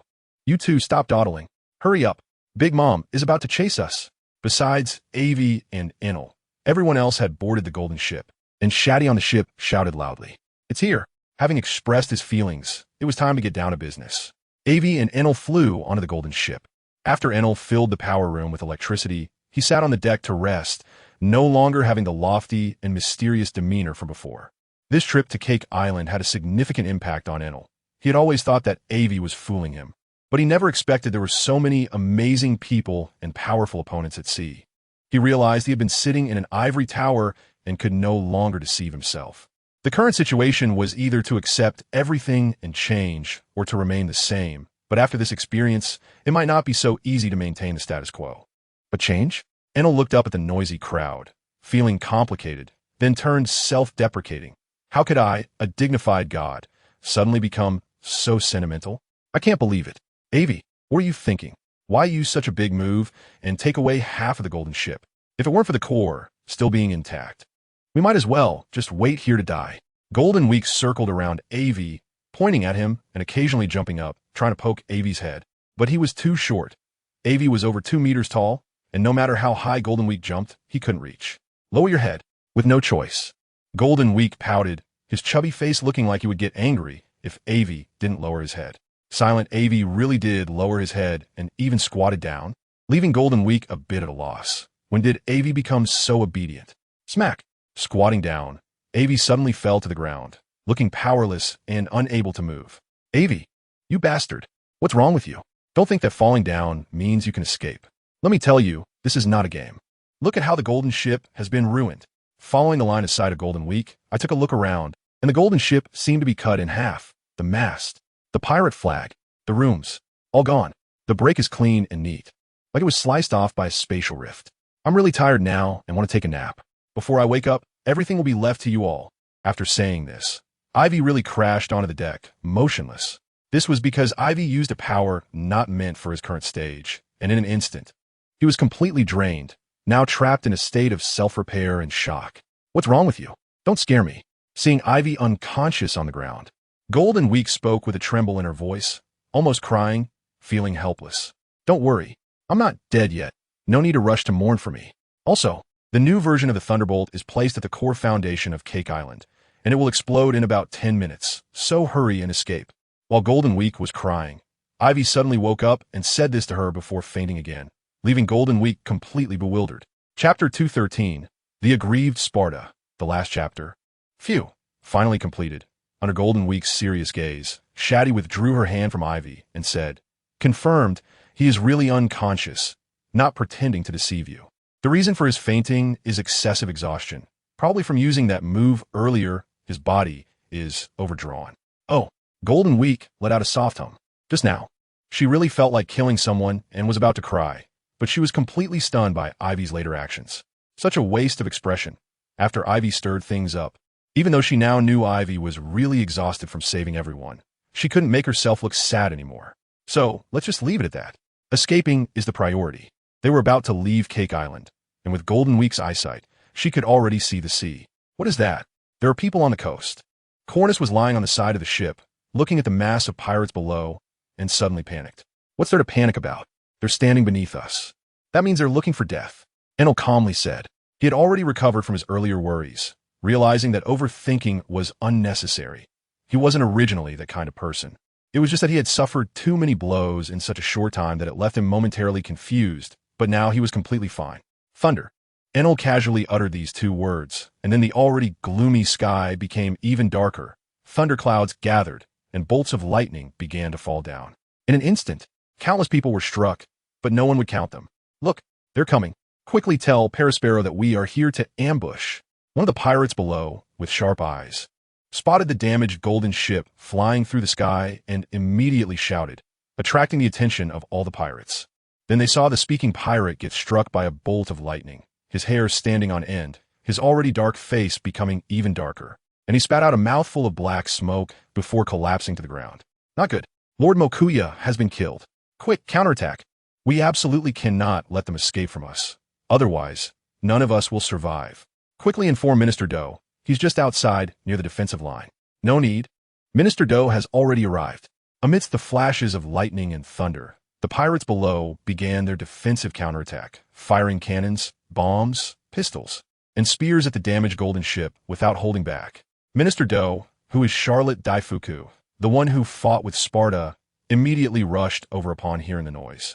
Owen, due to Aivi, had suffered most of Big Mom's attacks and was still unconscious, unable to come. Smuggy was also unconscious because of Aivi, and Katakuri had already died in the earlier battle. It could be said that the only ones available from the Big Mom pirates to confront Ivy's group were Big Mom, Daifuku, and Perispero. Demon Slash. Rapidly rubbing his body, a lamp demon emerged from Daifuku's body, then wielded a large sword and viciously slashed at the damaged golden ship. I'll handle him. Seeing his old rival Daifuku take action, Sparta jumped out, his body having recovered somewhat, and he drew his katana, White Wolf, to block the lamp demon's strike. Clang! A sound resembling a bell rang out as Sparta firmly blocked the lamp demon's continuous attack, while Enel was sweeping away the numerous weak pirate foes. At the same time, Big Mom, who had been closely following the damaged golden ship, had caught up and suddenly squatted down, grabbing the ground with her hands. A piece of land the size of a mountain was directly seized by Big Mom Charlotte Linlin, and she threw it at the golden ship in the sky. Not good. Big Mom is coming. Shati felt a commotion behind her, turned her head, and found Big Mom had already caught up and was throwing a mountain-sized chunk of land. Snow Moon Slash. With no time to think too much, Shati rushed up and slashed at the mountain being thrown. Puff! Blood uncontrollably flowed out. Shati never expected this power to be so strong that it was beyond her ability to withstand. The speed at which she rushed forward was now matched by the speed at which she was sent flying back. I'll help you. Robin and Cornus stepped forward together. Frost power. A myriad of colors. Giant hand. Countless frost hail began to fall on the mountain, quickly freezing it and slowing it down. At the tail of the damaged golden ship, countless arms emerged one after another, slowly merging, ultimately forming a pair of giant hands that firmly resisted the mountain. However, Big Mom's strength was too overwhelming. Just throwing a piece of mountain made it very difficult for them to catch it. But in the end, they still managed to block it. The mountain thrown by Big Mom began to slow down, and after exhausting all its momentum, started to fall down. Although it was difficult this time, it wasn't without benefits. For example, Sparta, who was originally rushing down to confront Daifuku, was now preparing for a brief engagement before returning to the Golden Ship. But now he couldn't go back. The Golden Ship was directly pushed away by Big Mom's attack and had already left Cake Island far behind. This was something no one expected. "You bastards. You've really killed me this time." Looking at the Golden Ship that had already sailed away and the people on board, Sparta's face turned ugly as he cursed repeatedly. Big Mom had caught up, and now she was only about 200 meters away from Sparta. This distance was enough for someone of Big Mom's caliber to kill him 7 or 8 times over. So now the Spartan spirit is highly tense. In front of him is Big Mom, and he is no longer in a period of total victory. Even during that time, in a one-on-one situation, it would at most be a Pyrrhic victory. With Big Mom blocking his way, there's no way to escape. And behind him is Charlotte Linlin, who almost killed a powerful opponent with a single move back then. Just thinking about it makes Spartan's face darker. "These bastards left me here all alone. Isn't this a trap for me? Come on, come on. Even if I have to die, I still want to test the strength of the 4 emperors." In such a situation, Spartan had no time to think. He felt that the only choice he had was how he would die. So instead of running away, he turned and charged at Big Mom. What a fearless kid. "I'll collect some interest first, Aivi." The old lady with crimson eyes seemed to have thought little of it and swung her fist down. The ground immediately began to collapse, and the entire island started to shake. What's going on? Big Mom was sure this wasn't tea caused by her. Moreover, she hadn't intended to destroy Cake Island. At this moment, she was a bit confused. If Katakuri were still around, he would definitely exclaim, "So that is your trump card, Aivi?" Indeed, this is Aivi's trump card. The new version of the Thunderclap, with immense power. Although it's not as strong as the original version, it's not far off. Besides, Aivi had placed the Thunderclap at the foundation of Cake Island, which led to such a world-shaking power. What is happening? Not only was Big Mom confused, but Spartan was the same. Aivi had only mentioned having a trump card, but hadn't he explicitly told Spartan what it was, only saying it would be a surprise. "Spartan, here, grab it."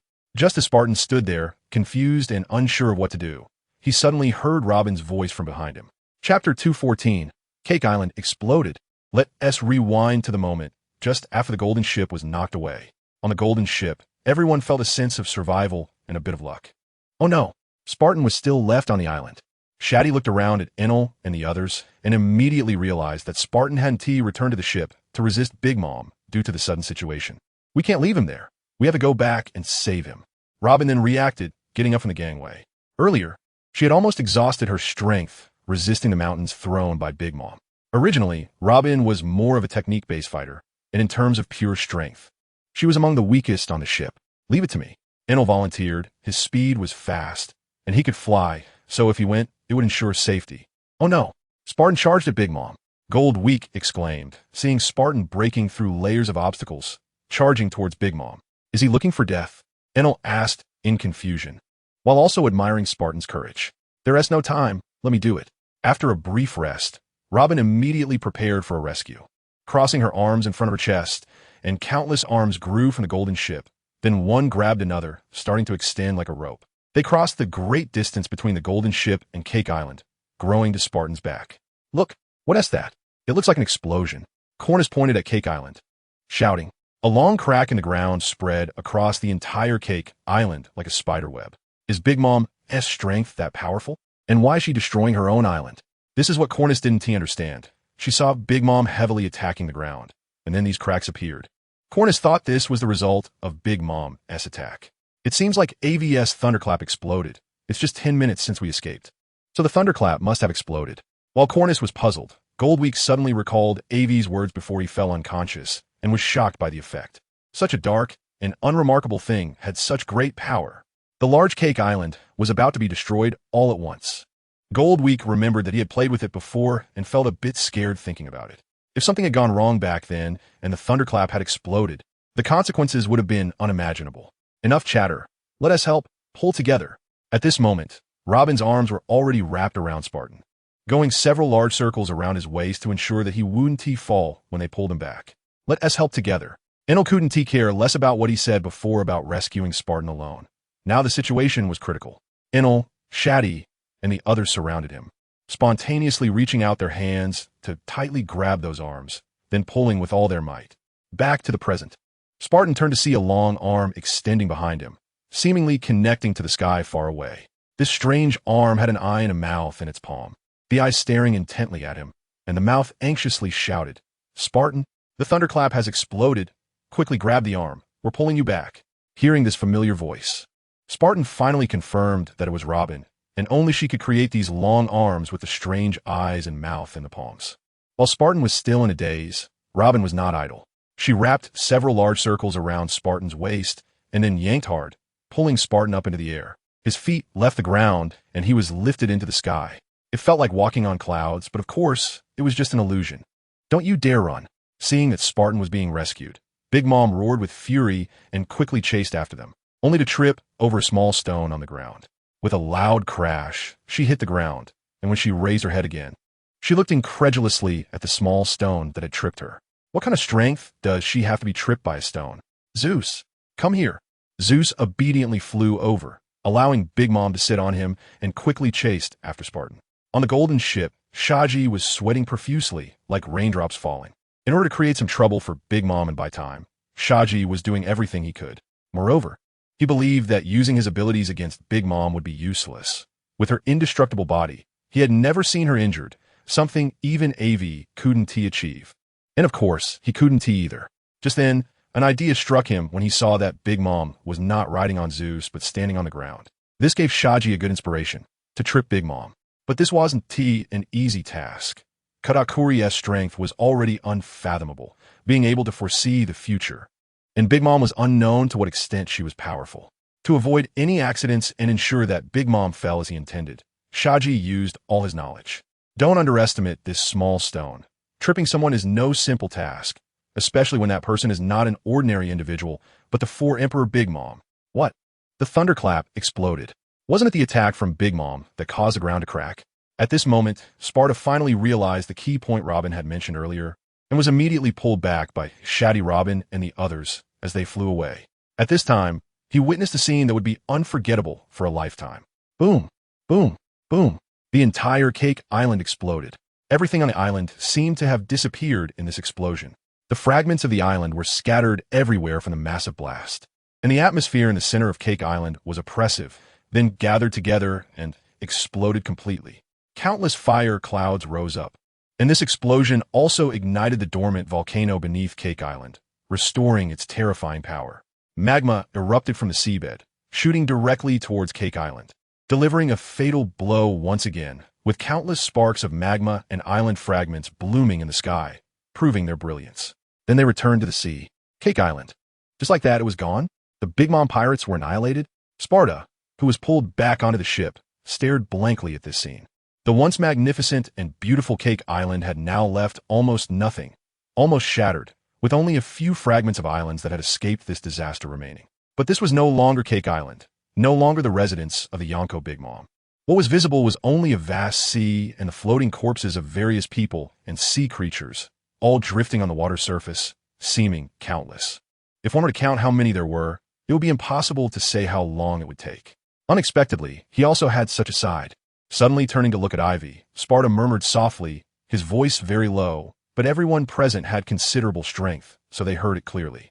Yes. Who would have thought that after this, his reputation would probably surpass Whitebeard's? Robin looked at the unconscious Aivi, somewhat lost in thought. It was this unconscious man who had destroyed an island. Chapter 2:15. When anger reaches its peak, it becomes ultimate calm. Sparta's surprise did not last long. He quickly regained his composure. Although this explosion was powerful, given Big Mom Charlotte Lean's strength, such an attack would probably not kill her. So taking this opportunity to escape was crucial, especially since Aivi, the strongest on the ship, was unconscious, and both he and Enel were significantly weakened, as were the others. At this moment, their strength had dropped to a low point, and if Big Mom came after them, they would have no strength to resist.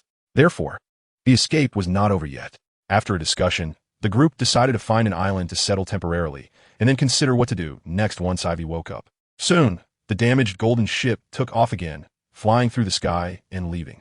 Just after the golden ship had flown away for a while, the sea where Cake Island had been suddenly began to surge, rising as if something was pushing up from below, continuously increasing in height. And in the blink of an eye, the waves had reached a height of 40 to 50 meters. And on top of the waves stood Big Mom. Next to her were Daifuku and Perispero. The entire scene was very quiet and oppressive. Big Mom was trembling all over, her eyes bloodshot, staring intently in the direction the golden ship had left, but this time she did not rush forward recklessly shouting to kill everyone in the Aivi pirates. Instead, she just watched silently. "Mom, are you okay?" Perispero asked cautiously. He was also furious about everything in front of him, but now was not the time for anger. He felt that his mother's emotions were very unstable. "Go see how many people are still alive." A deeply suppressed voice roared from Big Mom's throat.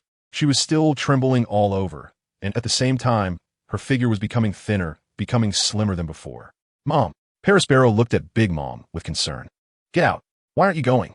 Big Mom suddenly turned to glare at Perispero, making him shiver. He had never seen such a side of her. It seemed she was caught between madness and sanity.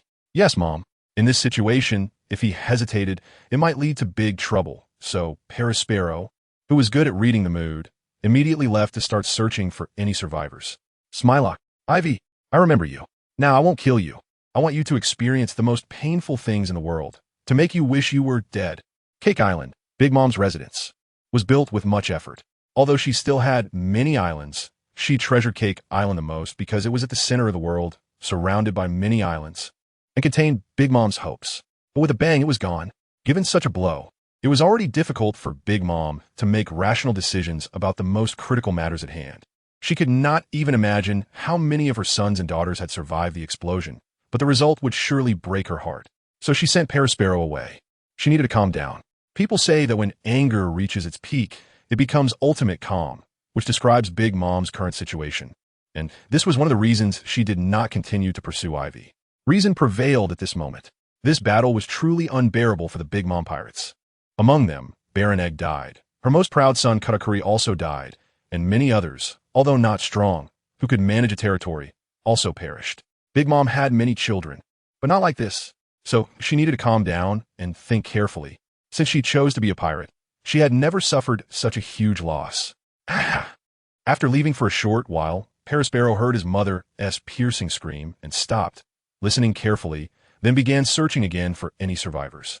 Although Perispero was cold by nature, he was good at reading people's emotions, so although he was not as strong as Katakuri, he was still one of the most trusted management talents in Big Mom's heart. Unlike Katakuri, who wanted to protect his siblings, Perispero treated them more as tools, lacking deep emotions, but this time, even without deep feelings, seeing those who were once lively now turned into corpses complicated his emotions. At the same time, he firmly remembered Aivi's name, as if it were etched in his bones. If he were to see Aivi and the others again, Perispero was sure he would spare no effort, regardless of the cost, to kill Aivi. No one can truly be indifferent to emotions, especially familial ones. Unconscious on the golden ship, Aivi was unaware that the kind of protagonist treatment he had longed for, with enemies all over the world, had already taken a big step forward. In fact, Aivi didn't know that the power of the thunderclap was so great. She thought it was just a bit stronger than an ordinary bomb. To prevent it from being too weak, she specially buried it in the core position of Cake Island's foundation. But in reality, its power was simply immense, truly worthy of the ancient weapon name Thunderclap. Such a large island could just explode at will. Aivi had once heard from Eiji that the ancient weapon Hades cannonballs were actually miniature versions modeled after the Thunderclap. Aivi didn't believe it at the time, but after this incident, no one would doubt it anymore. Sister Moon had already finished work, and Grandpa's son got up and started stretching. At the end of the ocean, a round, rosy sun began to rise slowly, surrounded by a beautiful scene of red clouds. The warm sunlight spread over the earth, the sea, and the sky, also shining on the resting crew of the Golden Pirates. Aha! I slept so comfortably. Sitting up from the deck, Aivi stretched lazily, yawned, rubbed her eyes, and jumped up. Today is going to be another energetic day. Huh, why are you all sleeping on the ground?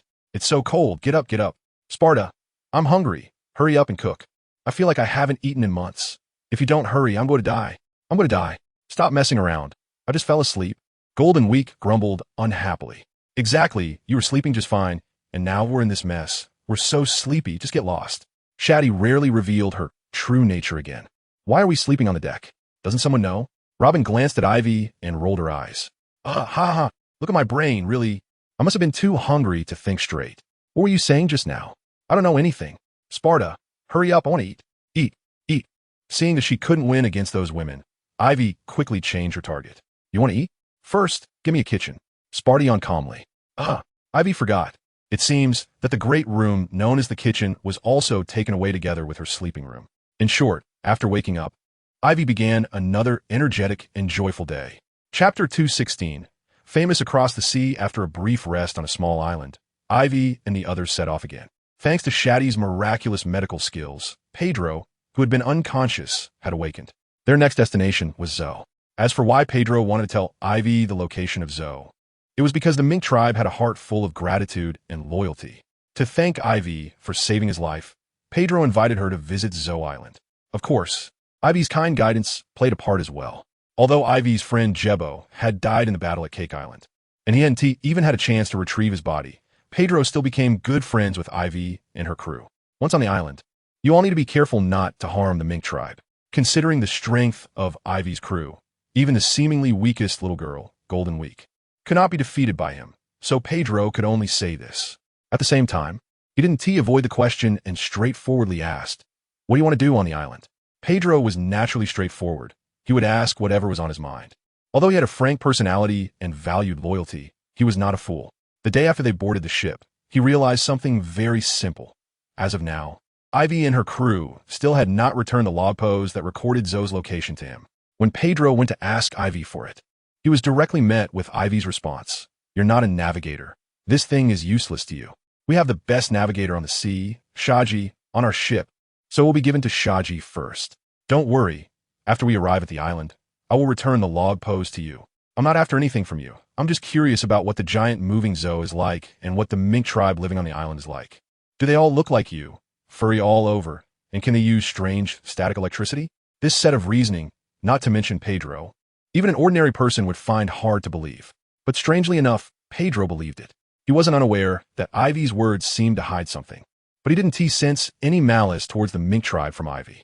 Regarding this, Pedro trusted his instincts. He had a beast-like intuition about the good or bad of someone's words and whether they carry malice. Although Pedro temporarily believed Aivi's words, he wouldn't just let it go. So he began to observe Aivi and her crew. He couldn't defeat them, and the log pose was still in their hands. If they really did something bad to the mink tribe while he wasn't around, what would he do? Moreover, Aivi and the others were his saviors. So he could only keep a cautious mindset and test Aivi and her crew. What kind of purpose could they have? Don't overthink it, you. You're overthinking, and that's why you ended up like this. Think about it. You wanted to help your boss, the Cat Viper, to get the historical text from Big Mom, and I admire your courage. But does the Cat Viper know about your departure? He doesn't, and how do you know he wants you to find a historical text? This could be a misunderstanding, right? So don't overthink it. And what would my intentions be towards you? What could you provide for me to have intentions about? We've spent so many days together. I believe you know what kind of people we are, so you can rest assured. My dream is to travel the world, just like red-haired Shanks, to see all the scenery of the sea and exotic islands. I don't like fighting and killing. Attacking Big Mom's pirate crew was only done out of necessity. It was something that could no longer be tolerated, as you know. The origin of all this can be asked from Robin. Temporarily escaping from Pedro's entanglement, Aivi hurried to the kitchen, grabbed a cup of water, and gulped it down. Did I make it too rough? Luckily, my mind is quick, and I really don't have any intentions towards the mink tribe. Everything I said was true. Judging by Pedro's expression before, I believe he probably believes it too. I have no interest in your mink tribe. I'm only interested in the historical texts. With the 2 pieces of the road sign historical text in hand, plus the one with the mink tribe, only Kaido's piece remains. I want to see what the so-called Raftel has inside. I am determined to become the Pirate King. Pedro went to find Robin. This won't be mentioned. I believe with Robin's intelligence, she will definitely outsmart Pedro, ensuring that he goes and comes back the same way, and he will think that Robin is right. Returning to the room, Aivi fell asleep immediately. He had not fully recovered. The power of the great universe reenactment was simply too immense. Although he had been drifting at sea for more than half a month, the aftereffects had not completely dissipated. This directly led to Aivi feeling extremely drowsy all day long, wanting a nap, and almost collapsing onto the bed to sleep. This made Aivi lose his usual vitality, and the fun was greatly diminished. Without Aivi to lighten the mood, the guys on the ship either trained, soaked up the sun, or cleaned the pharmacy. At the same time, this had one benefit for Aivi. he could escape from Pedro's constant visits. Soon, the sound of snoring filled Ivy's room. Unbeknownst to Ivy, who had been sailing at sea, his reputation had spread significantly in the New World. Almost no one had not heard of Smilock Aivi. After his battle with Big Mom, Ivy's prominence overshadowed many pirates who sought to make a name for themselves and challenge the Four Emperors' throne. Aivi was universally regarded as the closest person to the position of Four Emperor. They affectionately referred to Aivi as the Butcher of the Sea. The reason was that in the battle at Cake Island, Aivi had completely destroyed the entire Cake Island, almost wiping out 9/10 of the people on it, with only a few lucky survivors. Have you heard? The Butcher of the Sea is a 20-meter-tall giant with a green face and sharp teeth. No way. I heard the Butcher of the Sea has 8 arms and 4 legs, and if he doesn't drink blood every day, he won't eat. Get lost. What kind of nonsense are you talking about? Are you describing a fishman? A fishman like that, so powerful. Even Jinbei from the Seven Warlords doesn't have such strength.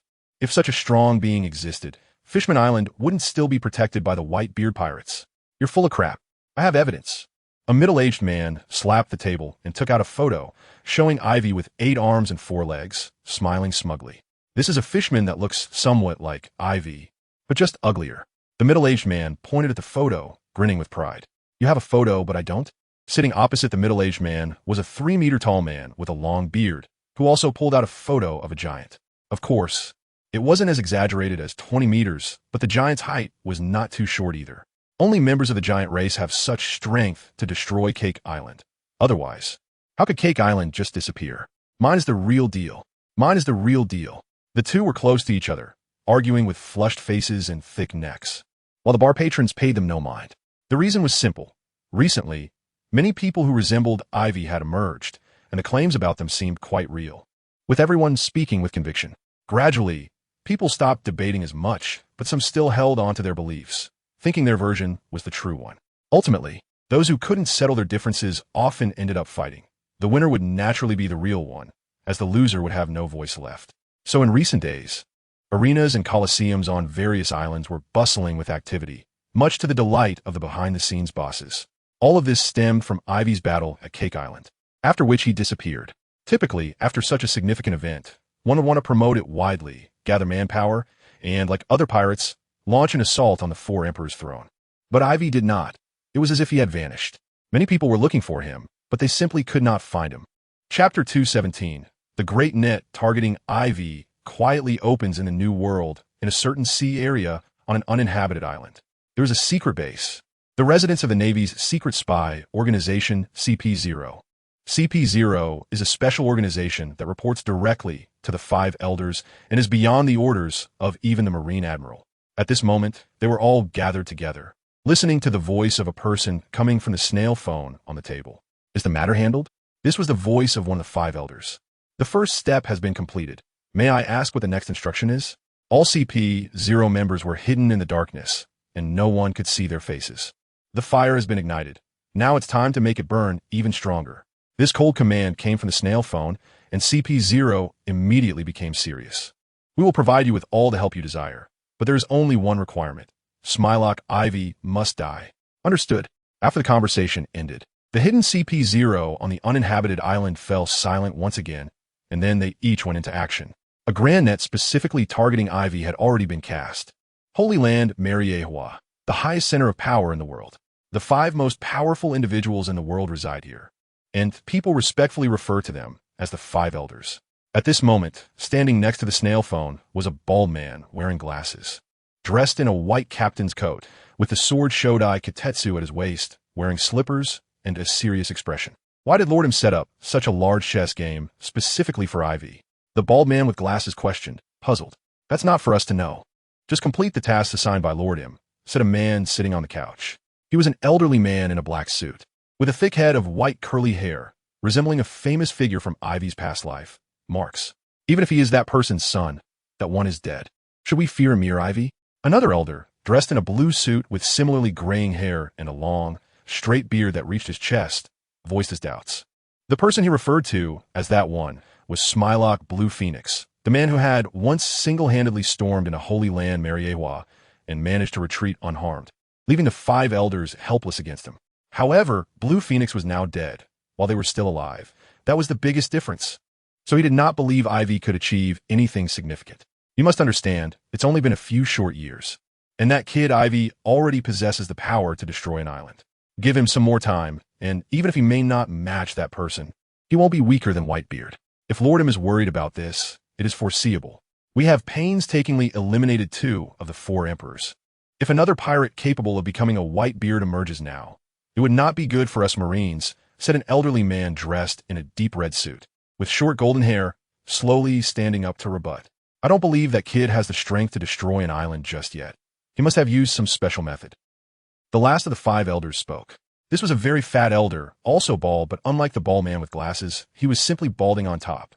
He sported a mustache that curled slightly upward, resembling Whitebeard, and had a patchy birthmark on his forehead. Ancient weapons. The 5 elders suddenly exclaimed in unison.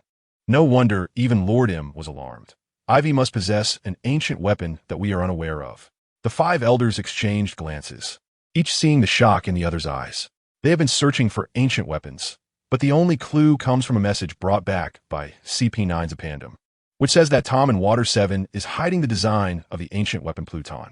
However, Tom is already dead, so CP9 has been investigating the mayor of Water 7, Iceberg, but after several years, there is still no news. Unexpectedly, it turns out that Aivi is hiding an ancient weapon that they are unaware of. Such news is enough to stir them. That is an ancient weapon that can instantly destroy an island. If they have it in their hands, with their strength and power, they could quickly advance into the new world and then dominate it. Aivi's plan must be taken seriously. This time, the plan to kill Aivi, in addition to Lord M's orders, has another reason from the 5 elders to eliminate Aivi. The ancient weapons must be in the hands of the Navy. The sea seems calm, but there are undercurrents. At the same time, during this period, Aivi's reputation has been increasingly exalted, with rumors that even Whitebeard is no match for Aivi, making him nearly invincible. The 4 emperors are within reach, and becoming the Pirate King is just a matter of Aivi's desire. Should this continue?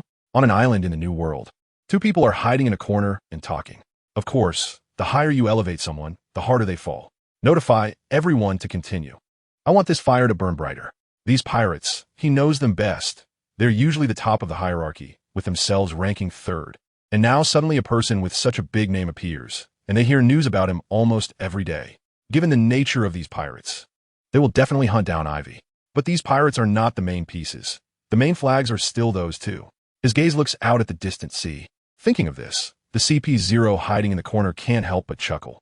Whitebeard, Charlotte Limlin, you're the main characters in this play. I understand now.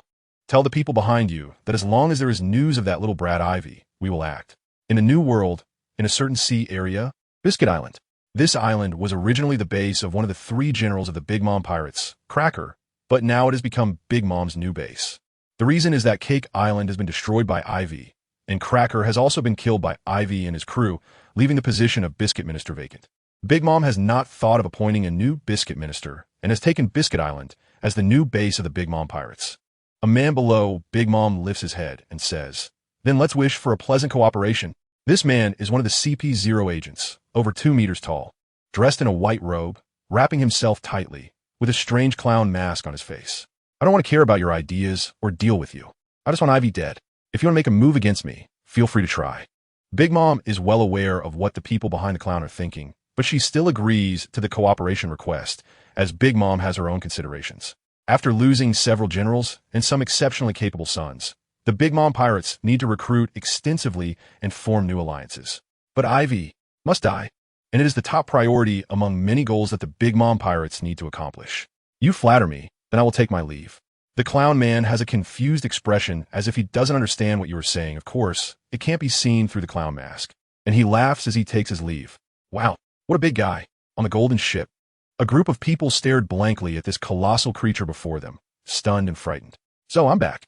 Pedro sighed and felt lonely, thinking of his like-minded clansmen.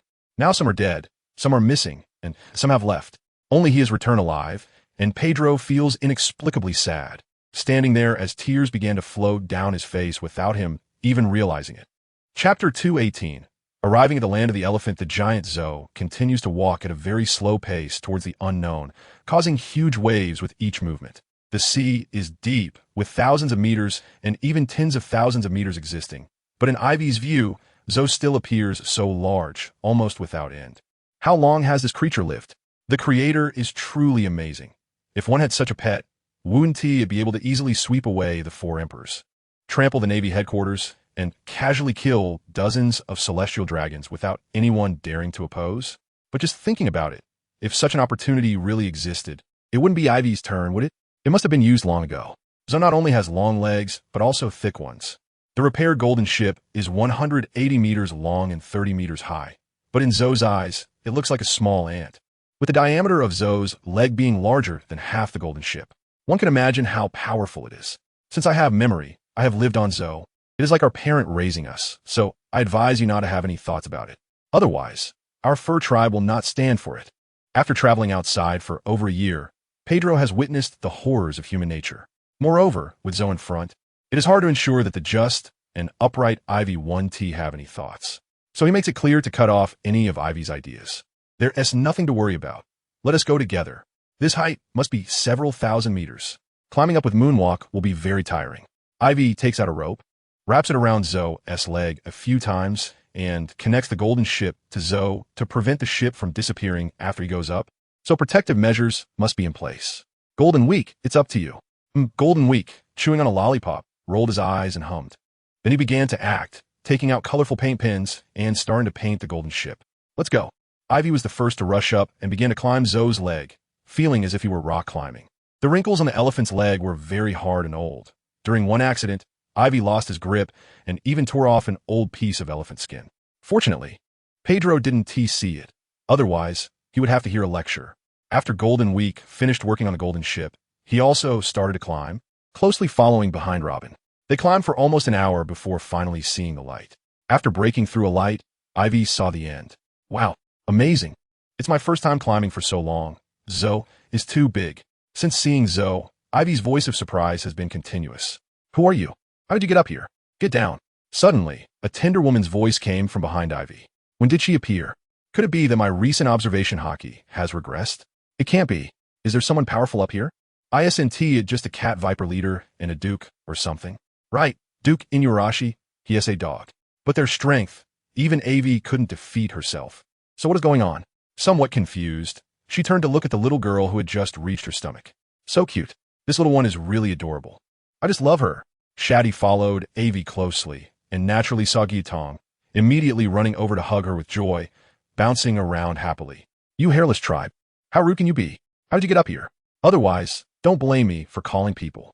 Gyutong shouted angrily, trying to break free from Shati's embrace, her face full of indignation. Originally, she planned to see if Brother Pedro had returned today. It had been a year, and he still hadn't come back. So infuriating. Unexpectedly, people who usually never appeared suddenly showed up today, and they were the legendary hairless tribe. The kingdom of Elephant Back, the furry duchy. The fur tribe had existed on Zwowu for over 1,000 years, and for over 1,000 years, Zwowu had been sailing on the sea without stopping. They didn't like to leave, nor did they like to deal with outsiders. Therefore, very few people knew about the kingdom of Elephant Back, and the number of visitors could be said to be negligible. So seeing Aivi and the others, Gyutong appeared quite surprised, but even more vigilant. Yuedong, long time no see. Pedro also came up, seeing Gyutong in Shati's arms. He immediately called out, Brother Pedro, how dare you come back? Did you find the historical text? Originally, Gyutong missed Pedro quite a bit, but upon seeing him empty-handed, all that was left was anger. She looked at him and immediately knew he must have found nothing. So she mocked him. Where are the others?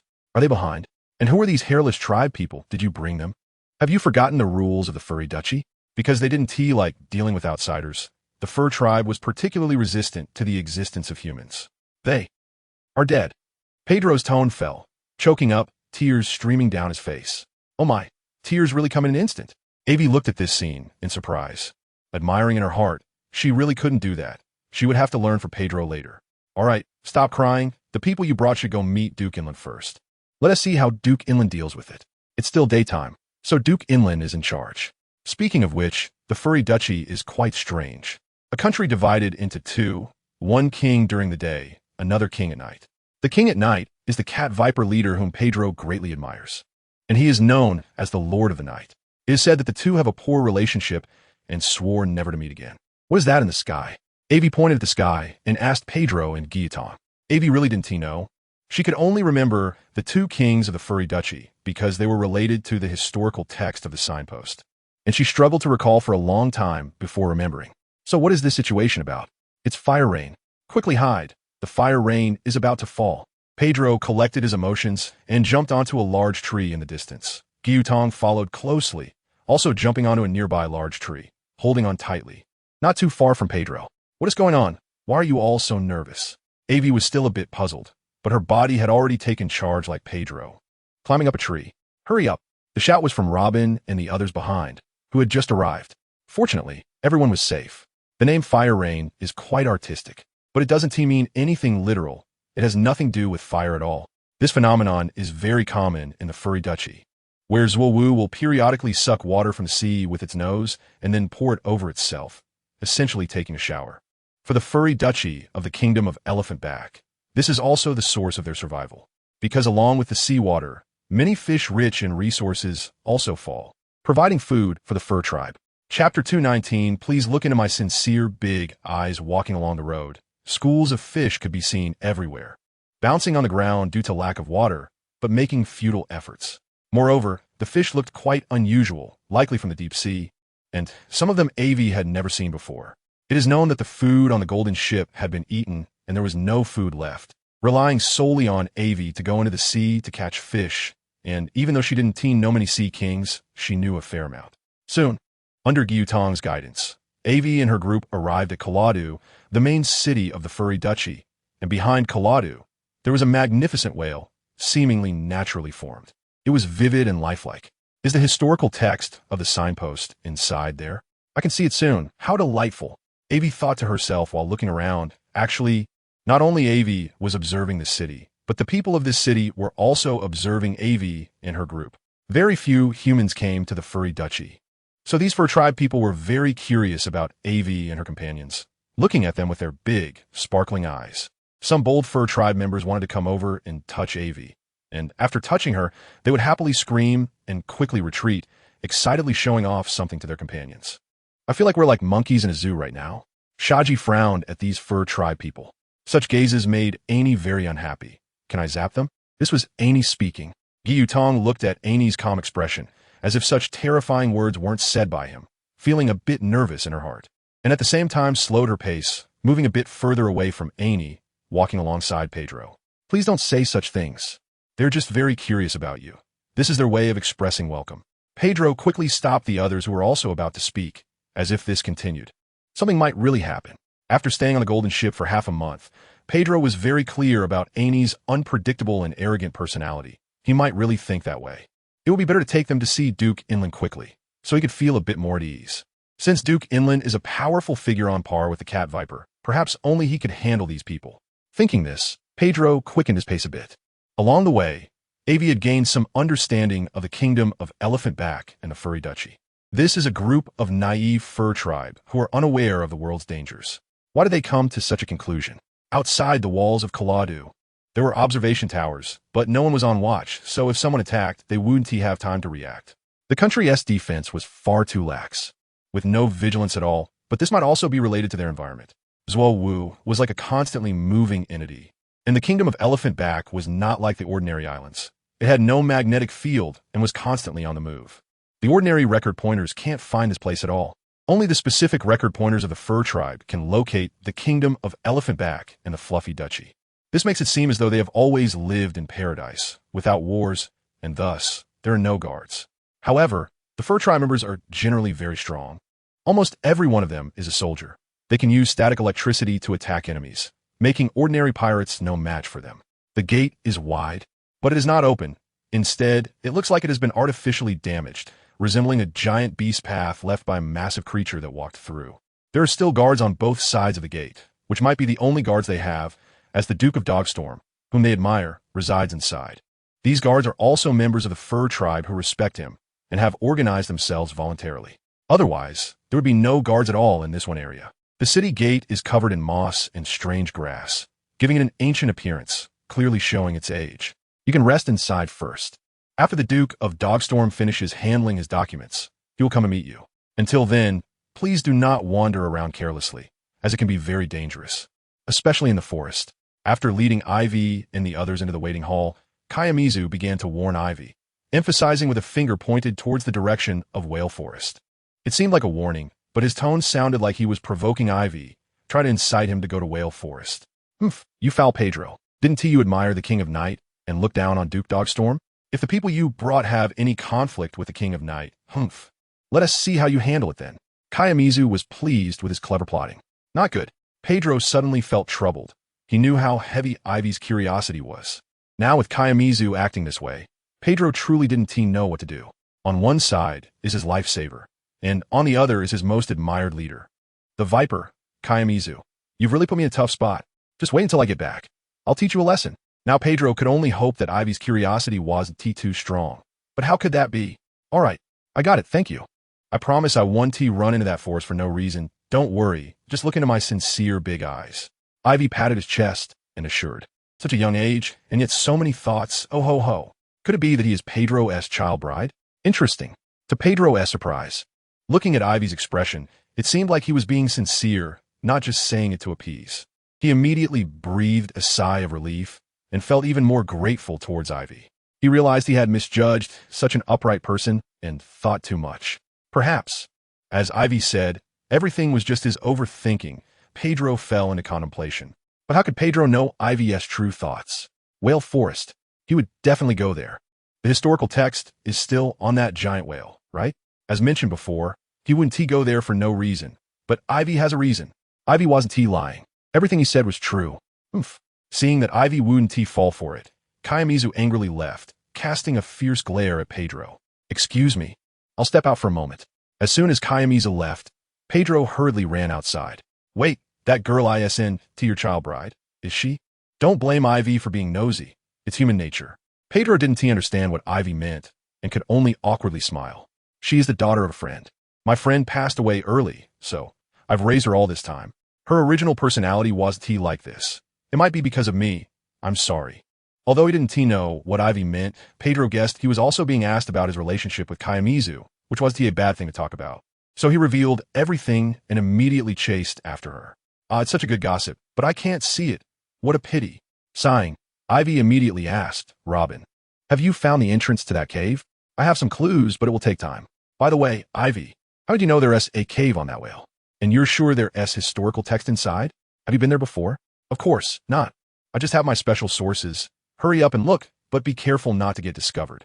According to the information I received, there's a powerful ninja hidden in that cave. All right, I'll take a nap now. If Duke Dogstorm comes, call me. After saying that, Aivi jumped onto the beams and found a comfortable spot to sleep.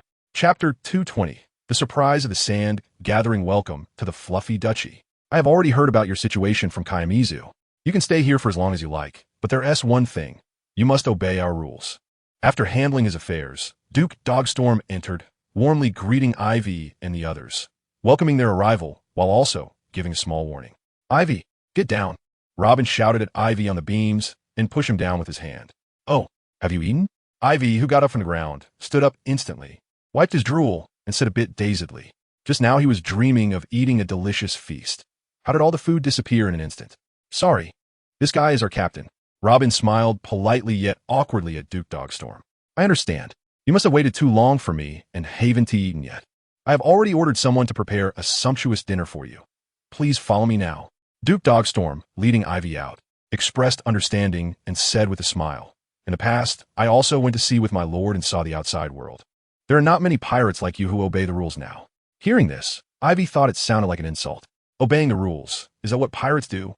This thought was soon thrown out of Ivy's mind, as all his attention was drawn to the table full of food in front of him. Coriander pineapple salad meat, and various delicacies instantly captivated Ivy's attention. Let's raise our glasses together, welcoming you to the kingdom of Elephantback, the Fluffy Duchy. Duke Dogstorm stood up and raised his glass to Aivi and the others. In addition to Duke Dogstorm and Ivy's pirate crew, there were also some other powerful individuals present, including Pedro, Kayamizu, Nagato, and others. May I ask, what is the situation outside now? After drinking a few glasses of wine, Duke Dogstorm opened up the conversation. He is not like those fur tribe members who have always lived in the Fluffy Duchy. He has also been to sea and has seen the colorful world outside with the Viper. Why do you ask? You know the four emperors, right? Kaido and Red-Haired have mysteriously disappeared. The Sea Emperor is suddenly down too, so you can imagine how chaotic the sea is now. What? Do you want to go out too? Isn't it good to stay here? Suddy looked at Duke Inuarashi with confusion. Here, only she and Robin ate relatively little and were more refined, so the only one who had time to answer Duke Inuarashi was Suddy. No. I'm just a bit curious. I heard from Pedro that you defeated Charlotte Lingling. That's truly impressive strength. Perhaps we can let them go out and investigate the current situation of the adults, Duke Inuarashi thought to himself. You've been traveling at sea for so long. You must have seen a lot and know many secrets. Before asking, Duke Inuarashi spoke ambiguously. Yes, don't be fooled by the short time we've been at sea. We've experienced a lot. Have you ever been to an island in the sky over 10,000 meters high? Have you ever been to Fishman Island, which is below 10,000 meters? We've also seen the Golden Lion, who was once on par with the Pirate King Roger and the current Emperor of the Sea, Whitebeard. And we even defeated him. Do you know about the Lucky Island in another dimension? That's a place totally disconnected from this world, and we've been there. There are so many wonderful experiences. If I were to talk about them, it would take 7 days and nights to finish. Speaking of this, Aivi became interested and began to boast about his great achievements, waiting to hear the shocked and cheering voices of Duke Inuarashi and the others. He did hear them, but Duke Inuarashi was not among them. No rush. As long as you want to talk, I can listen. 7 days and nights is nothing. I'm not busy lately, so it's just right to pass the time. Duke Inuarashi waved his hand dismissively, indicating he wasn't short on time. The entire Aivi pirate crew. I was just being polite, and you actually took it seriously. I didn't expect you to be so much like a dog. And there really is no slander in that term. Duke Inuarashi, being a canine fur tribe, made that term quite fitting. By the way, you just mentioned Lucky Island. Can you tell me in detail about the current situation there? Without waiting for Aivi to respond, Duke Inuarashi put down his bowl and began to inquire. Lucky Island. How nostalgic. I wonder if Abeyo and the others have followed the adults to break that curse. I really miss the days when I sailed with the adults. What? You know Lucky Island? Suddy, who was about to dig into his food, suddenly put everything down, shocked, and looked at Duke Inuarashi, unable to believe it.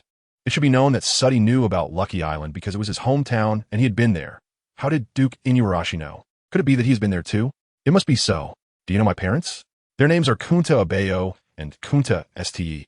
I've been looking for them for a long time, but there has been no news. Suddy was truly anxious. He had searched for his parents for a long time since he went to sea, but had only gotten the 3 words Zhonghua family. Then, while in Dressrosa, he accidentally learned from a subordinate of the Poison Dragon that the Poison Dragon knew information about the Zhonghua family. Before Suddy could be happy, he quickly learned that the Poison Dragon had mysteriously disappeared with the 4 Emperors Kaido, Shanks, and Dragon on a mysterious island, leaving him unsure if they were alive or dead. This was a huge blow to Suddy, and he remained silent for a long time, feeling downcast. Just when Suddy was about to give up, Duke Inuarashi now seemed to know about Lucky Island. Only someone who had been to Lucky Island would know the name of the island, and only someone who had been there would pay attention to the situation on the island. Who are you? Parents? Could this guy be Abeyo's child? My name is Kunta Suddy. My sister's name is Kuna Siako. Do you know my parents? If you do, please tell me. I really miss them and have been looking for them. Suddy was very anxious, grabbing Duke Inuarashi's shoulders. At this moment, Duke Inuarashi was his last hope and lifeline. So he held on tightly and refused to let go. Let go first. Hearing you say this, I do feel you resemble him a bit. You look a bit like that guy Ste. Both have a special mustache and aren't very tall. Not very tall. Looking back at his companions, Suddy fell down again. Indeed, he wasn't very tall. Wait, do you really know them? Can you tell me where they went? Suddy suddenly realized he seemed to have missed the point. Yes. If you know, can you tell him? To find his parents. He has gone to sea alone over 200 times, but has suffered many painful experiences, yet he hasn't given up. Aivi also stopped eating and advised. Duke Inuarashi. They have also been to Lucky Island? Aivi had always thought this was a strange island that appeared because of his crossing. That's true, in the East Blue. Duke Inuarashi's sailing experiences were briefly mentioned, so perhaps they really have been there. Chapter 221. It turns out we are all family for Suddy. This was truly a glimmer of hope. Let go first. I actually met your parents on the adult ship. I was quite shocked by their strength. That ability to manipulate luck in the unseen is terrifying to think about. Luckily, we were partners back then, but we also experienced some of their occasional pranks. During that time, my luck really hit rock bottom. Even drinking cold water got stuck in my teeth. Speaking of past events, Duke Inuarashi began to reminisce, and Kuden T stopped talking. Stop. Shati shouted loudly. What's wrong? Duke Inuarashi felt confused. Although I really want to hear these past stories, I want to know more about where they are now, how they are doing, and if they are healthy. I miss them. By the end of his sentence, Shati's voice choked, almost crying. Child. Duke Inuarashi stood up and patted Shati's head. Because of his connection with Abayo and the others, Duke Inuarashi looked at Shati as if he were his own child. And seeing Shati's sad expression made Duke Inuarashi feel a bit sad too. I really want to tell you that I know where they are, but I truly don't know right now.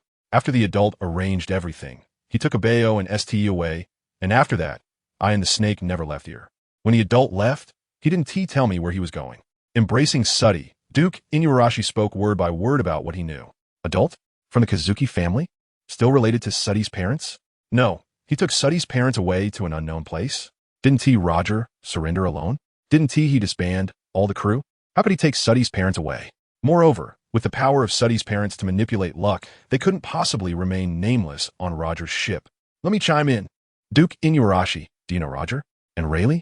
There must be a problem here, and it is a big one. The situation may not be what I know at all. I know. Back then, I used to drink with the adults and Roger.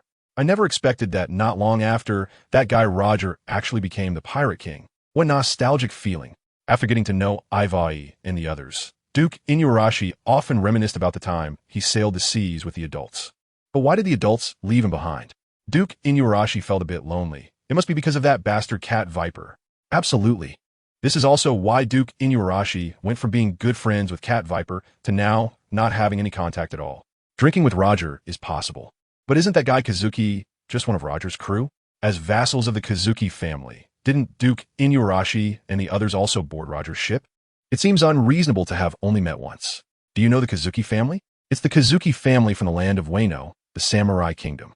After thinking about it, Aivi decided to follow that connection. If they knew each other, then these questions wouldn't be a big deal, and he was just overthinking it. It must be a small butterfly effect brought by his cheap old dad, who seems to be a time traveler. They don't know each other. But the adults mentioned that he seems to have a deep resentment towards one of the Kazuki family members named Momonosuke, and even went to Wano to look for him, but couldn't find him. That incident seemed very important to the adults, and they were gloomy for a while afterward. Duke Inuarashi was trying hard to recall what he knew, but Aivi had already lost interest in listening. Everything was clear now. All of this, it stems from his cheap old dad, knowing Momonosuke and harboring deep resentment towards him. He must definitely be a seasoned pirate fan, just like himself, having crossed over to the world of One Piece. But the timeline is a bit early, making it impossible to achieve the accomplishment that the Pirate King can choose not to be, requiring Momonosuke to die. Then he brought Robin back. Everything was clear. Aivi cast a meaningful glance at Robin, making her feel puzzled. The name Momonosuke. I seem to have heard your old dad mention it. He even told me to be careful after I met that Momonosuke. Robin leaned closer to Aivi and whispered, but I have never seen that Momonosuke. Have you? Robin immediately countered. Well, how should I put it, no? Aivi thought of the answer in an instant and said firmly. He remembered that after he killed Momonosuke, he even told Robin that he saved her life, and at that time, Robin looked at him with a confusing gaze. So this secret, Aivi decided not to tell her. Once the matter is settled, go away and conceal oneself with fame. That's what people like him do. Ha ha ha. When Aivi hadn't asked, Duke Inuarashi was pulled over by Saji again, starting to ask questions, wanting to know everything about his parents. Saji had always had a vague image of his parents, like a foggy mist. But after Duke Inuarashi's description, Saji finally had a clear understanding. Father Kunistir was a capable-looking man with a sexy mustache, fond of wearing loose white robes, always wearing a warm and heartwarming smile, appearing very gentle. Mother Kunta Abu was a beautiful woman with lustrous black hair, liking to wear loose black robes, the opposite of Steer, slightly taller than him, with an oval face, a beauty mark under her eye, fond of beauty.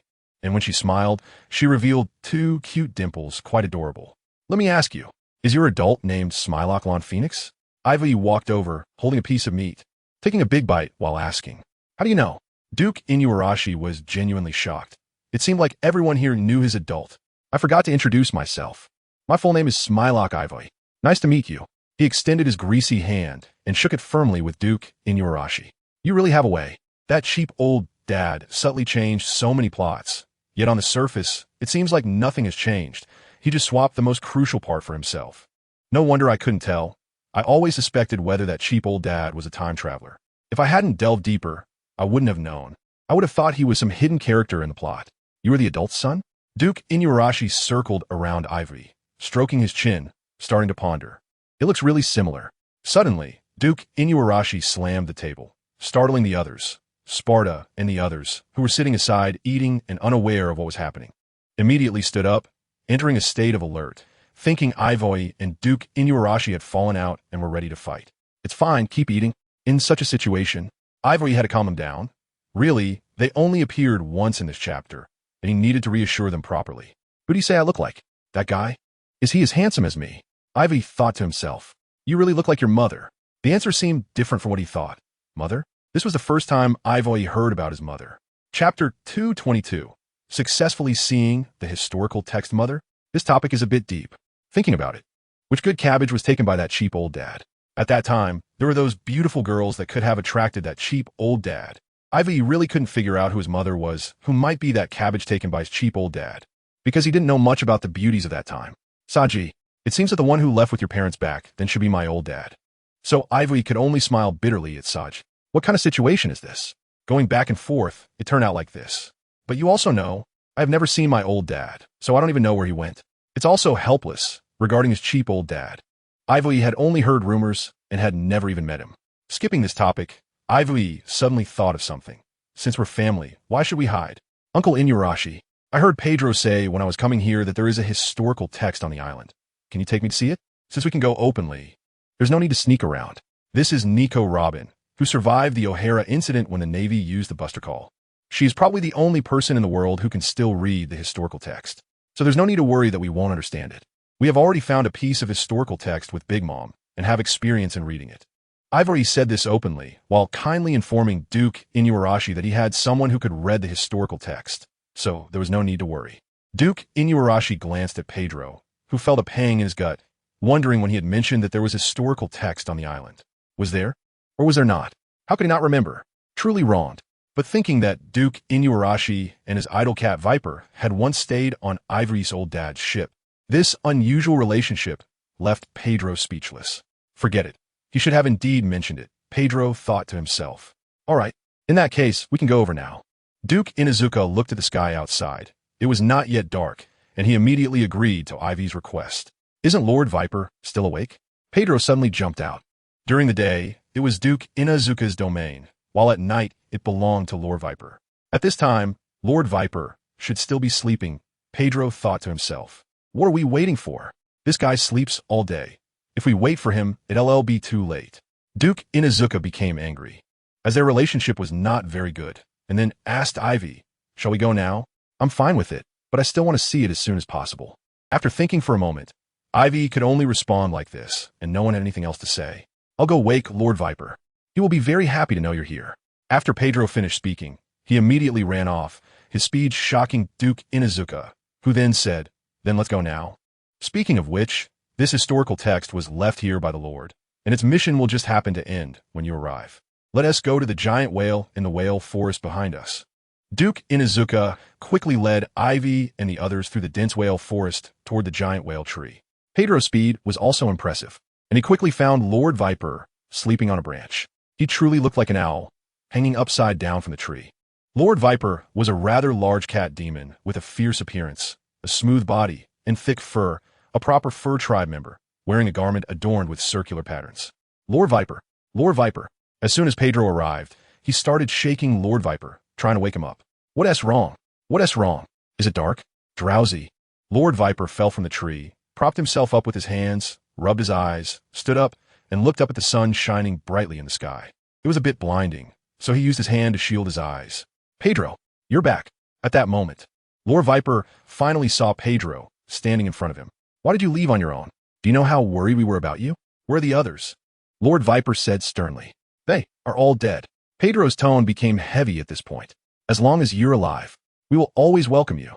Seeing Pedro like this, Lord Viper took out a pipe and took a satisfying puff, then patted Pedro on the shoulder. You were so eager to wake me up. Did something happen? It's still daytime now. I really don't want to meet that guy Inuzuka. By the way, I came to tell you that there's someone named Aivi who came back with me. He is the one who saved me on Cake Island, and according to Duke Inuzuka, he is the son of that lord and is currently taken by Duke Inuzuka to the whale tree to see the historical text. Hearing Lord Viper's question, Pedro remembered why he came to wake him up in the first place, knowing that during the day, Lord Viper usually slept and no one dared to disturb him. If it weren't for Aivi, Pedro wouldn't have disturbed Lord Viper's rest. Lord, is it the Lord who has returned? Suddenly, Lord Viper thought of a lot and didn't care about his grievances with Inuzuka anymore, asking eagerly, where did they go? It turned out he hadn't listened carefully earlier. They went to the whale tree. They said they wanted to see the historical text. Pedro pointed toward the direction of the huge whale. I'm off.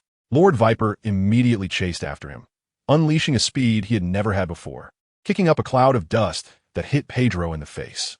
Meanwhile, Aivi and the group had already entered a tree hole with Duke Inuzuka.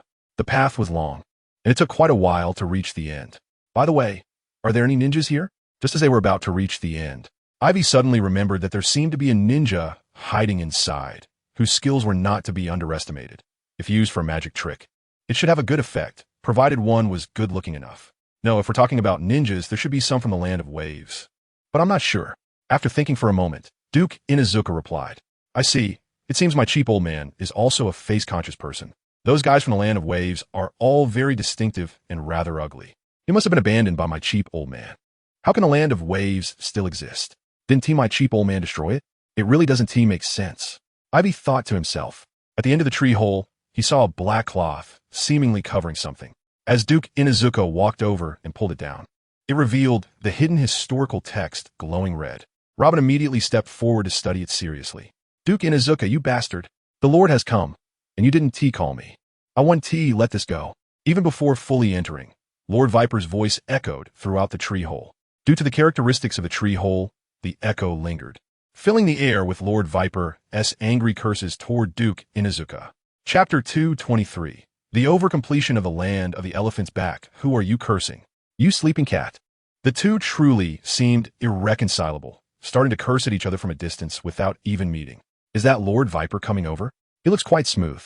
Since he couldn't understand the historical text, Aivi just stood by watching, which was also a good opportunity to see the commotion. Yes, he is that shameless sleeping cat who sleeps all day. Talking about Lord Viper, Duke Inuzuka immediately discarded his usual dignity and seriousness. But Aivi had never seen Duke Inuzuka in his usual demeanor, so he didn't find it strange. Instead, he thought this lively atmosphere was quite nice. Although they seemed irreconcilable, it looked like their bond was particularly deep. Where's the Lord? Lord Viper came rushing in, starting to search everywhere with his eyes, which eventually landed on Duke Inuzuka. The Lord isn't here. This is Aivi, the Lord's son. Duke Inuzuka pushed Aivi, who was watching the commotion, forward. He was well aware of Lord Viper's feelings. The two had not had it easy over the years, busy with various matters, but never filling the emptiness in their hearts. Hello, Smidok. Aivi, my old man didn't come, and I don't know where he is. I just heard their historical text here, so I came over, not knowing it was like this before. Aivi smiled awkwardly. He really wasn't fully prepared to adapt to all this. What kind of situation was this? His cheap old man sure knew how to stir things up. Otherwise, why not just change everything? Or just leave it alone? You've changed everything, then changed it back? Isn't that just fooling the people who come later? I see. Lord Viper sighed, unsure of what else to say. But I'm still very grateful for your visit. Today I'll treat you, and let us celebrate properly. Lord Viper then proposed. I was clearly the first to arrive, and you actually snatched it away. Seriously, do you even care about me? Duke Einaran angrily retorted to the cat Viper. I don't disregard you, I just keep you in my heart, the cat Viper replied slowly, looking at Duke Einaran with a melancholic gaze while puffing on his pipe. Ugh, that was the sound of Aivi vomiting. What is wrong with you? Are you okay? The cat Viper asked Aivi with a puzzled look. You too. Are you really sure you want to have this kind of conversation? How can you even ask me?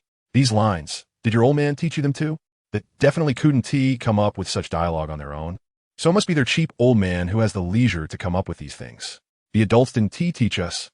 We just occasionally heard them say things like this to others. It seemed effective, and if we just replied with that, the other party would be speechless. So I remembered it, the cat Viper recalled after thinking for a moment. Such cheesy lines. It seems your cheap old man must be a post-80s kid. I've got it.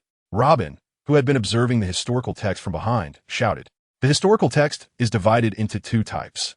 One records ancient weapon information on a stone tablet, and the other shows its location on a stone tablet.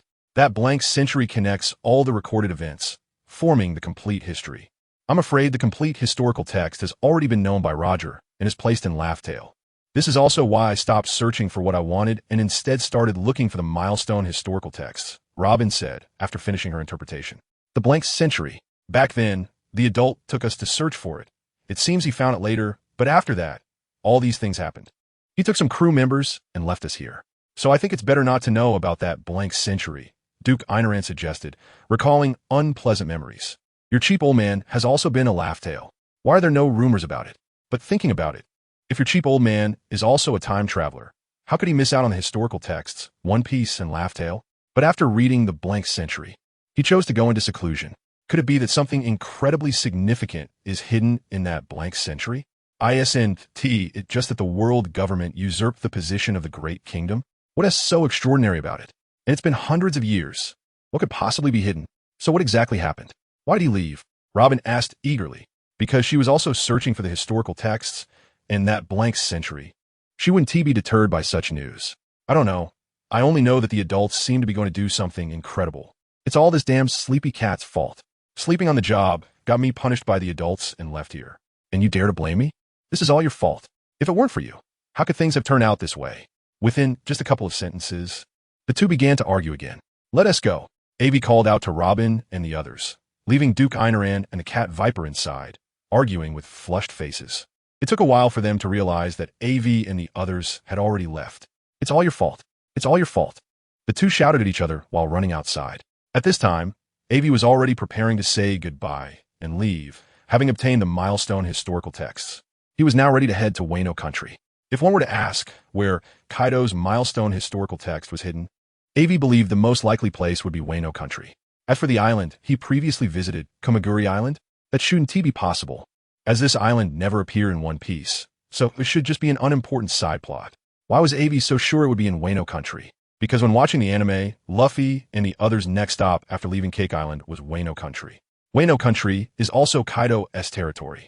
If there were no historical text there, it would be impossible. If that is the case, why would they let Luffy go to Wano country? There must be something to gain. Otherwise, it would be Oda's messy plot, or Kaido's historical text must be hidden in Wano country. But there is also another possibility. Aivi couldn't forget the factor of his cheap old man. Everything couldn't be judged by common sense. Just like now, where red-haired Shanks and Kaido have mysteriously disappeared, with no news of their survival. Here, take this. If you want to come back to play, you can use this to get here, Pedro said, taking out a piece of life paper and handing it to Aivi. If you don't have life paper, you won't be able to find this place. Zo is not an ordinary island. It's constantly moving and shifting, so ordinary record pointers can't locate it. Then how did it work before? Aivi asked how they could use the record pointer to find it earlier. What responded to Aivi was Pedro's awkward smile. You bastard. Aivi raised his hand as if to hit him, but finally stopped at Pedro's shoulder. For sure. Goodbye. I'll come back to play again. Wait for me to find Laughtail. With a leap, he jumped off Zo's back, and the others followed suit, without any cushioning, like birds flying freely, laughing joyfully. Chapter 224, Bondi. Well, just like that, they left. Duke Einaran said as he watched Aivi and the others jump down. Yeah, not even a goodbye, truly inconsiderate. Just like the adults, really worthy of being Lord Blue Phoenix's son, the Cat Viper followed up. Lord Cat Viper, Duke Einaran. Pedro stood respectfully to the side. Don't worry, you did well. Otherwise, we wouldn't know how to treat him, the Cat Viper said, patting Pedro while holding his pipe. At the same time, after Aivi came down from Zo and set off towards Wano country, a group of pirates claiming to be Aivi's underlings suddenly appeared on the seas of the New World, boasting about Aivi's strength and causing chaos everywhere. Almost every famous pirate on the sea had been provoked and attacked by this group of Aivi's underlings. At first, those pirates were hesitant to resist, fearing Aivi's underlings' reputation. But the more they refrained from resisting, the more they suffered losses. In a short time, the initial fear of Aivi turned into resentment and hatred. Aivi's name became notorious, and everyone who mentioned him wanted to spit at his head. There were those who suspected that this might be a conspiracy specifically targeting Aivi. But no one stepped up to say that it wasn't Aivi's doing and that someone was trying to set him up. They had no ties to Aivi. Why would they go to such lengths for him? Some even began to take advantage of the chaos to fish in troubled waters. More and more pirates under Aivi's command have emerged spontaneously, using Aivi's name to pillage and wreak havoc, turning the entire New World into chaos. The waters have become murky beyond recognition. At the same time, it only takes one node to ignite all the resentment. All it needs is a leading figure to guide these resentful pirates who hate Aivi in the direction they desire, charging forward unstoppable. On this day, the leading figure has appeared, a notorious pirate on the seas, one who was active during the era of Pirate King Roger, known as the World Destroyer, Wald. He sees this as a great opportunity, a chance to unite most of the pirates in the new world under his command. Wald, don't go. Let us leave. This era no longer belongs to us. There is clearly a conspiracy at play here. Jack, the vice captain of the Wald pirates and Wald's older brother, is quite different from his enormous brother.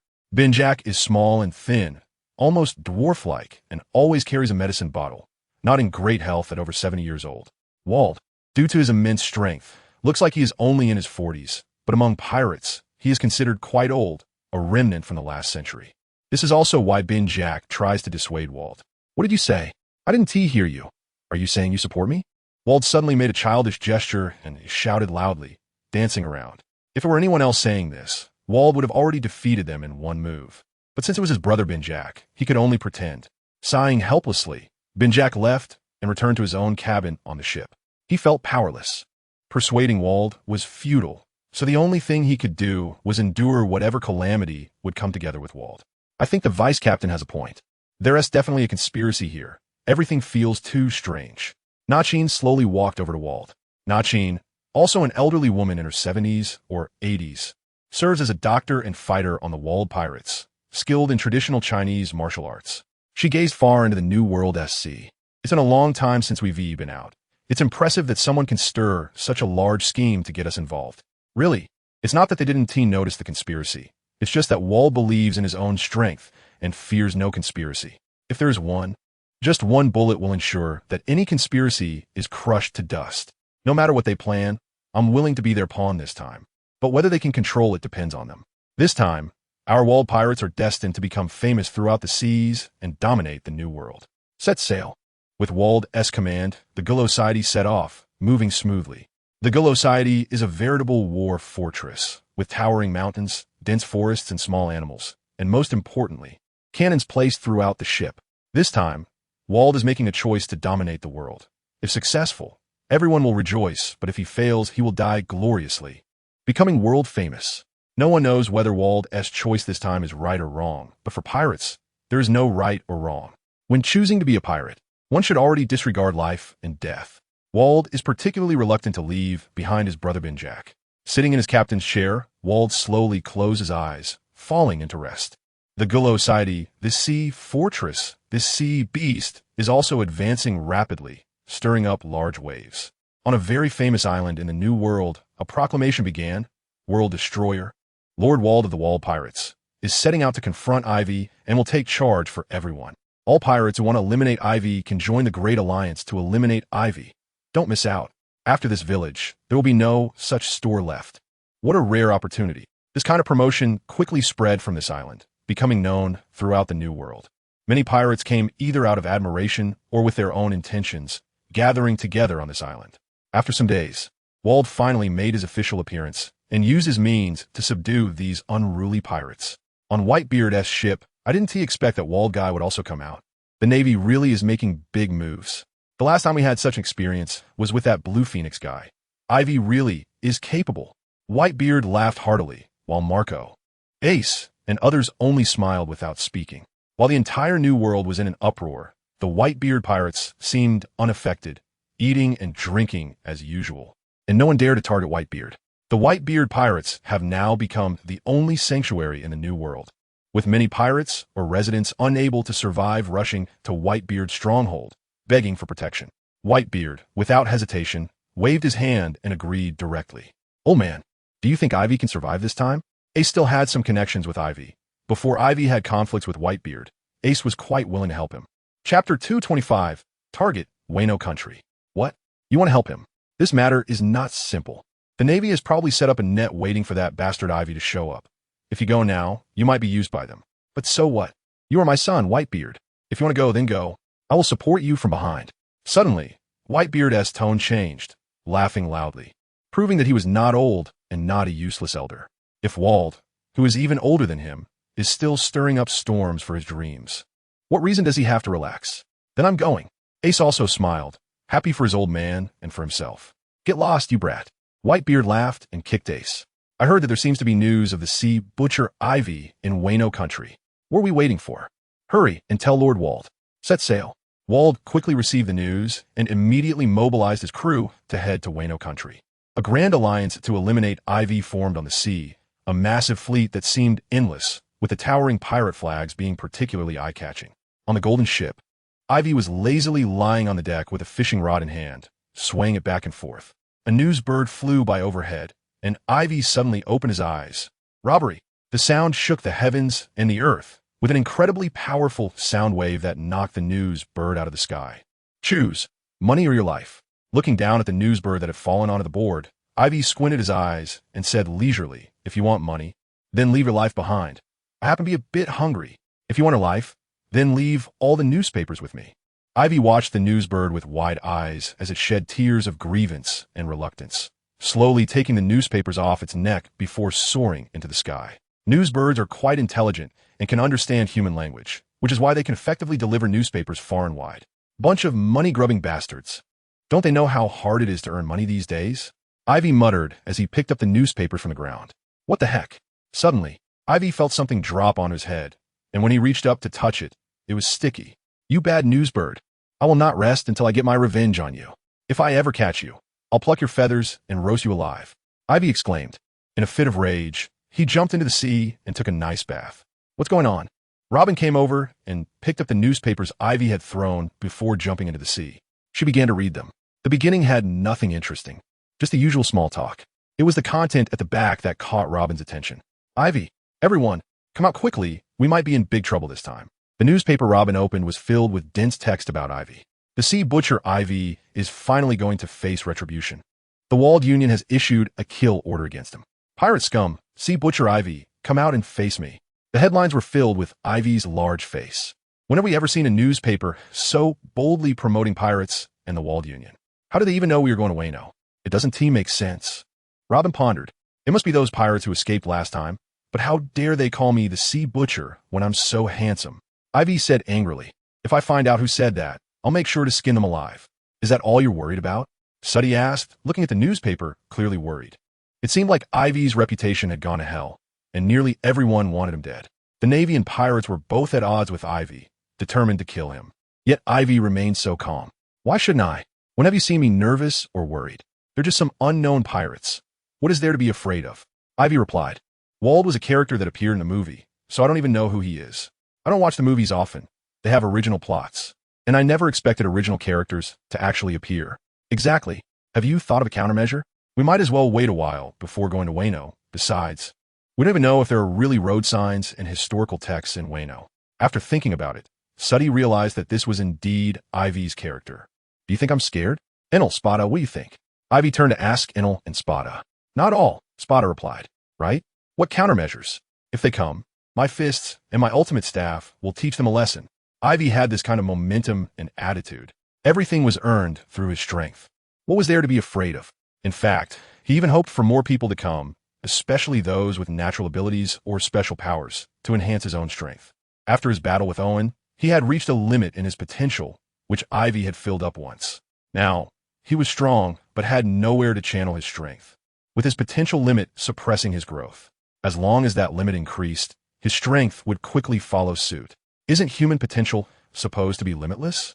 Why does it become limited when it comes to me? What bad luck. In the end, Aivi and the others unanimously decided to continue their journey to Wayno. When soldiers come, we fight. When water comes, we hide the earth. What is there to be afraid of? If you're scared, then you shouldn't be a pirate. Now Aivi and the others were fully aware of the risks, yet they bravely marched forward. Each of them carried aspirations and excitement. They were no longer those weak pirates who trembled at the sight of slightly stronger opponents. They truly had the capital and strength to venture into the great seas. If they were still afraid now, it wouldn't be Ivy's character. Even when he was weaker in the past, Aivi was reckless. Now, even more so. Since their whereabouts were already known, they boldly advanced, stopping at every island to rest and make a grand display. It was as if they were afraid no one would notice, making it exceptionally ostentatious.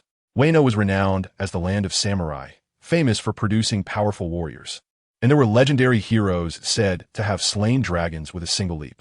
After Kaido's disappearance, Wano was jointly ruled by the daimyos, the emperor, and the Kazuki family. When Kaido vanished, the daimyos had hoped to unify Wano, breaking free from Kaido's constraints. But unexpectedly, the previously weak emperor faction and the Kazuki clan united, proving to be even stronger than the daimyos combined. After continuous wars and heavy losses, the three factions decided to temporarily cease hostilities and coexist peacefully. Chapter 226. Landing in Wano. What is going on with the Kazuki family? In Wano, at the residence of the Left Sky Daimyo, several people gathered together, engaged in intense discussions. 5 men and 2 women, 7 daimyos, sat on either side of the hall. It turned out that just recently, the remnants of the Kazuki family had suddenly rushed into the emperor's palace, conspiring with the emperor for a long time. Now these daimyos had no idea what their plan was and were unable to guard against it. During its heyday, the Kazuki family was a force that could rival all the daimyos combined. But over a decade ago, the family was nearly wiped out, killed by the joint forces of Kaido and the Black Carbon General, and the Kazuki family had nearly ceased to exist. However, some members of the Kazuki family still survived, along with loyal retainers who had been hiding for years. Only recently did they re-emerge, secretly contacting the emperor while keeping the Left Sky Daimyo and others in the dark. Now they were being sheltered by the emperor. If Lord Kaido were here, would they dare to be so bold? The first seat on the right, Daimyo Qingli, said angrily, "What are you talking about, Qingli? We finally got rid of that guy. Do you still want to be someone else's dog?" The first seat on the left, Daimyo Linglong, was displeased. Linglong was a woman of great charm, wearing a kimono that exposed one shoulder, adorned with a floral tattoo. Sitting ungracefully with a toothpick in her mouth, she casually remarked, "Are you looking for a fight with me? Ha! Come on. Do you think we are afraid of you?" Qingli slammed the chair and stood up angrily. The relationship between the two had never been good. Qingli looked down on Lingling, a noble who dressed like a courtesan, which tarnished their reputation. Lingling couldn't stand Qingli's willingness to be a lackey for others. The tension between them escalated instantly, with veins popping and nostrils flaring with heated breaths. These nobles were not only high-ranking, but also held significant power in Wano country, along with formidable strength. Enough. Everyone stop it. The outsiders haven't attacked yet. And you're already in chaos, right? Is this entertaining? The daimyo of Zhuotian opened his eyes and scanned the room lightly. The other nobles only watched the spectacle, remaining indifferent and silent. All right, since no one is speaking, I will. Let's set aside these matters for now. The Kazuki family and the emperor, whatever they are planning, would not escape our notice. Their individual strength is indeed formidable, but this is Wano country, and the power of us nobles should not be underestimated. They won't be able to make any significant moves for the time being. I called you all here to discuss this person. The daimyo of Zhuotian took out a bounty notice featuring a smiling photo of Aivi. You must recognize this person, a figure causing quite a stir in the New World recently. He is rumored to be arriving in Wano soon. What are your thoughts? Let him come. Are we afraid of mere kid? Lingling, still fearless, retorted. He may not frighten us, but the pirates who will likely accompany him, almost half of the New World S pirates, will surely come in full force. With so many pirates arriving, our plans will definitely be disrupted, so we must devise a countermeasure, Zhuotian replied calmly. Like what? Hua Deng, the only female noble present aside from Lingling, asked softly. She was young and looked delicate, dressed in a kimono with a headscarf, but she possessed a ruthless disposition. What if we kill him before that kid arrives? Agreed. Agreed. The remaining nobles exchanged glances, expressing their approval of the plan. As long as they could eliminate Aivi before he reached Wano, everything would be resolved. Good. It's settled then. We will continue discussing the specifics of the plan. For now, let's talk about the Kazuki family and the Emperor, a nest of snakes and rats. General Kuroten had recently left for a while, handing over control of Wano to them.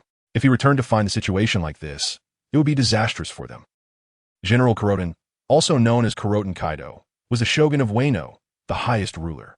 Although the country was nominally ruled by the emperor, it had always been under Kuroten's control, and Zhuotian and the others were also dependent on him. Zhuotian concluded the discussion, seemingly dismissing the difficulty of killing Aivi and setting it aside. Meanwhile, Aivi and his group were already very close to Wano country, having spotted land in the distance. Ha!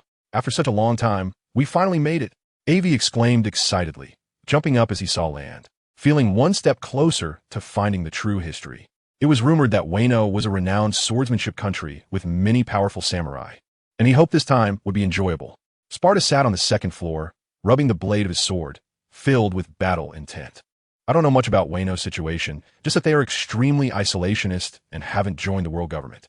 Their samurai are particularly strong, so the Navy doesn't dare to approach.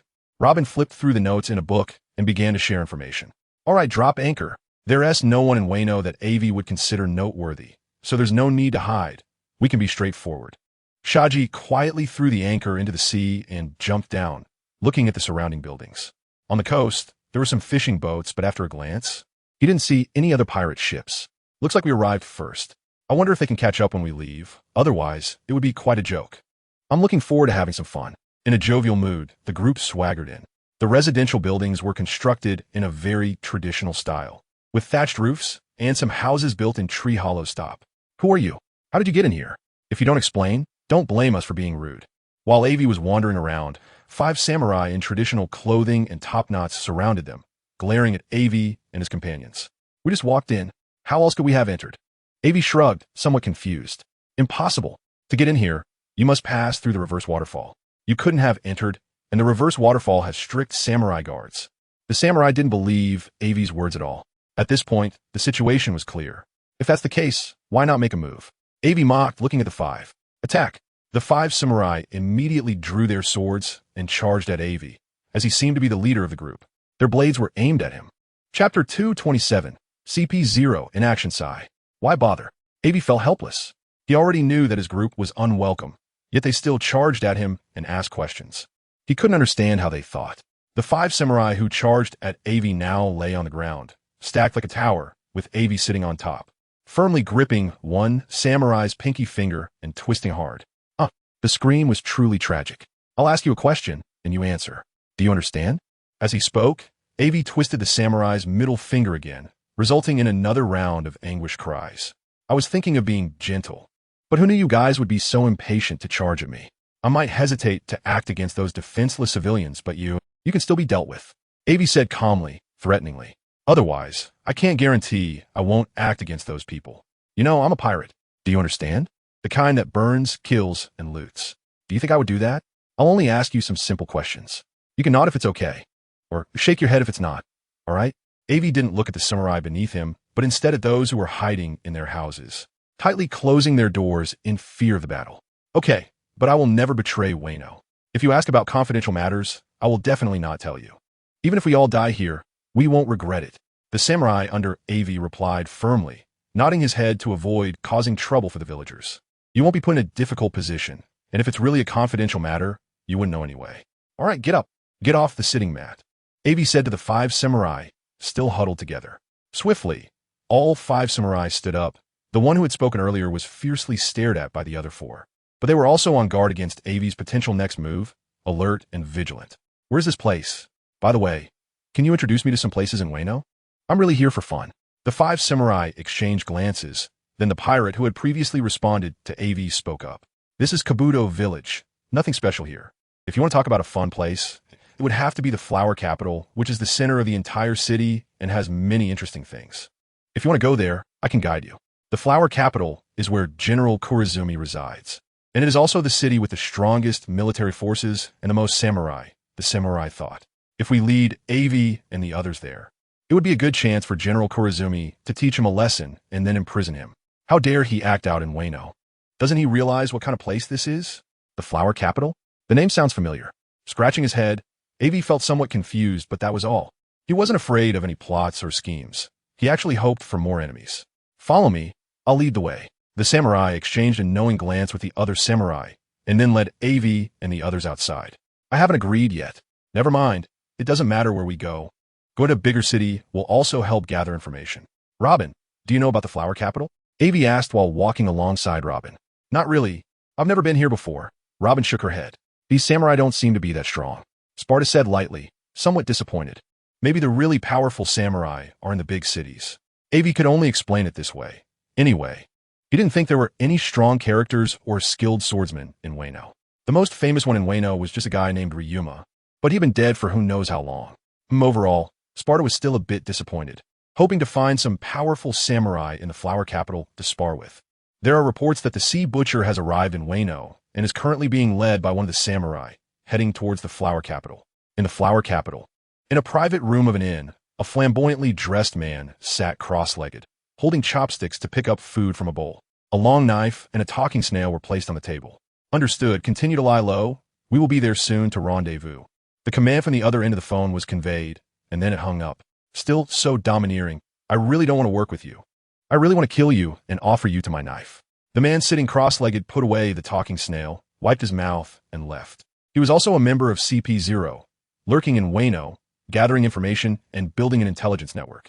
The person he spoke with was a man wearing a clown mask, indeed. He was the one who had previously gone to Biscuit Island to negotiate with Big Mom. He was currently on a ship not far from Wano. The fish has arrived. Is the net ready? The clown masked man stood up and asked the person behind him. The pirates of the Aivi Pirate Alliance have already set off to eliminate all pirates and are about a day's journey from Wano. From the shadows, a person stepped out. He was also a member of CP0, wearing a swirling mask, resting his hand against his forehead.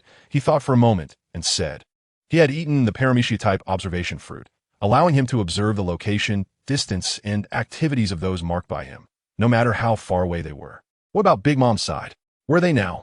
The clown man asked. About the same as the other side, maybe even a bit faster, because Big Mom only brought one ship. After observing Big Mom's current status, the swirling masked man said, in that case, we need to act quickly. It's a pity we only managed to convince one of the four emperors. If Whitebeard also joins in, it would be exciting. The clown man chuckled. That's already quite good.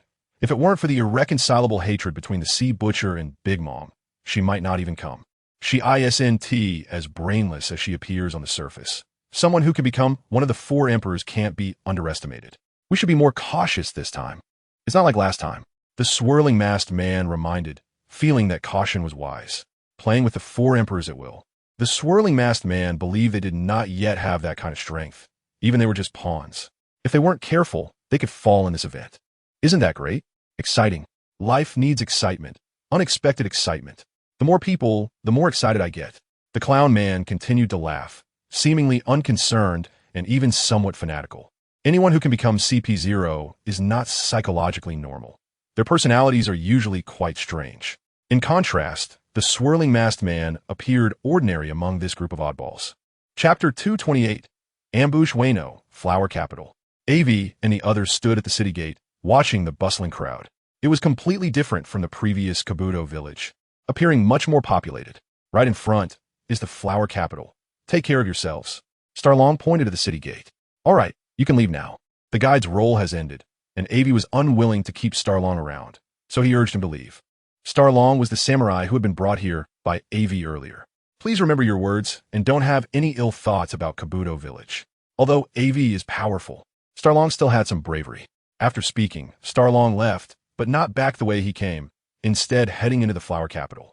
Aren't you afraid he will report us? Golden Week chewed on gum and asked, what is there to be afraid of? We didn't come here with good intentions anyway, it's whatever. But this place really does look prosperous. One by one, the houses are incredibly luxurious. The food is also different from other places. Meatballs, pickles, sushi, rice, etc. all seem to have very small portions, giving a strange feeling when eaten. Let's split up here. If there's any news, contact through the talking snail. For now, let's gather information about this area and see if there are any special places worth visiting. Okay, Aivi left on his own, and Sparta and Enel did the same. Robin and Shati went together, Saji and Golden Week and Cornus together. This arrangement seems safer. If something bad happens, they can quickly resolve it. I'm going this way. Aivi pointed towards the Flower Capital's central area, a particularly distinctive building. Everyone be careful. After all, we aren't very familiar with this place. Robin reminded everyone as they split up. What is there to be careful about? Don't be too nervous. Aivi replied without looking back, and then quickly ran off. Estimate that our enemies will not take long to come here, and when they do, there will likely be a fierce battle. It's just the right time to rest and regain our strength, thought Sparta as he walked into a bathhouse. Everyone began their own actions, whether it was gathering information, observing the local customs, resting, or heading to the food street. The Butcher of the Sea has already arrived in the Flower Capital. Lords with Tion and Lady Lingling sat opposite each other. Apart from their relationship as lords, they were also secret lovers. At this moment, Lady Lingling took a sip of the wine on the table and casually said, "So soon. Are you prepared on your side?" Without anyone else around, Lords with Tion still cared about Lady Lingling's situation, so he asked with slight concern. No need to worry. The moment they enter the flower capital, their fate is already sealed. Just wait for the show. Lady Lingling replied proudly, showing no concern about not being a match for Aivi and his crew, instead being extremely confident in her own abilities. Report. At that moment, a loud shout came from outside, and a person rushed over. As he reached the door, he came to a sudden stop, standing respectfully outside. Captain Aivi of the Aivi pirate crew is now heading towards General Hyten's residence. Should we intercept him? Oh no. I didn't expect him to aim for the General's residence right away. If he gets in, the General will definitely be unhappy when he returns. I'll go first. Until next time.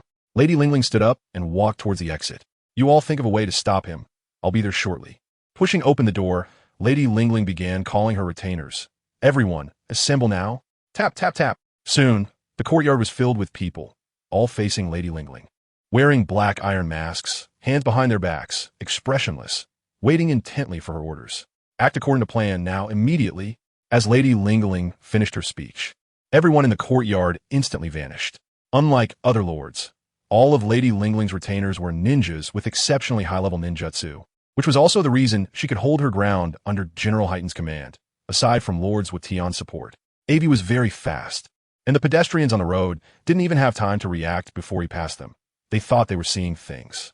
Kaido had disappeared, and if he was in Wano, then only his former ally Orochimaru would be left. No, Orochi. Anyway, that guy knows. That residence must be where Orochi lives. As long as I capture him, everything will be solved. Huh, I'm just that clever. What can I do?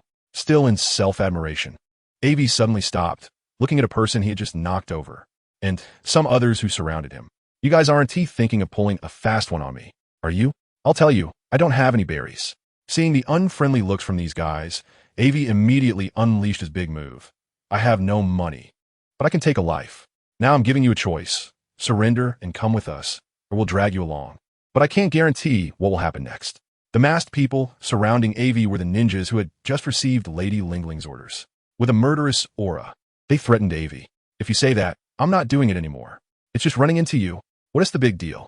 Just as Aivi was arguing with these ninjas, pedestrians on the street had unknowingly disappeared completely. Ninjutsu, Misty Illusion Technique. These ninjas were decisive, attacking directly without giving Aivi a chance to speak. Their fingers intertwined and twisted in a rapid sequence, forming seals quickly. Under their ninjutsu, 1 became 2, 2 became 4, and they spread out, instantly multiplying to hundreds, even thousands of ninjas in front of Aivi. Wow, what a powerful move. 1 person becomes an army, impressive skills. But it's useless. I just happen to be a little interested in ninjutsu. How about you hand these over to me? I promise. Even if you attack me this time, I won't kill you. How about that?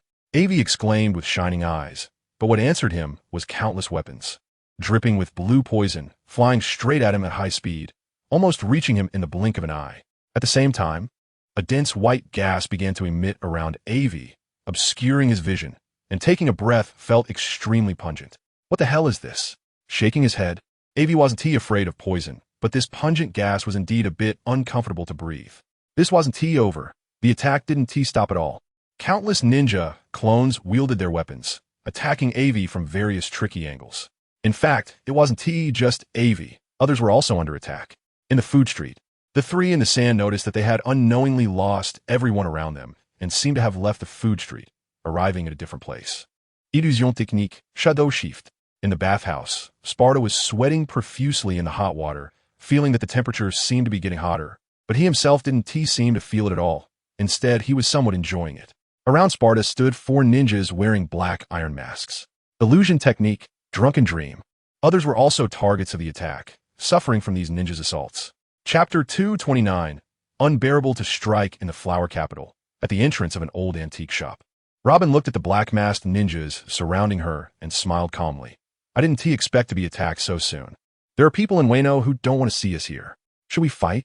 Shati gripped the long knife at her waist, her sharp gaze scanning the ninjas. Be careful. Robin crossed her arms, standing still as Shati charged out, her sharp long knife cutting through the air, aimed directly at the ninjas' vital points.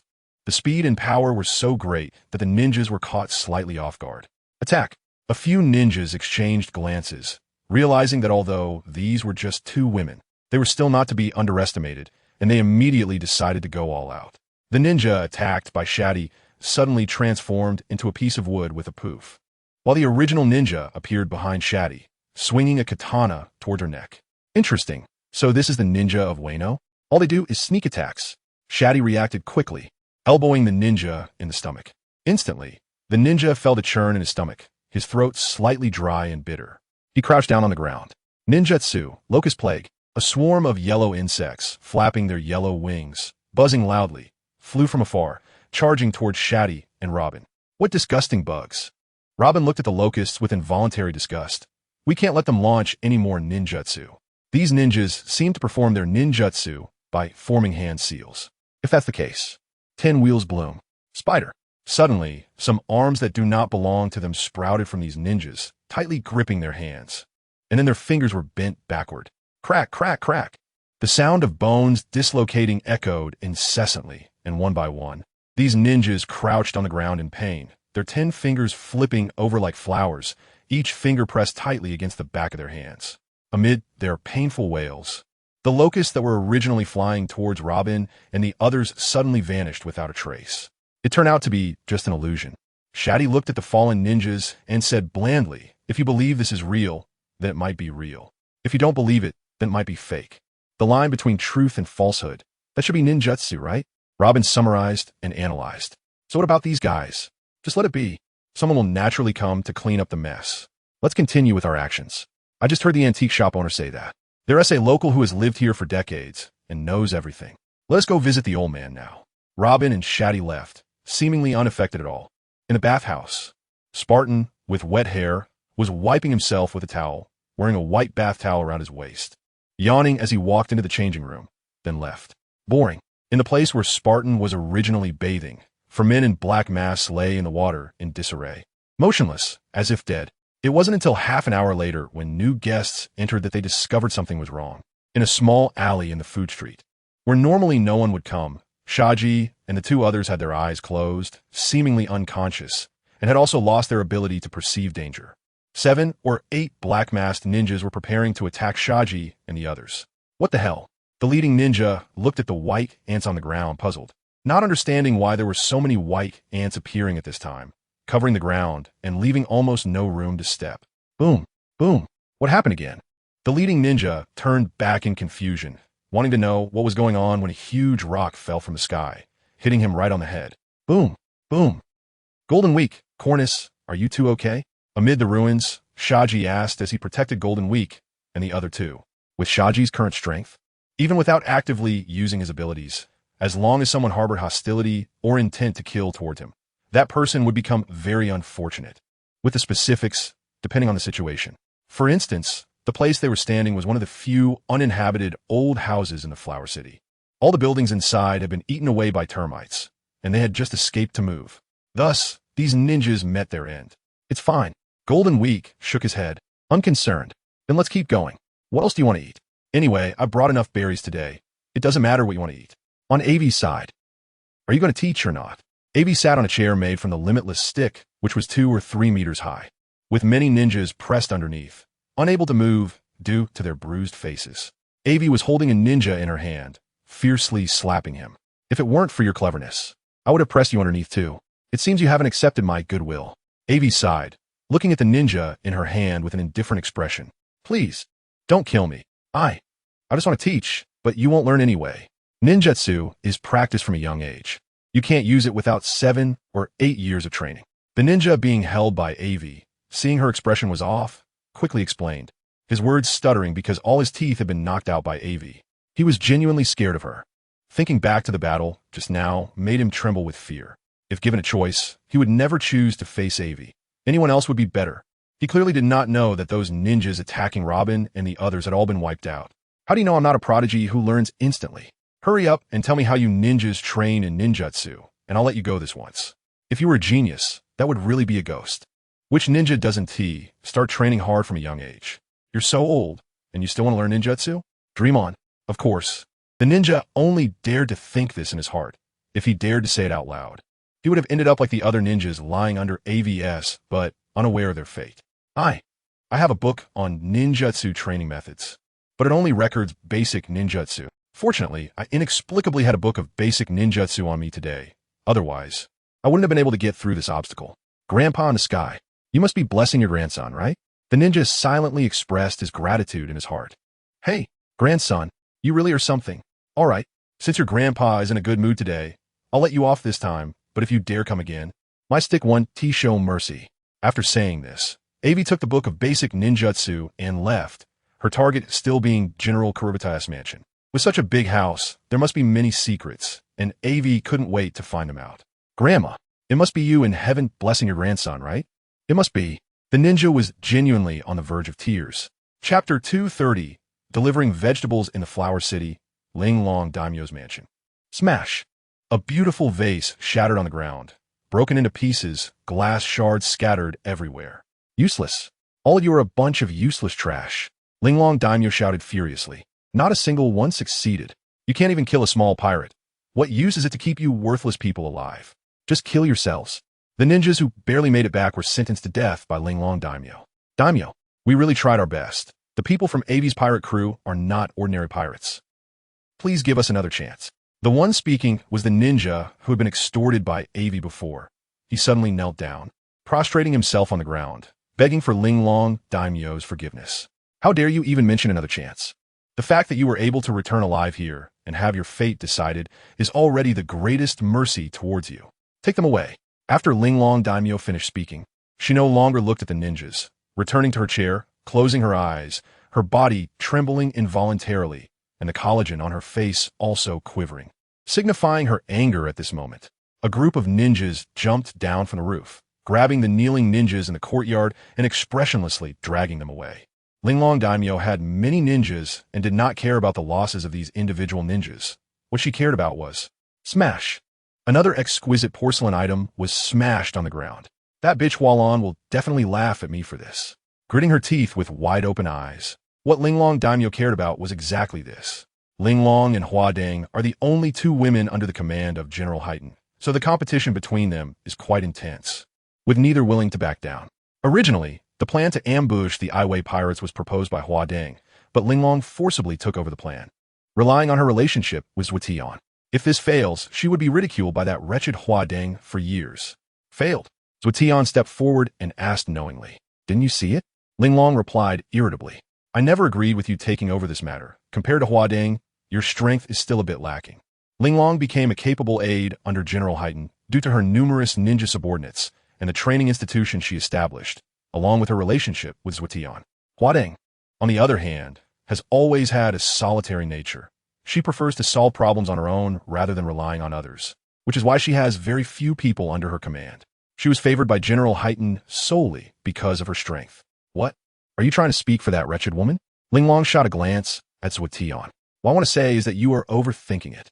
Hua Deng isn't that scheming. Otherwise, how could we not have discovered anything? Sitting next to Ling Long, Zhuotian tried to mediate. It is well known that the relationship between Ling Long and Hua Deng is poor, but those involved are confused while outsiders see clearly. Zhuotian and the others can see that Ling Long is the one causing all the commotion. Hua Deng hasn't paid much attention to her. So Zhuotian wanted to take this opportunity to persuade Ling Long. Stop saying useless things. Just tell me how he plans to resolve this. Ling Long leaned down in front of Zhuotian, looking down at her, and because of her loose kimono, her fair chest was directly in Zhuotian's line of sight. Perfectly aligned. You don't need to worry about the general. Qingli has been waiting there for a long time, and I have already made arrangements for the other members of the Aivi pirates. In fact, Zhuotian was very clear-headed. Being able to escape from Big Mom's crew unscathed is not something that can be achieved without some skill. Big Mom is a notorious pirate on par with Kaido, and all the daimyos, including General Haiten, have relied on Kaido's support to establish their foothold and form the current nearly unified structure of Wano. Zhuotian has left Wano before. When he was younger, he traveled outside, so unlike other daimyos, he doesn't have that arrogance of looking down on others, but rather is very cautious. Moreover, the fact that all pirates at sea have united to attack suggests that Aivi and his crew are clearly not easy opponents. The reasons Zhuotian still agreed to Ling Long's request to lead the ambush against the Aivi pirates was merely to take this opportunity to help Ling Long realize the situation. A great era is about to arrive. They must maintain internal harmony and unity. Otherwise, when General Haiten returns, Ling Long's situation may not be good. which is something Zhuotian does not wish to see. On the other side, Aiwei stopped at the entrance of the heightened general's mansion, not entering directly. Come out, you rats. You really keep coming back in waves? Is it never-ending? If you want to come, just come all at once. It's a waste of time. In Aiwei's observation with his kin Bunchika Haki, he had already been surrounded by people of considerable strength. Clap, clap, clap. As expected, he is indeed the infamous sea butcher capable of uniting all pirates against him. Qingli leisurely walked out from the second floor, leaning on the carved railing, looking down at Aiwei with a smile. He has people in every direction, and now Aiwei has become a turtle in a jar. Qingli believes everything has come to an end. I saw the previous battle, so I don't intend to engage in close combat with you. The sea butcher. Qingli signaled to his samurai, who immediately drew several cannons. Although I couldn't discern your abilities from the previous fight, this weapon should be able to suppress you. Sea stone. The moment Aiwei saw the cannons, he immediately recognized the material they were made of, as it was identical to his own Wujigan. Back when I was under Kaido, I saw many people like you. Although their abilities varied, as long as they encountered this, even if they were dragons, they would turn into sickly cats. Fire. Boom, boom, boom. The cannonballs were fired from the barrels, tracing a beautiful arc through the air, carrying the beauty of death. So they see me as a fruit user, Aiwei thought. Just in time, I was looking for sea stone everywhere. It seems there's plenty in Wano. They deliver it to me. Catching. Holding one end of the Wujigan in his right hand, he spun it around, and, as the speed increased, it transformed into a funnel-shaped object, catching the cannonballs one by one and quickly assimilating them, merging with the Wujigan. The force is quite strong. When he caught the first one, Aiwei's arm couldn't help but tremble slightly, as the force seemed a bit too strong. Chapter 231. The Flower Capital Almost Destroyed. On the edge of the Flower Capital, one side is dense forest, while the other is a bustling city and streets. Come out. No need to hide. Walking casually, Enel looked ahead. I'm not hiding. It's just that there are quite a few buildings here. A female voice came from behind Enelu. Huadeng leaped down from tall building. By the way, let me ask you, how you choose to die? Slowly drawing her sword, Huadeng said lightly. Burned to death? Poison? Or death by 1,000 cuts? It's the first time someone dared to ask me that. Interesting, really interesting. Congratulations, you have successfully made me laugh. So I've decided to give you a special reward. Divine punishment. A bolt of lightning descended from the void, striking down precisely. After the thunder, a huge pit appeared on the road, but there was no trace of Huadeng's body. Looking for me? A thin sword shaped like a willow leaf was placed against Enelu's neck, and in the next moment, it swiftly severed his head. Not bad. You actually managed to dodge my casual strike. As Enelu's head fell to the ground, a strange smile hung on his lips, and in the next moment, he transformed into blue lightning, returning to his original body. He reached up to touch the spot where he had just been struck, looked at Huadeng, and pointed his finger, gathering blue lightning at his fingertips. But that's all. You have disturbed my interest in continuing to play, and, as punishment, I have decided to destroy this city. What do you think? A larger thundercloud gathered above the flower capital, forming into shape. Destroy it if you must, follow your interests. But your abilities remind me of someone from before. You can control fire, while you can control thunder and lightning. I really envy you all for easily obtaining such powerful abilities. Huadeng Daming is a battle maniac. Once she engages in a fight, it will be to the death. Until either the enemy falls or she does. She won't care about anything else.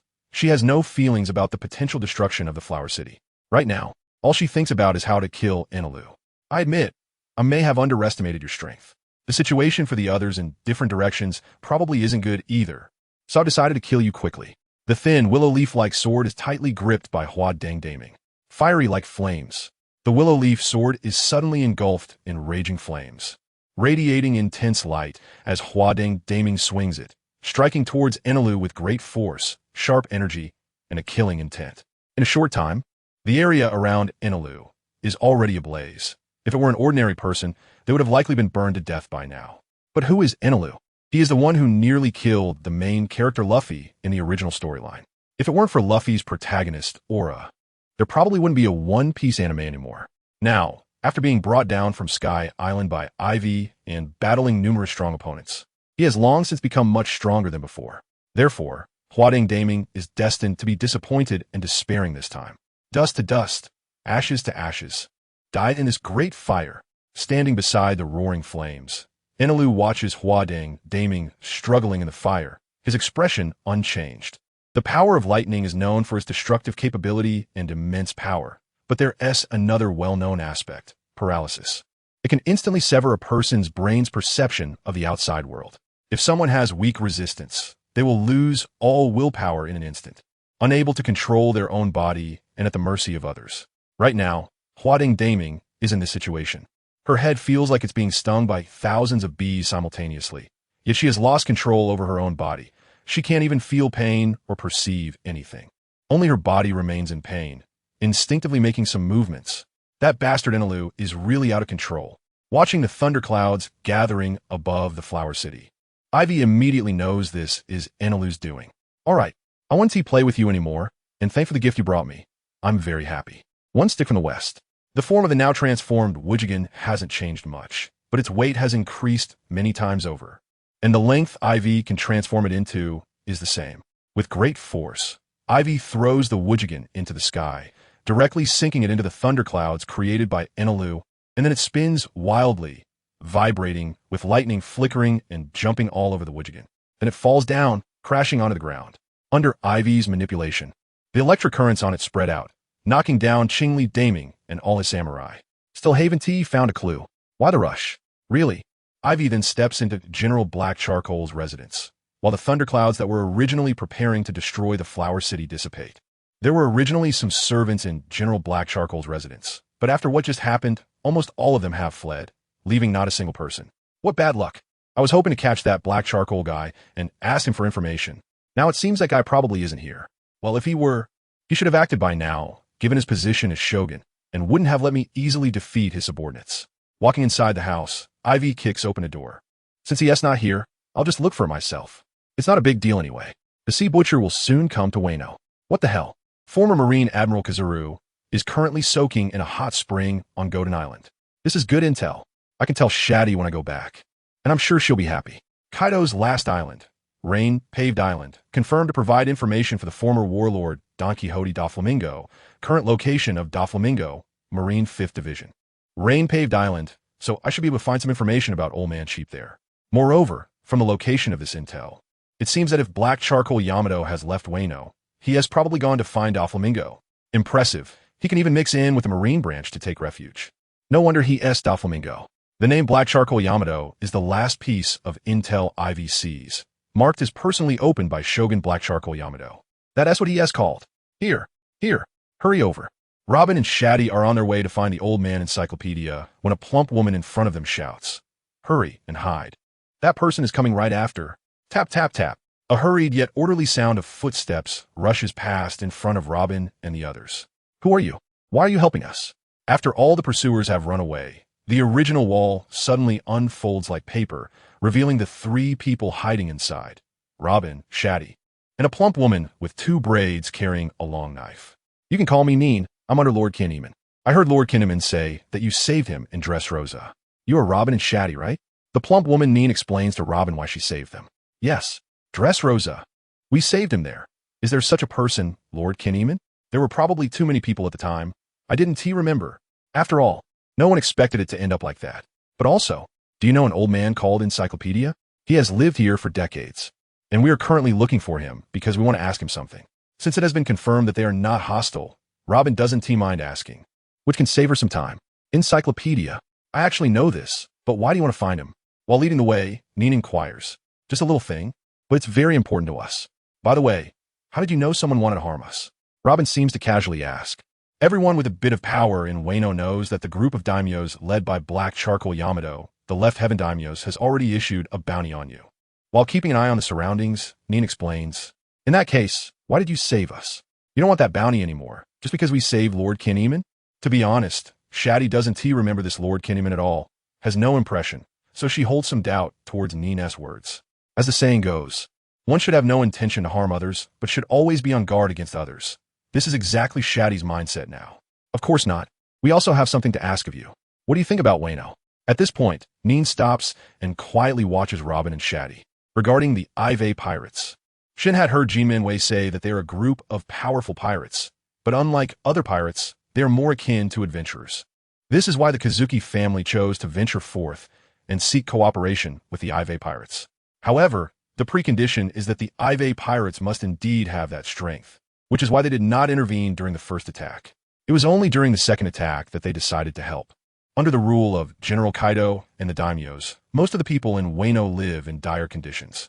They only care about their own interests and greed, completely disregarding the survival of the citizens of Wano.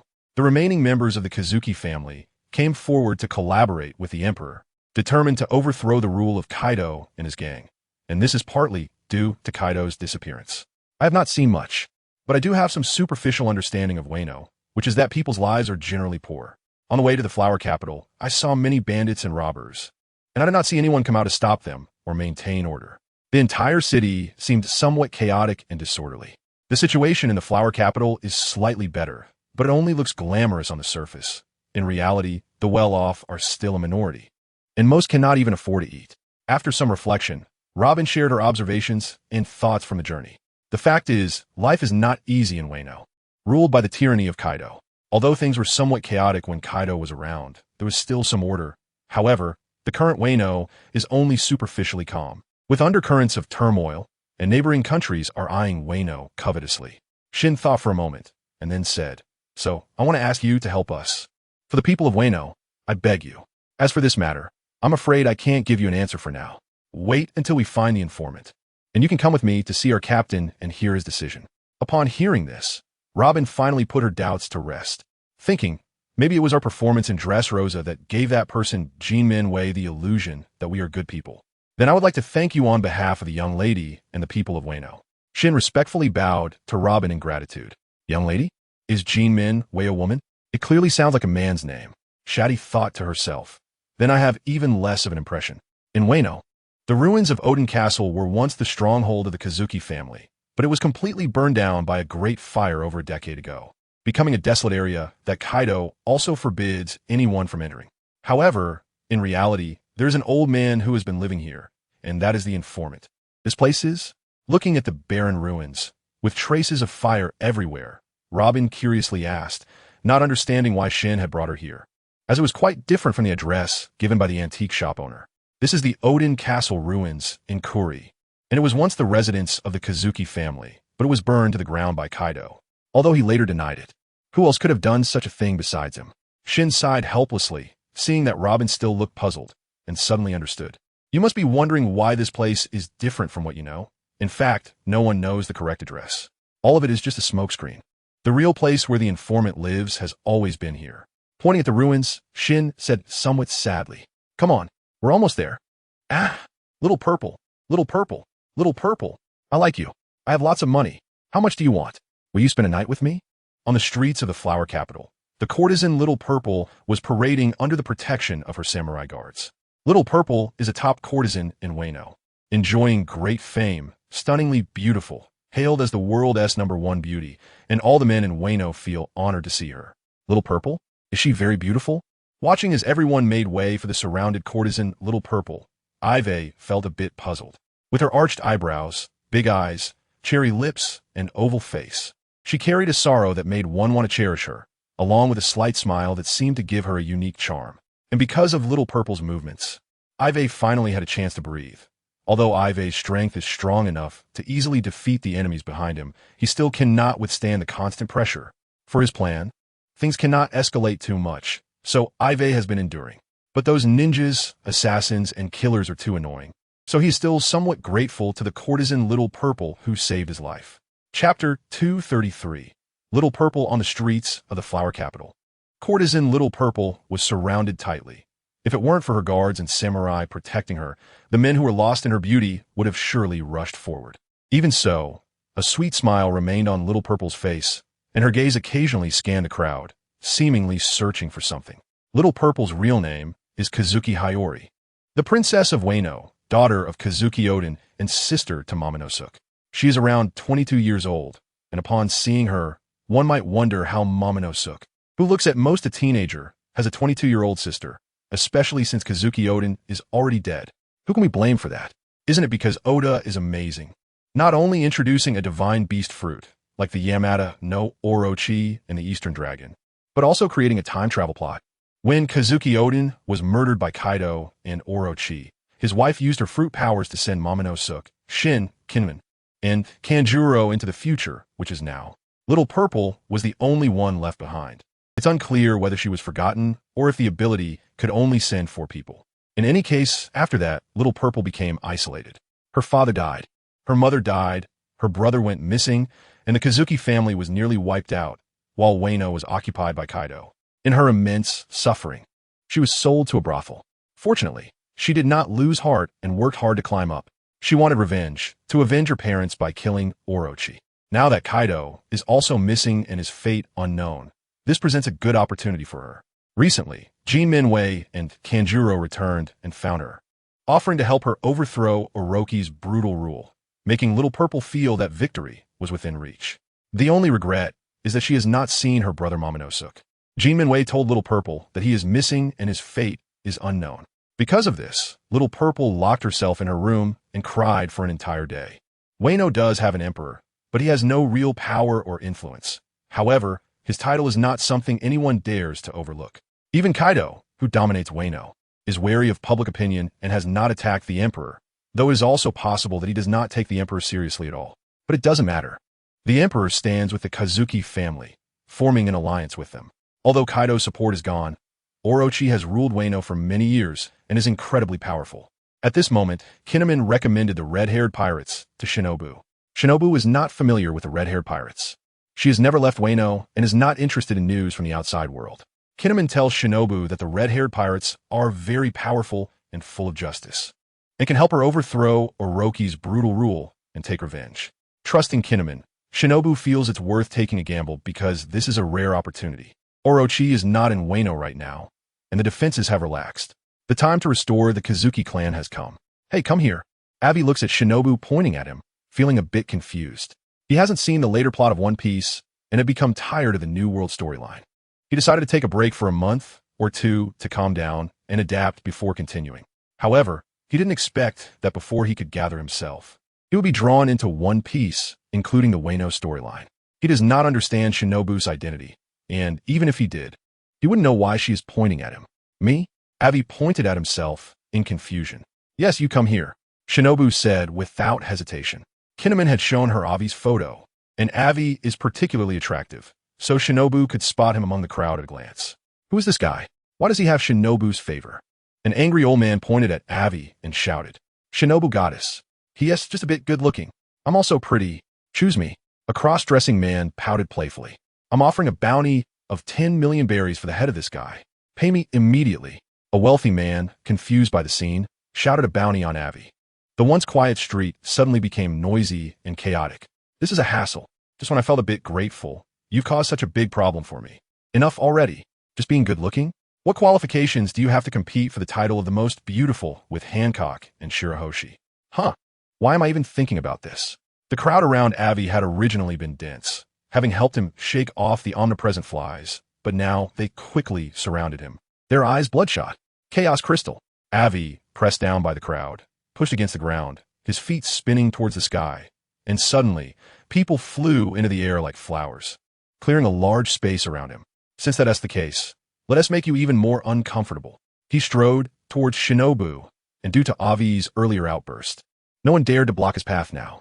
Miss, we agreed, but I have no money. Aivi playfully lifted Shinobu's chin with his finger, wearing a lewd expression. Instantly, the noisy crowd fell silent. Stop. How dare you be so frivolous with a courtesan? The samurai standing beside Shinobu was displeased and immediately drew his sword to confront Aivi. Stop. Let us go back. First, he stopped the samurai from drawing his sword at Aivi. Then Shinobu, unconcerned by Aivi's lewd expression, led everyone back. Since the goal had been achieved, rescuing Aivi, continuing the parade held no meaning. They could discuss future matters better after returning. No one knew when Orochi would return, and Shinobu dared not gamble. She desperately wanted to kill Orochi, but she was self-aware. Otherwise, she wouldn't have survived until now. She would have been discovered by Orochi long ago. After Shinobu and Aivi left, whispers about the two began to circulate in the crowd, while Zoten Daimyo stood behind, watching without taking action. He didn't dare to act.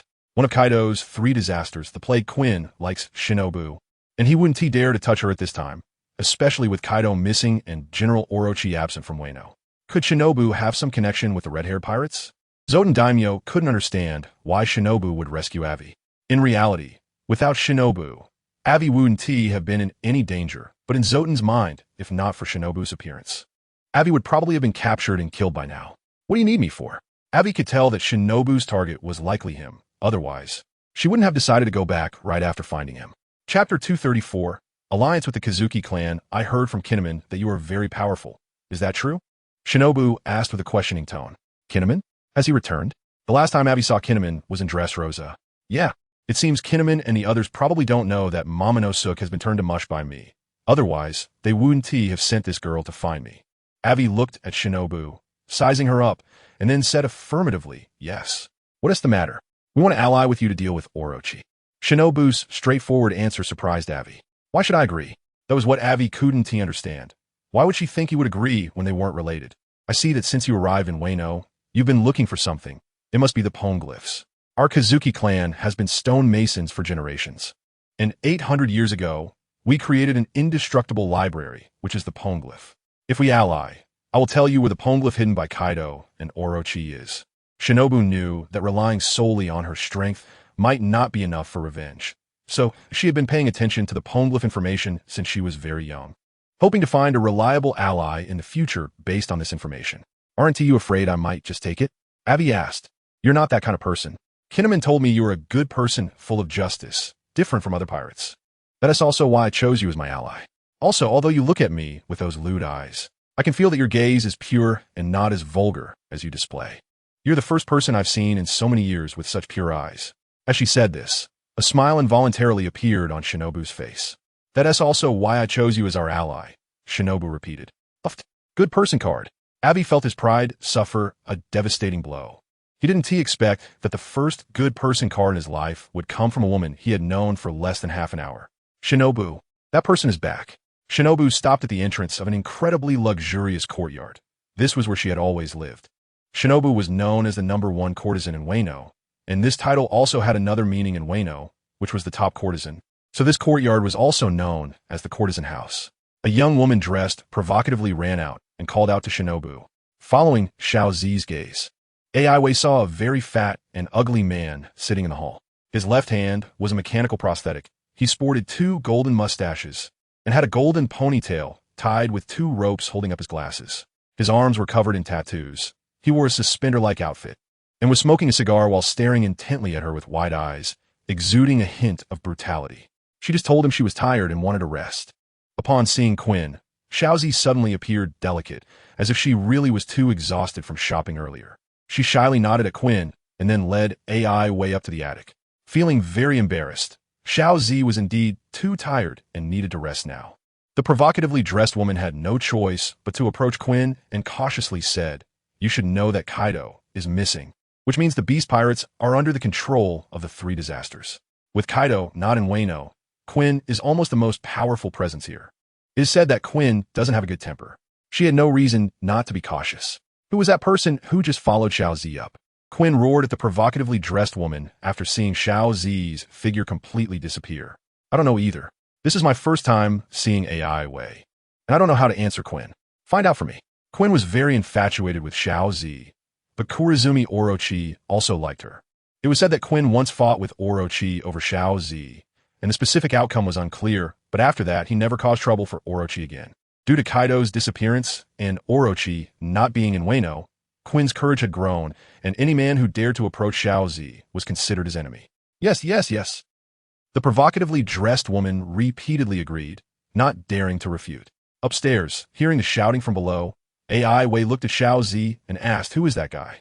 Quinn, the owner of the Rabbit Bowl prison quarry in Wano, and also one of the 3 disasters of the Beast Pirates plague. After pushing open the door and walking in, Xiao Zi explained, "In that case, why not seek an alliance with him?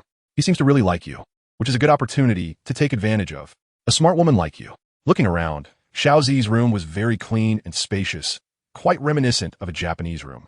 It had a tatami appearance, but thinking about it, isn't Wano just the Japan of One Piece? All styles are based on that setting by Oda. So Aivi wasn't puzzled anymore. "My real name is Kazuki Hayori. Former Shogun Kazuki Sukiyaki is my grandfather, and Kazuki Oden is my father.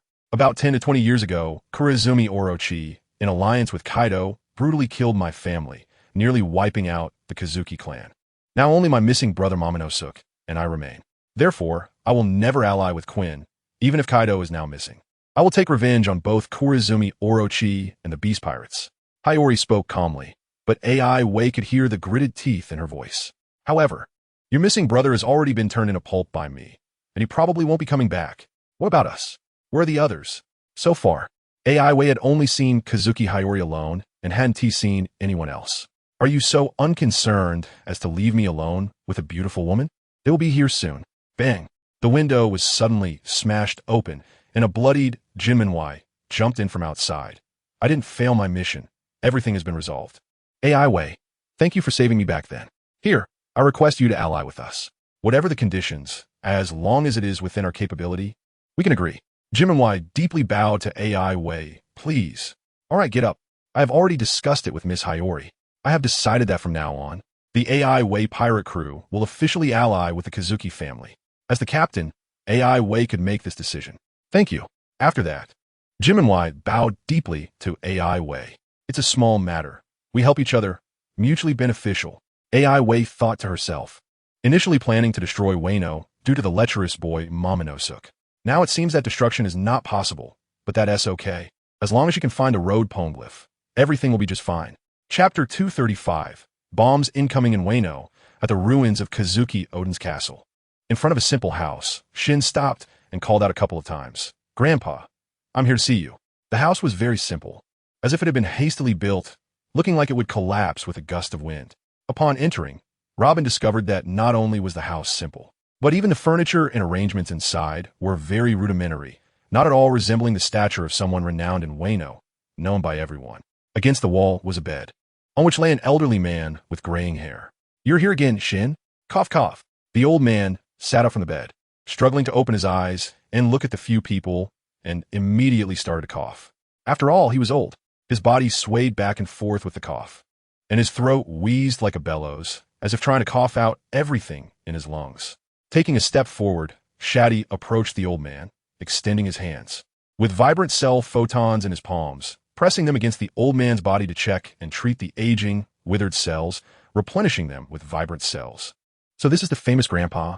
I'm not suspicious, just a bit disappointed.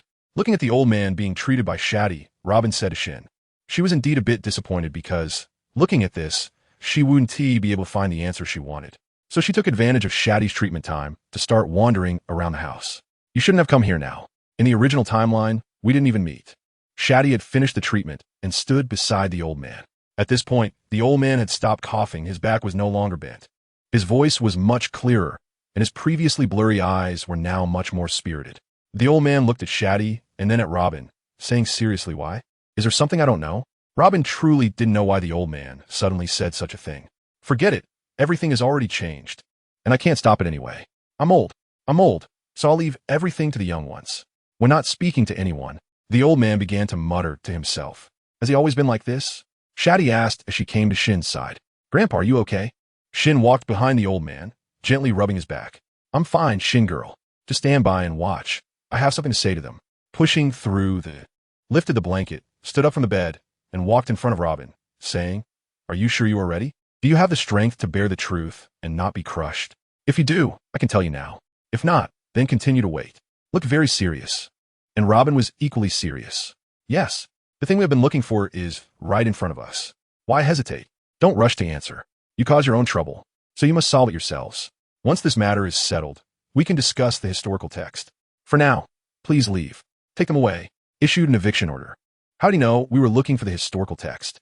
Could it really be true that he is as knowledgeable as his nickname suggests? The all-knowing? As they walked out, felt puzzled because they had never mentioned looking for the historical text. Why did seem to know beforehand? And why did he say they arrived too early? These were all doubts. What is that? As confusion didn't last long, as she heard exclamation nearby. Following's gaze couldn't help but gasp in shock.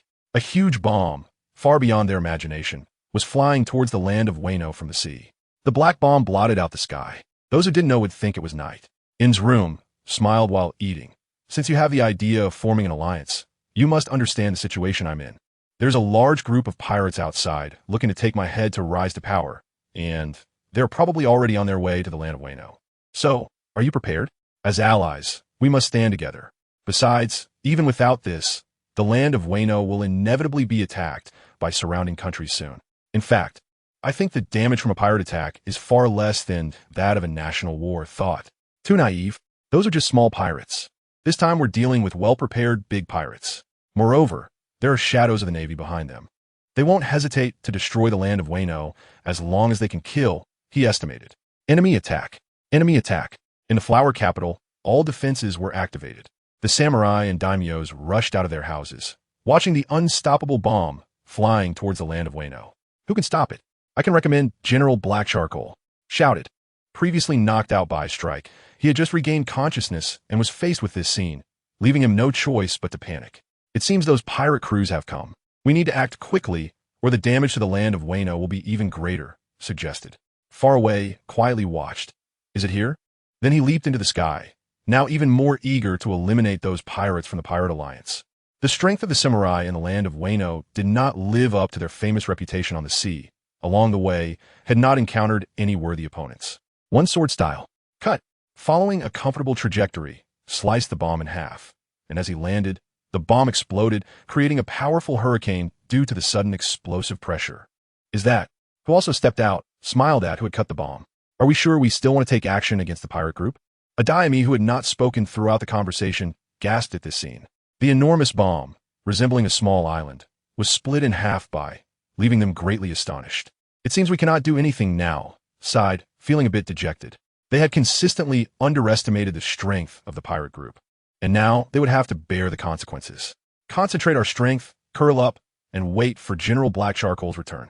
Only his return can resolve this situation. Chapter 236. One man holds the pass. 10,000 men cannot open it. Eliminate the Pirate Alliance. The Alliance leader World Destroyer. On ship. Blocked. Put down his binoculars and waved to the person behind him. A clever pirate quickly approached with a stack of bounty notices and placed them in his hands. Flipping through the bounty notices rapidly, these notices were all from members of the pirate group, finally stopping its bounty. It's him. Looks like the intel is really accurate. This puppet, everything is set up for him. It's really disgusting. He threw the bounty notice into the sea and shouted, "Everyone, charge. The sea butcher is on the island, and the opportunity to make a name for ourselves is right in front of us. Don't hesitate. Don't linger. Rush." Roared towards the direction of the land of Wano, and then fired a bomb. Is a paramecia-type double fruit user, capable of enlarging anything tenfold or 100-fold. So even a small bomb can be turned into something the size of an island, which no one can withstand. Oh! The pirates roared as they boarded the island. The reverse waterfall could not hinder their steps, and even the reverse waterfall was blown away by a bomb. It was simply a scene of devastation, leaving no ground unscathed. The roaring pirates charged madly. There were not many people left on the ship, as nearly all the pirates rushed to the land of Wano, revealing their true nature. Burning, killing, looting, committing every evil. They will be here soon. Are you ready? Remain calm and asked, and this is not our territory, just like before on Cake Island. So even if it's destroyed, I won't feel sorry. Quickly gather all our forces. Prepare to fight. S expression darkened as he stood up. Follow behind. All the forces of the land of Wano gathered, regardless of past grievances. They united in this moment of life and death. In, led his pirate crew, slaughtering everything like an army passing through. Little ones, today is the day to make a name for ourselves. Kill for me. The samurai were no match for his pirate crew, almost falling in one or two exchanges. So weak. What's coming from the front? A figure flew in from a distance, appearing in his line of sight. I have been looking forward to your arrival for a long time. That was voice. After the initial encounter, he quickly made his way here and finally met in. The swordsman of the pirate group, I saw your attack just now. You have some strength. Take care of him. A square-shaped man standing behind stepped forward. His hair is square-shaped, and his weapon is also a square-shaped hammer. He is the last combatant of the Ward Pirates, the cubic fruit user Garum, who can turn anything into a cube shape and move and stack them. Air cube. Garum swings his hammer weapon, striking heavily at the air, as if he really hit something solid. The air in the spot he struck rapidly solidifies and gathers into a perfectly cubical shape, becoming visible and flying toward Sparta. Boom! The white wolf and the air cube collide, and Sparta slices it in half with one stroke. You have some strength. Let's see how much you can cut. Garum agilely swings his hammer, creating countless phantoms, with numerous air cubes carrying immense impact and speed flying toward Sparta. Some are cut in half by Sparta, while others are not. During this process, the air cubes gather, and gradually, A large perfect air cube appears, trapping Sparta in the center. Once the air inside is completely consumed, that will be the moment of your demise. I call this move return to silence. Cube, stepping back. Garam catches his breath and quickly calms down, saying lightly. The completed return to silence cube connects everything together, merging with the original air. But the area where Sparta is located is isolated. Now, Sparta is like a prisoner exiled to another space, unable to escape or attack the air cube, as these cubes are originally just air. This is also the origin of the return to silence cube. White Wolf. Disruption. Trapped inside the air cube, Sparta lowers his head, sheathing his White Wolf katana, and stares intently at the air cube that confines him. Although the gaps between the cubes have dissolved, it doesn't mean Sparta can be trapped here forever, waiting to die. If it were the old Sparta, he might not have been able to do anything. But now it's different. Taking a stance to draw his sword, he channels all his power into the sheath, vibrating, cycling, accumulating, and finally drawing it in an instant. That is a single stroke of light, capable of blinding anyone who looks at it, with countless points of light appearing on the air cube, covering everything. Then, in an instant, it explodes. Boom! It's like countless auroras scattering and shooting out in all directions. Many of the pirates under war did not dodge and were instantly dismembered. What other moves can you use? Let's see. Sparta emerges, sweating and smiling excitedly. The reason he has been eager for battle since arriving in Wano country is that he has gained his own power domain, officially stepping into the threshold of an admiral, possessing an extraordinarily strong power at sea. He wants to find an opponent to test just how strong he has become. So exciting, even I want to see the fun. In the sky, thunder rumbles, and Enel appears behind Sparta, walking barefoot towards him. You've broken through. Why didn't you say so earlier? Otherwise, I could have helped you with some pointers. Enel is originally taller than Sparta, so now he looks down on him a bit. Mainly because he was afraid of discouraging him. He left a little face for Sparta's pride. Sparta does not back down, although he may not be tall enough. His aura is sufficient, especially with that smooth, reflective bald head enhancing his pride. Then let us see who defeats more people first. How about a competition? Enel laughs wildly, and Sparta does not back down either. Bring it on. Who is afraid of whom? Let's get started. Clearing out the minions doesn't require much effort from Enel. A single wave of thunder is enough to wipe out many annoying minions. In terms of efficiency, who can be faster than Enel? Ha ha ha. Truly audacious. Not putting me in your eyes. Without a shred of respect for your seniors, I'll teach you some manners. Double, double. Hundredfold slash. Drawing the pirate sword from his waist, Ward slashes at Enel and Sparta. In that instant, the pirate's sword grows 100 times larger, and its speed and slashing force also increase 100-fold. This is an attack close to the speed of light. Boom! The ground of the 9-mile pickpocket village cracks open with a huge gash from the aftermath of this strike, as if the abyss of hell is gazing at the world outside. Chapter 237. Unity of Man and Sword. Double, 100-fold slash. Whether in power or speed, it's enough to kill everything, but today what he encounters is not included in that. Enel's lightning constantly attacks the 100-fold pirate sword, while Sparta also strikes the weak point of the 100-fold pirate sword, slicing it in two. The part not cut off, held in Ward's hand, heavily strikes the ground, and the earth cracks open as if the abyss is looking up at the human world. With Ward temporarily out of the way, Enel soars into the sky, transforming into a thunder giant, with thunder accompanying every movement. Just getting closer will make you experience the path to hell. Go ahead and kill. I'll take care of this. Enel is clearing out the minions, or rather, with Ward's strength, there's no need for him and Enel to join forces. And Sparta has just broken through his power domain, urgently needing a capable opponent to help him hone his skills, so Enel decides not to compete with him. After all, there are still many enemies to deal with. Such an arrogant little brat. Double 30-fold speed. Watching Sparta, who is eyeing him, and the pirates he is slaughtering. Although those pirates were recruited and not originally his subordinates, whether they can become his subordinates is still uncertain. But in Ward's eyes, they are all his subordinates, all part of his power to dominate the seas and overthrow the world government. But losing them here, he cannot help but be furious. Just after Ward finishes speaking, his body appears in front of Sparta, and the meaning of 30-fold speed is to increase his own movement speed by 30 times.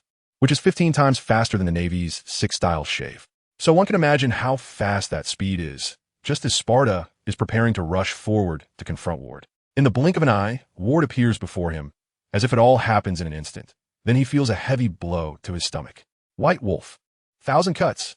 Enduring the pain, Sparta shifts his sword style, locking onto Ward, moving in sync with his movements, never taking his eyes off him.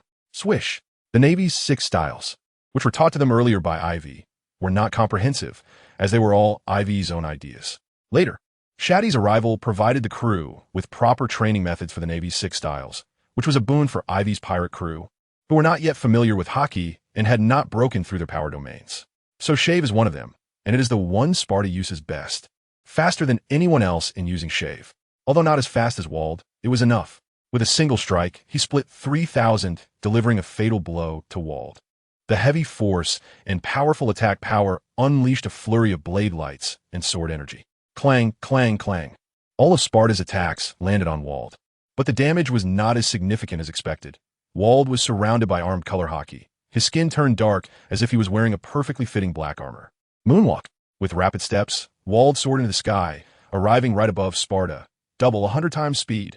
Wald charged towards Sparta, his entire body covered in armed color hockey, moving at nearly instantaneous speed after boosting his descent by 100 times. Sparta barely had time to react and escape, but he didn't completely avoid it. His shoulder was impacted as if dislocated, causing him injury. Ha ha ha. Now you can't even hold your sword? Let's see how you fight me now. Wald laughed as he flew out from the deep pit where Sparta had been standing. Indeed, it was hard to hold the sword now. But do you know what realm of power I have comprehended? Now you'll get to witness it. A sharp aura emanated from Sparta. It felt like a knife cutting into his body, like the king of 10,000 knives. Even though I can barely hold a sword now, why do I need one? The whole person is a razor-sharp blade, the unity of man and sword. That's exactly Sparta's situation, winning without a sword. When Sparta first comprehended this move, he couldn't believe it. How could a man become one with a sword? How could the sharpness be resisted by flesh? So he hesitated, feeling like he had misunderstood. This was a swordsmanship mystery he had never experienced before, and he couldn't wrap his head around it. How could he possibly reveal it to Aivi, Inel, and the others? So he kept it hidden until now. When his right hand was rendered useless by Wald's attack, Sparta seized the opportunity to adjust himself and persuade himself. He transformed into a razor-sharp blade, utilizing a technique that could originally only be executed with a sword. White Wolf. 10,000 cuts. From Wald's perspective, Sparta completely vanished, leaving behind only a sharp, white long knife, the White Wolf. And he was like the lamb to be slaughtered, feeling utterly immobilized as he stared at the White Wolf. As if a paralysis technique had been cast on him. In reality, it was fear, an uncontrollable kind of fear. It charged toward him rapidly, spinning and gathering power, ultimately passing through his body in the last moment. Everything had come to an end. Wald, in a daze, came to his senses and saw Sparta standing behind him, no longer the White Wolf long knife he had seen earlier. The blade that he thought had pierced through his chest left no trace, yet his entire body felt like it had been cut 1,000 times. Skin torn and flesh shredded, with visible bones, his clothes scattered all over the ground. A large gash opened at his throat, blood spraying out, which was why Wald couldn't speak. Captain, looking at the fallen Wald, the pirates who had charged him were all stunned. Meanwhile, Wald's own pirates went crazy, launching reckless attacks against Enel and Sparta. Guy Ram swung his hammer wildly, attacking Enel, and at this moment, he could even smash Enel's lightning attack into a lightning cube with a single blow, then counterattack Enel. Sebastian, the fish giant, wearing sunglasses, charged at Sparta with a close combat spike club. Without fear or hesitation, he only had the determination to move forward, for his eyes had gone blind in past battles. Chapter 238. CP0 Mushroom. Not far from the center of the battle, a group of men dressed in heavy overcoats and masks stood nearby, watching. These men were CP0, who had been secretly guiding and plotting behind the scenes. Just these guys can kill that kid Aivi? The one speaking, codenamed Mushroom, was the man who had previously contacted the clown about information in Wano, speaking with a tone of disdain. Don't worry, this is just an appetizer. The main course hasn't arrived yet. Once the main dish arrives, we can prepare to make our move. So for now, just wait patiently. The speaker was the clown, patting Mushroom on the shoulder with a smile, though others couldn't see it. While they were talking, Aivi had already brought Jinmin Guard and others over. They're all people I don't recognize. No significant power. No need to worry. After all, Wano is yours. Those small fries don't need me to help, right? You can handle it. Aivi walked over and, not seeing any familiar faces, didn't pay much attention, especially with Sparta and Enel. Two powerful figures who had broken through the realm of power, guarding them. So he let Sparta, Kin Shirlang, and others take the warriors of the Kazuki family to deal with those cornered pirates to prevent further destruction. After all, Wano was theirs. If they defeat Kaido, it would likely be the Kazuki family who would govern Wano. As for the emperor, he was just there for show, like a bodhisattva, serving no real purpose. Previously, to combat Kaido, Jinmin Guard and the others had some contact with the emperor for the sake of an alliance, mainly for money and to get some latest news. Now that Aivi and the others had arrived, they naturally set aside the emperor to act on their own. In Wano, the emperor was merely a decoration, something for people to look at, of little use, but if one were to say to kill him, that would have a negative impact. If Kaido were to estimate that the Kazuki family would take the stage, he probably wouldn't do something that would harm his own reputation. When will it actually start? I'm getting a bit impatient. CP0's mushroom began to pace back and forth, as if wanting to join in and enjoy the moment of slaughter. Just wait a bit longer. No need, the main course has already arrived. The clown looked toward the coast, understanding in his heart, and smiled. On the coast, where the reverse waterfall had once been, now blasted by walled into the shore, a large ship, the Holy Mother, made its grand entrance. Almost all the powerful members of the Big Mom Pirates were here. Charlotte Linlin, Oven, Daifuku Perispero, and other strong members of the Big Mom Pirates stood at the bow of the ship. Mama, the good show has already started. Perispero reported to Charlotte Linlin. Then let's add more fuel to the fire. Make it burn even brighter. With a cold laugh, Charlotte Linlin had calmed down quite a bit after the last incident. It wasn't that she had lost her anger, but she had buried it deep within, not showing it on the surface. She had regained the wisdom she had before becoming an emperor. Good, Mama. Owen jumped off the ship and stood on the island of Wano, his whole body beginning to redden and heat up as if on fire, while the ground also started to become scorched. Centered around Owen, this heat quickly spread forward, and soon, this magma-like warmth reached the center of the battle. What is happening? So hot, so hot. Why did the ground suddenly change? Who the hell ate the devil fruit and didn't T tell us? Damn it, help. Run. Run fast. This group truly is a rabble. Otherwise, they wouldn't T have the audacity to rush towards Aivi after being misled for a moment. Real powerful, intelligent, and wise pirates wouldn't T come after Aivi right now. Instead, they would expand their territory step by step, grow their reputation and influence. So, Aivi was not surprised by these pirate lackeys. But this Owen, it's been a long time. I originally wanted to look for others, but I didn't expect to run into you again so soon. That's great. Seeing this, Aivi couldn't help but laugh. The potential limit he had previously raised had already been reached by Aivi. People often say the human potential is limitless, but that is just because you haven't touched your own limit. This is Aivi's guess about his situation. Another point is that others have no limits. As long as they train hard and improve their strength, they can keep rising, unlike himself, who has limits and needs to break through again and again. Aivi didn't know which was true, but at this moment, the enhancement of his strength posed no significant obstacles for him. As long as his potential rose, his strength would naturally follow suit. Thinking this way, Owen couldn't be killed just yet, not before finding a substitute. With this thought, Aivi had a sudden idea. Should he capture Owen and keep him? But after thinking it over, it didn't seem realistic, so he abandoned that notion.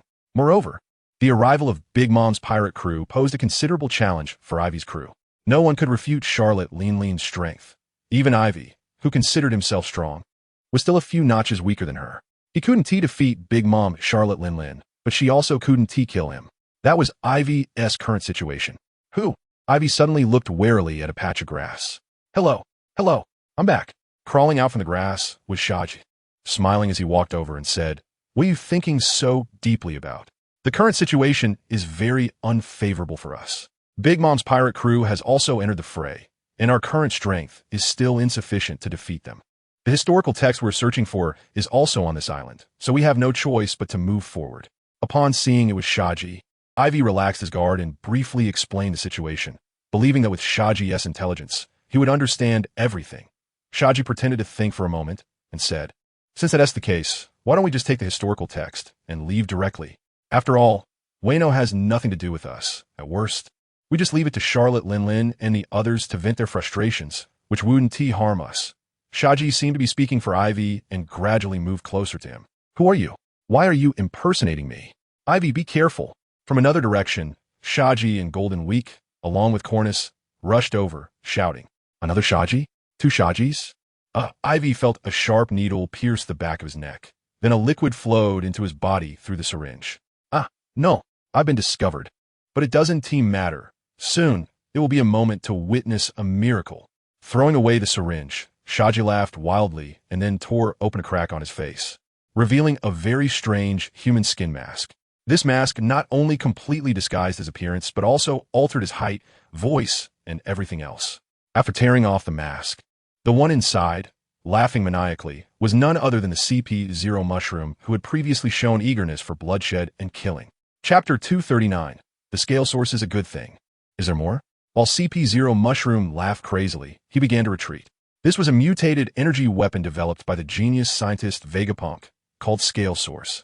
Anyone injected with Scale Source, regardless of their strength, would instantly lose all consciousness, forming a new consciousness within them, which was crazy, brutal, and possessed a strong desire for destruction and killing. The only way to deal with Scale Source was to wait until one was exhausted to death. Ha ha ha ha ha. With his right hand on his head, the mushroom laughed heartily, unable to contain his excitement. Just thinking about that scene filled him with a desire to watch. He laughed for over a minute before he calmed down. Why are you still fine? Shati and Golden Week, who rushed over from afar, were now standing beside Aivi. And Aivi didn't seem to show any of the effects of someone under the influence of Scale Source. His eyes were clear and even held a hint of mockery. Not understanding the enemy, you come in for a sneak attack. Do you know what abilities I have? There he was, laughing triumphantly. However, I just want to ask, don't you have a lot of this stuff in the Navy? If possible, I'd like to steal some. At first, Aivi was indeed startled because he was thinking about countermeasures when he saw the mushroom disguised as Shati approaching, with the same figure, appearance, and aura, and no killing intent or hostility. He didn't know there was such a completely disguised human skin mask that looked just like the real thing, and then he was ambushed by the mushroom. At that moment, Aivi was stunned until the Scale Source flowed into his body through the needle in the back of his neck, quickly circulating through his bloodstream and rushing to his brain. In that instant, Aivi was genuinely frightened because usually when toxins or foreign energy entered his body, his internal electricity would instantly mobilize to block an attack, preventing damage to his body. This time, however, there was none. When Aivi looked inside his body, he didn't find any electrical current launching an attack, as if this Scale Source was something his body originally possessed, and his defense system had completely failed. But Aivi realized this wasn't the case, and listening to the mushroom's words, it seemed this poison was quite powerful. So he quickly organized his body's electric current to counter it. Unexpectedly, the effect was quite good. The seemingly invincible Scale Source collapsed completely when it encountered the counterattack from Aivi's internal electricity, and it began to frantically escape within Aivi's body as if it had its own consciousness. The result was naturally that Aivi completely eliminated it. His potential seemed to have increased significantly. Aivi could clearly feel the enhancement of his potential. It was as if he had already hit the ceiling, and at that moment, the height of the ceiling suddenly rose. How could Aivi not notice? I originally thought that only the natural ability users whose powers did not match their own could enhance their strength during collisions. But it turned out to be so simple, and there was no need to suffer. It was almost as easy as drinking water. This led to the current scene where Aivi asked Mushroom if there was more. Were you a human or ghost? Why is this thing useless to you? Looking at Aivi's expression, Mushroom was genuinely frightened. He had witnessed what happened to those who were injected with the Scale Source, how they ultimately transformed the kind of murderous desire, the impulse to kill at the sight of others, that offensive stance with no defense. It deeply shocked him. But what did he see before him?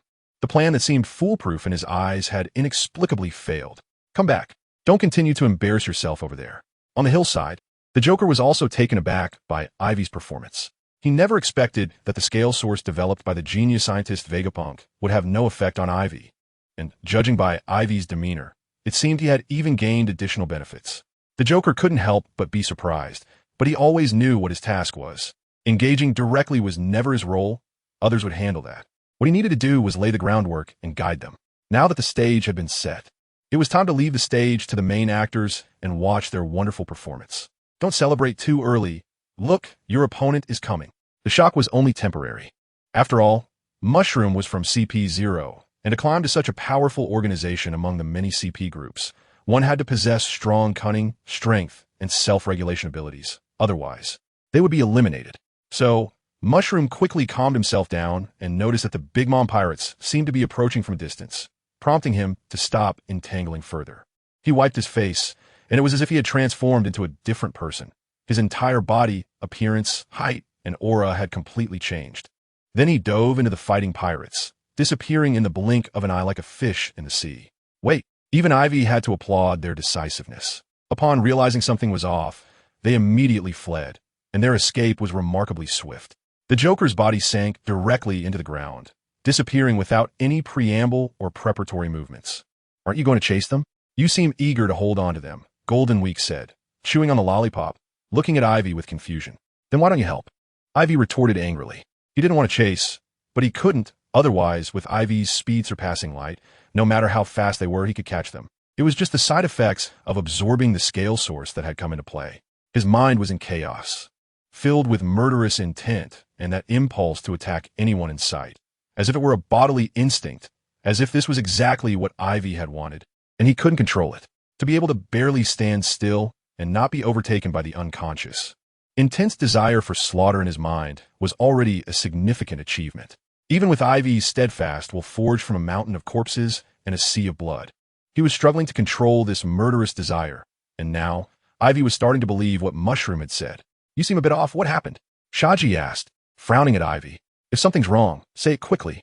The Big Mom pirates are about to arrive, and if something happens to you, we can't handle Big Mom Charlotte Linlin. I feel like I'm going crazy with this impulse to rush forward and kill without hesitation, but I know I can't do that, or the consequences will be even worse. At that point, I might not even be able to control myself. He pounded his head forcefully, making a thudding sound, his eyes turning red, his body trembling uncontrollably. His facial expressions alternating between grimacing and struggling. What happened?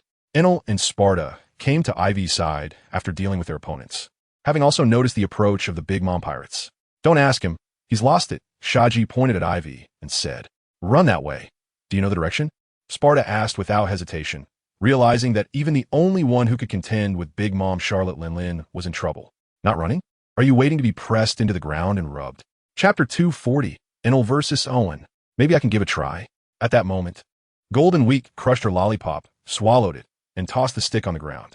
Don't forget what my ability is when it comes to emotions, feelings, desires, and nerves. I play with them more than you six do. Going crazy? No big deal.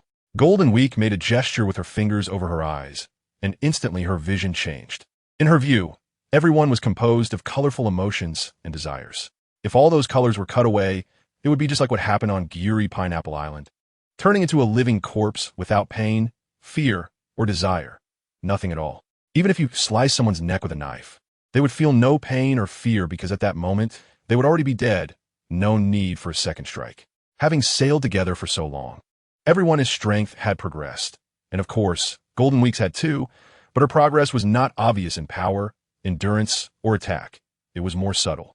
So to outsiders, Golden Week seemed just a bit taller, her dumplings slightly bigger and rounder, still that seemingly weak little girl. But no one could deny Golden Week's hard work and her rapidly improving strength. Previously, she needed to use a brush to draw patterns to control her own power. But now she could naturally use her abilities without those aids. Unlike others, in Golden Week's view, Aivi was completely surrounded by a vibrant red. It was filled with murderous, chaotic emotions that almost threatened to consume him entirely. The others were clear-cut in the midst of fighting pirates, with the red murderous emotion slightly elevated but not overpowering other emotions too much. Golden Week could still see other emotions. Only Aivi seemed devoid of any other emotions, consumed entirely by slaughter, chaos, disorder, and confusion. Find a safe, undisturbed place. It will take about 10 minutes to treat him. After frowning in thought, Golden Week decided. Okay, as long as it can be resolved. Upon hearing this, Sparta immediately said, I'll carry him and leave first. When Aivi comes over, it seems he still has a group with him. Tell them to retreat together for now. Understood. Shati nodded in acknowledgement. Time was becoming increasingly urgent for them. The Big Mom pirates were almost upon them, leaving them little time. Shati went to organize Kinnaman, Kanjuro, and the samurai from Wano to leave, while Sparta began to retreat with the others. Enel flew towards Big Mom Charlotte Linlin, blocking her path to buy time for Sparta and the Golden Week. Sorry, this road is blocked. 100-meter-tall giant Enel, full of lightning and thunder, faced off against Big Mom, who sat on Zeus, holding a Napoleon-like sword. Let's see if you have the capability. Owen, burning with heat and constantly scorching everything, launched an attack on Enel. Fire Fist. His fists, filled with intense flames, unleashed a barrage of punches towards Enel. There are plenty of people who can do such small tricks as moonwalk. Owen soared into the sky and positioned himself in front of Enel.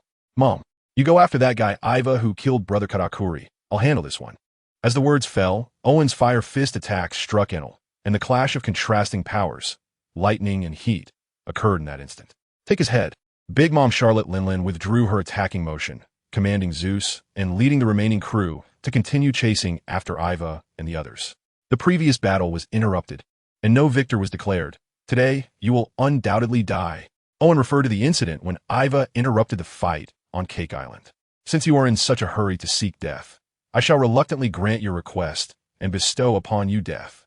Though he did not turn around. Enel's observation Haki still sensed that the samurai Jinmin and others were being led out of the battlefield by Shaji, which eased his mind. Although he did not know Jinmin and the others and didn't need to delay Big Mom's crew for their lives, this was indeed Enel's character in the past. However, now, for the sake of the Aiva pirates, he had gradually begun to change his character, becoming less solitary and aloof, starting to develop a sense of teamwork. Thus, he chose to do this. Moreover, if Jinmin and the others escaped and Big Mom pursued them, it could be considered a secondary line of defense. This was Enel's true intention, allowing Jinmin and the others, the samurai of Wano, to use their lives to buy more time for Aiva and the others, daring to lose focus while fighting me, seeking death. While Enel was lost in thought, Owen suddenly launched a fierce attack on him, his fists covered in armament Haki, evading the unconscious lightning radiating from the Thunder Giant. Using Moonwalk, he swiftly approached Enel's body, delivering a series of brutal punches that rained down on him. Each punch landed with force. Enel's massive body was sent flying by Owen's strike, crashing heavily to the ground and crushing countless pirates beneath him. Enel did not care about these pirates. They were originally ill-intentioned towards the Aiva pirates. His attention was fully focused on Owen, unable to divert his mind because a moment of carelessness could lead to death. Rubbing the spot where he was hit, the skin on his chest had already burned red, smoking and emitting a strange smell of roasted meat. Enel released the enhancement of the Thunder Giant, returning to his original size, and his body instantly transformed into a bolt of lightning, disappearing from the spot. When he reappeared, he was already 20 meters away.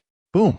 The spot where Enel had been was struck heavily by Owen's punch, creating a pit over a meter deep in the yellow earth, which quickly turned red, becoming scalding hot, before returning to yellow again.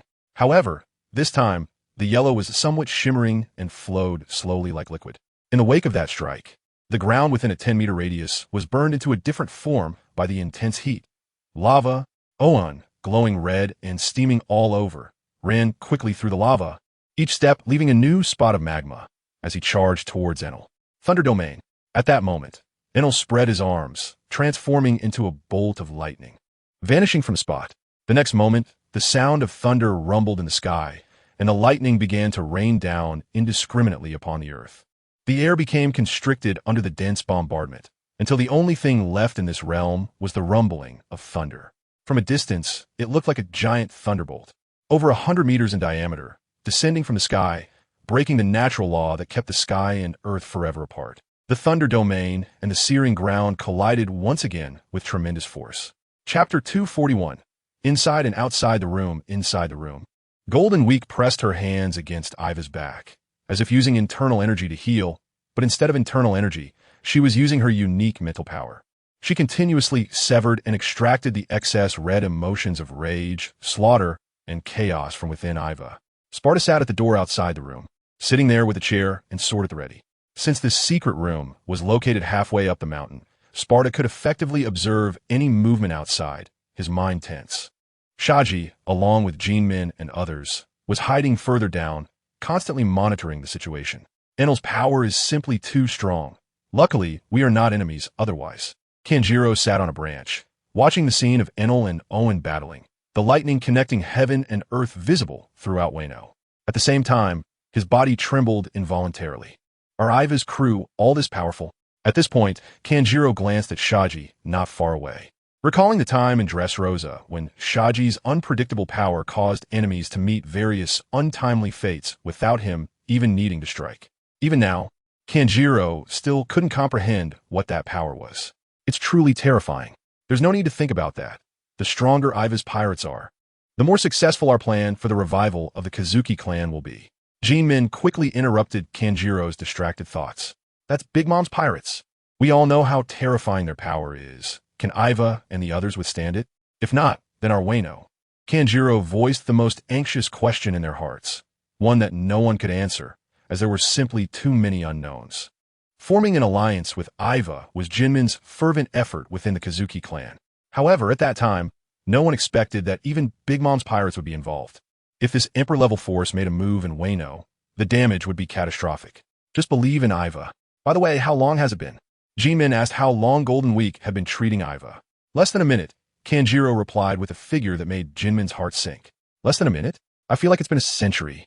Jinmin's hand holding the weapon was already soaked with sweat like rain, feeling uncomfortable as he shifted positions on the tree to ease his tense emotions. They're coming. At this moment, the sound of the sand gathering echoed in their ears, and everyone was jolted, swallowing hard as they looked at the Big Mom pirates, which looked like a massive army passing by, leaving almost no intact ground in their wake. Charlotte Linlin, sitting on Zeus, wore a cold expression, her eyes filled with murderous intent, staring straight in their direction. Aivi, I'm here to kill you. Ha ha ha ha ha. Charlotte Linlin suddenly stood up, having spotted Aivi and the others, though she didn't regard the others as a threat. Should we go now? Kanjiro felt his legs weaken under the gaze, filled with killing intent from Big Mom. The only way to save themselves in Wano was to buy time for Aivi. A minute had already passed, and there were still 9 minutes left. They had to hold on. While Kanjiro and the others were tense, Saji had already arrived beside them, clearly ready to fight side by side. Since Saji said so, there's no reason to hesitate. Friends, let's go together. After glancing at the samurai who came with him, Kinnaman shouted and charged forward. Aya! With battle cries filled with fervor. Although Kinnaman and the others had hesitated, felt timid, and afraid before at this moment, all those emotions were cast aside, leaving only the desire to charge, kill, and persevere. As long as they could hold on for 9 minutes, they would be fine. Mom, we'll handle these guys. Leave Aivi to Mom. Dafu led the remaining people to fight alongside Kinnaman, Saji, and the others, while Mom, without even looking in their direction, headed straight toward the small cabin where Aivi was. Sitting on the chair at the door, Spartacus stood up abruptly, tripping over the chair as he tightened his grip on his sword, his expression filled with seriousness and determination. He absolutely could not let Charlotte Linlin pass him. I'll go help them, Cornus said as she walked out of the room. Be careful. Spartacus said only these 3 words before stepping lightly towards Charlotte Linlin. Among them, besides Aivi, only Spartacus and Enel had the strength to resist Charlotte Linlin's attacks. And now, this heavy responsibility could only rely on Spartacus to fulfill. Once Spartacus left, Cornus also joined the battlefield with Saji and Dafu, wielding hailstones, making the battlefield much more picturesque, as if they had suddenly transitioned from summer to winter. The ground began to freeze, and the members of the Big Mom pirates hit by the hail began to freeze as well, their joints and flesh going numb. This was definitely good news for Saji, Kinnaman, and the other samurai. We must hold on.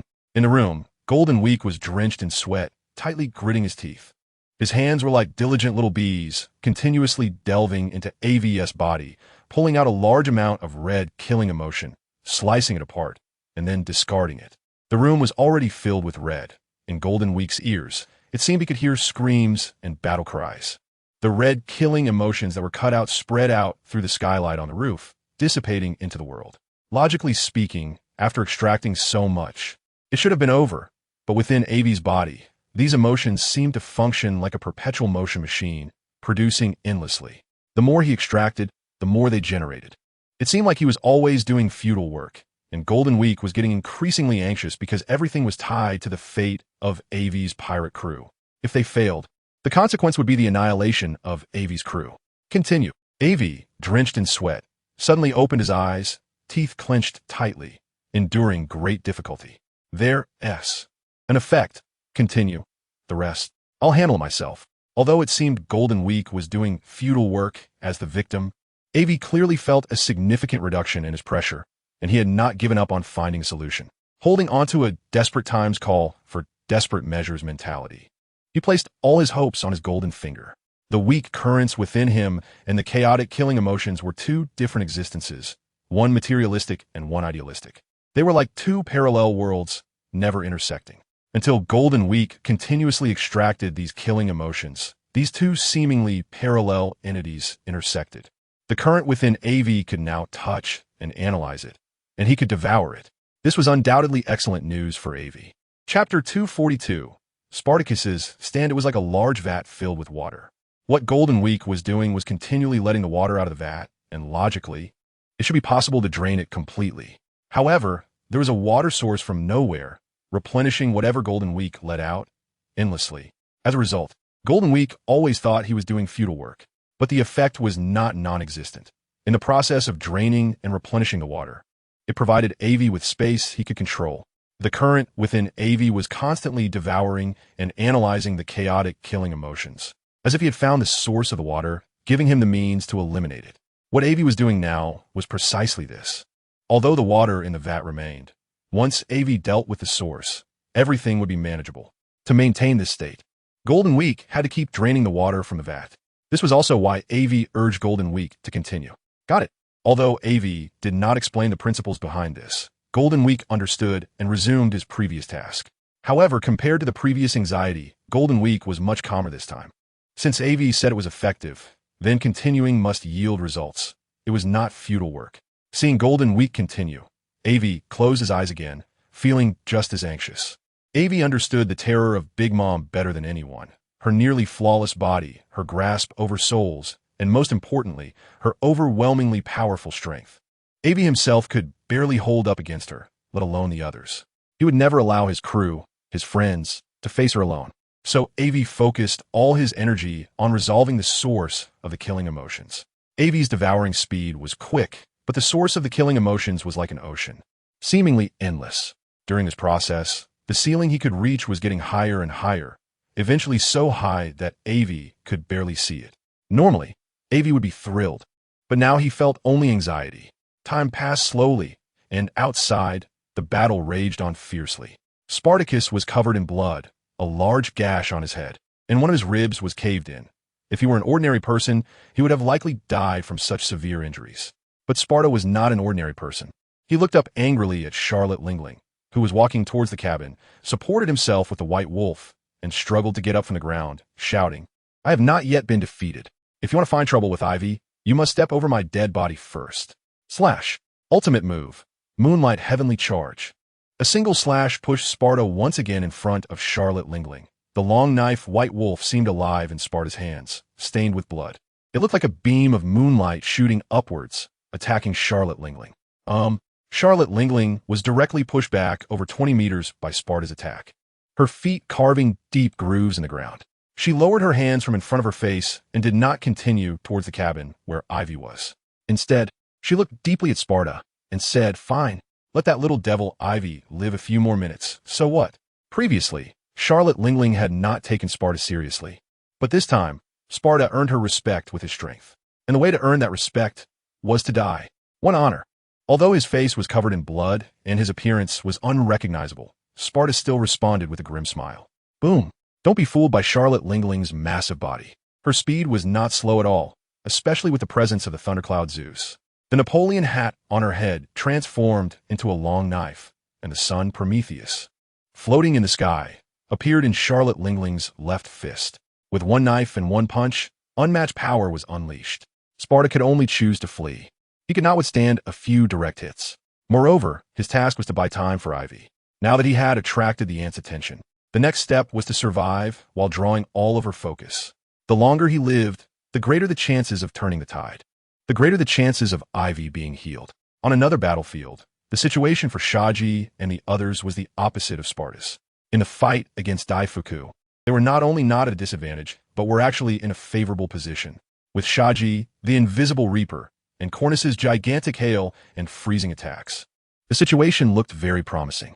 Isn't the situation on Sparta's side not good? Don't we need to help? Cornus asked anxiously. Help? Are we going to help him send his head over?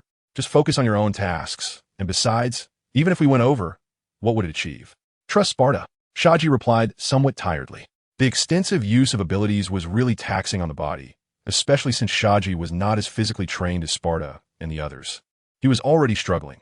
There were thousands of members of the Ant Pirate crew on the battlefield, not counting Charlotte Lingling's powerful sons and daughters. This extensive curse was even more severe than the last time in Dressrosa. Are you okay? Cornus quickly supported Shati when he was about to fall, worried. I'm fine. If Shati and the others were here, they could help us share some of the pressure, Shati said, regaining his footing while panting heavily. I'll kill you.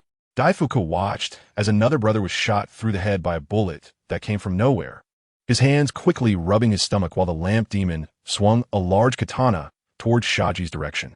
Back when they were on Cake Island, Daifuku had witnessed Shati's bizarre abilities, and he knew the brother who had just died was a strong fighter who had awakened observation haki. How could he possibly not dodge a small bullet? The source of everything is that person. Shati. His eyes fixed on Shati, Daifuku quickly rubbed his hands over his stomach, channeling energy to support the lamp demon, filled with murderous intent. Too fast, I can't dodge it. Faced with this situation, Cornus could only set up a small ice hail house around herself and Shati. But due to the time constraints, she was unsure how durable the ice hail house would be against the lamp demon's attack. Clang! The anticipated attack did not come. Cornus quickly looked outside to see that Shati had blocked the lamp demon's lethal strike. Are you all okay? After driving back the lamp demon, Shati quickly came over to treat Shati, then asked Cornus, how's everyone doing? Why did you arrive so late? Cornus asked, tears streaming down her face, her tone accusatory. Sorry. We had to go to the ruins of Utian City first and met a strange person. After discovering the battle here, we rushed over immediately. But we were still a step late, Robin explained as she crossed her arms, dealing with Daifuku. Countless hands sprouted from Daifuku's body, grabbing his throat, joints, fingers, and other places to launch fatal attacks, preventing Daifuku from controlling the lamp demon to attack Shati and the others. Otherwise, the lamp demon wouldn't have retreated so quickly. Chapter 243. Stopped by the time Shati and the others arrived, Sparta's situation had become increasingly dire. In the forest at the foot of the mountain, dense trees allowed Sparta to maneuver within them, but Charlotte Lingling's strength was not to be underestimated. As time passed, Sparta's speed slowed, his strength diminished, and his physical exhaustion became overwhelming. His steps faltered as he struggled to dodge Charlotte Lingling's attacks. His vision was blurry, not just from blood but also sweat, mixing together to obscure his sight. If he hadn't awakened observation haki long ago, he wouldn't have been able to hold on any longer. Huff, huff. Breathing heavily, he pressed his left hand tightly against his chest, trying to calm his already terrible body. 2 more minutes. The fact that he had managed to hold on until now was due to Sparta's trust in his companions. If he promised to hold for 10 minutes, then he had to hold for 10 minutes. Every second counted. His legs were already trembling, unsteady. Crack! With a fierce swing of his right hand, he slashed at a tree big enough for 2 people to hug, instantly cutting it in half. He then used White Wolf to lift one end of the fallen tree and swung it at the charging Charlotte Lingling. At the same time, he began to retreat frantically. In his current state, he could not confront Charlotte Lingling head-on, so his chosen tactic was primarily harassment. If the enemy advances, I retreat. If the enemy retreats, I pursue. Boom! The tree that Sparta threw completed its task, buying him time to escape. What a detestable monkey. Don't run if you have the guts. Where did that earlier momentum go? Coward. A blazing flame, like the sun, was swung down by Charlotte Lingling from the sky, instantly burning the forest where Sparta was hiding to the ground, leaving him with nowhere to hide. Coward. Skadadikat. Just as Charlotte Lingling was about to launch an attack on Sparta, who had nowhere to hide, she found that Sparta, like a monkey, was surprisingly agile and had already evaded far away, completely unaffected by the forest being burned to ashes. So she could only sit on the thundercloud Zeus and curse angrily. But this time she did not continue to pursue. Previous experiences had proven that all of this was futile, although Sparta seemed to have no strength left. Looking as if he would fall at any moment, there was an unknown power supporting him. Every time it came to a critical moment, new strength would surge from that small body, preventing Sparta from collapsing. Therefore, this time Charlotte Lingling flew directly towards the small house on a mountainside, where Aivi and Golden Week were. Since you are preventing me from going up, I will go up and kill that kid Aivi. Let us see if you can escape. Although she did not understand why Aivi did not come out himself, and instead let Sparta and the others block her, Charlotte Lingling did not need to comprehend it. For her, if something was unclear, then it should just be wiped out. Everything would be clear then. Not good. It's not time yet. Originally hiding far away, Sparta saw Charlotte Lingling not continue to attack him, but rush towards the mountainside and suddenly panicked. Ignoring his almost fragile body, he turned around and charged towards Charlotte Lingling. Ugly monster. I'm right here. Where do you think you're going? While rapidly chasing in the air with moon steps, Sparta shouted at Charlotte, Lingling to block her. On the other side of the battlefield, seeing Charlotte Lingling flying towards a mountainside, Robin and the others were also taken aback. Earlier, Shati had explained everything to them. Now, Aivi and the others absolutely must not be disturbed, or everything they had worked for would be in vain. You all hold her off here. Shati and I will rush over. Just arriving and not having warmed up yet, Robin and Shati hurriedly left again. However, before leaving, Shati had already healed Shati's physical exhaustion and stamina, and Charlotte Dafu had also been subdued. There was almost no one left at the scene who could threaten Shati, which meant they were already at the final stage. But no matter how glorious their achievements were, if Aivi lost, then even if they won, it would be meaningless. The key point lay in the battle between Aivi and Charlotte Lingling, but now Aivi was ambushed by CP0 mushrooms, and before Golden Week could heal, Aivi's strength was in a mysterious state. Drinking a sip of cold water could get stuck in the teeth. Shati was also exerting his power, keeping a close eye on the distant Charlotte Lingling and casting a curse, using himself as a medium, resonating with the ubiquitous fortune between heaven and earth, and using the unique method of Shati's clan to manipulate and attack. This is how Shati's clan can use this unpredictable power, and now, Shati was attacking Charlotte Lingling in this way. Each person's fortune is different, some great and some small. Moreover, fortune is something that exists if you believe it, and does not exist if you do not. From Shati's perspective, the fortune above Charlotte Lingling's head was extremely large, gathering into a big fortune cake. Therefore, attacking Charlotte Lingling was quite difficult, and the backlash was severe, but Shati had no choice but to do so. Charlotte Lingling's speed was too fast. Sparta and Robin could not catch up at all, so everything had to rely on Shati to stop her.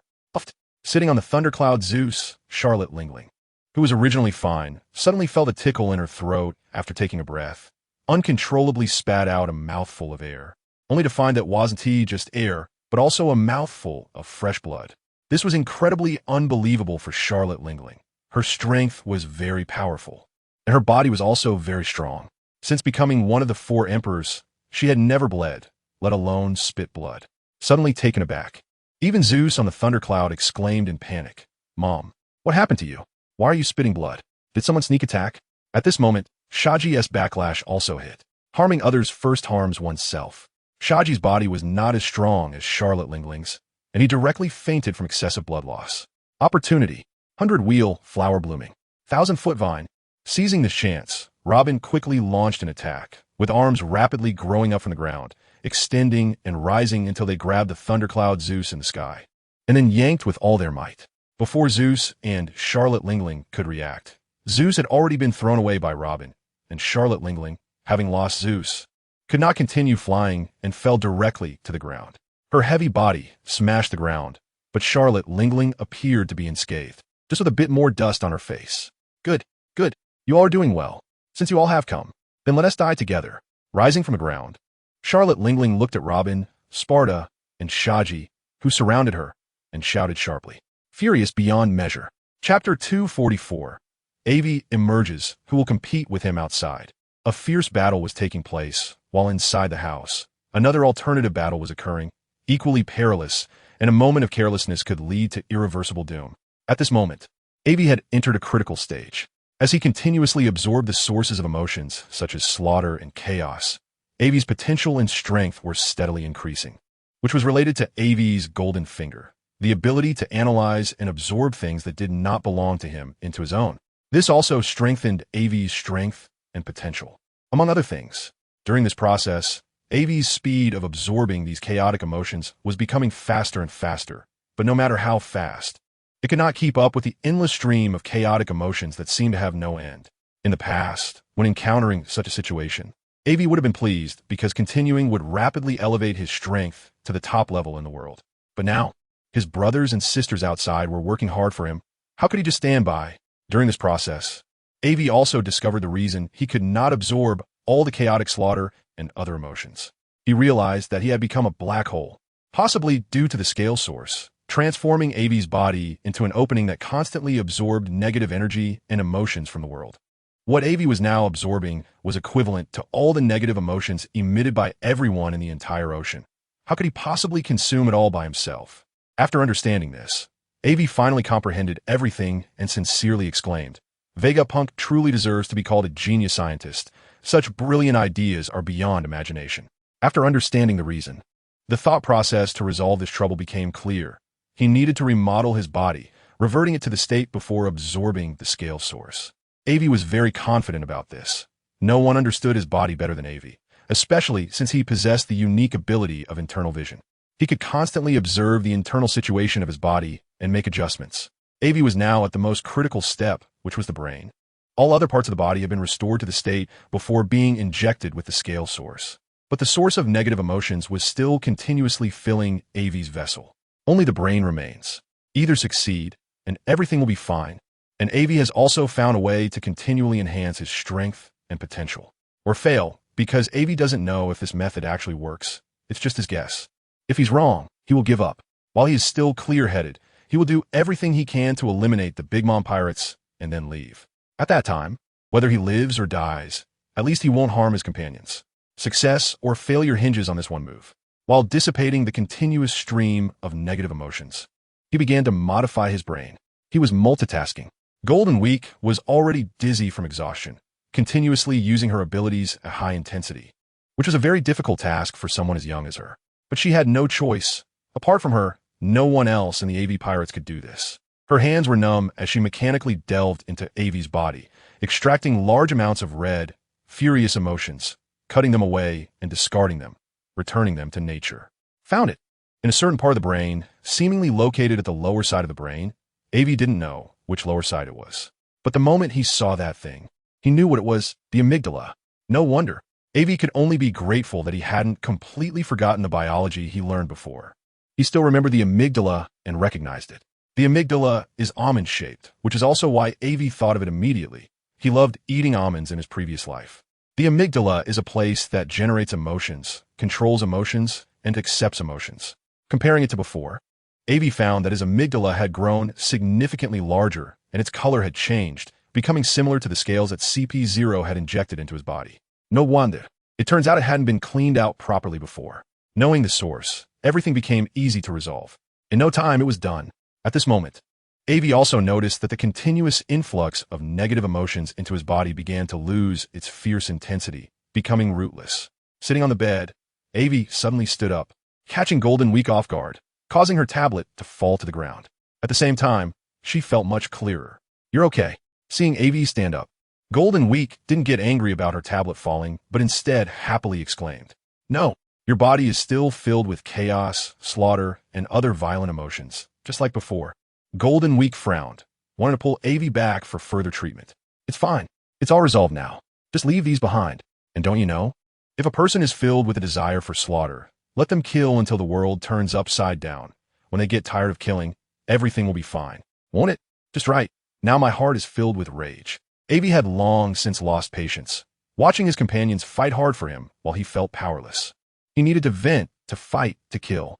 Only then could he relieve himself. Leave everything to me, and just wait for the show. He turned back to Golden Week, revealing a confident smile that instantly broke the anxiety in her heart, as if everything would truly be fine if left to him.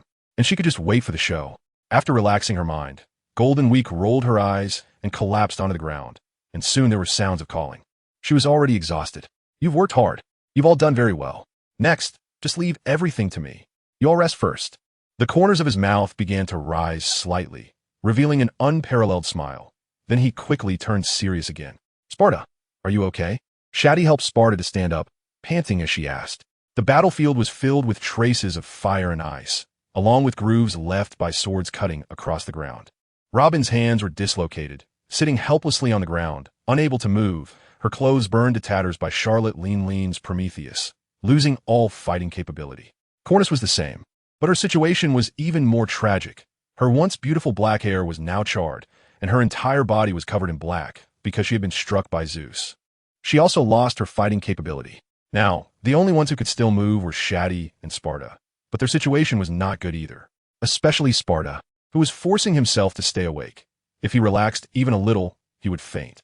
He had been tired and had no other movements, only gripping the weapon tightly, vigilantly watching Charlotte Lin when he suddenly looked in another direction and burst into laughter. It was a kind of relaxation, a feeling of finally completing his mission. Sparta. Shati didn't notice Sparta's smile. She only saw him starting to collapse to the ground, feeling a pang of heartache. He's fine. Together, just leave everything to me. You take the others inside to rest. A hoarse voice rang in Shati's ear, filled with unparalleled confidence and an irresistible tone. But hearing this voice filled Shati's heart with a sense of security. Can you do it? Shati still remembered when they were on Cake Island. Aivi was being chased by Big Mom Charlotte Linlin, so she worriedly asked, "How can a man say he can't?" With a proud smile, he handed Sparta over to Shati. Then Aivi took one step at a time towards Charlotte Linlin. "You injure my companions. What do you think is the minimum price you should pay?" He smiled provocatively, with arrogance and deep-seated anger. Chapter 245. Aivi versus Charlotte Linlin. Everything urged Aivi on. His anger surged in his brain, and he could no longer control himself. Whoosh! He lightly tapped his foot on the ground, a shave technique bringing him directly in front of Charlotte Linlin, and he threw a heavy punch at her face, swinging the Wujigan rapidly, hitting Charlotte Linlin's forehead. She didn't even have time to dodge and could only passively take the hit. How is this possible? How could your strength be so strong? I remember on Cake Island, this little brat wasn't this strong. Charlotte Linlin's mind was filled with questions. During this process, Aivi continuously swung at her, burying her deep into the ground. Then came a torrential storm of attacks. Boom! Zeus unleashed a fierce barrage on Aivi, massive lightning striking down on him relentlessly. Didn't anyone tell you that I'm not afraid of electricity? With a fierce gaze, he glared at Zeus, then opened his mouth wide, his chest rapidly expanding as he took a deep breath. Like a whirlwind, countless things were sucked into Aivi's mouth, then decomposed by the electric currents within him. This provided him with an energy boost, and Zeus's anthropomorphized face showed signs of fear, desperately trying to flee upwards into the sky. But the suction was too strong. With a look of despair, Zeus watched as his body was pulled down from the sky step by step, until he was about to be swallowed whole by Aivi. Boom! A tremor shook the ground, and the earth split open. It was Charlotte Linlin, who, after being knocked underground by Aivi, was not only surprised by Aivi's immense power boost, but was also filled with unparalleled rage. She spread her hands, tearing the ground apart and creating a massive chasm, as if nothing could stop her progress before Charlotte Linlin. She charged up, step by step, at great speed, delivering a heavy punch to Aivi's chest that sent him flying, simultaneously rescuing the nearly defeated Yun Zeus. Panting heavily, Charlotte Linlin's strength was immense, with innate power that even Aivi, who had significantly improved, could not match. With her crimson eyes fixed on Charlotte Linlin, Aivi did not give up despite the brief setback. In battle against Charlotte Linlin, his strength lay in his speed, surpassing everything, even faster than light, which often translated into increased power. Moreover, with extraordinary stamina and endurance, Aivi believed that no one could outlast him. He could always draw energy from other sources to replenish his physical exhaustion. Potential unleashed, full power. Aivi was prepared to fight desperately.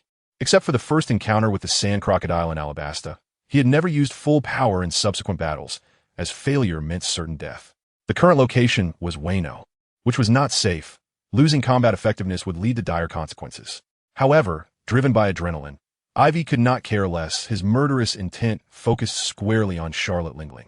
Mirroring her gaze, both shared the same thought. Today, I will kill you.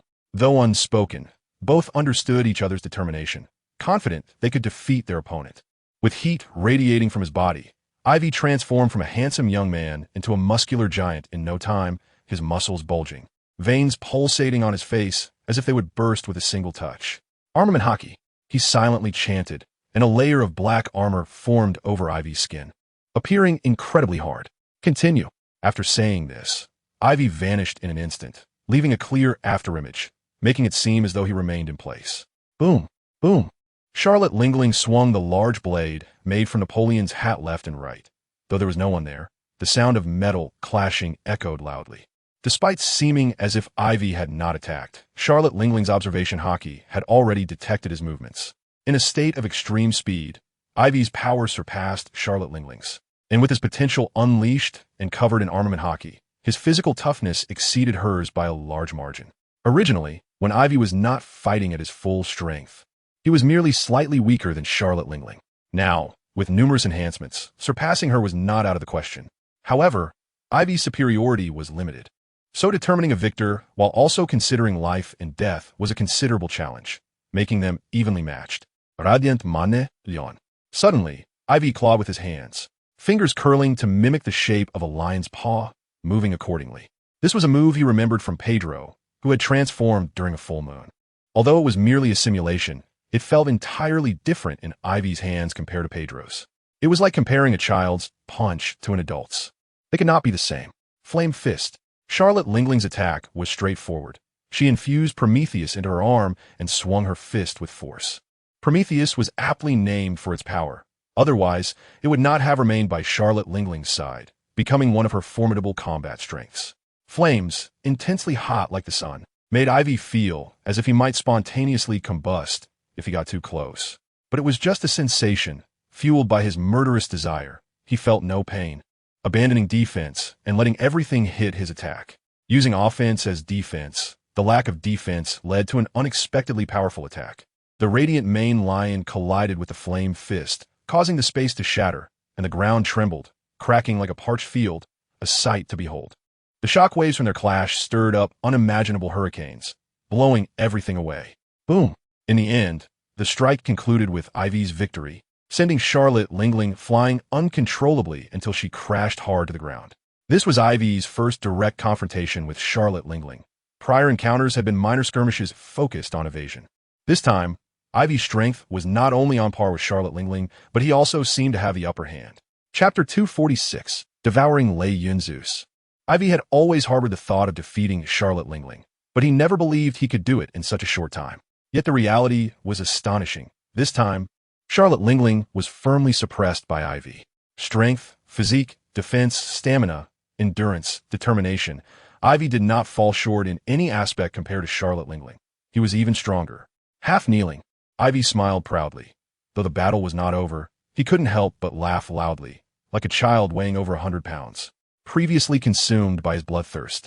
He hadn't thought much, but after this battle, his desire for slaughter had diminished by nearly half. Without that source, Aivi could finally control his body and thoughts freely. Understanding what he had accomplished, he felt immensely proud.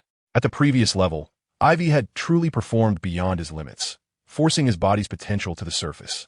The results of this battle were monumental, indicating that Aivi's individual strength had reached the level of the four emperors. The other members of Ivy's pirate crew were also strong. If Aivi wished, he could easily summon a large number of followers and ascend to the ranks of the four emperors, becoming one of that small elite group at the pinnacle of power. Swish! Although he thought this way, he did not forget his resolve to kill Charlotte Lingling. After regaining his rationality, Aivi was no longer as extreme, but had become much more methodical, shedding the reckless approach of before. The infinite rod was drawn again, and in the next moment, his body appeared above Charlotte Lingling's head. The staff in hand became incredibly sharp, resembling a spear, and plunged heavily into Charlotte Lingling's abdomen. Clang! The large knife, transformed from Napoleon's hat, automatically guarded against Ivy's attack, then pressed down directly against Charlotte Lingling's belly, waking her from unconsciousness. It turned out that she had been stunned from the previous clash. Upon regaining consciousness, Charlotte Lingling immediately understood her predicament. Seeing Ivy's smug smile, her expression changed dramatically. The Prometheus on her right fist had already suffered significant damage from the earlier clash, but she still lifted it and punched at Aivi, who was standing on her. In the process of quickly getting up, Zeus, the thundercloud, had inexplicably grown enormous in the sky, covering several miles, darkening the sky. Coordinating with Charlotte Lingling's attack, an unimaginable bolt of lightning struck down at Aivi. Not receiving the expected result, Aivi felt a bit disappointed initially, but upon seeing Zeus's attack, he smiled immediately. You still forget? Lightning is ineffective against me, right? I am a master of thunder. If Enel were here, he would definitely say that you, old man, have lived too long. I, the dignified god of the sky, have been suppressed by this brat, and you dare to fight with your ambiguous thundercloud. I admire your courage. Sky Swallowing, second form, master of thunder. An invisible force field was released from Aivi, making him seem like a black hole constantly devouring and absorbing external factors, starting to consume Zeus.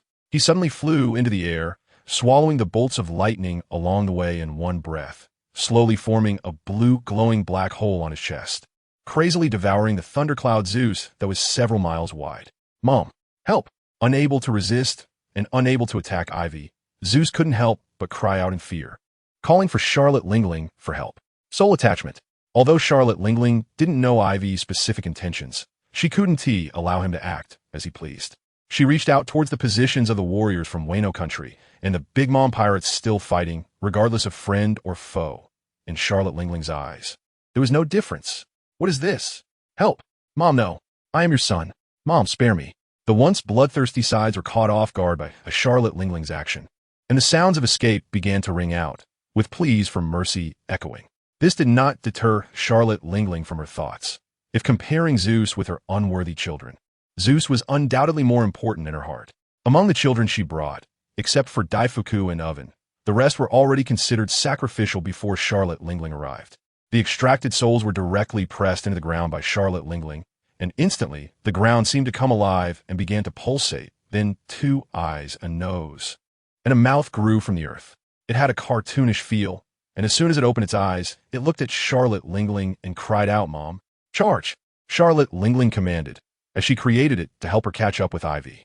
Charlotte Lingling herself couldn't fly, with her strength, status, and influence. If she wanted to learn the moonwalk, she could easily find training methods, but she despised learning the Navy's techniques like moonwalk. Because she had Zeus, she never thought there would be a freak like Ivy, who could rise to power in such a short time, and even had the audacity to want to consume her Zeus. This was something Charlotte Lingling never expected. At your command, Mom. The earth, just granted a soul by Charlotte Lingling, suddenly rose high, instantly transforming into a towering mountain, and this mountain continued to grow rapidly, reaching over 100 meters in height in the blink of an eye. But it was still far from Ivy, who was now nearing Zeus. Zeus initially felt hope when he saw Big Mom Charlotte Lingling catching up, until Ivy bit into him. According to the nature of Zeus as an intangible existence, he should not feel pain, but Ivy's bite felt as if it had sunk into Zeus's soul, causing him to cry out in despair. "Mom, I try my best." The mountain, panting, told Charlotte Lingling that it couldn't rise any higher. Soul attachment. Faced with this situation, Charlotte Lingling calmly waved to the warriors from Wano and the pirates from the Big Mom pirates who were still fighting and fleeing, extracting another warm soul. Injected into the mountain's body, its cartoonish face instantly flushed red, as if it had taken a powerful tonic, filled with energy. "Mom, I think I can rise even higher." After saying that, the mountain charged rapidly toward Ivy again. As long as someone feared and was terrified of Big Mom Charlotte Lingling, she could easily extract their souls. However, this technique was ineffective against those who did not fear Charlotte Lingling. During this ongoing pursuit, by the time Charlotte Lingling caught up, Zeus had already been completely swallowed by Ivy. "Your speed was a bit slow, but it tasted quite good. Next time, remember to bring more."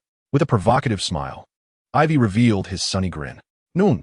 But unexpectedly for Ivy, upon seeing the swallowed Zeus, Charlotte Lingling shouted out another name, her expression filled with sadness. Chapter 247. Peak Showdown. What Ivy did not know was the significance of Zeus to Charlotte Lingling. The Zeus and Prometheus beside Charlotte Lingling were created by the nun using her abilities when she was still very young, specifically for Charlotte Lingling. It could be said that since all the children of the Lamb House and the nun mysteriously disappeared, these two had been with Charlotte Lingling. Not blood relatives, but closer than family. Her eyes widened, and her legs went weak, almost kneeling down. "Smilock, Ivy." An enraged Charlotte Lingling controlled the mountain beneath her and charged directly at Ivy, swinging the large knife transformed from Napoleon's hat. A powerful blow breaking through the sky and appearing before Ivy. Crossing her arms to shield her face, Ivy stepped back using the moonwalk, avoiding a direct hit from the attack. The now rational Ivy would not just know how to attack without defense. He agilely dodged Charlotte Lingling's attack and then launched a counterattack. Boom! What? Charlotte Lingling felt a sudden emptiness under her feet, and her body uncontrollably fell towards the ground. It turned out that the direction of Ivy's attack, just now, was the high mountain beneath Charlotte Lingling's feet. Without this support, it would have been impossible for Charlotte Lingling to chase into the air and attack Ivy. This time, Ivy completely severed Charlotte Lingling's means of continuing the attack.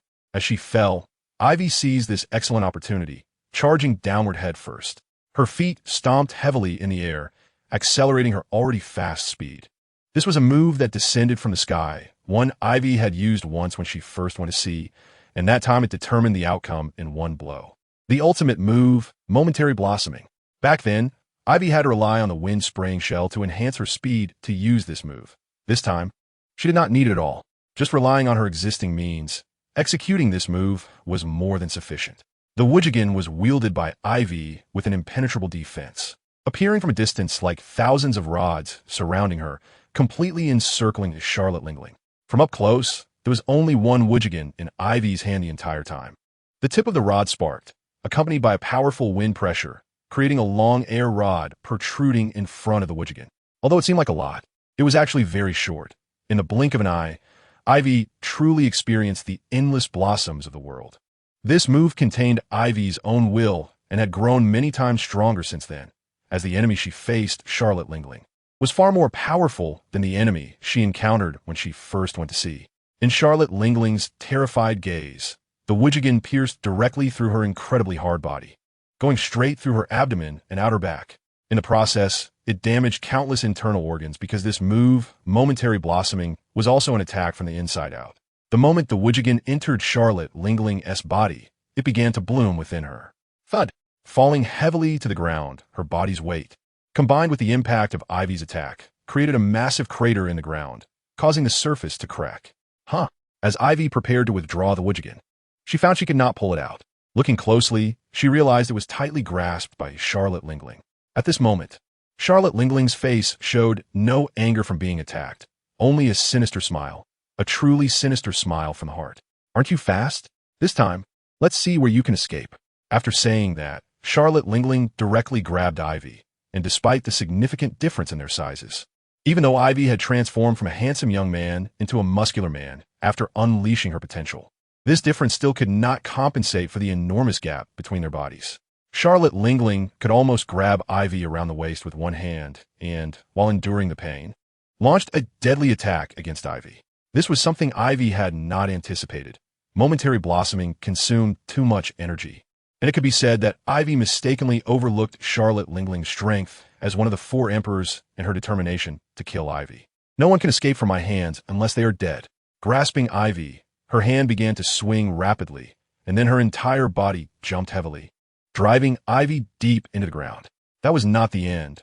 Her fists swung with impenetrable force, and the already dazed Aivi felt as if her body were being hit by countless high-speed trains, forced to defend passively, unable to escape.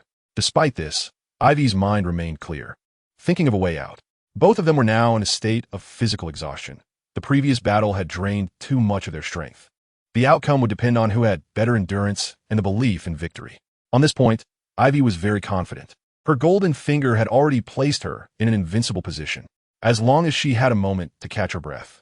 Despite currently being beaten like a chick by Charlotte Lingling, she would instantly revive to full strength. The opportunity had arrived. At this moment, Aivi had been hammered down about 100 meters underground by Charlotte Lingling and was still rapidly descending. It wouldn't be long before she could see the ocean. The force and speed remained the same, but Aivi could still sense some differences. Charlotte Lingling's strength and speed were beginning to weaken slightly. Aivi was certain of this because the one being beaten was herself. Was her strength not as formidable as before? Aivi was the most qualified to speak on that. After about a minute, Aivi finally awaited the opportunity she had been anticipating. The interval between Charlotte Lingling's attacks had significantly widened. For those weaker than Charlotte Lingling, this interval was not considered a flaw at all. Even if discovered, it might not be usable. But for Aivi, who was on par with Charlotte Lingling and even stronger after unleashing her potential, this small flaw was enough for Aivi to turn the tables. In that split second of interval, Aivi successfully escaped the encirclement of Charlotte Lingling's storm-like attacks. Charlotte Lingling seemed oblivious, continuing her assault on Aivi's original position. Although she quickly reacted, but the outcome was already determined. Speed had always been Aivi's signature, and thunder was her trademark. The Wujigan was still there. At that moment, Aivi discovered an even more delightful phenomenon. The Wujigan that had pierced Charlotte Lingling's abdomen was still there, not pulled out by Charlotte Lingling. In that case, Chapter 248, Ultimate Move, True. Eating dirt, everything happened quickly, and it ended just as fast. With a swift kick, Aivi launched herself towards the Wujigan still embedded in Charlotte Lingling's abdomen. Thunderstrike. This was not just a simple kick, but one that had been rehearsed countless times in Aivi's mind. The moment her foot made contact with the Wujigan, countless bolts of thunder were injected into it, rapidly altering the Wujigan's original structure while storing a massive amount of thunder. As the Wujigan completely entered Charlotte Lingling's body in the blink of an eye, Aivi finally let out a sigh of relief. If she didn't die from this, it would really be over. Watching Charlotte Lingling, who had been struck by her attack, still charging at her like a bulldozer, ignoring the damage she had sustained, Aivi made no move to escape or evade. Because the time for her potential release, full power, was almost upon her. Previously, Aivi had forgotten that she was in a state of potential release and at full power. She only just remembered her current state. Now, it was a matter of who could endure longer. The Wujigan did not exit from Charlotte Lingling's back again, but melted directly inside her belly, turning into a pool of molten iron.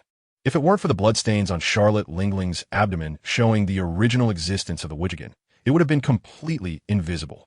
At the same time, the color of the iron water transformed from the Wujigan in Charlotte Lingling's belly was rapidly changing, from the initial black-red to a vibrant blue. The hidden lightning within no longer needed to conceal itself. The thunderball mixed with the iron water from the Wujigan began to move chaotically, jumping and destroying a large number of Charlotte Lingling's internal organs. This was the true internal collapse. Boom! This was Aivi's original plan. How could he miss the opportunity? Internal collapse is always the fastest and simplest method. After Aivi shouted explode, the blue thunderball in Charlotte Lingling's belly detonated directly. As a shockwave hit, Charlotte Lingling's legs went weak and she fell to the ground, blood pouring from her pores. Eyes, nose, ears, mouth, blood gushed out, and her entire body was no different. She opened her mouth to speak, but instead coughed up a mouthful of blood, which splattered onto Aivi's face. Aivi didn't wipe it off. Instead, he stared intently at Charlotte Lingling. Given this outcome, you must be feeling quite unwilling, right? But no matter how unwilling you are, you ultimately lost, and you lost utterly. Enraged, Charlotte Lingling spat out another mouthful of blood, again hitting Aivi's face, and then she could no longer hold on, collapsing straight to the ground, lifeless. Blood flowed uncontrollably from her body, and in the blink of an eye, she turned into a complete bloodied mess. Huh, finally won. It wasn't easy. Aivi spat out a mouthful of old blood, wiped his face haphazardly with his hand, and though he still looked bloodied and messy, with pieces of Charlotte Lingling's internal organs mixed in, he smiled widely, genuinely happy. After releasing his potential, the muscular form quickly disappeared. If all the blood were removed, he would return to being that tall, handsome guy. Is anyone there? Help! It must be said that Charlotte Lingling's strength was absolutely formidable. Aivi checked his own physical condition and found it utterly terrible. His meridians were shriveled, and his bones were all broken. Aivi still didn't know how he managed to land that last kick, or what was supporting him. He guessed it was his muscles. Those massive muscle groups temporarily replaced the function of his bones. If he had known it would be like this, he would have insisted a bit longer, at least to get out first before dealing with the potential release state. He didn't want to end up in such a state, with all his bones broken. Like Charlotte Lingling, he lay flat on the ground, the difference being that Aivi was still breathing and could move slightly. Charlotte Lingling, however, had lost her breath and was a bloody mess. How do I get up this 100-meter height? Usually, Aivi never thought much of such heights, but now it had become an insurmountable chasm. I have a way. Suddenly, a flash of inspiration struck Aivi. He thought of a method. Eat dirt. The electrical currents from his golden finger could break down and absorb various things he ate, transforming them into a blue energy that could enhance and repair his bodily damage. However, with the rapid growth of his strength, Aivi could now easily use his golden finger. He could project it outward, attack enemies, and not just use it on himself. With all his bones broken, shriveled muscles, and shriveled meridians, the enemy had already been eliminated. The first two concerns could be disregarded, as he couldn't even consider them, nor did he have the strength. The potential release state consumed a massive amount of the electrical current within him, leaving no extra power to spare. The only solution was to revert to the most primitive method, eating. As long as he ate enough dirt, one day, Aivi would be able to fully recover and come back to life. Wait, why say one day? It can't take that long. Aivi felt despair. While simultaneously practicing the secret art of eating dirt, he shouted at the pit created by Charlotte Lingling. Help! Is anyone there to save me? I'm about to die. Hurry! Someone! If you don't come soon, your lovely and handsome captain is going to ignore you. No, lovely is ridiculous. Scratch that. This dirt tastes pretty good. When he first put it in his mouth, it felt cool. Licking it with his tongue revealed no flavor, just a bland, watery sensation. One word, bland. As he swallowed it down his throat, it caused a slight gag, choking him. It would have been nice to have some water at this moment. While crying out hopelessly, hoping someone would come to rescue him from his misery, he savored the fresh and delicious gift from nature, free of pesticides and fertilizers. Let me go. That last time was definitely an accident. Now that he's in this state, if he comes here, I can definitely kill him. About a kilometer away from Aivi. At the same level, over 100 meters underground, CP0's mushroom looked displeased at CP0's Joker.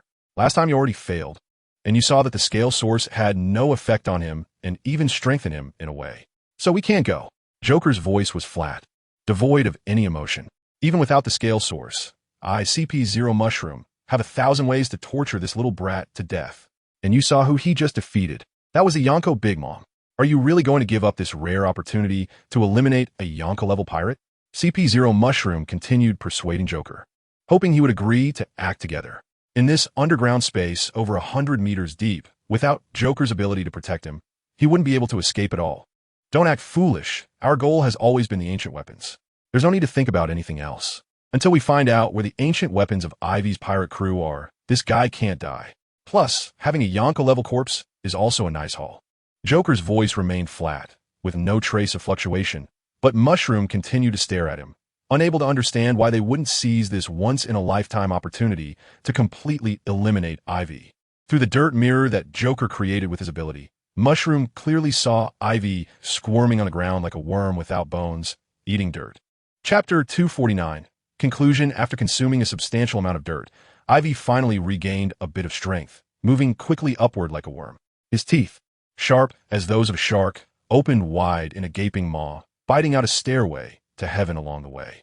The pit over 100 meters high was easily conquered by Aivi with his indomitable will.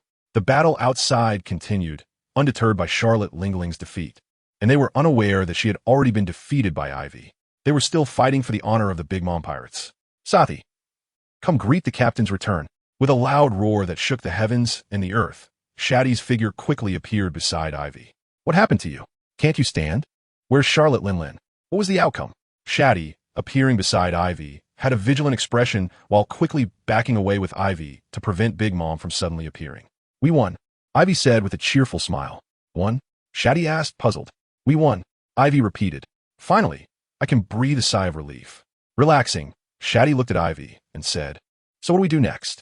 Of course, we need to heal. We've made such a mess of things.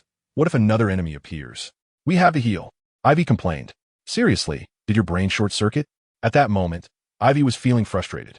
Hey, why did you step on me? Aivi, who was suddenly thrown to the ground by Shati, then felt a foot unexpectedly stomp on her face. Sorry, my hand slipped. The news you just shared was too shocking, and I got a bit dazed. Although Shati was apologizing, Aivi couldn't see any trace of embarrassment on her face. But Aivi, being magnanimous, decided not to hold it against her and chose to believe Shati's words. Shati picked Aivi up again and returned to the small room where Aivi had been healing. Everyone except Enel had been brought here by Shati, and each person was wrapped in white cloth strips.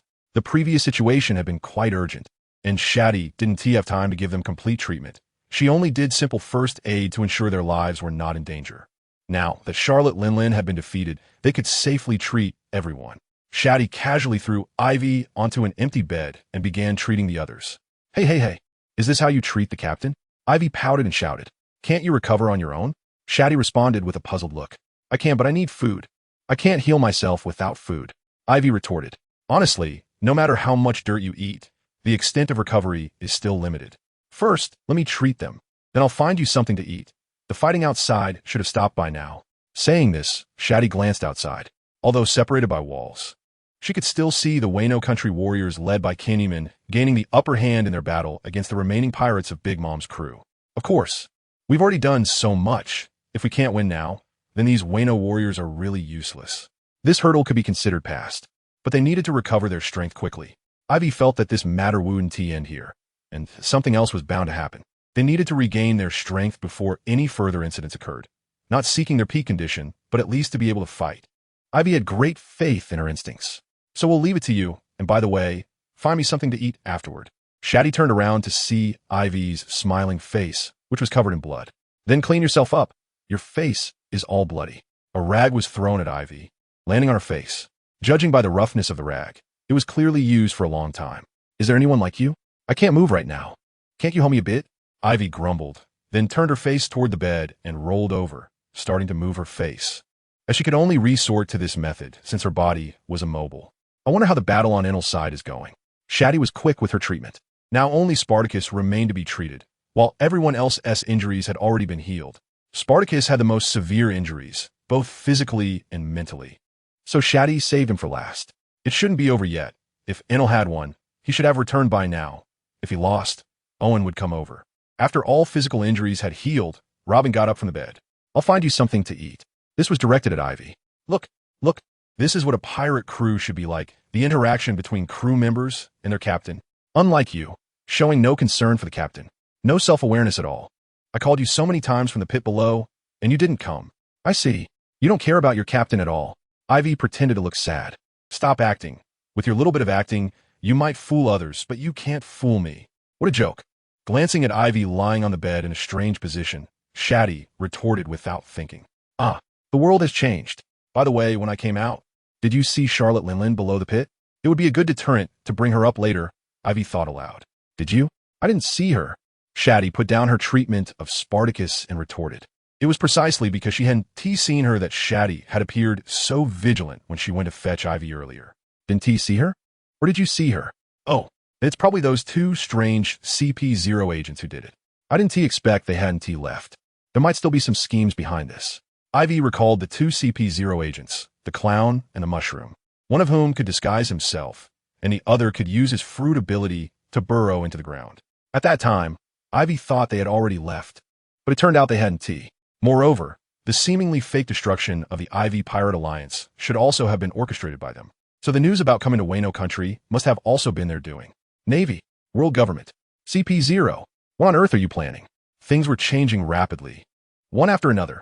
At the same time, Aivi felt an urgent desire for the one-piece Raftel, an inexplicable urgency, as if she didn't hurry, she might leave behind irreparable regrets.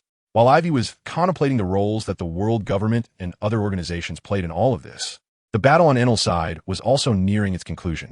Enel and Owen were truly evenly matched, both possessing strong alertness, which made sneak attacks not very effective. Therefore, they were engaged in a war of attrition, seeing who would last longer. Enel's thunder field had weakened significantly as he stood in the sky, looking down at Owen. On the ground, Owen stood on a bubbling magma field, also glaring at Enel with a killing intent in his eyes. Chapter 250, Enel vs. Owen, Part 2. Mom.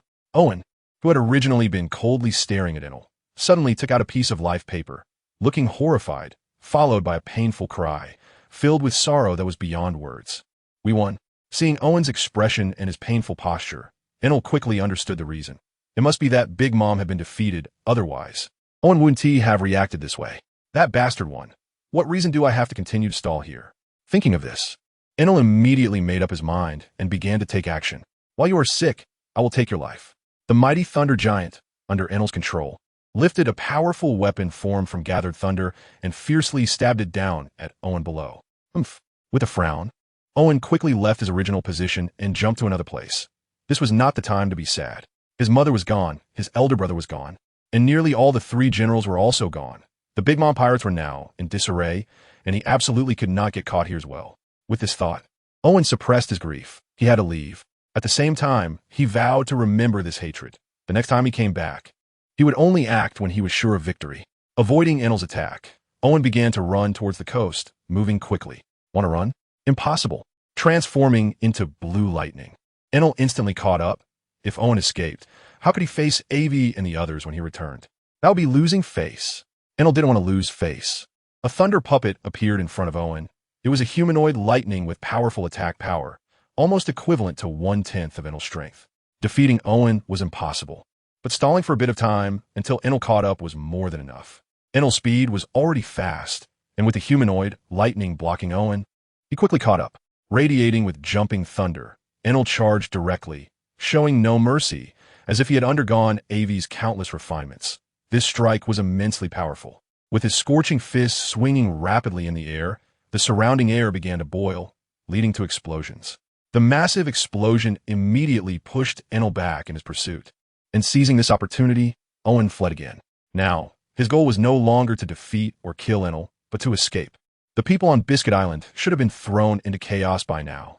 Biscuit Island was the place chosen by Charlotte Linlin after she destroyed Cake Island. In another direction, CP0's mushroom watched the scene of Enel and Owen fighting. This Owen is too cowardly. He's Charlotte Linlin's son, yet it doesn't show at all. Charlotte Linlin, Are you seeing this? This is your son. So cowardly. It's embarrassing. Carrying Big Mom Charlotte Lean's corpse, Mushroom sneered. I don't think so. This choice is very smart. I want her to senior say, as long as the Green Mountains remain, one need not worry about firewood. As long as he is alive, he will eventually return for revenge. If he dies like this, then he simply dies. The Joker had a different opinion. Stop rambling, quickly take Big Mom's corpse back. I believe Vegapunk will really like this gift we are giving him. Meanwhile, the two CP0 members were commenting, while Enel and the others were unaware. The previous battle had consumed too much energy, and besides, the Joker and Mushroom were hiding well. So Enel had no idea that there were still people watching them at that moment, focusing entirely on the battle. You will die here today. This is a divine gift for you. Not only do you refuse to accept it, but you also want to escape. What is this all about? Enel chased and attacked, while Owen fought and fled. Overall, as the battle continued, the two were getting closer to the coast. The ship of the Big Mom pirates was also coming into view. Good. Since you want to escape by ship, then I will make sure you have no ship to take. Enel suddenly stopped, no longer pursuing. One hand raised high to the sky, summoning thunder. Divine retribution. The dark clouds above the sky quickly gathered, and in an instant, blue lightning began to move incessantly through the clouds, making a booming sound. Aiming at Big Mom's ship, Enel waved his raised hand, and a massive bolt of lightning shot forth, like a nimble lightning snake, striking directly at Big Mom's ship. The goal was to destroy the ship, leaving Owen with nowhere to escape. Not good. When Owen saw Enel's action, a bad premonition arose, but he was already very close to the ship. There was no way to turn back to stop it, nor could he. Just as Enel's thunder was about to strike the ship, Owen used himself as a shield and charged forward. His fists transformed into fierce cannons, each swing producing a loud, explosive sound, as if gunpowder had exploded. He directly confronted Enel's thunder. Minister Jiao Huang, what happened? Where are the other ministers? Minister Jiao Huang was the title Owen held in the Big Mom Pirates. All pirates in the crew referred to him this way, unless they were very close, in which case they would use his name. Some pirates who did not rush forward, but stayed back on the ship looked at Owen and Enel, not knowing what was happening. Quickly set sail. Leave. Owen had no time to explain so much to these pirates. He just urged them to set sail and leave quickly. Why? Mom and the others haven't come back yet. A confused pirate asked. No need for nonsense. Just follow orders or else. Boom. The pirate who had asked the question was directly hit by Owen's fiery fist, and he instantly burst into flames, turning into a dried corpse, with no moisture left in his body. If wrapped in a layer of white gauze, he would instantly look like a living mummy. No one would doubt it. Owen's action immediately silenced the pirates full of questions, one by one. They could only follow orders and start the ship. One by time? You really don't take me seriously. Enel cursed, his face filled with rage as he continued to attack. Countless bolts of lightning began to gather on Owen's ship, only the size of that one ship. The target was obvious. If you want to block it, then try blocking it. Let's see how much you can withstand. Thunder raged on the ship, and as time passed, Owen's expression became increasingly grim because the ship was severely damaged, and the personnel were also greatly depleted. If this continued, they would likely not be able to sail far before the ship sank. So he had to come up with a plan. Who the hell are you guys? How dare you run rampant on my territory? Kneel down and confess your crimes, or I will kill you. A sharp voice cut in, very piercing and loud. Both Owen and Enel heard it. Following the sound, they looked over, and within their line of sight, besides Owen's ship, another ship appeared. It was large, with black planks and an upper deck, and the flag was neither a navy flag nor a pirate flag. Standing at the bow was a very short old man, extremely ugly, with a disdainful look directed at both Enel and Owen, holding a pistol in his hand, occasionally aiming at Enel and then at Owen. He was showing them just how arrogant he was.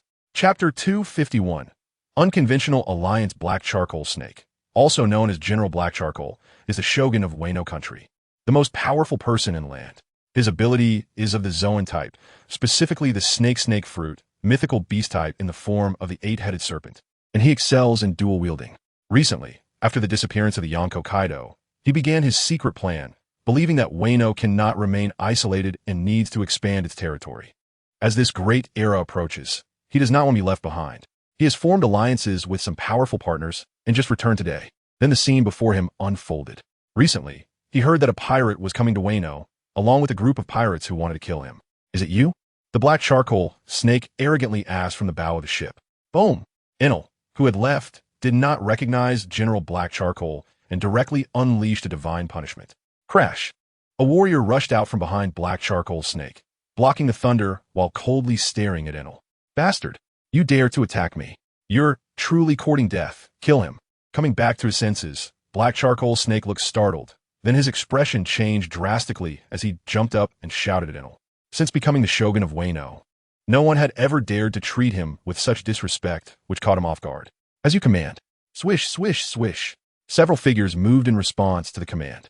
These were the Anawabanshu, the direct ninja force under Black Charcoal's snake, much stronger than the ninjas encountered by Ace. General, please calm down. We will soon bring back the head of that audacious guy. The captain of the Anawabanshu, Fukurokuju, said as he approached Black Charcoal's snake. Fukurokuju is also a ninja and even more powerful, dressed in black clothes adorned with skull patterns, with a large ninja character embroidered on the front.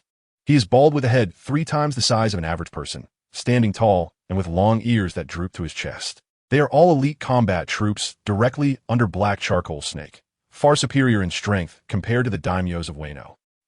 One of the ninjas charging at Enel. A bullhorn ninja with a thick mane was the fastest, his face filled with the excitement of killing as he swung a large cleaver, aiming to slice through Enel's waist. With a successful strike, Enel was cut in half. The cut was filled with crackling lightning, and before the bull-headed ninja could react, the thunder had already surged through the cleaver and into his body. Not good. Body flicker technique. The bull-headed ninja's face changed dramatically as he quickly formed seals with one hand while the other, gripping the cleaver, was already being electrocuted. Those who have experienced electric shocks know that the first reaction is not to let go, but to grip tighter. The bull-headed ninja was no exception, but he reacted quickly and had strong endurance. He rapidly formed seals, and suddenly a cloud of white smoke erupted around him. When the smoke cleared, a large rock appeared in the place of the bull-headed ninja, leaving behind his weapon. On the shore, where the large rock had been, the bull-headed ninja was now trembling. His eyes glazed over, foaming at the mouth, curled up on the ground. Although he had dodged in time, the aftereffects were still severe. This was not the natural lightning, but Enel's lightning, far more powerful than anything found in nature, with greater force. Be careful. Don't get too close to him. It's dangerous. Just after the bull-headed ninja's incident, a ninja in a kimono holding a folding fan stopped mid-air, warning the others. This is tough to deal with. The kimono-clad female ninja frowned as she looked at Enel. Since you have attacked this god, no matter who you are, I don't care, because you will all soon die. Bury yourselves in the sea. The part of his waist that had been cut began to rapidly regenerate, with the upper and lower halves of his body combining, and in the blink of an eye, Enel was back to normal, wielding a golden trident and actively launching an attack. On Owen's side, due to Black Charcoal's snake's interference, he temporarily broke free from Enel's attack range and quickly urged his subordinates to set sail. Although the ship had suffered significant damage, it was still operational. Hand over your ship. Sufficiently able to set sail, they navigated to the side of Black Charcoal Snake's ship. With a leap, Owen landed directly on Black Charcoal Snake's ship. Indeed, he intended to seize the ship. With his own ship, he knew it wouldn't last long before sinking. That was not what Owen wanted to see. You guys, this is great. Kill him. Black Charcoal Snake was infuriated, never expecting that in such a short time, 2 individuals would disrespect him. In the past 10 years in Wano, such a situation had never occurred. Fukurokuju, the captain of the Anawabanshu, quickly moved at the sound of his voice, each step seeming to teleport, making it impossible to discern his next landing point. Along the way, Owen's pirate crew was rapidly cleared out. I'm tired now and don't want to go on a killing spree. Since you refuse to listen, don't blame me for being rude. Fire fist. His fist quickly turned red and hot, appearing right in Fukurokuju's path, delivering a heavy blow to his nose. While others might be fooled by Fukurokuju's tricks, Owen was not. He was very skilled in the 2 types of hockey besides the rare Conqueror's hockey. You're pushing your luck. Kill. After knocking Fukurokuju back, Owen waved to his pirate crew, and bloodshed erupted on the ship, with cries of battle everywhere. You are the owner of this ship. I give you a choice. Leave on your own, or I will kill you and throw you into the sea. Owen stepped closer to Black Charcoal Snake while also glancing at the battle with Enel, calculating the time in his mind. If the battle on Enel's side ended and he and team managed to seize the ship, it would be a major problem. So his time was tight. General, seeing Black Charcoal Snake in danger while surrounding Enel, the ninjas wanted to go help but found it impossible to break free. They felt a strange sensation, as if it was not they who were surrounding Enel, but rather Enel who was surrounding them. It was quite bizarre. They had never encountered such a situation before. Yet it was happening clearly before their eyes. You've truly angered me. Black Charcoal Snake was genuinely furious. Originally happy about forming alliances with other countries, he was completely enraged by the unconventional alliance of Enel and Owen. Transforming, he became a tall and terrifying monster. 8-headed serpent. His body remained the same, but his head suddenly transformed into 8 long red snakes, bearing their fangs and claws, looking fierce, with horns sprouting from their heads. Chapter 252. Owen's endurance. The black charcoal serpent in the form of the 8-headed Orochi suddenly appeared in front of Owen, causing his expression to stiffen. This is your ability? Show me what you've got. Otherwise, you won't have another chance. Owen shouted as he charged forward, raising his fist. Yes, you have no chance left. If you had knelt down earlier, the kind-hearted me might have spared your abilities and made you a slave under my feet, allowing me to torment you at will. You might have had a chance to enjoy your old age, but now, you have forfeited that opportunity yourself. Out of nowhere, the black charcoal serpent pulled out a couple of long knives, one in each hand, and suddenly charged forward. Its speed was even faster than Owen's, and its strength was far greater. In their first confrontation, the black charcoal serpent emerged victorious, forcing Owen to retreat repeatedly, his face showing surprise. He hadn't expected the black charcoal serpent to be so powerful. It was incredible. It had hidden itself so well and acted so convincingly that Owen had been led to believe that the serpent was a weakling, and he hadn't realized that it was all an act. It wasn't that the black charcoal serpent had hidden itself too well or acted too convincingly. It was simply that after years of tyrannizing Wano, this was the first time someone had dared to provoke him since the beginning. He was caught off guard and let his guard down. The truth was as it was, but Owen thought it was all a trick by the black charcoal serpent, causing his face to flush with anger. However, his face was already red, so others couldn't tell. Interesting. 8 heads. Does that mean 8 lives? I'd really like to test that out. Enel, surrounded by a group of ninjas, smiled slightly at the scene below. Looks like there's no need to rush. With Owen's strength, he won't be able to seize the ship in a short time. Where did these ninjas come from? Their strength was surprisingly interesting. The sparks flying from the ninja in kimono, and the sound waves of the music from the female ninja holding a kodo, resembling a charge attack, along with the tall ninja in a black mask who struck from the shadows, all gave Enel a sense of novelty. The battle below continued, as the struggle for control of the ship was of great significance to Owen, related to whether he could escape. Thus Owen, who dared not unleash his full power against the black charcoal serpent, found himself at a disadvantage. But the black charcoal serpent couldn't defeat Owen either, and the two sides remained at a stalemate. As time passed, Owen became increasingly anxious because he truly had little time left. The previous confrontation with Enel had taken a toll on him, and now he couldn't unleash his full power against the black charcoal serpent. Yet not doing so meant he couldn't defeat it and couldn't leave quickly. It seemed to have become a deadlock. Who exactly are you? I've never heard your name before. Owen shouted as he punched away one of the serpent's heads attacking him. He genuinely didn't know who the black charcoal serpent was. Wano had been closed off for a long time, and Big Mom's influence hadn't reached this side. So Owen didn't recognize the black charcoal serpent, and the serpent was equally unaware of him. The black charcoal serpent was shocked by the sudden appearance of Owen and Enel's powerful strength. Apart from Kaido and his 3 calamities, he had never seen anyone so strong before, and most importantly, he didn't recognize them.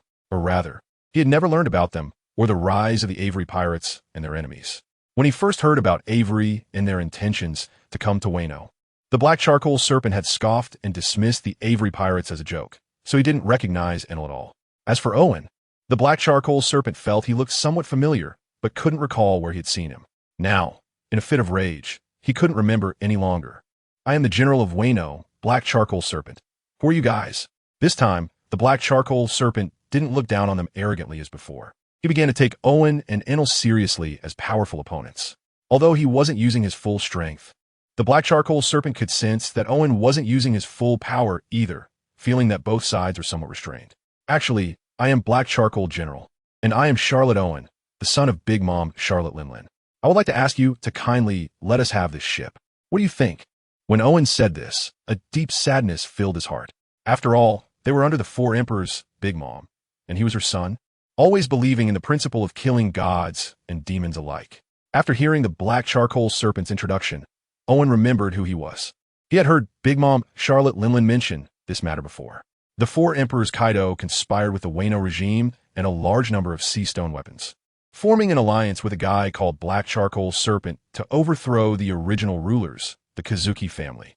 But even so, even if the Black Charcoal Serpent was an ally of Kaido, would the Big Mom pirates, who weren't afraid of Kaido, be afraid of this so-called ally?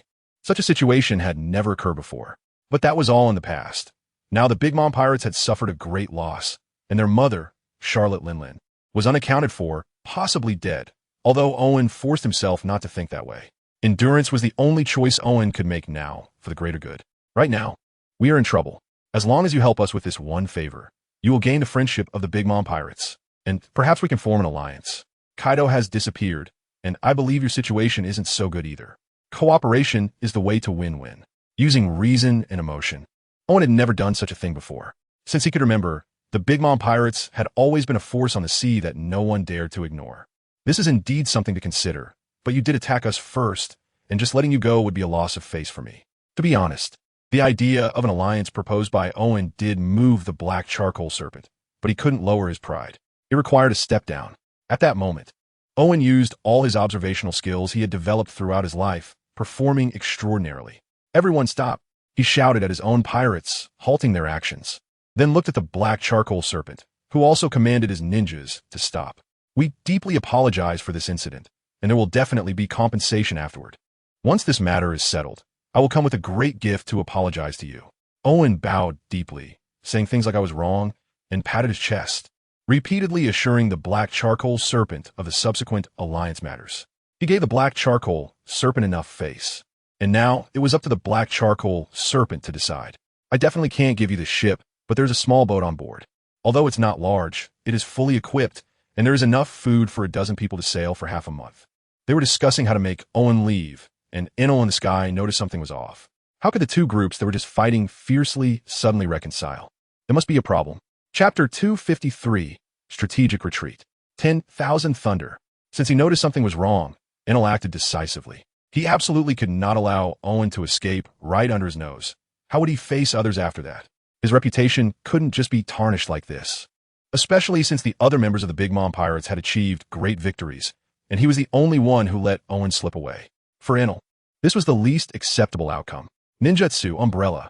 A huge umbrella rose above Kaido's ship, enveloping it and blocking the Thunder's attacks. Crackle. The thunder struck the umbrella as if raindrops were falling on it, but this was not ordinary rain, and the umbrella was not an ordinary one.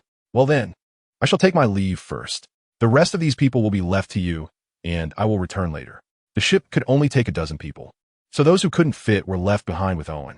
As long as they could survive, everything could still be salvaged. The Big Mom Pirates couldn't just disappear like this. Kaido waved goodbye to Owen as he left, believing that helping him was worth it. After all, Owen was the son of the Yonko Big Mom, and by helping Owen, wasn't he helping Big Mom as well? Kaido had heard some things about Big Mom from Kaido. She was definitely powerful. Owen's maneuver was truly clever, leaving behind those who couldn't be taken with him in Kaido's hands, also giving Kaido a goodwill gesture.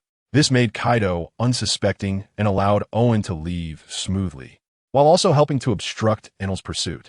Owen felt heartbroken as he left. Mom, I will definitely come back to avenge you, bringing the heads of the entire crew of the Aivi pirates. Owen silently vowed in his heart.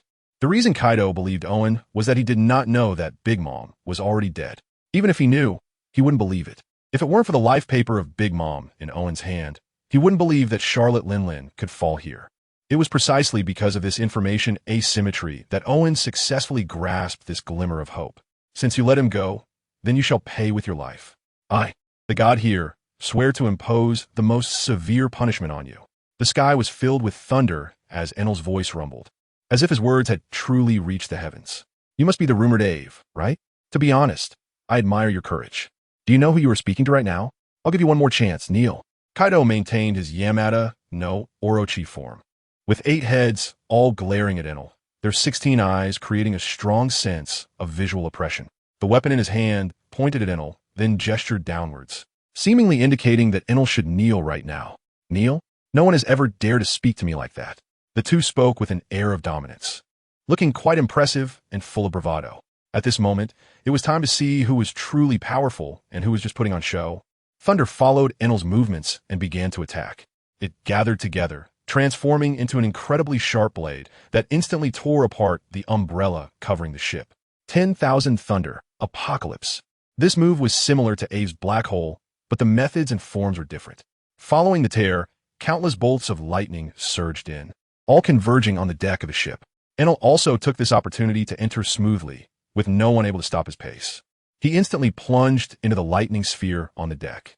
The lightning sphere was continuously bouncing, emitting a suffocating aura, and it seemed that with a flash of the electric light on the sphere, it shattered the space around it.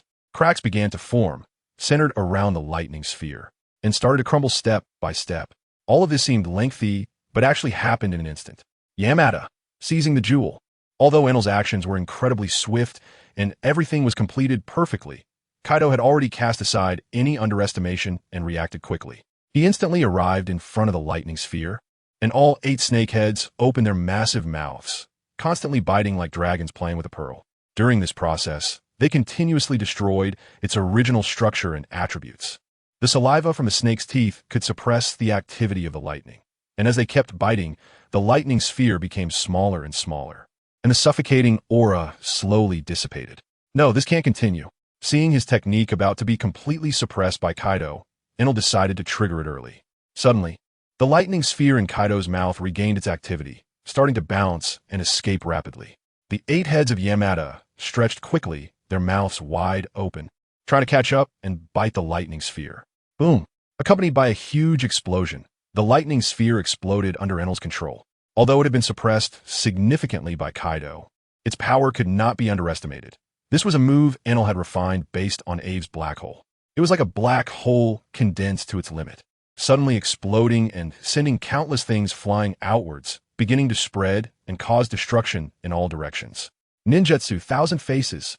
Kaido's subordinate, Felucio, quickly used the split ninjutsu, and masks began to appear rapidly, combining to control the areas damaged by the explosion as much as possible. Kaido was also pulled back by his subordinates. Otherwise, given his previous position, he would have been severely injured or even killed by the Apocalypse lightning sphere's explosion. The sound of the explosion echoed for a long time, completely sealed off, causing the reverberations to continue. In the sky, among the clouds, a flash of lightning passed by. Enel looked down at Kaido and the others, his eyes flickering with uncertainty. He was contemplating. He hadn't expected this move to fail, and if he hadn't acted decisively, this technique might have been stillborn before it even formed. It seemed that their strength wasn't that impressive, but when it came to actual combat, he found that Kaido and his crew had an endless array of tactics. This was something Enel hadn't anticipated. Moreover, Owen had already escaped far away. If he continued to chase, he wouldn't catch up. Looking at the snail phone in his hand, Enel was struggling internally. Earlier, he had heard Shati's voice from the snail phone, urging him to return quickly. But since everyone else had completed their tasks, would he just let this side fail? Initially, he thought that since Owen had escaped, he could take Kaido and the others' lives as compensation. But he hadn't expected Kaido and the others to be so formidable. Having already exhausted so much energy in his previous battle with Owen, continuing to engage with Kaido and his crew was not a wise choice at all. I shall spare you this time, Kaido. I will remember you. With this thought in mind, Enel's body crackled with lightning and vanished from the spot. Chapter 254. Puppet in the small house on the hillside. All the members of the Aivi pirates were gathered together. Enel had also returned amidst the bombardment of Shati's transponder snail. Among them were Kinemon and Kanjuro, the samurai from Wano country, representing the Kazuki family, as Aivi and the Kazuki family had formed an alliance. Although it seemed that Kinemon and the others hadn't really helped this time, which was expected, Aivi still appreciated their intentions. The situation was such that I had promised to ally with the Kazuki family. We would help them overthrow Kaido's rule, and in return, they would tell us the whereabouts of the historical text. After saying this, Aivi looked at the others, waiting for their response. Aside from the bloodstains and the tattered clothes, no one in the room looked like they had just experienced a fierce battle. Everyone appeared to be in good spirits. Of course, this was merely on the surface.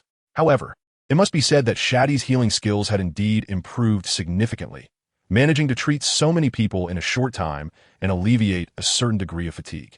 This was also the reason they could gather so quickly to discuss matters. Aivi's feelings about going to Raftel had become very intense. He didn't know why and even thought he might be under some sort of control. But since going to Raftel was originally something Aivi wanted, he decided not to think too much about it. I also found a person who was quite strange, always saying some cryptic things.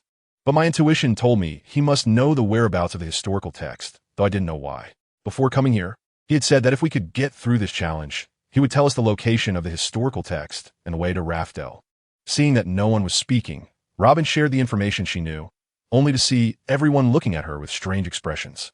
Although I also found it somewhat unbelievable. Intuition is something that can't be accurately defined. Seeing the expressions on everyone's faces, Robin knew what they were thinking. They must be convinced she was crazy. Otherwise, how could someone as knowledgeable and cunning as her say such things? Cunning? Why would I describe myself like that? As she pondered, Robin's thoughts started to drift. A side effect of spending too much time with Aivi, even she didn't understand it. The others in the Aivi pirates felt the same way. I believe you. And this is indeed a way. I found myself somewhat curious about this know-it-all old guy. Does he really know everything? Speaking of which, Aivi was indeed curious about the know-it-all, not knowing why. But upon hearing the name, a sense of curiosity arose in Aivi's heart. At the same time, he began to ponder. He wasn't just thinking about the know-it-all-s knowledge of the historical text, but about other matters. All along, Aivi had felt an impulse to go to Raftel as soon as possible. This impulse was unexplainable. Although Aivi's goal had originally been to go there, under this impulse, he felt like a puppet. Upon hearing the name Know-It-All, a strong curiosity surged within Aivi, also inexplicable. Since it was so sudden, Aivi was thinking that this Know-It-All might know something that he didn't understand. Owen had run away, and I was stopped by a guy named Kaido who had 8 heads. Enel's words were concise, getting to the important information in one go. If Owen had run away, then so be it. Aivi didn't care about that. Rather, he was concerned about Kaido. Had he returned? What was Kaido's strength? From what Aivi knew about Enel, Kaido had obstructed Enel's pursuit of Owen. So it was certain that Enel had fought Kaido at least once. Knowing oneself and knowing the enemy ensures victory in every battle. Since they hadn't yet regained their peak combat power, they needed to be more cautious. My strength is slightly inferior about on par with Sparta, but they have some strange techniques that seem to be called ninjutsu. What do you mean slightly inferior about on par with me? Sparta glared at Enel, implying that he was saying his strength was not as good as Enel's. This should be Fukurokuju, the captain of the Onmyoji, as only his ninjutsu could withstand Enel's attacks. Kaido has returned. I must quickly return to the flower capital to report to the young master. We need to take action, Kinnaman said as he sat cross-legged, hands on his knees, and he stood up to bid farewell to Aivi and the others. Be careful on your way. We will come over soon. After sending Kinnaman off, Aivi and the others returned to the small house. Let's discuss our plans going forward. We will definitely help the Kazuki family. If we want to know the whereabouts of the historical text, we can only rely on Kazuki Odin and that mysterious know-it-all. Neither can be abandoned. Robin, Shati, you two come with me to find the know-it-all. The rest of you should rest well and head to the flower capital as soon as possible. We will split into 2 groups and be cautious. Aivi felt that things weren't so simple. CP0 must have some conspiracy they hadn't yet revealed. Of course, this was just his intuition. In any case, caution was key. This was Aivi's true thought, which is why he repeated, be careful twice. But the others didn't think so. To them, it was still simple. Big Mom and Charlotte Linlin had almost wiped them out, and it was still simple. ISNT this a bit paranoid? Golden Week shot Aivi a glance, thinking to himself. Faced with this situation, Aivi could only smile wryly, feeling something similar to what Robin had felt before, that it was absurd and that he was overthinking it. Soon the group split up. Aivi and the others headed first to the ruins of Yuqian City to find the know-it-all, while the rest went to the flower capital. Enel was the most eager, as he wanted to take revenge on Kaido. Otherwise, he wouldn't feel at ease. On the way, as they got closer to the ruins of Yuqian City, Aivi's curiosity grew stronger. Don't you feel anything? Aivi asked, looking at Robin and Shati, who seemed unaffected. What feeling? Did you discover something? Shati frowned as she looked around, and then returned her gaze to Aivi. Nothing. It seemed that it was just Aivi who felt this way. But what was the reason behind it? The closer they got, the more Aivi felt as if his body was uncontrollable, like a puppet acting according to a predetermined direction. However, Aivi's strength and willpower were also extraordinary, especially after enduring the madness of Lin Yuan earlier. He had become much stronger, so Aivi was still able to control his body. At least on the surface, he appeared normal. Chapter 255. Who would really want to die if they could live the small house where the know-it-all used to stay was now empty, with nothing left behind. The strong sense of curiosity that had surged as they entered the house vanished without a trace. People are gone? After searching around, Shati returned and said, Is there still need to search? What are you doing with your knowledge and power? Without that strong curiosity, the relaxed Aivi also regained her vitality. But there were still doubts in her heart. Say it again. Why didn't you say anything when I was looking for it? Shati jumped onto Aivi's back, gripping her neck tightly and shaking her. Isn't this to give you a sense of presence? You don't understand that? Aivi had a look that suggested it was all for Shati's good, which only made Shati angrier, her heart and lungs burning with rage. She shot Aivi a murderous glare. I found a letter. It's for you. Robin, who had come out from another room, handed the letter to Aivi. The letter read, Similoc. Aivi QI signed, Encyclopedia. This meant it was a letter specifically left for Aivi by the encyclopedia. The increasingly mysterious feeling made Aivi even more puzzled. The content of the letter suggested, I know you. You are Aivi, the son of the Blue Phoenix, and just as mysterious as he is. I am the encyclopedia. I know you have many questions and curiosities, but if you want to know the answers, first overcome the troubles before you. The former is just an appetizer. The main course is behind it. Only by surpassing the current challenges can you know what you want. Because what lies behind may be more terrifying than you can imagine. If you can't surpass it, then it proves you are just at this level and there is no need to know more. All right, strive to survive. This is the gist of the entire letter. However, instead of dispelling Aivi's doubts, it only raised more. What is this nonsense about terror behind it? It doesn't even clarify what enemies exist in Wayno. Aivi couldn't understand why it was so mysterious. The only one who might be stronger than herself right now is probably Whitebeard. But how could Whitebeard possibly appear here? It's absurd. Perhaps the previous strong desires that she couldn't control were just this guy's methods. Just unfamiliar tactics. If she brought Golden Week along, she might figure out the situation here. Moreover, this guy hasn't even said whether he knows the whereabouts of the historical text. This trip, it seems to be in vain. We've been set up. Aivi threw the letter on the ground, looking displeased. Despite this, Aivi had already memorized all the content of the letter and felt a sense of crisis rising within her. The outcome wasn't too bad. Weren't we allied with the Kazuki family? I believe Kazuki Odin will know the whereabouts of the historical text. After all, it was inscribed by their ancestors. Picking up the letter Aivi had thrown down, Robin comforted her while also glancing at the letter's contents, committing them to memory. Let's go to Flower Capital now. Quickly gathering her thoughts, Aivi and the others left the ruins of Utian City and set off for Flower Capital to meet up with the others. Truly, what a keen spirit. Indeed, the outsiders have something different about them. An old man who looked frail and was about to collapse appeared on the roof of a small house, watching the direction Aivi and the others left. He is the encyclopedia. However, he has another name, Ling, the spirit of the world. How did they come here, after all? Ling's eyes, like spring water, were filled with confusion. Cough, cough, but it doesn't matter. Perhaps their arrival is a good thing for the whole world.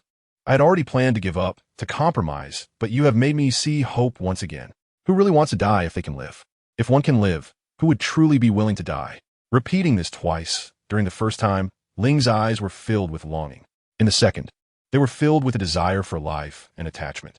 Step by step, he walked into the house, pulled out a rocking chair, and lazily lay back in it, his gaze seemingly penetrating through time and space, seeing the holy land of Mariawa and the 5 decaying old men within it, and that source on the throne. Cough, cough. I had no choice in the past, which led to such a disaster. Now, it is time to reclaim everything. While coughing, he slowly closed his eyes, and with the rocking of the chair, he fell into a deep sleep.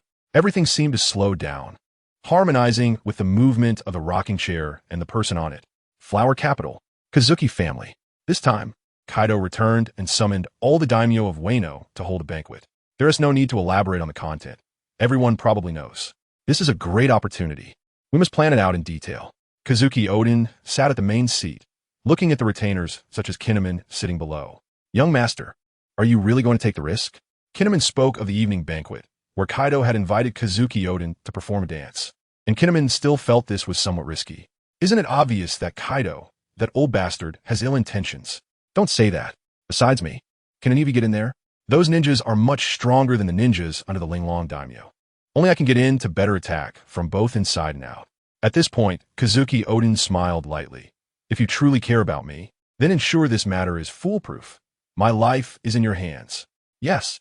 Kinnaman, Kanjiro, and other retainers stood up, looking at Kazuki Odin seriously. Young master, be careful in everything. Likewise, success or failure hinges on this move. Night quietly descended, not hindered by anything. Creak. Outside the house, Those sent by Kaido to pick up Kazuki Oden had long been waiting. As the door opened, they looked up at Kazuki Oden, and in their hearts, they admired him. Indeed worthy of being the famous beauty of Wano. Inside the house, besides Kazuki Oden, no one else was present, as Kaido and the others had no idea of Kazuki Oden's true identity and had no suspicion whatsoever. Let's go. The beautifully dressed Kazuki Oden said. She had already prepared for the worst. This trip could truly be a matter of life and death. Please. The female ninja in kimono made a gesture of invitation to Kazuki Oden. She was the same female ninja who attacked Enel earlier. The sound of the carriage clattering as it sped down the road. Kazuki Oden sat calmly in the carriage, staring into the distance. On this night, a night destined to be extraordinary, it slowly began to unfold its unusual moments to the people. Chapter 256, Transaction and Strength. At Kaido's mansion, the place was bustling with people, all either wealthy or noble from Wano. The music and dancing were in full swing. The scene is beautifully arranged, and the servants inside provide attentive service, with singing and dancing to liven up the atmosphere. General, we have already investigated the outlaw who attacked us before. His name is Ainalu, and he is a subordinate of the sea butcher, Aivi. According to the intelligence, they have not yet left Wano country. Additionally, during the day, the alliance led by Wald to eliminate the Ivory pirates has also landed in Wano country, destroying the reverse waterfall and committing a massacre in Pickpocket Village. Afterward, the four Emperor's Big Mom, along with Daifuku, Owen, and other officers, entered through the destroyed reverse waterfall. By the time we returned, only Owen had left. My subordinates have already sent people to scout Pickpocket Village, but Big Mom Charlotte Linlin, Daifuku, and Ivory's crew, as well as the World Destroyer Wald, have completely vanished. The captain of a Yudo band, Fukuro Kuju, rushed in and reported behind Black Charcoal Snake. Ding! Putting down his wine glass, Black Charcoal Snake's smile towards the guests immediately faded, and his brows furrowed slightly. So, they're still in Wano country. These people are all very powerful. According to the intelligence he received, Big Mom and Ivory have an irreconcilable feud. If they start fighting, Wano country may end up being destroyed, which is absolutely not what Black Charcoal Snake wants to see. Since they haven't been found, why not hurry up and look for them? Useless. He kicked Fukuro Kuju in the stomach. Black Charcoal Snake has always been so temperamental, and Fukuro Kuju was used to it, retreating repeatedly as he left. What happened to make the general so angry? Left Tian Daimyo approached with a fawning smile to toast. Isn't it the good work of you useless people? All right, enough of that. Has Xiaozi arrived?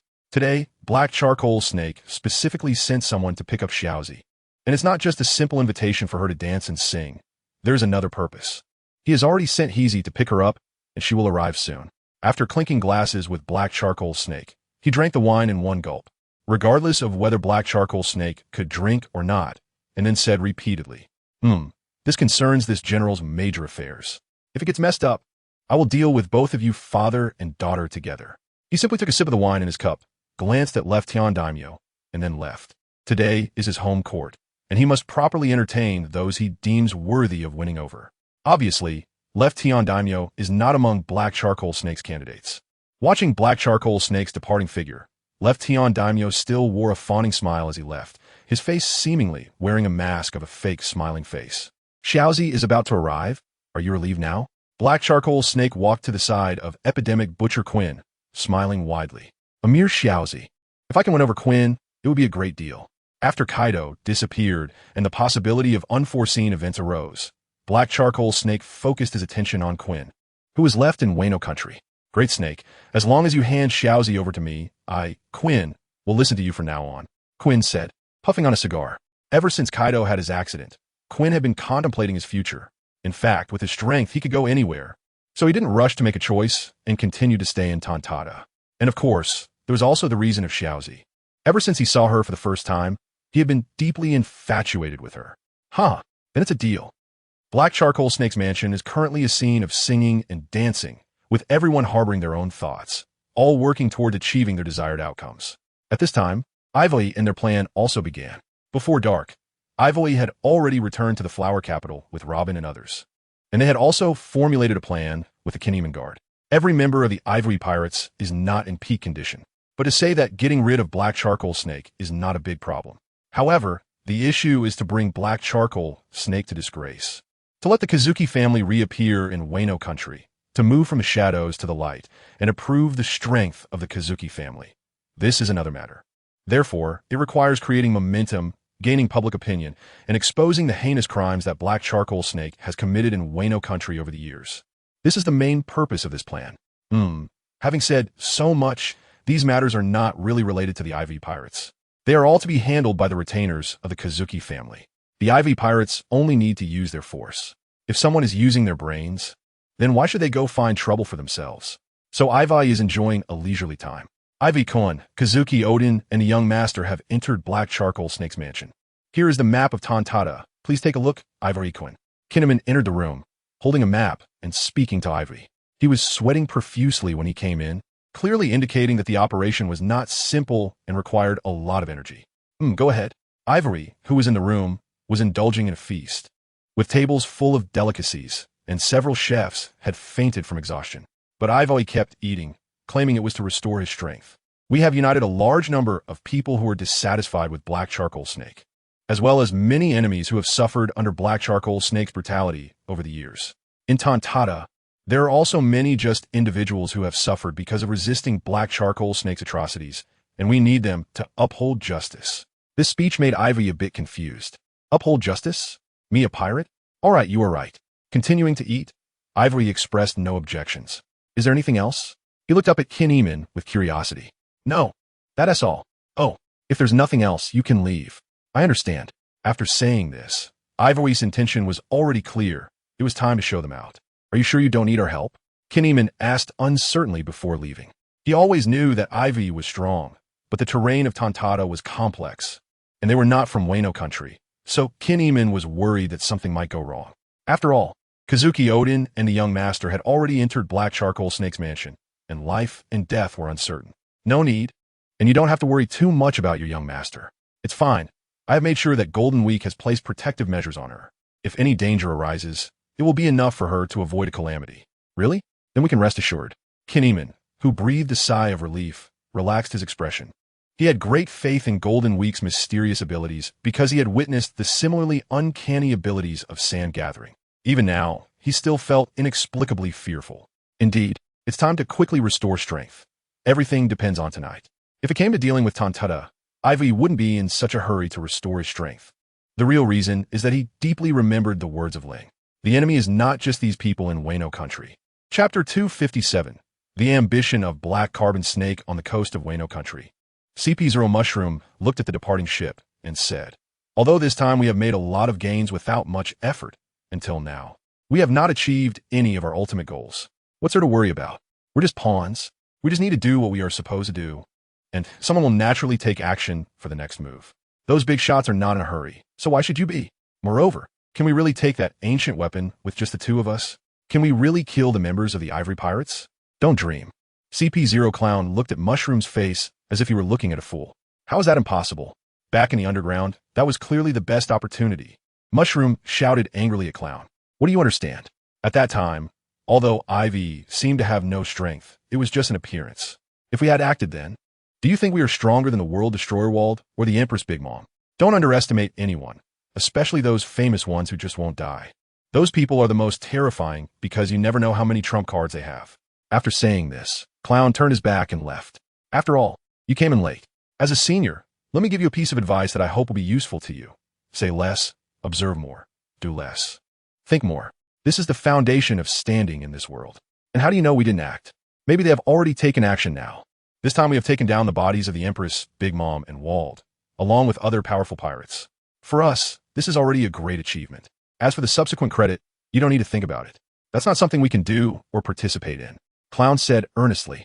Are you saying that there are others taking action, and they're also CP0? Why haven't I heard any news? Mushroom said indignantly. Of course there are others taking action. Otherwise, how could two emperors, an old pirate, and a revolutionary army leader suddenly disappear at the rain-paved island? Let's leave it dawn. The next matters are not something we can participate in. People must have self-awareness. Looking at Clown's departing back, Mushroom contemptuously smiled and said, self-awareness? So cowardly. No wonder you can become one of the oldest members of CP0. You must have outlasted everyone else. I want to see who is so powerful that they surpass me. CP0 Mushroom, who is directly under the 5 elders. filled with curiosity about the other people Clown mentioned. Mushroom thought that it would be a shame not to go take a look at the Black Carbon Snake's mansion. Come, little purple. I've been waiting for you. And finally, you are here. It's not easy. Since Kazuki Odin and Kinnaman entered, Black Carbon Snake stood up to greet them, then grabbed Kazuki Odin's hand and began to chatter. But fortunately, he was relatively honest and didn't do anything inappropriate. Moreover, Black Carbon Snake himself was short, only a bit more than half of Kazuki Odin's height, so it looked somewhat comical to outsiders. Fortunately, those invited by Black Carbon Snake all had ulterior motives, so they didn't find it strange. That time, the little lady didn't just come because of a general single sentence. What waiting and longing, Kazuki Odin said with a smile as she was led by Black Carbon Snake. Having lived in the Women's Institute for so many years, she had seen many people and had long since developed a calm demeanor. Even facing an enemy like Black Carbon Snake, who had deep-seated grudges, she could remain unfazed, not revealing any killing intent. Good. Since you say so, then it's good. This general has come today to introduce you to a good marriage. This is Queen. I believe you've already met him.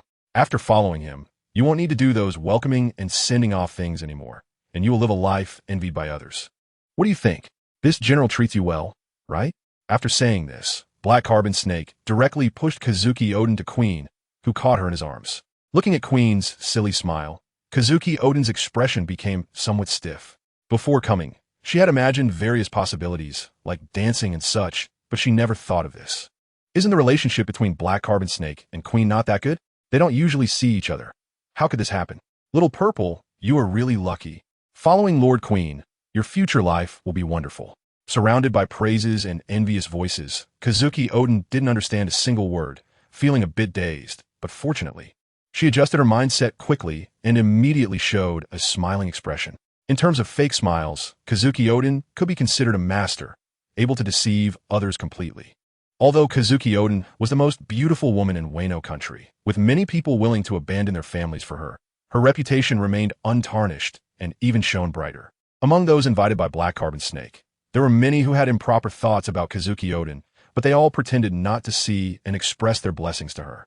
Little Purple, you are finally mine. Looking up at Queen, Kazuki Odin saw him gazing at her with a foolish smile, and her mindset immediately worsened. Kazuki Odin shyly lowered her head and remained silent. Queen thought she had agreed, and his smile became even more foolish.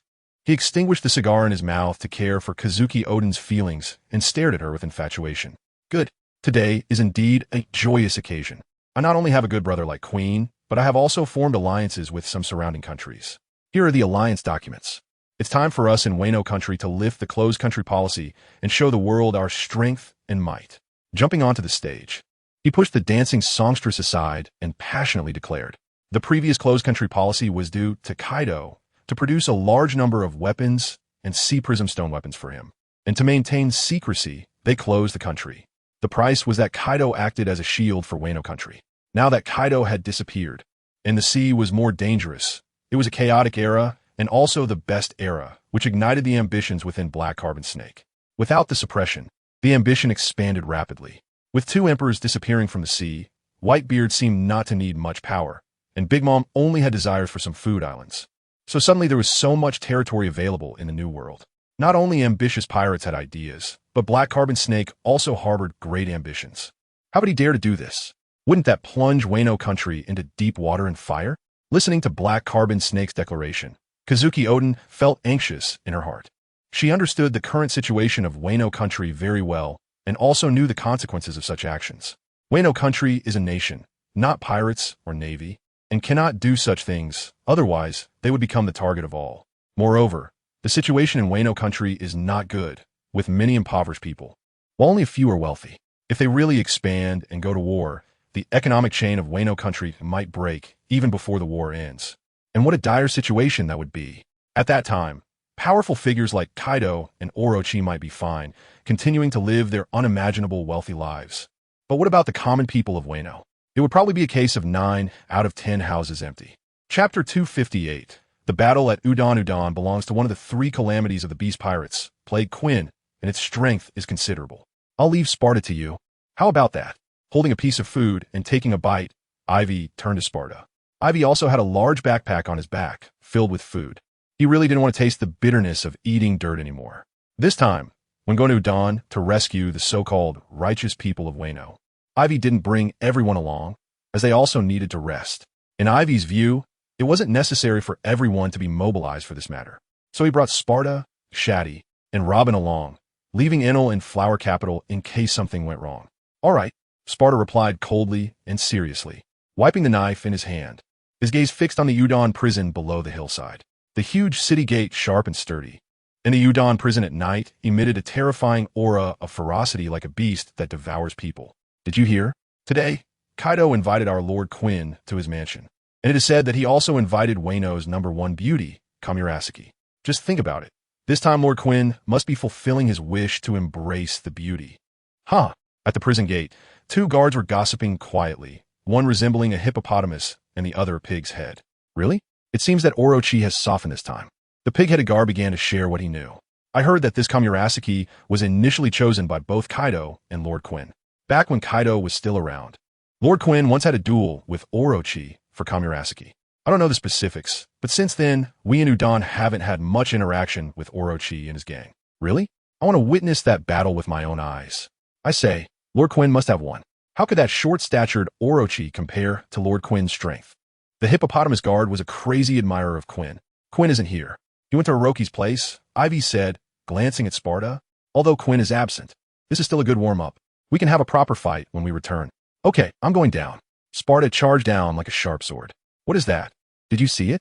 Just after the hippopotamus guard finished talking about Quinn's strength, he saw a silver light flash before his eyes, resembling the moon. What? The pig-headed guard couldn't react in time.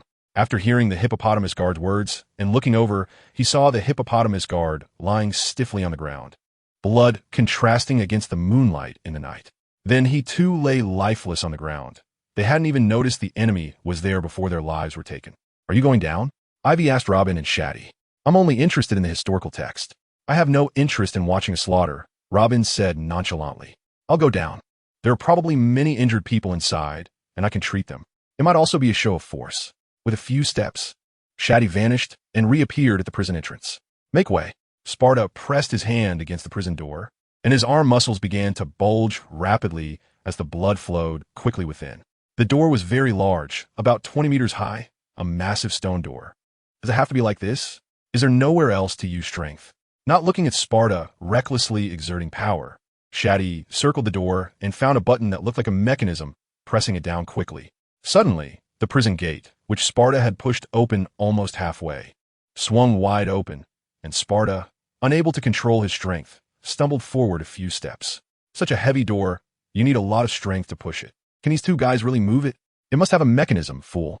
Although Shati came in behind Sparta, she entered first, rolling her eyes as she passed by him. Sparta's expression was serious, so it wasn't clear if he felt a bit embarrassed. How did the door open? Has Lord Quinn returned? It shouldn't be. He came back so quickly. It's only been a short while since he left. Maybe after winning over the beauty, Lord Quinn returned immediately.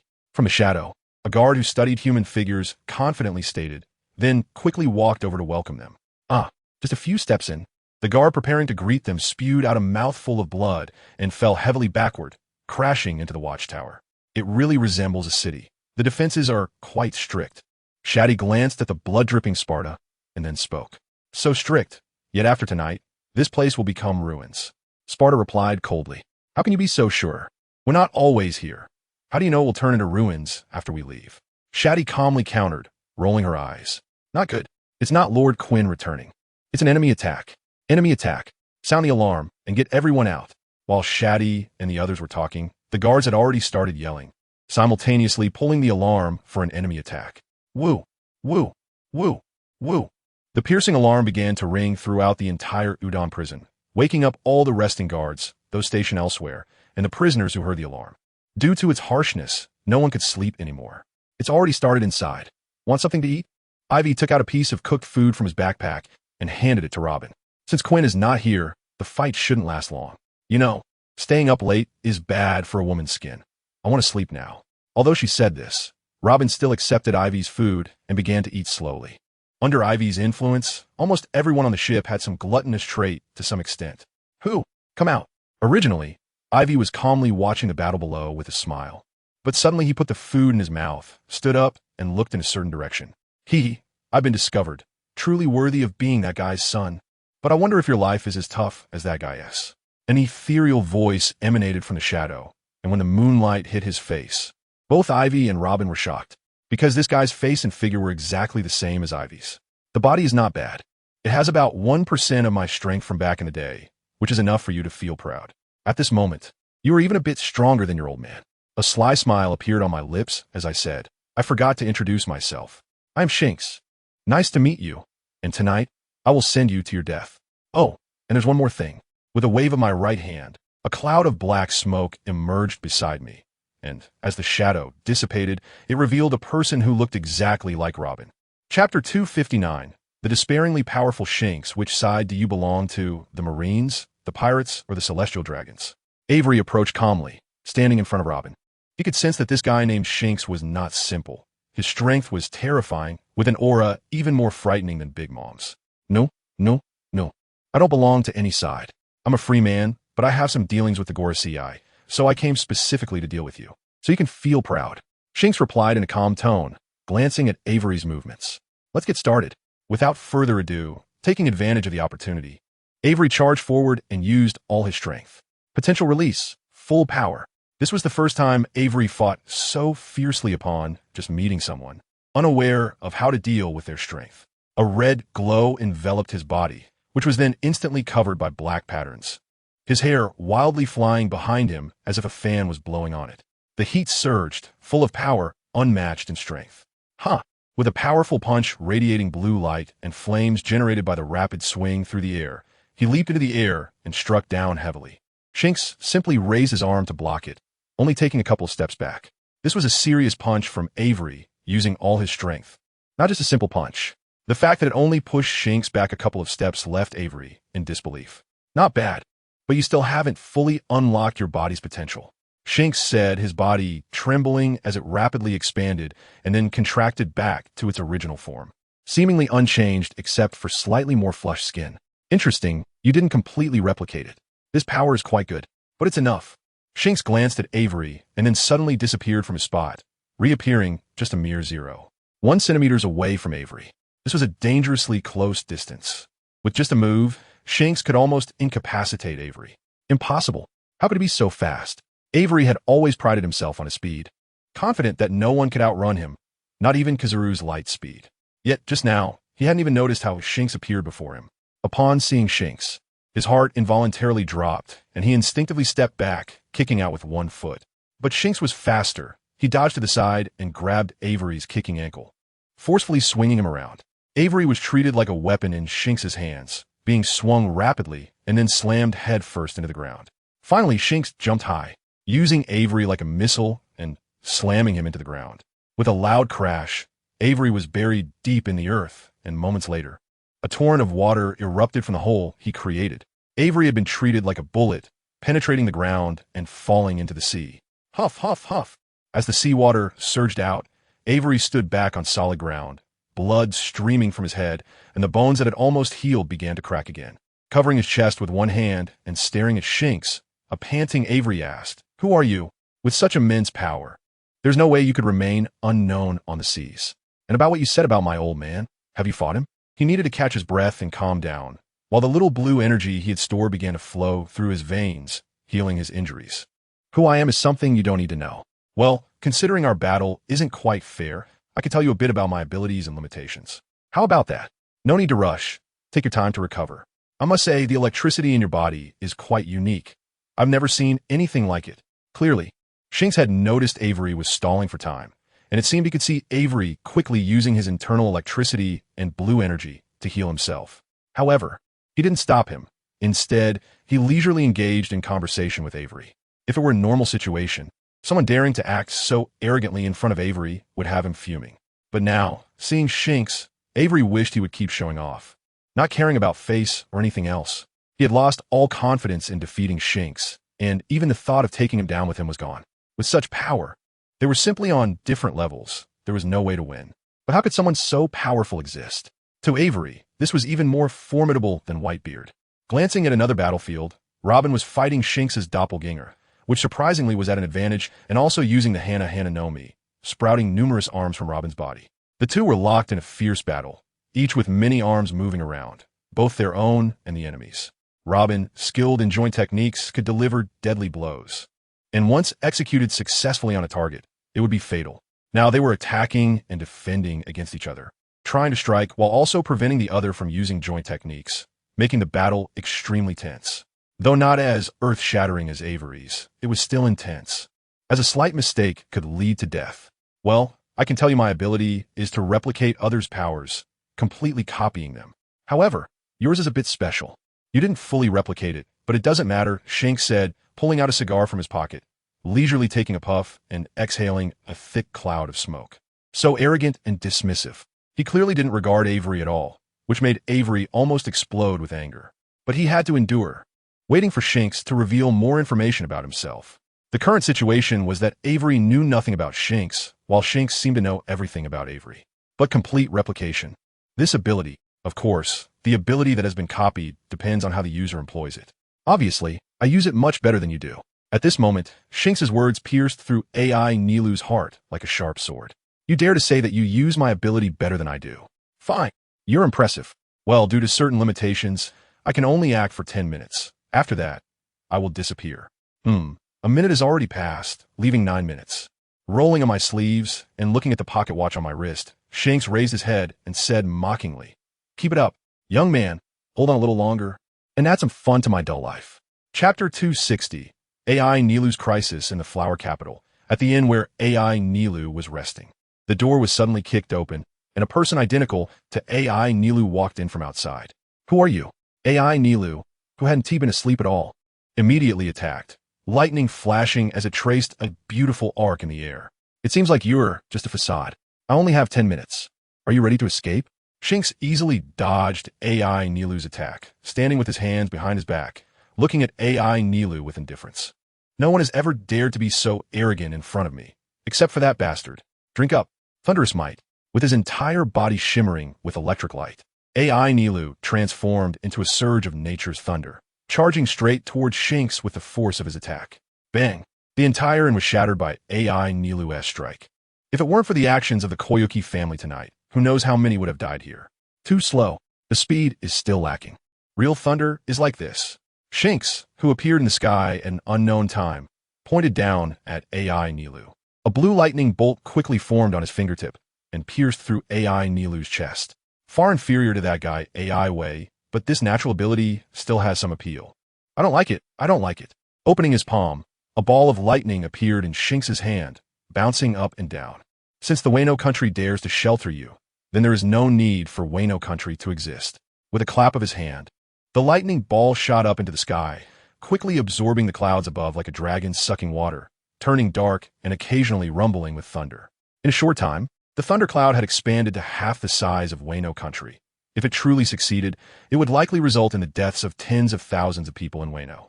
I don't care about Wano or not, but since you dare to treat me with such contempt, I am not to be trifled with. Clearly, AI Nilu was also ready to fight to the death. Lightning surged around him, stimulating the muscles within his body, making him stronger and tougher. A drumbeat echoed from behind, intensifying the lightning around AI Nilu, then suddenly disappearing as he appeared behind Shanks, viciously stabbing the golden trident into Shanks' back. Not here. Mid-action, AI Nilu quickly retreated, looking gravely at Shanks, who seemed unmoved in place. What is wrong suddenly stopped. Shanks leisurely turned around with a mysterious smile. A clone? A decoy? Just as AI Nilu was about to launch an attack, he sensed through his observation hockey that Shanks had long since left the original spot, and he couldn't figure out where Shanks had hidden. Cautiously, AI Nilu could only halt his attack and retreat quickly, but now Shanks had turned around. Clearly this was the real body. But what was that just now? I don't care what tricks you used, but today I will eliminate you, the imposter. Thunder clone, human lightning.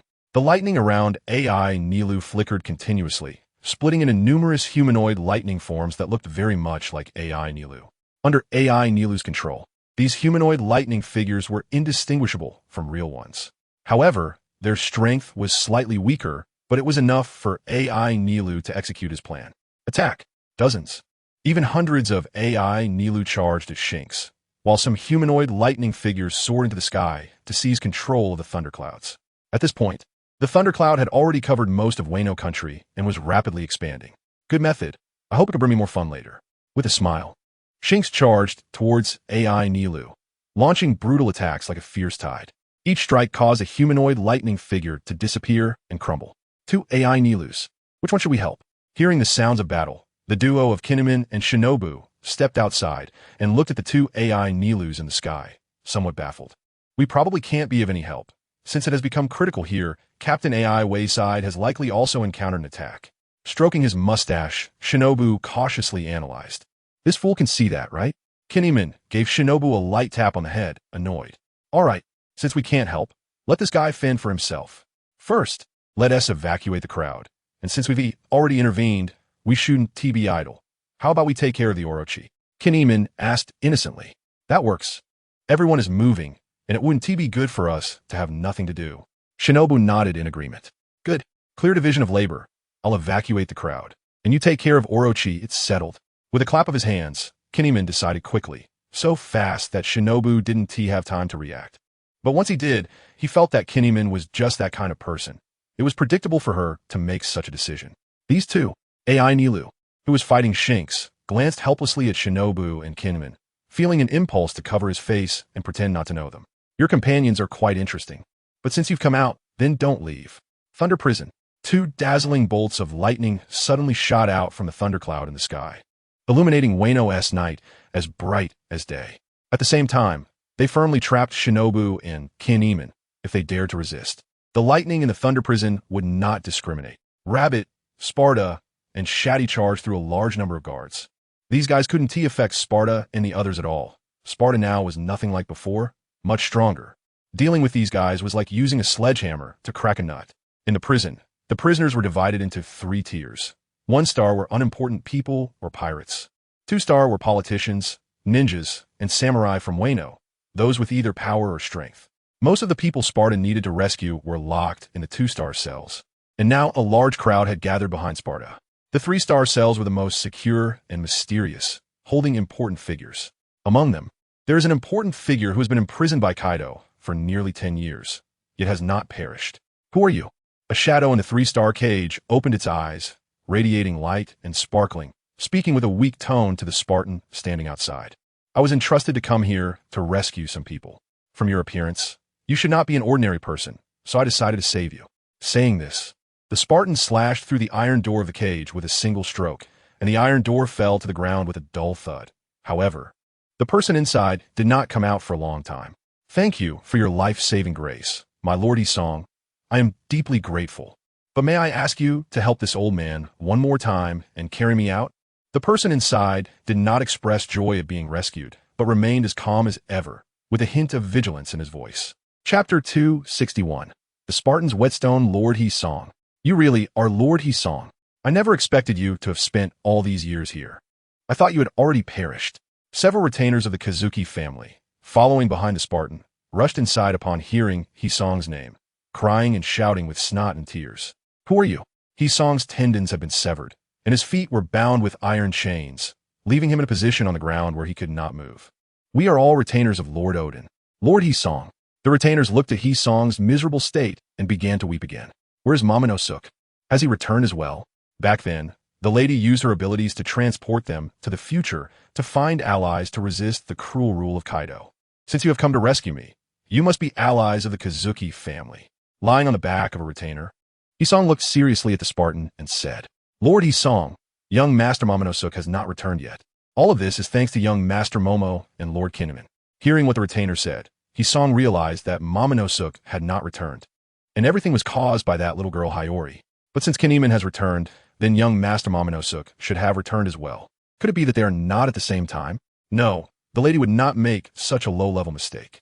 After pondering for a while, Hisong noticed everyone was looking at him. So he opened his mouth and looked at the Spartan with sincere gratitude. Thank you for your life-saving grace. I am one of the 3 samurai under Lord Odin. I was unfortunate enough to be schemed against by Kaido, which led to my current miserable state. I apologize for not being able to thank you properly due to my injuries. Thinking too much is useless. We should leave, and everything will become clear. At the same time, Hisong began to inquire about the situation outside. What is happening now? Has there been a full counterattack? Someone is coming. Very strong. At that moment, Hisong suddenly turned his head toward a mass of fog ahead. his expression serious. "Everyone be careful. You go first, and I will hold them off." The Spartan, standing in front, looked at Hisong in surprise, astonished that Hisong had reacted even faster than him to the incoming enemies. Some of his former abilities had not been lost. He was just sensitive to this. Hisong understood the Spartan's thoughts and explained, "Be careful." After saying this, Shati, along with the retainers of the Kazuki family and some other prisoners, headed toward the exit. The Spartan did not look back at the departing crowd, but focused intently on the mass of fog ahead. As the fog dissipated, it revealed a person who looked exactly like the Spartan. When the Spartan saw this person, his brows furrowed. He realized that things were not simple. Even if someone looked so much like him, it was impossible for them to appear here. This guy was like a perfect copy of the Spartan. As if the Spartan were looking into a mirror. "Allow me to introduce myself. I am Sheng. I currently have 9 minutes left, and hope you can bring me some fun to spice up my dull life." Sheng, who looked exactly like the Spartan, wore a strange smile, raising his left hand to touch his bald head, appearing somewhat unaccustomed. "White Wolf, cutting water." At this moment, the Spartan had already launched an attack, delivering a powerful blow aimed directly at Sheng's vital points.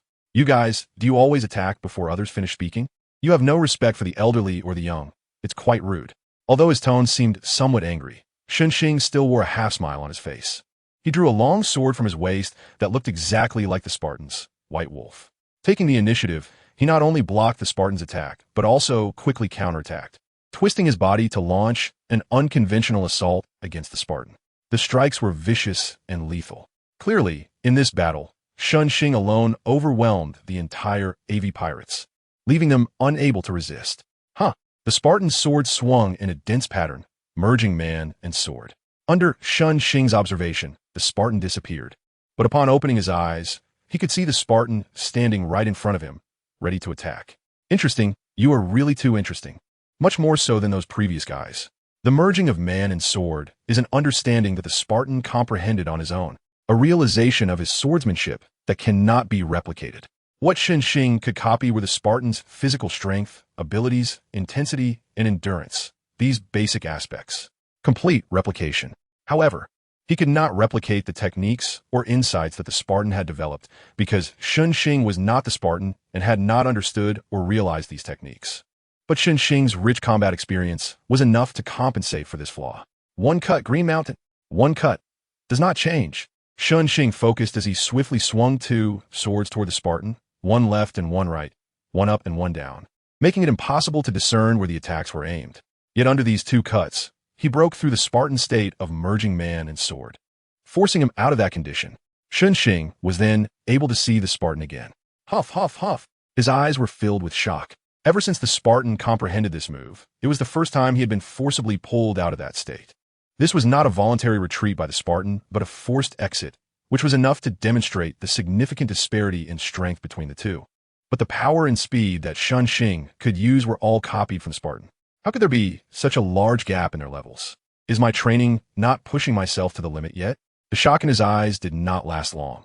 The Spartan quickly adjusted himself, and a strong desire for battle and to defeat Sheng emerged in his eyes. Now, in the Spartan's mind, he had already regarded Sheng as his whetstone, to see whether his blade would break first or whether this whetstone would be ground to pieces first. Merging man and sword.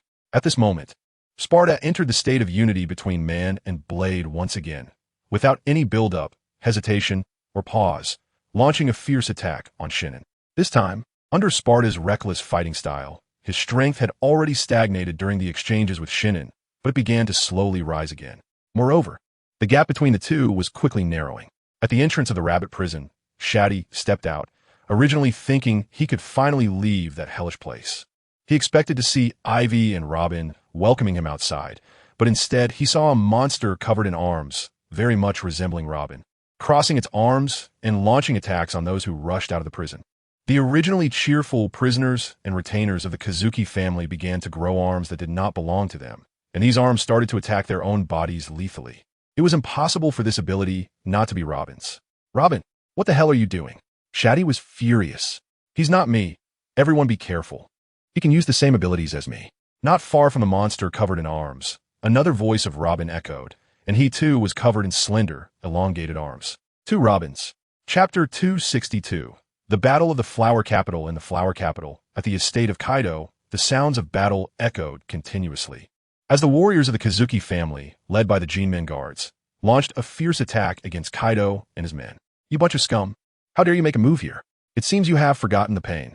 Kaido fired a shot at Kinemon without even looking, which Kinemon dodged. Fukaru jumped in immediately and started fighting Kinemon. His retinue was also engaged in battle with the retainers of the Kazuki family. General, should we retreat for now? Left Heaven Daimyo said to Linglong Daimyo with a hint of worry in his tone as they approached Kaido. It's fine. This small matter doesn't require retreating. It seems they've forgotten the strength of this general after a long time without making a move. After saying this to Left Heaven Daimyo and the others, he moved towards Queen. I'll leave this to you, brothers. Just leave it to me. Queen stood up from his chair and pushed Kazuki Hayori behind him. Little Purple, you better hide well. If you get hurt, I'll be heartbroken. With greasy concern, he then attacked the Jinmen guards with a ferocious expression. His golden braids swung wildly during the charge, ensnaring the necks of some unsuspecting individuals. Boom! A bull charged in from outside, stopping directly in front of Queen, with a person lying on its back, drunkenly sipping from a jug of alcohol. Stop! This is a matter of Wano, and it's not for an outsider like you to interfere. Sakazuki fixed a sharp gaze on Queen. Who are you? Queen asked, sensing some power from him. I'm one of the 3 samurai under the banner of Odin, Sakazuki, the man said as he stood up from his back, speaking in a drunken tone. Sakazuki, the infamous bandit of Wano, known for his reckless behavior, daring to rob anyone. I didn't expect him to be a dog of the Kazuki family. 2 individuals invited by Kaido hid behind a pillar, discussing. Boom! A sharp light flashed, and the pillar was instantly broken, while the sword energy continued until it severed the necks of the 2 hidden behind the pillar, stopping only after that. Think carefully about your next life. Don't talk too much, Sakazuki said coldly as he sheathed his sword. How dare you not take me, Queen, seriously, attacking just like that? Simply arrogant. I don't care about your title. I'm killing you now. Queen charged forward, swinging his incredibly powerful fists, capable of injuring anyone who touched them. A sharp glint flashed in his eyes as Sakazuki swiftly drew his long knife and slashed down at Queen's fist without hesitation. Boom! Both attacks were imbued with powerful haki. So whether it was a fist or a sword, at that moment it had no significance, and the sword and fist locked in the air, powerful waves causing the surrounding people to stagger. The Kazuki family actually has such powerful retainers. Weren't they all killed back then? Kaido, standing behind, thought to himself as he watched the clash between Queen and Sakazuki.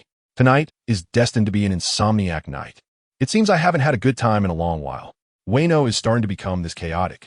After saying this in a deep voice, Kaido transformed into the form of the 8-headed serpent, simultaneously pulling out 2 long knives from somewhere and gripping them in his hands. Roar! 8 heads howled at the sky, and for a moment, their might was unmatched.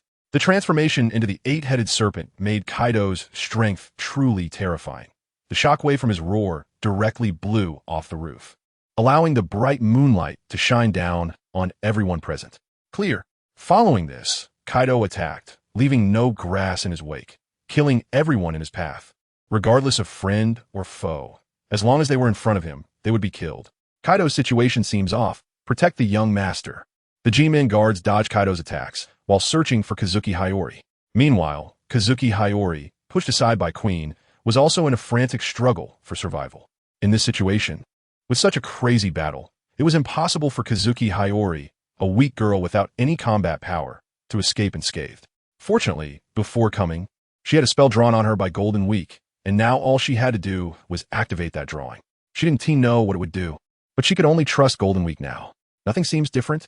After activation, Kazuki Hayori found nothing different, and a warrior of Kaido spotted her and was charging toward her.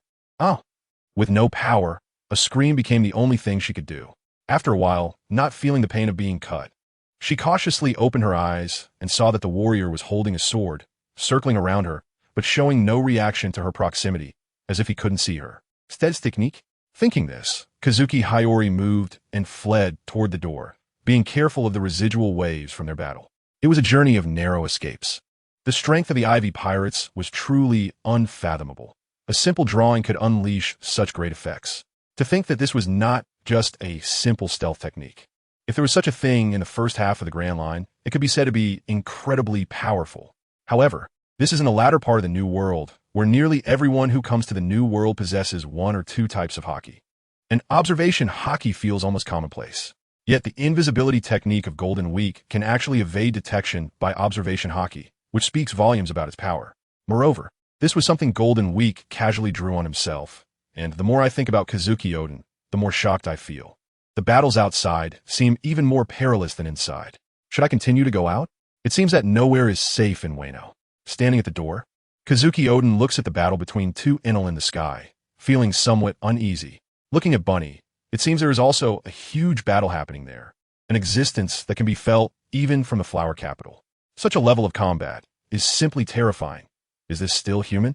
After exiting the gate, Kazuki Odin heads to the place he agreed upon with them earlier, and then dispels the invisibility technique, revealing himself. Are you all ready? Of course. A group of people standing in front of Kazuki Odin responds in unison. The situation is quite critical now. The plan is temporarily halted. Let's focus on evacuating the civilians first, Kazuki Odin arranges. Chapter 263. Rising from Adversity, 6 minutes left.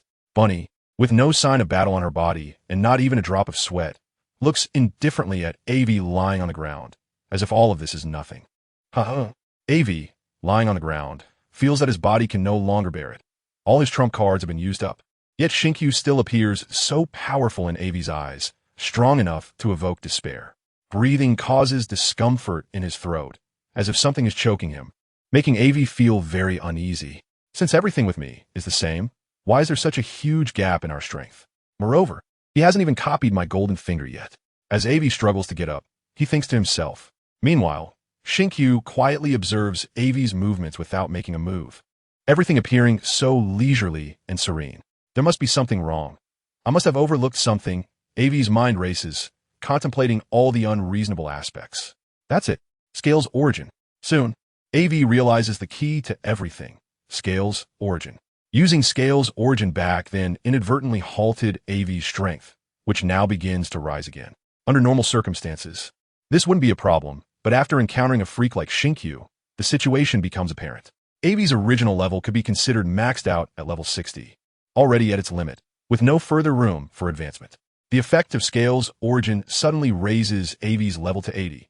However, just because the level increases and strength rises does not mean the combat ability has improved. Shinkyu's situation is that his combat ability is also at its peak, which is fundamentally different from Aivi's current half-baked state. Understanding everything reignites Aivi's fighting spirit. Nothing can stop him from defeating Shinkyu. Not even Jesus. Hey. Everything is still uncertain. Why you look so victorious? Aivi stands up, swaying, and speaks to Shinkyu word by word. Black hole electric current. Countless currents begin to transfer from within to the outside, while blue lightning deepens in color until it turns pitch black. Just a glance gives a soul-chilling feeling. Every muscle in his body bulges, and his originally tall stature begins to shrink by at least half. But this does not mean his strength has weakened. Instead, it has become even more powerful. So you finally understand how to conserve and control your power. Shinkyu observes Aivi's movements, pondering. Although Shinkyu does not have Aivi's golden finger, achieving Aivi's state is still possible for him with his rich combat experience. Shinkyu is a mysterious figure, whose origins and age are unknown, essentially an ancient being. His combat experience is extraordinarily rich. The moment Aivi moves, he knows what Aivi is planning. However, what use is that? He originally thought Aivi could bring some surprise to his mundane life, but it turns out to be so easily defeated. Shaking his head indifferently, it seems he expresses disappointment in Aivi. Easily defeated? Then let's see how this unfolds. With black electric currents flashing across his body, Aivi resembles an immovable king, his face exuding murderous intent, moving swiftly to directly confront Shinkyu. He continuously launches attacks. However, each attack is blocked by Shinkyu. Interesting. It seems your speed has increased. But so what? Shinkyu remarks. But after a while, the indifferent expression on his face finally changes, showing surprise. He watches as a fist, imbued with tremendous power, strikes his nose, causing blood to gush forth. This is Aivi's first hit on Shinkyu. In previous battles, Aivi had always passively endured attacks. This does not mean Aivi's strength has suddenly increased, but rather that his mindset has shifted. Understanding everything, Aivi no longer views Shinkyu as an unbeatable enemy, but as someone he must defeat. Fighting Shinkyu is akin to battling himself, still fighting against his peak state. Every strike is full force. The feedback from each attack races through Aivi's mind, honing stronger and more direct responses. His strength continuously grows, evolving through this process. Aivi's learning ability is already strong, and he has never undergone a systematic learning process, everything achieved through his own exploration. Now, in front of him stands a more powerful version of himself that has undergone systematic training. He will not miss this opportunity. He aims to learn from Shinkyu, acquiring those things he has never possessed. As Shinkyu is sent flying and has not yet landed, Aivi rushes forward once more, appearing above Shinkyu, arm bent, elbow aimed at Shinkyu's abdomen, delivering a heavy strike downwards. Boom! This strike does not hit Shinkyu, but instead lands on the ground behind him, creating a massive crack in the earth, as if it had been sliced in half. This is getting more interesting. Shinkyu, appearing not far from Aivi, wipes the blood from his nose, wearing a strange smile that seems to be both mocking and pleased. After speaking, he delivers a punch to Aivi's back. Knowing he stands about 10 meters away, this punch crosses the constraints of spatial distance. How is that possible? Even after being struck, Aivi cannot believe it, unable to comprehend how he was attacked. He is certain Shinkyu did not move. Yet, he is not that rubbery kid. How could Shinkyu's arm possibly stretch? I believe you won't be so easily defeated, so before your life ends, please, show me the most brilliant radiance of your life. Ha ha! With a loud laugh, Shinying began a frenzied assault on Aiwei. Each time Aiwei was hit, he adjusted, shifting the position that was attacked, altering the rhythm of his resistance, until, on the 1001st hit from Shinying, Aiwei counterattacked. His body moved as smoothly as a fish, and his observation haki exploded with unprecedented clarity, controlling the explosion to exist only between himself and Shinying. Everything seemed to slow down. Everything was incredibly clear in Aiwei's eyes. He could watch Shinying's attack patterns, movements, and how she utilized speed and strength. Everything was crystal clear and understood by Aiwei. So that's how it is. Aiwei's power had reached a level comparable to Shinying's. The reason he had been pressed down and rubbed into the ground by Shinying was simply due to the difference in their application of power, which led to such a result. Now, Aiwei had learned that method of power application. In a flash, Aiwei appeared on a peak not far from Shinying. His muscles began to vibrate rhythmically, gradually weakening and shrinking until they returned to a state just before releasing his potential, that delicate state, just like Shinying. Indeed, this was the state that suited this handsome guy best. Aiwei grinned, his body bursting with energy, a wave of scorching gas emanating from him, accompanied by a black current that formed rings behind him, the result of the evaporation of the heated air. Potential release, double crescendo. Chapter 264. Spartan's first victory at the rabbit prison. The inmates had all cleared out, and the guards had suffered countless casualties, with bodies strewn everywhere. Only Spartan and Shinying remained, the sound of clashing blades echoing fiercely. Spartan leaped into the air, and his white wolf long knife seemed to come alive in his hands, transforming into an ancient ferocious wolf behind him, its sharp teeth aimed at Shinying. Droplets of saliva fell to the ground as its crimson eyes locked onto Shinying. Its limbs spread wide, sharp claws firmly fixing their target on her, leaving her with no escape. As Spartan swung his knife, the ancient ferocious wolf leaped forward, aiming to bite Shinying. Standing on the ground, Shinying appeared to be intimidated by Spartan's momentum and the ancient wolf, rooted in place. It wasn't that Shinying didn't want to move, she simply couldn't. This strike was a result of Spartan breaking through himself through their battle, condensing his spirit and energy, executing a move that transcended his limits, something he could not normally perform. It was also the first time Spartan used it. Using it too frequently would damage his lifespan. But given the current situation, winning would provide a chance for the future. Losing would make any damage to his lifespan seem trivial. Spartan's mental state had already reached its limit. His previous battle with the old lady had already pushed him to his extreme, and now he was breaking through again. His body couldn't bear it. If not for his rigorous training, he would already be in muscle spasms and shriveled on the ground, a living corpse. Limit, explosive wolf kill. This was the name Spartan gave to this move, with a simple meaning. It was created by Spartan while surpassing his limits, possessing explosive damage. A one-hit kill from the ancient ferocious wolf. A solid strike. In the blink of an eye, Shinying could only use her immense mental power to drag her seemingly heavy body into a defensive position. Everything felt stiff and slow. As Shinying was halfway through her defensive maneuver, Spartan's attack was already upon her. The two bodies instantaneously misaligned, one in front and one behind, back to back. Spartan was half kneeling on the ground, barely supporting himself with the white wolf long knife. His muscles could no longer control the frenzied flow of blood, and wounds opened on his skin, blood gushing out like a fountain from the ruptured vessels inside him. In the blink of an eye, Spartan became a blood-soaked figure, drenched and unrecognizable. Shinnying, standing with her back to Spartan, turned her body, an unwilling expression on her face as she gazed at him, then suddenly smiled with a hint of irony. How long had it been since such an exhilarating battle? Although it wasn't her own body being used, it was enough to provide solace. No thanks. The blood-soaked Spartan, still half kneeling, chuckled softly, uttering two obscure words from his throat. But Shinnying still heard him clearly. Her clothes and body began to flutter in the wind, flesh and blood uncontrollably separating and falling to the ground, revealing numerous marks from the ancient ferocious wolf's claws on her body. Yet these were not fatal wounds. The real fatal injuries were two.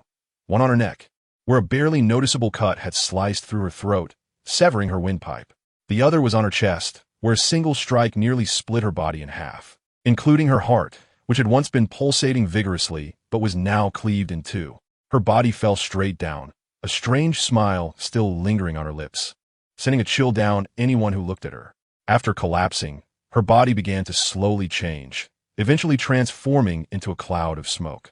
The same mist that had appeared when she first entered. It vanished. In the end, it was still this lord who won. With his back to Shinnying, Spartan did not see her final disappearance. Upon sensing the cessation of her aura, all of his energy relaxed, and the tense strings in his brain finally loosened. His heavy eyelids no longer needed to open. He could finally rest. Thus, half kneeling on the ground with his white wolf-long knife propped up, Spartan fell into a deep unconsciousness. The battle was finally over, and he could finally rest. On the other side, outside Rabbit Prison, Aivi suddenly felt that Shinnying in front of him seemed to have become even stronger. The combat situation, which had been barely manageable, began to turn against him. It reverted to how it had started, with him being passively beaten. Robin was in the same situation. She was struggling to keep up against the opponent who looked just like her and had identical abilities. Now, whether it was strength, speed, or the number of arms she could control, all had suddenly increased significantly, making it impossible for her to fight while also protecting the prisoners who had escaped from Rabbit Prison and the retainers of the Kazuki family. Now, she had to focus all her energy on dealing with the arms that had sprouted from her own body, which were drastically different in strength, speed, and agility compared to before. Could it be that someone had won? As she frowned, pondering the reason behind Shinnying's sudden increase in strength, Robin fought to resist Shinnying's attacks. Robin is very aware of her abilities, particularly joint techniques, which are moves that can quickly and simply neutralize an opponent. The key lies in understanding the positions of all joints in the human body, identifying the most vulnerable points that could become targets for attack.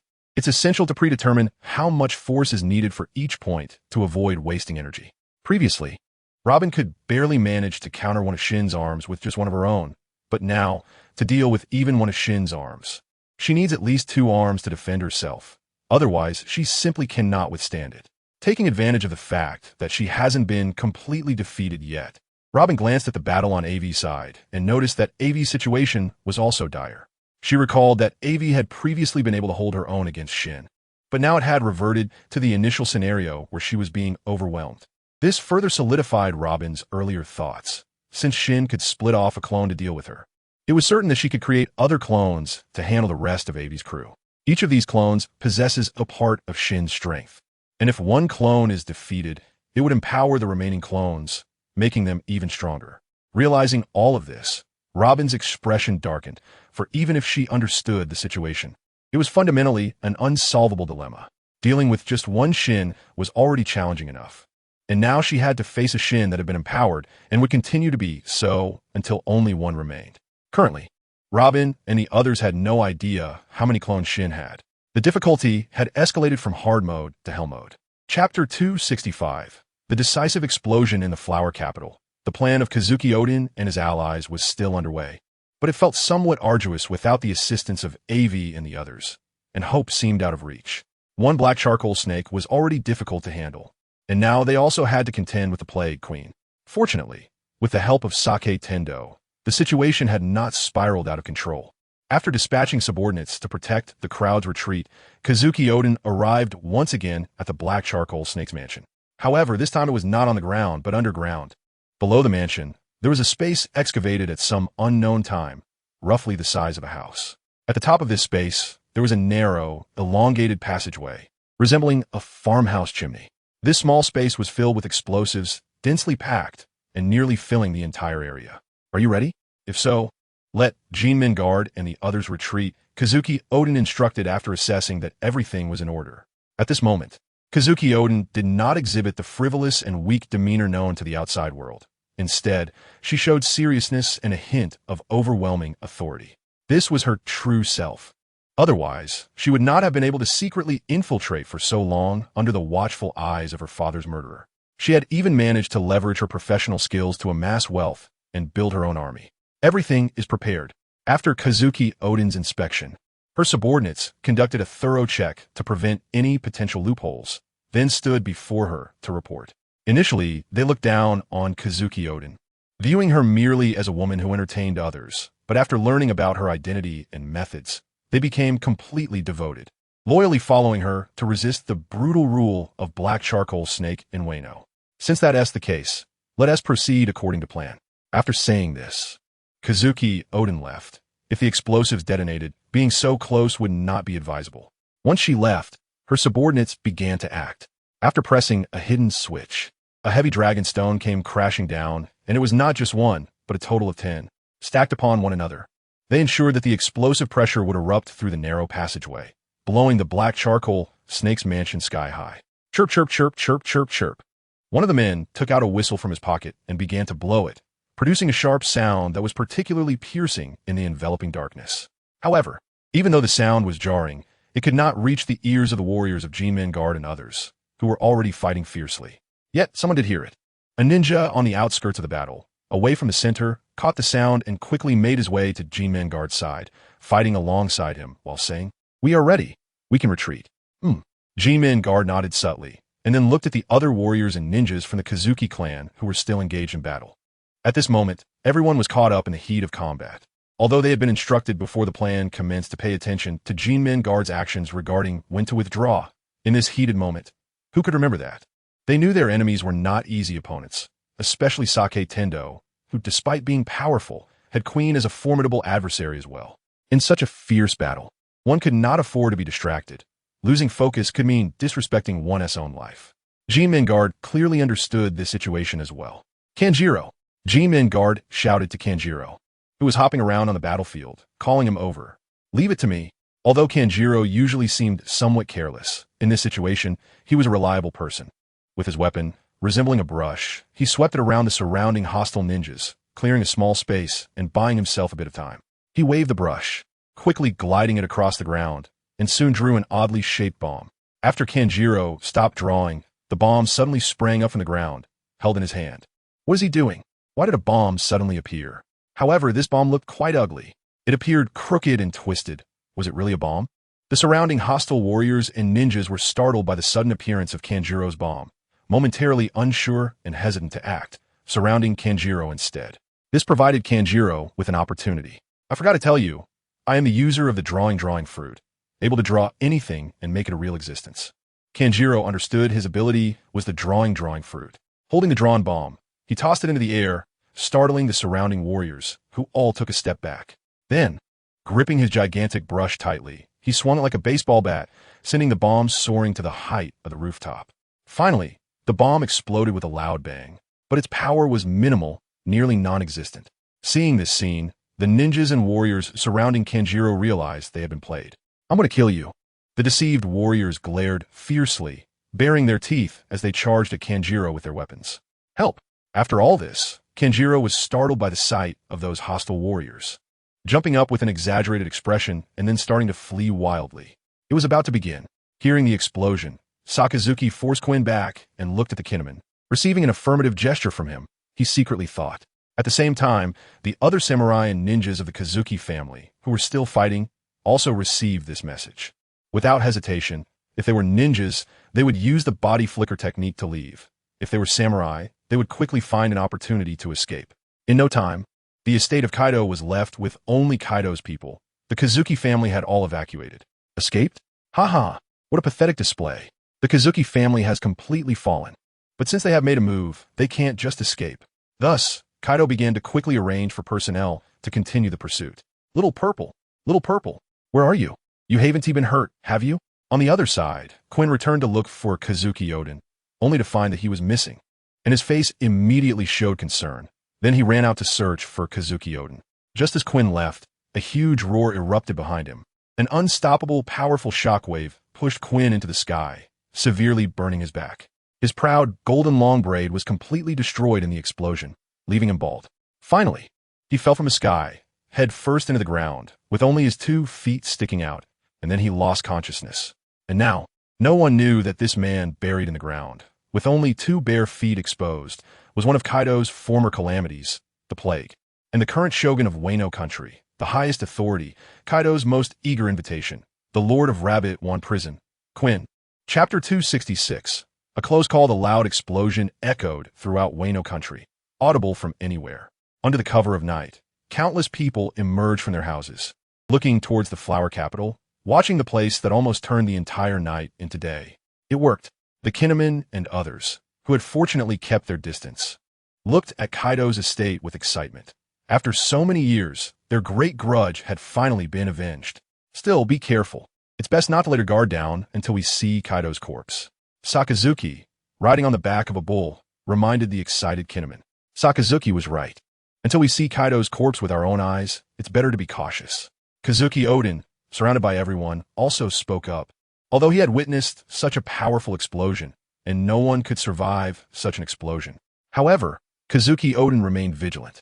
The massive fire cloud lingered for a long time, the red fire cloud hovering over Wano country. Once the smoke cleared, the direction of Kaido's estate was completely unrecognizable, leaving only a deep pit. Inside were countless severed limbs and bones, hardly any flesh remaining, likely evaporated by the huge explosion and fire cloud. A group of people immediately ran over to search. He should be dead, right? If he could survive such a powerful explosion, he wouldn't be human, Kinnaman thought as he looked at Kazuki Odin. Kazuki Odin did not respond, but instead stared intently at the warriors searching in the pit. Such a massive explosion. Quite a feat. The extremely weak Shinizuka watched the explosion at Kaido's estate, then glanced at Enel, who stood in the sky like a god, and the pale-faced Guild Tesoro and Sabo on the ground. I underestimated you all after all. After saying this, Shinizuka's body could no longer hold up and fell towards the ground. In the air, he transformed into a thick cloud of smoke, drifting away with the wind. Phew, that was tough. Sabo, who had witnessed Shinizuka disappear, could no longer hold on and sat down on the ground. He held his forehead, beads of sweat streaming down his face. He had overused his abilities.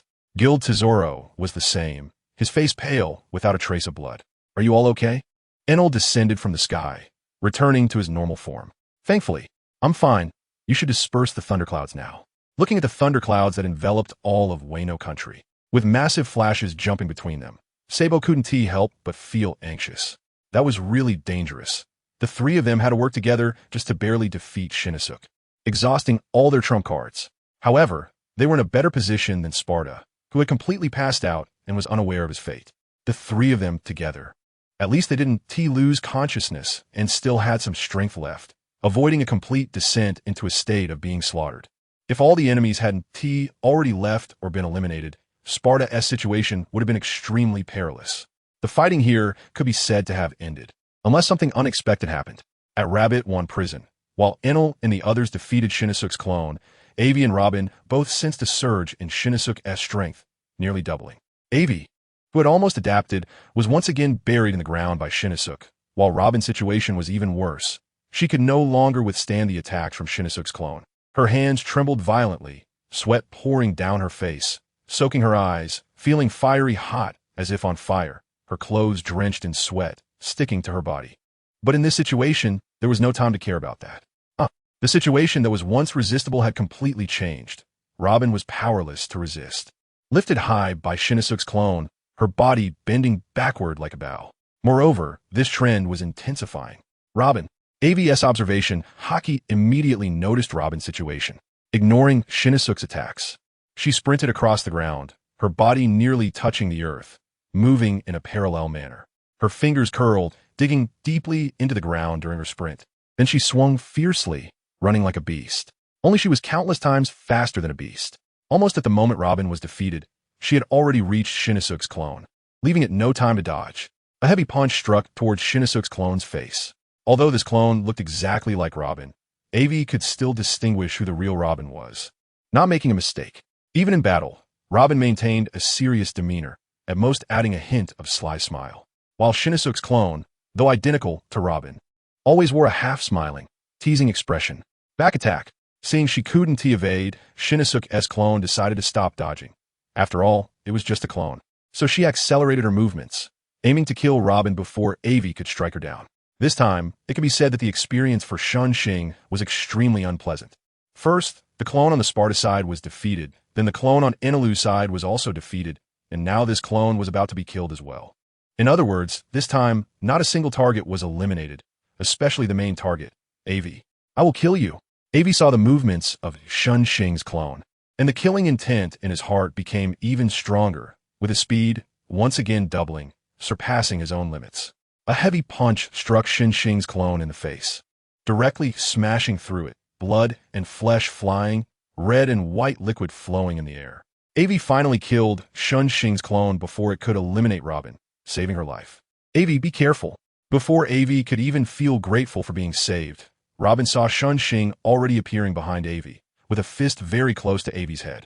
She immediately shouted, trying to warn Aivi. But it was too late, and Aivi had already anticipated the consequences of choosing to save Robin. However, Aivi was not someone who would easily give up his life, even when he was very young and powerless. He did not give up his life in the face of the great pirate poison dragon. He fought hard to survive. Moreover now, strength I lack none. Speed I lack none. Techniques I am even better. The only thing you have over me is experience, awareness, and the fact that you have lived longer. So why should I fear you? Aivi instantly vanished from his spot, appearing dozens of meters away, his speed having once again broken through. Chapter 267, I want to kill. Aivi's speed was fast, but Shunxing's speed was even faster. Aivi's speed had just broken through its limits, while Shunxing's last clone, after being killed by Aivi, returned to Shunxing's body, significantly boosting his power. Aivi's speed could only match Shunxing's current speed, but he was still slightly behind. Shunxing's fist was like a shadow, appearing once again behind Aivi, and this time it was even closer. Boom! This punch was earth-shattering, its power unimaginable. It heavily struck Aivi's back of the head, and as everyone knows, the human skull is the hardest part, except for the back of the head. This punch directly smashed through Aivi's skull, and his formidable armament haki was no match for Shunxing. This punch sent Aivi crashing into the ground, piercing through it and falling into the deep ocean. Unlike last time, a full minute passed, and Aivi still hadn't emerged. Trying to buy time, Shunxing walked step by step toward Robin, each step covering several meters, as if he were crossing an insurmountable distance, quickly arriving at Robin's side. I've seen your special ability before, that energy that can heal all your injuries. Although my previous attack could seriously injure you, it won't kill you. Come out. There are 3 minutes left, and without all my clones, I don't plan to drag this out. The initial talk about some fun, and that he would let Aivi go if he could hold on for 10 minutes, was just Shunxing's pretentious words. In reality, he had no intention of letting Aivi or the others live. But the current situation was awkward. He actually hadn't killed a single person from Aivi's crew, which had been impossible in the past. As long as he made a move, no one could withstand him for 5 minutes. Even Aivi's father, Lan Huang, had used a special method to escape and hadn't faced Shunxing directly, and even until now, he was still breaking through. I'll count to 10. If you don't come out, I'll kill her. You seem to care about this person. 1. As he counted, Shunxing stomped heavily on Robin's foot, crushing and flattening her ankle. Even more cruelly, Robin was still conscious. The immense pain caused the usually strong-minded Robin to scream out, her long-held pride in her endurance completely failing at this moment. At that moment, Robin wished she had died in the previous battle rather than endure this kind of pain now. 2. Shunxing slowly lifted his other foot, looking at the spot where Aivi had just vanished and stomped down on Robin's other foot. The pain that the body could endure had its limits, and Robin felt that she had reached her limit, and this was only counting to 2. The results to come were predictable, and Robin felt her head spinning, her ears buzzing, unable to hear or see anything. Although Shunxing's torment continued, Robin kept screaming, wishing she could die with each stomp, but she never begged for mercy. She never shouted for Aivi to come out quickly, only silently enduring. 8. Shunxing shouted, jumping up and stomping on both of Robin's hands, moving upward, causing her arm bones to protrude from her shoulders, blood oozing out. But this time, Robin did not scream. She had completely lost consciousness and could no longer feel pain. Only her body trembling during the process, but her eyes remained wide open, filled with a murky gaze that conveyed a bone-deep pain. Boring. Looking at the unconscious Robin, Shun-Shing cruelly smiled, shook his head, and lifted his foot to deliver the final blow to Robin's head, but his gaze shifted. He spotted Shati lying at the entrance of the rabbit prison and suddenly became interested again. Thus, he released the half-dead Robin and walked towards Shati, and along the way, the prisoners rescued by Shati and Sparta did not dare to resist, voluntarily clearing a path. A bright future. They're all good ones. Watching these people's actions, Shun-Shing seemed to smile in approval. He grabbed the unconscious Shati and returned to Robin's side, throwing Shati to the ground, stepping on her face and brutally tormenting her to wake her from her unconscious state. While Shun-Shing was cruelly torturing Robin and Shati, where was Aivi? Had he really died? Not at all, but he was almost as good as dead. In a short time, he had repeatedly broken through his own limits. Even with his boundless potential, he could not withstand such torment. His body had already reached its limit, without anything to replenish or maintain his body's consumption. He wasn't dead yet. Aivi was truly resilient. But even so, Aivi had not lost consciousness and could still use observation hockey to observe the movements outside. When he saw Shun-Shing torturing Robin, Aivi's eyes bled with rage. Although every stomp by Shun-Shing was on Robin, it felt as if it was on Aivi himself, and he empathized with her pain. When Aivi saw that Shun-Shing did not deliver the final blow to Robin, he truly breathed a sigh of relief, but immediately after, Shun-Shing walked toward Shati. What angers Aivi the most is that none of those rescued by Shati and Sparta dared to step forward to stop him. Instead, they willingly made way for Shinku to walk smoothly to Shati's side. Although Aivi knew that even if these people didn't step aside, they couldn't stop Shinku from grabbing Shati. This infuriated him even more. He wanted to kill them. Kill everyone. Move. Aivi's body remained motionless, continuing to sink toward the seabed. The roar of anger in his heart kept ringing, and the emotion of rage occupied Aivi's mind as his blood began to merge with the electric currents within him. The heart was the first to merge, followed by other organs, blood, bone marrow, cells, skin, hair. Everything transformed at that moment, combining with the electric current inside him. It wasn't until everything in his body was tightly integrated with the current brought by Aivi's crossing that it all ended. The current that once existed solely within Aivi would not emerge unless he used it. But now this current had fully integrated with Aivi's body, allowing it to exert its power even when Aivi was not actively using it. The current situation was similar to when Aivi was knocked into the sea by the poisonous dragon. Back then, he needed to use his teeth to tear into the flesh of the sea kings to unleash its effects. Now, even if Aivi didn't move, the reactive response of this current was autonomously saving his life. Although it sounds like a lot, it all happened in the blink of an eye. Centered around Aivi, everything was drawn toward him, being absorbed into his body, constantly absorbing, transforming, strengthening, and restoring in a short amount of time. Aivi had already recovered and even became more powerful. He reached out with both hands toward the current and seemed to grasp a certain pulse, naturally seizing a flow of seawater, attacking Shinku. I want to kill. With blood-red eyes, Aivi surged upward, attacking the sea current at a speed even faster than the flow itself. Chapter 268. Aivi versus Shinku. The massive underwater current swirled like a tornado, forcefully lifted by Aivi, launching an attack toward the surface. From the position where Aivi was knocked down, he shot straight up, effortlessly carving out a path to the heavens. Alongside this enormous sea current, Aivi charged forward at an even faster speed, shattering any object that stood in his way with a single punch, which was then absorbed into Ivy's body. Whether it was rocks or seawater, at this moment, Aivi resembled a human black hole, devouring everything in his path without missing a single trace. On the surface, Shinku, who had once felt relaxed and confident that everything was under control, suddenly changed his expression. Without a moment's hesitation, he instantly left his original position. Just as Shinku departed, there was a loud explosion where he had been standing, and out came Aivi, controlling the electric current that constantly absorbed and devoured everything. He prevented it from harming Robin and the others. Then, he lifted Robin and Shati, one in each arm, and moved them to a safe area. After gently placing them down, he turned to Shati, who had been awakened cruelly by Shinku, and said, "I'll leave Robin's treatment to you. You must ensure she doesn't die." "Leave it to me," Shati responded with a hint of weakness. Her own condition wasn't great, but compared to Robin, who was on the brink of death, she could still move and use her abilities. That was already good enough. Okay, please. After this is over, I'll treat you to a feast.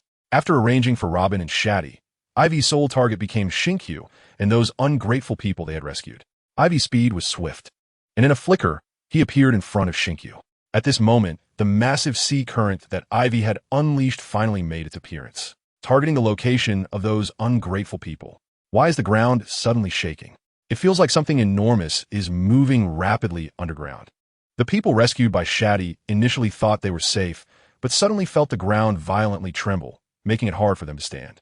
Instantly, they panicked, but their fear didn't last long as the enormous sea current propelled by Ivy finally arrived. The ground beneath them was directly pushed into the sky by the massive current, and amidst the washing and impact, the soil quickly vanished. Next, it would be their turn. Ivy didn't pay attention to them, nor was he interested in their fate.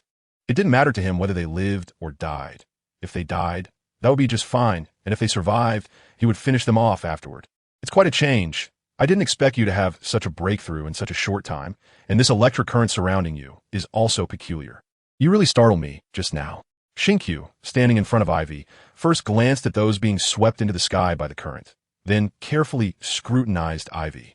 The electric current omnipresent in his body resembled a living, gluttonous beast, devouring everything and strengthening itself. Thunder power, great universe reenactment. With a fist raised, a large amount of electric current collided, struck, fused, and condensed, gathering bit by bit on Ivy's fist, becoming known to the world. Ivy had used this move to defeat Katakuri once before. However, it wasn't a technique he could use at that time, so he directly lost consciousness. Now, it was Ivy's second time using this move, and unlike last time, he had a deeper understanding of it, and his strength was much greater than before. Currently, Ivy could match Shinkyu in speed, but in other aspects, the gap was still enormous. Even though Ivy had undergone a power surge, and his golden finger had mutated to 0, upgrading, it couldn't make up for the difference in their strength. The constantly devouring electric current could at most provide Ivy with a continuous source of power, which was sufficient for him and an important basis for turning the tide.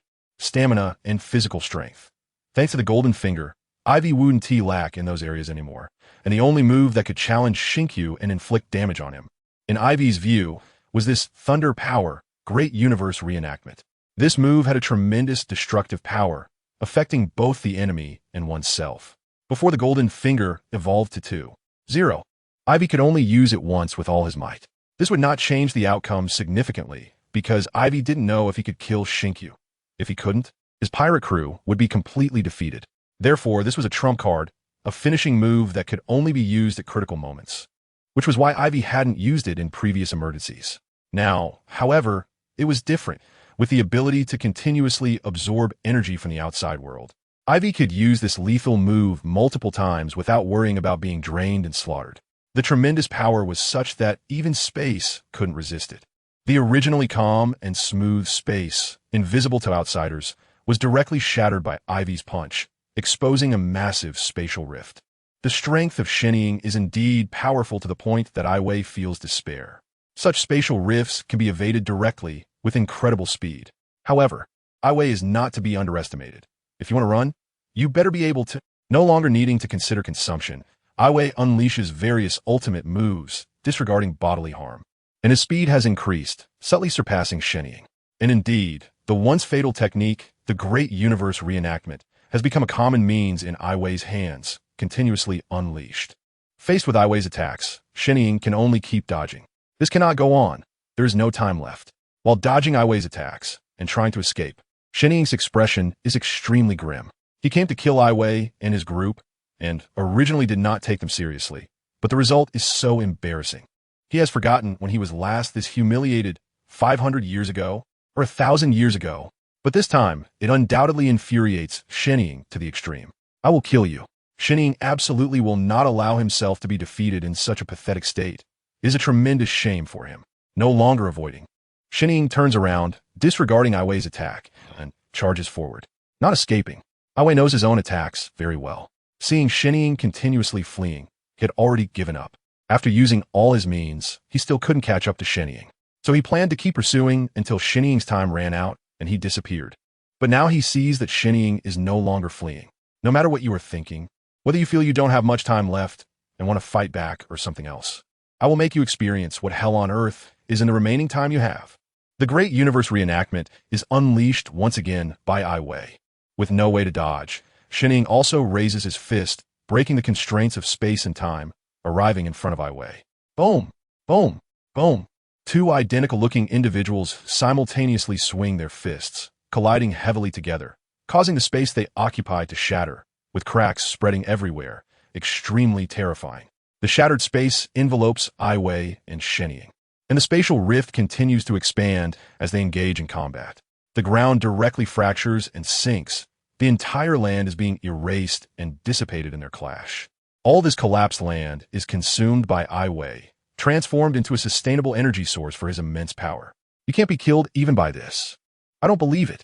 Watching Shining, who is trapped within the spatial rift, Aivi is filled with rage. This is already Aivi's most powerful means. It still cannot deal with Shining. Can it be that I really can't defeat him? Such doubts and uncertainties did not last long, as Aivi quickly brushed them aside. Shining is absolutely not as relaxed as he appears on the surface. Otherwise, he wouldn't have run away desperately before. So what is the source of his persistence? Aivi can endure in this spatial rift because of his golden finger, the mysterious current that has followed him since he crossed over, which can exert its power even within this rift. It protects Aivi from harm, while Shining's ability is to fully replicate everything about Aivi. However, electricity is not included. How is he able to do this? Why hasn't he been cut into countless pieces like Karakuri?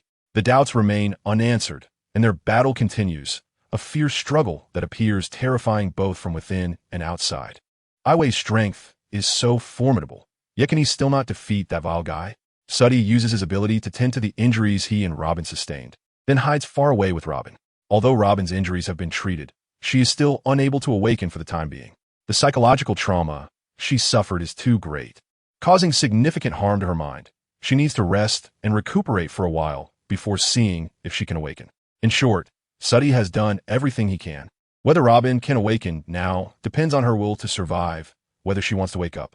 After this incident, who knows if half of Wano's territory can remain. Watching Aivi in battle, Shati sighs while holding Robin. Here it comes.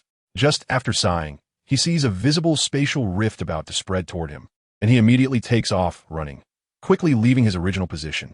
At the center of the spatial rift, the battle between Aivi and Shining continues. The Great Universe reenactment. Only this move can inflict damage on Shining, so Aivi keeps using it. The world shifts. The attacked Shining makes a strange motion, an inhuman movement, curling his body into a ball and then flipping upside down. Using his hands as feet and his feet as hands, he pushes against the void with his hands, suddenly shooting towards Aivi like an arrow released from a bow.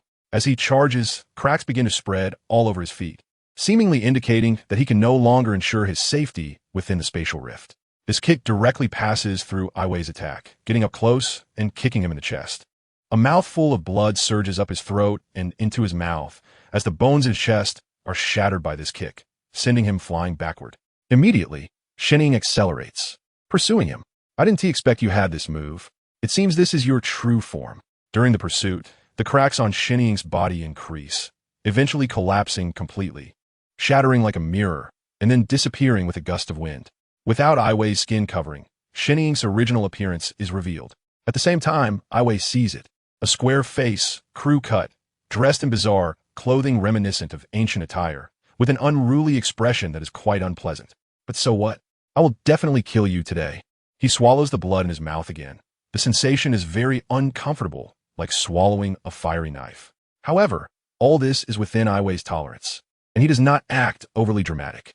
He stabilizes his body in midair, lightly taps his feet, and transforms into a cannonball, launching himself at the oncoming Shining. There are only 30 seconds left. It seems today S journey has truly resulted in a great loss, and he has no choice but to swallow it.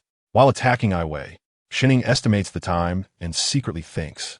For masters like Shining and Aivi, 30 seconds is enough for them to kill countless people, but it cannot kill each other. Their strengths are similar, and their life-saving means are numerous, making it impossible to determine a victor in such a short time unless a miracle occurs. I've got you. The battle between Aivi and Shining shifts from exchanging attacks to close combat, continuously attacking each other in a confined space. In this context, a slightly ethereal voice suddenly rings in their ears. The expressions of both individuals froze at the same time. To be able to fight at full strength while being this close without detection, their strength must be far superior to that of the two. It's you. I didn't expect you, old man, to be here too. Unlike Aivi, Shining seemed to recognize the person who just spoke. What could escape the eyes of this old man? But your concealment is truly remarkable. It's difficult for me to find you. Since you're here this time, you want to be leaving, right? This voice came from behind Aivi, who was engaged in combat with Shining and couldn't turn around to see who it was, someone so powerful. However, Aivi could tell that this speaker was a friend, not an enemy. Seeing Shining's expression, it seemed he was quite afraid of this person. So Aivi had to hold on tightly to Shining, not allowing him to escape. Want to catch me? No way. Shining, tightly embraced and unable to move by Aivi, suddenly self-destructed. First his legs, then his arms. The immense explosive force and flying flesh momentarily caught Aivi off guard, causing him to lose his hold on Shining. Want to run? Over the years, as long as you dared to show up, you've never escaped from my grasp.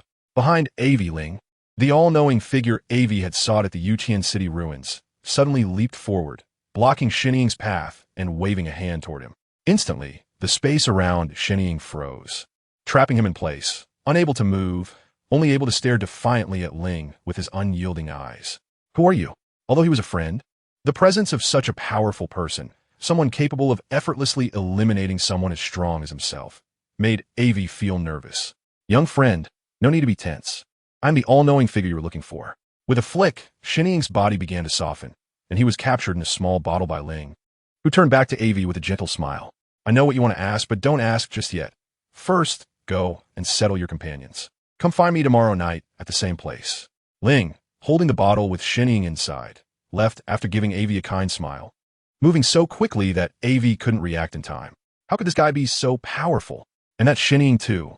This world seems to be much more complicated than I imagined. After a while of chaotic thoughts, Aivi finally regained his composure, mainly stunned by Ling's immense strength, easily handling Shining as if it were child's play. The same old place? Is it still at the Yuqian City ruins? Not wanting to overthink, Aivi remembered what Ling said.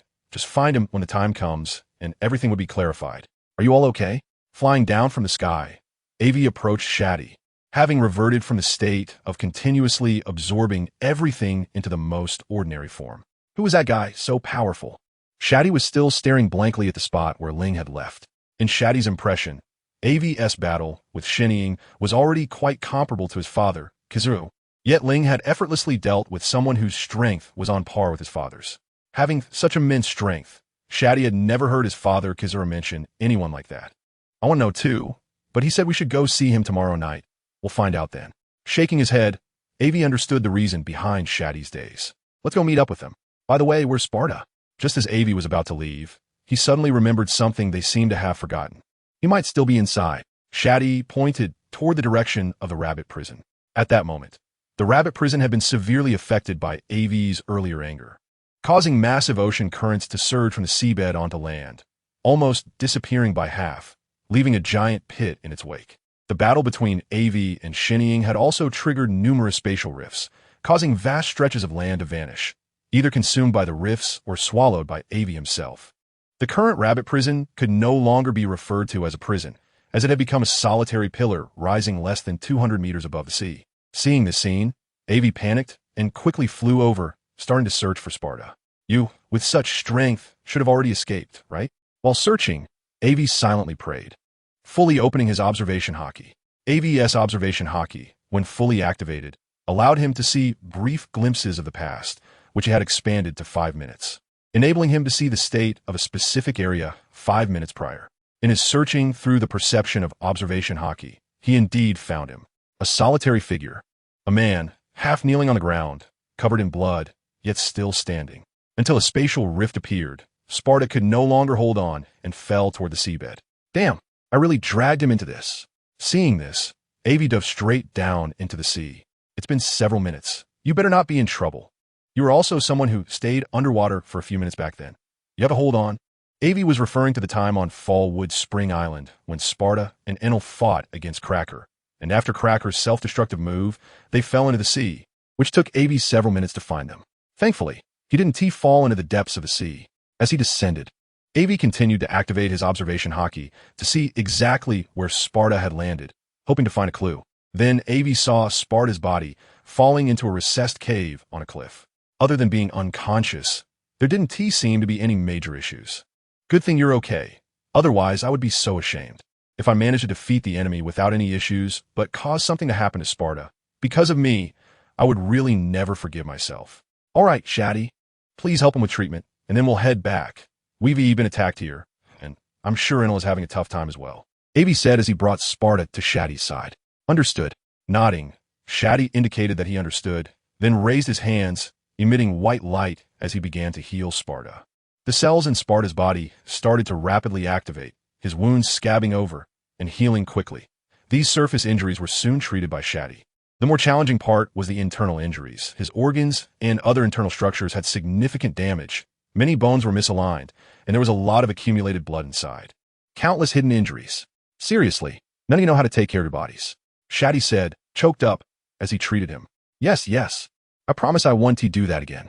Aivi nodded in agreement, looking at Shati's expression. But if you don't fight hard, how can you survive? Aivi thought to himself, I'm not talking about you. What are you agreeing to, you bastard? For Aivi, Shati really has no temper. This guy is so robust, it's unbelievable. And no matter what injuries he has, a bit of food will fix him up. If there's nothing to eat, he can graze, eat dirt, or drink water to recover.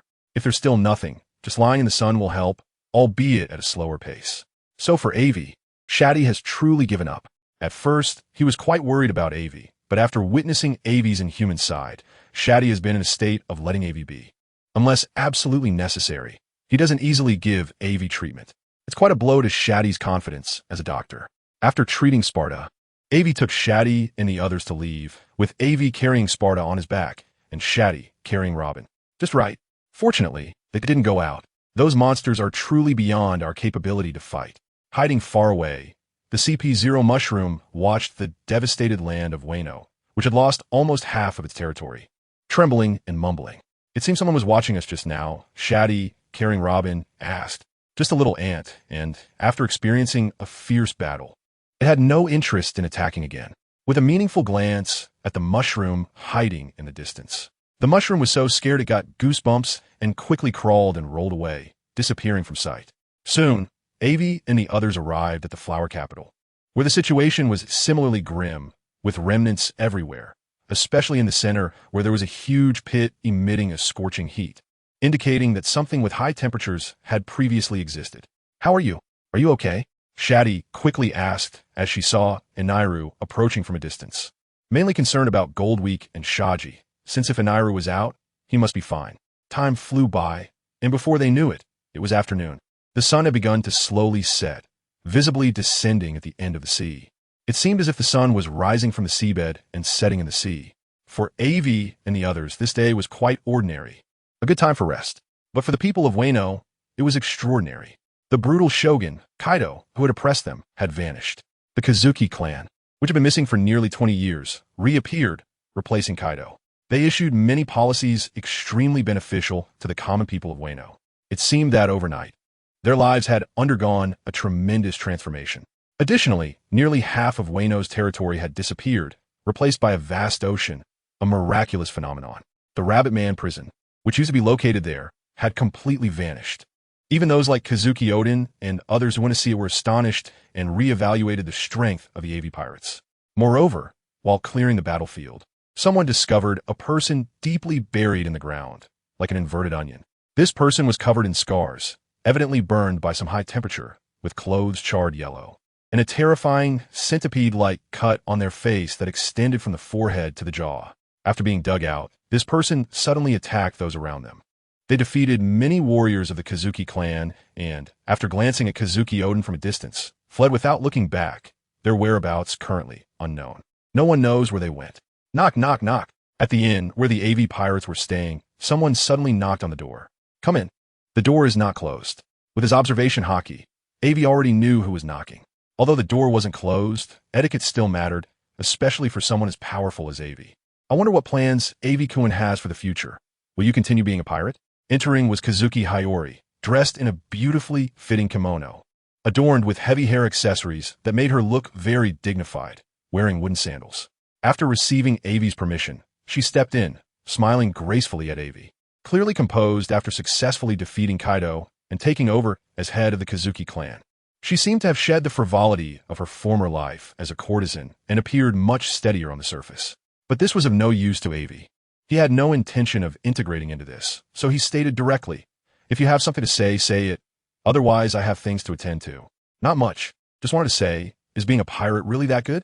Roaming everywhere, and once you set sail, you might not know when you'll next set foot on land.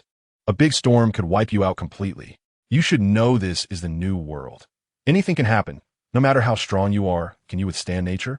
And now, you can choose to stay. We are allies, right? Wano can be governed by both our sides." Kozuki Hiyori looked at Aivi seriously, as if considering his well-being. "Are you done?" Aivi, already packed up, turned to leave without looking back, and Hiyori's face visibly stiffened. "Sorry, I was rude just now. Please don't take offense. May I ask where Aivi-kun is going? I can have someone guide you. After all, Wano has many fun places, and without a local to lead the way, it's usually hard to find." This line of reasoning didn't work. Kozuki Hiyori instantly thought of another approach. "No need, thank you." After saying this, Aivi left. He still needed to meet with the informant and had many questions to ask. Watching Aivi leave, Kozuki Hiyori's expression had softened considerably, no longer stiff as before. Hiyori didn't know much about Aivi. The alliance with the Aivi pirates was mainly due to Kinemon's strong recommendation. This time, eliminating Kaido was all part of Hiyori's plan. One could say that without Aivi and the others, Hiyori's plan could still be achieved, so she had a rather perfunctory attitude towards the alliance with the Aivi pirates. However, the fierce battle last night involving the Aivi pirates, although she didn't exert effort against Kaido, the strengths displayed by both sides were hard for Hiyori to ignore. And Iru's massive thundercloud, which enveloped the entire Wano, could almost wipe out the whole country once it descended. Although Hiyori hadn't seen the battle on Aivi's side, the undeniable fact that nearly half of Wano's territory had vanished, turning land into sea, was clear. This was also why Hiyori hurried over as soon as she heard Aivi and the others had rested. She wanted to bring the Aivi pirates under her command. Even if she couldn't, she needed to strengthen contact. After Aivi's clear rejection, Hiyori decided not to make a fool of herself anymore. After Aivi left, Hiyori also departed. The battle had just ended, and she had many things to attend to. Her visit to Aivi was merely paving the way for the future. The current situation in Wano and the circumstances on the seas outside guaranteed that one day, chaos would ensue. She does not have the ambition of Black Carbon Snake. All she hopes for is that Wano country can live in peace, without war or hunger, and that everyone can live a prosperous life. To achieve this goal in this chaotic era, strength is necessary. Aivi is the first chosen by Kozuki Oden, and certainly not the last. Therefore, Kozuki Oden is not sad about being rejected by Aivi. It has eased the past quite well. On Aivi's side, he did not think about what Kozuki Oden had in mind, nor did he want to care. The chapter of Wano country has ended. Turn the page. And in the future, Aivi does not know if he will come back. This time was originally intended to destroy Wano country, but Jin and Y came with the sincerity of an alliance to find them, and the Kozuki family was so sincere that Aivi let go of that thought. What happens in the future is uncertain. Upon arriving at the ruins of Yuchian City, Aivi walked straight into the door of the informant's house. Upon entering, Aivi found that the environment here was completely different from the last time. Everything seemed so tidy and clean, and a backyard suddenly appeared at the back of the room, which Aivi did not discover last time. In the backyard, there was a large tree, very tall with lush branches and leaves, looking like an apple tree, but there were no fruits on it. Under this apple tree was a lounge chair, and lying on it was the informant, with the wind gently swirling in the yard, making the lounge chair sway lightly. "You're here." Without even opening his eyes, the informant knew it was Aivi. "How about I tell you a story? It's a bit long. Are you willing to listen?" "Of course. I love listening to stories." Aivi, who was naturally sociable, moved his stool and sat on it, watching the informant with a smile, speaking leisurely. Chapter 272. The collapse of worldview. From the moment the world was born, there was spirit. This spirit varies in size, from the spirits of grass and trees to the spirit of the world, and these spirits are usually invisible and imperceptible to outsiders. 1,000 years ago, there existed a huge kingdom on the continent, which was powerful and ruled over all kingdoms. However, their king was old and longed for immortality, so he called upon all the top scientists in the world to research a plan for eternal life. During this process, they unexpectedly discovered the existence of spirits, and, through special methods, continuously captured spirits creating a groundbreaking product, the devil fruit tree. This devil fruit tree could continuously capture the spirits existing in nature and transform them into usable fruits. Those who consumed this fruit would gain powers beyond ordinary humans, capable of fighting against thousands or even tens of thousands. This would not be a mere fantasy. Through continuous capturing, finally, a world spirit that existed for the longest time was born with a consciousness called autonomy, seeking self-preservation. If the devil fruit tree continued to capture spirits, the world would eventually perish. Thus, this world spirit carefully plotted. Due to its inherent strength and omniscience, it quickly succeeded, but also failed. It cursed the devil fruit tree, causing those who ate the devil fruits to be cursed by the sea. Once they touched seawater, they would lose their superhuman powers and become completely powerless. It continuously controlled the sea to rise and submerge the land. At the same time, it selected individuals from countries other than the huge kingdom who could overthrow the kingdom. This was the fundamental reason why the world spirit ultimately both succeeded and failed. The person chosen by the world spirit did not belong to this world. He came from another world and could be called an outsider. As the world spirit meticulously plotted against the huge kingdom, he unknowingly slipped in. But due to the crisis, the newly born world spirit did not understand this at all until the huge kingdom was destroyed. When the person chosen by the world spirit rebelled against it and attempted to kill it, the world spirit realized how great a mistake it had made. It had allowed a wolf to enter the sheepfold. The world spirit desperately tried to make amends for this mistake, but it was already beyond redemption. The only power capable of countering it, the huge kingdom, had vanished, and that wolf had led a group of sheep, disguising itself as one of them, hiding among the flock. It secretly began its own plans, remaining inconspicuous, while also making it impossible for the world spirit to find it, starting on the path to erode the world spirit's influence.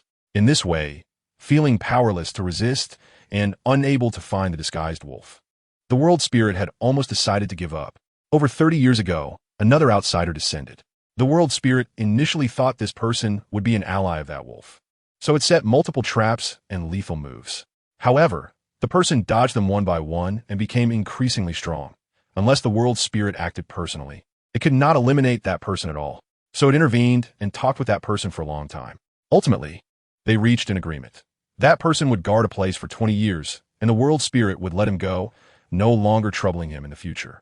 While that person was stationed there, the world spirit often visited and spoke with him, gaining a new understanding of him, of outsiders, and of the world itself, coming to profound realizations. At this point, I believe everyone knows who this person is. It is Aivi's adoptive father, Smilock Blue Phoenix. And the place he guarded is that unknown alternate space. The world spirit refers to the informant. It is only after the informant had a deep understanding of Blue Phoenix and matured that he became the current informant. Otherwise, with Aivi and that wolf both being outsiders, the informant could have killed him hundreds of times without anyone knowing. This is also why he invited Aivi here and chose to tell him this story. Because of his understanding of Blue Phoenix and all the events Aivi had experienced along the way, the informant was convinced that Aivi was different from that wolf. Do you mean you are that world spirit? And, I am not originally from this world. At first, Aivi was prepared to treat this as an ordinary story. But then he heard about the devil fruit tree, the huge kingdom, the world spirit, and a bunch of other things, feeling utterly confused. Is this the world of One Piece? Is this still the second dimension? Why does it feel like listening to a fantasy background story? Then Aivi heard the informant reveal his biggest secret, that he did not belong to the original beings of the One Piece world. Upon hearing this, Aivi almost jumped up in excitement, his muscles tensed, ready to kill the informant. The situation was truly perilous. Crossing over could be said to be Aivi's biggest secret, but now it seems that there are others who know. Moreover, he was not the only one who crossed over. More than 800 years ago, there were predecessors who came and were still fighting against the world spirit informant. This was simply too fantastical. Could that predecessor still be alive? Is he part of the world government? Celestial dragon? You don't need to worry. As mentioned earlier, you're different from that guy. The encyclopedia lightly tapped on the rocking chair, which immediately eased Aivi's anxious tension a bit. This also heightened Aivi's alertness to the maximum. The two of them were simply not on the same level. Their strengths were unequal. Well, the reason I came to find you today is not only to tell this story, but also to seek an alliance with you. Don't think it's impossible just because there is a huge difference in our strengths. Nothing is impossible. Although my strength is relatively strong, I cannot take the initiative to act. That guy is also hiding very well and won't easily reveal himself. What I want you to do is simple. Help me lure him out, expose him to the public. As long as one person sees his true face, I can take action to deal with him. By the way, the historical marker you're looking for is only one piece in Wano, and unfortunately, it has fallen into the depths of the sea during your battle with Shinju, making it extremely difficult to find. Fortunately, I can directly tell you the location of the ruins of the Great Kingdom, which you refer to as Laughtail. After leaving the encyclopedia's house in a daze, Aivi still felt a bit broken. Ever since meeting the encyclopedia, Aivi had been completely bewildered, feeling that everything he knew was collapsing. Is this still the hot-blooded anime world he knew? Is it still the world in his memories? Or is it just a fantasy story wrapped in a pirate skin? With his mind not quite functioning, Aivi decided to stop thinking about these things. It gave him a headache. However, he didn't want to see Laughtail. No matter what, if he had never been there, it would be truly unacceptable. Chapter 273. Temporary rest. So what did you say? In the inn, all members of Aivi's pirate crew were gathered, and seeing Aivi sitting in the main seat. Not as lively as usual, Robin asked. I learned some things, and I'm not sure whether I should tell you. And I also found out how to get to Laughtail, Aivi replied, after regaining his composure upon hearing Robin's voice. What is there to be shy about? We are partners, one body. To speak directly without beating around the bush, like a man, Golden Week interrupted without hesitation as soon as Aivi finished speaking. Looking helplessly at Golden Week, Aivi knew he couldn't do anything to her. If he irritated her, it would be himself who would be in trouble. He certainly didn't want to embarrass himself in front of everyone. So, he shared everything the encyclopedia told him, only omitting the fact that he was a time traveler. He only mentioned a great demon who deceived the spirit of the world, the encyclopedia, 800 years ago, intending to do bad things to the world. He was a great demon, and we must unite to defeat him. You mean that great demon is a celestial dragon? The world government? After pondering the meaning of Ivy's words, Robin quickly grasped the key point without thinking about what the so-called spirit of the world meant. You could say that the encyclopedia implied that the world government established 800 years ago, along with the celestial dragon system, has a great demon hidden within it. And it's very well concealed. Following Robin's words, Aivi continued, and we will cooperate with the encyclopedia to help him go to a place and lure that great demon out. He will then help us eliminate that great demon. Golden Week spat out a piece of bubblegum, nearly hitting Sparta in the face, who dodged it with quick reflexes. I mean, even if you were making things up, at least make it a bit more believable. With things like this, I'm telling you, even 3 or 4-year-old kids wouldn't want to listen to you, you know? Golden Week bluntly criticized, voicing the thoughts of some people present. Aivi felt helpless as well, because everything indeed sounded ridiculous. It was already absurd enough that he was transported to the world of One Piece. And now, this absurd matter was known by the encyclopedia, and he couldn't overpower the encyclopedia.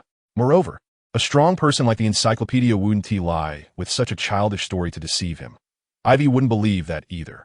When have you seen me making up lies to deceive people? But now Aivi had to step up to defend and prove that this seemingly absurd and false matter was real, not fake. Haven't you told lies before? Do you want me to list them out to remind you? Golden Week was not afraid and confronted him directly. All right, you're right, but this matter is serious. I'm not lying. Although I'd love to say this is fake, it's true. Provoked by Golden Week's words, Aivi decisively backed down. This was indeed an unbearable history. Where's the evidence? Just because that old man said so, we have to believe it? After Golden Week's words, everyone's gaze converged on Aivi, and they also wanted to know why Aivi was so certain of the truth of this matter. Sorry, I can't tell you. But just know that I'm not lying to you, and I already know how to get to Laughtail. After speaking, Aivi looked at everyone with a very serious expression, without fear, only sincerity. Am I supposed to tell you that I'm a time traveler? That is a huge taboo for a time traveler. Okay, I believe you. After seriously looking at Ivy's face for a while, Golden Week finally withdrew her gaze, and the others did the same. So what are we going to do next? Are we going to Laughtail now? Shati asked at this moment. No rush. We have gone through 2 major battles in such a short time, which has been quite a drain on us, both physically and mentally. Physically, Shati, you could treat everyone, but the mental fatigue cannot be alleviated. So I suggest we stay in Wano for a while, consider it a vacation, Aivi proposed. This matter was happily decided, a vacation. Relaxation was a rare occurrence.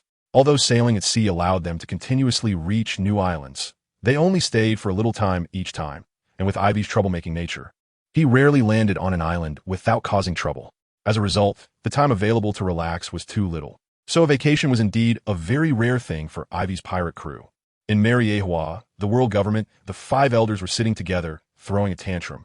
They originally thought sending Shinju over was overkill, but unexpectedly, they still failed. They heard news that Aivi's pirate crew had defeated Shinju without even bringing out the ancient weapons. Shinju didn't even manage to escape. With such strength, we need to reassess our understanding of Aivi's pirate crew. One of the five elders, with golden hair and a scar on his chest, resembling Lincoln, spoke up. It indeed exceeded our expectations.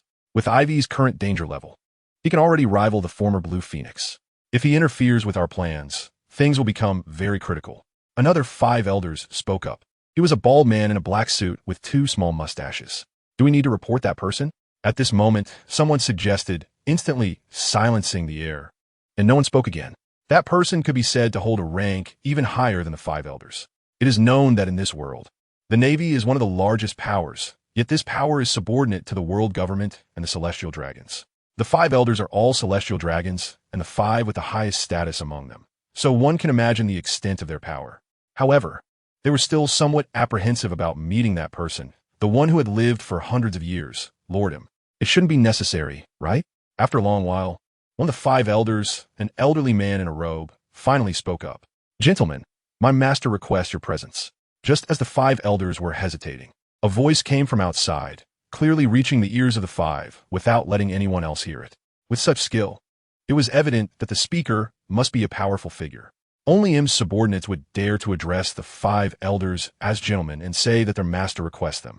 It seems there is no avoiding it. The five elders exchanged glances and sighed inwardly. Chapter 274. The Departure After 1 Month. A joyful day, the five elders were summoned by M, but what was discussed remains unknown to anyone.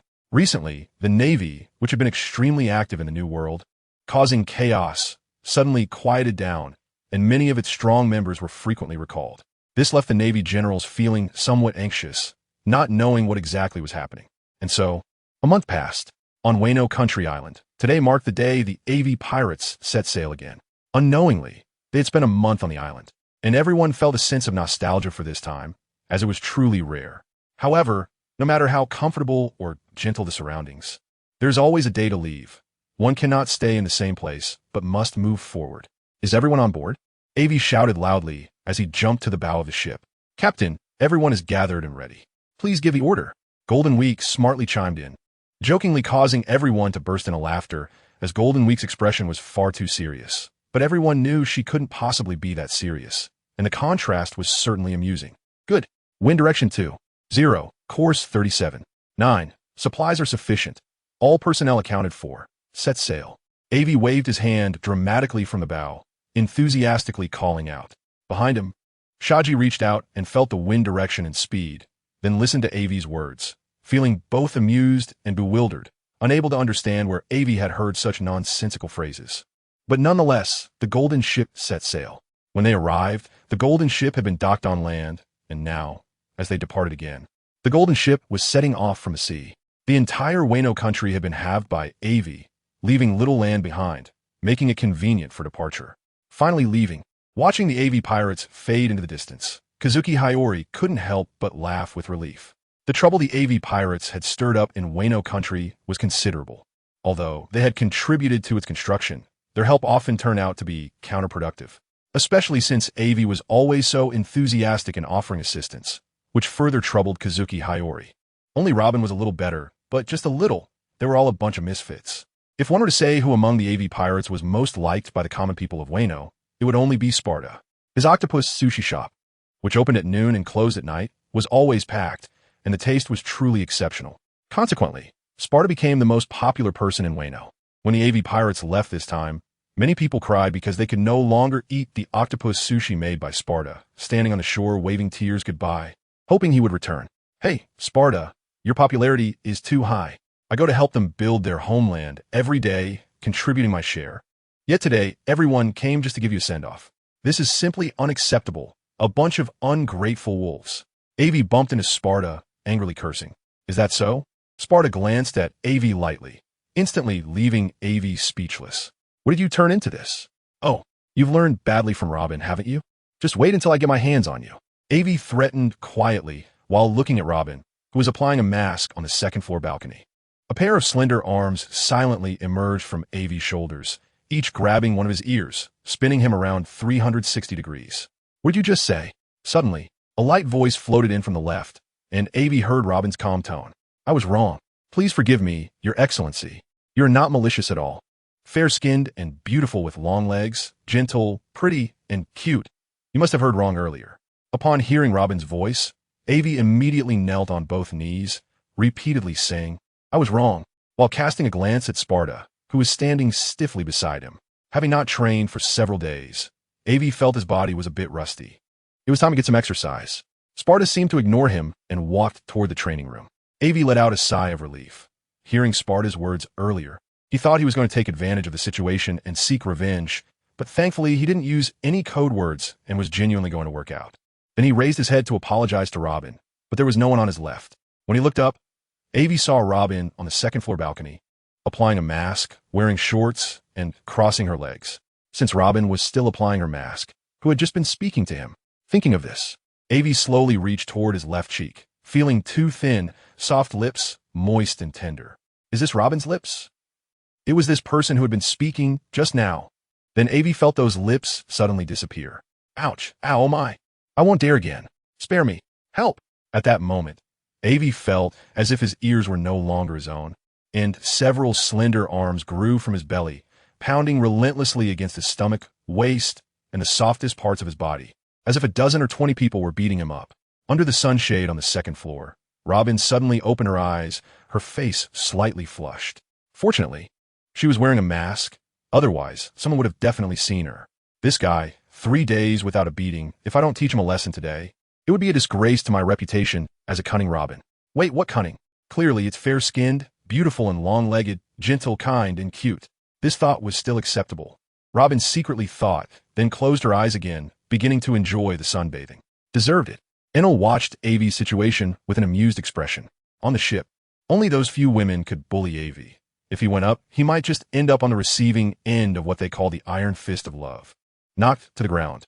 Seeing Aivi in such a miserable state, Enel felt both disappointed and happy. He was disappointed that it wasn't him beating Aivi, but happy that this bastard was getting beaten again.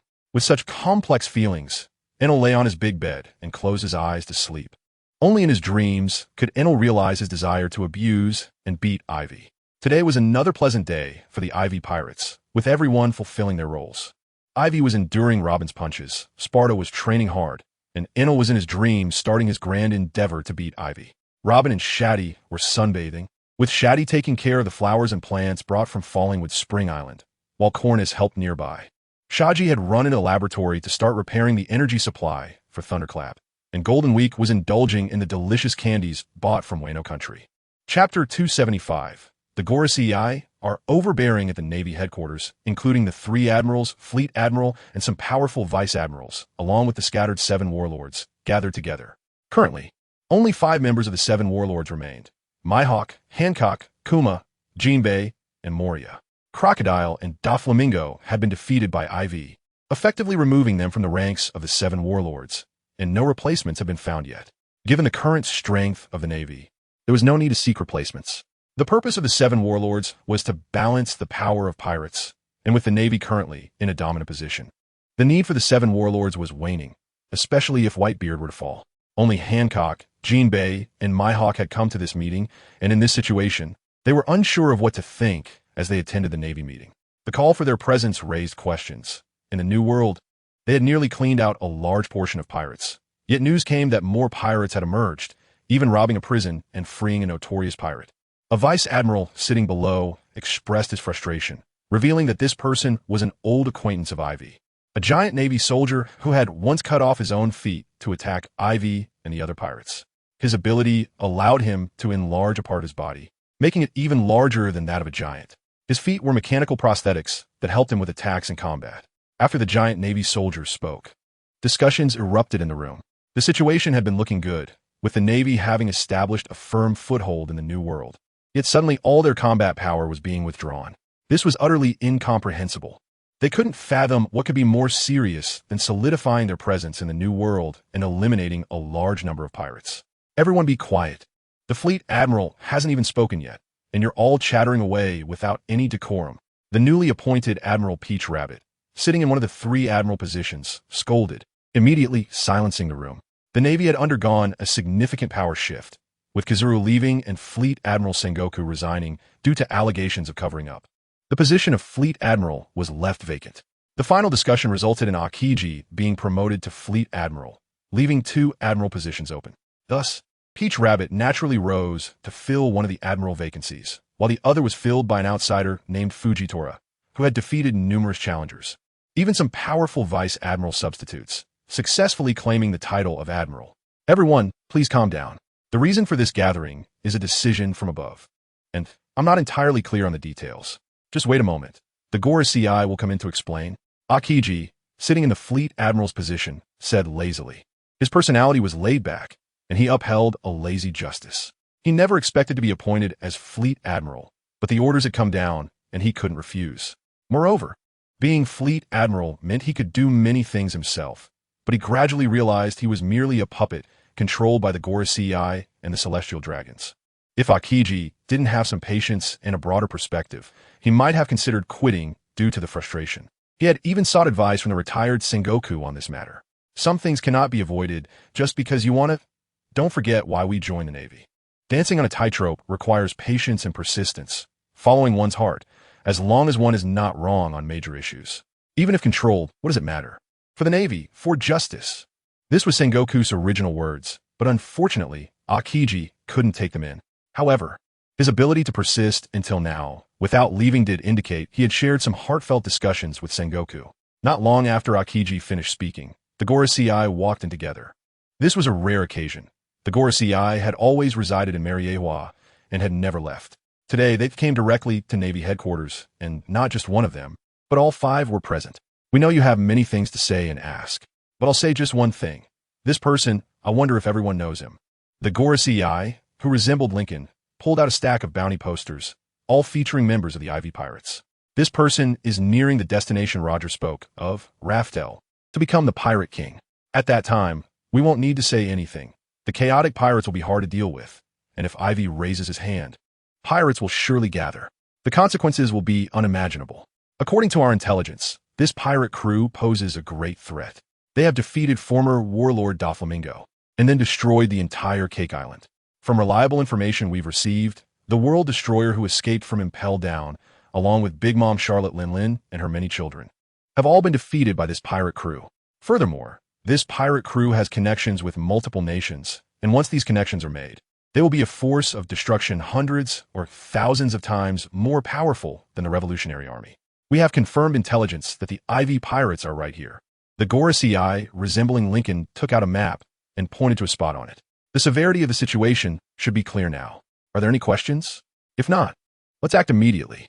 After speaking, he scanned the room, observing the reactions of those present. Who have thought this guy's strength has increased to such an extent that he is about to become the Pirate King? Hancock thought to herself as she sat below. She remembered their first meeting when Ivy's strength wasn't much higher than hers, but now he had become someone she needed to look up to. This disparity deeply struck Hancock's heart. Even so, what do you want to gather all of us for? Is it to mobilize the entire Navy? A naval vice admiral with a prominent brow asked. For such a powerful pirate, isn't it worth the entire Navy's mobilization? The bald 5 elders, dressed in a white robe and holding the legendary sword Yuru, glanced at the vice admiral and said indifferently, but if we do that, won't the situation the Navy has painstakingly established in the New World completely vanish? And if we are attacked by Whitebeard and others, the Navy headquarters won't be able to withstand their assault. The vice admiral with a prominent brow looked at the robed 5 elder without any fear. He considered the entire situation and felt that the 5 elders were overreacting and placing too much importance on the Aivi pirates. After all, the previous pirate king, Roger, was captured by them and executed in front of countless people in Lowtown. Moreover, the Aivi pirates have not yet become the pirate king. At most, they're just a powerful pirate. Have you finished speaking? Does anyone else have an opinion? If not, I will announce my decision, the robed 5 elder said, not looking at the vice admiral, but instead directing his sharp gaze at the other naval vice admirals, rear admirals, and admirals. Seize him. With a light command from the robed Five Elder, Akainu, who was seated in the admiral's chair, swiftly subdued the vice admiral with remarkable speed, leaving him no time to react. You are no longer part of the Navy. The calm tone of the robed Five Elder sealed the fate of the prominent-browed vice admiral. If there are no objections, let's proceed as planned. After speaking, the Five Elders slowly left, arriving quickly and departing just as fast. Before leaving, the robed Five Elder cast a meaningful glance at Akiji, who sat in the position of Fleet Admiral. They originally had no particular thoughts on who would be the Fleet Admiral. After all, whoever it was would just be their puppet. But now it seemed that even a puppet had to be obedient. That would be best. Chapter 276, The 9 Continents Beyond the World Outside the Pirate World. There is a small bubble attached to the edge of the world, an alternate space. It relies on the pirate world. And here is also the place where the informant needed Aivi to go. It is also where Aivi's adoptive father, Smilock Blue Phoenix, currently resides. The alternate space is also vast, composed of land and sea, with the land area generally being larger than the sea. Since this alternate space has a total of 9 continents, it has been named the 9 Continents by Smilock Blue Phoenix. Each landmass is home to a powerful cadre member of the Blue Phoenix Pirates, handling all matters. The living environment here is extremely harsh, mostly desolate, with only a small portion of the land covered in lush forests and green grasslands. The reason for this is none other than the continuous battles that have left the land no time to recuperate. How do you feel after this period? One of the Blue Phoenix pirates, Jackster, who is stationed on this land, asked the red-haired man beside him. This land, relatively speaking, is more vibrant than other lands. The area that has become desertified and desolate is the second smallest, thanks to Jackster's powerful strength that has allowed the beings on this land to find shelter. Yes, before Aivi and his adoptive father Blue Phoenix arrived, there were already people living on the 9 continents, though not many, each possessing great strength. Some were brought in by the informant from various parts of the world without affecting the world's discovery. Others were born and raised on the 9 continents. And 800 years ago, when the first outsider was discovered, the spirit of the world, the informant, found a way to come here. That is the 9 Continents Road. Initially, very few could cross from the 9 continents to the pirate world, almost none until the arrival of the first outsider. The rift allowing passage from the 9 continents to the pirate world grew larger, and the informant sensed deep malice from the other side, leading to the continuous dispatch of powerful individuals to engage in combat with the other side. For 800 years, this has not stopped for a single day. I really did not expect there to be such a different world, and at the same time, a dangerous world that concerns everyone's survival. After Captain Roger left Raftel, he seemed very downcast. Although his body was already struggling, there was no need to make a decision so quickly. However, out of respect for Captain Roger's choice, none of us opposed it. Now it seems that things are not that simple. Captain Roger, it turns out I have misunderstood your intentions all along, but fortunately, it is not too late now. Since arriving at the 9 continents, the red-haired man naturally learned everything Jackster could tell him. He also understood the purpose behind Roger's initiation of the Great Pirate Era. The Celestial Dragons have always dominated the pirate world, ostensibly protecting the safety of civilians.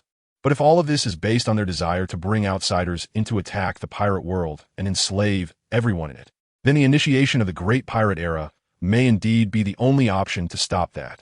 Before Roger became the Pirate King, there weren't many pirates on the sea. Most, even if they were pirates, could only call themselves adventurers, drifting and begging under the rules set by the Celestial Dragons. The initiation of the Great Pirate Era broke this rule and unleashed the suppressed beasts within people's hearts. The fierce beasts have been unleashed. Indeed, during the more than 20 years of the Great Pirate Era, the number of pirates skyrocketed, and even the Navy was pressured to retreat from the New World, only able to roam freely in the first half of the Grand Line. Of course, in the process of achieving results, there are bound to be side effects. Pirates are inherently a group of fearless individuals, more so ordinary people who have released the beasts within them. They are no longer bound by rules, becoming extremely savage, with no limits, only rampant destruction and annihilation. Whether the situation is good or bad is unknown, and for most people, it is unacceptable. The existence of pirates has caused countless families to fall apart, or even be slaughtered entirely. The original intention of the plan makers can never be seriously implemented by the practitioners. They will only indulge their own desires and greed within this plan, which is something that can never be changed. Yes, the situation outside is worse than we imagined. More than 20 years ago, things were not like this. since the red-haired man learned the truth about the world from Jackster. Jackster naturally learned about the situation outside from the red-haired man. More than 20 years ago, when there weren't as many pirates, although everyone lived uncertainly. At least they didn't have to face the constant fear of not knowing when they would lose their lives in the Great Pirate Era. But everything is inevitably necessary, and it is precisely this that has shared the burden of pressure on us. Otherwise, we wouldn't know if we could hold on until your arrival. As he spoke, Jackster couldn't help but smile bitterly. Following Lan Huang here for nearly 10 to 20 years, many of his brothers had died, not just one or two. These people would never regain their smiles, only leaving behind a mound of earth, a reminder in this world, a token of longing to comfort them. Boom, boom. It sounded like thunder, or perhaps an explosion, incredibly loud and shaking the ground. Suddenly, a large rift appeared in the bright sky, as if someone had torn the heavens apart, leaving a mark in the sky. It appeared again. The red-haired warrior wore a serious expression, gripping his sword tightly with his left hand, frowning at the heavenly mark. Since arriving in the Jojo continent over 6 months ago, this situation had occurred nearly 20 times. Almost every 10 days, extremely frequent. Fortunately, there were some special resources in the Jojo continent that allowed the red-haired warriors to maintain ample combat power while also greatly enhancing their strength. Otherwise, they wouldn't have been able to last this long amidst such frequent battles. Over the past 6 months, the red-haired warrior had clearly felt substantial progress in his strength, with significant increases in physical resilience, power, and speed, making them incomparable to before. That must be Kaido. Jackster looked at the azure dragon charging skyward. It's him, a battle maniac. The red-haired warrior nodded in agreement. After arriving in the Jojo continent, if one were to speak of the craziest in battle, always charging to the front lines, in the most dangerous places, Kaido's figure was always there. Since that's the case, we can't fall behind. Jackster and the red-haired warrior exchanged glances and smiled at each other. Let's go, they said in unison, their figures suddenly vanishing as they launched their attack toward the heavenly mark. If we can make it back this time, I'll treat you to a drink. Jackster's loud and clear laughter echoed in the air. It's a promise. Chapter 277. The unfortunate Aivi pirate crew New World, a certain sea area. A large ship made of gold was sailing rapidly across the ocean. A massive tornado connected the sky to the sea, dark as ink, swirling relentlessly in pursuit of the golden ship. The fierce wind and heavy rain, with tiny raindrops propelled by the tornado's powerful winds, attacked Aivi and the others like bullets. The raindrops hitting the deck created a crisp sound. Although they couldn't harm Aivi and the others, they significantly affected their escape speed. With such strong winds and sharp raindrops, the sky was pitch black, obscuring the path ahead, forcing them to rely on the massive tornado behind them to determine their escape direction. In such conditions, it was impossible to open their eyes, and they had to depend on their observation haki to discern the situation, while the fierce wind, rain, thunder, and the massive tornado greatly affected the deployment and accuracy of their haki. Compared to the natural world's craftsmanship, our strength seems rather inadequate. At that moment, Aivi still had time to reflect, closing his eyes and shouting, "Canis, it's time for you to act." Got it. Canis's voice followed immediately. Hail house. Layers of hail quickly gathered and piled on the golden ship, wrapping it tightly in a very short time, of course, leaving air inlets and outlets. Canis had become very skilled in using this hail house, which could be said to be one of her essential defensive techniques, with a guarantee of hardness and an aesthetically pleasing appearance. It was almost like crystal, transparent and clear, allowing them to see everything outside without worrying about being harmed. Saji, what should we do? Aivi walked over to Saji, helping him control the ship's course to prevent it from being overturned or swept away by the massive tornado. Everything had come too suddenly, without a hint of warning. Even Saji, who was confident in his knowledge of the weather, hadn't sensed it in advance. It all seemed to appear in an instant. One moment it was calm and clear. The next, thunder and lightning struck. The tornado surged, and dark clouds covered the sky. Right now, we can only hold on and ensure that the power room's energy remains sufficient. Flying is definitely out of the question. Otherwise, the situation would be even more dangerous, and we could easily be sucked away by the tornado. Such a powerful tornado, with winds like nothing we've ever heard of. So we absolutely cannot fly. We must activate all the energy in the power room to propel us forward, because we still don't know how long this tornado will last. Based on what I currently understand, this tornado won't stop anytime soon. Our only choice is to endure. In a very short time, Saji analyzed everything and made the most correct decision. then looked at Ivy with a complicated expression. If we can't hold on, Captain, you can take Spada and Inel with you to escape. In this situation, the only ones who might be able to leave are probably just the three of you. What nonsense are you talking about? Ivy said, reaching out to stop Saji's shoulder, giving it a nudge. I would never abandon you. Do I look like that kind of person? Moreover, we must not give up until the last moment. Who knows, this storm might disappear just as suddenly as it came. Turning to look at Saji and the others on the deck, Ivy revealed a sunny smile. We are not skilled in operating the golden ship to escape, so we'll rely on you for everything. But we can still lend a hand, right, everyone? Ivy asked with a smile. In this situation, if there are any requests, feel free to bring them up. I'll help you out. Enel said proudly. I, Spada, am not very familiar with operating ships, so just give me orders. Spada said, patting his chest. This is not just about your life. It also concerns all our lives. We are all on the same boat, sharing life and death. Robin reasoned. Boom, boom, the sounds of thunder outside continued as the storm raged, pounding against the hail house. Since you all trust me so much, let's get to work together, Saji said with a carefree smile. He was not a sentimental person, since Ivy and the others were willing to entrust their lives to him. He had to take responsibility for getting them out. The golden ship, larger than the average pirate ship, seemed so small and precarious in the face of such a massive natural disaster. Without a shred of resistance, it was battered by the waves, rocking violently. The sound of the waves crashing against the ship and the sharp raindrops continuously striking the hail house had long since erased the originally crystal-clear smoothness, leaving only endless scratches, with white scars densely covering the entire hail house. Once again, the Ivy pirate crew had become blind. Hail house duet. The raindrops fell like knives, adding a different color at that moment, white hail, quickly covering the original hail house. It was even sturdier and more solid than before, ensuring it would last even longer.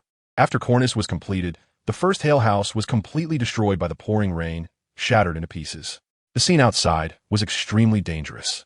The powerful suction force of the tornado meant that even if Ivy stepped outside now, she might not be able to escape safely. The raindrops whipped by the fierce wind were like sharp blades, slashing away, if not for the armed color of hockey covering their bodies. One could experience the thrilling enjoyment of being cut into 1,000 pieces in an instant. The situation not only failed to improve, but began to turn worse than it was at the beginning. Just when they were about to reach Laugh-Tale, they suddenly encountered such trouble, which was simply incredibly unfortunate. After learning the location of Laugh-Tale, Ivy's pirate crew set off after a month of rest, and now, just as they were about to arrive at their destination, they faced this predicament. Sink the ship into the sea. At this moment, Ivy made a sudden decision. Although the seabed was equally dangerous, it should be easier than being on the surface. At least there wouldn't be the knife-like raindrops slashing down or the powerful suction of the tornado. How to go down? After thinking about the feasibility of the situation, Shaji asked if they could last longer underwater, which would increase their chances of survival. Cornice, it's up to you. Ivy shouted directly at Cornice, who was repairing the hail house, clearly having great confidence in her. Got it. The current Cornice appeared much more mature and steady than before. She used to hide behind Ivy and the others, but now, even if she was alone, she could stand on her own. After hearing Ivy's request, she agreed without the slightest hesitation. Under Cornice's control, the hail house wrapped the golden ship tightly like a dumpling, effectively preventing seawater from entering. I'll figure out the oxygen issue. The hail house, after all, was not the coated membrane from Sabeti Archipelago and could not extract breathable oxygen from seawater. And right now, they needed to delay time by diving deep into the ocean. So the oxygen issue had to be solved, but fortunately, this problem was not difficult for Ivy. Before the golden finger upgraded to 2.0, Ivy could survive in the sea by extracting breathable oxygen from the seawater. Now that the golden finger had upgraded to 2.0, it could extract and release oxygen elsewhere. After the golden ship submerged into the sea, Ivy directly rushed out of the hail house, pressing herself against it, becoming a bridge for the ocean and the golden ship, converting oxygen. Not good. There's a crack ahead. Get out of the way. There's no way to dodge. A spatial crack suddenly appeared in front of the golden ship, emerging without any warning, just like the tornado and storm outside, appearing suddenly and giving no chance to react. Just like that, the golden ship plunged headfirst into the spatial crack without even a bubble rising. Chapter 278. The battle on the Kyushu continent. Beyond the pirate world lies the Kyushu continent. The massive figure of Kaido, the Azure Dragon, flew wildly in the sky. twisting its body and launching devastating attacks on its enemies. Within the sky's mark, a dense crowd of armored individuals charged out like an army. Each person possessed immense power, capable of shattering the ground with a single blow. After agreeing with Shanks to drink after the battle, Jaxter soared into the sky, wielding his weapon in a nearly brutal manner as he fought amidst the millions. The Kyushu continent was almost instantly engulfed in flames of war, with few safe places left. The number of invaders from outside was vast, and their individual strength was formidable, making it even more exhausting to deal with them. We meet again, Yeting. Among the crowd of millions, Smilock and a short-haired man dressed in military attire greeted each other. This time, you cannot withstand our attack. Heaven has already destined your failure. The short-haired man, Yeting said calmly and confidently. Last time you didn't say that, but what was the outcome? In the end, weren't you the ones who fled in disgrace? So it's best not to boast too much. Let your strength prove who is right. Blue Phoenix's weapon was a 3-meter-long spear, wielding unparalleled power in her hands. Dancing in the wind and clouds, the spear struck like a dragon, tearing through space and breaking time. Although the invading forces numbered nearly 1 million, as long as one had sufficient strength, eliminating them was not too troublesome. Therefore, the outcome of the high-level battles had always been the key to determining their overall victory or defeat. Our plan has already started, with internal and external cooperation. You don't think you still have a chance to win, do you? Yeting wielded a 1-meter-long cutting knife, and their method of using weapons differed from Blue Phoenix's. It was as if the weapon itself had a spirit, attacking according to the user's thoughts. Gale, 3 blades. Gripping the knife on either side, he suddenly pulled apart, transforming one knife into 3, each attacking Blue Phoenix in different directions. Slash the sky, slash the earth, slash everything. This was the essence and truth of Yeting's Gale, 3 blades, which unleashed immense power. At the same time, the consumption was enormous. So in all the previous invasion defense battles, Blue Phoenix had rarely seen this move. Unexpectedly, this time, Yeting came out with a finishing move right away. So confident. As Blue Phoenix defended against Yeting's Gale, 3 blades while retreating, her brows furrowed. If that's the case, then let's see who falls first.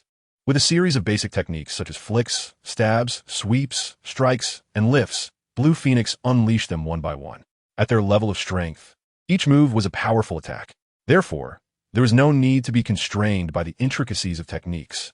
It was sufficient to combine simple moves with one's understanding and integration of attacks and the world. Yeting's attacks were like a storm, vast and powerful. Blue Phoenix's attacks were like a tall rock in a raging torrent, handling everything with ease. On the other side, aside from Blue Phoenix, Drag, and Shanks Kaido, and others who were drawn into the fray by Blue Phoenix half a year ago, also found their respective opponents and continuously launched attacks. The Poison Dragon had tragically perished 2 months ago in a battle, leaving no trace behind, so the members of the Poison Dragon Pirates did not participate in this battle.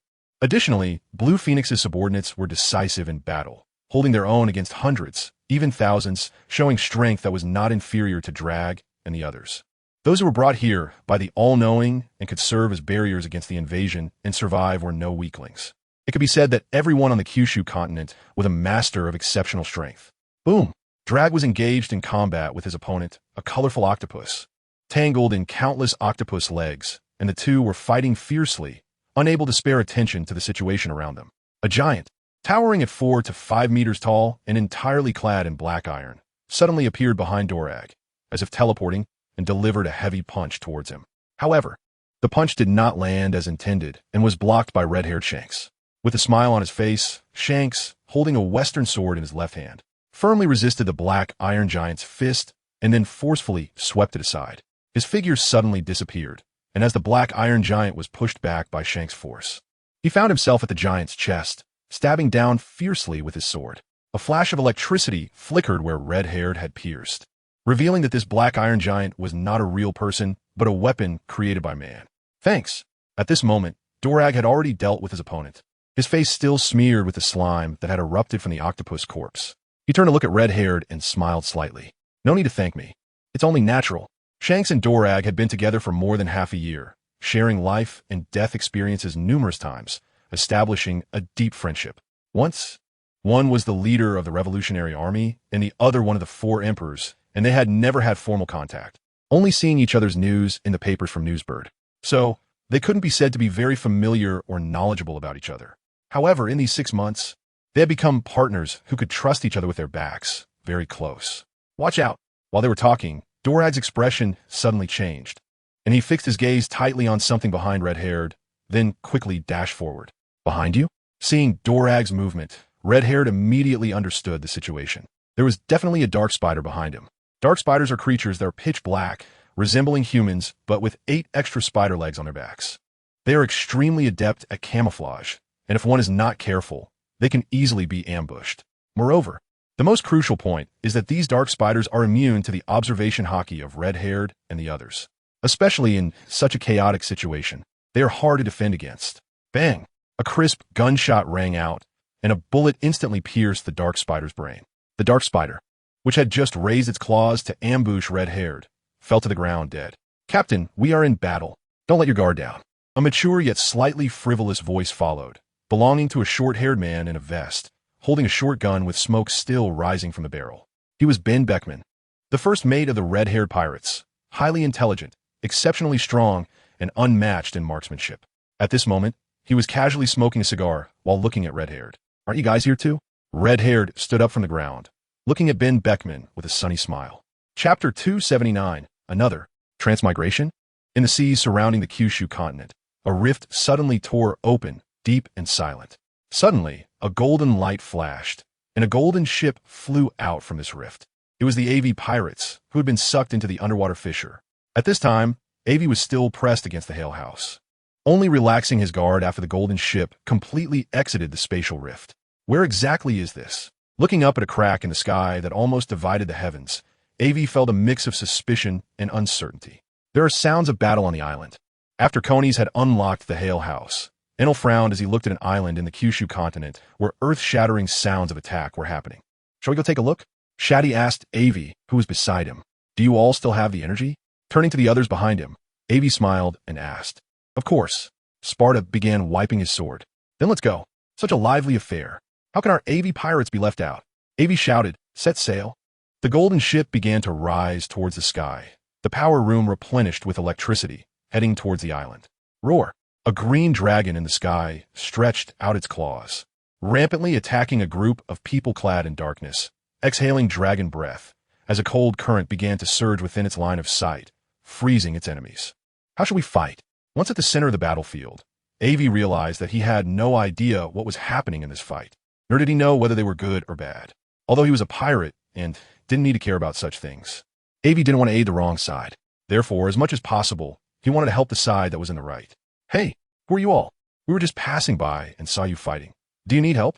Aivi's voice was loud, and with Conies amplifying it with the Hail-made loudspeaker.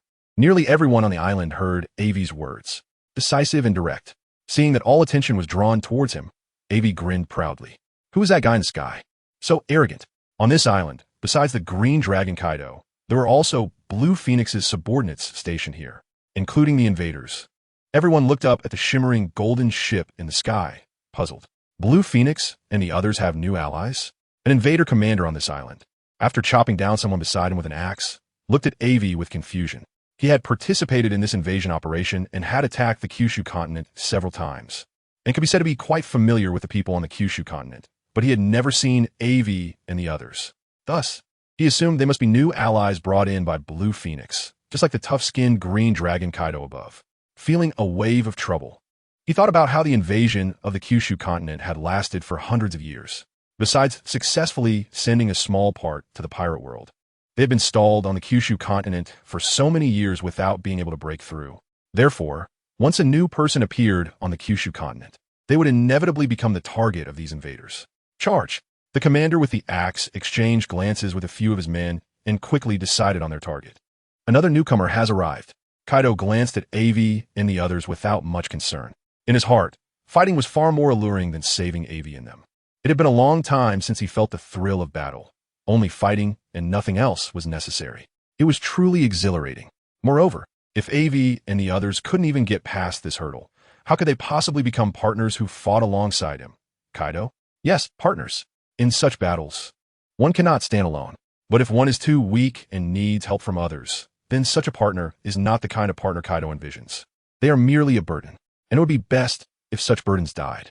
When Kaido and the others were brought here due to Blue Phoenix's schemes, It coincided with the invaders launching a large-scale attack, and no one helped them.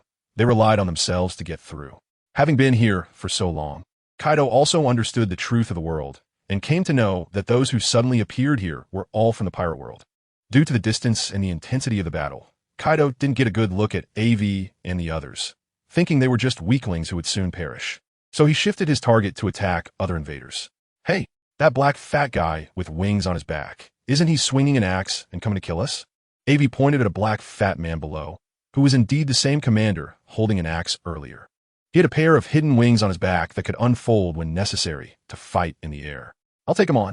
Sparta jumped out, swinging his long knife to clash with the black fat commander, resulting in a standoff. Normally, attacking from above would be stronger than attacking from below, especially considering Sparta's immense strength. After battling the Yonko Charlotte Linlin and the super powerhouse Shinkong, Sparta's strength had significantly increased after a month of rest. His abilities, skills, and everything else had been thoroughly integrated, making him several times stronger than before heading to Wano. In the minds of Aivi and the others, although the black fat man had wings and looked formidable, they believed he could only withstand a single blow from Sparta. However, the outcome greatly exceeded their expectations. The winged black fat man only staggered back a few steps, while Sparta was sent flying back at an even faster speed, landing back on the ship with trembling hands. Unable to calm down. What just happened? Aivi's pupils constricted as he looked at the still trembling Sparta and the black fat man, who seemed unfazed and charged back again. People like this black fat man weren't entirely uncommon on this island. The island was vast, and countless battles were ongoing. Aivi noted that there were a total of 9 such islands. Oh my god, what kind of place have I ended up in? There were dragons flying in the air, gnomes burrowing underground, and black fat men with wings. Am I still in a world of One Piece? Did that previous space rift send me here again? Get lost. Suddenly, the black fat man had flown right in front of Aivi.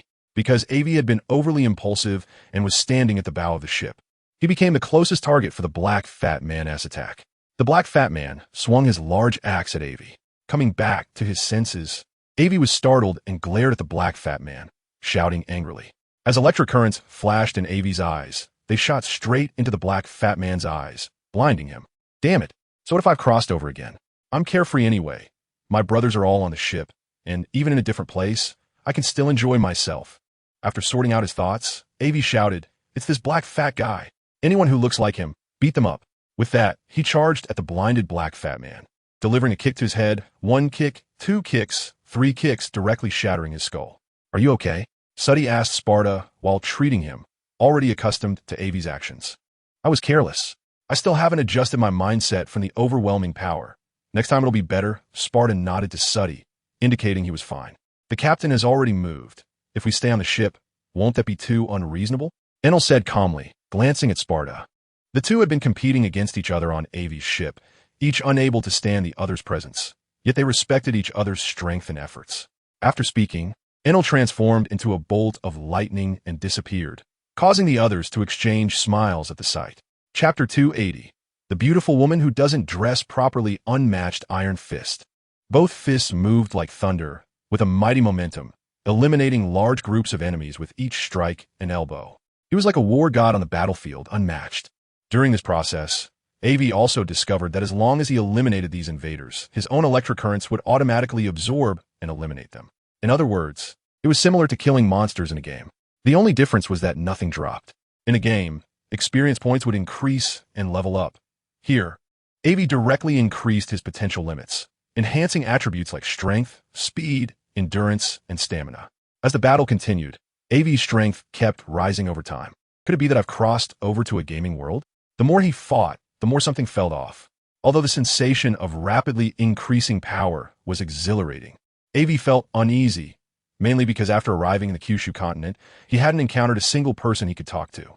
He had jumped straight into such a crazy battle, and it had been nearly half a day since they crossed the space rift to get here, with no signs of the fighting letting up. The enemies were simply too numerous, and while his side was powerful, they were still at a disadvantage. After defeating another invader, Aivi returned to the golden ship.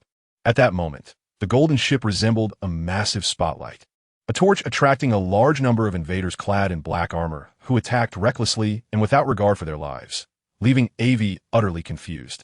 The main issue was that he didn't know the reason behind this battle, how it had started, or why it was so frenzied, with no consideration for their own safety. Have you found someone to talk to? Aivi immediately asked upon boarding. There were a few people left on the ship. Shati, who was the healer and could quickly treat anyone injured outside. Robin, who was searching for someone of higher status in the battle to provide Aivi and the others with an understanding of the situation. Cornus, who was using Hail House to protect the golden ship and launching hail attacks on incoming invaders, showing her strength in both offense and defense. And Golden Week, who didn't particularly like such scenes and stayed on the ship, only intervening when the invaders attacked fiercely. Found one. Robin had been using her fruit powers, spreading her influence across the battlefield as her eyes and ears, observing and monitoring the situation. After some time, she spotted someone who should meet Aivi's requirements. It was a woman who didn't seem to care much about clothing, wearing only a simple black coat that barely covered her, with her skin clearly visible beneath. She held a red flag and was shouting commands from a high point, urging the attackers to charge. Robin noticed her because she was targeting the same invaders Aivi was attacking, and her position and commanding demeanor suggested she was a leader of sorts. Where is she? Aivi asked quickly. After attacking continuously for most of the day with no effect, it felt like all their efforts were for nothing, as the invaders seemed to be like chives, being cut down again and again without end. So Aivi became very interested in the person Robin mentioned. Following the direction Robin pointed out, Aivi left. This place felt strangely familiar, as if she had been here as a child, Robin said with some confusion. But she wasn't sure, so Robin didn't make any definitive statements. She wouldn't say anything until she saw the person she wanted to see, to avoid causing unnecessary trouble. On the other side, Aivi had already found the poorly dressed woman.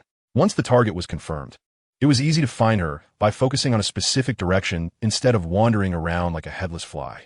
The other person was equally conspicuous, not because of her strong abilities, but because of her compelling presence, amplified by her shouts. As Aivi got closer, even she felt her blood boiling, filled with the impulse to fight the intruder to the end. The powerful ability seemed to be related to mental control. Was it adrenaline? Inspiration? Thinking about it, Golden Week should also be able to do that. However, Aivi's pirate crew was small, so it wasn't time for Golden Week to unleash her strength. If she could get out this time, find Raftel, see the so-called Giant Kingdom, and then help out where the World Spirit Encyclopedia mentioned upon returning, Aivi decided to form a huge pirate crew. She wanted to have Enel, Sparta, and everyone else each form their own teams to expand their scale, making their appearances much more impressive. Hello, beautiful, how are you? Aivi kicked away the intruder who rushed at her and jumped directly next to the poorly dressed revolutionary officer, greeting her enthusiastically. Indeed, this poorly dressed woman was one of the members who had followed Dragon and was tricked by the Blue Phoenix half a year ago. She was one of the 4 commanders of the Revolutionary Army, Bello Betty, a paramecia-type inspiring fruit user who could inspire those around her through words, unleashing great power from deep within them.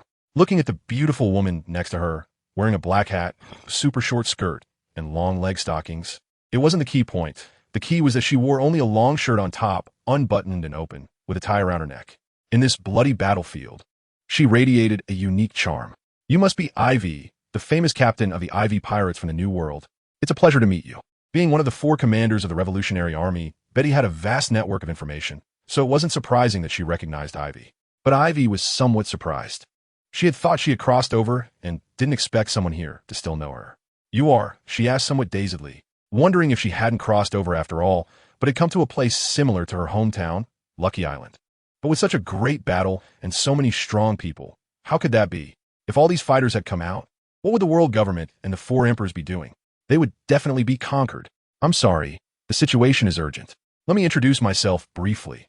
I'm Bello Betty, the commander of the Revolutionary Army's Eastern Army, and I've been here on the Kyushu continent for half a year. You must have just arrived, right? Perfect. Call your partners over. It will help ensure everyone's safety. As expected of a commander, she was indeed not to be judged by appearances. Although this beauty didn't dress properly and seemed extremely casual, her words were quite serious. Chapter 281. The battle continues, finally finding her team. Aivi returned to the golden ship and briefly explained the situation to everyone. It seems that the 4 emperors, red-haired Shanks and Kaido, as well as Dragon from the Revolutionary Army, who mysteriously disappeared 6 months ago, should all be here.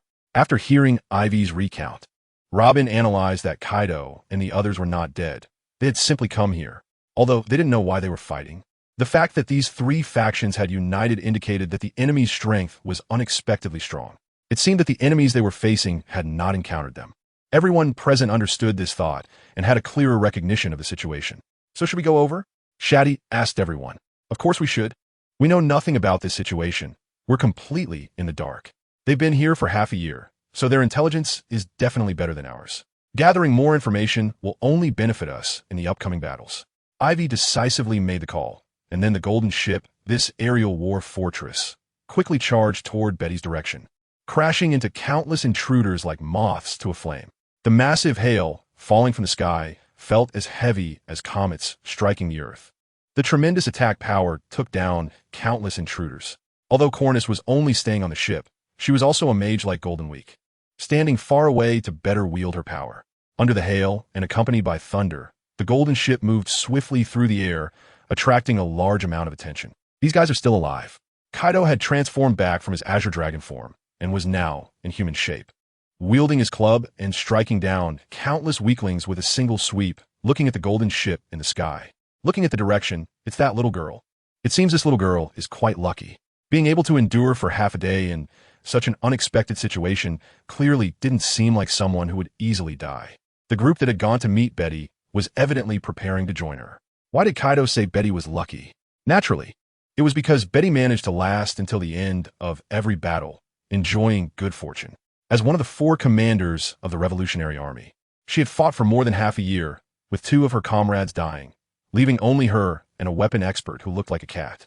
These 2 seemingly weak individuals had managed to survive thanks to inexplicable luck and a plethora of powerful weapons. You're here.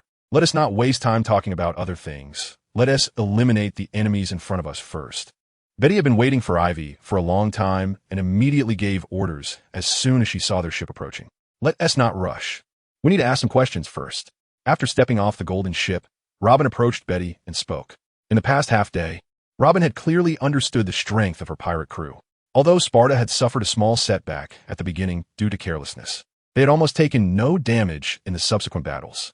Even though the intruders were strong, they had yet to encounter anyone capable of defeating Aivi and her crew. The intruders surrounding Betty were almost upon them, and those who had been inspired by Betty to attack the intruders were dwindling, making the situation quite urgent. So upon seeing Aivi and the others arrive, she immediately issued commands but forgot that Aivi and her crew were not her subordinates. In this situation, she could only compromise, as Aivi and her crew were her reinforcements. If they didn't take action, she would surely meet the same fate as the other 2 fallen commanders. She conceded. Ask whatever questions you have. Betty, having come to terms with the situation, no longer insisted on discussing the topic of taking action, nor did she care about the imminent invasion. Instead, she calmed down. When Aivi first approached her, Betty had learned a bit about the Aivi pirates, and after half a day here without any casualties, it was clear they were extremely powerful. This was one aspect that reassured Betty. Where exactly is this place? And can we return? Such a battle scene covers almost the entire continent. What is the reason for it? Seeing that Betty quickly calmed down, Robin looked at her differently, but it was essential to understand the information. You must have crossed a spatial rift to suddenly arrive here. This is the 9 provinces continent, which can be described as a different world, though that's not entirely accurate. To be precise, it is a world complementary to the Grand Line. What we do here will affect the Grand Line and the 4 seas in various ways. As for returning, it is certainly possible, but it will be somewhat troublesome and requires the Lord's approval, although the conditions may be daunting. Regarding the battles, they occur almost every 10 days. So there is hardly a safe place here. It's either fighting or death, with no third option. Furthermore, let me tell you a secret. These invaders have some sort of agreement with the Celestial Dragons. If they break through our defenses and enter the Grand Line, then everyone's future will be bleak, with no hope in sight. Betty spoke clearly and logically, making it easy for Aivi and the others to understand her words quickly. Simple and straightforward. This must be the place that the old geezer, the all-knowing one, mentioned. After hearing Betty's description, Aivi guessed where this was. Isn't this the place that the all-knowing one told him about? He had told Aivi to go to a specific place after leaving Raftel. Although it was a team made clear back then, everything described here matched what the all-knowing one had said. Damn it. Didn't he say to wait until after coming out of Raftel? Why are we here before even going there? It must be the old bastard's doing. Aivi couldn't think of anyone else with such abilities. Given the short time, this was all the information he could gather. He decided to ask someone for details after the battle. With that thought, Aivi dashed forward. Black hole. Mass annihilation. His fists crackled with countless volts of electricity, sweeping across the battlefield, with thunder resonating through countless bodies, striking and then being obliterated by the lightning. Almost immediately, Aivi cleared an area of about 100 meters. The strength of these invaders was also formidable, possessing great stamina and physical power. The fact that Aivi could quickly clear out around 100 meters of invaders was proof of his immense strength. If this were the Grand Line, such a move could wipe out almost half the population of an island. Inaru transformed into the god of thunder, radiating brilliance, and with every action, he sent waves of invaders' corpses flying. With a single strike from Sparta, hardly any invader escaped from the blade. All became souls under the sword. Flower chaos, giant feet. Countless arms sprouted from the ground, quickly converging to form a massive pair of feet that relentlessly trampled the invaders' bodies and minds. It seems a remarkable group has arrived. Watching Aivi and the others in action, Betty thought to herself, "You guys, don't let them underestimate you. Charge." With Aivi and the other strong ones leading the front, Betty's encouragement instilled great confidence in those inspired, unleashing 500% of their battle power. Terrifying. Chapter 282. Under observation, this person. In another part of the battlefield, Jackster inadvertently saw Aivi rampaging through the invaders and felt a hint of familiarity. He resembled the captain in his youth. He was somewhat puzzled, but that feeling quickly passed. After all, they had been on the 9 provinces continent for nearly 20 years, and the captain could not possibly be out. So he dismissed his somewhat absurd thoughts, but Jackster did feel that Aivi bore some resemblance to his captain. What's wrong? As Jackster hesitated, Quintus approached him and asked, "It's nothing. Maybe I just saw it wrong. I'll explain later after the battle." Jackster thought to himself. Oh, since Jackster didn't want to say, Quintus didn't press him, but he looked in the direction Jackster had been watching, trying to find the person who had caused Jackster's hesitation. Unfortunately, Shaji's body was just blocked by Inaru's god of thunder, with lightning filling the sky, dazzling and eye-catching. A newcomer, huh? Looks like they have decent strength. Quintus didn't think much of it, and hadn't expected his son to have found his way here. He simply felt that Inaru and the others were strong, and then continued to join the battle.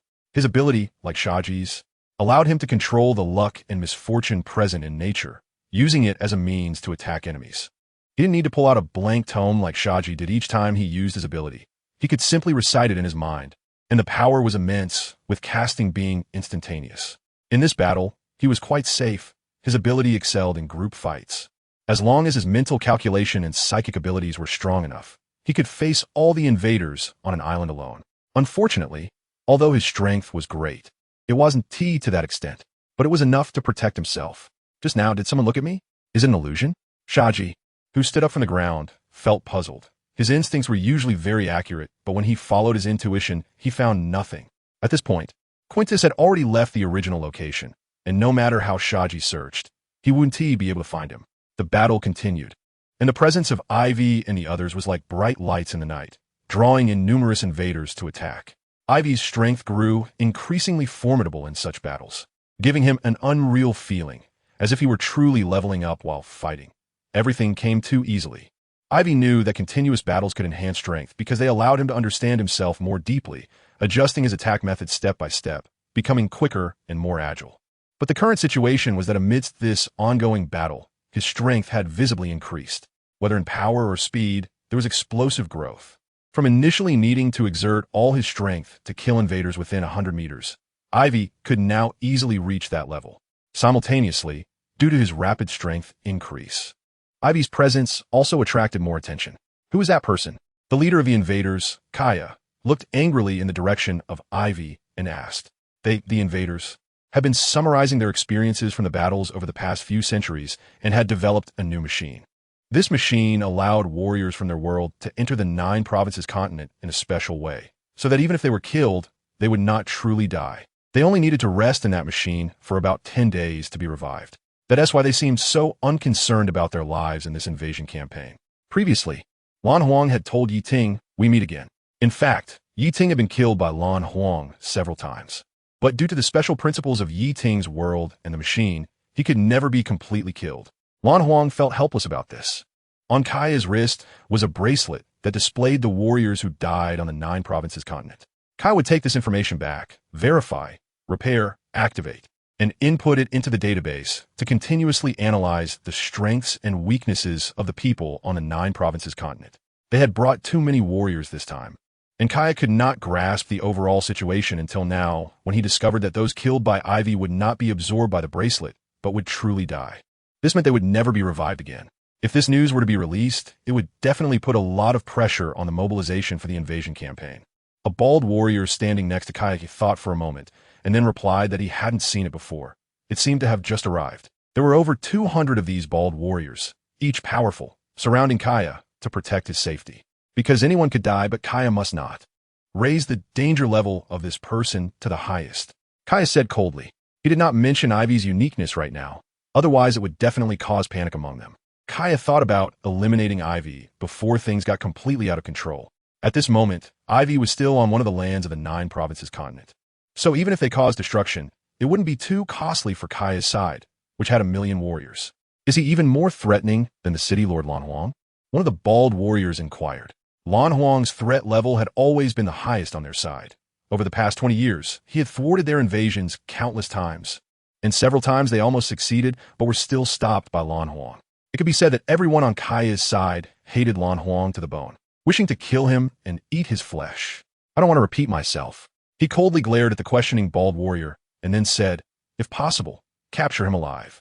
If not, execute him on the spot. Bring the body back.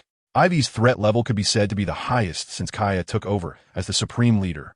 If possible, Kaya wanted to capture Aivi alive and take him back for dissection and research to understand the reasons for his uniqueness. What Kaya feared was that Aivi was not an exception, but that the spirit of the world had truly found a way to restrain their side. But Kaya also knew that based on Aivi's current performance, the possibility of capturing him alive was low, and it would require even more effort. This battle was comprehensive. They could not abandon the overall strategy for one person. The experts from other continents were still formidable, and he could not send more people to deal with Aivi. This was what Kaya found troublesome. We will obey the commander's orders. The bald warrior nodded in acknowledgement and then took out a communicator, saying, everyone pay attention. I am now conveying the command of the Supreme Commander. The bald warrior spoke quickly, and his voice reached everyone's ears immediately. This was similar to a server in a game. What this communicator said was like a public screen that everyone could see. Of course, Aivi did not know that he had already been recognized by all the invaders and had become their primary target. Is there a new threat again? And it's the highest. Yi Ting, who was struggling against Lan Huang, thought to himself while glancing at Lan Huang. As far as he knew, Lan Huang had the ability to bring people from the pirate world to the 9 provinces continent. So, Yi Ting thought that this guy named Aivi must also be an external aid brought by Lan Huang, just like the red-haired individuals who suddenly appeared half a year ago. Is his strength really that formidable? Thinking about the descriptions of Aivi, he concluded that he was extremely dangerous and that once encountered, one should not think at all but escape as quickly as possible. Only those of general rank or above could accept this mission. Yi Ting and the others had a very strict power standard. Extras, foot soldiers, third-class soldiers, second-class soldiers, first-class soldiers, junior lieutenants, senior lieutenants, junior generals, senior generals, generals, major generals, legendary generals, and divine generals. Moreover, because they would not die, no matter how strong the enemy was, the supreme leader had never given such an absurd order. They understood the principle that many ants can kill an elephant, so they were not afraid of death. However, now listening to the command conveyed by the Supreme Commander Kaya, it was actually to have anyone below the general rank who saw Aivi turn around and run away. What kind of reasoning was this? It was simply unheard of.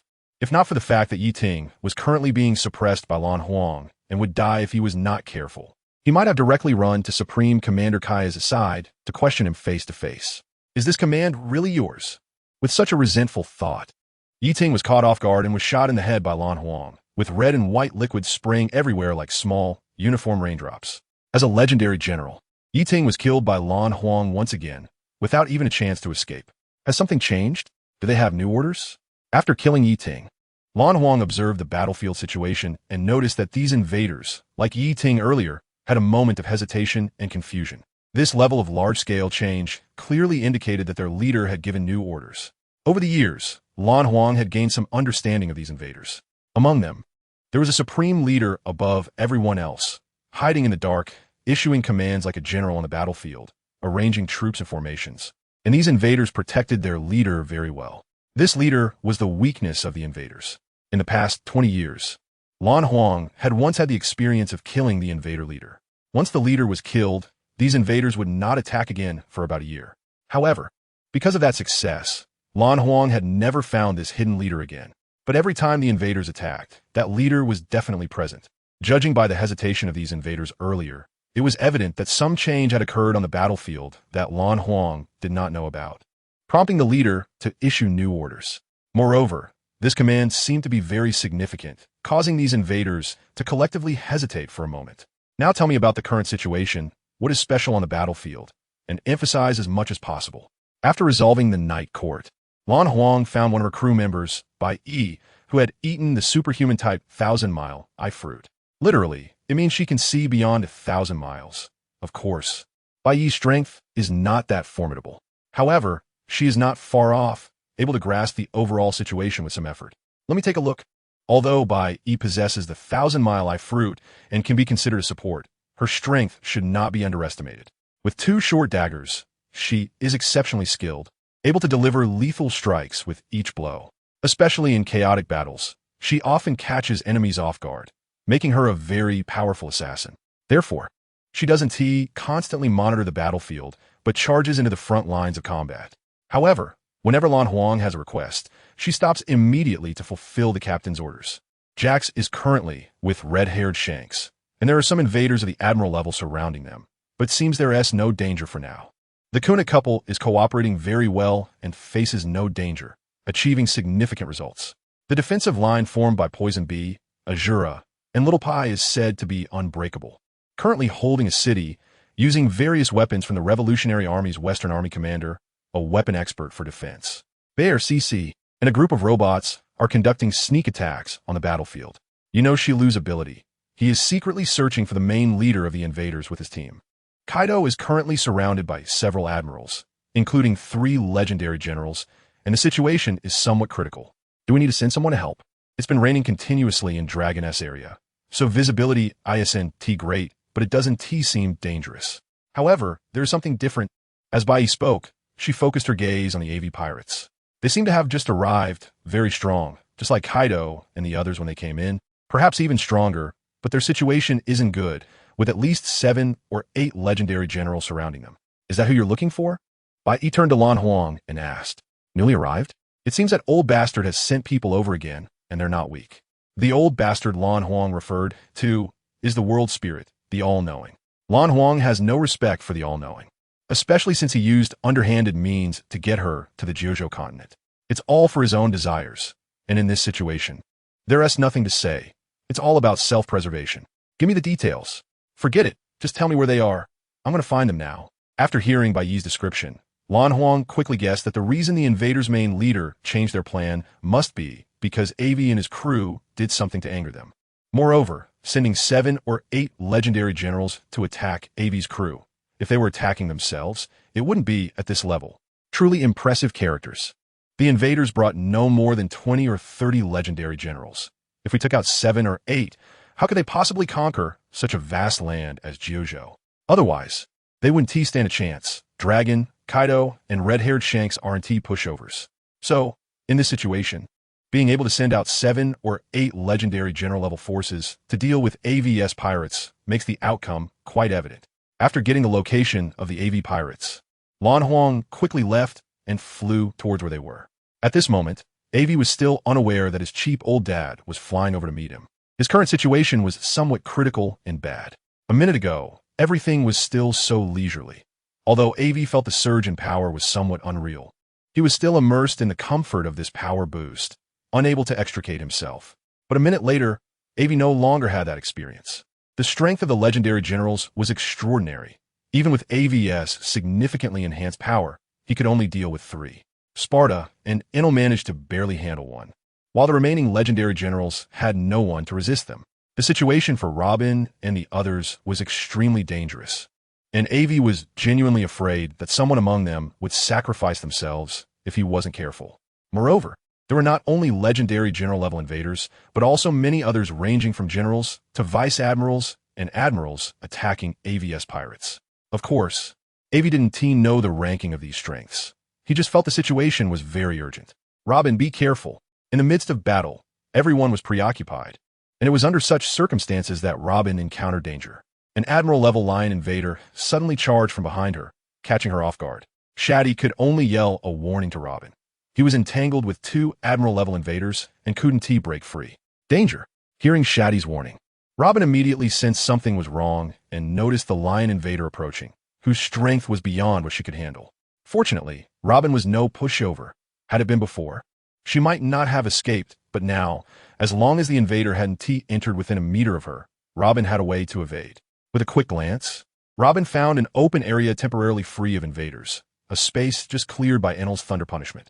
Flower blooming, peanut person. During the month Robin spent in Wano, it wasn't just a vacation. She also aimed to enhance her skills. Robin and Sparta had the most understanding of the samurai and ninjutsu of Wano.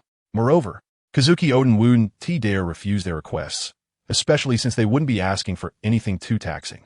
This move by Robin was a modified ninjutsu, a body swap that allowed her to teleport to another location in an instant. It was uniquely adapted by Robin. As long as she could set up her flower fruit abilities in advance, she could teleport to any flower left by her fruit at any time. It could be said that as long as Robin's fruit abilities were strong enough, she could teleport freely on the battlefield without any hindrance. Are you okay, Robin? Seeing Robin successfully escape, Shati breathed a sigh of relief and asked, I'm fine. Robin waved away Shati's intent to help. Although she spoke lightly, she was indeed drenched in cold sweat inside. These invaders were indeed imperceptible with observation haki. Everything had to be judged by intuition and combat experience. Unable to use observation haki to grasp the overall situation, she had been somewhat careless. Past combat experiences needed to be adjusted in this battle, or else they would surely suffer a great loss in the end. You bullies of Robin. You bullies of Robin. Today, I'll let you know what manners are. At this moment, a crisp and pleasant female voice suddenly rang out above the lion invader's head. It was Golden Week, who had hidden herself the moment full-scale combat began. If she didn't speak, no one could detect her. At this moment, Golden Week was in an invisible space, with its cheeks puffed up, looking quite angry. Two fingers transformed into scissors, sharply cutting into the lion invader. Upon hearing the voices of others, the lion invader immediately turned to the direction of the sound. But he could not find Golden Week no matter what. His instincts told him that he was in danger and needed to leave quickly. But in an instant, that thought vanished. How could it be so dangerous? He was about to kill the partner of the bounty list #1. If successful, it would be a huge gain. Soon after, that thought also disappeared, and finally, there was nothing left as he danced away like a fool, slapping himself as he jumped. Golden Week, what happened to him? Seeing the joyful figure of the lion invader leaving, Robin knew this had to be Golden Week's handiwork. He could now be considered a fool, mechanically repeating one action, slapping himself until he died. Sister Robin, look how good I am to you. Golden Week coquettishly said to Robin in a sweet voice. Although Golden Week was invisible, Robin knew he was right beside her. After all, Golden Week had just vented her anger for her, so encouraging him a little wouldn't hurt. So she said, okay, Golden Week is the bestest sister. Then give me back the candy you stole from me. It feels like there's no taste at all without candy. With a change of subject, Golden Week abruptly shifted from sisterly affection to candy. I knew it would be like this, Robin said, looking helpless against Golden Week. Let's not rush. I'll give it to you after this is over. Golden Week loved candy so much that he already had cavities, so Robin secretly hid all his candy to protect him, while Robin had just finished dealing with danger. The situation was not so safe for Sanji and Cornus. The two of them stood together, struggling to defend against the enemy's attack. Cornus created a hail house as hard as iron, and together with Sanji, they were holding their ground well. However, they attracted the attention of a legendary general, who decisively came their way.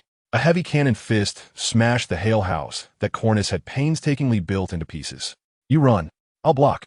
At that moment, Sanji displayed his manly spirit, standing directly in front of the legendary general. No, if I run, you definitely won't hold out for long either. At that point, I won't be able to escape far and will be caught. We can hold out a bit longer together, so we can better wait for Aivi and the others to rescue us. We're partners, aren't we? Although the first hail house was shattered by the legendary general's punch, Cornus wasn't discouraged and quickly built another hail house, wrapping Sanji inside. Great castle hail. Cornus stomped hard on the ground, and the earth began to rumble as a crystal palace-like fortress suddenly rose up, appearing just in time for Cornus and Sanji. This hail castle could definitely not be shattered in a short time. We must buy time during this period. Ice bomb, with a cold shout from Cornus. Snowflakes in the sky quickly condensed into a giant hailstone several meters wide, heavily attacking the legendary general. Sanji didn't dwell on whether Cornus would leave or not. After all, they were partners. It was just that Cornus had always been hiding behind, without much presence. That's why Sanji had wanted Cornus to leave at first. But now, Cornus showed Sanji her strength, proving she wasn't the weakling he had imagined, but rather very powerful. So Sanji picked up the Book of the Void again, starting to cast spells and continuously cursing the legendary general. Just this little bit of attack can trouble this general? The legendary general sneered, raising his hand to swipe at the giant hail bomb that was falling from the sky, expecting to easily swat it away. However, things didn't go as expected. Unexpectedly, just as he was about to hit the hail bomb, he suddenly twisted his ankle. For a legendary general of his caliber, this was something that should never happen. Yet it did. The hail bomb successfully smashed down on the legendary general's head, making a dull and powerful sound. Just by looking at it, one could feel his headache. Damn! As the legendary general looked up, the hail bomb fell to the ground, turning into tiny fragments, and a trickle of black blood flowed down from his head. His originally green hair turned completely black, and his fierce face was filled with anger. You two little brats. I'll kill you. Chapter 285. Kuntas. Ahead should be the group that was mentioned, not far from Sanji and Cornus. A middle-aged man was running quickly, effortlessly moving through the throngs like it was a leisurely stroll, with a calm expression on his face as he gently stroked his well-groomed mustache. Kuntas was rapidly approaching Sanji and Cornus at the Hail Castle. Hey, what on earth is so special about you that made our captain order us to protect you at all costs? The questioning voice smoothly reached Sanji's ears. It sounded so familiar, but he couldn't recall who it was. Sanji and Cornus were not in a good situation. The legendary general was indeed formidable, and his physical strength was incredible. Cornus's giant hail bomb only managed to break the legendary general's surface. Although he was bleeding, he suffered no damage to his strength. And Sanji's curse only slightly delayed the legendary general's advance, ultimately failing to stop his attack. The legendary general, with his tough skin and thick flesh, quickly ran towards the Hail Castle, as countless hail bombs hit him as if they were nothing, igniting his murderous intent to kill Sanji and Cornus. When Sanji heard Kunas's voice, he was preparing to change positions. It seemed that they couldn't hold the Hail Castle for long. And during the time it took for the legendary general to completely shatter the Hail Castle, it was just enough time for Sanji and Cornus to escape. Who is it? Cornus, standing with Sanji, also heard Kunas's voice and turned to look. They were both taken aback, because Kuntas's appearance looked so much like Sanji's. It was almost as if they were looking at a middle-aged version of Sanji. You two?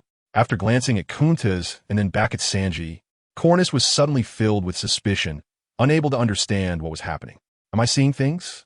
But even if she were seeing things, she shouldn't be seeing Sanji's middle-aged appearance. Who are you? The moment Sanji saw Kuntas, he was stunned, his body frozen, tears welling in his eyes, but he held them back. When he left Lucky Island, his sister Kuntas Sayoko had given him a photo of his parents.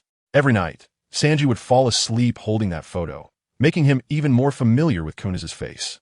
Why do you look a bit like me? When Kuntas was surprised by the appearance of Shati, he quickly noticed the legendary general attacking the Hail Fortress. Shati and Cornus, standing on top of the fortress, looked like they were about to fall. However, Shati showed no sign of concern and instead stared intently at Kuntas. Let's put that aside for now. I need to deal with this guy first. You might not know me, and I don't know you either. I've been sent by the captain to protect you. When Shati was very young, Kuntas left with his wife, so he didn't immediately realize that Shati was his son. Years had passed, and he had honed his martial skills and bravery, able to do the right thing in the most critical moments. Right now, the most important thing for Kuntas was to deal with the legendary general attacking the Hail Fortress. As for whether Shati was the person the captain sent him to find and why Shati looked so much like him, those questions could wait. Boom! Behind Kuntas, there was a loud rumbling, as if 1,000 rhinos were charging towards him, creating a tremendous uproar. Damn it, they caught up so quickly. Kuntas' face showed a hint of displeasure. With a legendary general attacking on Aivi's side, how could Kuntas, the highest-ranking Blue Phoenix crew member before Aivi, not be under siege by a legendary general? There definitely was one. It was just that, due to the captain's orders, Kuntas disregarded the legendary general's attack and seized an opportunity to come here. He wanted to see which big shot could compel Captain Blue Phoenix to make such a decision. Of course, Another reason was that Kunta's fighting location was closer to where Shaji and the others were compared to others. You two jump down. Let's find a place to hide first. If it were just him alone, Kuntas wouldn't be afraid, not even if there were twice as many opponents. But with attacks coming from both sides and two unfamiliar people whose strength he didn't know, Kuntas couldn't guarantee he would win, so it was wiser to run first. All right, Cornus could see that Kuntas genuinely meant no harm to them, and she had originally planned to leave. So she didn't dwell on why Kuntas and Shaji looked so alike and decisively chose to trust Kuntas. Let's go, Cornus shouted to Shaji, but he remained dazed and unmoving. Seriously, spacing out a time like this? Even though she complained, she couldn't just leave Shaji behind, when she had no strength before. Shaji and the others had never given up on her, so after obtaining the ice fruit, she trained hard. She couldn't just abandon Shaji over such a small matter. Ice wings. Crystalline shards rose behind Cornus, and she grabbed Shaji, leaping into the air, her wings flapping rapidly as she soared. Damn rat, where do you think you're going? Just as Cornus took off, the legendary general behind her was furious. You hit me so many times, and I haven't retaliated yet. Now that I've almost caught up to you, you're trying to escape. What kind of nonsense is this? The enraged legendary general bent down, grasped the ground of the Hail Fortress, veins bulging, and with a mighty effort, lifted the fortress. Die, you scoundrel! With a roar, the massive Hail Fortress was thrown forcefully towards the direction Cornus had flown. Not good. It's too fast. It's going to hit us. The flying speed of the Hail Fortress was much faster than Cornus's. Even though it had already flown a distance, it suddenly reached right behind Cornus, and it looked like it was about to crash down on her. All things heed my command. Return. Kuntas, standing on the ground, couldn't just stand by and watch as Cornus and Shaji were crushed. He quickly recited a spell in his mind. And just before the Hail Fortress was about to smash into Cornus, it suddenly stopped in midair and flew back towards the legendary general at an even faster speed. Wind, fire, thunder, and lightning, heed my command, descend. In an instant, wind, fire, thunder, and lightning erupted around the legendary general, producing huge explosions. Chapter 286, Fatherly Love Whoosh. Taking this opportunity, Cornus flew directly to Kunta's side. Just now, Kuntas had waved his hand and saw the major problem for her, which Cornus had seen. She had gained a clear understanding of Kunta's strength. If Kuntas really wanted to attack her and the others, he could have silently ended it. Since that's the case, why help us? Cornus, bringing Shaji to Kunta's side, directly asked. The Aivi pirates had just arrived, and she only knew one person, Betty. The others were strangers. There was no time for introductions before, but now it's time to formally introduce ourselves. I'm Kuntas from the Phoenix Pirates. While leading Cornus and Shaji to escape, Kuntas introduced himself. Since I've revealed who I am, shouldn't you introduce yourselves too? I'm Cornus, the musician of the Aivi Pirates, and this is... Cornus began to introduce herself. Kuntas. Shaji blurted out before Cornus could finish, staring blankly at Kuntas. He had searched for so many years, and now he finally saw his father in person. He was extremely excited. Kuntas. Shaji. Kuntas noticeably paused, but quickly adjusted himself. After all, there was still a legendary general pursuing them. I understand. We can talk about this later. Although he calmed down, Kunta's expression turned more serious. Where are the other members? Tell me. Kuntas remembered that no matter how dangerous it was to be attacked by the legendary general, he had to quickly fulfill his purpose, which was to find all the members of the Aivi Pirates and protect them until Captain Blue Phoenix arrived. I'm your son. I've been looking for you for a long time. Why do you look like this now? Seeing Kunta's reaction, Shaji exploded, breaking free from Kunta's grasp and stopping in place. Eyes wide open, looking at Kuntas in disbelief. He had imagined all sorts of scenarios for reuniting with his parents, but he never expected this. It's as if he was a stranger who evoked no excitement in Kuntas. What expression do you want to have? Besides, this isn't the time for reminiscing. We can talk about that after we survive. Kuntas remained calm, but appeared even more serious. With a fleeting excitement in his eyes quickly concealed from view, he wished he could tightly embrace Shaji and share their longing for each other. But now was not the time for that. When to do what? In this battle, survival was the first priority. Otherwise, everything would be over. Hurry up and go, or we won't be able to leave. Kuntas urged. You can't escape now. The ground suddenly trembled violently, and a head burst out from underground. With claw-like hands reaching for Shaji's head, gripping down hard. Everything happened so fast, so unexpectedly. Here, using observation hockey against these invaders was useless. It was impossible to predict their next move, whether they had gone invisible. Everything was unpredictable. for Shaji and Cornus, who had just come from the pirate world. They hadn't adjusted to the situation yet. Staring at the claws so close, Shaji was frozen, at a loss. All the battle experience he had accumulated over countless fights vanished in an instant, his mind blank. What are you standing there for? Run. By the time he snapped back to reality, Shaji found himself out of danger, having been pulled to safety by Quintus. His left arm was bleeding profusely, large chunks of flesh missing, and even to the naked eye, one could see the pale, white bones beneath. Unlike Shaji, Quintus had been fighting here for over a decade. Already adapted, so he remained vigilant at all times. The moment the legendary general emerged from underground, Quintus reacted immediately. He sacrificed his left arm to save Shaji from danger. Dad! Tears filled Shaji's eyes. This incident made him realize that his father loved him and didn't care as he had claimed. But the cost was indeed heavy. Let's go. My partners will be here soon, and of course, the enemies will come too. They will soon gather on this island, and with your strength, you won't last long. So find a place to hide quickly. Otherwise, go find your captain. If the whole crew sticks together, you might last a bit longer, increasing your chances of survival.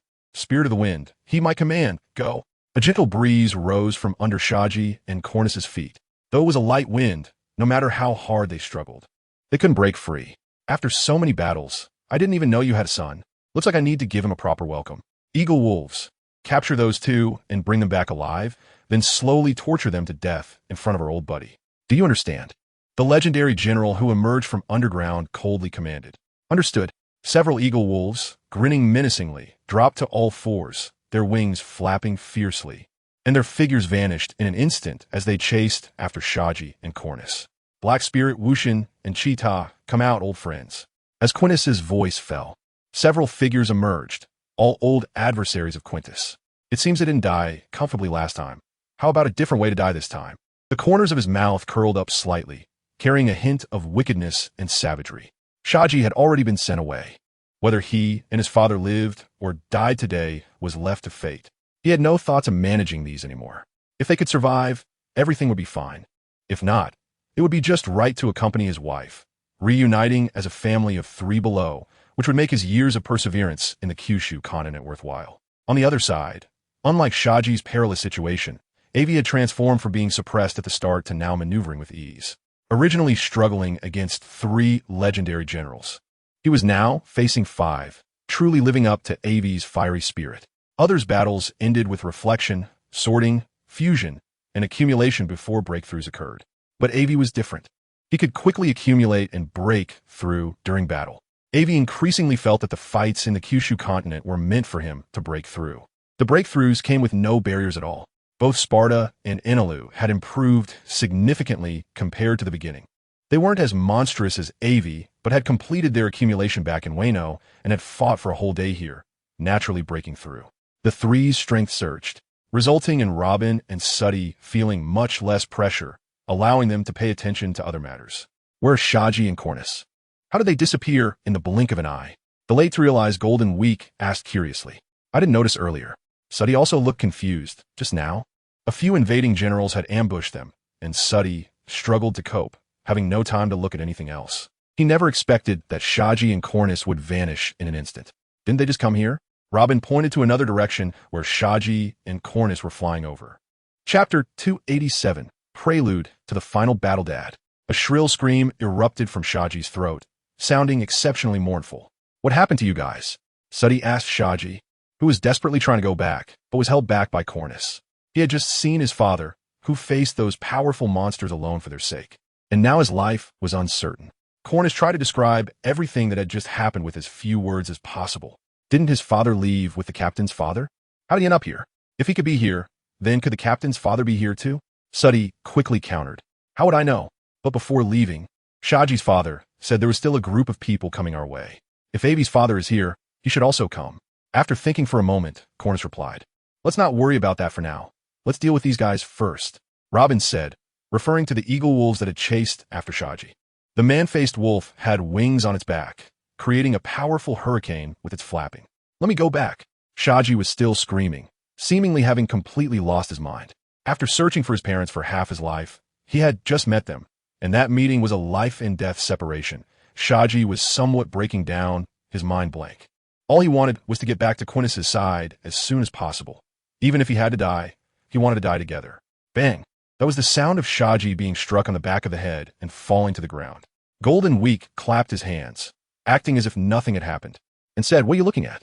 This helps him calm down, and with his current state, he didn't seem capable of fighting. "If we don't resolve this quickly, it will hold us back. Don't you think so, Sister Robin?" He smiled at Robin, boastfully.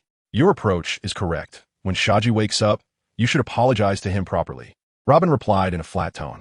"You guys really don't take us seriously, you bastards." Robin and the others' disregard clearly angered the Eagle Wolves' pride.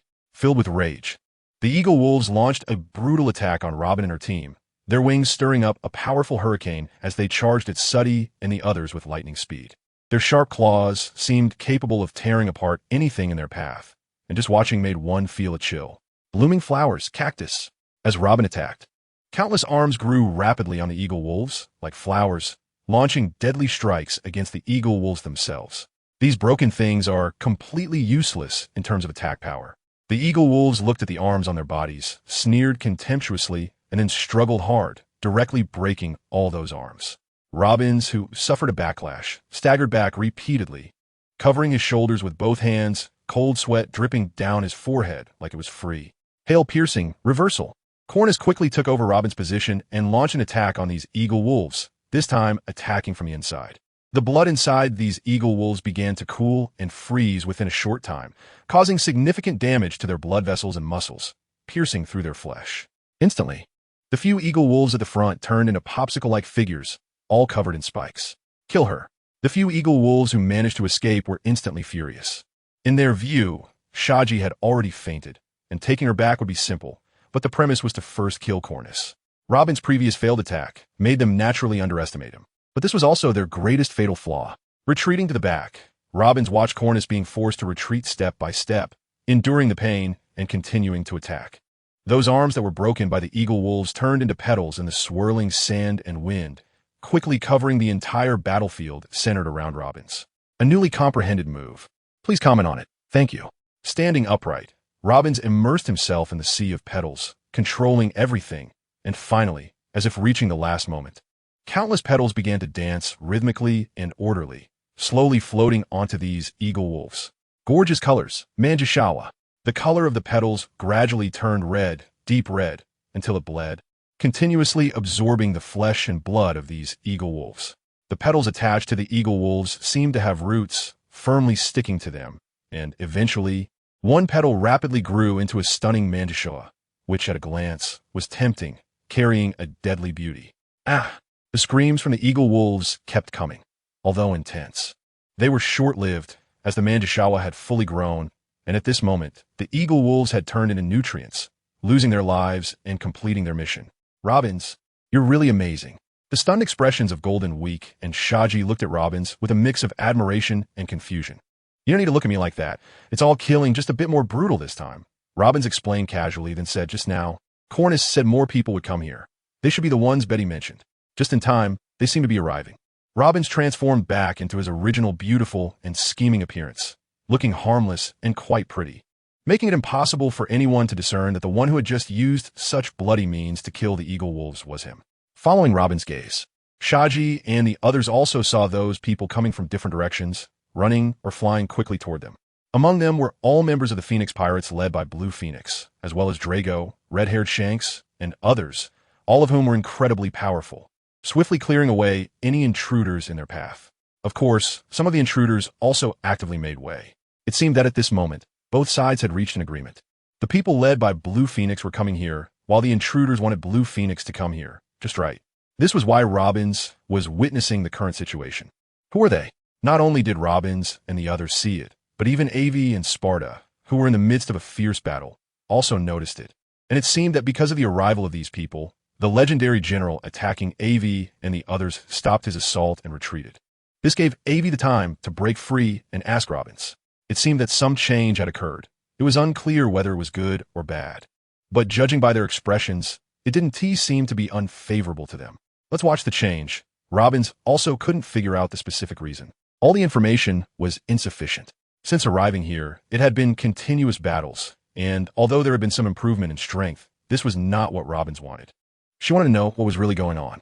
Insufficient information made Robins somewhat anxious. That person, Why does he look so familiar? However, when Robin saw Blue Phoenix charging at the front, she felt puzzled and hesitant. Could it really be him? Red-haired, Drago, and Kaido. It seems the people who went missing half a year ago are all here. Aivi thought quietly as he watched the approaching crowd. The sky was dark. The scars of the sky stretched across the starry sky, making it impossible to tell whether it was day or night. But there was still a dim light illuminating the earth, preventing it from being completely dark. Captain, Jax approached Blue Phoenix and whispered, a hint of a smile on his face. Robin ignored Jax's teasing expression. Upon seeing Aivi, Blue Phoenix already knew what Jax was thinking. But Blue Phoenix knew his own situation. He hadn't gone out for a long time and had no wife, so he never thought Aivi could be his son. Only upon seeing Robin's did Blue Phoenix's expression change slightly. Haven't everything returned to normal? How could Robin's appear here at this time? Blue Phoenix was filled with confusion. Back then, to confuse the invaders hidden among the celestial dragons, Blue Phoenix made many arrangements to return everything to the starting point, even if it seemed ambiguous.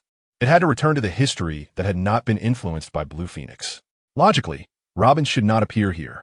Blue Phoenix calculated that she should still be in Alabasta, dealing with Crocodile and Tiger, until Luffy arrived and boarded Luffy's ship. Why is she here now? Then Blue Phoenix's gaze focused on Aivi, this time much more seriously. Who exactly are you? His brows furrowed slightly, revealing Blue Phoenix's anxious thoughts. All traces of my existence should gradually fade away. The spirit of the world will help. Everything will inevitably return to the right track. But now Aivi, this uninvited guest, has disrupted the chessboard I set up. Smilock. Aivi. At first, he was unsure how to face this guy, but now it seemed there was no need to think of any countermeasures. Upon seeing Blue Phoenix for the first time, Aivi confirmed that this guy should be his adoptive father. But since Blue Phoenix wanted to put on an act, Aivi was not the kind of person to shamelessly act like a son, so they could each go their own way. Impossible. Blue Phoenix's brows were clearly furrowed even more, his tone filled with doubt. If I had a son, I would definitely know. But what if? After the initial resistance, Blue Phoenix began to ponder the possibility of this matter. He had lived a free-spirited life. If someone really had a child but didn't tell him, that possibility did exist.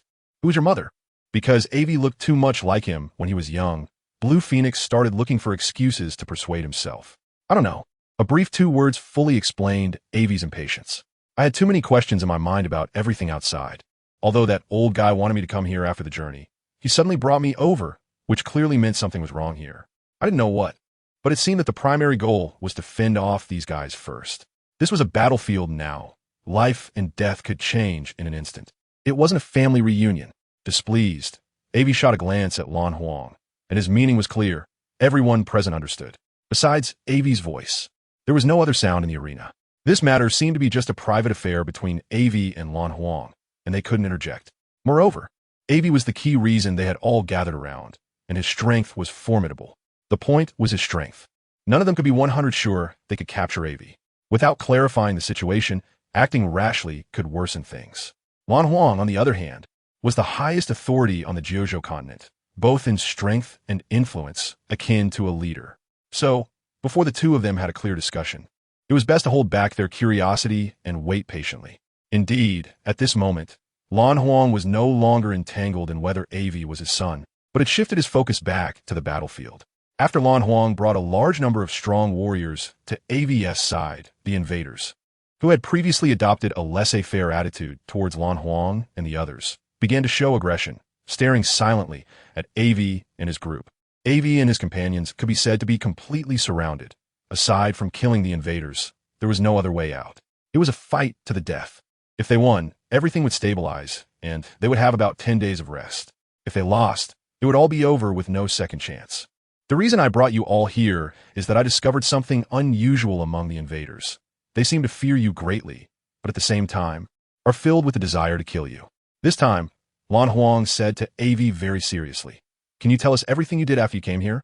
We should have enough time." Saying this, Lan Huang glanced at the crowd behind him, appearing very confident.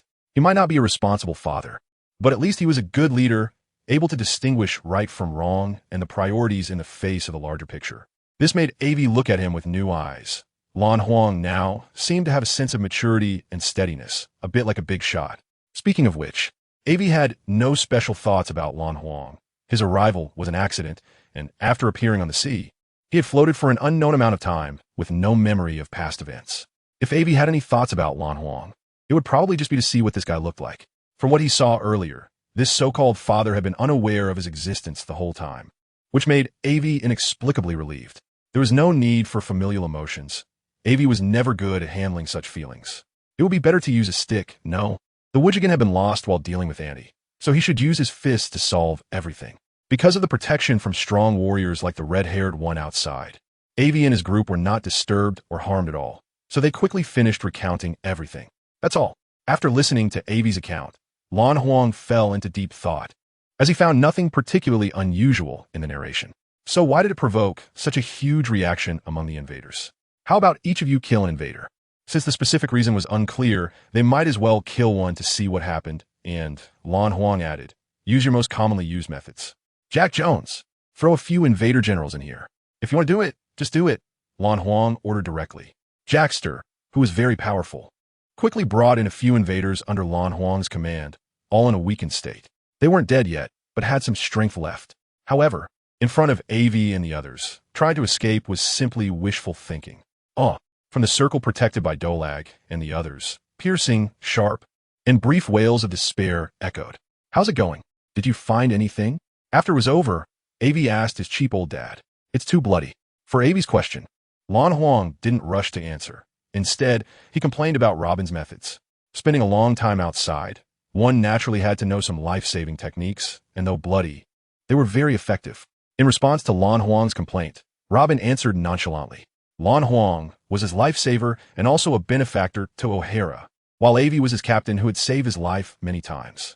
Robin felt grateful towards Aivi, and since they were partners, this bond was even deeper. When he first saw Lan Huang, Robin was a bit excited, but after Aivi and Lan Huang's dispute, he naturally chose to stand by Aivi. Seeing Robin's attitude, Lan Huang had nothing more to say, just reminiscing about how adorable Robin was when he was a child. Now, he was no longer adorable at all. He had grown taller, his figure fuller, increasingly resembling the way he remembered, and Lan Huang felt a complex emotion in my daughter has grown up. Facing Lan Huang's teasing, Robin remained silent, quietly staying by Aivi's side. Boring. Lan Huang silently complained at this scene. After seriously looking at Lan Huang, Aivi thought, had he misjudged earlier? This guy was an unrepentant rascal, not as mature and steady as he had imagined. Until you figure out what you're thinking. I think I should know the reason now, an important factor that could turn the tide for us.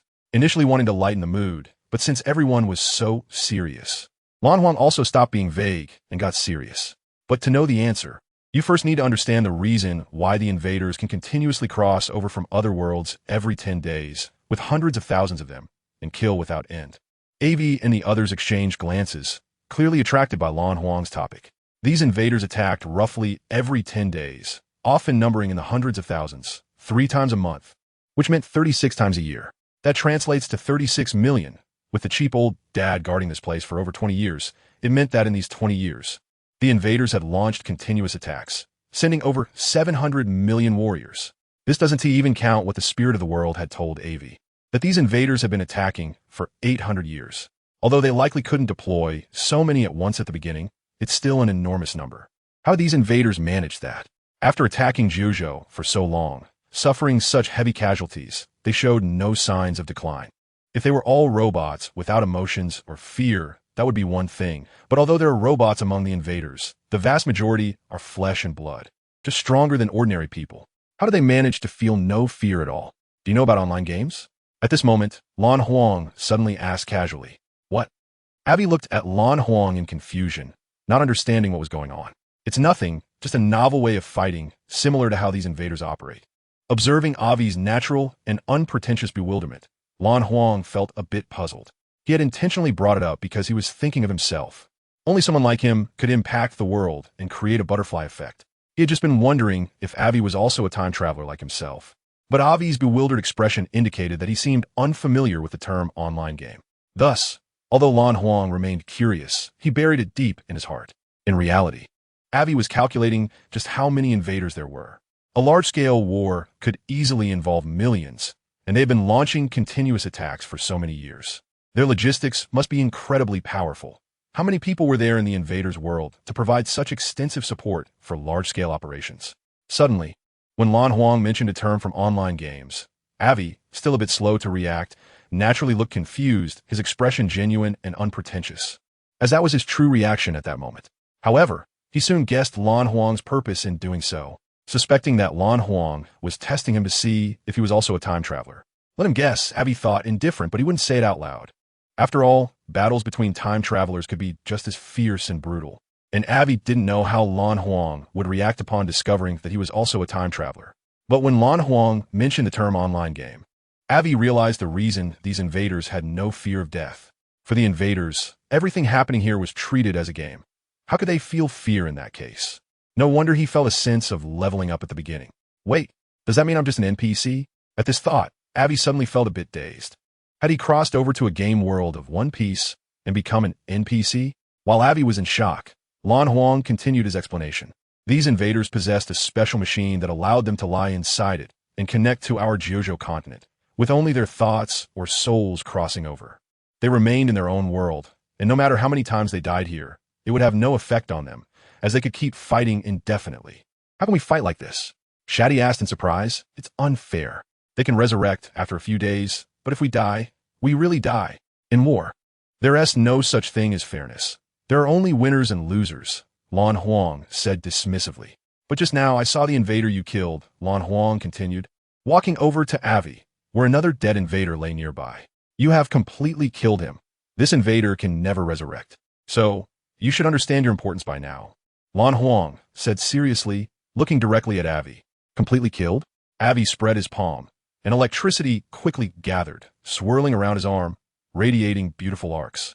If he had to identify what set him apart from others, it would be this electric power, perhaps related to this. Among these invaders, there was a supreme leader, hidden very secretly, making it undetectable. This guy possessed something that could absorb the souls of the fallen. So as long as the supreme leader was killed, the Jojo continent could be stable for a year. At that time, you could take the opportunity to return outside. Lan Huang continued, glancing at the electricity in Aivi's hand. I was lucky to succeed once, but I never succeeded again because whenever they sensed a significant defeat, this supreme leader would leave alone to return. Is that so? Looking into Lan Huang's eyes, Aivi thought, if this guy could succeed, there was no reason for him to fail. You've said enough. I understand clearly now. Stop wasting time. In my eyes, anything that can be resolved with a fist isn't a problem. After saying that, Aivi charged forward. Isn't it just killing? What's so difficult about it? Just treat it like leveling up in an online game.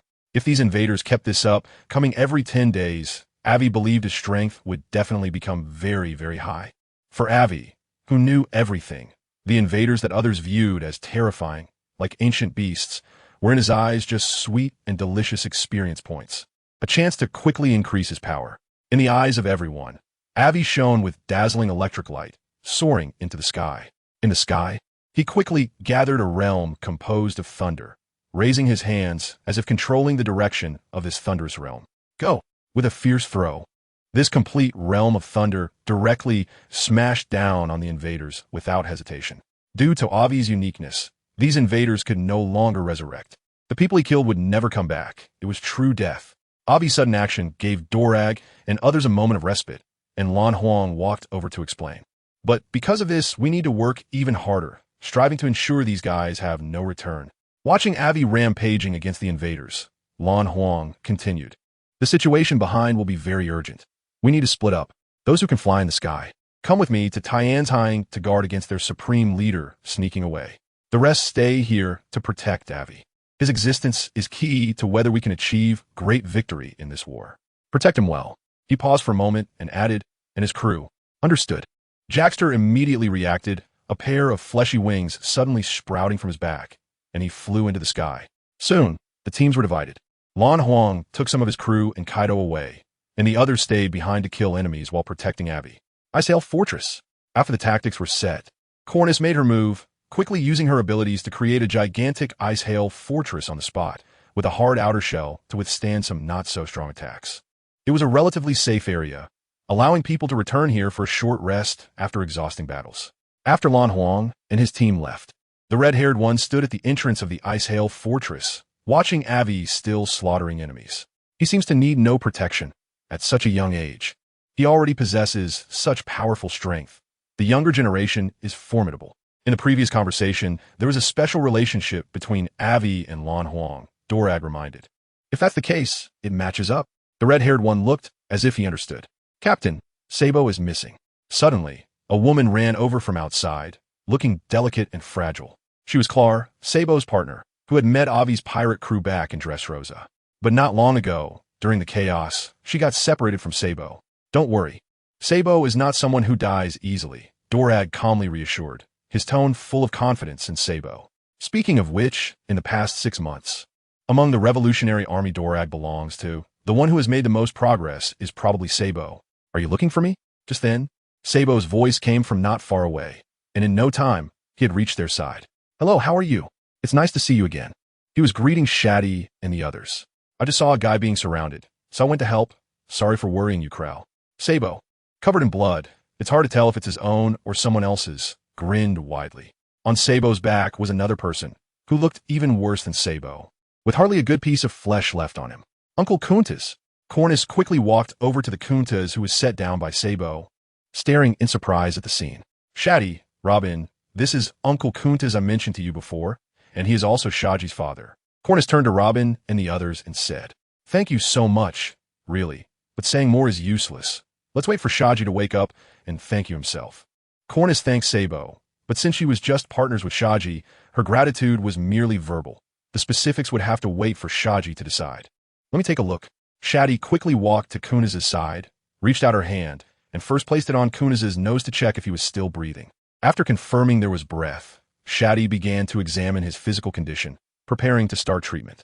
As long as there is still a breath, in Shati's eyes, there is no patient that cannot be saved. It's all minor stuff. Here, helping each other is the only standard for survival. Sabo, feeling a bit embarrassed, scratched the back of his head and responded with a sunny smile to Cornus's earlier thanks. However, he felt something warm on the back of his head, and upon looking at his hand, he found it was blood. He then felt a bit dizzy. What's wrong with you? Fortunately, Crown noticed in time. Otherwise, Sabo would have already fallen to the ground. It should be from the earlier sneak attack, but due to the numbing effect, he only noticed it now.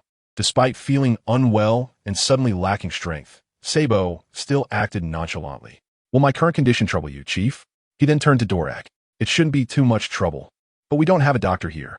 Dorag then walked over to Shati and bowed, saying, Could you please help my partner with treatment?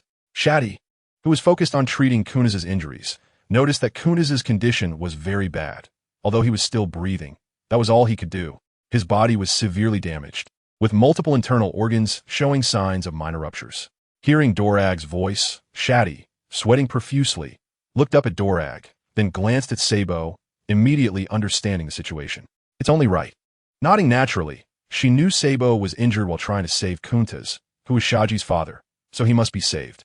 It hasn't even been a year since we last met, and I didn't expect such a big difference in strength. Sabo said this after seeing Aivi fighting outside, then sighed. He's a monster, not someone who can be measured by ordinary standards, but compared to him, your progress is also tremendous. While treating Sabo, Shati naturally gained a rough understanding of Sabo's strength.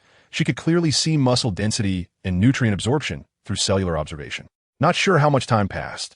Several figures quickly retreated from outside, fighting as they fell back. Really impressive. After such a long time, they still look energetic, said the red-haired fighter, panting after returning from battle. High-intensity combat is very draining on people's energy and stamina, especially when fighting against enemies several times stronger. At this moment, Dorag quickly took the red-haired fighter's position and led his people outside. Sabo and Crow stayed behind in the Icehail fortress. Sabo was injured, and Crow was there to take care of him. The battle continued, and it didn't turn one-sided just because they understood Aivi's characteristics. Chapter 291. Kaya's last stand. Aivi and their plan was not to kill all the invaders, but to force their overall leader out. If they kept killing, their overall leader would surely not be able to hold on, either exposing himself or escaping with a large number of invaders. But he would be intercepted by Lan Huang and others who had been waiting for a long time. Regardless of which choice, these invaders were bound to lose today. Now, the focus was on who could hold on for the final victory in this battle. Commander Kaya, what should we do now? Please give the order. In a hidden place, Kaya did not answer his subordinate's question, but began to think. He had been paying attention to Aivi's situation, and upon noticing that Lan Huang and others all headed towards Aivi's direction, he did not try to stop them, but instead allowed them to pass. He was considering a complete annihilation. Even if Aivi could kill them all, with sheer numbers, the tactic of overwhelming them would eventually drag Aivi down. For Kaya and his men, the word tired did not exist. They could keep fighting until death. Their advantage was significant, and the key was that Kaya did not inform his subordinates about Aivi's special abilities. He only issued the highest bounty on Aivi, without knowing that being killed by Aivi meant certain death, and that there was a high reward for killing Aivi. Kaya thought he could drag Aivi to death in no time. If Aivi attempted to escape, Kaya would command all his subordinates to ignore the attacks from others and focus solely on Aivi. But now the reality was that Aivi had killed nearly 100,000 people by himself.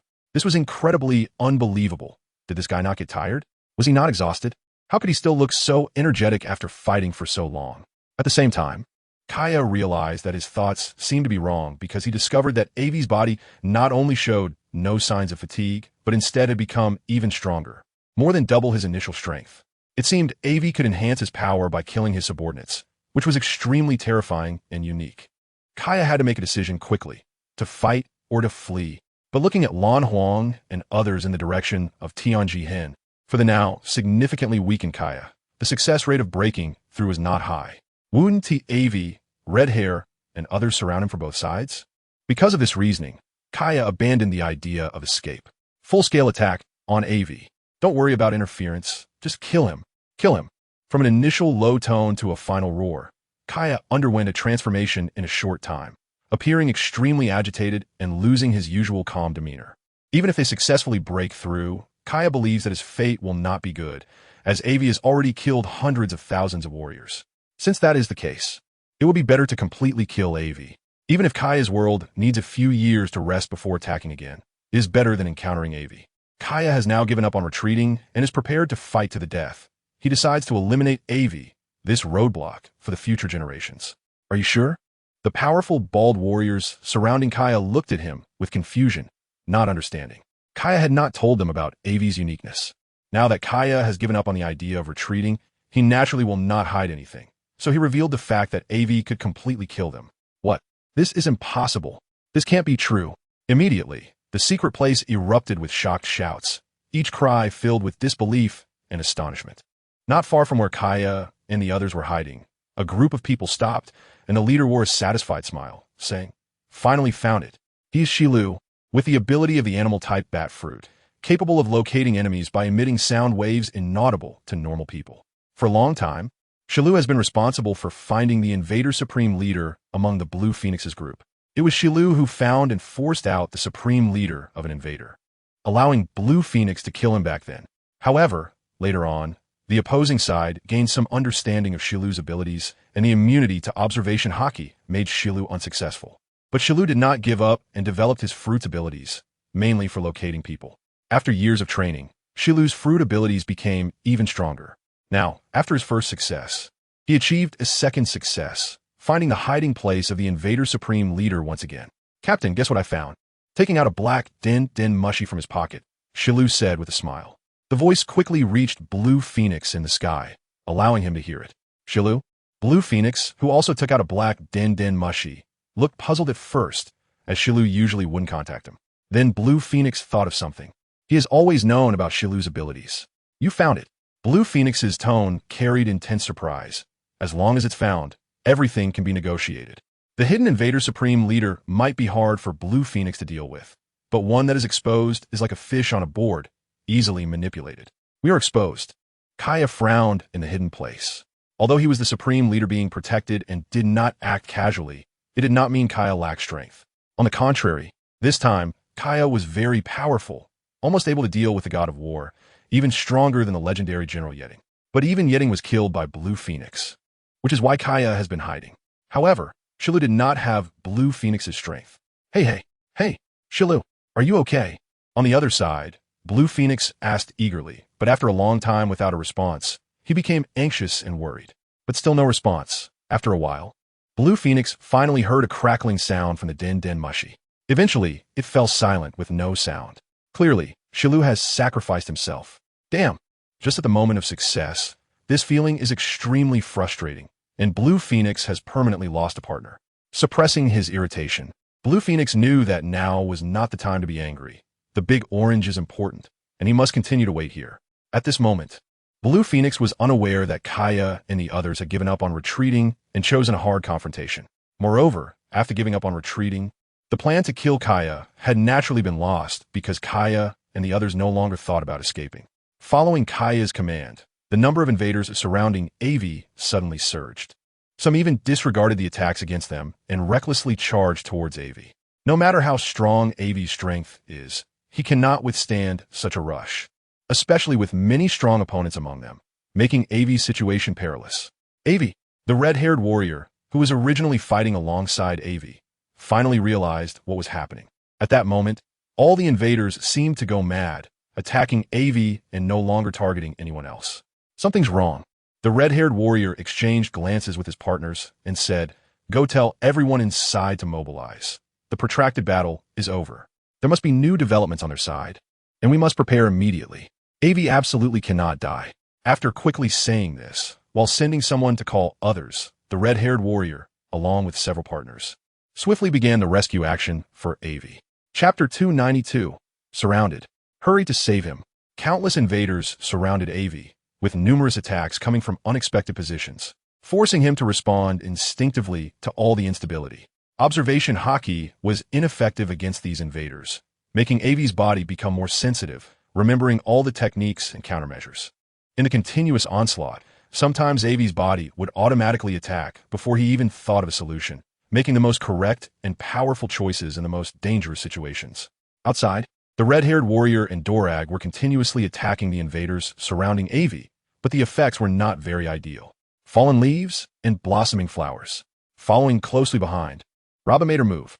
Although her strength was not as strong as that of the red-haired warrior and others, she had her unique attacking method. Countless tiny arms suddenly sprouted from the ground, and they also appeared on the invaders. Robin was best at joint techniques. However, this time she was not using this to attack, but to rescue. These flower-like arms that sprouted were part of Robin's body. Wherever they grew, Robin could see. Moreover, because these invaders only targeted Aivi and attacked him with all their strength, Robin's actions became safer and quicker. Soon, Robin found the center of the battle, the exact location of Aivi. "I'll be right back." After saying this, Robin's body quickly disappeared. She had used this move before when she encountered danger, enabling her to appear instantly where her flower arms were, without hesitation or delay. In Aivi's words, this was teleportation. This time, Robin intended to use this move to bring Aivi out. She had never used this move to teleport someone else before, so she didn't know if it would work. But now, there was no other choice. Robin had to take a gamble. "Want to kill me? You're a bit too tender for that. Let's go." Avery, who was besieged at the center, was not in a good situation. Although his strength had increased significantly after this period of fighting, he could not withstand such a swarm of attackers, some of whom were not much weaker than him. This kind of siege left Avery feeling frustrated and constrained. Fortunately, he had developed a new combat method, fighting with his body. This was a type of combat where his body reacted directly without the need for conscious thought. The efficiency was much stronger than before. Every punch and kick was a meaningful attack, never wasting energy on unnecessary moves, eliminating redundant actions in battle, and striking to kill with every blow. Just as Avery was immersed in this intense yet enjoyable combat, he heard Robin's voice. However, his body was still lost in the previous combat mode, and if it weren't for Avery's timely restraint, he might have accidentally killed Robin. "How did you get in here?" Avery asked, surprised. Robin had suddenly appeared next to him, and Avery hadn't sensed it at all. Could it be that he was so engrossed in battle that he couldn't even notice such an obvious disturbance? It seemed that this combat method still needed improvement. Avery reflected internally. "Get out quickly. I can handle this, and I can hold on for a while longer. You all can attack from outside to save me."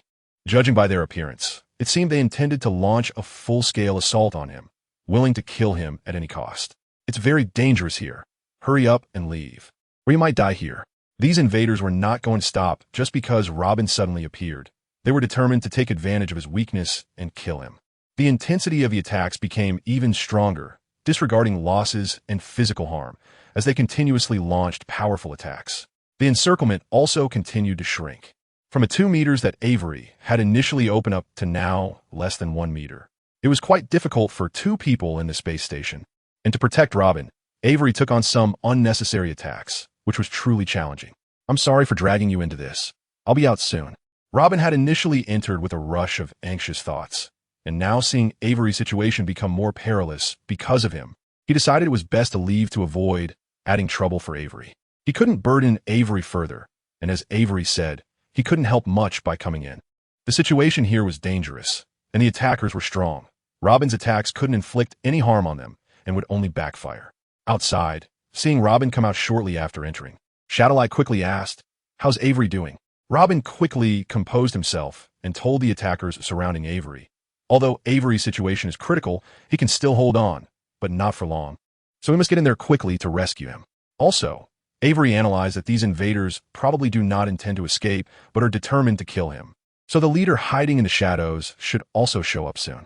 We need to be on guard while rescuing Avery. Robin not only explained the situation inside, but also analyzed the current circumstances. "Miss Robin, don't worry. We will not let Avery sacrifice himself," Dorag assured Robin and the crew. At the same time, they intensified their attacks. Meanwhile, on the ground, Shura, who had separated from Blue Phoenix earlier and was not guarding Kaya in the Skymark, took out a Din Mushy and contacted Blue Phoenix. "You should have seen the situation here." According to Avery, these invaders seem to have given up on escaping and have decided to kill him at any cost. "I feel this is very likely, if your previous analysis is correct, and Avery can completely eliminate these invaders. They would lose a significant number of personnel. As the overall leader of these invaders, he might do something crazy. After all, they are bound to lose this time, and killing Avery might be a better option for them." Shura kept passing the information to Blue Phoenix, analyzing Kaya's motives for doing so. "Understood. I'll be there right away. We must protect Avery. He absolutely cannot die, whether or not Avery was his adopted son. Blue Phoenix would not allow him to die. At Avery's current strength, he was on par with Blue Phoenix, and he even seemed to be somewhat stronger. Such an important combat force must be saved at all costs. The invasion battle would not end anytime soon. Even if they succeeded this time, they would only have a year of rest. What about next time? They would still have to face it. Every time, they added a powerful combat force. It was extremely difficult. Avery initially designed the plan to let the red-haired pirates in for various reasons. Having seen the script in advance, Blue Phoenix knew that the red-haired pirates were incredibly strong. Otherwise, he wouldn't have gone through so much trouble to bring them over. Losing any strong combat force was unacceptable. Unlike the invaders, losing one meant a real loss for Blue Phoenix's side. "Let us go down. We don't need to stay here." Blue Phoenix instructed his subordinates and Kaido. "I've been wanting to go down." Kaido roared, flying down at high speed toward the most intense part of the battle. "We need to hurry too." Nodding at his subordinates behind him, Blue Phoenix quickly moved toward the ground with a step similar to moonwalking, but faster than moonwalking. He surpassed Kaido's descent speed, passing right by him. "Damn it, do you really think I don't understand you?" Thunder power of the great universe rebirth. Avery was about to activate his berserk mode. Countless electric currents began to envelop him, filling every hair and every tiny cell with his own blue lightning power, devouring everything, breaking down everything, and strengthening himself. This was a combat method without limits. However, compared to the last time he faced Shun Xing, Avery was even stronger this time. The reason he hadn't used this move earlier was that he realized it caused significant damage to his body and lifespan. Every time he used it, he needed a long time to recover from the consumption, while other damages could be replenished and adjusted through his special abilities. But lifespan could not be replenished. Avery didn't want to turn gray at a young age or die young. But now it seemed he had no choice but to use it. Then let us do this. Who's afraid of who? The aura of devouring and absorbing everything erupted from Avery, sweeping across the world. He became a moving black hole. With every attack, he shattered space, and large rifts in space appeared around him, killing numerous invaders. In an instant, Avery seemed invincible, unmatched. Watching Avery's imposing demeanor, Kaya, hidden among a group of invaders, frowned. He hadn't expected Avery to be so powerful. Kaya's tone was filled with surprise and confusion. How could Aivi continue to fight and grow stronger without showing any signs of fatigue? "Commander Kaya, what should we do?" A bald warrior surrounding Kaya asked. Ever since Kaya decided not to leave but to fight Aivi to the death, they had prepared to stand under the sun, no longer hiding. But given the current situation, they were uncertain whether they should attack Aivi. The aura emanating from Aivi was overwhelmingly powerful. Let's wait a bit longer. Where are the Navy reinforcements? Kaya and his group had been in contact with the elders and could accurately gauge the situation in the pirate world. They're almost here. They should be at sea and will arrive soon, the bald warrior replied. All right, send someone to meet them and let them rampage for a while, Kaya instructed. Their original plan was to completely conquer the Kyushu continent and launch a full-scale assault on the pirate world. However, the emergence of Aivi had altered everything. Kaya hadn't anticipated that the elders would act so quickly and that reinforcements were nearly there. With this in mind, Kaya began to formulate new ideas. If they could conquer the Kyushu mainland this time, then even though many warriors would be lost to Aivi's attacks, Kaya would not only avoid punishment, but might even receive rewards. But if they failed again, with the navy fully mobilized, all the efforts of the past centuries would be in vain. Kaya could not only face punishment, death would be a light sentence, and his family might also suffer severe repercussions. These thoughts flashed through Kaya's mind, but were quickly cut off. Without any guarantees, even if the losses were heavy, Kaya was determined to conquer the Kyushu mainland this time, clearing the obstacle that had blocked their world for centuries. Everyone has their own mission and fate. Akiji was no exception. He had already been removed from his position as admiral by the elders, and the new admiral was Akainu. On a sunny beach, Akiji relaxed with Kizuru, enjoying the sun and the hot springs. "How does it feel to retire?" Kizuru asked, sipping on a juice from a waiter's tray. "The changes in this world are too fast, and people's hearts have become unrecognizable. After being in the dark for so long, I finally see the light." Before stepping down as admiral, Akiji had visited Sengoku to seek advice on whether he should resign. Sengoku simply told Akiji to follow his heart, as it would never deceive him. So, Akiji was no longer an admiral. The handover went smoothly, and he made no contingency plans. Not only that, but Akiji had also retired from the Navy. Achieving one's justice didn't necessarily require being in the Navy. "Do you know where the elders have gone?" Kizaru asked. "They didn't tell me, but it must be something very dangerous. I have a feeling it could end in total annihilation," Akiji replied, a hint of confusion and gloom in his voice. He didn't understand why he had such a premonition. "If that's the case, the seas might become even more chaotic," Kizaru remarked, although he was just making conversation, as he was not one to seek trouble unless it came to him first. "You bunch of bastards. Hand over all your belly, or don't blame me for being rude. Do you know who our boss is? Our boss is the infamous king of hell, the Black Panther. If you know what's good for you, hand it over quickly." A cacophony of ghostly laughter, cries, and curses filled the air, a scene of various tragedies. "Aren't you going to intervene?" Akiji asked, puzzled, as he looked at Kizaru. "Aren't you here?" Kizaru replied nonchalantly, sinking deeper into the hot spring. "I knew you would do that," Akiji said with a wry smile, placing his hand on the ground beside the hot spring and lightly tapping it with his index finger. Icebird, a slender ice crystal shot from Akiji's fingertip toward the chaotic sounds, quickly extending outwards, and soon, screams erupted from that direction. Akiji had by now reached for the juice Kizuru had left on the shore earlier and took a sip. There was no need to see it with his own eyes. With Akiji's strength, he wouldn't miss. On the Kyushu continent, the elders finally arrived with a large contingent of Navy forces. Numerous large ships, each adorned with a white seagull flag, approached, everything seeming perfectly natural. "Let's move," one of the elders commanded, recognizing the bald warrior on the shore. The addition of Blue Phoenix and Kaido indeed relieved some pressure from Aivi, but Aivi still couldn't escape the encirclement of the invaders. No matter how strong he was, Aivi was just one person, while the invaders numbered in the hundreds of thousands, all attacking him. Even when killing ants, it takes time. Moreover, among these ants were occasional elephants, further slowing Aivi's escape. "Hailstorm," Cornus exclaimed, her face flushed. "Thousand strikes," the Spartans shouted as their swords merged. "Heaven's wrath," Enel roared. "Mandala, 100 flowers bloom." Robin crossed her arms, summoning countless arms from the invaders to attack. Everyone was working hard for Aivi, but the invaders were not to be underestimated. They had strength, and it was no coincidence they had been invaders for hundreds of years. Their power was formidable, not merely because Aivi could kill them, but because they had found a flaw. This flaw, even if it were to take effect, would only come after this encounter. Regardless of whether Aivi could annihilate the invaders, their numbers remained unchanged, their strength solid. Great universe rebirth. Aivi unleashed immense gravitational force, creating spatial rifts with each punch, annihilating countless invaders. If it weren't for Aivi's unique ability, which ensured he could maintain peak condition and never tire as long as he wished, no one else could have lasted this long. Dawn strike. A vast amount of lightning gathered at Aivi's fingertips. In an instant, he concentrated all the electrical energy into a single point, unleashing an immense force. The beam of light at his fingertips became a unique, shining point in the world, visible from afar. This strike created a massive hole in the encirclement surrounding Aivi, sending invaders flying and bodies scattering through the air, blood swirling everywhere.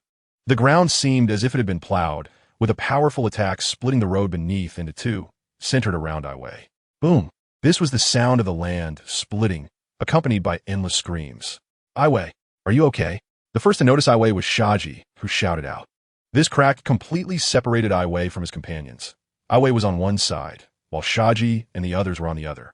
This strike had also exhausted Aivi's stored energy, pushing him into overload. He needed to recharge, so taking advantage of the brief moment, Aivi dove straight into the sea. Underwater, Aivi was confident that no one could kill him. The ocean lacked air and had strong water pressure, but Aivi believed that if these invaders dared to come down, he would teach them a lesson.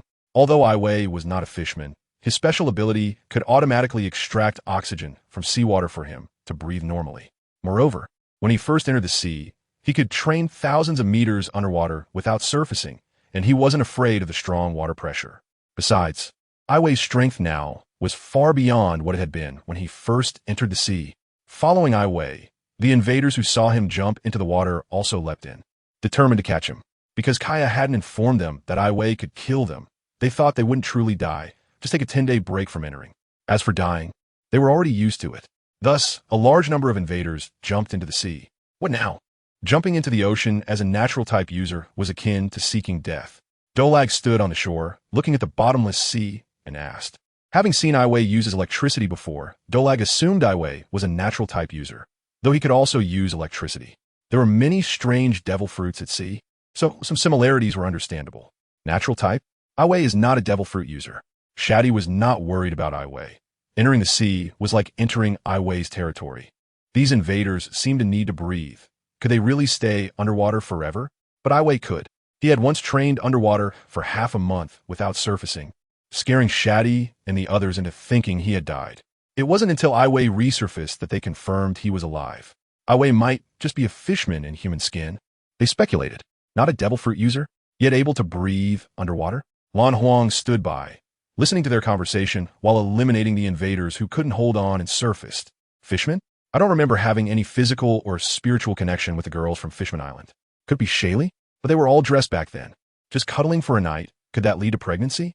Not to mention, that little girl was so soft and cute when she was young. Cough. But she was still a child back then, probably not. So who could it be? Lan Huang calculated the girls he had defeated, feeling puzzled. Meanwhile, the Gorosei had already met up with Kaya and the Navy. Long time no see, how's it going? The Gorosei, looking a lot like Lincoln, asked. Not very optimistic. Kaya then recounted some of the situations here. Akainu, who followed behind, did not interrupt their conversation, but instead used observation hockey to observe the battle on Lan Huang's side. Kaido, Dolag, red-haired, and the long-lost captain of the Phoenix Pirates, Lan Huang. Where on earth is this, with so many pirate bounty criminals, including 2 emperors, with such power? No wonder the Gorosei summoned all the Navy forces. Upon seeing red-haired and the others, Akainu seemed to understand the Gorosei's intentions. However, although Akainu was aggressive, he was not foolish. The Navy had indeed expanded its power significantly during this time, but could they really fight against 2 emperor-level pirates and Lan Huang, who had been dominating the world for over 20 years? It wasn't about undermining their own prestige. It was just genuinely difficult. Of course, Akainu would not voice his doubts. He just needed to follow the Gorosei's orders. Robin? That brat Aivi is here too? However, Momonosuke, standing behind Akainu, was not focused on the 2 emperors but on Robin. She remembered that if it weren't for Robin back in Alabasta, she would have already caught Aivi. We've already set up the plan, just waiting for you to come over to implement it fully. Kaya looked meaningfully at the Gorosei. Understood, everything is for justice. The Gorosei discreetly glanced at the Navy behind them, then nodded at Kaya. Chapter 295, Surge in Strength in the Ocean. Aivi had submerged deeply, but this could only keep out those invaders who were not very strong. Any invader with the strength of a rear admiral could catch up to Aivi's speed and attack him. Fortunately, after a short time, Aivi's strength was quickly recovering, having regained a significant portion of his combat power. A punch thrown underwater would generate great power since he was completely submerged, with no footing, easily swept along with the currents. Using this method, Aivi gradually distanced himself from the approaching invaders because he needed time to prepare for a big move. Since these invaders had chased him down, Aivi had no intention of letting them leave alive. They all had to be eliminated. Soon, Aivi was ready with his technique. Look at my ultimate move, water, curtain, heavenly splendor. Grabbing the fine currents in the sea with both hands was like grasping a solid object. His palms quickly electrified along these currents. Then he swung fiercely. A water barrier suddenly appeared deep in the ocean, enveloping all the pursuing invaders. This was a unique attack method created by Aivi. It was well known that electrolysis of water could yield both oxygen and hydrogen. Normally, Aivi would absorb the oxygen and expel the hydrogen. However, now he was injecting all the hydrogen produced by the electrolysis into the water curtain heavenly splendor, filling it with massive amounts of hydrogen. Hydrogen is the smallest gas and is flammable. Once a large amount of hydrogen is injected into a sealed space, a single spark could trigger a massive explosion. And now, Aivi was preparing to do just that. In a sealed space without oxygen, filled with hydrogen, once it exploded, everything inside would explode along with it. It would be a spectacular sight, but now it was over 10,000 meters deep in the ocean, so no one would be there to witness it with Aivi. But Aivi did not feel regret. While the saying better to enjoy together than alone made sense, making a fortune quietly was also a good thing, wasn't it? A flicker of lightning at the fingertips began to spread in the sea. Its speed faster than in the air, even more rapid. Then it entered the water curtain of heavenly splendor. Boom! A dull roar echoed, even underwater. It could be accurately heard. The invaders who weren't killed by this strike let out a shriek, but before the sound could fully escape, it was drowned in the powerful water flow, unable to be shouted out. Are there still survivors? But they would soon die as well. Seeing that there were still some alive, Aivi was just about to deliver the final blow, but then remembered they had just been bombed by his water curtain hydrogen bomb, and were definitely battered and bruised, not to mention the immense water pressure at over 10,000 meters deep. The oxygen was cut off. Drinking a few more gulps of water would mean saying goodbye. The impact of Aivi's move was not limited to underwater, even on the surface. The power of this strike could be seen. The massive explosion caused currents that pushed countless waves surging towards the surface, getting faster and faster, until the final eruption. A wave nearly 100 meters high suddenly appeared on the surface, while more water flowed towards the land, pushing the continent that had already been split into by Aivi even further apart. Naturally, Aivi could not see this scene. He was determined to kill every last one of them.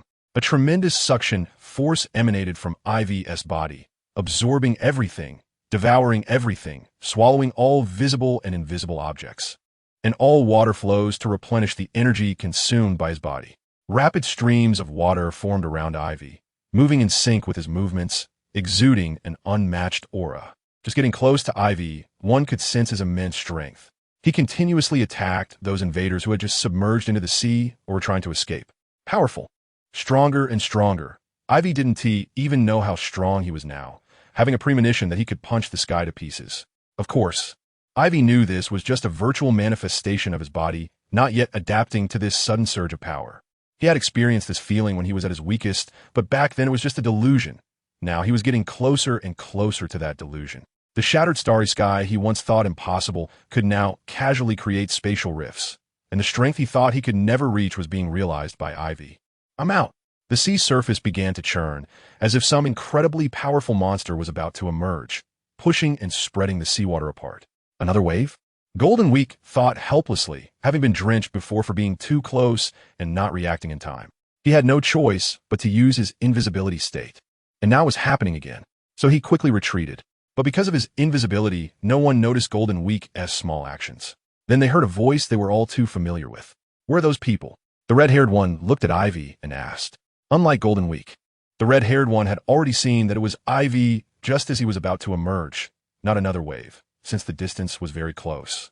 He asked as soon as Aivi appeared. Naturally, they were all killed. Aivi's response was very natural and indeed justified.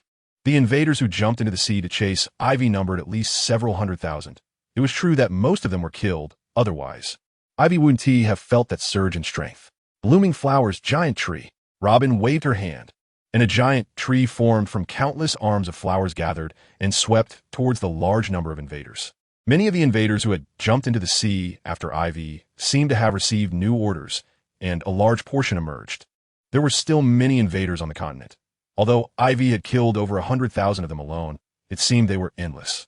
But Aivi didn't feel regret, because no matter how many invaders he killed, his strength had already peaked, and it was impossible for him to improve in a short time. Back when he was in Wano, he broke through the potential ceiling, reaching the sky's potential ceiling. and he had once again hit that ceiling. Back then, Aivi thought it would take a long time to elevate his strength to where it was now, but he didn't expect it to happen so quickly. However, Aivi also realized the way to continue improving his strength, but now he couldn't do that. He could only wait until he got out to borrow some scales from the world's greatest scientist, Vegapunk. Boom! Just then, Aivi saw a thick city wall rising from all directions, from the edge of the continent. He didn't know how it was made. It surrounded the continent where Aivi and the others were, forming a huge encirclement above and below. You despicable pirates! Today is your day of demise. A boastful voice echoed through the loudspeakers on the city wall, reaching Aivi and the others' ears. Akainu. Dragon frowned slightly, clearly not having a good impression of Akainu. Akainu is here? Why is this dog here too? Did that old bastard, the encyclopedist, bring him here? But why bring him here? He couldn't figure it out. Chapter 296. One man storms the Navy headquarters. Akainu is here? Upon hearing Dragon's low exclamation, Aivi was very puzzled, and then activated his observation hockey to look around. Did these suddenly appearing tall walls also come from this group of Marines? Because the Marines were different from the invaders. They could be detected by Aivi and the others' observation hockey. So Aivi immediately saw Akainu and the other Marines. Damn, so many. Did the entire Marine force come out? Aivi was shocked by this. If the Marines were wiped out this time, wouldn't that mean saying goodbye to the Marines of the pirate world? After all, the ones coming here were all Marine elites. This time, you want to escape even if you sprout wings. Akainu's voice continued to echo, but no one present paid attention to it. The red-haired man drew his western sword with his left hand and swung it forcefully towards the front, releasing a dazzling sword aura that heavily struck the tall wall on the sea surface. A thick cloud of smoke erupted, and when the smoke dissipated, the tall wall had not collapsed from the red-haired's attack, only leaving an imprint on it. Landfire meteor. Akainu's attack began as well. His fists turned bright red, and droplets of magma flowed down his arms. Then he forcefully launched magma into the sky. Soon, the sky was covered in dark clouds, not from thunder and rain, but just darkened by Akainu's magma, followed by solidified, scalding magma meteors crashing down towards the ground with force. Thunder God descends. Inaru transformed into a 100-meter lightning giant, unleashing countless thunderbolts to counter Akainu's attack, not losing ground at all. Aivi's companions are pretty good, Jack said next to Blue Phoenix. It's acceptable. Although he said this, Blue Phoenix probably also acknowledged Aivi's identity a bit in his heart, just still somewhat puzzled about who Aivi's mother really was. Boom! Aivi was rapidly stamping his feet in place, then suddenly vanished, heading towards the area where a large number of Navy officers had gathered. Be careful. Shati was worried about Aivi's recklessness. What if he fell into a trap by going over there? The appearance of the Navy was too sudden, and according to Aivi's cheap old man, there were infiltrators among the Navy. So who knows if they were hiding among this group of Navy officers? Or perhaps all these Navy officers were infiltrators, which made Shati extremely anxious. No problem. With these weaklings, they can't even touch a hair on this lord. Aivi's voice echoed from a distance, exuding great confidence. With his explosively enhanced strength, Aivi was no longer afraid and dared to confront anyone. What about an ambush? With his own strength, breaking through the encirclement was just a piece of cake. Whether this was excessive confidence or arrogance was uncertain, as confidence and arrogance are always twin brothers, differing only between winning and losing. Winning is confidence, losing is arrogance. It all depended on Aivi's next actions. Boom! Defense. Inside the Navy camp, the officers suddenly began to move, swiftly retreating from the open area where Aivi was, and then surrounding him from a distance. They had already witnessed the strength of Aivi and his companions, so none of the weaklings dared to step forward. Only the powerful and confident Navy officers dared to encircle Aivi. Oh, little mutt, you're here. As the smoke cleared, Aivi saw the magma manipulating Akainu and teased him. Akainu's face darkened as he shouted, "Kill him." Fujitora drew his sword and slashed at Aivi from midair, instantly making Aivi feel a tremendous pressure, as if a massive stone weighing 10,000 pounds was resting on his shoulders. However, this pressure was something Aivi could handle now, so he moved. His movement was so rapid that no one could react. He suddenly appeared behind Fujitora and struck at his neck with force. "You seem like a good person, so I'll spare your life." A casual remark and a simple action conveyed an indescribable pressure. It should be noted that the Fujitora Aivi had just defeated was a Marine admiral. He had continuously challenged and defeated the admirals from the bottom, eventually reaching the rank of admiral. There was not a hint of carelessness in his strength, yet he could not withstand Aivi's strike. Instantly, the weak Navy officers who had been watching from behind had even more complex expressions. Moreover, based on Aivi's earlier words, "You seem like a good person." Did he really think he was a good person? The one who massacred an entire island was a demon. One must admit that the inner thoughts of these Navy officers were quite rich. In reality, Aivi wasn't thinking too much. He just felt that keeping Fujidora alive might be useful. "What are you all dawdling for?" He asked just one person. "Can't all of you together kill him?" The camp was filled with Akainu's furious roars. "Hey, you really said something right, little mutt. Even if you guys come together, you might not be able to kill me." Aivi casually caught Akainu's words, making Akainu's face turn red with anger, and then he charged at Aivi, with Akainu leading the charge. The Navy officers who had previously hesitated also surged forward, clearly taking Akainu's words to heart. It was not uncommon for ants to kill elephants. Who could guarantee that they would always remain vigilant at their peak? Aivi was about to show them that he could guarantee that. Not going to make a move? Another Navy admiral, Green Bull, asked the nearby Peach Rabbit. After Akainu became the Marine Fleet Admiral and Akiji left, the position of Admiral had become vacant, and Green Bull had risen to the rank of Admiral at that time. The previous Admiral, Su, had failed once again and was still just a backup Admiral. This situation is quite strange. I can't quite pinpoint what's odd about it. We came to this place in a peculiar way, and the likes of Kaido, who mysteriously disappeared 6 months ago, seem to be fighting some kind of monster here. After the 5 elders brought us here, they left us waiting. Then Aivi appeared. It all seems to indicate that this is a conspiracy. Peach Rabbit analyzed rationally. As she had suspected, the 5 elders had ulterior motives after their aggressive handling of the Navy. I feel the same way. And it seems like we're getting closer to the truth. Green Bull acknowledged Peach Rabbit's words, then pointed to a certain location. From the very spot Green Bull was looking at, a torrent of red liquid began to surge forth, resembling blood, but there was far too much of it. If it were blood, how much would that be? An 800-year plan is about to be completely successful today. This was Kaya's voice, which came from within the wall. Aivi, now outside the wall, punched Akainu in the nose, knocking him back. Upon hearing Kaya's voice, Aivi's instinct told him that this person was the leader of the invaders, whom Lan Huang and the others have been searching for. Chapter 297. Invader Zombies' bright red blood flowed on the massive city wall above the sea, and the scarlet aura could be seen even from a distance. What's going on? The people trapped inside the city wall looked at everything happening with uncertainty, unable to intervene. Sparta, who was about to rush forward with Aivi, immediately stopped, frowning at the scarlet wall. The blood seemed to have just begun flowing, full of vitality. We might have fallen into a trap. This is all a conspiracy, a long-hidden conspiracy that may have waited for today to reveal everything. Lan Huang, who was also inside the encircled wall, quickly explained to everyone. He had seen the corpses of invaders he had killed countless times emerging from the wall as the blood flowed. While it was true that the invaders were not truly killed by Lan Huang and the others, their physical bodies had disappeared after death. Initially, Lan Huang and the others thought nothing of it, but now they realized that these corpses had long been hidden using a special method, just waiting for this moment. Countless zombies emerged from the wall, many with similar appearances but different wounds, all walking in synchrony. The corpses of the invaders killed over the centuries were now continuously breaking free from the wall. However, they did not attack Lan Huang and the others, but instead headed towards the Navy. Their momentum was fierce. I understand now why they brought all the Navy officers here. It was probably to use these invader corpses for a blood sacrifice, making them even stronger. I don't know the specifics, but if successful, the consequences would be unimaginable. They know our strengths and are aware of Aivi's special abilities. They have initiated this plan, clearly believing they will succeed this time. They are confident of victory. Lan Huang continued, "Stop these corpses from advancing." Understood. The Spartan and other crew members quickly agreed, as Captain Aivi was also over there.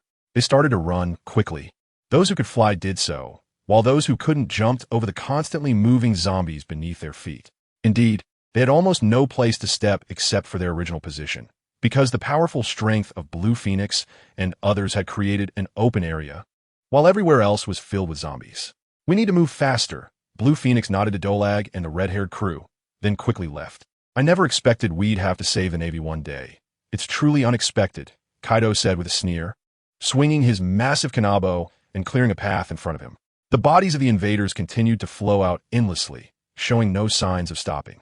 The Kyushu Road is vast, with 9 continents, Every time the invaders attacked, they could nearly fill all 9 continents.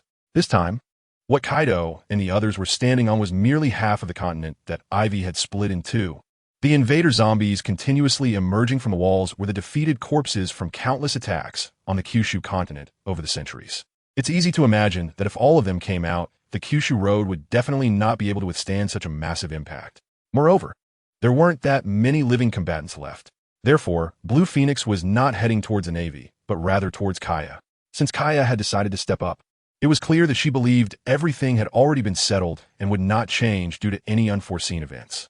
Blue Phoenix understood the mindset of these invaders very well. In a section of the massive wall, Blue Phoenix's figure appeared. "You finally came. I've been waiting for a long time," Kaya said, showing impatience while protected by dozens of bald men and standing behind the Gorosei. "Good protection. But do you really think these garbage and those 5 old geezers can protect you?" Blue Phoenix glanced at the Gorosei and finally focused on Kaya. "Who knows?" Kaya shrugged nonchalantly. "What's your way to stop this?" Blue Phoenix demanded. "Do you think I would tell you?" Kaya looked at Blue Phoenix as if he were foolish. "You will." Blue Phoenix moved, moving so fast that no one could see his speed. But someone did see it. One of the Gorosei, who usually held the sword Okit, moved too, quickly drawing Okit to block an empty space. The next moment, he was sent flying, spitting blood, and having to use the sword to stabilize himself.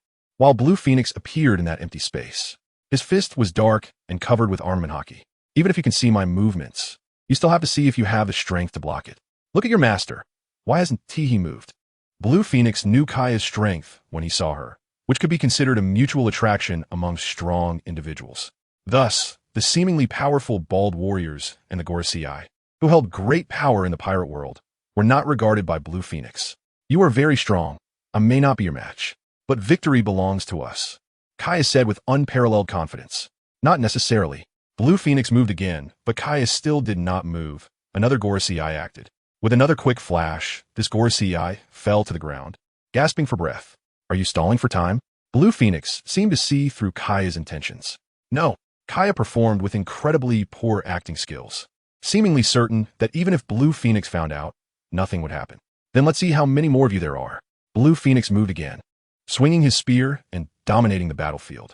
While Blue Phoenix was striving to quickly resolve Kaya and end all of this, Ivy's side finally encountered the invading zombies. What is this thing? On the outskirts, a Navy rear admiral was preparing his ultimate move to attack the surrounded Aivi when he was suddenly knocked into.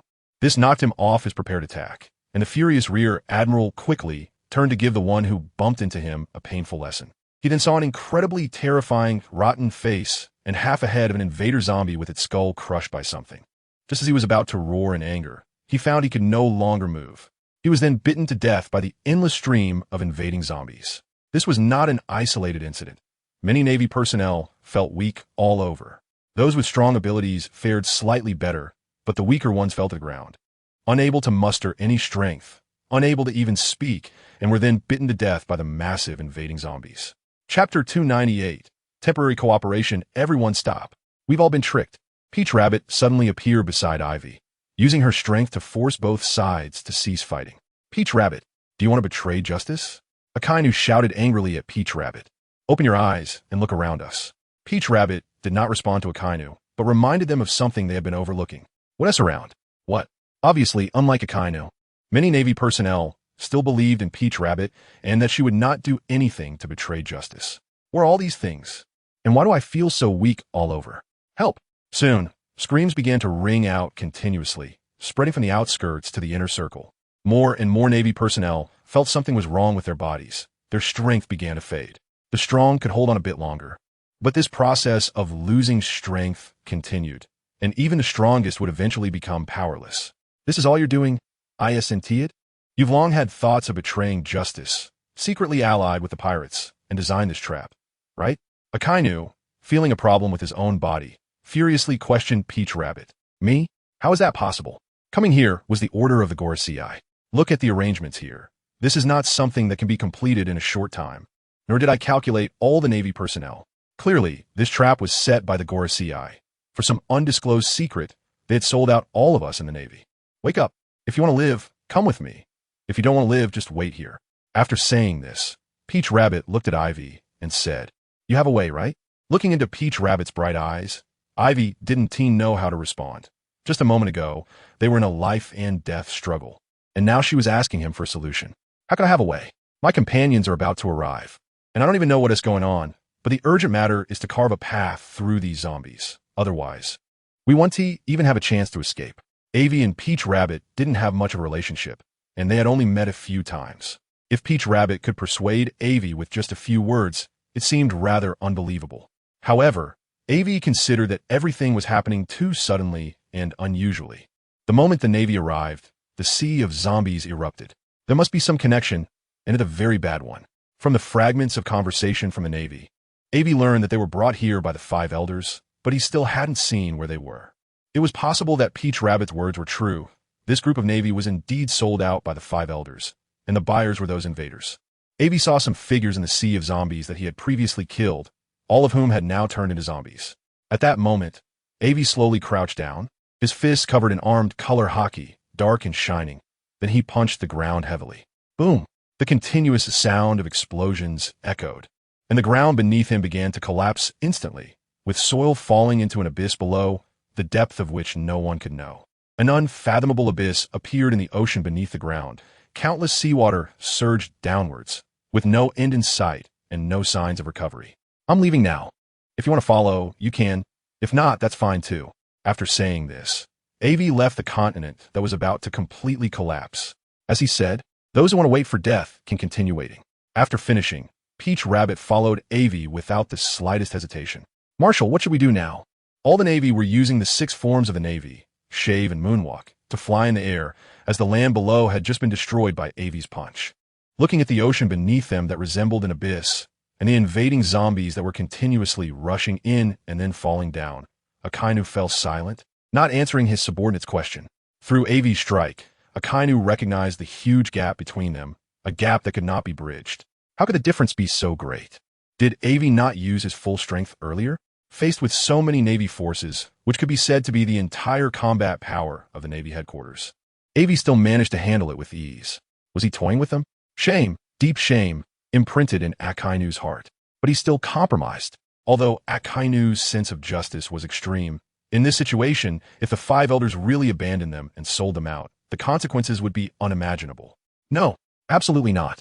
The thought of this consequence made Akainu involuntarily shout out, Marshal, what do you mean it's impossible? Akainu's subordinates looked at him in surprise. They had never seen him so panicked. It's nothing.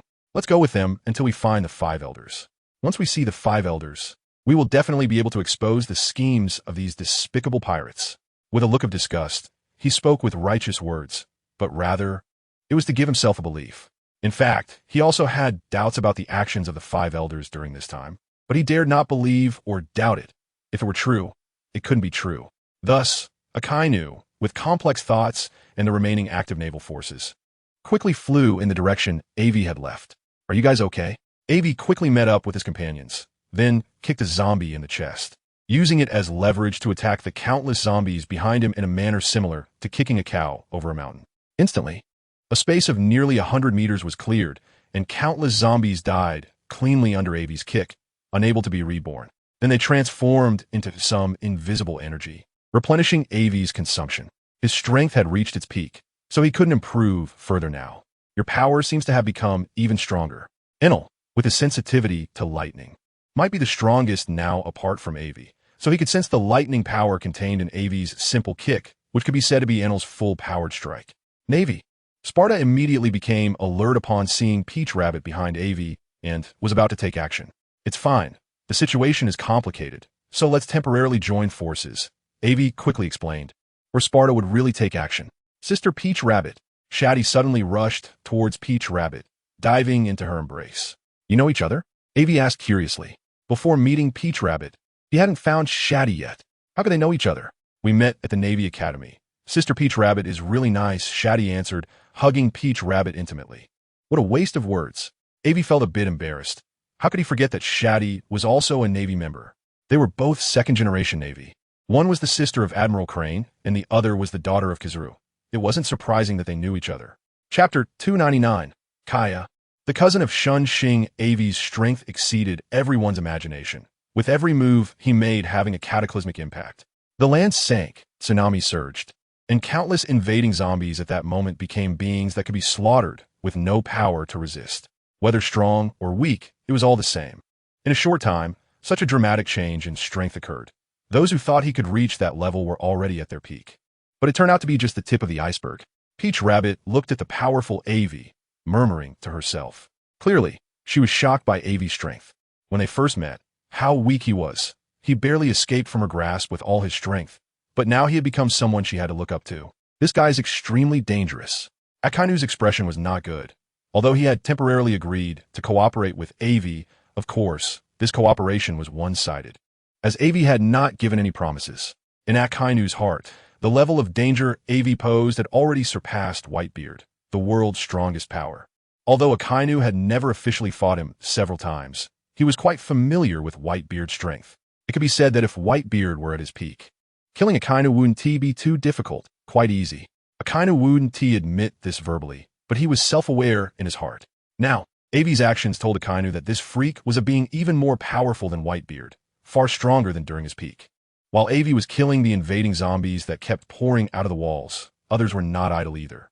Enel's Thunder God form, Sparta's unity of man and sword, Robin's infinite teleportation, Cornus's hailstorm, Golden Week's emotional abyss domain, Shajia's arrival of the Grim Reaper, and Shati's bloody blade were all fighting desperately, not overshadowed by Aivi's personal strength.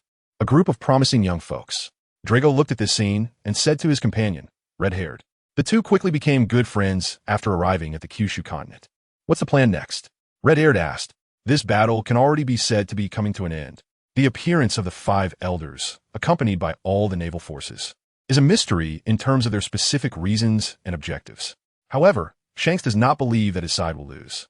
If they can escape, can the nearly annihilated Navy withstand the Revolutionary Army led by Dragon? The answer is certainly no. A complete victory is just a matter of time. What about you? After learning Captain Roger's true intentions, what choice will you make? Dragon retorted. Indeed, at this moment, Shanks already knows Captain Roger's true purpose. So will he choose to go back or continue to stay here? Looking at the companions surrounding him, Shanks smiled, a very happy smile. It was time to realize his dream, to travel around the world, which he had not completely done yet. Shanks' dream is to travel the world, to visit different islands, to experience different lives and beautiful scenery, planting these experiences in his heart and enjoying this happiness. However, because of Captain Roger, Shanks had some of his own plans. So his journey around the world slowed down, and later he only rotated around some fixed places in the New World. I wish your dreams come true. Dragon extended his hand in front of Shanks. A bit childish. That said, Shanks still reached out his hand and high-fived Dragon. This was their mutual understanding. It is said that only true brothers greet each other this way, and this saying is something he heard from Blue Phoenix. If you encounter trouble in the New World, just call my name. In the New World, everyone will still give you some face. Shanks said with a smile. Dragon didn't know what to say. So it will be like this. This thrilling battle, still ongoing and uncertain when it will stop, seemed to have settled down in the eyes of Dragon and the others. They were filled with confidence in Blue Phoenix and Aivi, as well as in themselves. On the other side, Aivi had passed through numerous obstacles and reached the top of the wall, suddenly feeling as if she had cleared the clouds and seen the moon. Why? Because there were just too many invading zombies, overwhelming, and standing on land, one could not see the color of the sky at all. These invading zombies were particularly numerous. Just when you cleared a path with a punch, in the next second or even faster, it would be completely filled again, or with even more. This delayed Aivi's speed. Though they were like ants, once the number increased, who knows if success was possible. Aivi's appearance was just a special case. Otherwise, looking below, aside from Blue Phoenix, Aivi was the only one who came out first. Fast enough, I thought it would be slower. Kaya's voice came into Aivi's ears, calm and steady. Quickly following the direction of the sound, she saw a man surrounded by dozens of bald men staring at her. Blue Phoenix, however, was nowhere to be found. Had she already failed? Impossible. IV's observation hockey was ineffective against these invaders, but it was still useful for Blue Phoenix and the others. Utilizing the uniqueness of her observation hockey, she looked at the scene just a few minutes before she arrived at this place. Aivi was fast, and Blue Phoenix's strength was not weak either, so if Blue Phoenix had really been here and failed, Aivi would definitely have seen some clues. But there was nothing, absolutely nothing. So there are two possibilities. Either Blue Phoenix took a wrong turn and got lost. Of course, with Blue Phoenix's strength and mature character, she wouldn't make such a low-level mistake. where Kaya has a clone, just like when she encountered Shinkai and Wano, capable of splitting, and each clone possessed immense strength. If it weren't for the appearance of the know-it-all in the end, Aivi wouldn't have been able to defeat Shinkai so quickly. But if Shinkai wanted to run, Aivi couldn't stop him, so that battle left a deep impression on Aivi. If Shinkai and Kaya were possibly in cahoots, then the outcome is clear. My clan has an incredibly profound cultivation method, able to observe faces and obtain their essence, fully replicating them. As cultivation deepens, clones become an essential means. A while ago, a younger brother of my clan, whose life lamp was extinguished, could it be that you were the one who achieved this strength? Before Aivi could say anything, Kaya had already revealed his background. At the same time, he proved to Aivi that Shinkai and the Kaya being protected in front of her were indeed related. And their relationship was not simple. They were clan brothers. But this was not the focus of Ivy's attention. The focus was on cultivation, clones, life lamp. These things combined gave Aivi a very uncertain thought. Could it be that the invaders from the Sky Marks came from a fantasy world where one could cultivate and achieve immortality? Of course, this was just a thought. Now was not the time to think about these things. Quickly dealing with Kaya and stopping their plans was the top priority. Aivi could break out of the encirclement, but that didn't mean others could. Chapter 300, Escape Come On. Without overthinking, Aivi charged forward. Even if Kaya was a relative of Shinkai, what of it? The current Aivi was significantly different from before. Kaya did not change his appearance to mimic Aivi, nor did he replicate Ivy's abilities. Unlike Shinkai, but his strength should not be underestimated. He was incredibly powerful. Every move he made would unleash immense power, making one dare not look down on him at all. The longer the delay, the more advantageous it would be for me. Let me see your true strength, you guy. After becoming the supreme leader, Kai could not remember how long it had been since he had experienced the thrill of personal combat, but he still craved it, fighting against a strong enemy. Ivy's strength was enough to attract Kaya, igniting his desire to kill Aivi. Not hiding his weaknesses, Kaya leapt forward, quickly attacking Aivi, raising his fist, giving Aivi the feeling that no matter how she dodged, she couldn't avoid this attack. This attack was unavoidable. The longer the delay is advantageous for you. How arrogant. Aivi grinned fiercely, raising her fist to counterattack. As her foot stomped down in midair, spatial rifts formed beneath her feet, as if even the omnipresent space could not withstand Ivy's kick. The two clashed head-on. Kaya's punch hit Ivy's face, while Aivi struck Kaya's stomach. In a flash, they separated, with Aivi covering her face, watching Kaya in midair curling up and spitting out some unknown liquid, and without hesitation, she attacked again. You're still a bit weak. Aivi had undergone countless upgrades and was a monster. How could Kaya possibly compare? Not good. Although Kaya had anticipated that Ivy's strength would be extraordinarily strong, he did not expect it to be to such a despairing degree. Watching Aivi charge towards him, Kaya waved both hands, seemingly summoning some special energy. Heavenly Curtain Divine Technique. This is a divine skill cultivated in the world where Kaya resides, extremely powerful, and when cultivated to the end, it can even surpass magic weapons. It can instantly form a barrier to withstand any attack, even from someone one level stronger than the user, but the after effects are also formidable, causing irreparable damage to the body depending on the severity of the attack. If it were in the original world, I would have killed you long ago. Kaya glared angrily at the approaching Aivi. Kaya's strength is immense, but after arriving in the Jojo continent, it seems that due to the different laws between the two worlds, many of the attack methods from their side cannot be used here. Many powerful forbidden techniques are similarly affected. In Kaya's original world, a powerhouse with Kaya's strength could almost destroy a world with a wave of their hand, but upon arriving in the Jojo continent, the damage they can cause is weakened by countless levels. The sense of disparity is enormous for them. They have always wondered why orders came from above to occupy this strange world. But military orders are hard to disobey, no matter the reason. They just have to do it without asking too many questions. In your world, you could defeat me with ease? What a ridiculous joke. Here, you are being beaten like a little chicken. Even in your world, this outcome cannot be changed. Moreover, it's not like we invited you here. Entering without permission is akin to thievery. Since you are a thief, you must be prepared to be caught and killed. Aivi's attacks grew stronger with each strike, leaving countless scars on the heavenly barrier technique in a short time, forming cracks all over it. Poof! How is this possible? Kaya stared in disbelief at the scars on his magic weapon, the heavenly barrier technique, shocked by Aivi.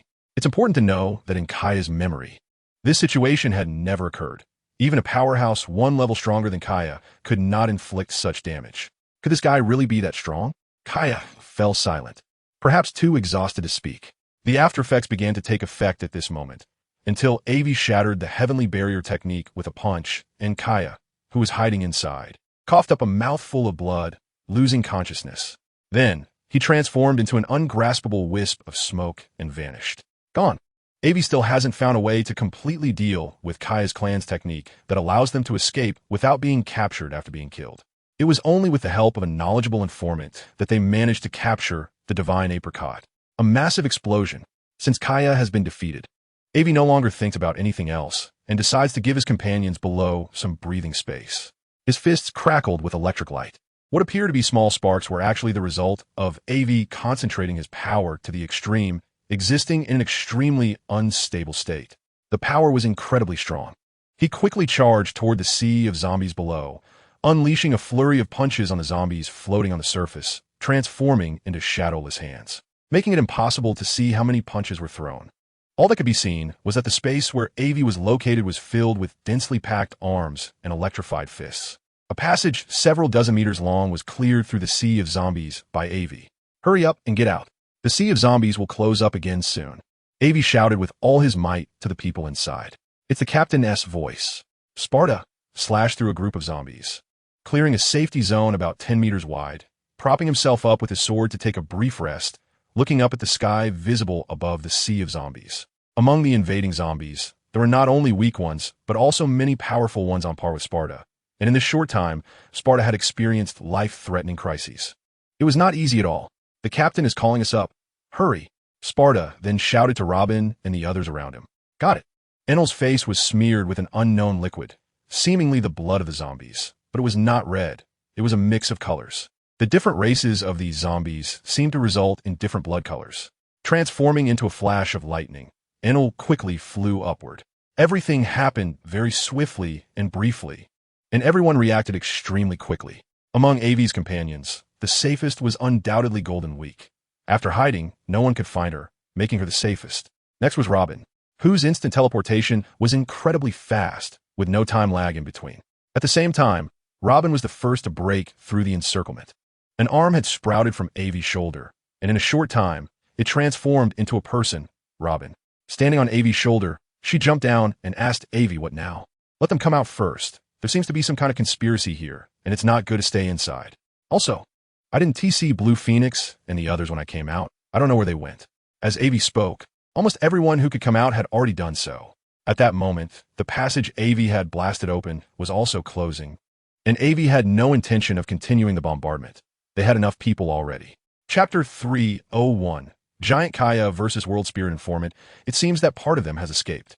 The attacks between Kaya and Blue Phoenix were still ongoing, but the location of their confrontation had changed. It seemed there was an invisible membrane separating the space where Aivi was located. But the two sides were actually very close. Blue Phoenix could see Aivi, but Aivi could not see Blue Phoenix and the others. It was as if there were a one-way mirror. What exactly do you want to do? Blue Phoenix was becoming increasingly unclear about Kaya and their plans, but no matter what they intended to do, it was undoubtedly detrimental to the pirate world. And Blue Phoenix had to stop them, just preparing to do something. The preliminary preparations are almost complete. Although it's not perfect, the outcome is already determined. Kaya said slowly, referring to those rescued by Aivi as the imperfection. After finishing speaking, Kaya jumped directly into the sea of zombies below. What exactly do you want to do?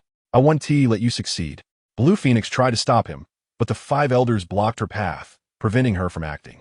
Although Blue Phoenix's strength far surpassed that of the 5 elders, their combined actions still posed an obstruction to her. You can't stop it. Only after completely sinking into the sea of zombies did Kaya's voice reach Blue Phoenix's ears. At the same time, the invisible barrier between Blue Phoenix and Aivi was also broken at that moment. Captain, Jesse Aster quickly flew toward Blue Phoenix while attacking the 5 elders. I was so close. Yeah, didn't he notice? Aivi was somewhat shocked by this scene, but he quickly composed himself. What has happened? Aivi rushed over to Blue Phoenix with the others, standing against the 5 elders. 5 elders? Why are you doing this? Tontada angrily questioned the 5 elders. Among those rescued by Aivi were not only his crew, but also Dracul Mihawk, Kaido, Tontada, Fujitora, and several other rear admirals. The number of people is not very large, as some couldn't make it, and others have already fallen into the sea of zombies. Why? It's simple. At this point, do we still need to ask? I didn't expect that you few are still alive. I really underestimated you, Aivi. Ignoring Peach Bunny. The five elders looked at Aivi with serious expressions and said, but even so, it won't change the fate of the pirate world that is about to fall. What nonsense fate? I don't believe in that crap. So melodramatic. You old guys are all hundreds of years old combined, and you still haven't gotten over this melodrama. Even if Aivi came to the pirate world for some reason, he still didn't believe in so-called fate. Everything is determined by oneself, by one's own fists. Rather than believing in some so-called fate, Aivi believes in his own fists more. Just now, Kaya has already jumped down. I don't know why he did it, but there will be changes soon. Everyone be careful. Lan Huang said to Aivi and the others while looking at the sea of zombies below. Got it. Aivi and the others nodded, indicating they understood, and asked about what had happened before they arrived. Boom, boom, boom, boom, boom. A thunderous sound of massive tremors came, and countless zombies began to gather towards a certain place, forming a giant humanoid shadow. It was incredibly large, towering tens of thousands of meters high, with countless zombies clinging to it, slowly transforming into an indestructible black armor. Immense. Is that Kaya? Robin exclaimed in shock, combining what Lan Huang said earlier. Robin could only arrive at this conclusion, as she couldn't think of any other answer. But this is too big. Incredible. As far as Robin knew, the tallest giants were only over 100 meters tall, but compared to the giant Kaya in front of her, they seemed tiny. The giant Kaya did not respond to Robin's question, but instead lifted its foot and directly attacked Aivi and the others. At this moment, Aivi realized that the five elders had disappeared without them noticing. Although the giant Kaya's body had become enormous, its movements were not slow at all. On the contrary, it became even faster. It was impossible to evade. Moreover, due to its gigantic size, Kaya's attack range became even larger, and what should have been avoidable attacks couldn't escape Kaya's control at this moment. Some of the Navy vice admirals who had barely escaped with Peach Bunny were directly turned into a puddle of meat paste, crushed under Kaya's foot. This was not the end. Kaya's stomp created an indescribably large pit in the ground, and the continent beneath Aivi and the others sank downwards, to the point where the land was no longer visible. At the same time, in that instant, a weapon resembling a tree soared from the sea, growing to a gigantic size, landing in Kaya's hand. With too many branches, Kaya's voice came from above everyone's heads, distant yet incredibly loud, ringing in their ears. Meanwhile, several branches that Kaya had cut off fell towards Aivi and the others, accompanied by a howling wind, crashing heavily into the sea, creating towering waves. For Aivi and the others, the indescribably massive waves only submerged Kaya's ankles, making it seem absurdly surreal at that moment. These are the branches of the devil fruit tree. It seems that the devil fruit tree from Raftel has long been swapped by you. A somewhat ethereal and ancient voice suddenly echoed from behind Aivi and the others. Encyclopedia. Aivi and the others. Old Scruffy Hair. Lan Huang and the others. The two almost shouted in unison. Then they exchanged glances, no longer surprised. How could you appear here? Aivi remembered that the encyclopedia had mentioned wanting to find him, and wouldn't appear for any other matters. So why was he here now? Because it's no longer needed. Their final plan has already been initiated. As long as this guy is dealt with, the pirate world can be saved. He is not something you can handle, but I still need to entrust you with some matters. While I'm engaged with him, there may be some changes in the pirate world that require your help. Is that okay? The encyclopedia quietly looked at Aivi and Lan Huang, waiting for their response. What specific changes will occur? Aivi asked, because he really couldn't imagine what changes would happen. In the battle, I must use all my strength, and sometimes I might draw from the essence of the pirate world. I hope you can help suppress those anomalies when the time comes. Whether pirates, navy, or revolutionary army. No matter what, the pirate world is our home. Usually, your conflicts don't matter, but in the face of a great enemy, you need to work together. Therefore, I entrust this to you, the encyclopedia said solemnly. Now you should go back. At this moment, the encyclopedia was surrounded by brilliant light, waving at Aivi and the others, causing them to instantly disappear from the continent of Kyushu. Now, only the encyclopedia and Kaya remained on the continent, and even the five elders had been dealt with by the encyclopedia beforehand. This was also the reason why Aivi and the others suddenly noticed the five elders were missing. They hadn't sneaked away, but had been resolved by the encyclopedia. Even if you bought them some time, how long can they hold on? A year? 2 years? Or 3 years? Once you are detached from the pirate world, you are like a rootless source. How long can you fight? Recently, the outcome will not change. Kaya's giant voice echoed throughout the heavens and earth. How do you know the outcome is already determined? Perhaps that is just your delusion. The encyclopedia revealed a confident smile. Chapter 302. The pirate world 1 year later on a certain island in the New World, a spatial rift suddenly appeared, and after disappearing, many people were left behind. I'm back. Ivy looked at the bright sunlight and the sea breeze blowing, feeling a bit emotional. Since that's the case, we meet again by fate. Dragon led Sabo and other revolutionary officers to leave first. Following them was Kaido, who glanced at Ivy, Lan Huang, and the others, and then stepped onto the sea, disappearing in an instant. Everyone left, leaving only Ivy and the others. Aren't you leaving? Ivy asked Peach Bunny and Fujitora, who had not yet acted, as well as Lan Huang and the others. Let's go together. Lan Huang smiled. Then fine. Sai, why didn't you bring the golden ship back when you came out? Seriously, it has so many treasures of mine hidden on it. Looking at the dense jungle around and the occasional sounds of wild beasts, Ivy felt complicated. That ship had accompanied him for a long time, and he had feelings for it. He might have to go back there eventually. He caught some wild bees from the forest for Sparta to make into food, and by the time it was done, it was already dark. At night, with nothing to do, everyone chopped down some trees and built a simple boat, which was also seaworthy, just a temporary substitute. Nothing too fancy was needed. As long as we can hold on until we find a place with people, that's enough. Currently, the island where Ivy and the others are located is an uninhabited island, and there are no indications on the recording pointer. Speaking of which, how did Dorag and the others leave? Ivy didn't see them building any ships, and suddenly they vanished without a trace. Quite impressive. It's been over a year since Ivy and the others returned to the New World. During this time, many significant events have occurred, but the most notable ones can be summarized into a few. The return of Kaido and Shanks, 2 of the 4 emperors, quickly eliminated all those with ulterior motives in their territories. The Ivy pirates have risen to the status of a 4-emperor crew, successfully filling the gap left by Big Mom, Charlotte Linlin.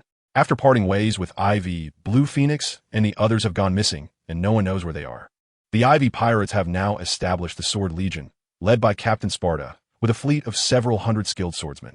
The Thunder Legion, led by Enel, primarily consists of the fur tribe from the left Wukong statue. There are also several other legions, including the Intelligence Legion, Snow Legion, and Reaper Legion. Their power can be said to be the strongest among the 4 emperors, with immense influence.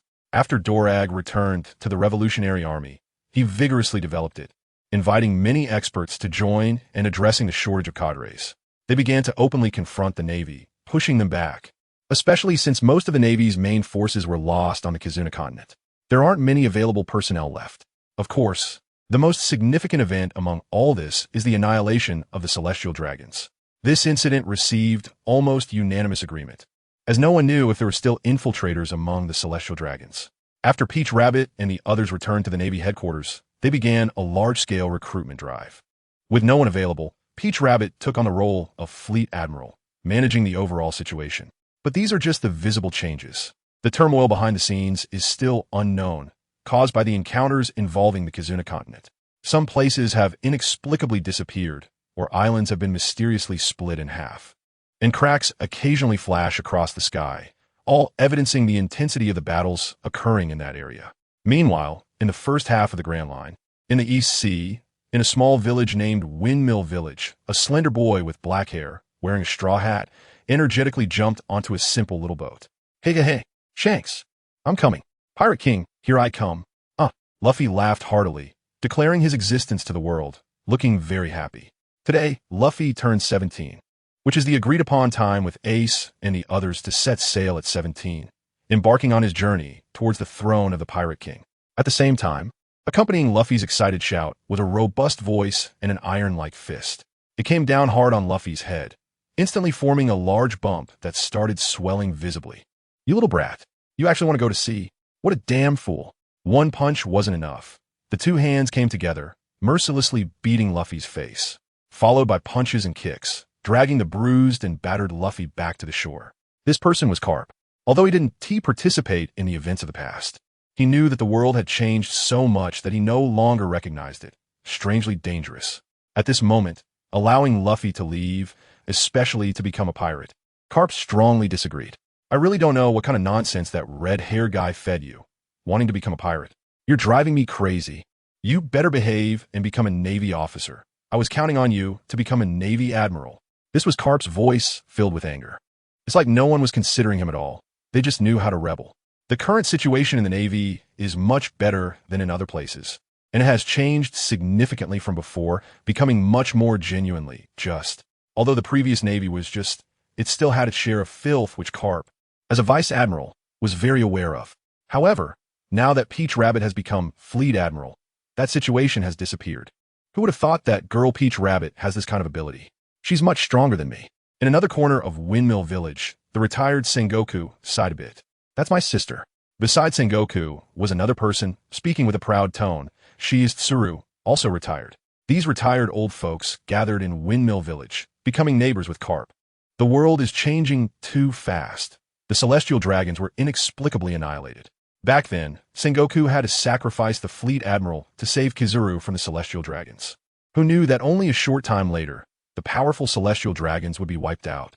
What did you think about what Akiji said? Tsuru asked. Akiji had visited once recently, wanting Sengoku to return, and it was Peach Rabbit's order. As long as Sengoku returned, Peach Rabbit was willing to restore the position of Fleet Admiral to Sengoku.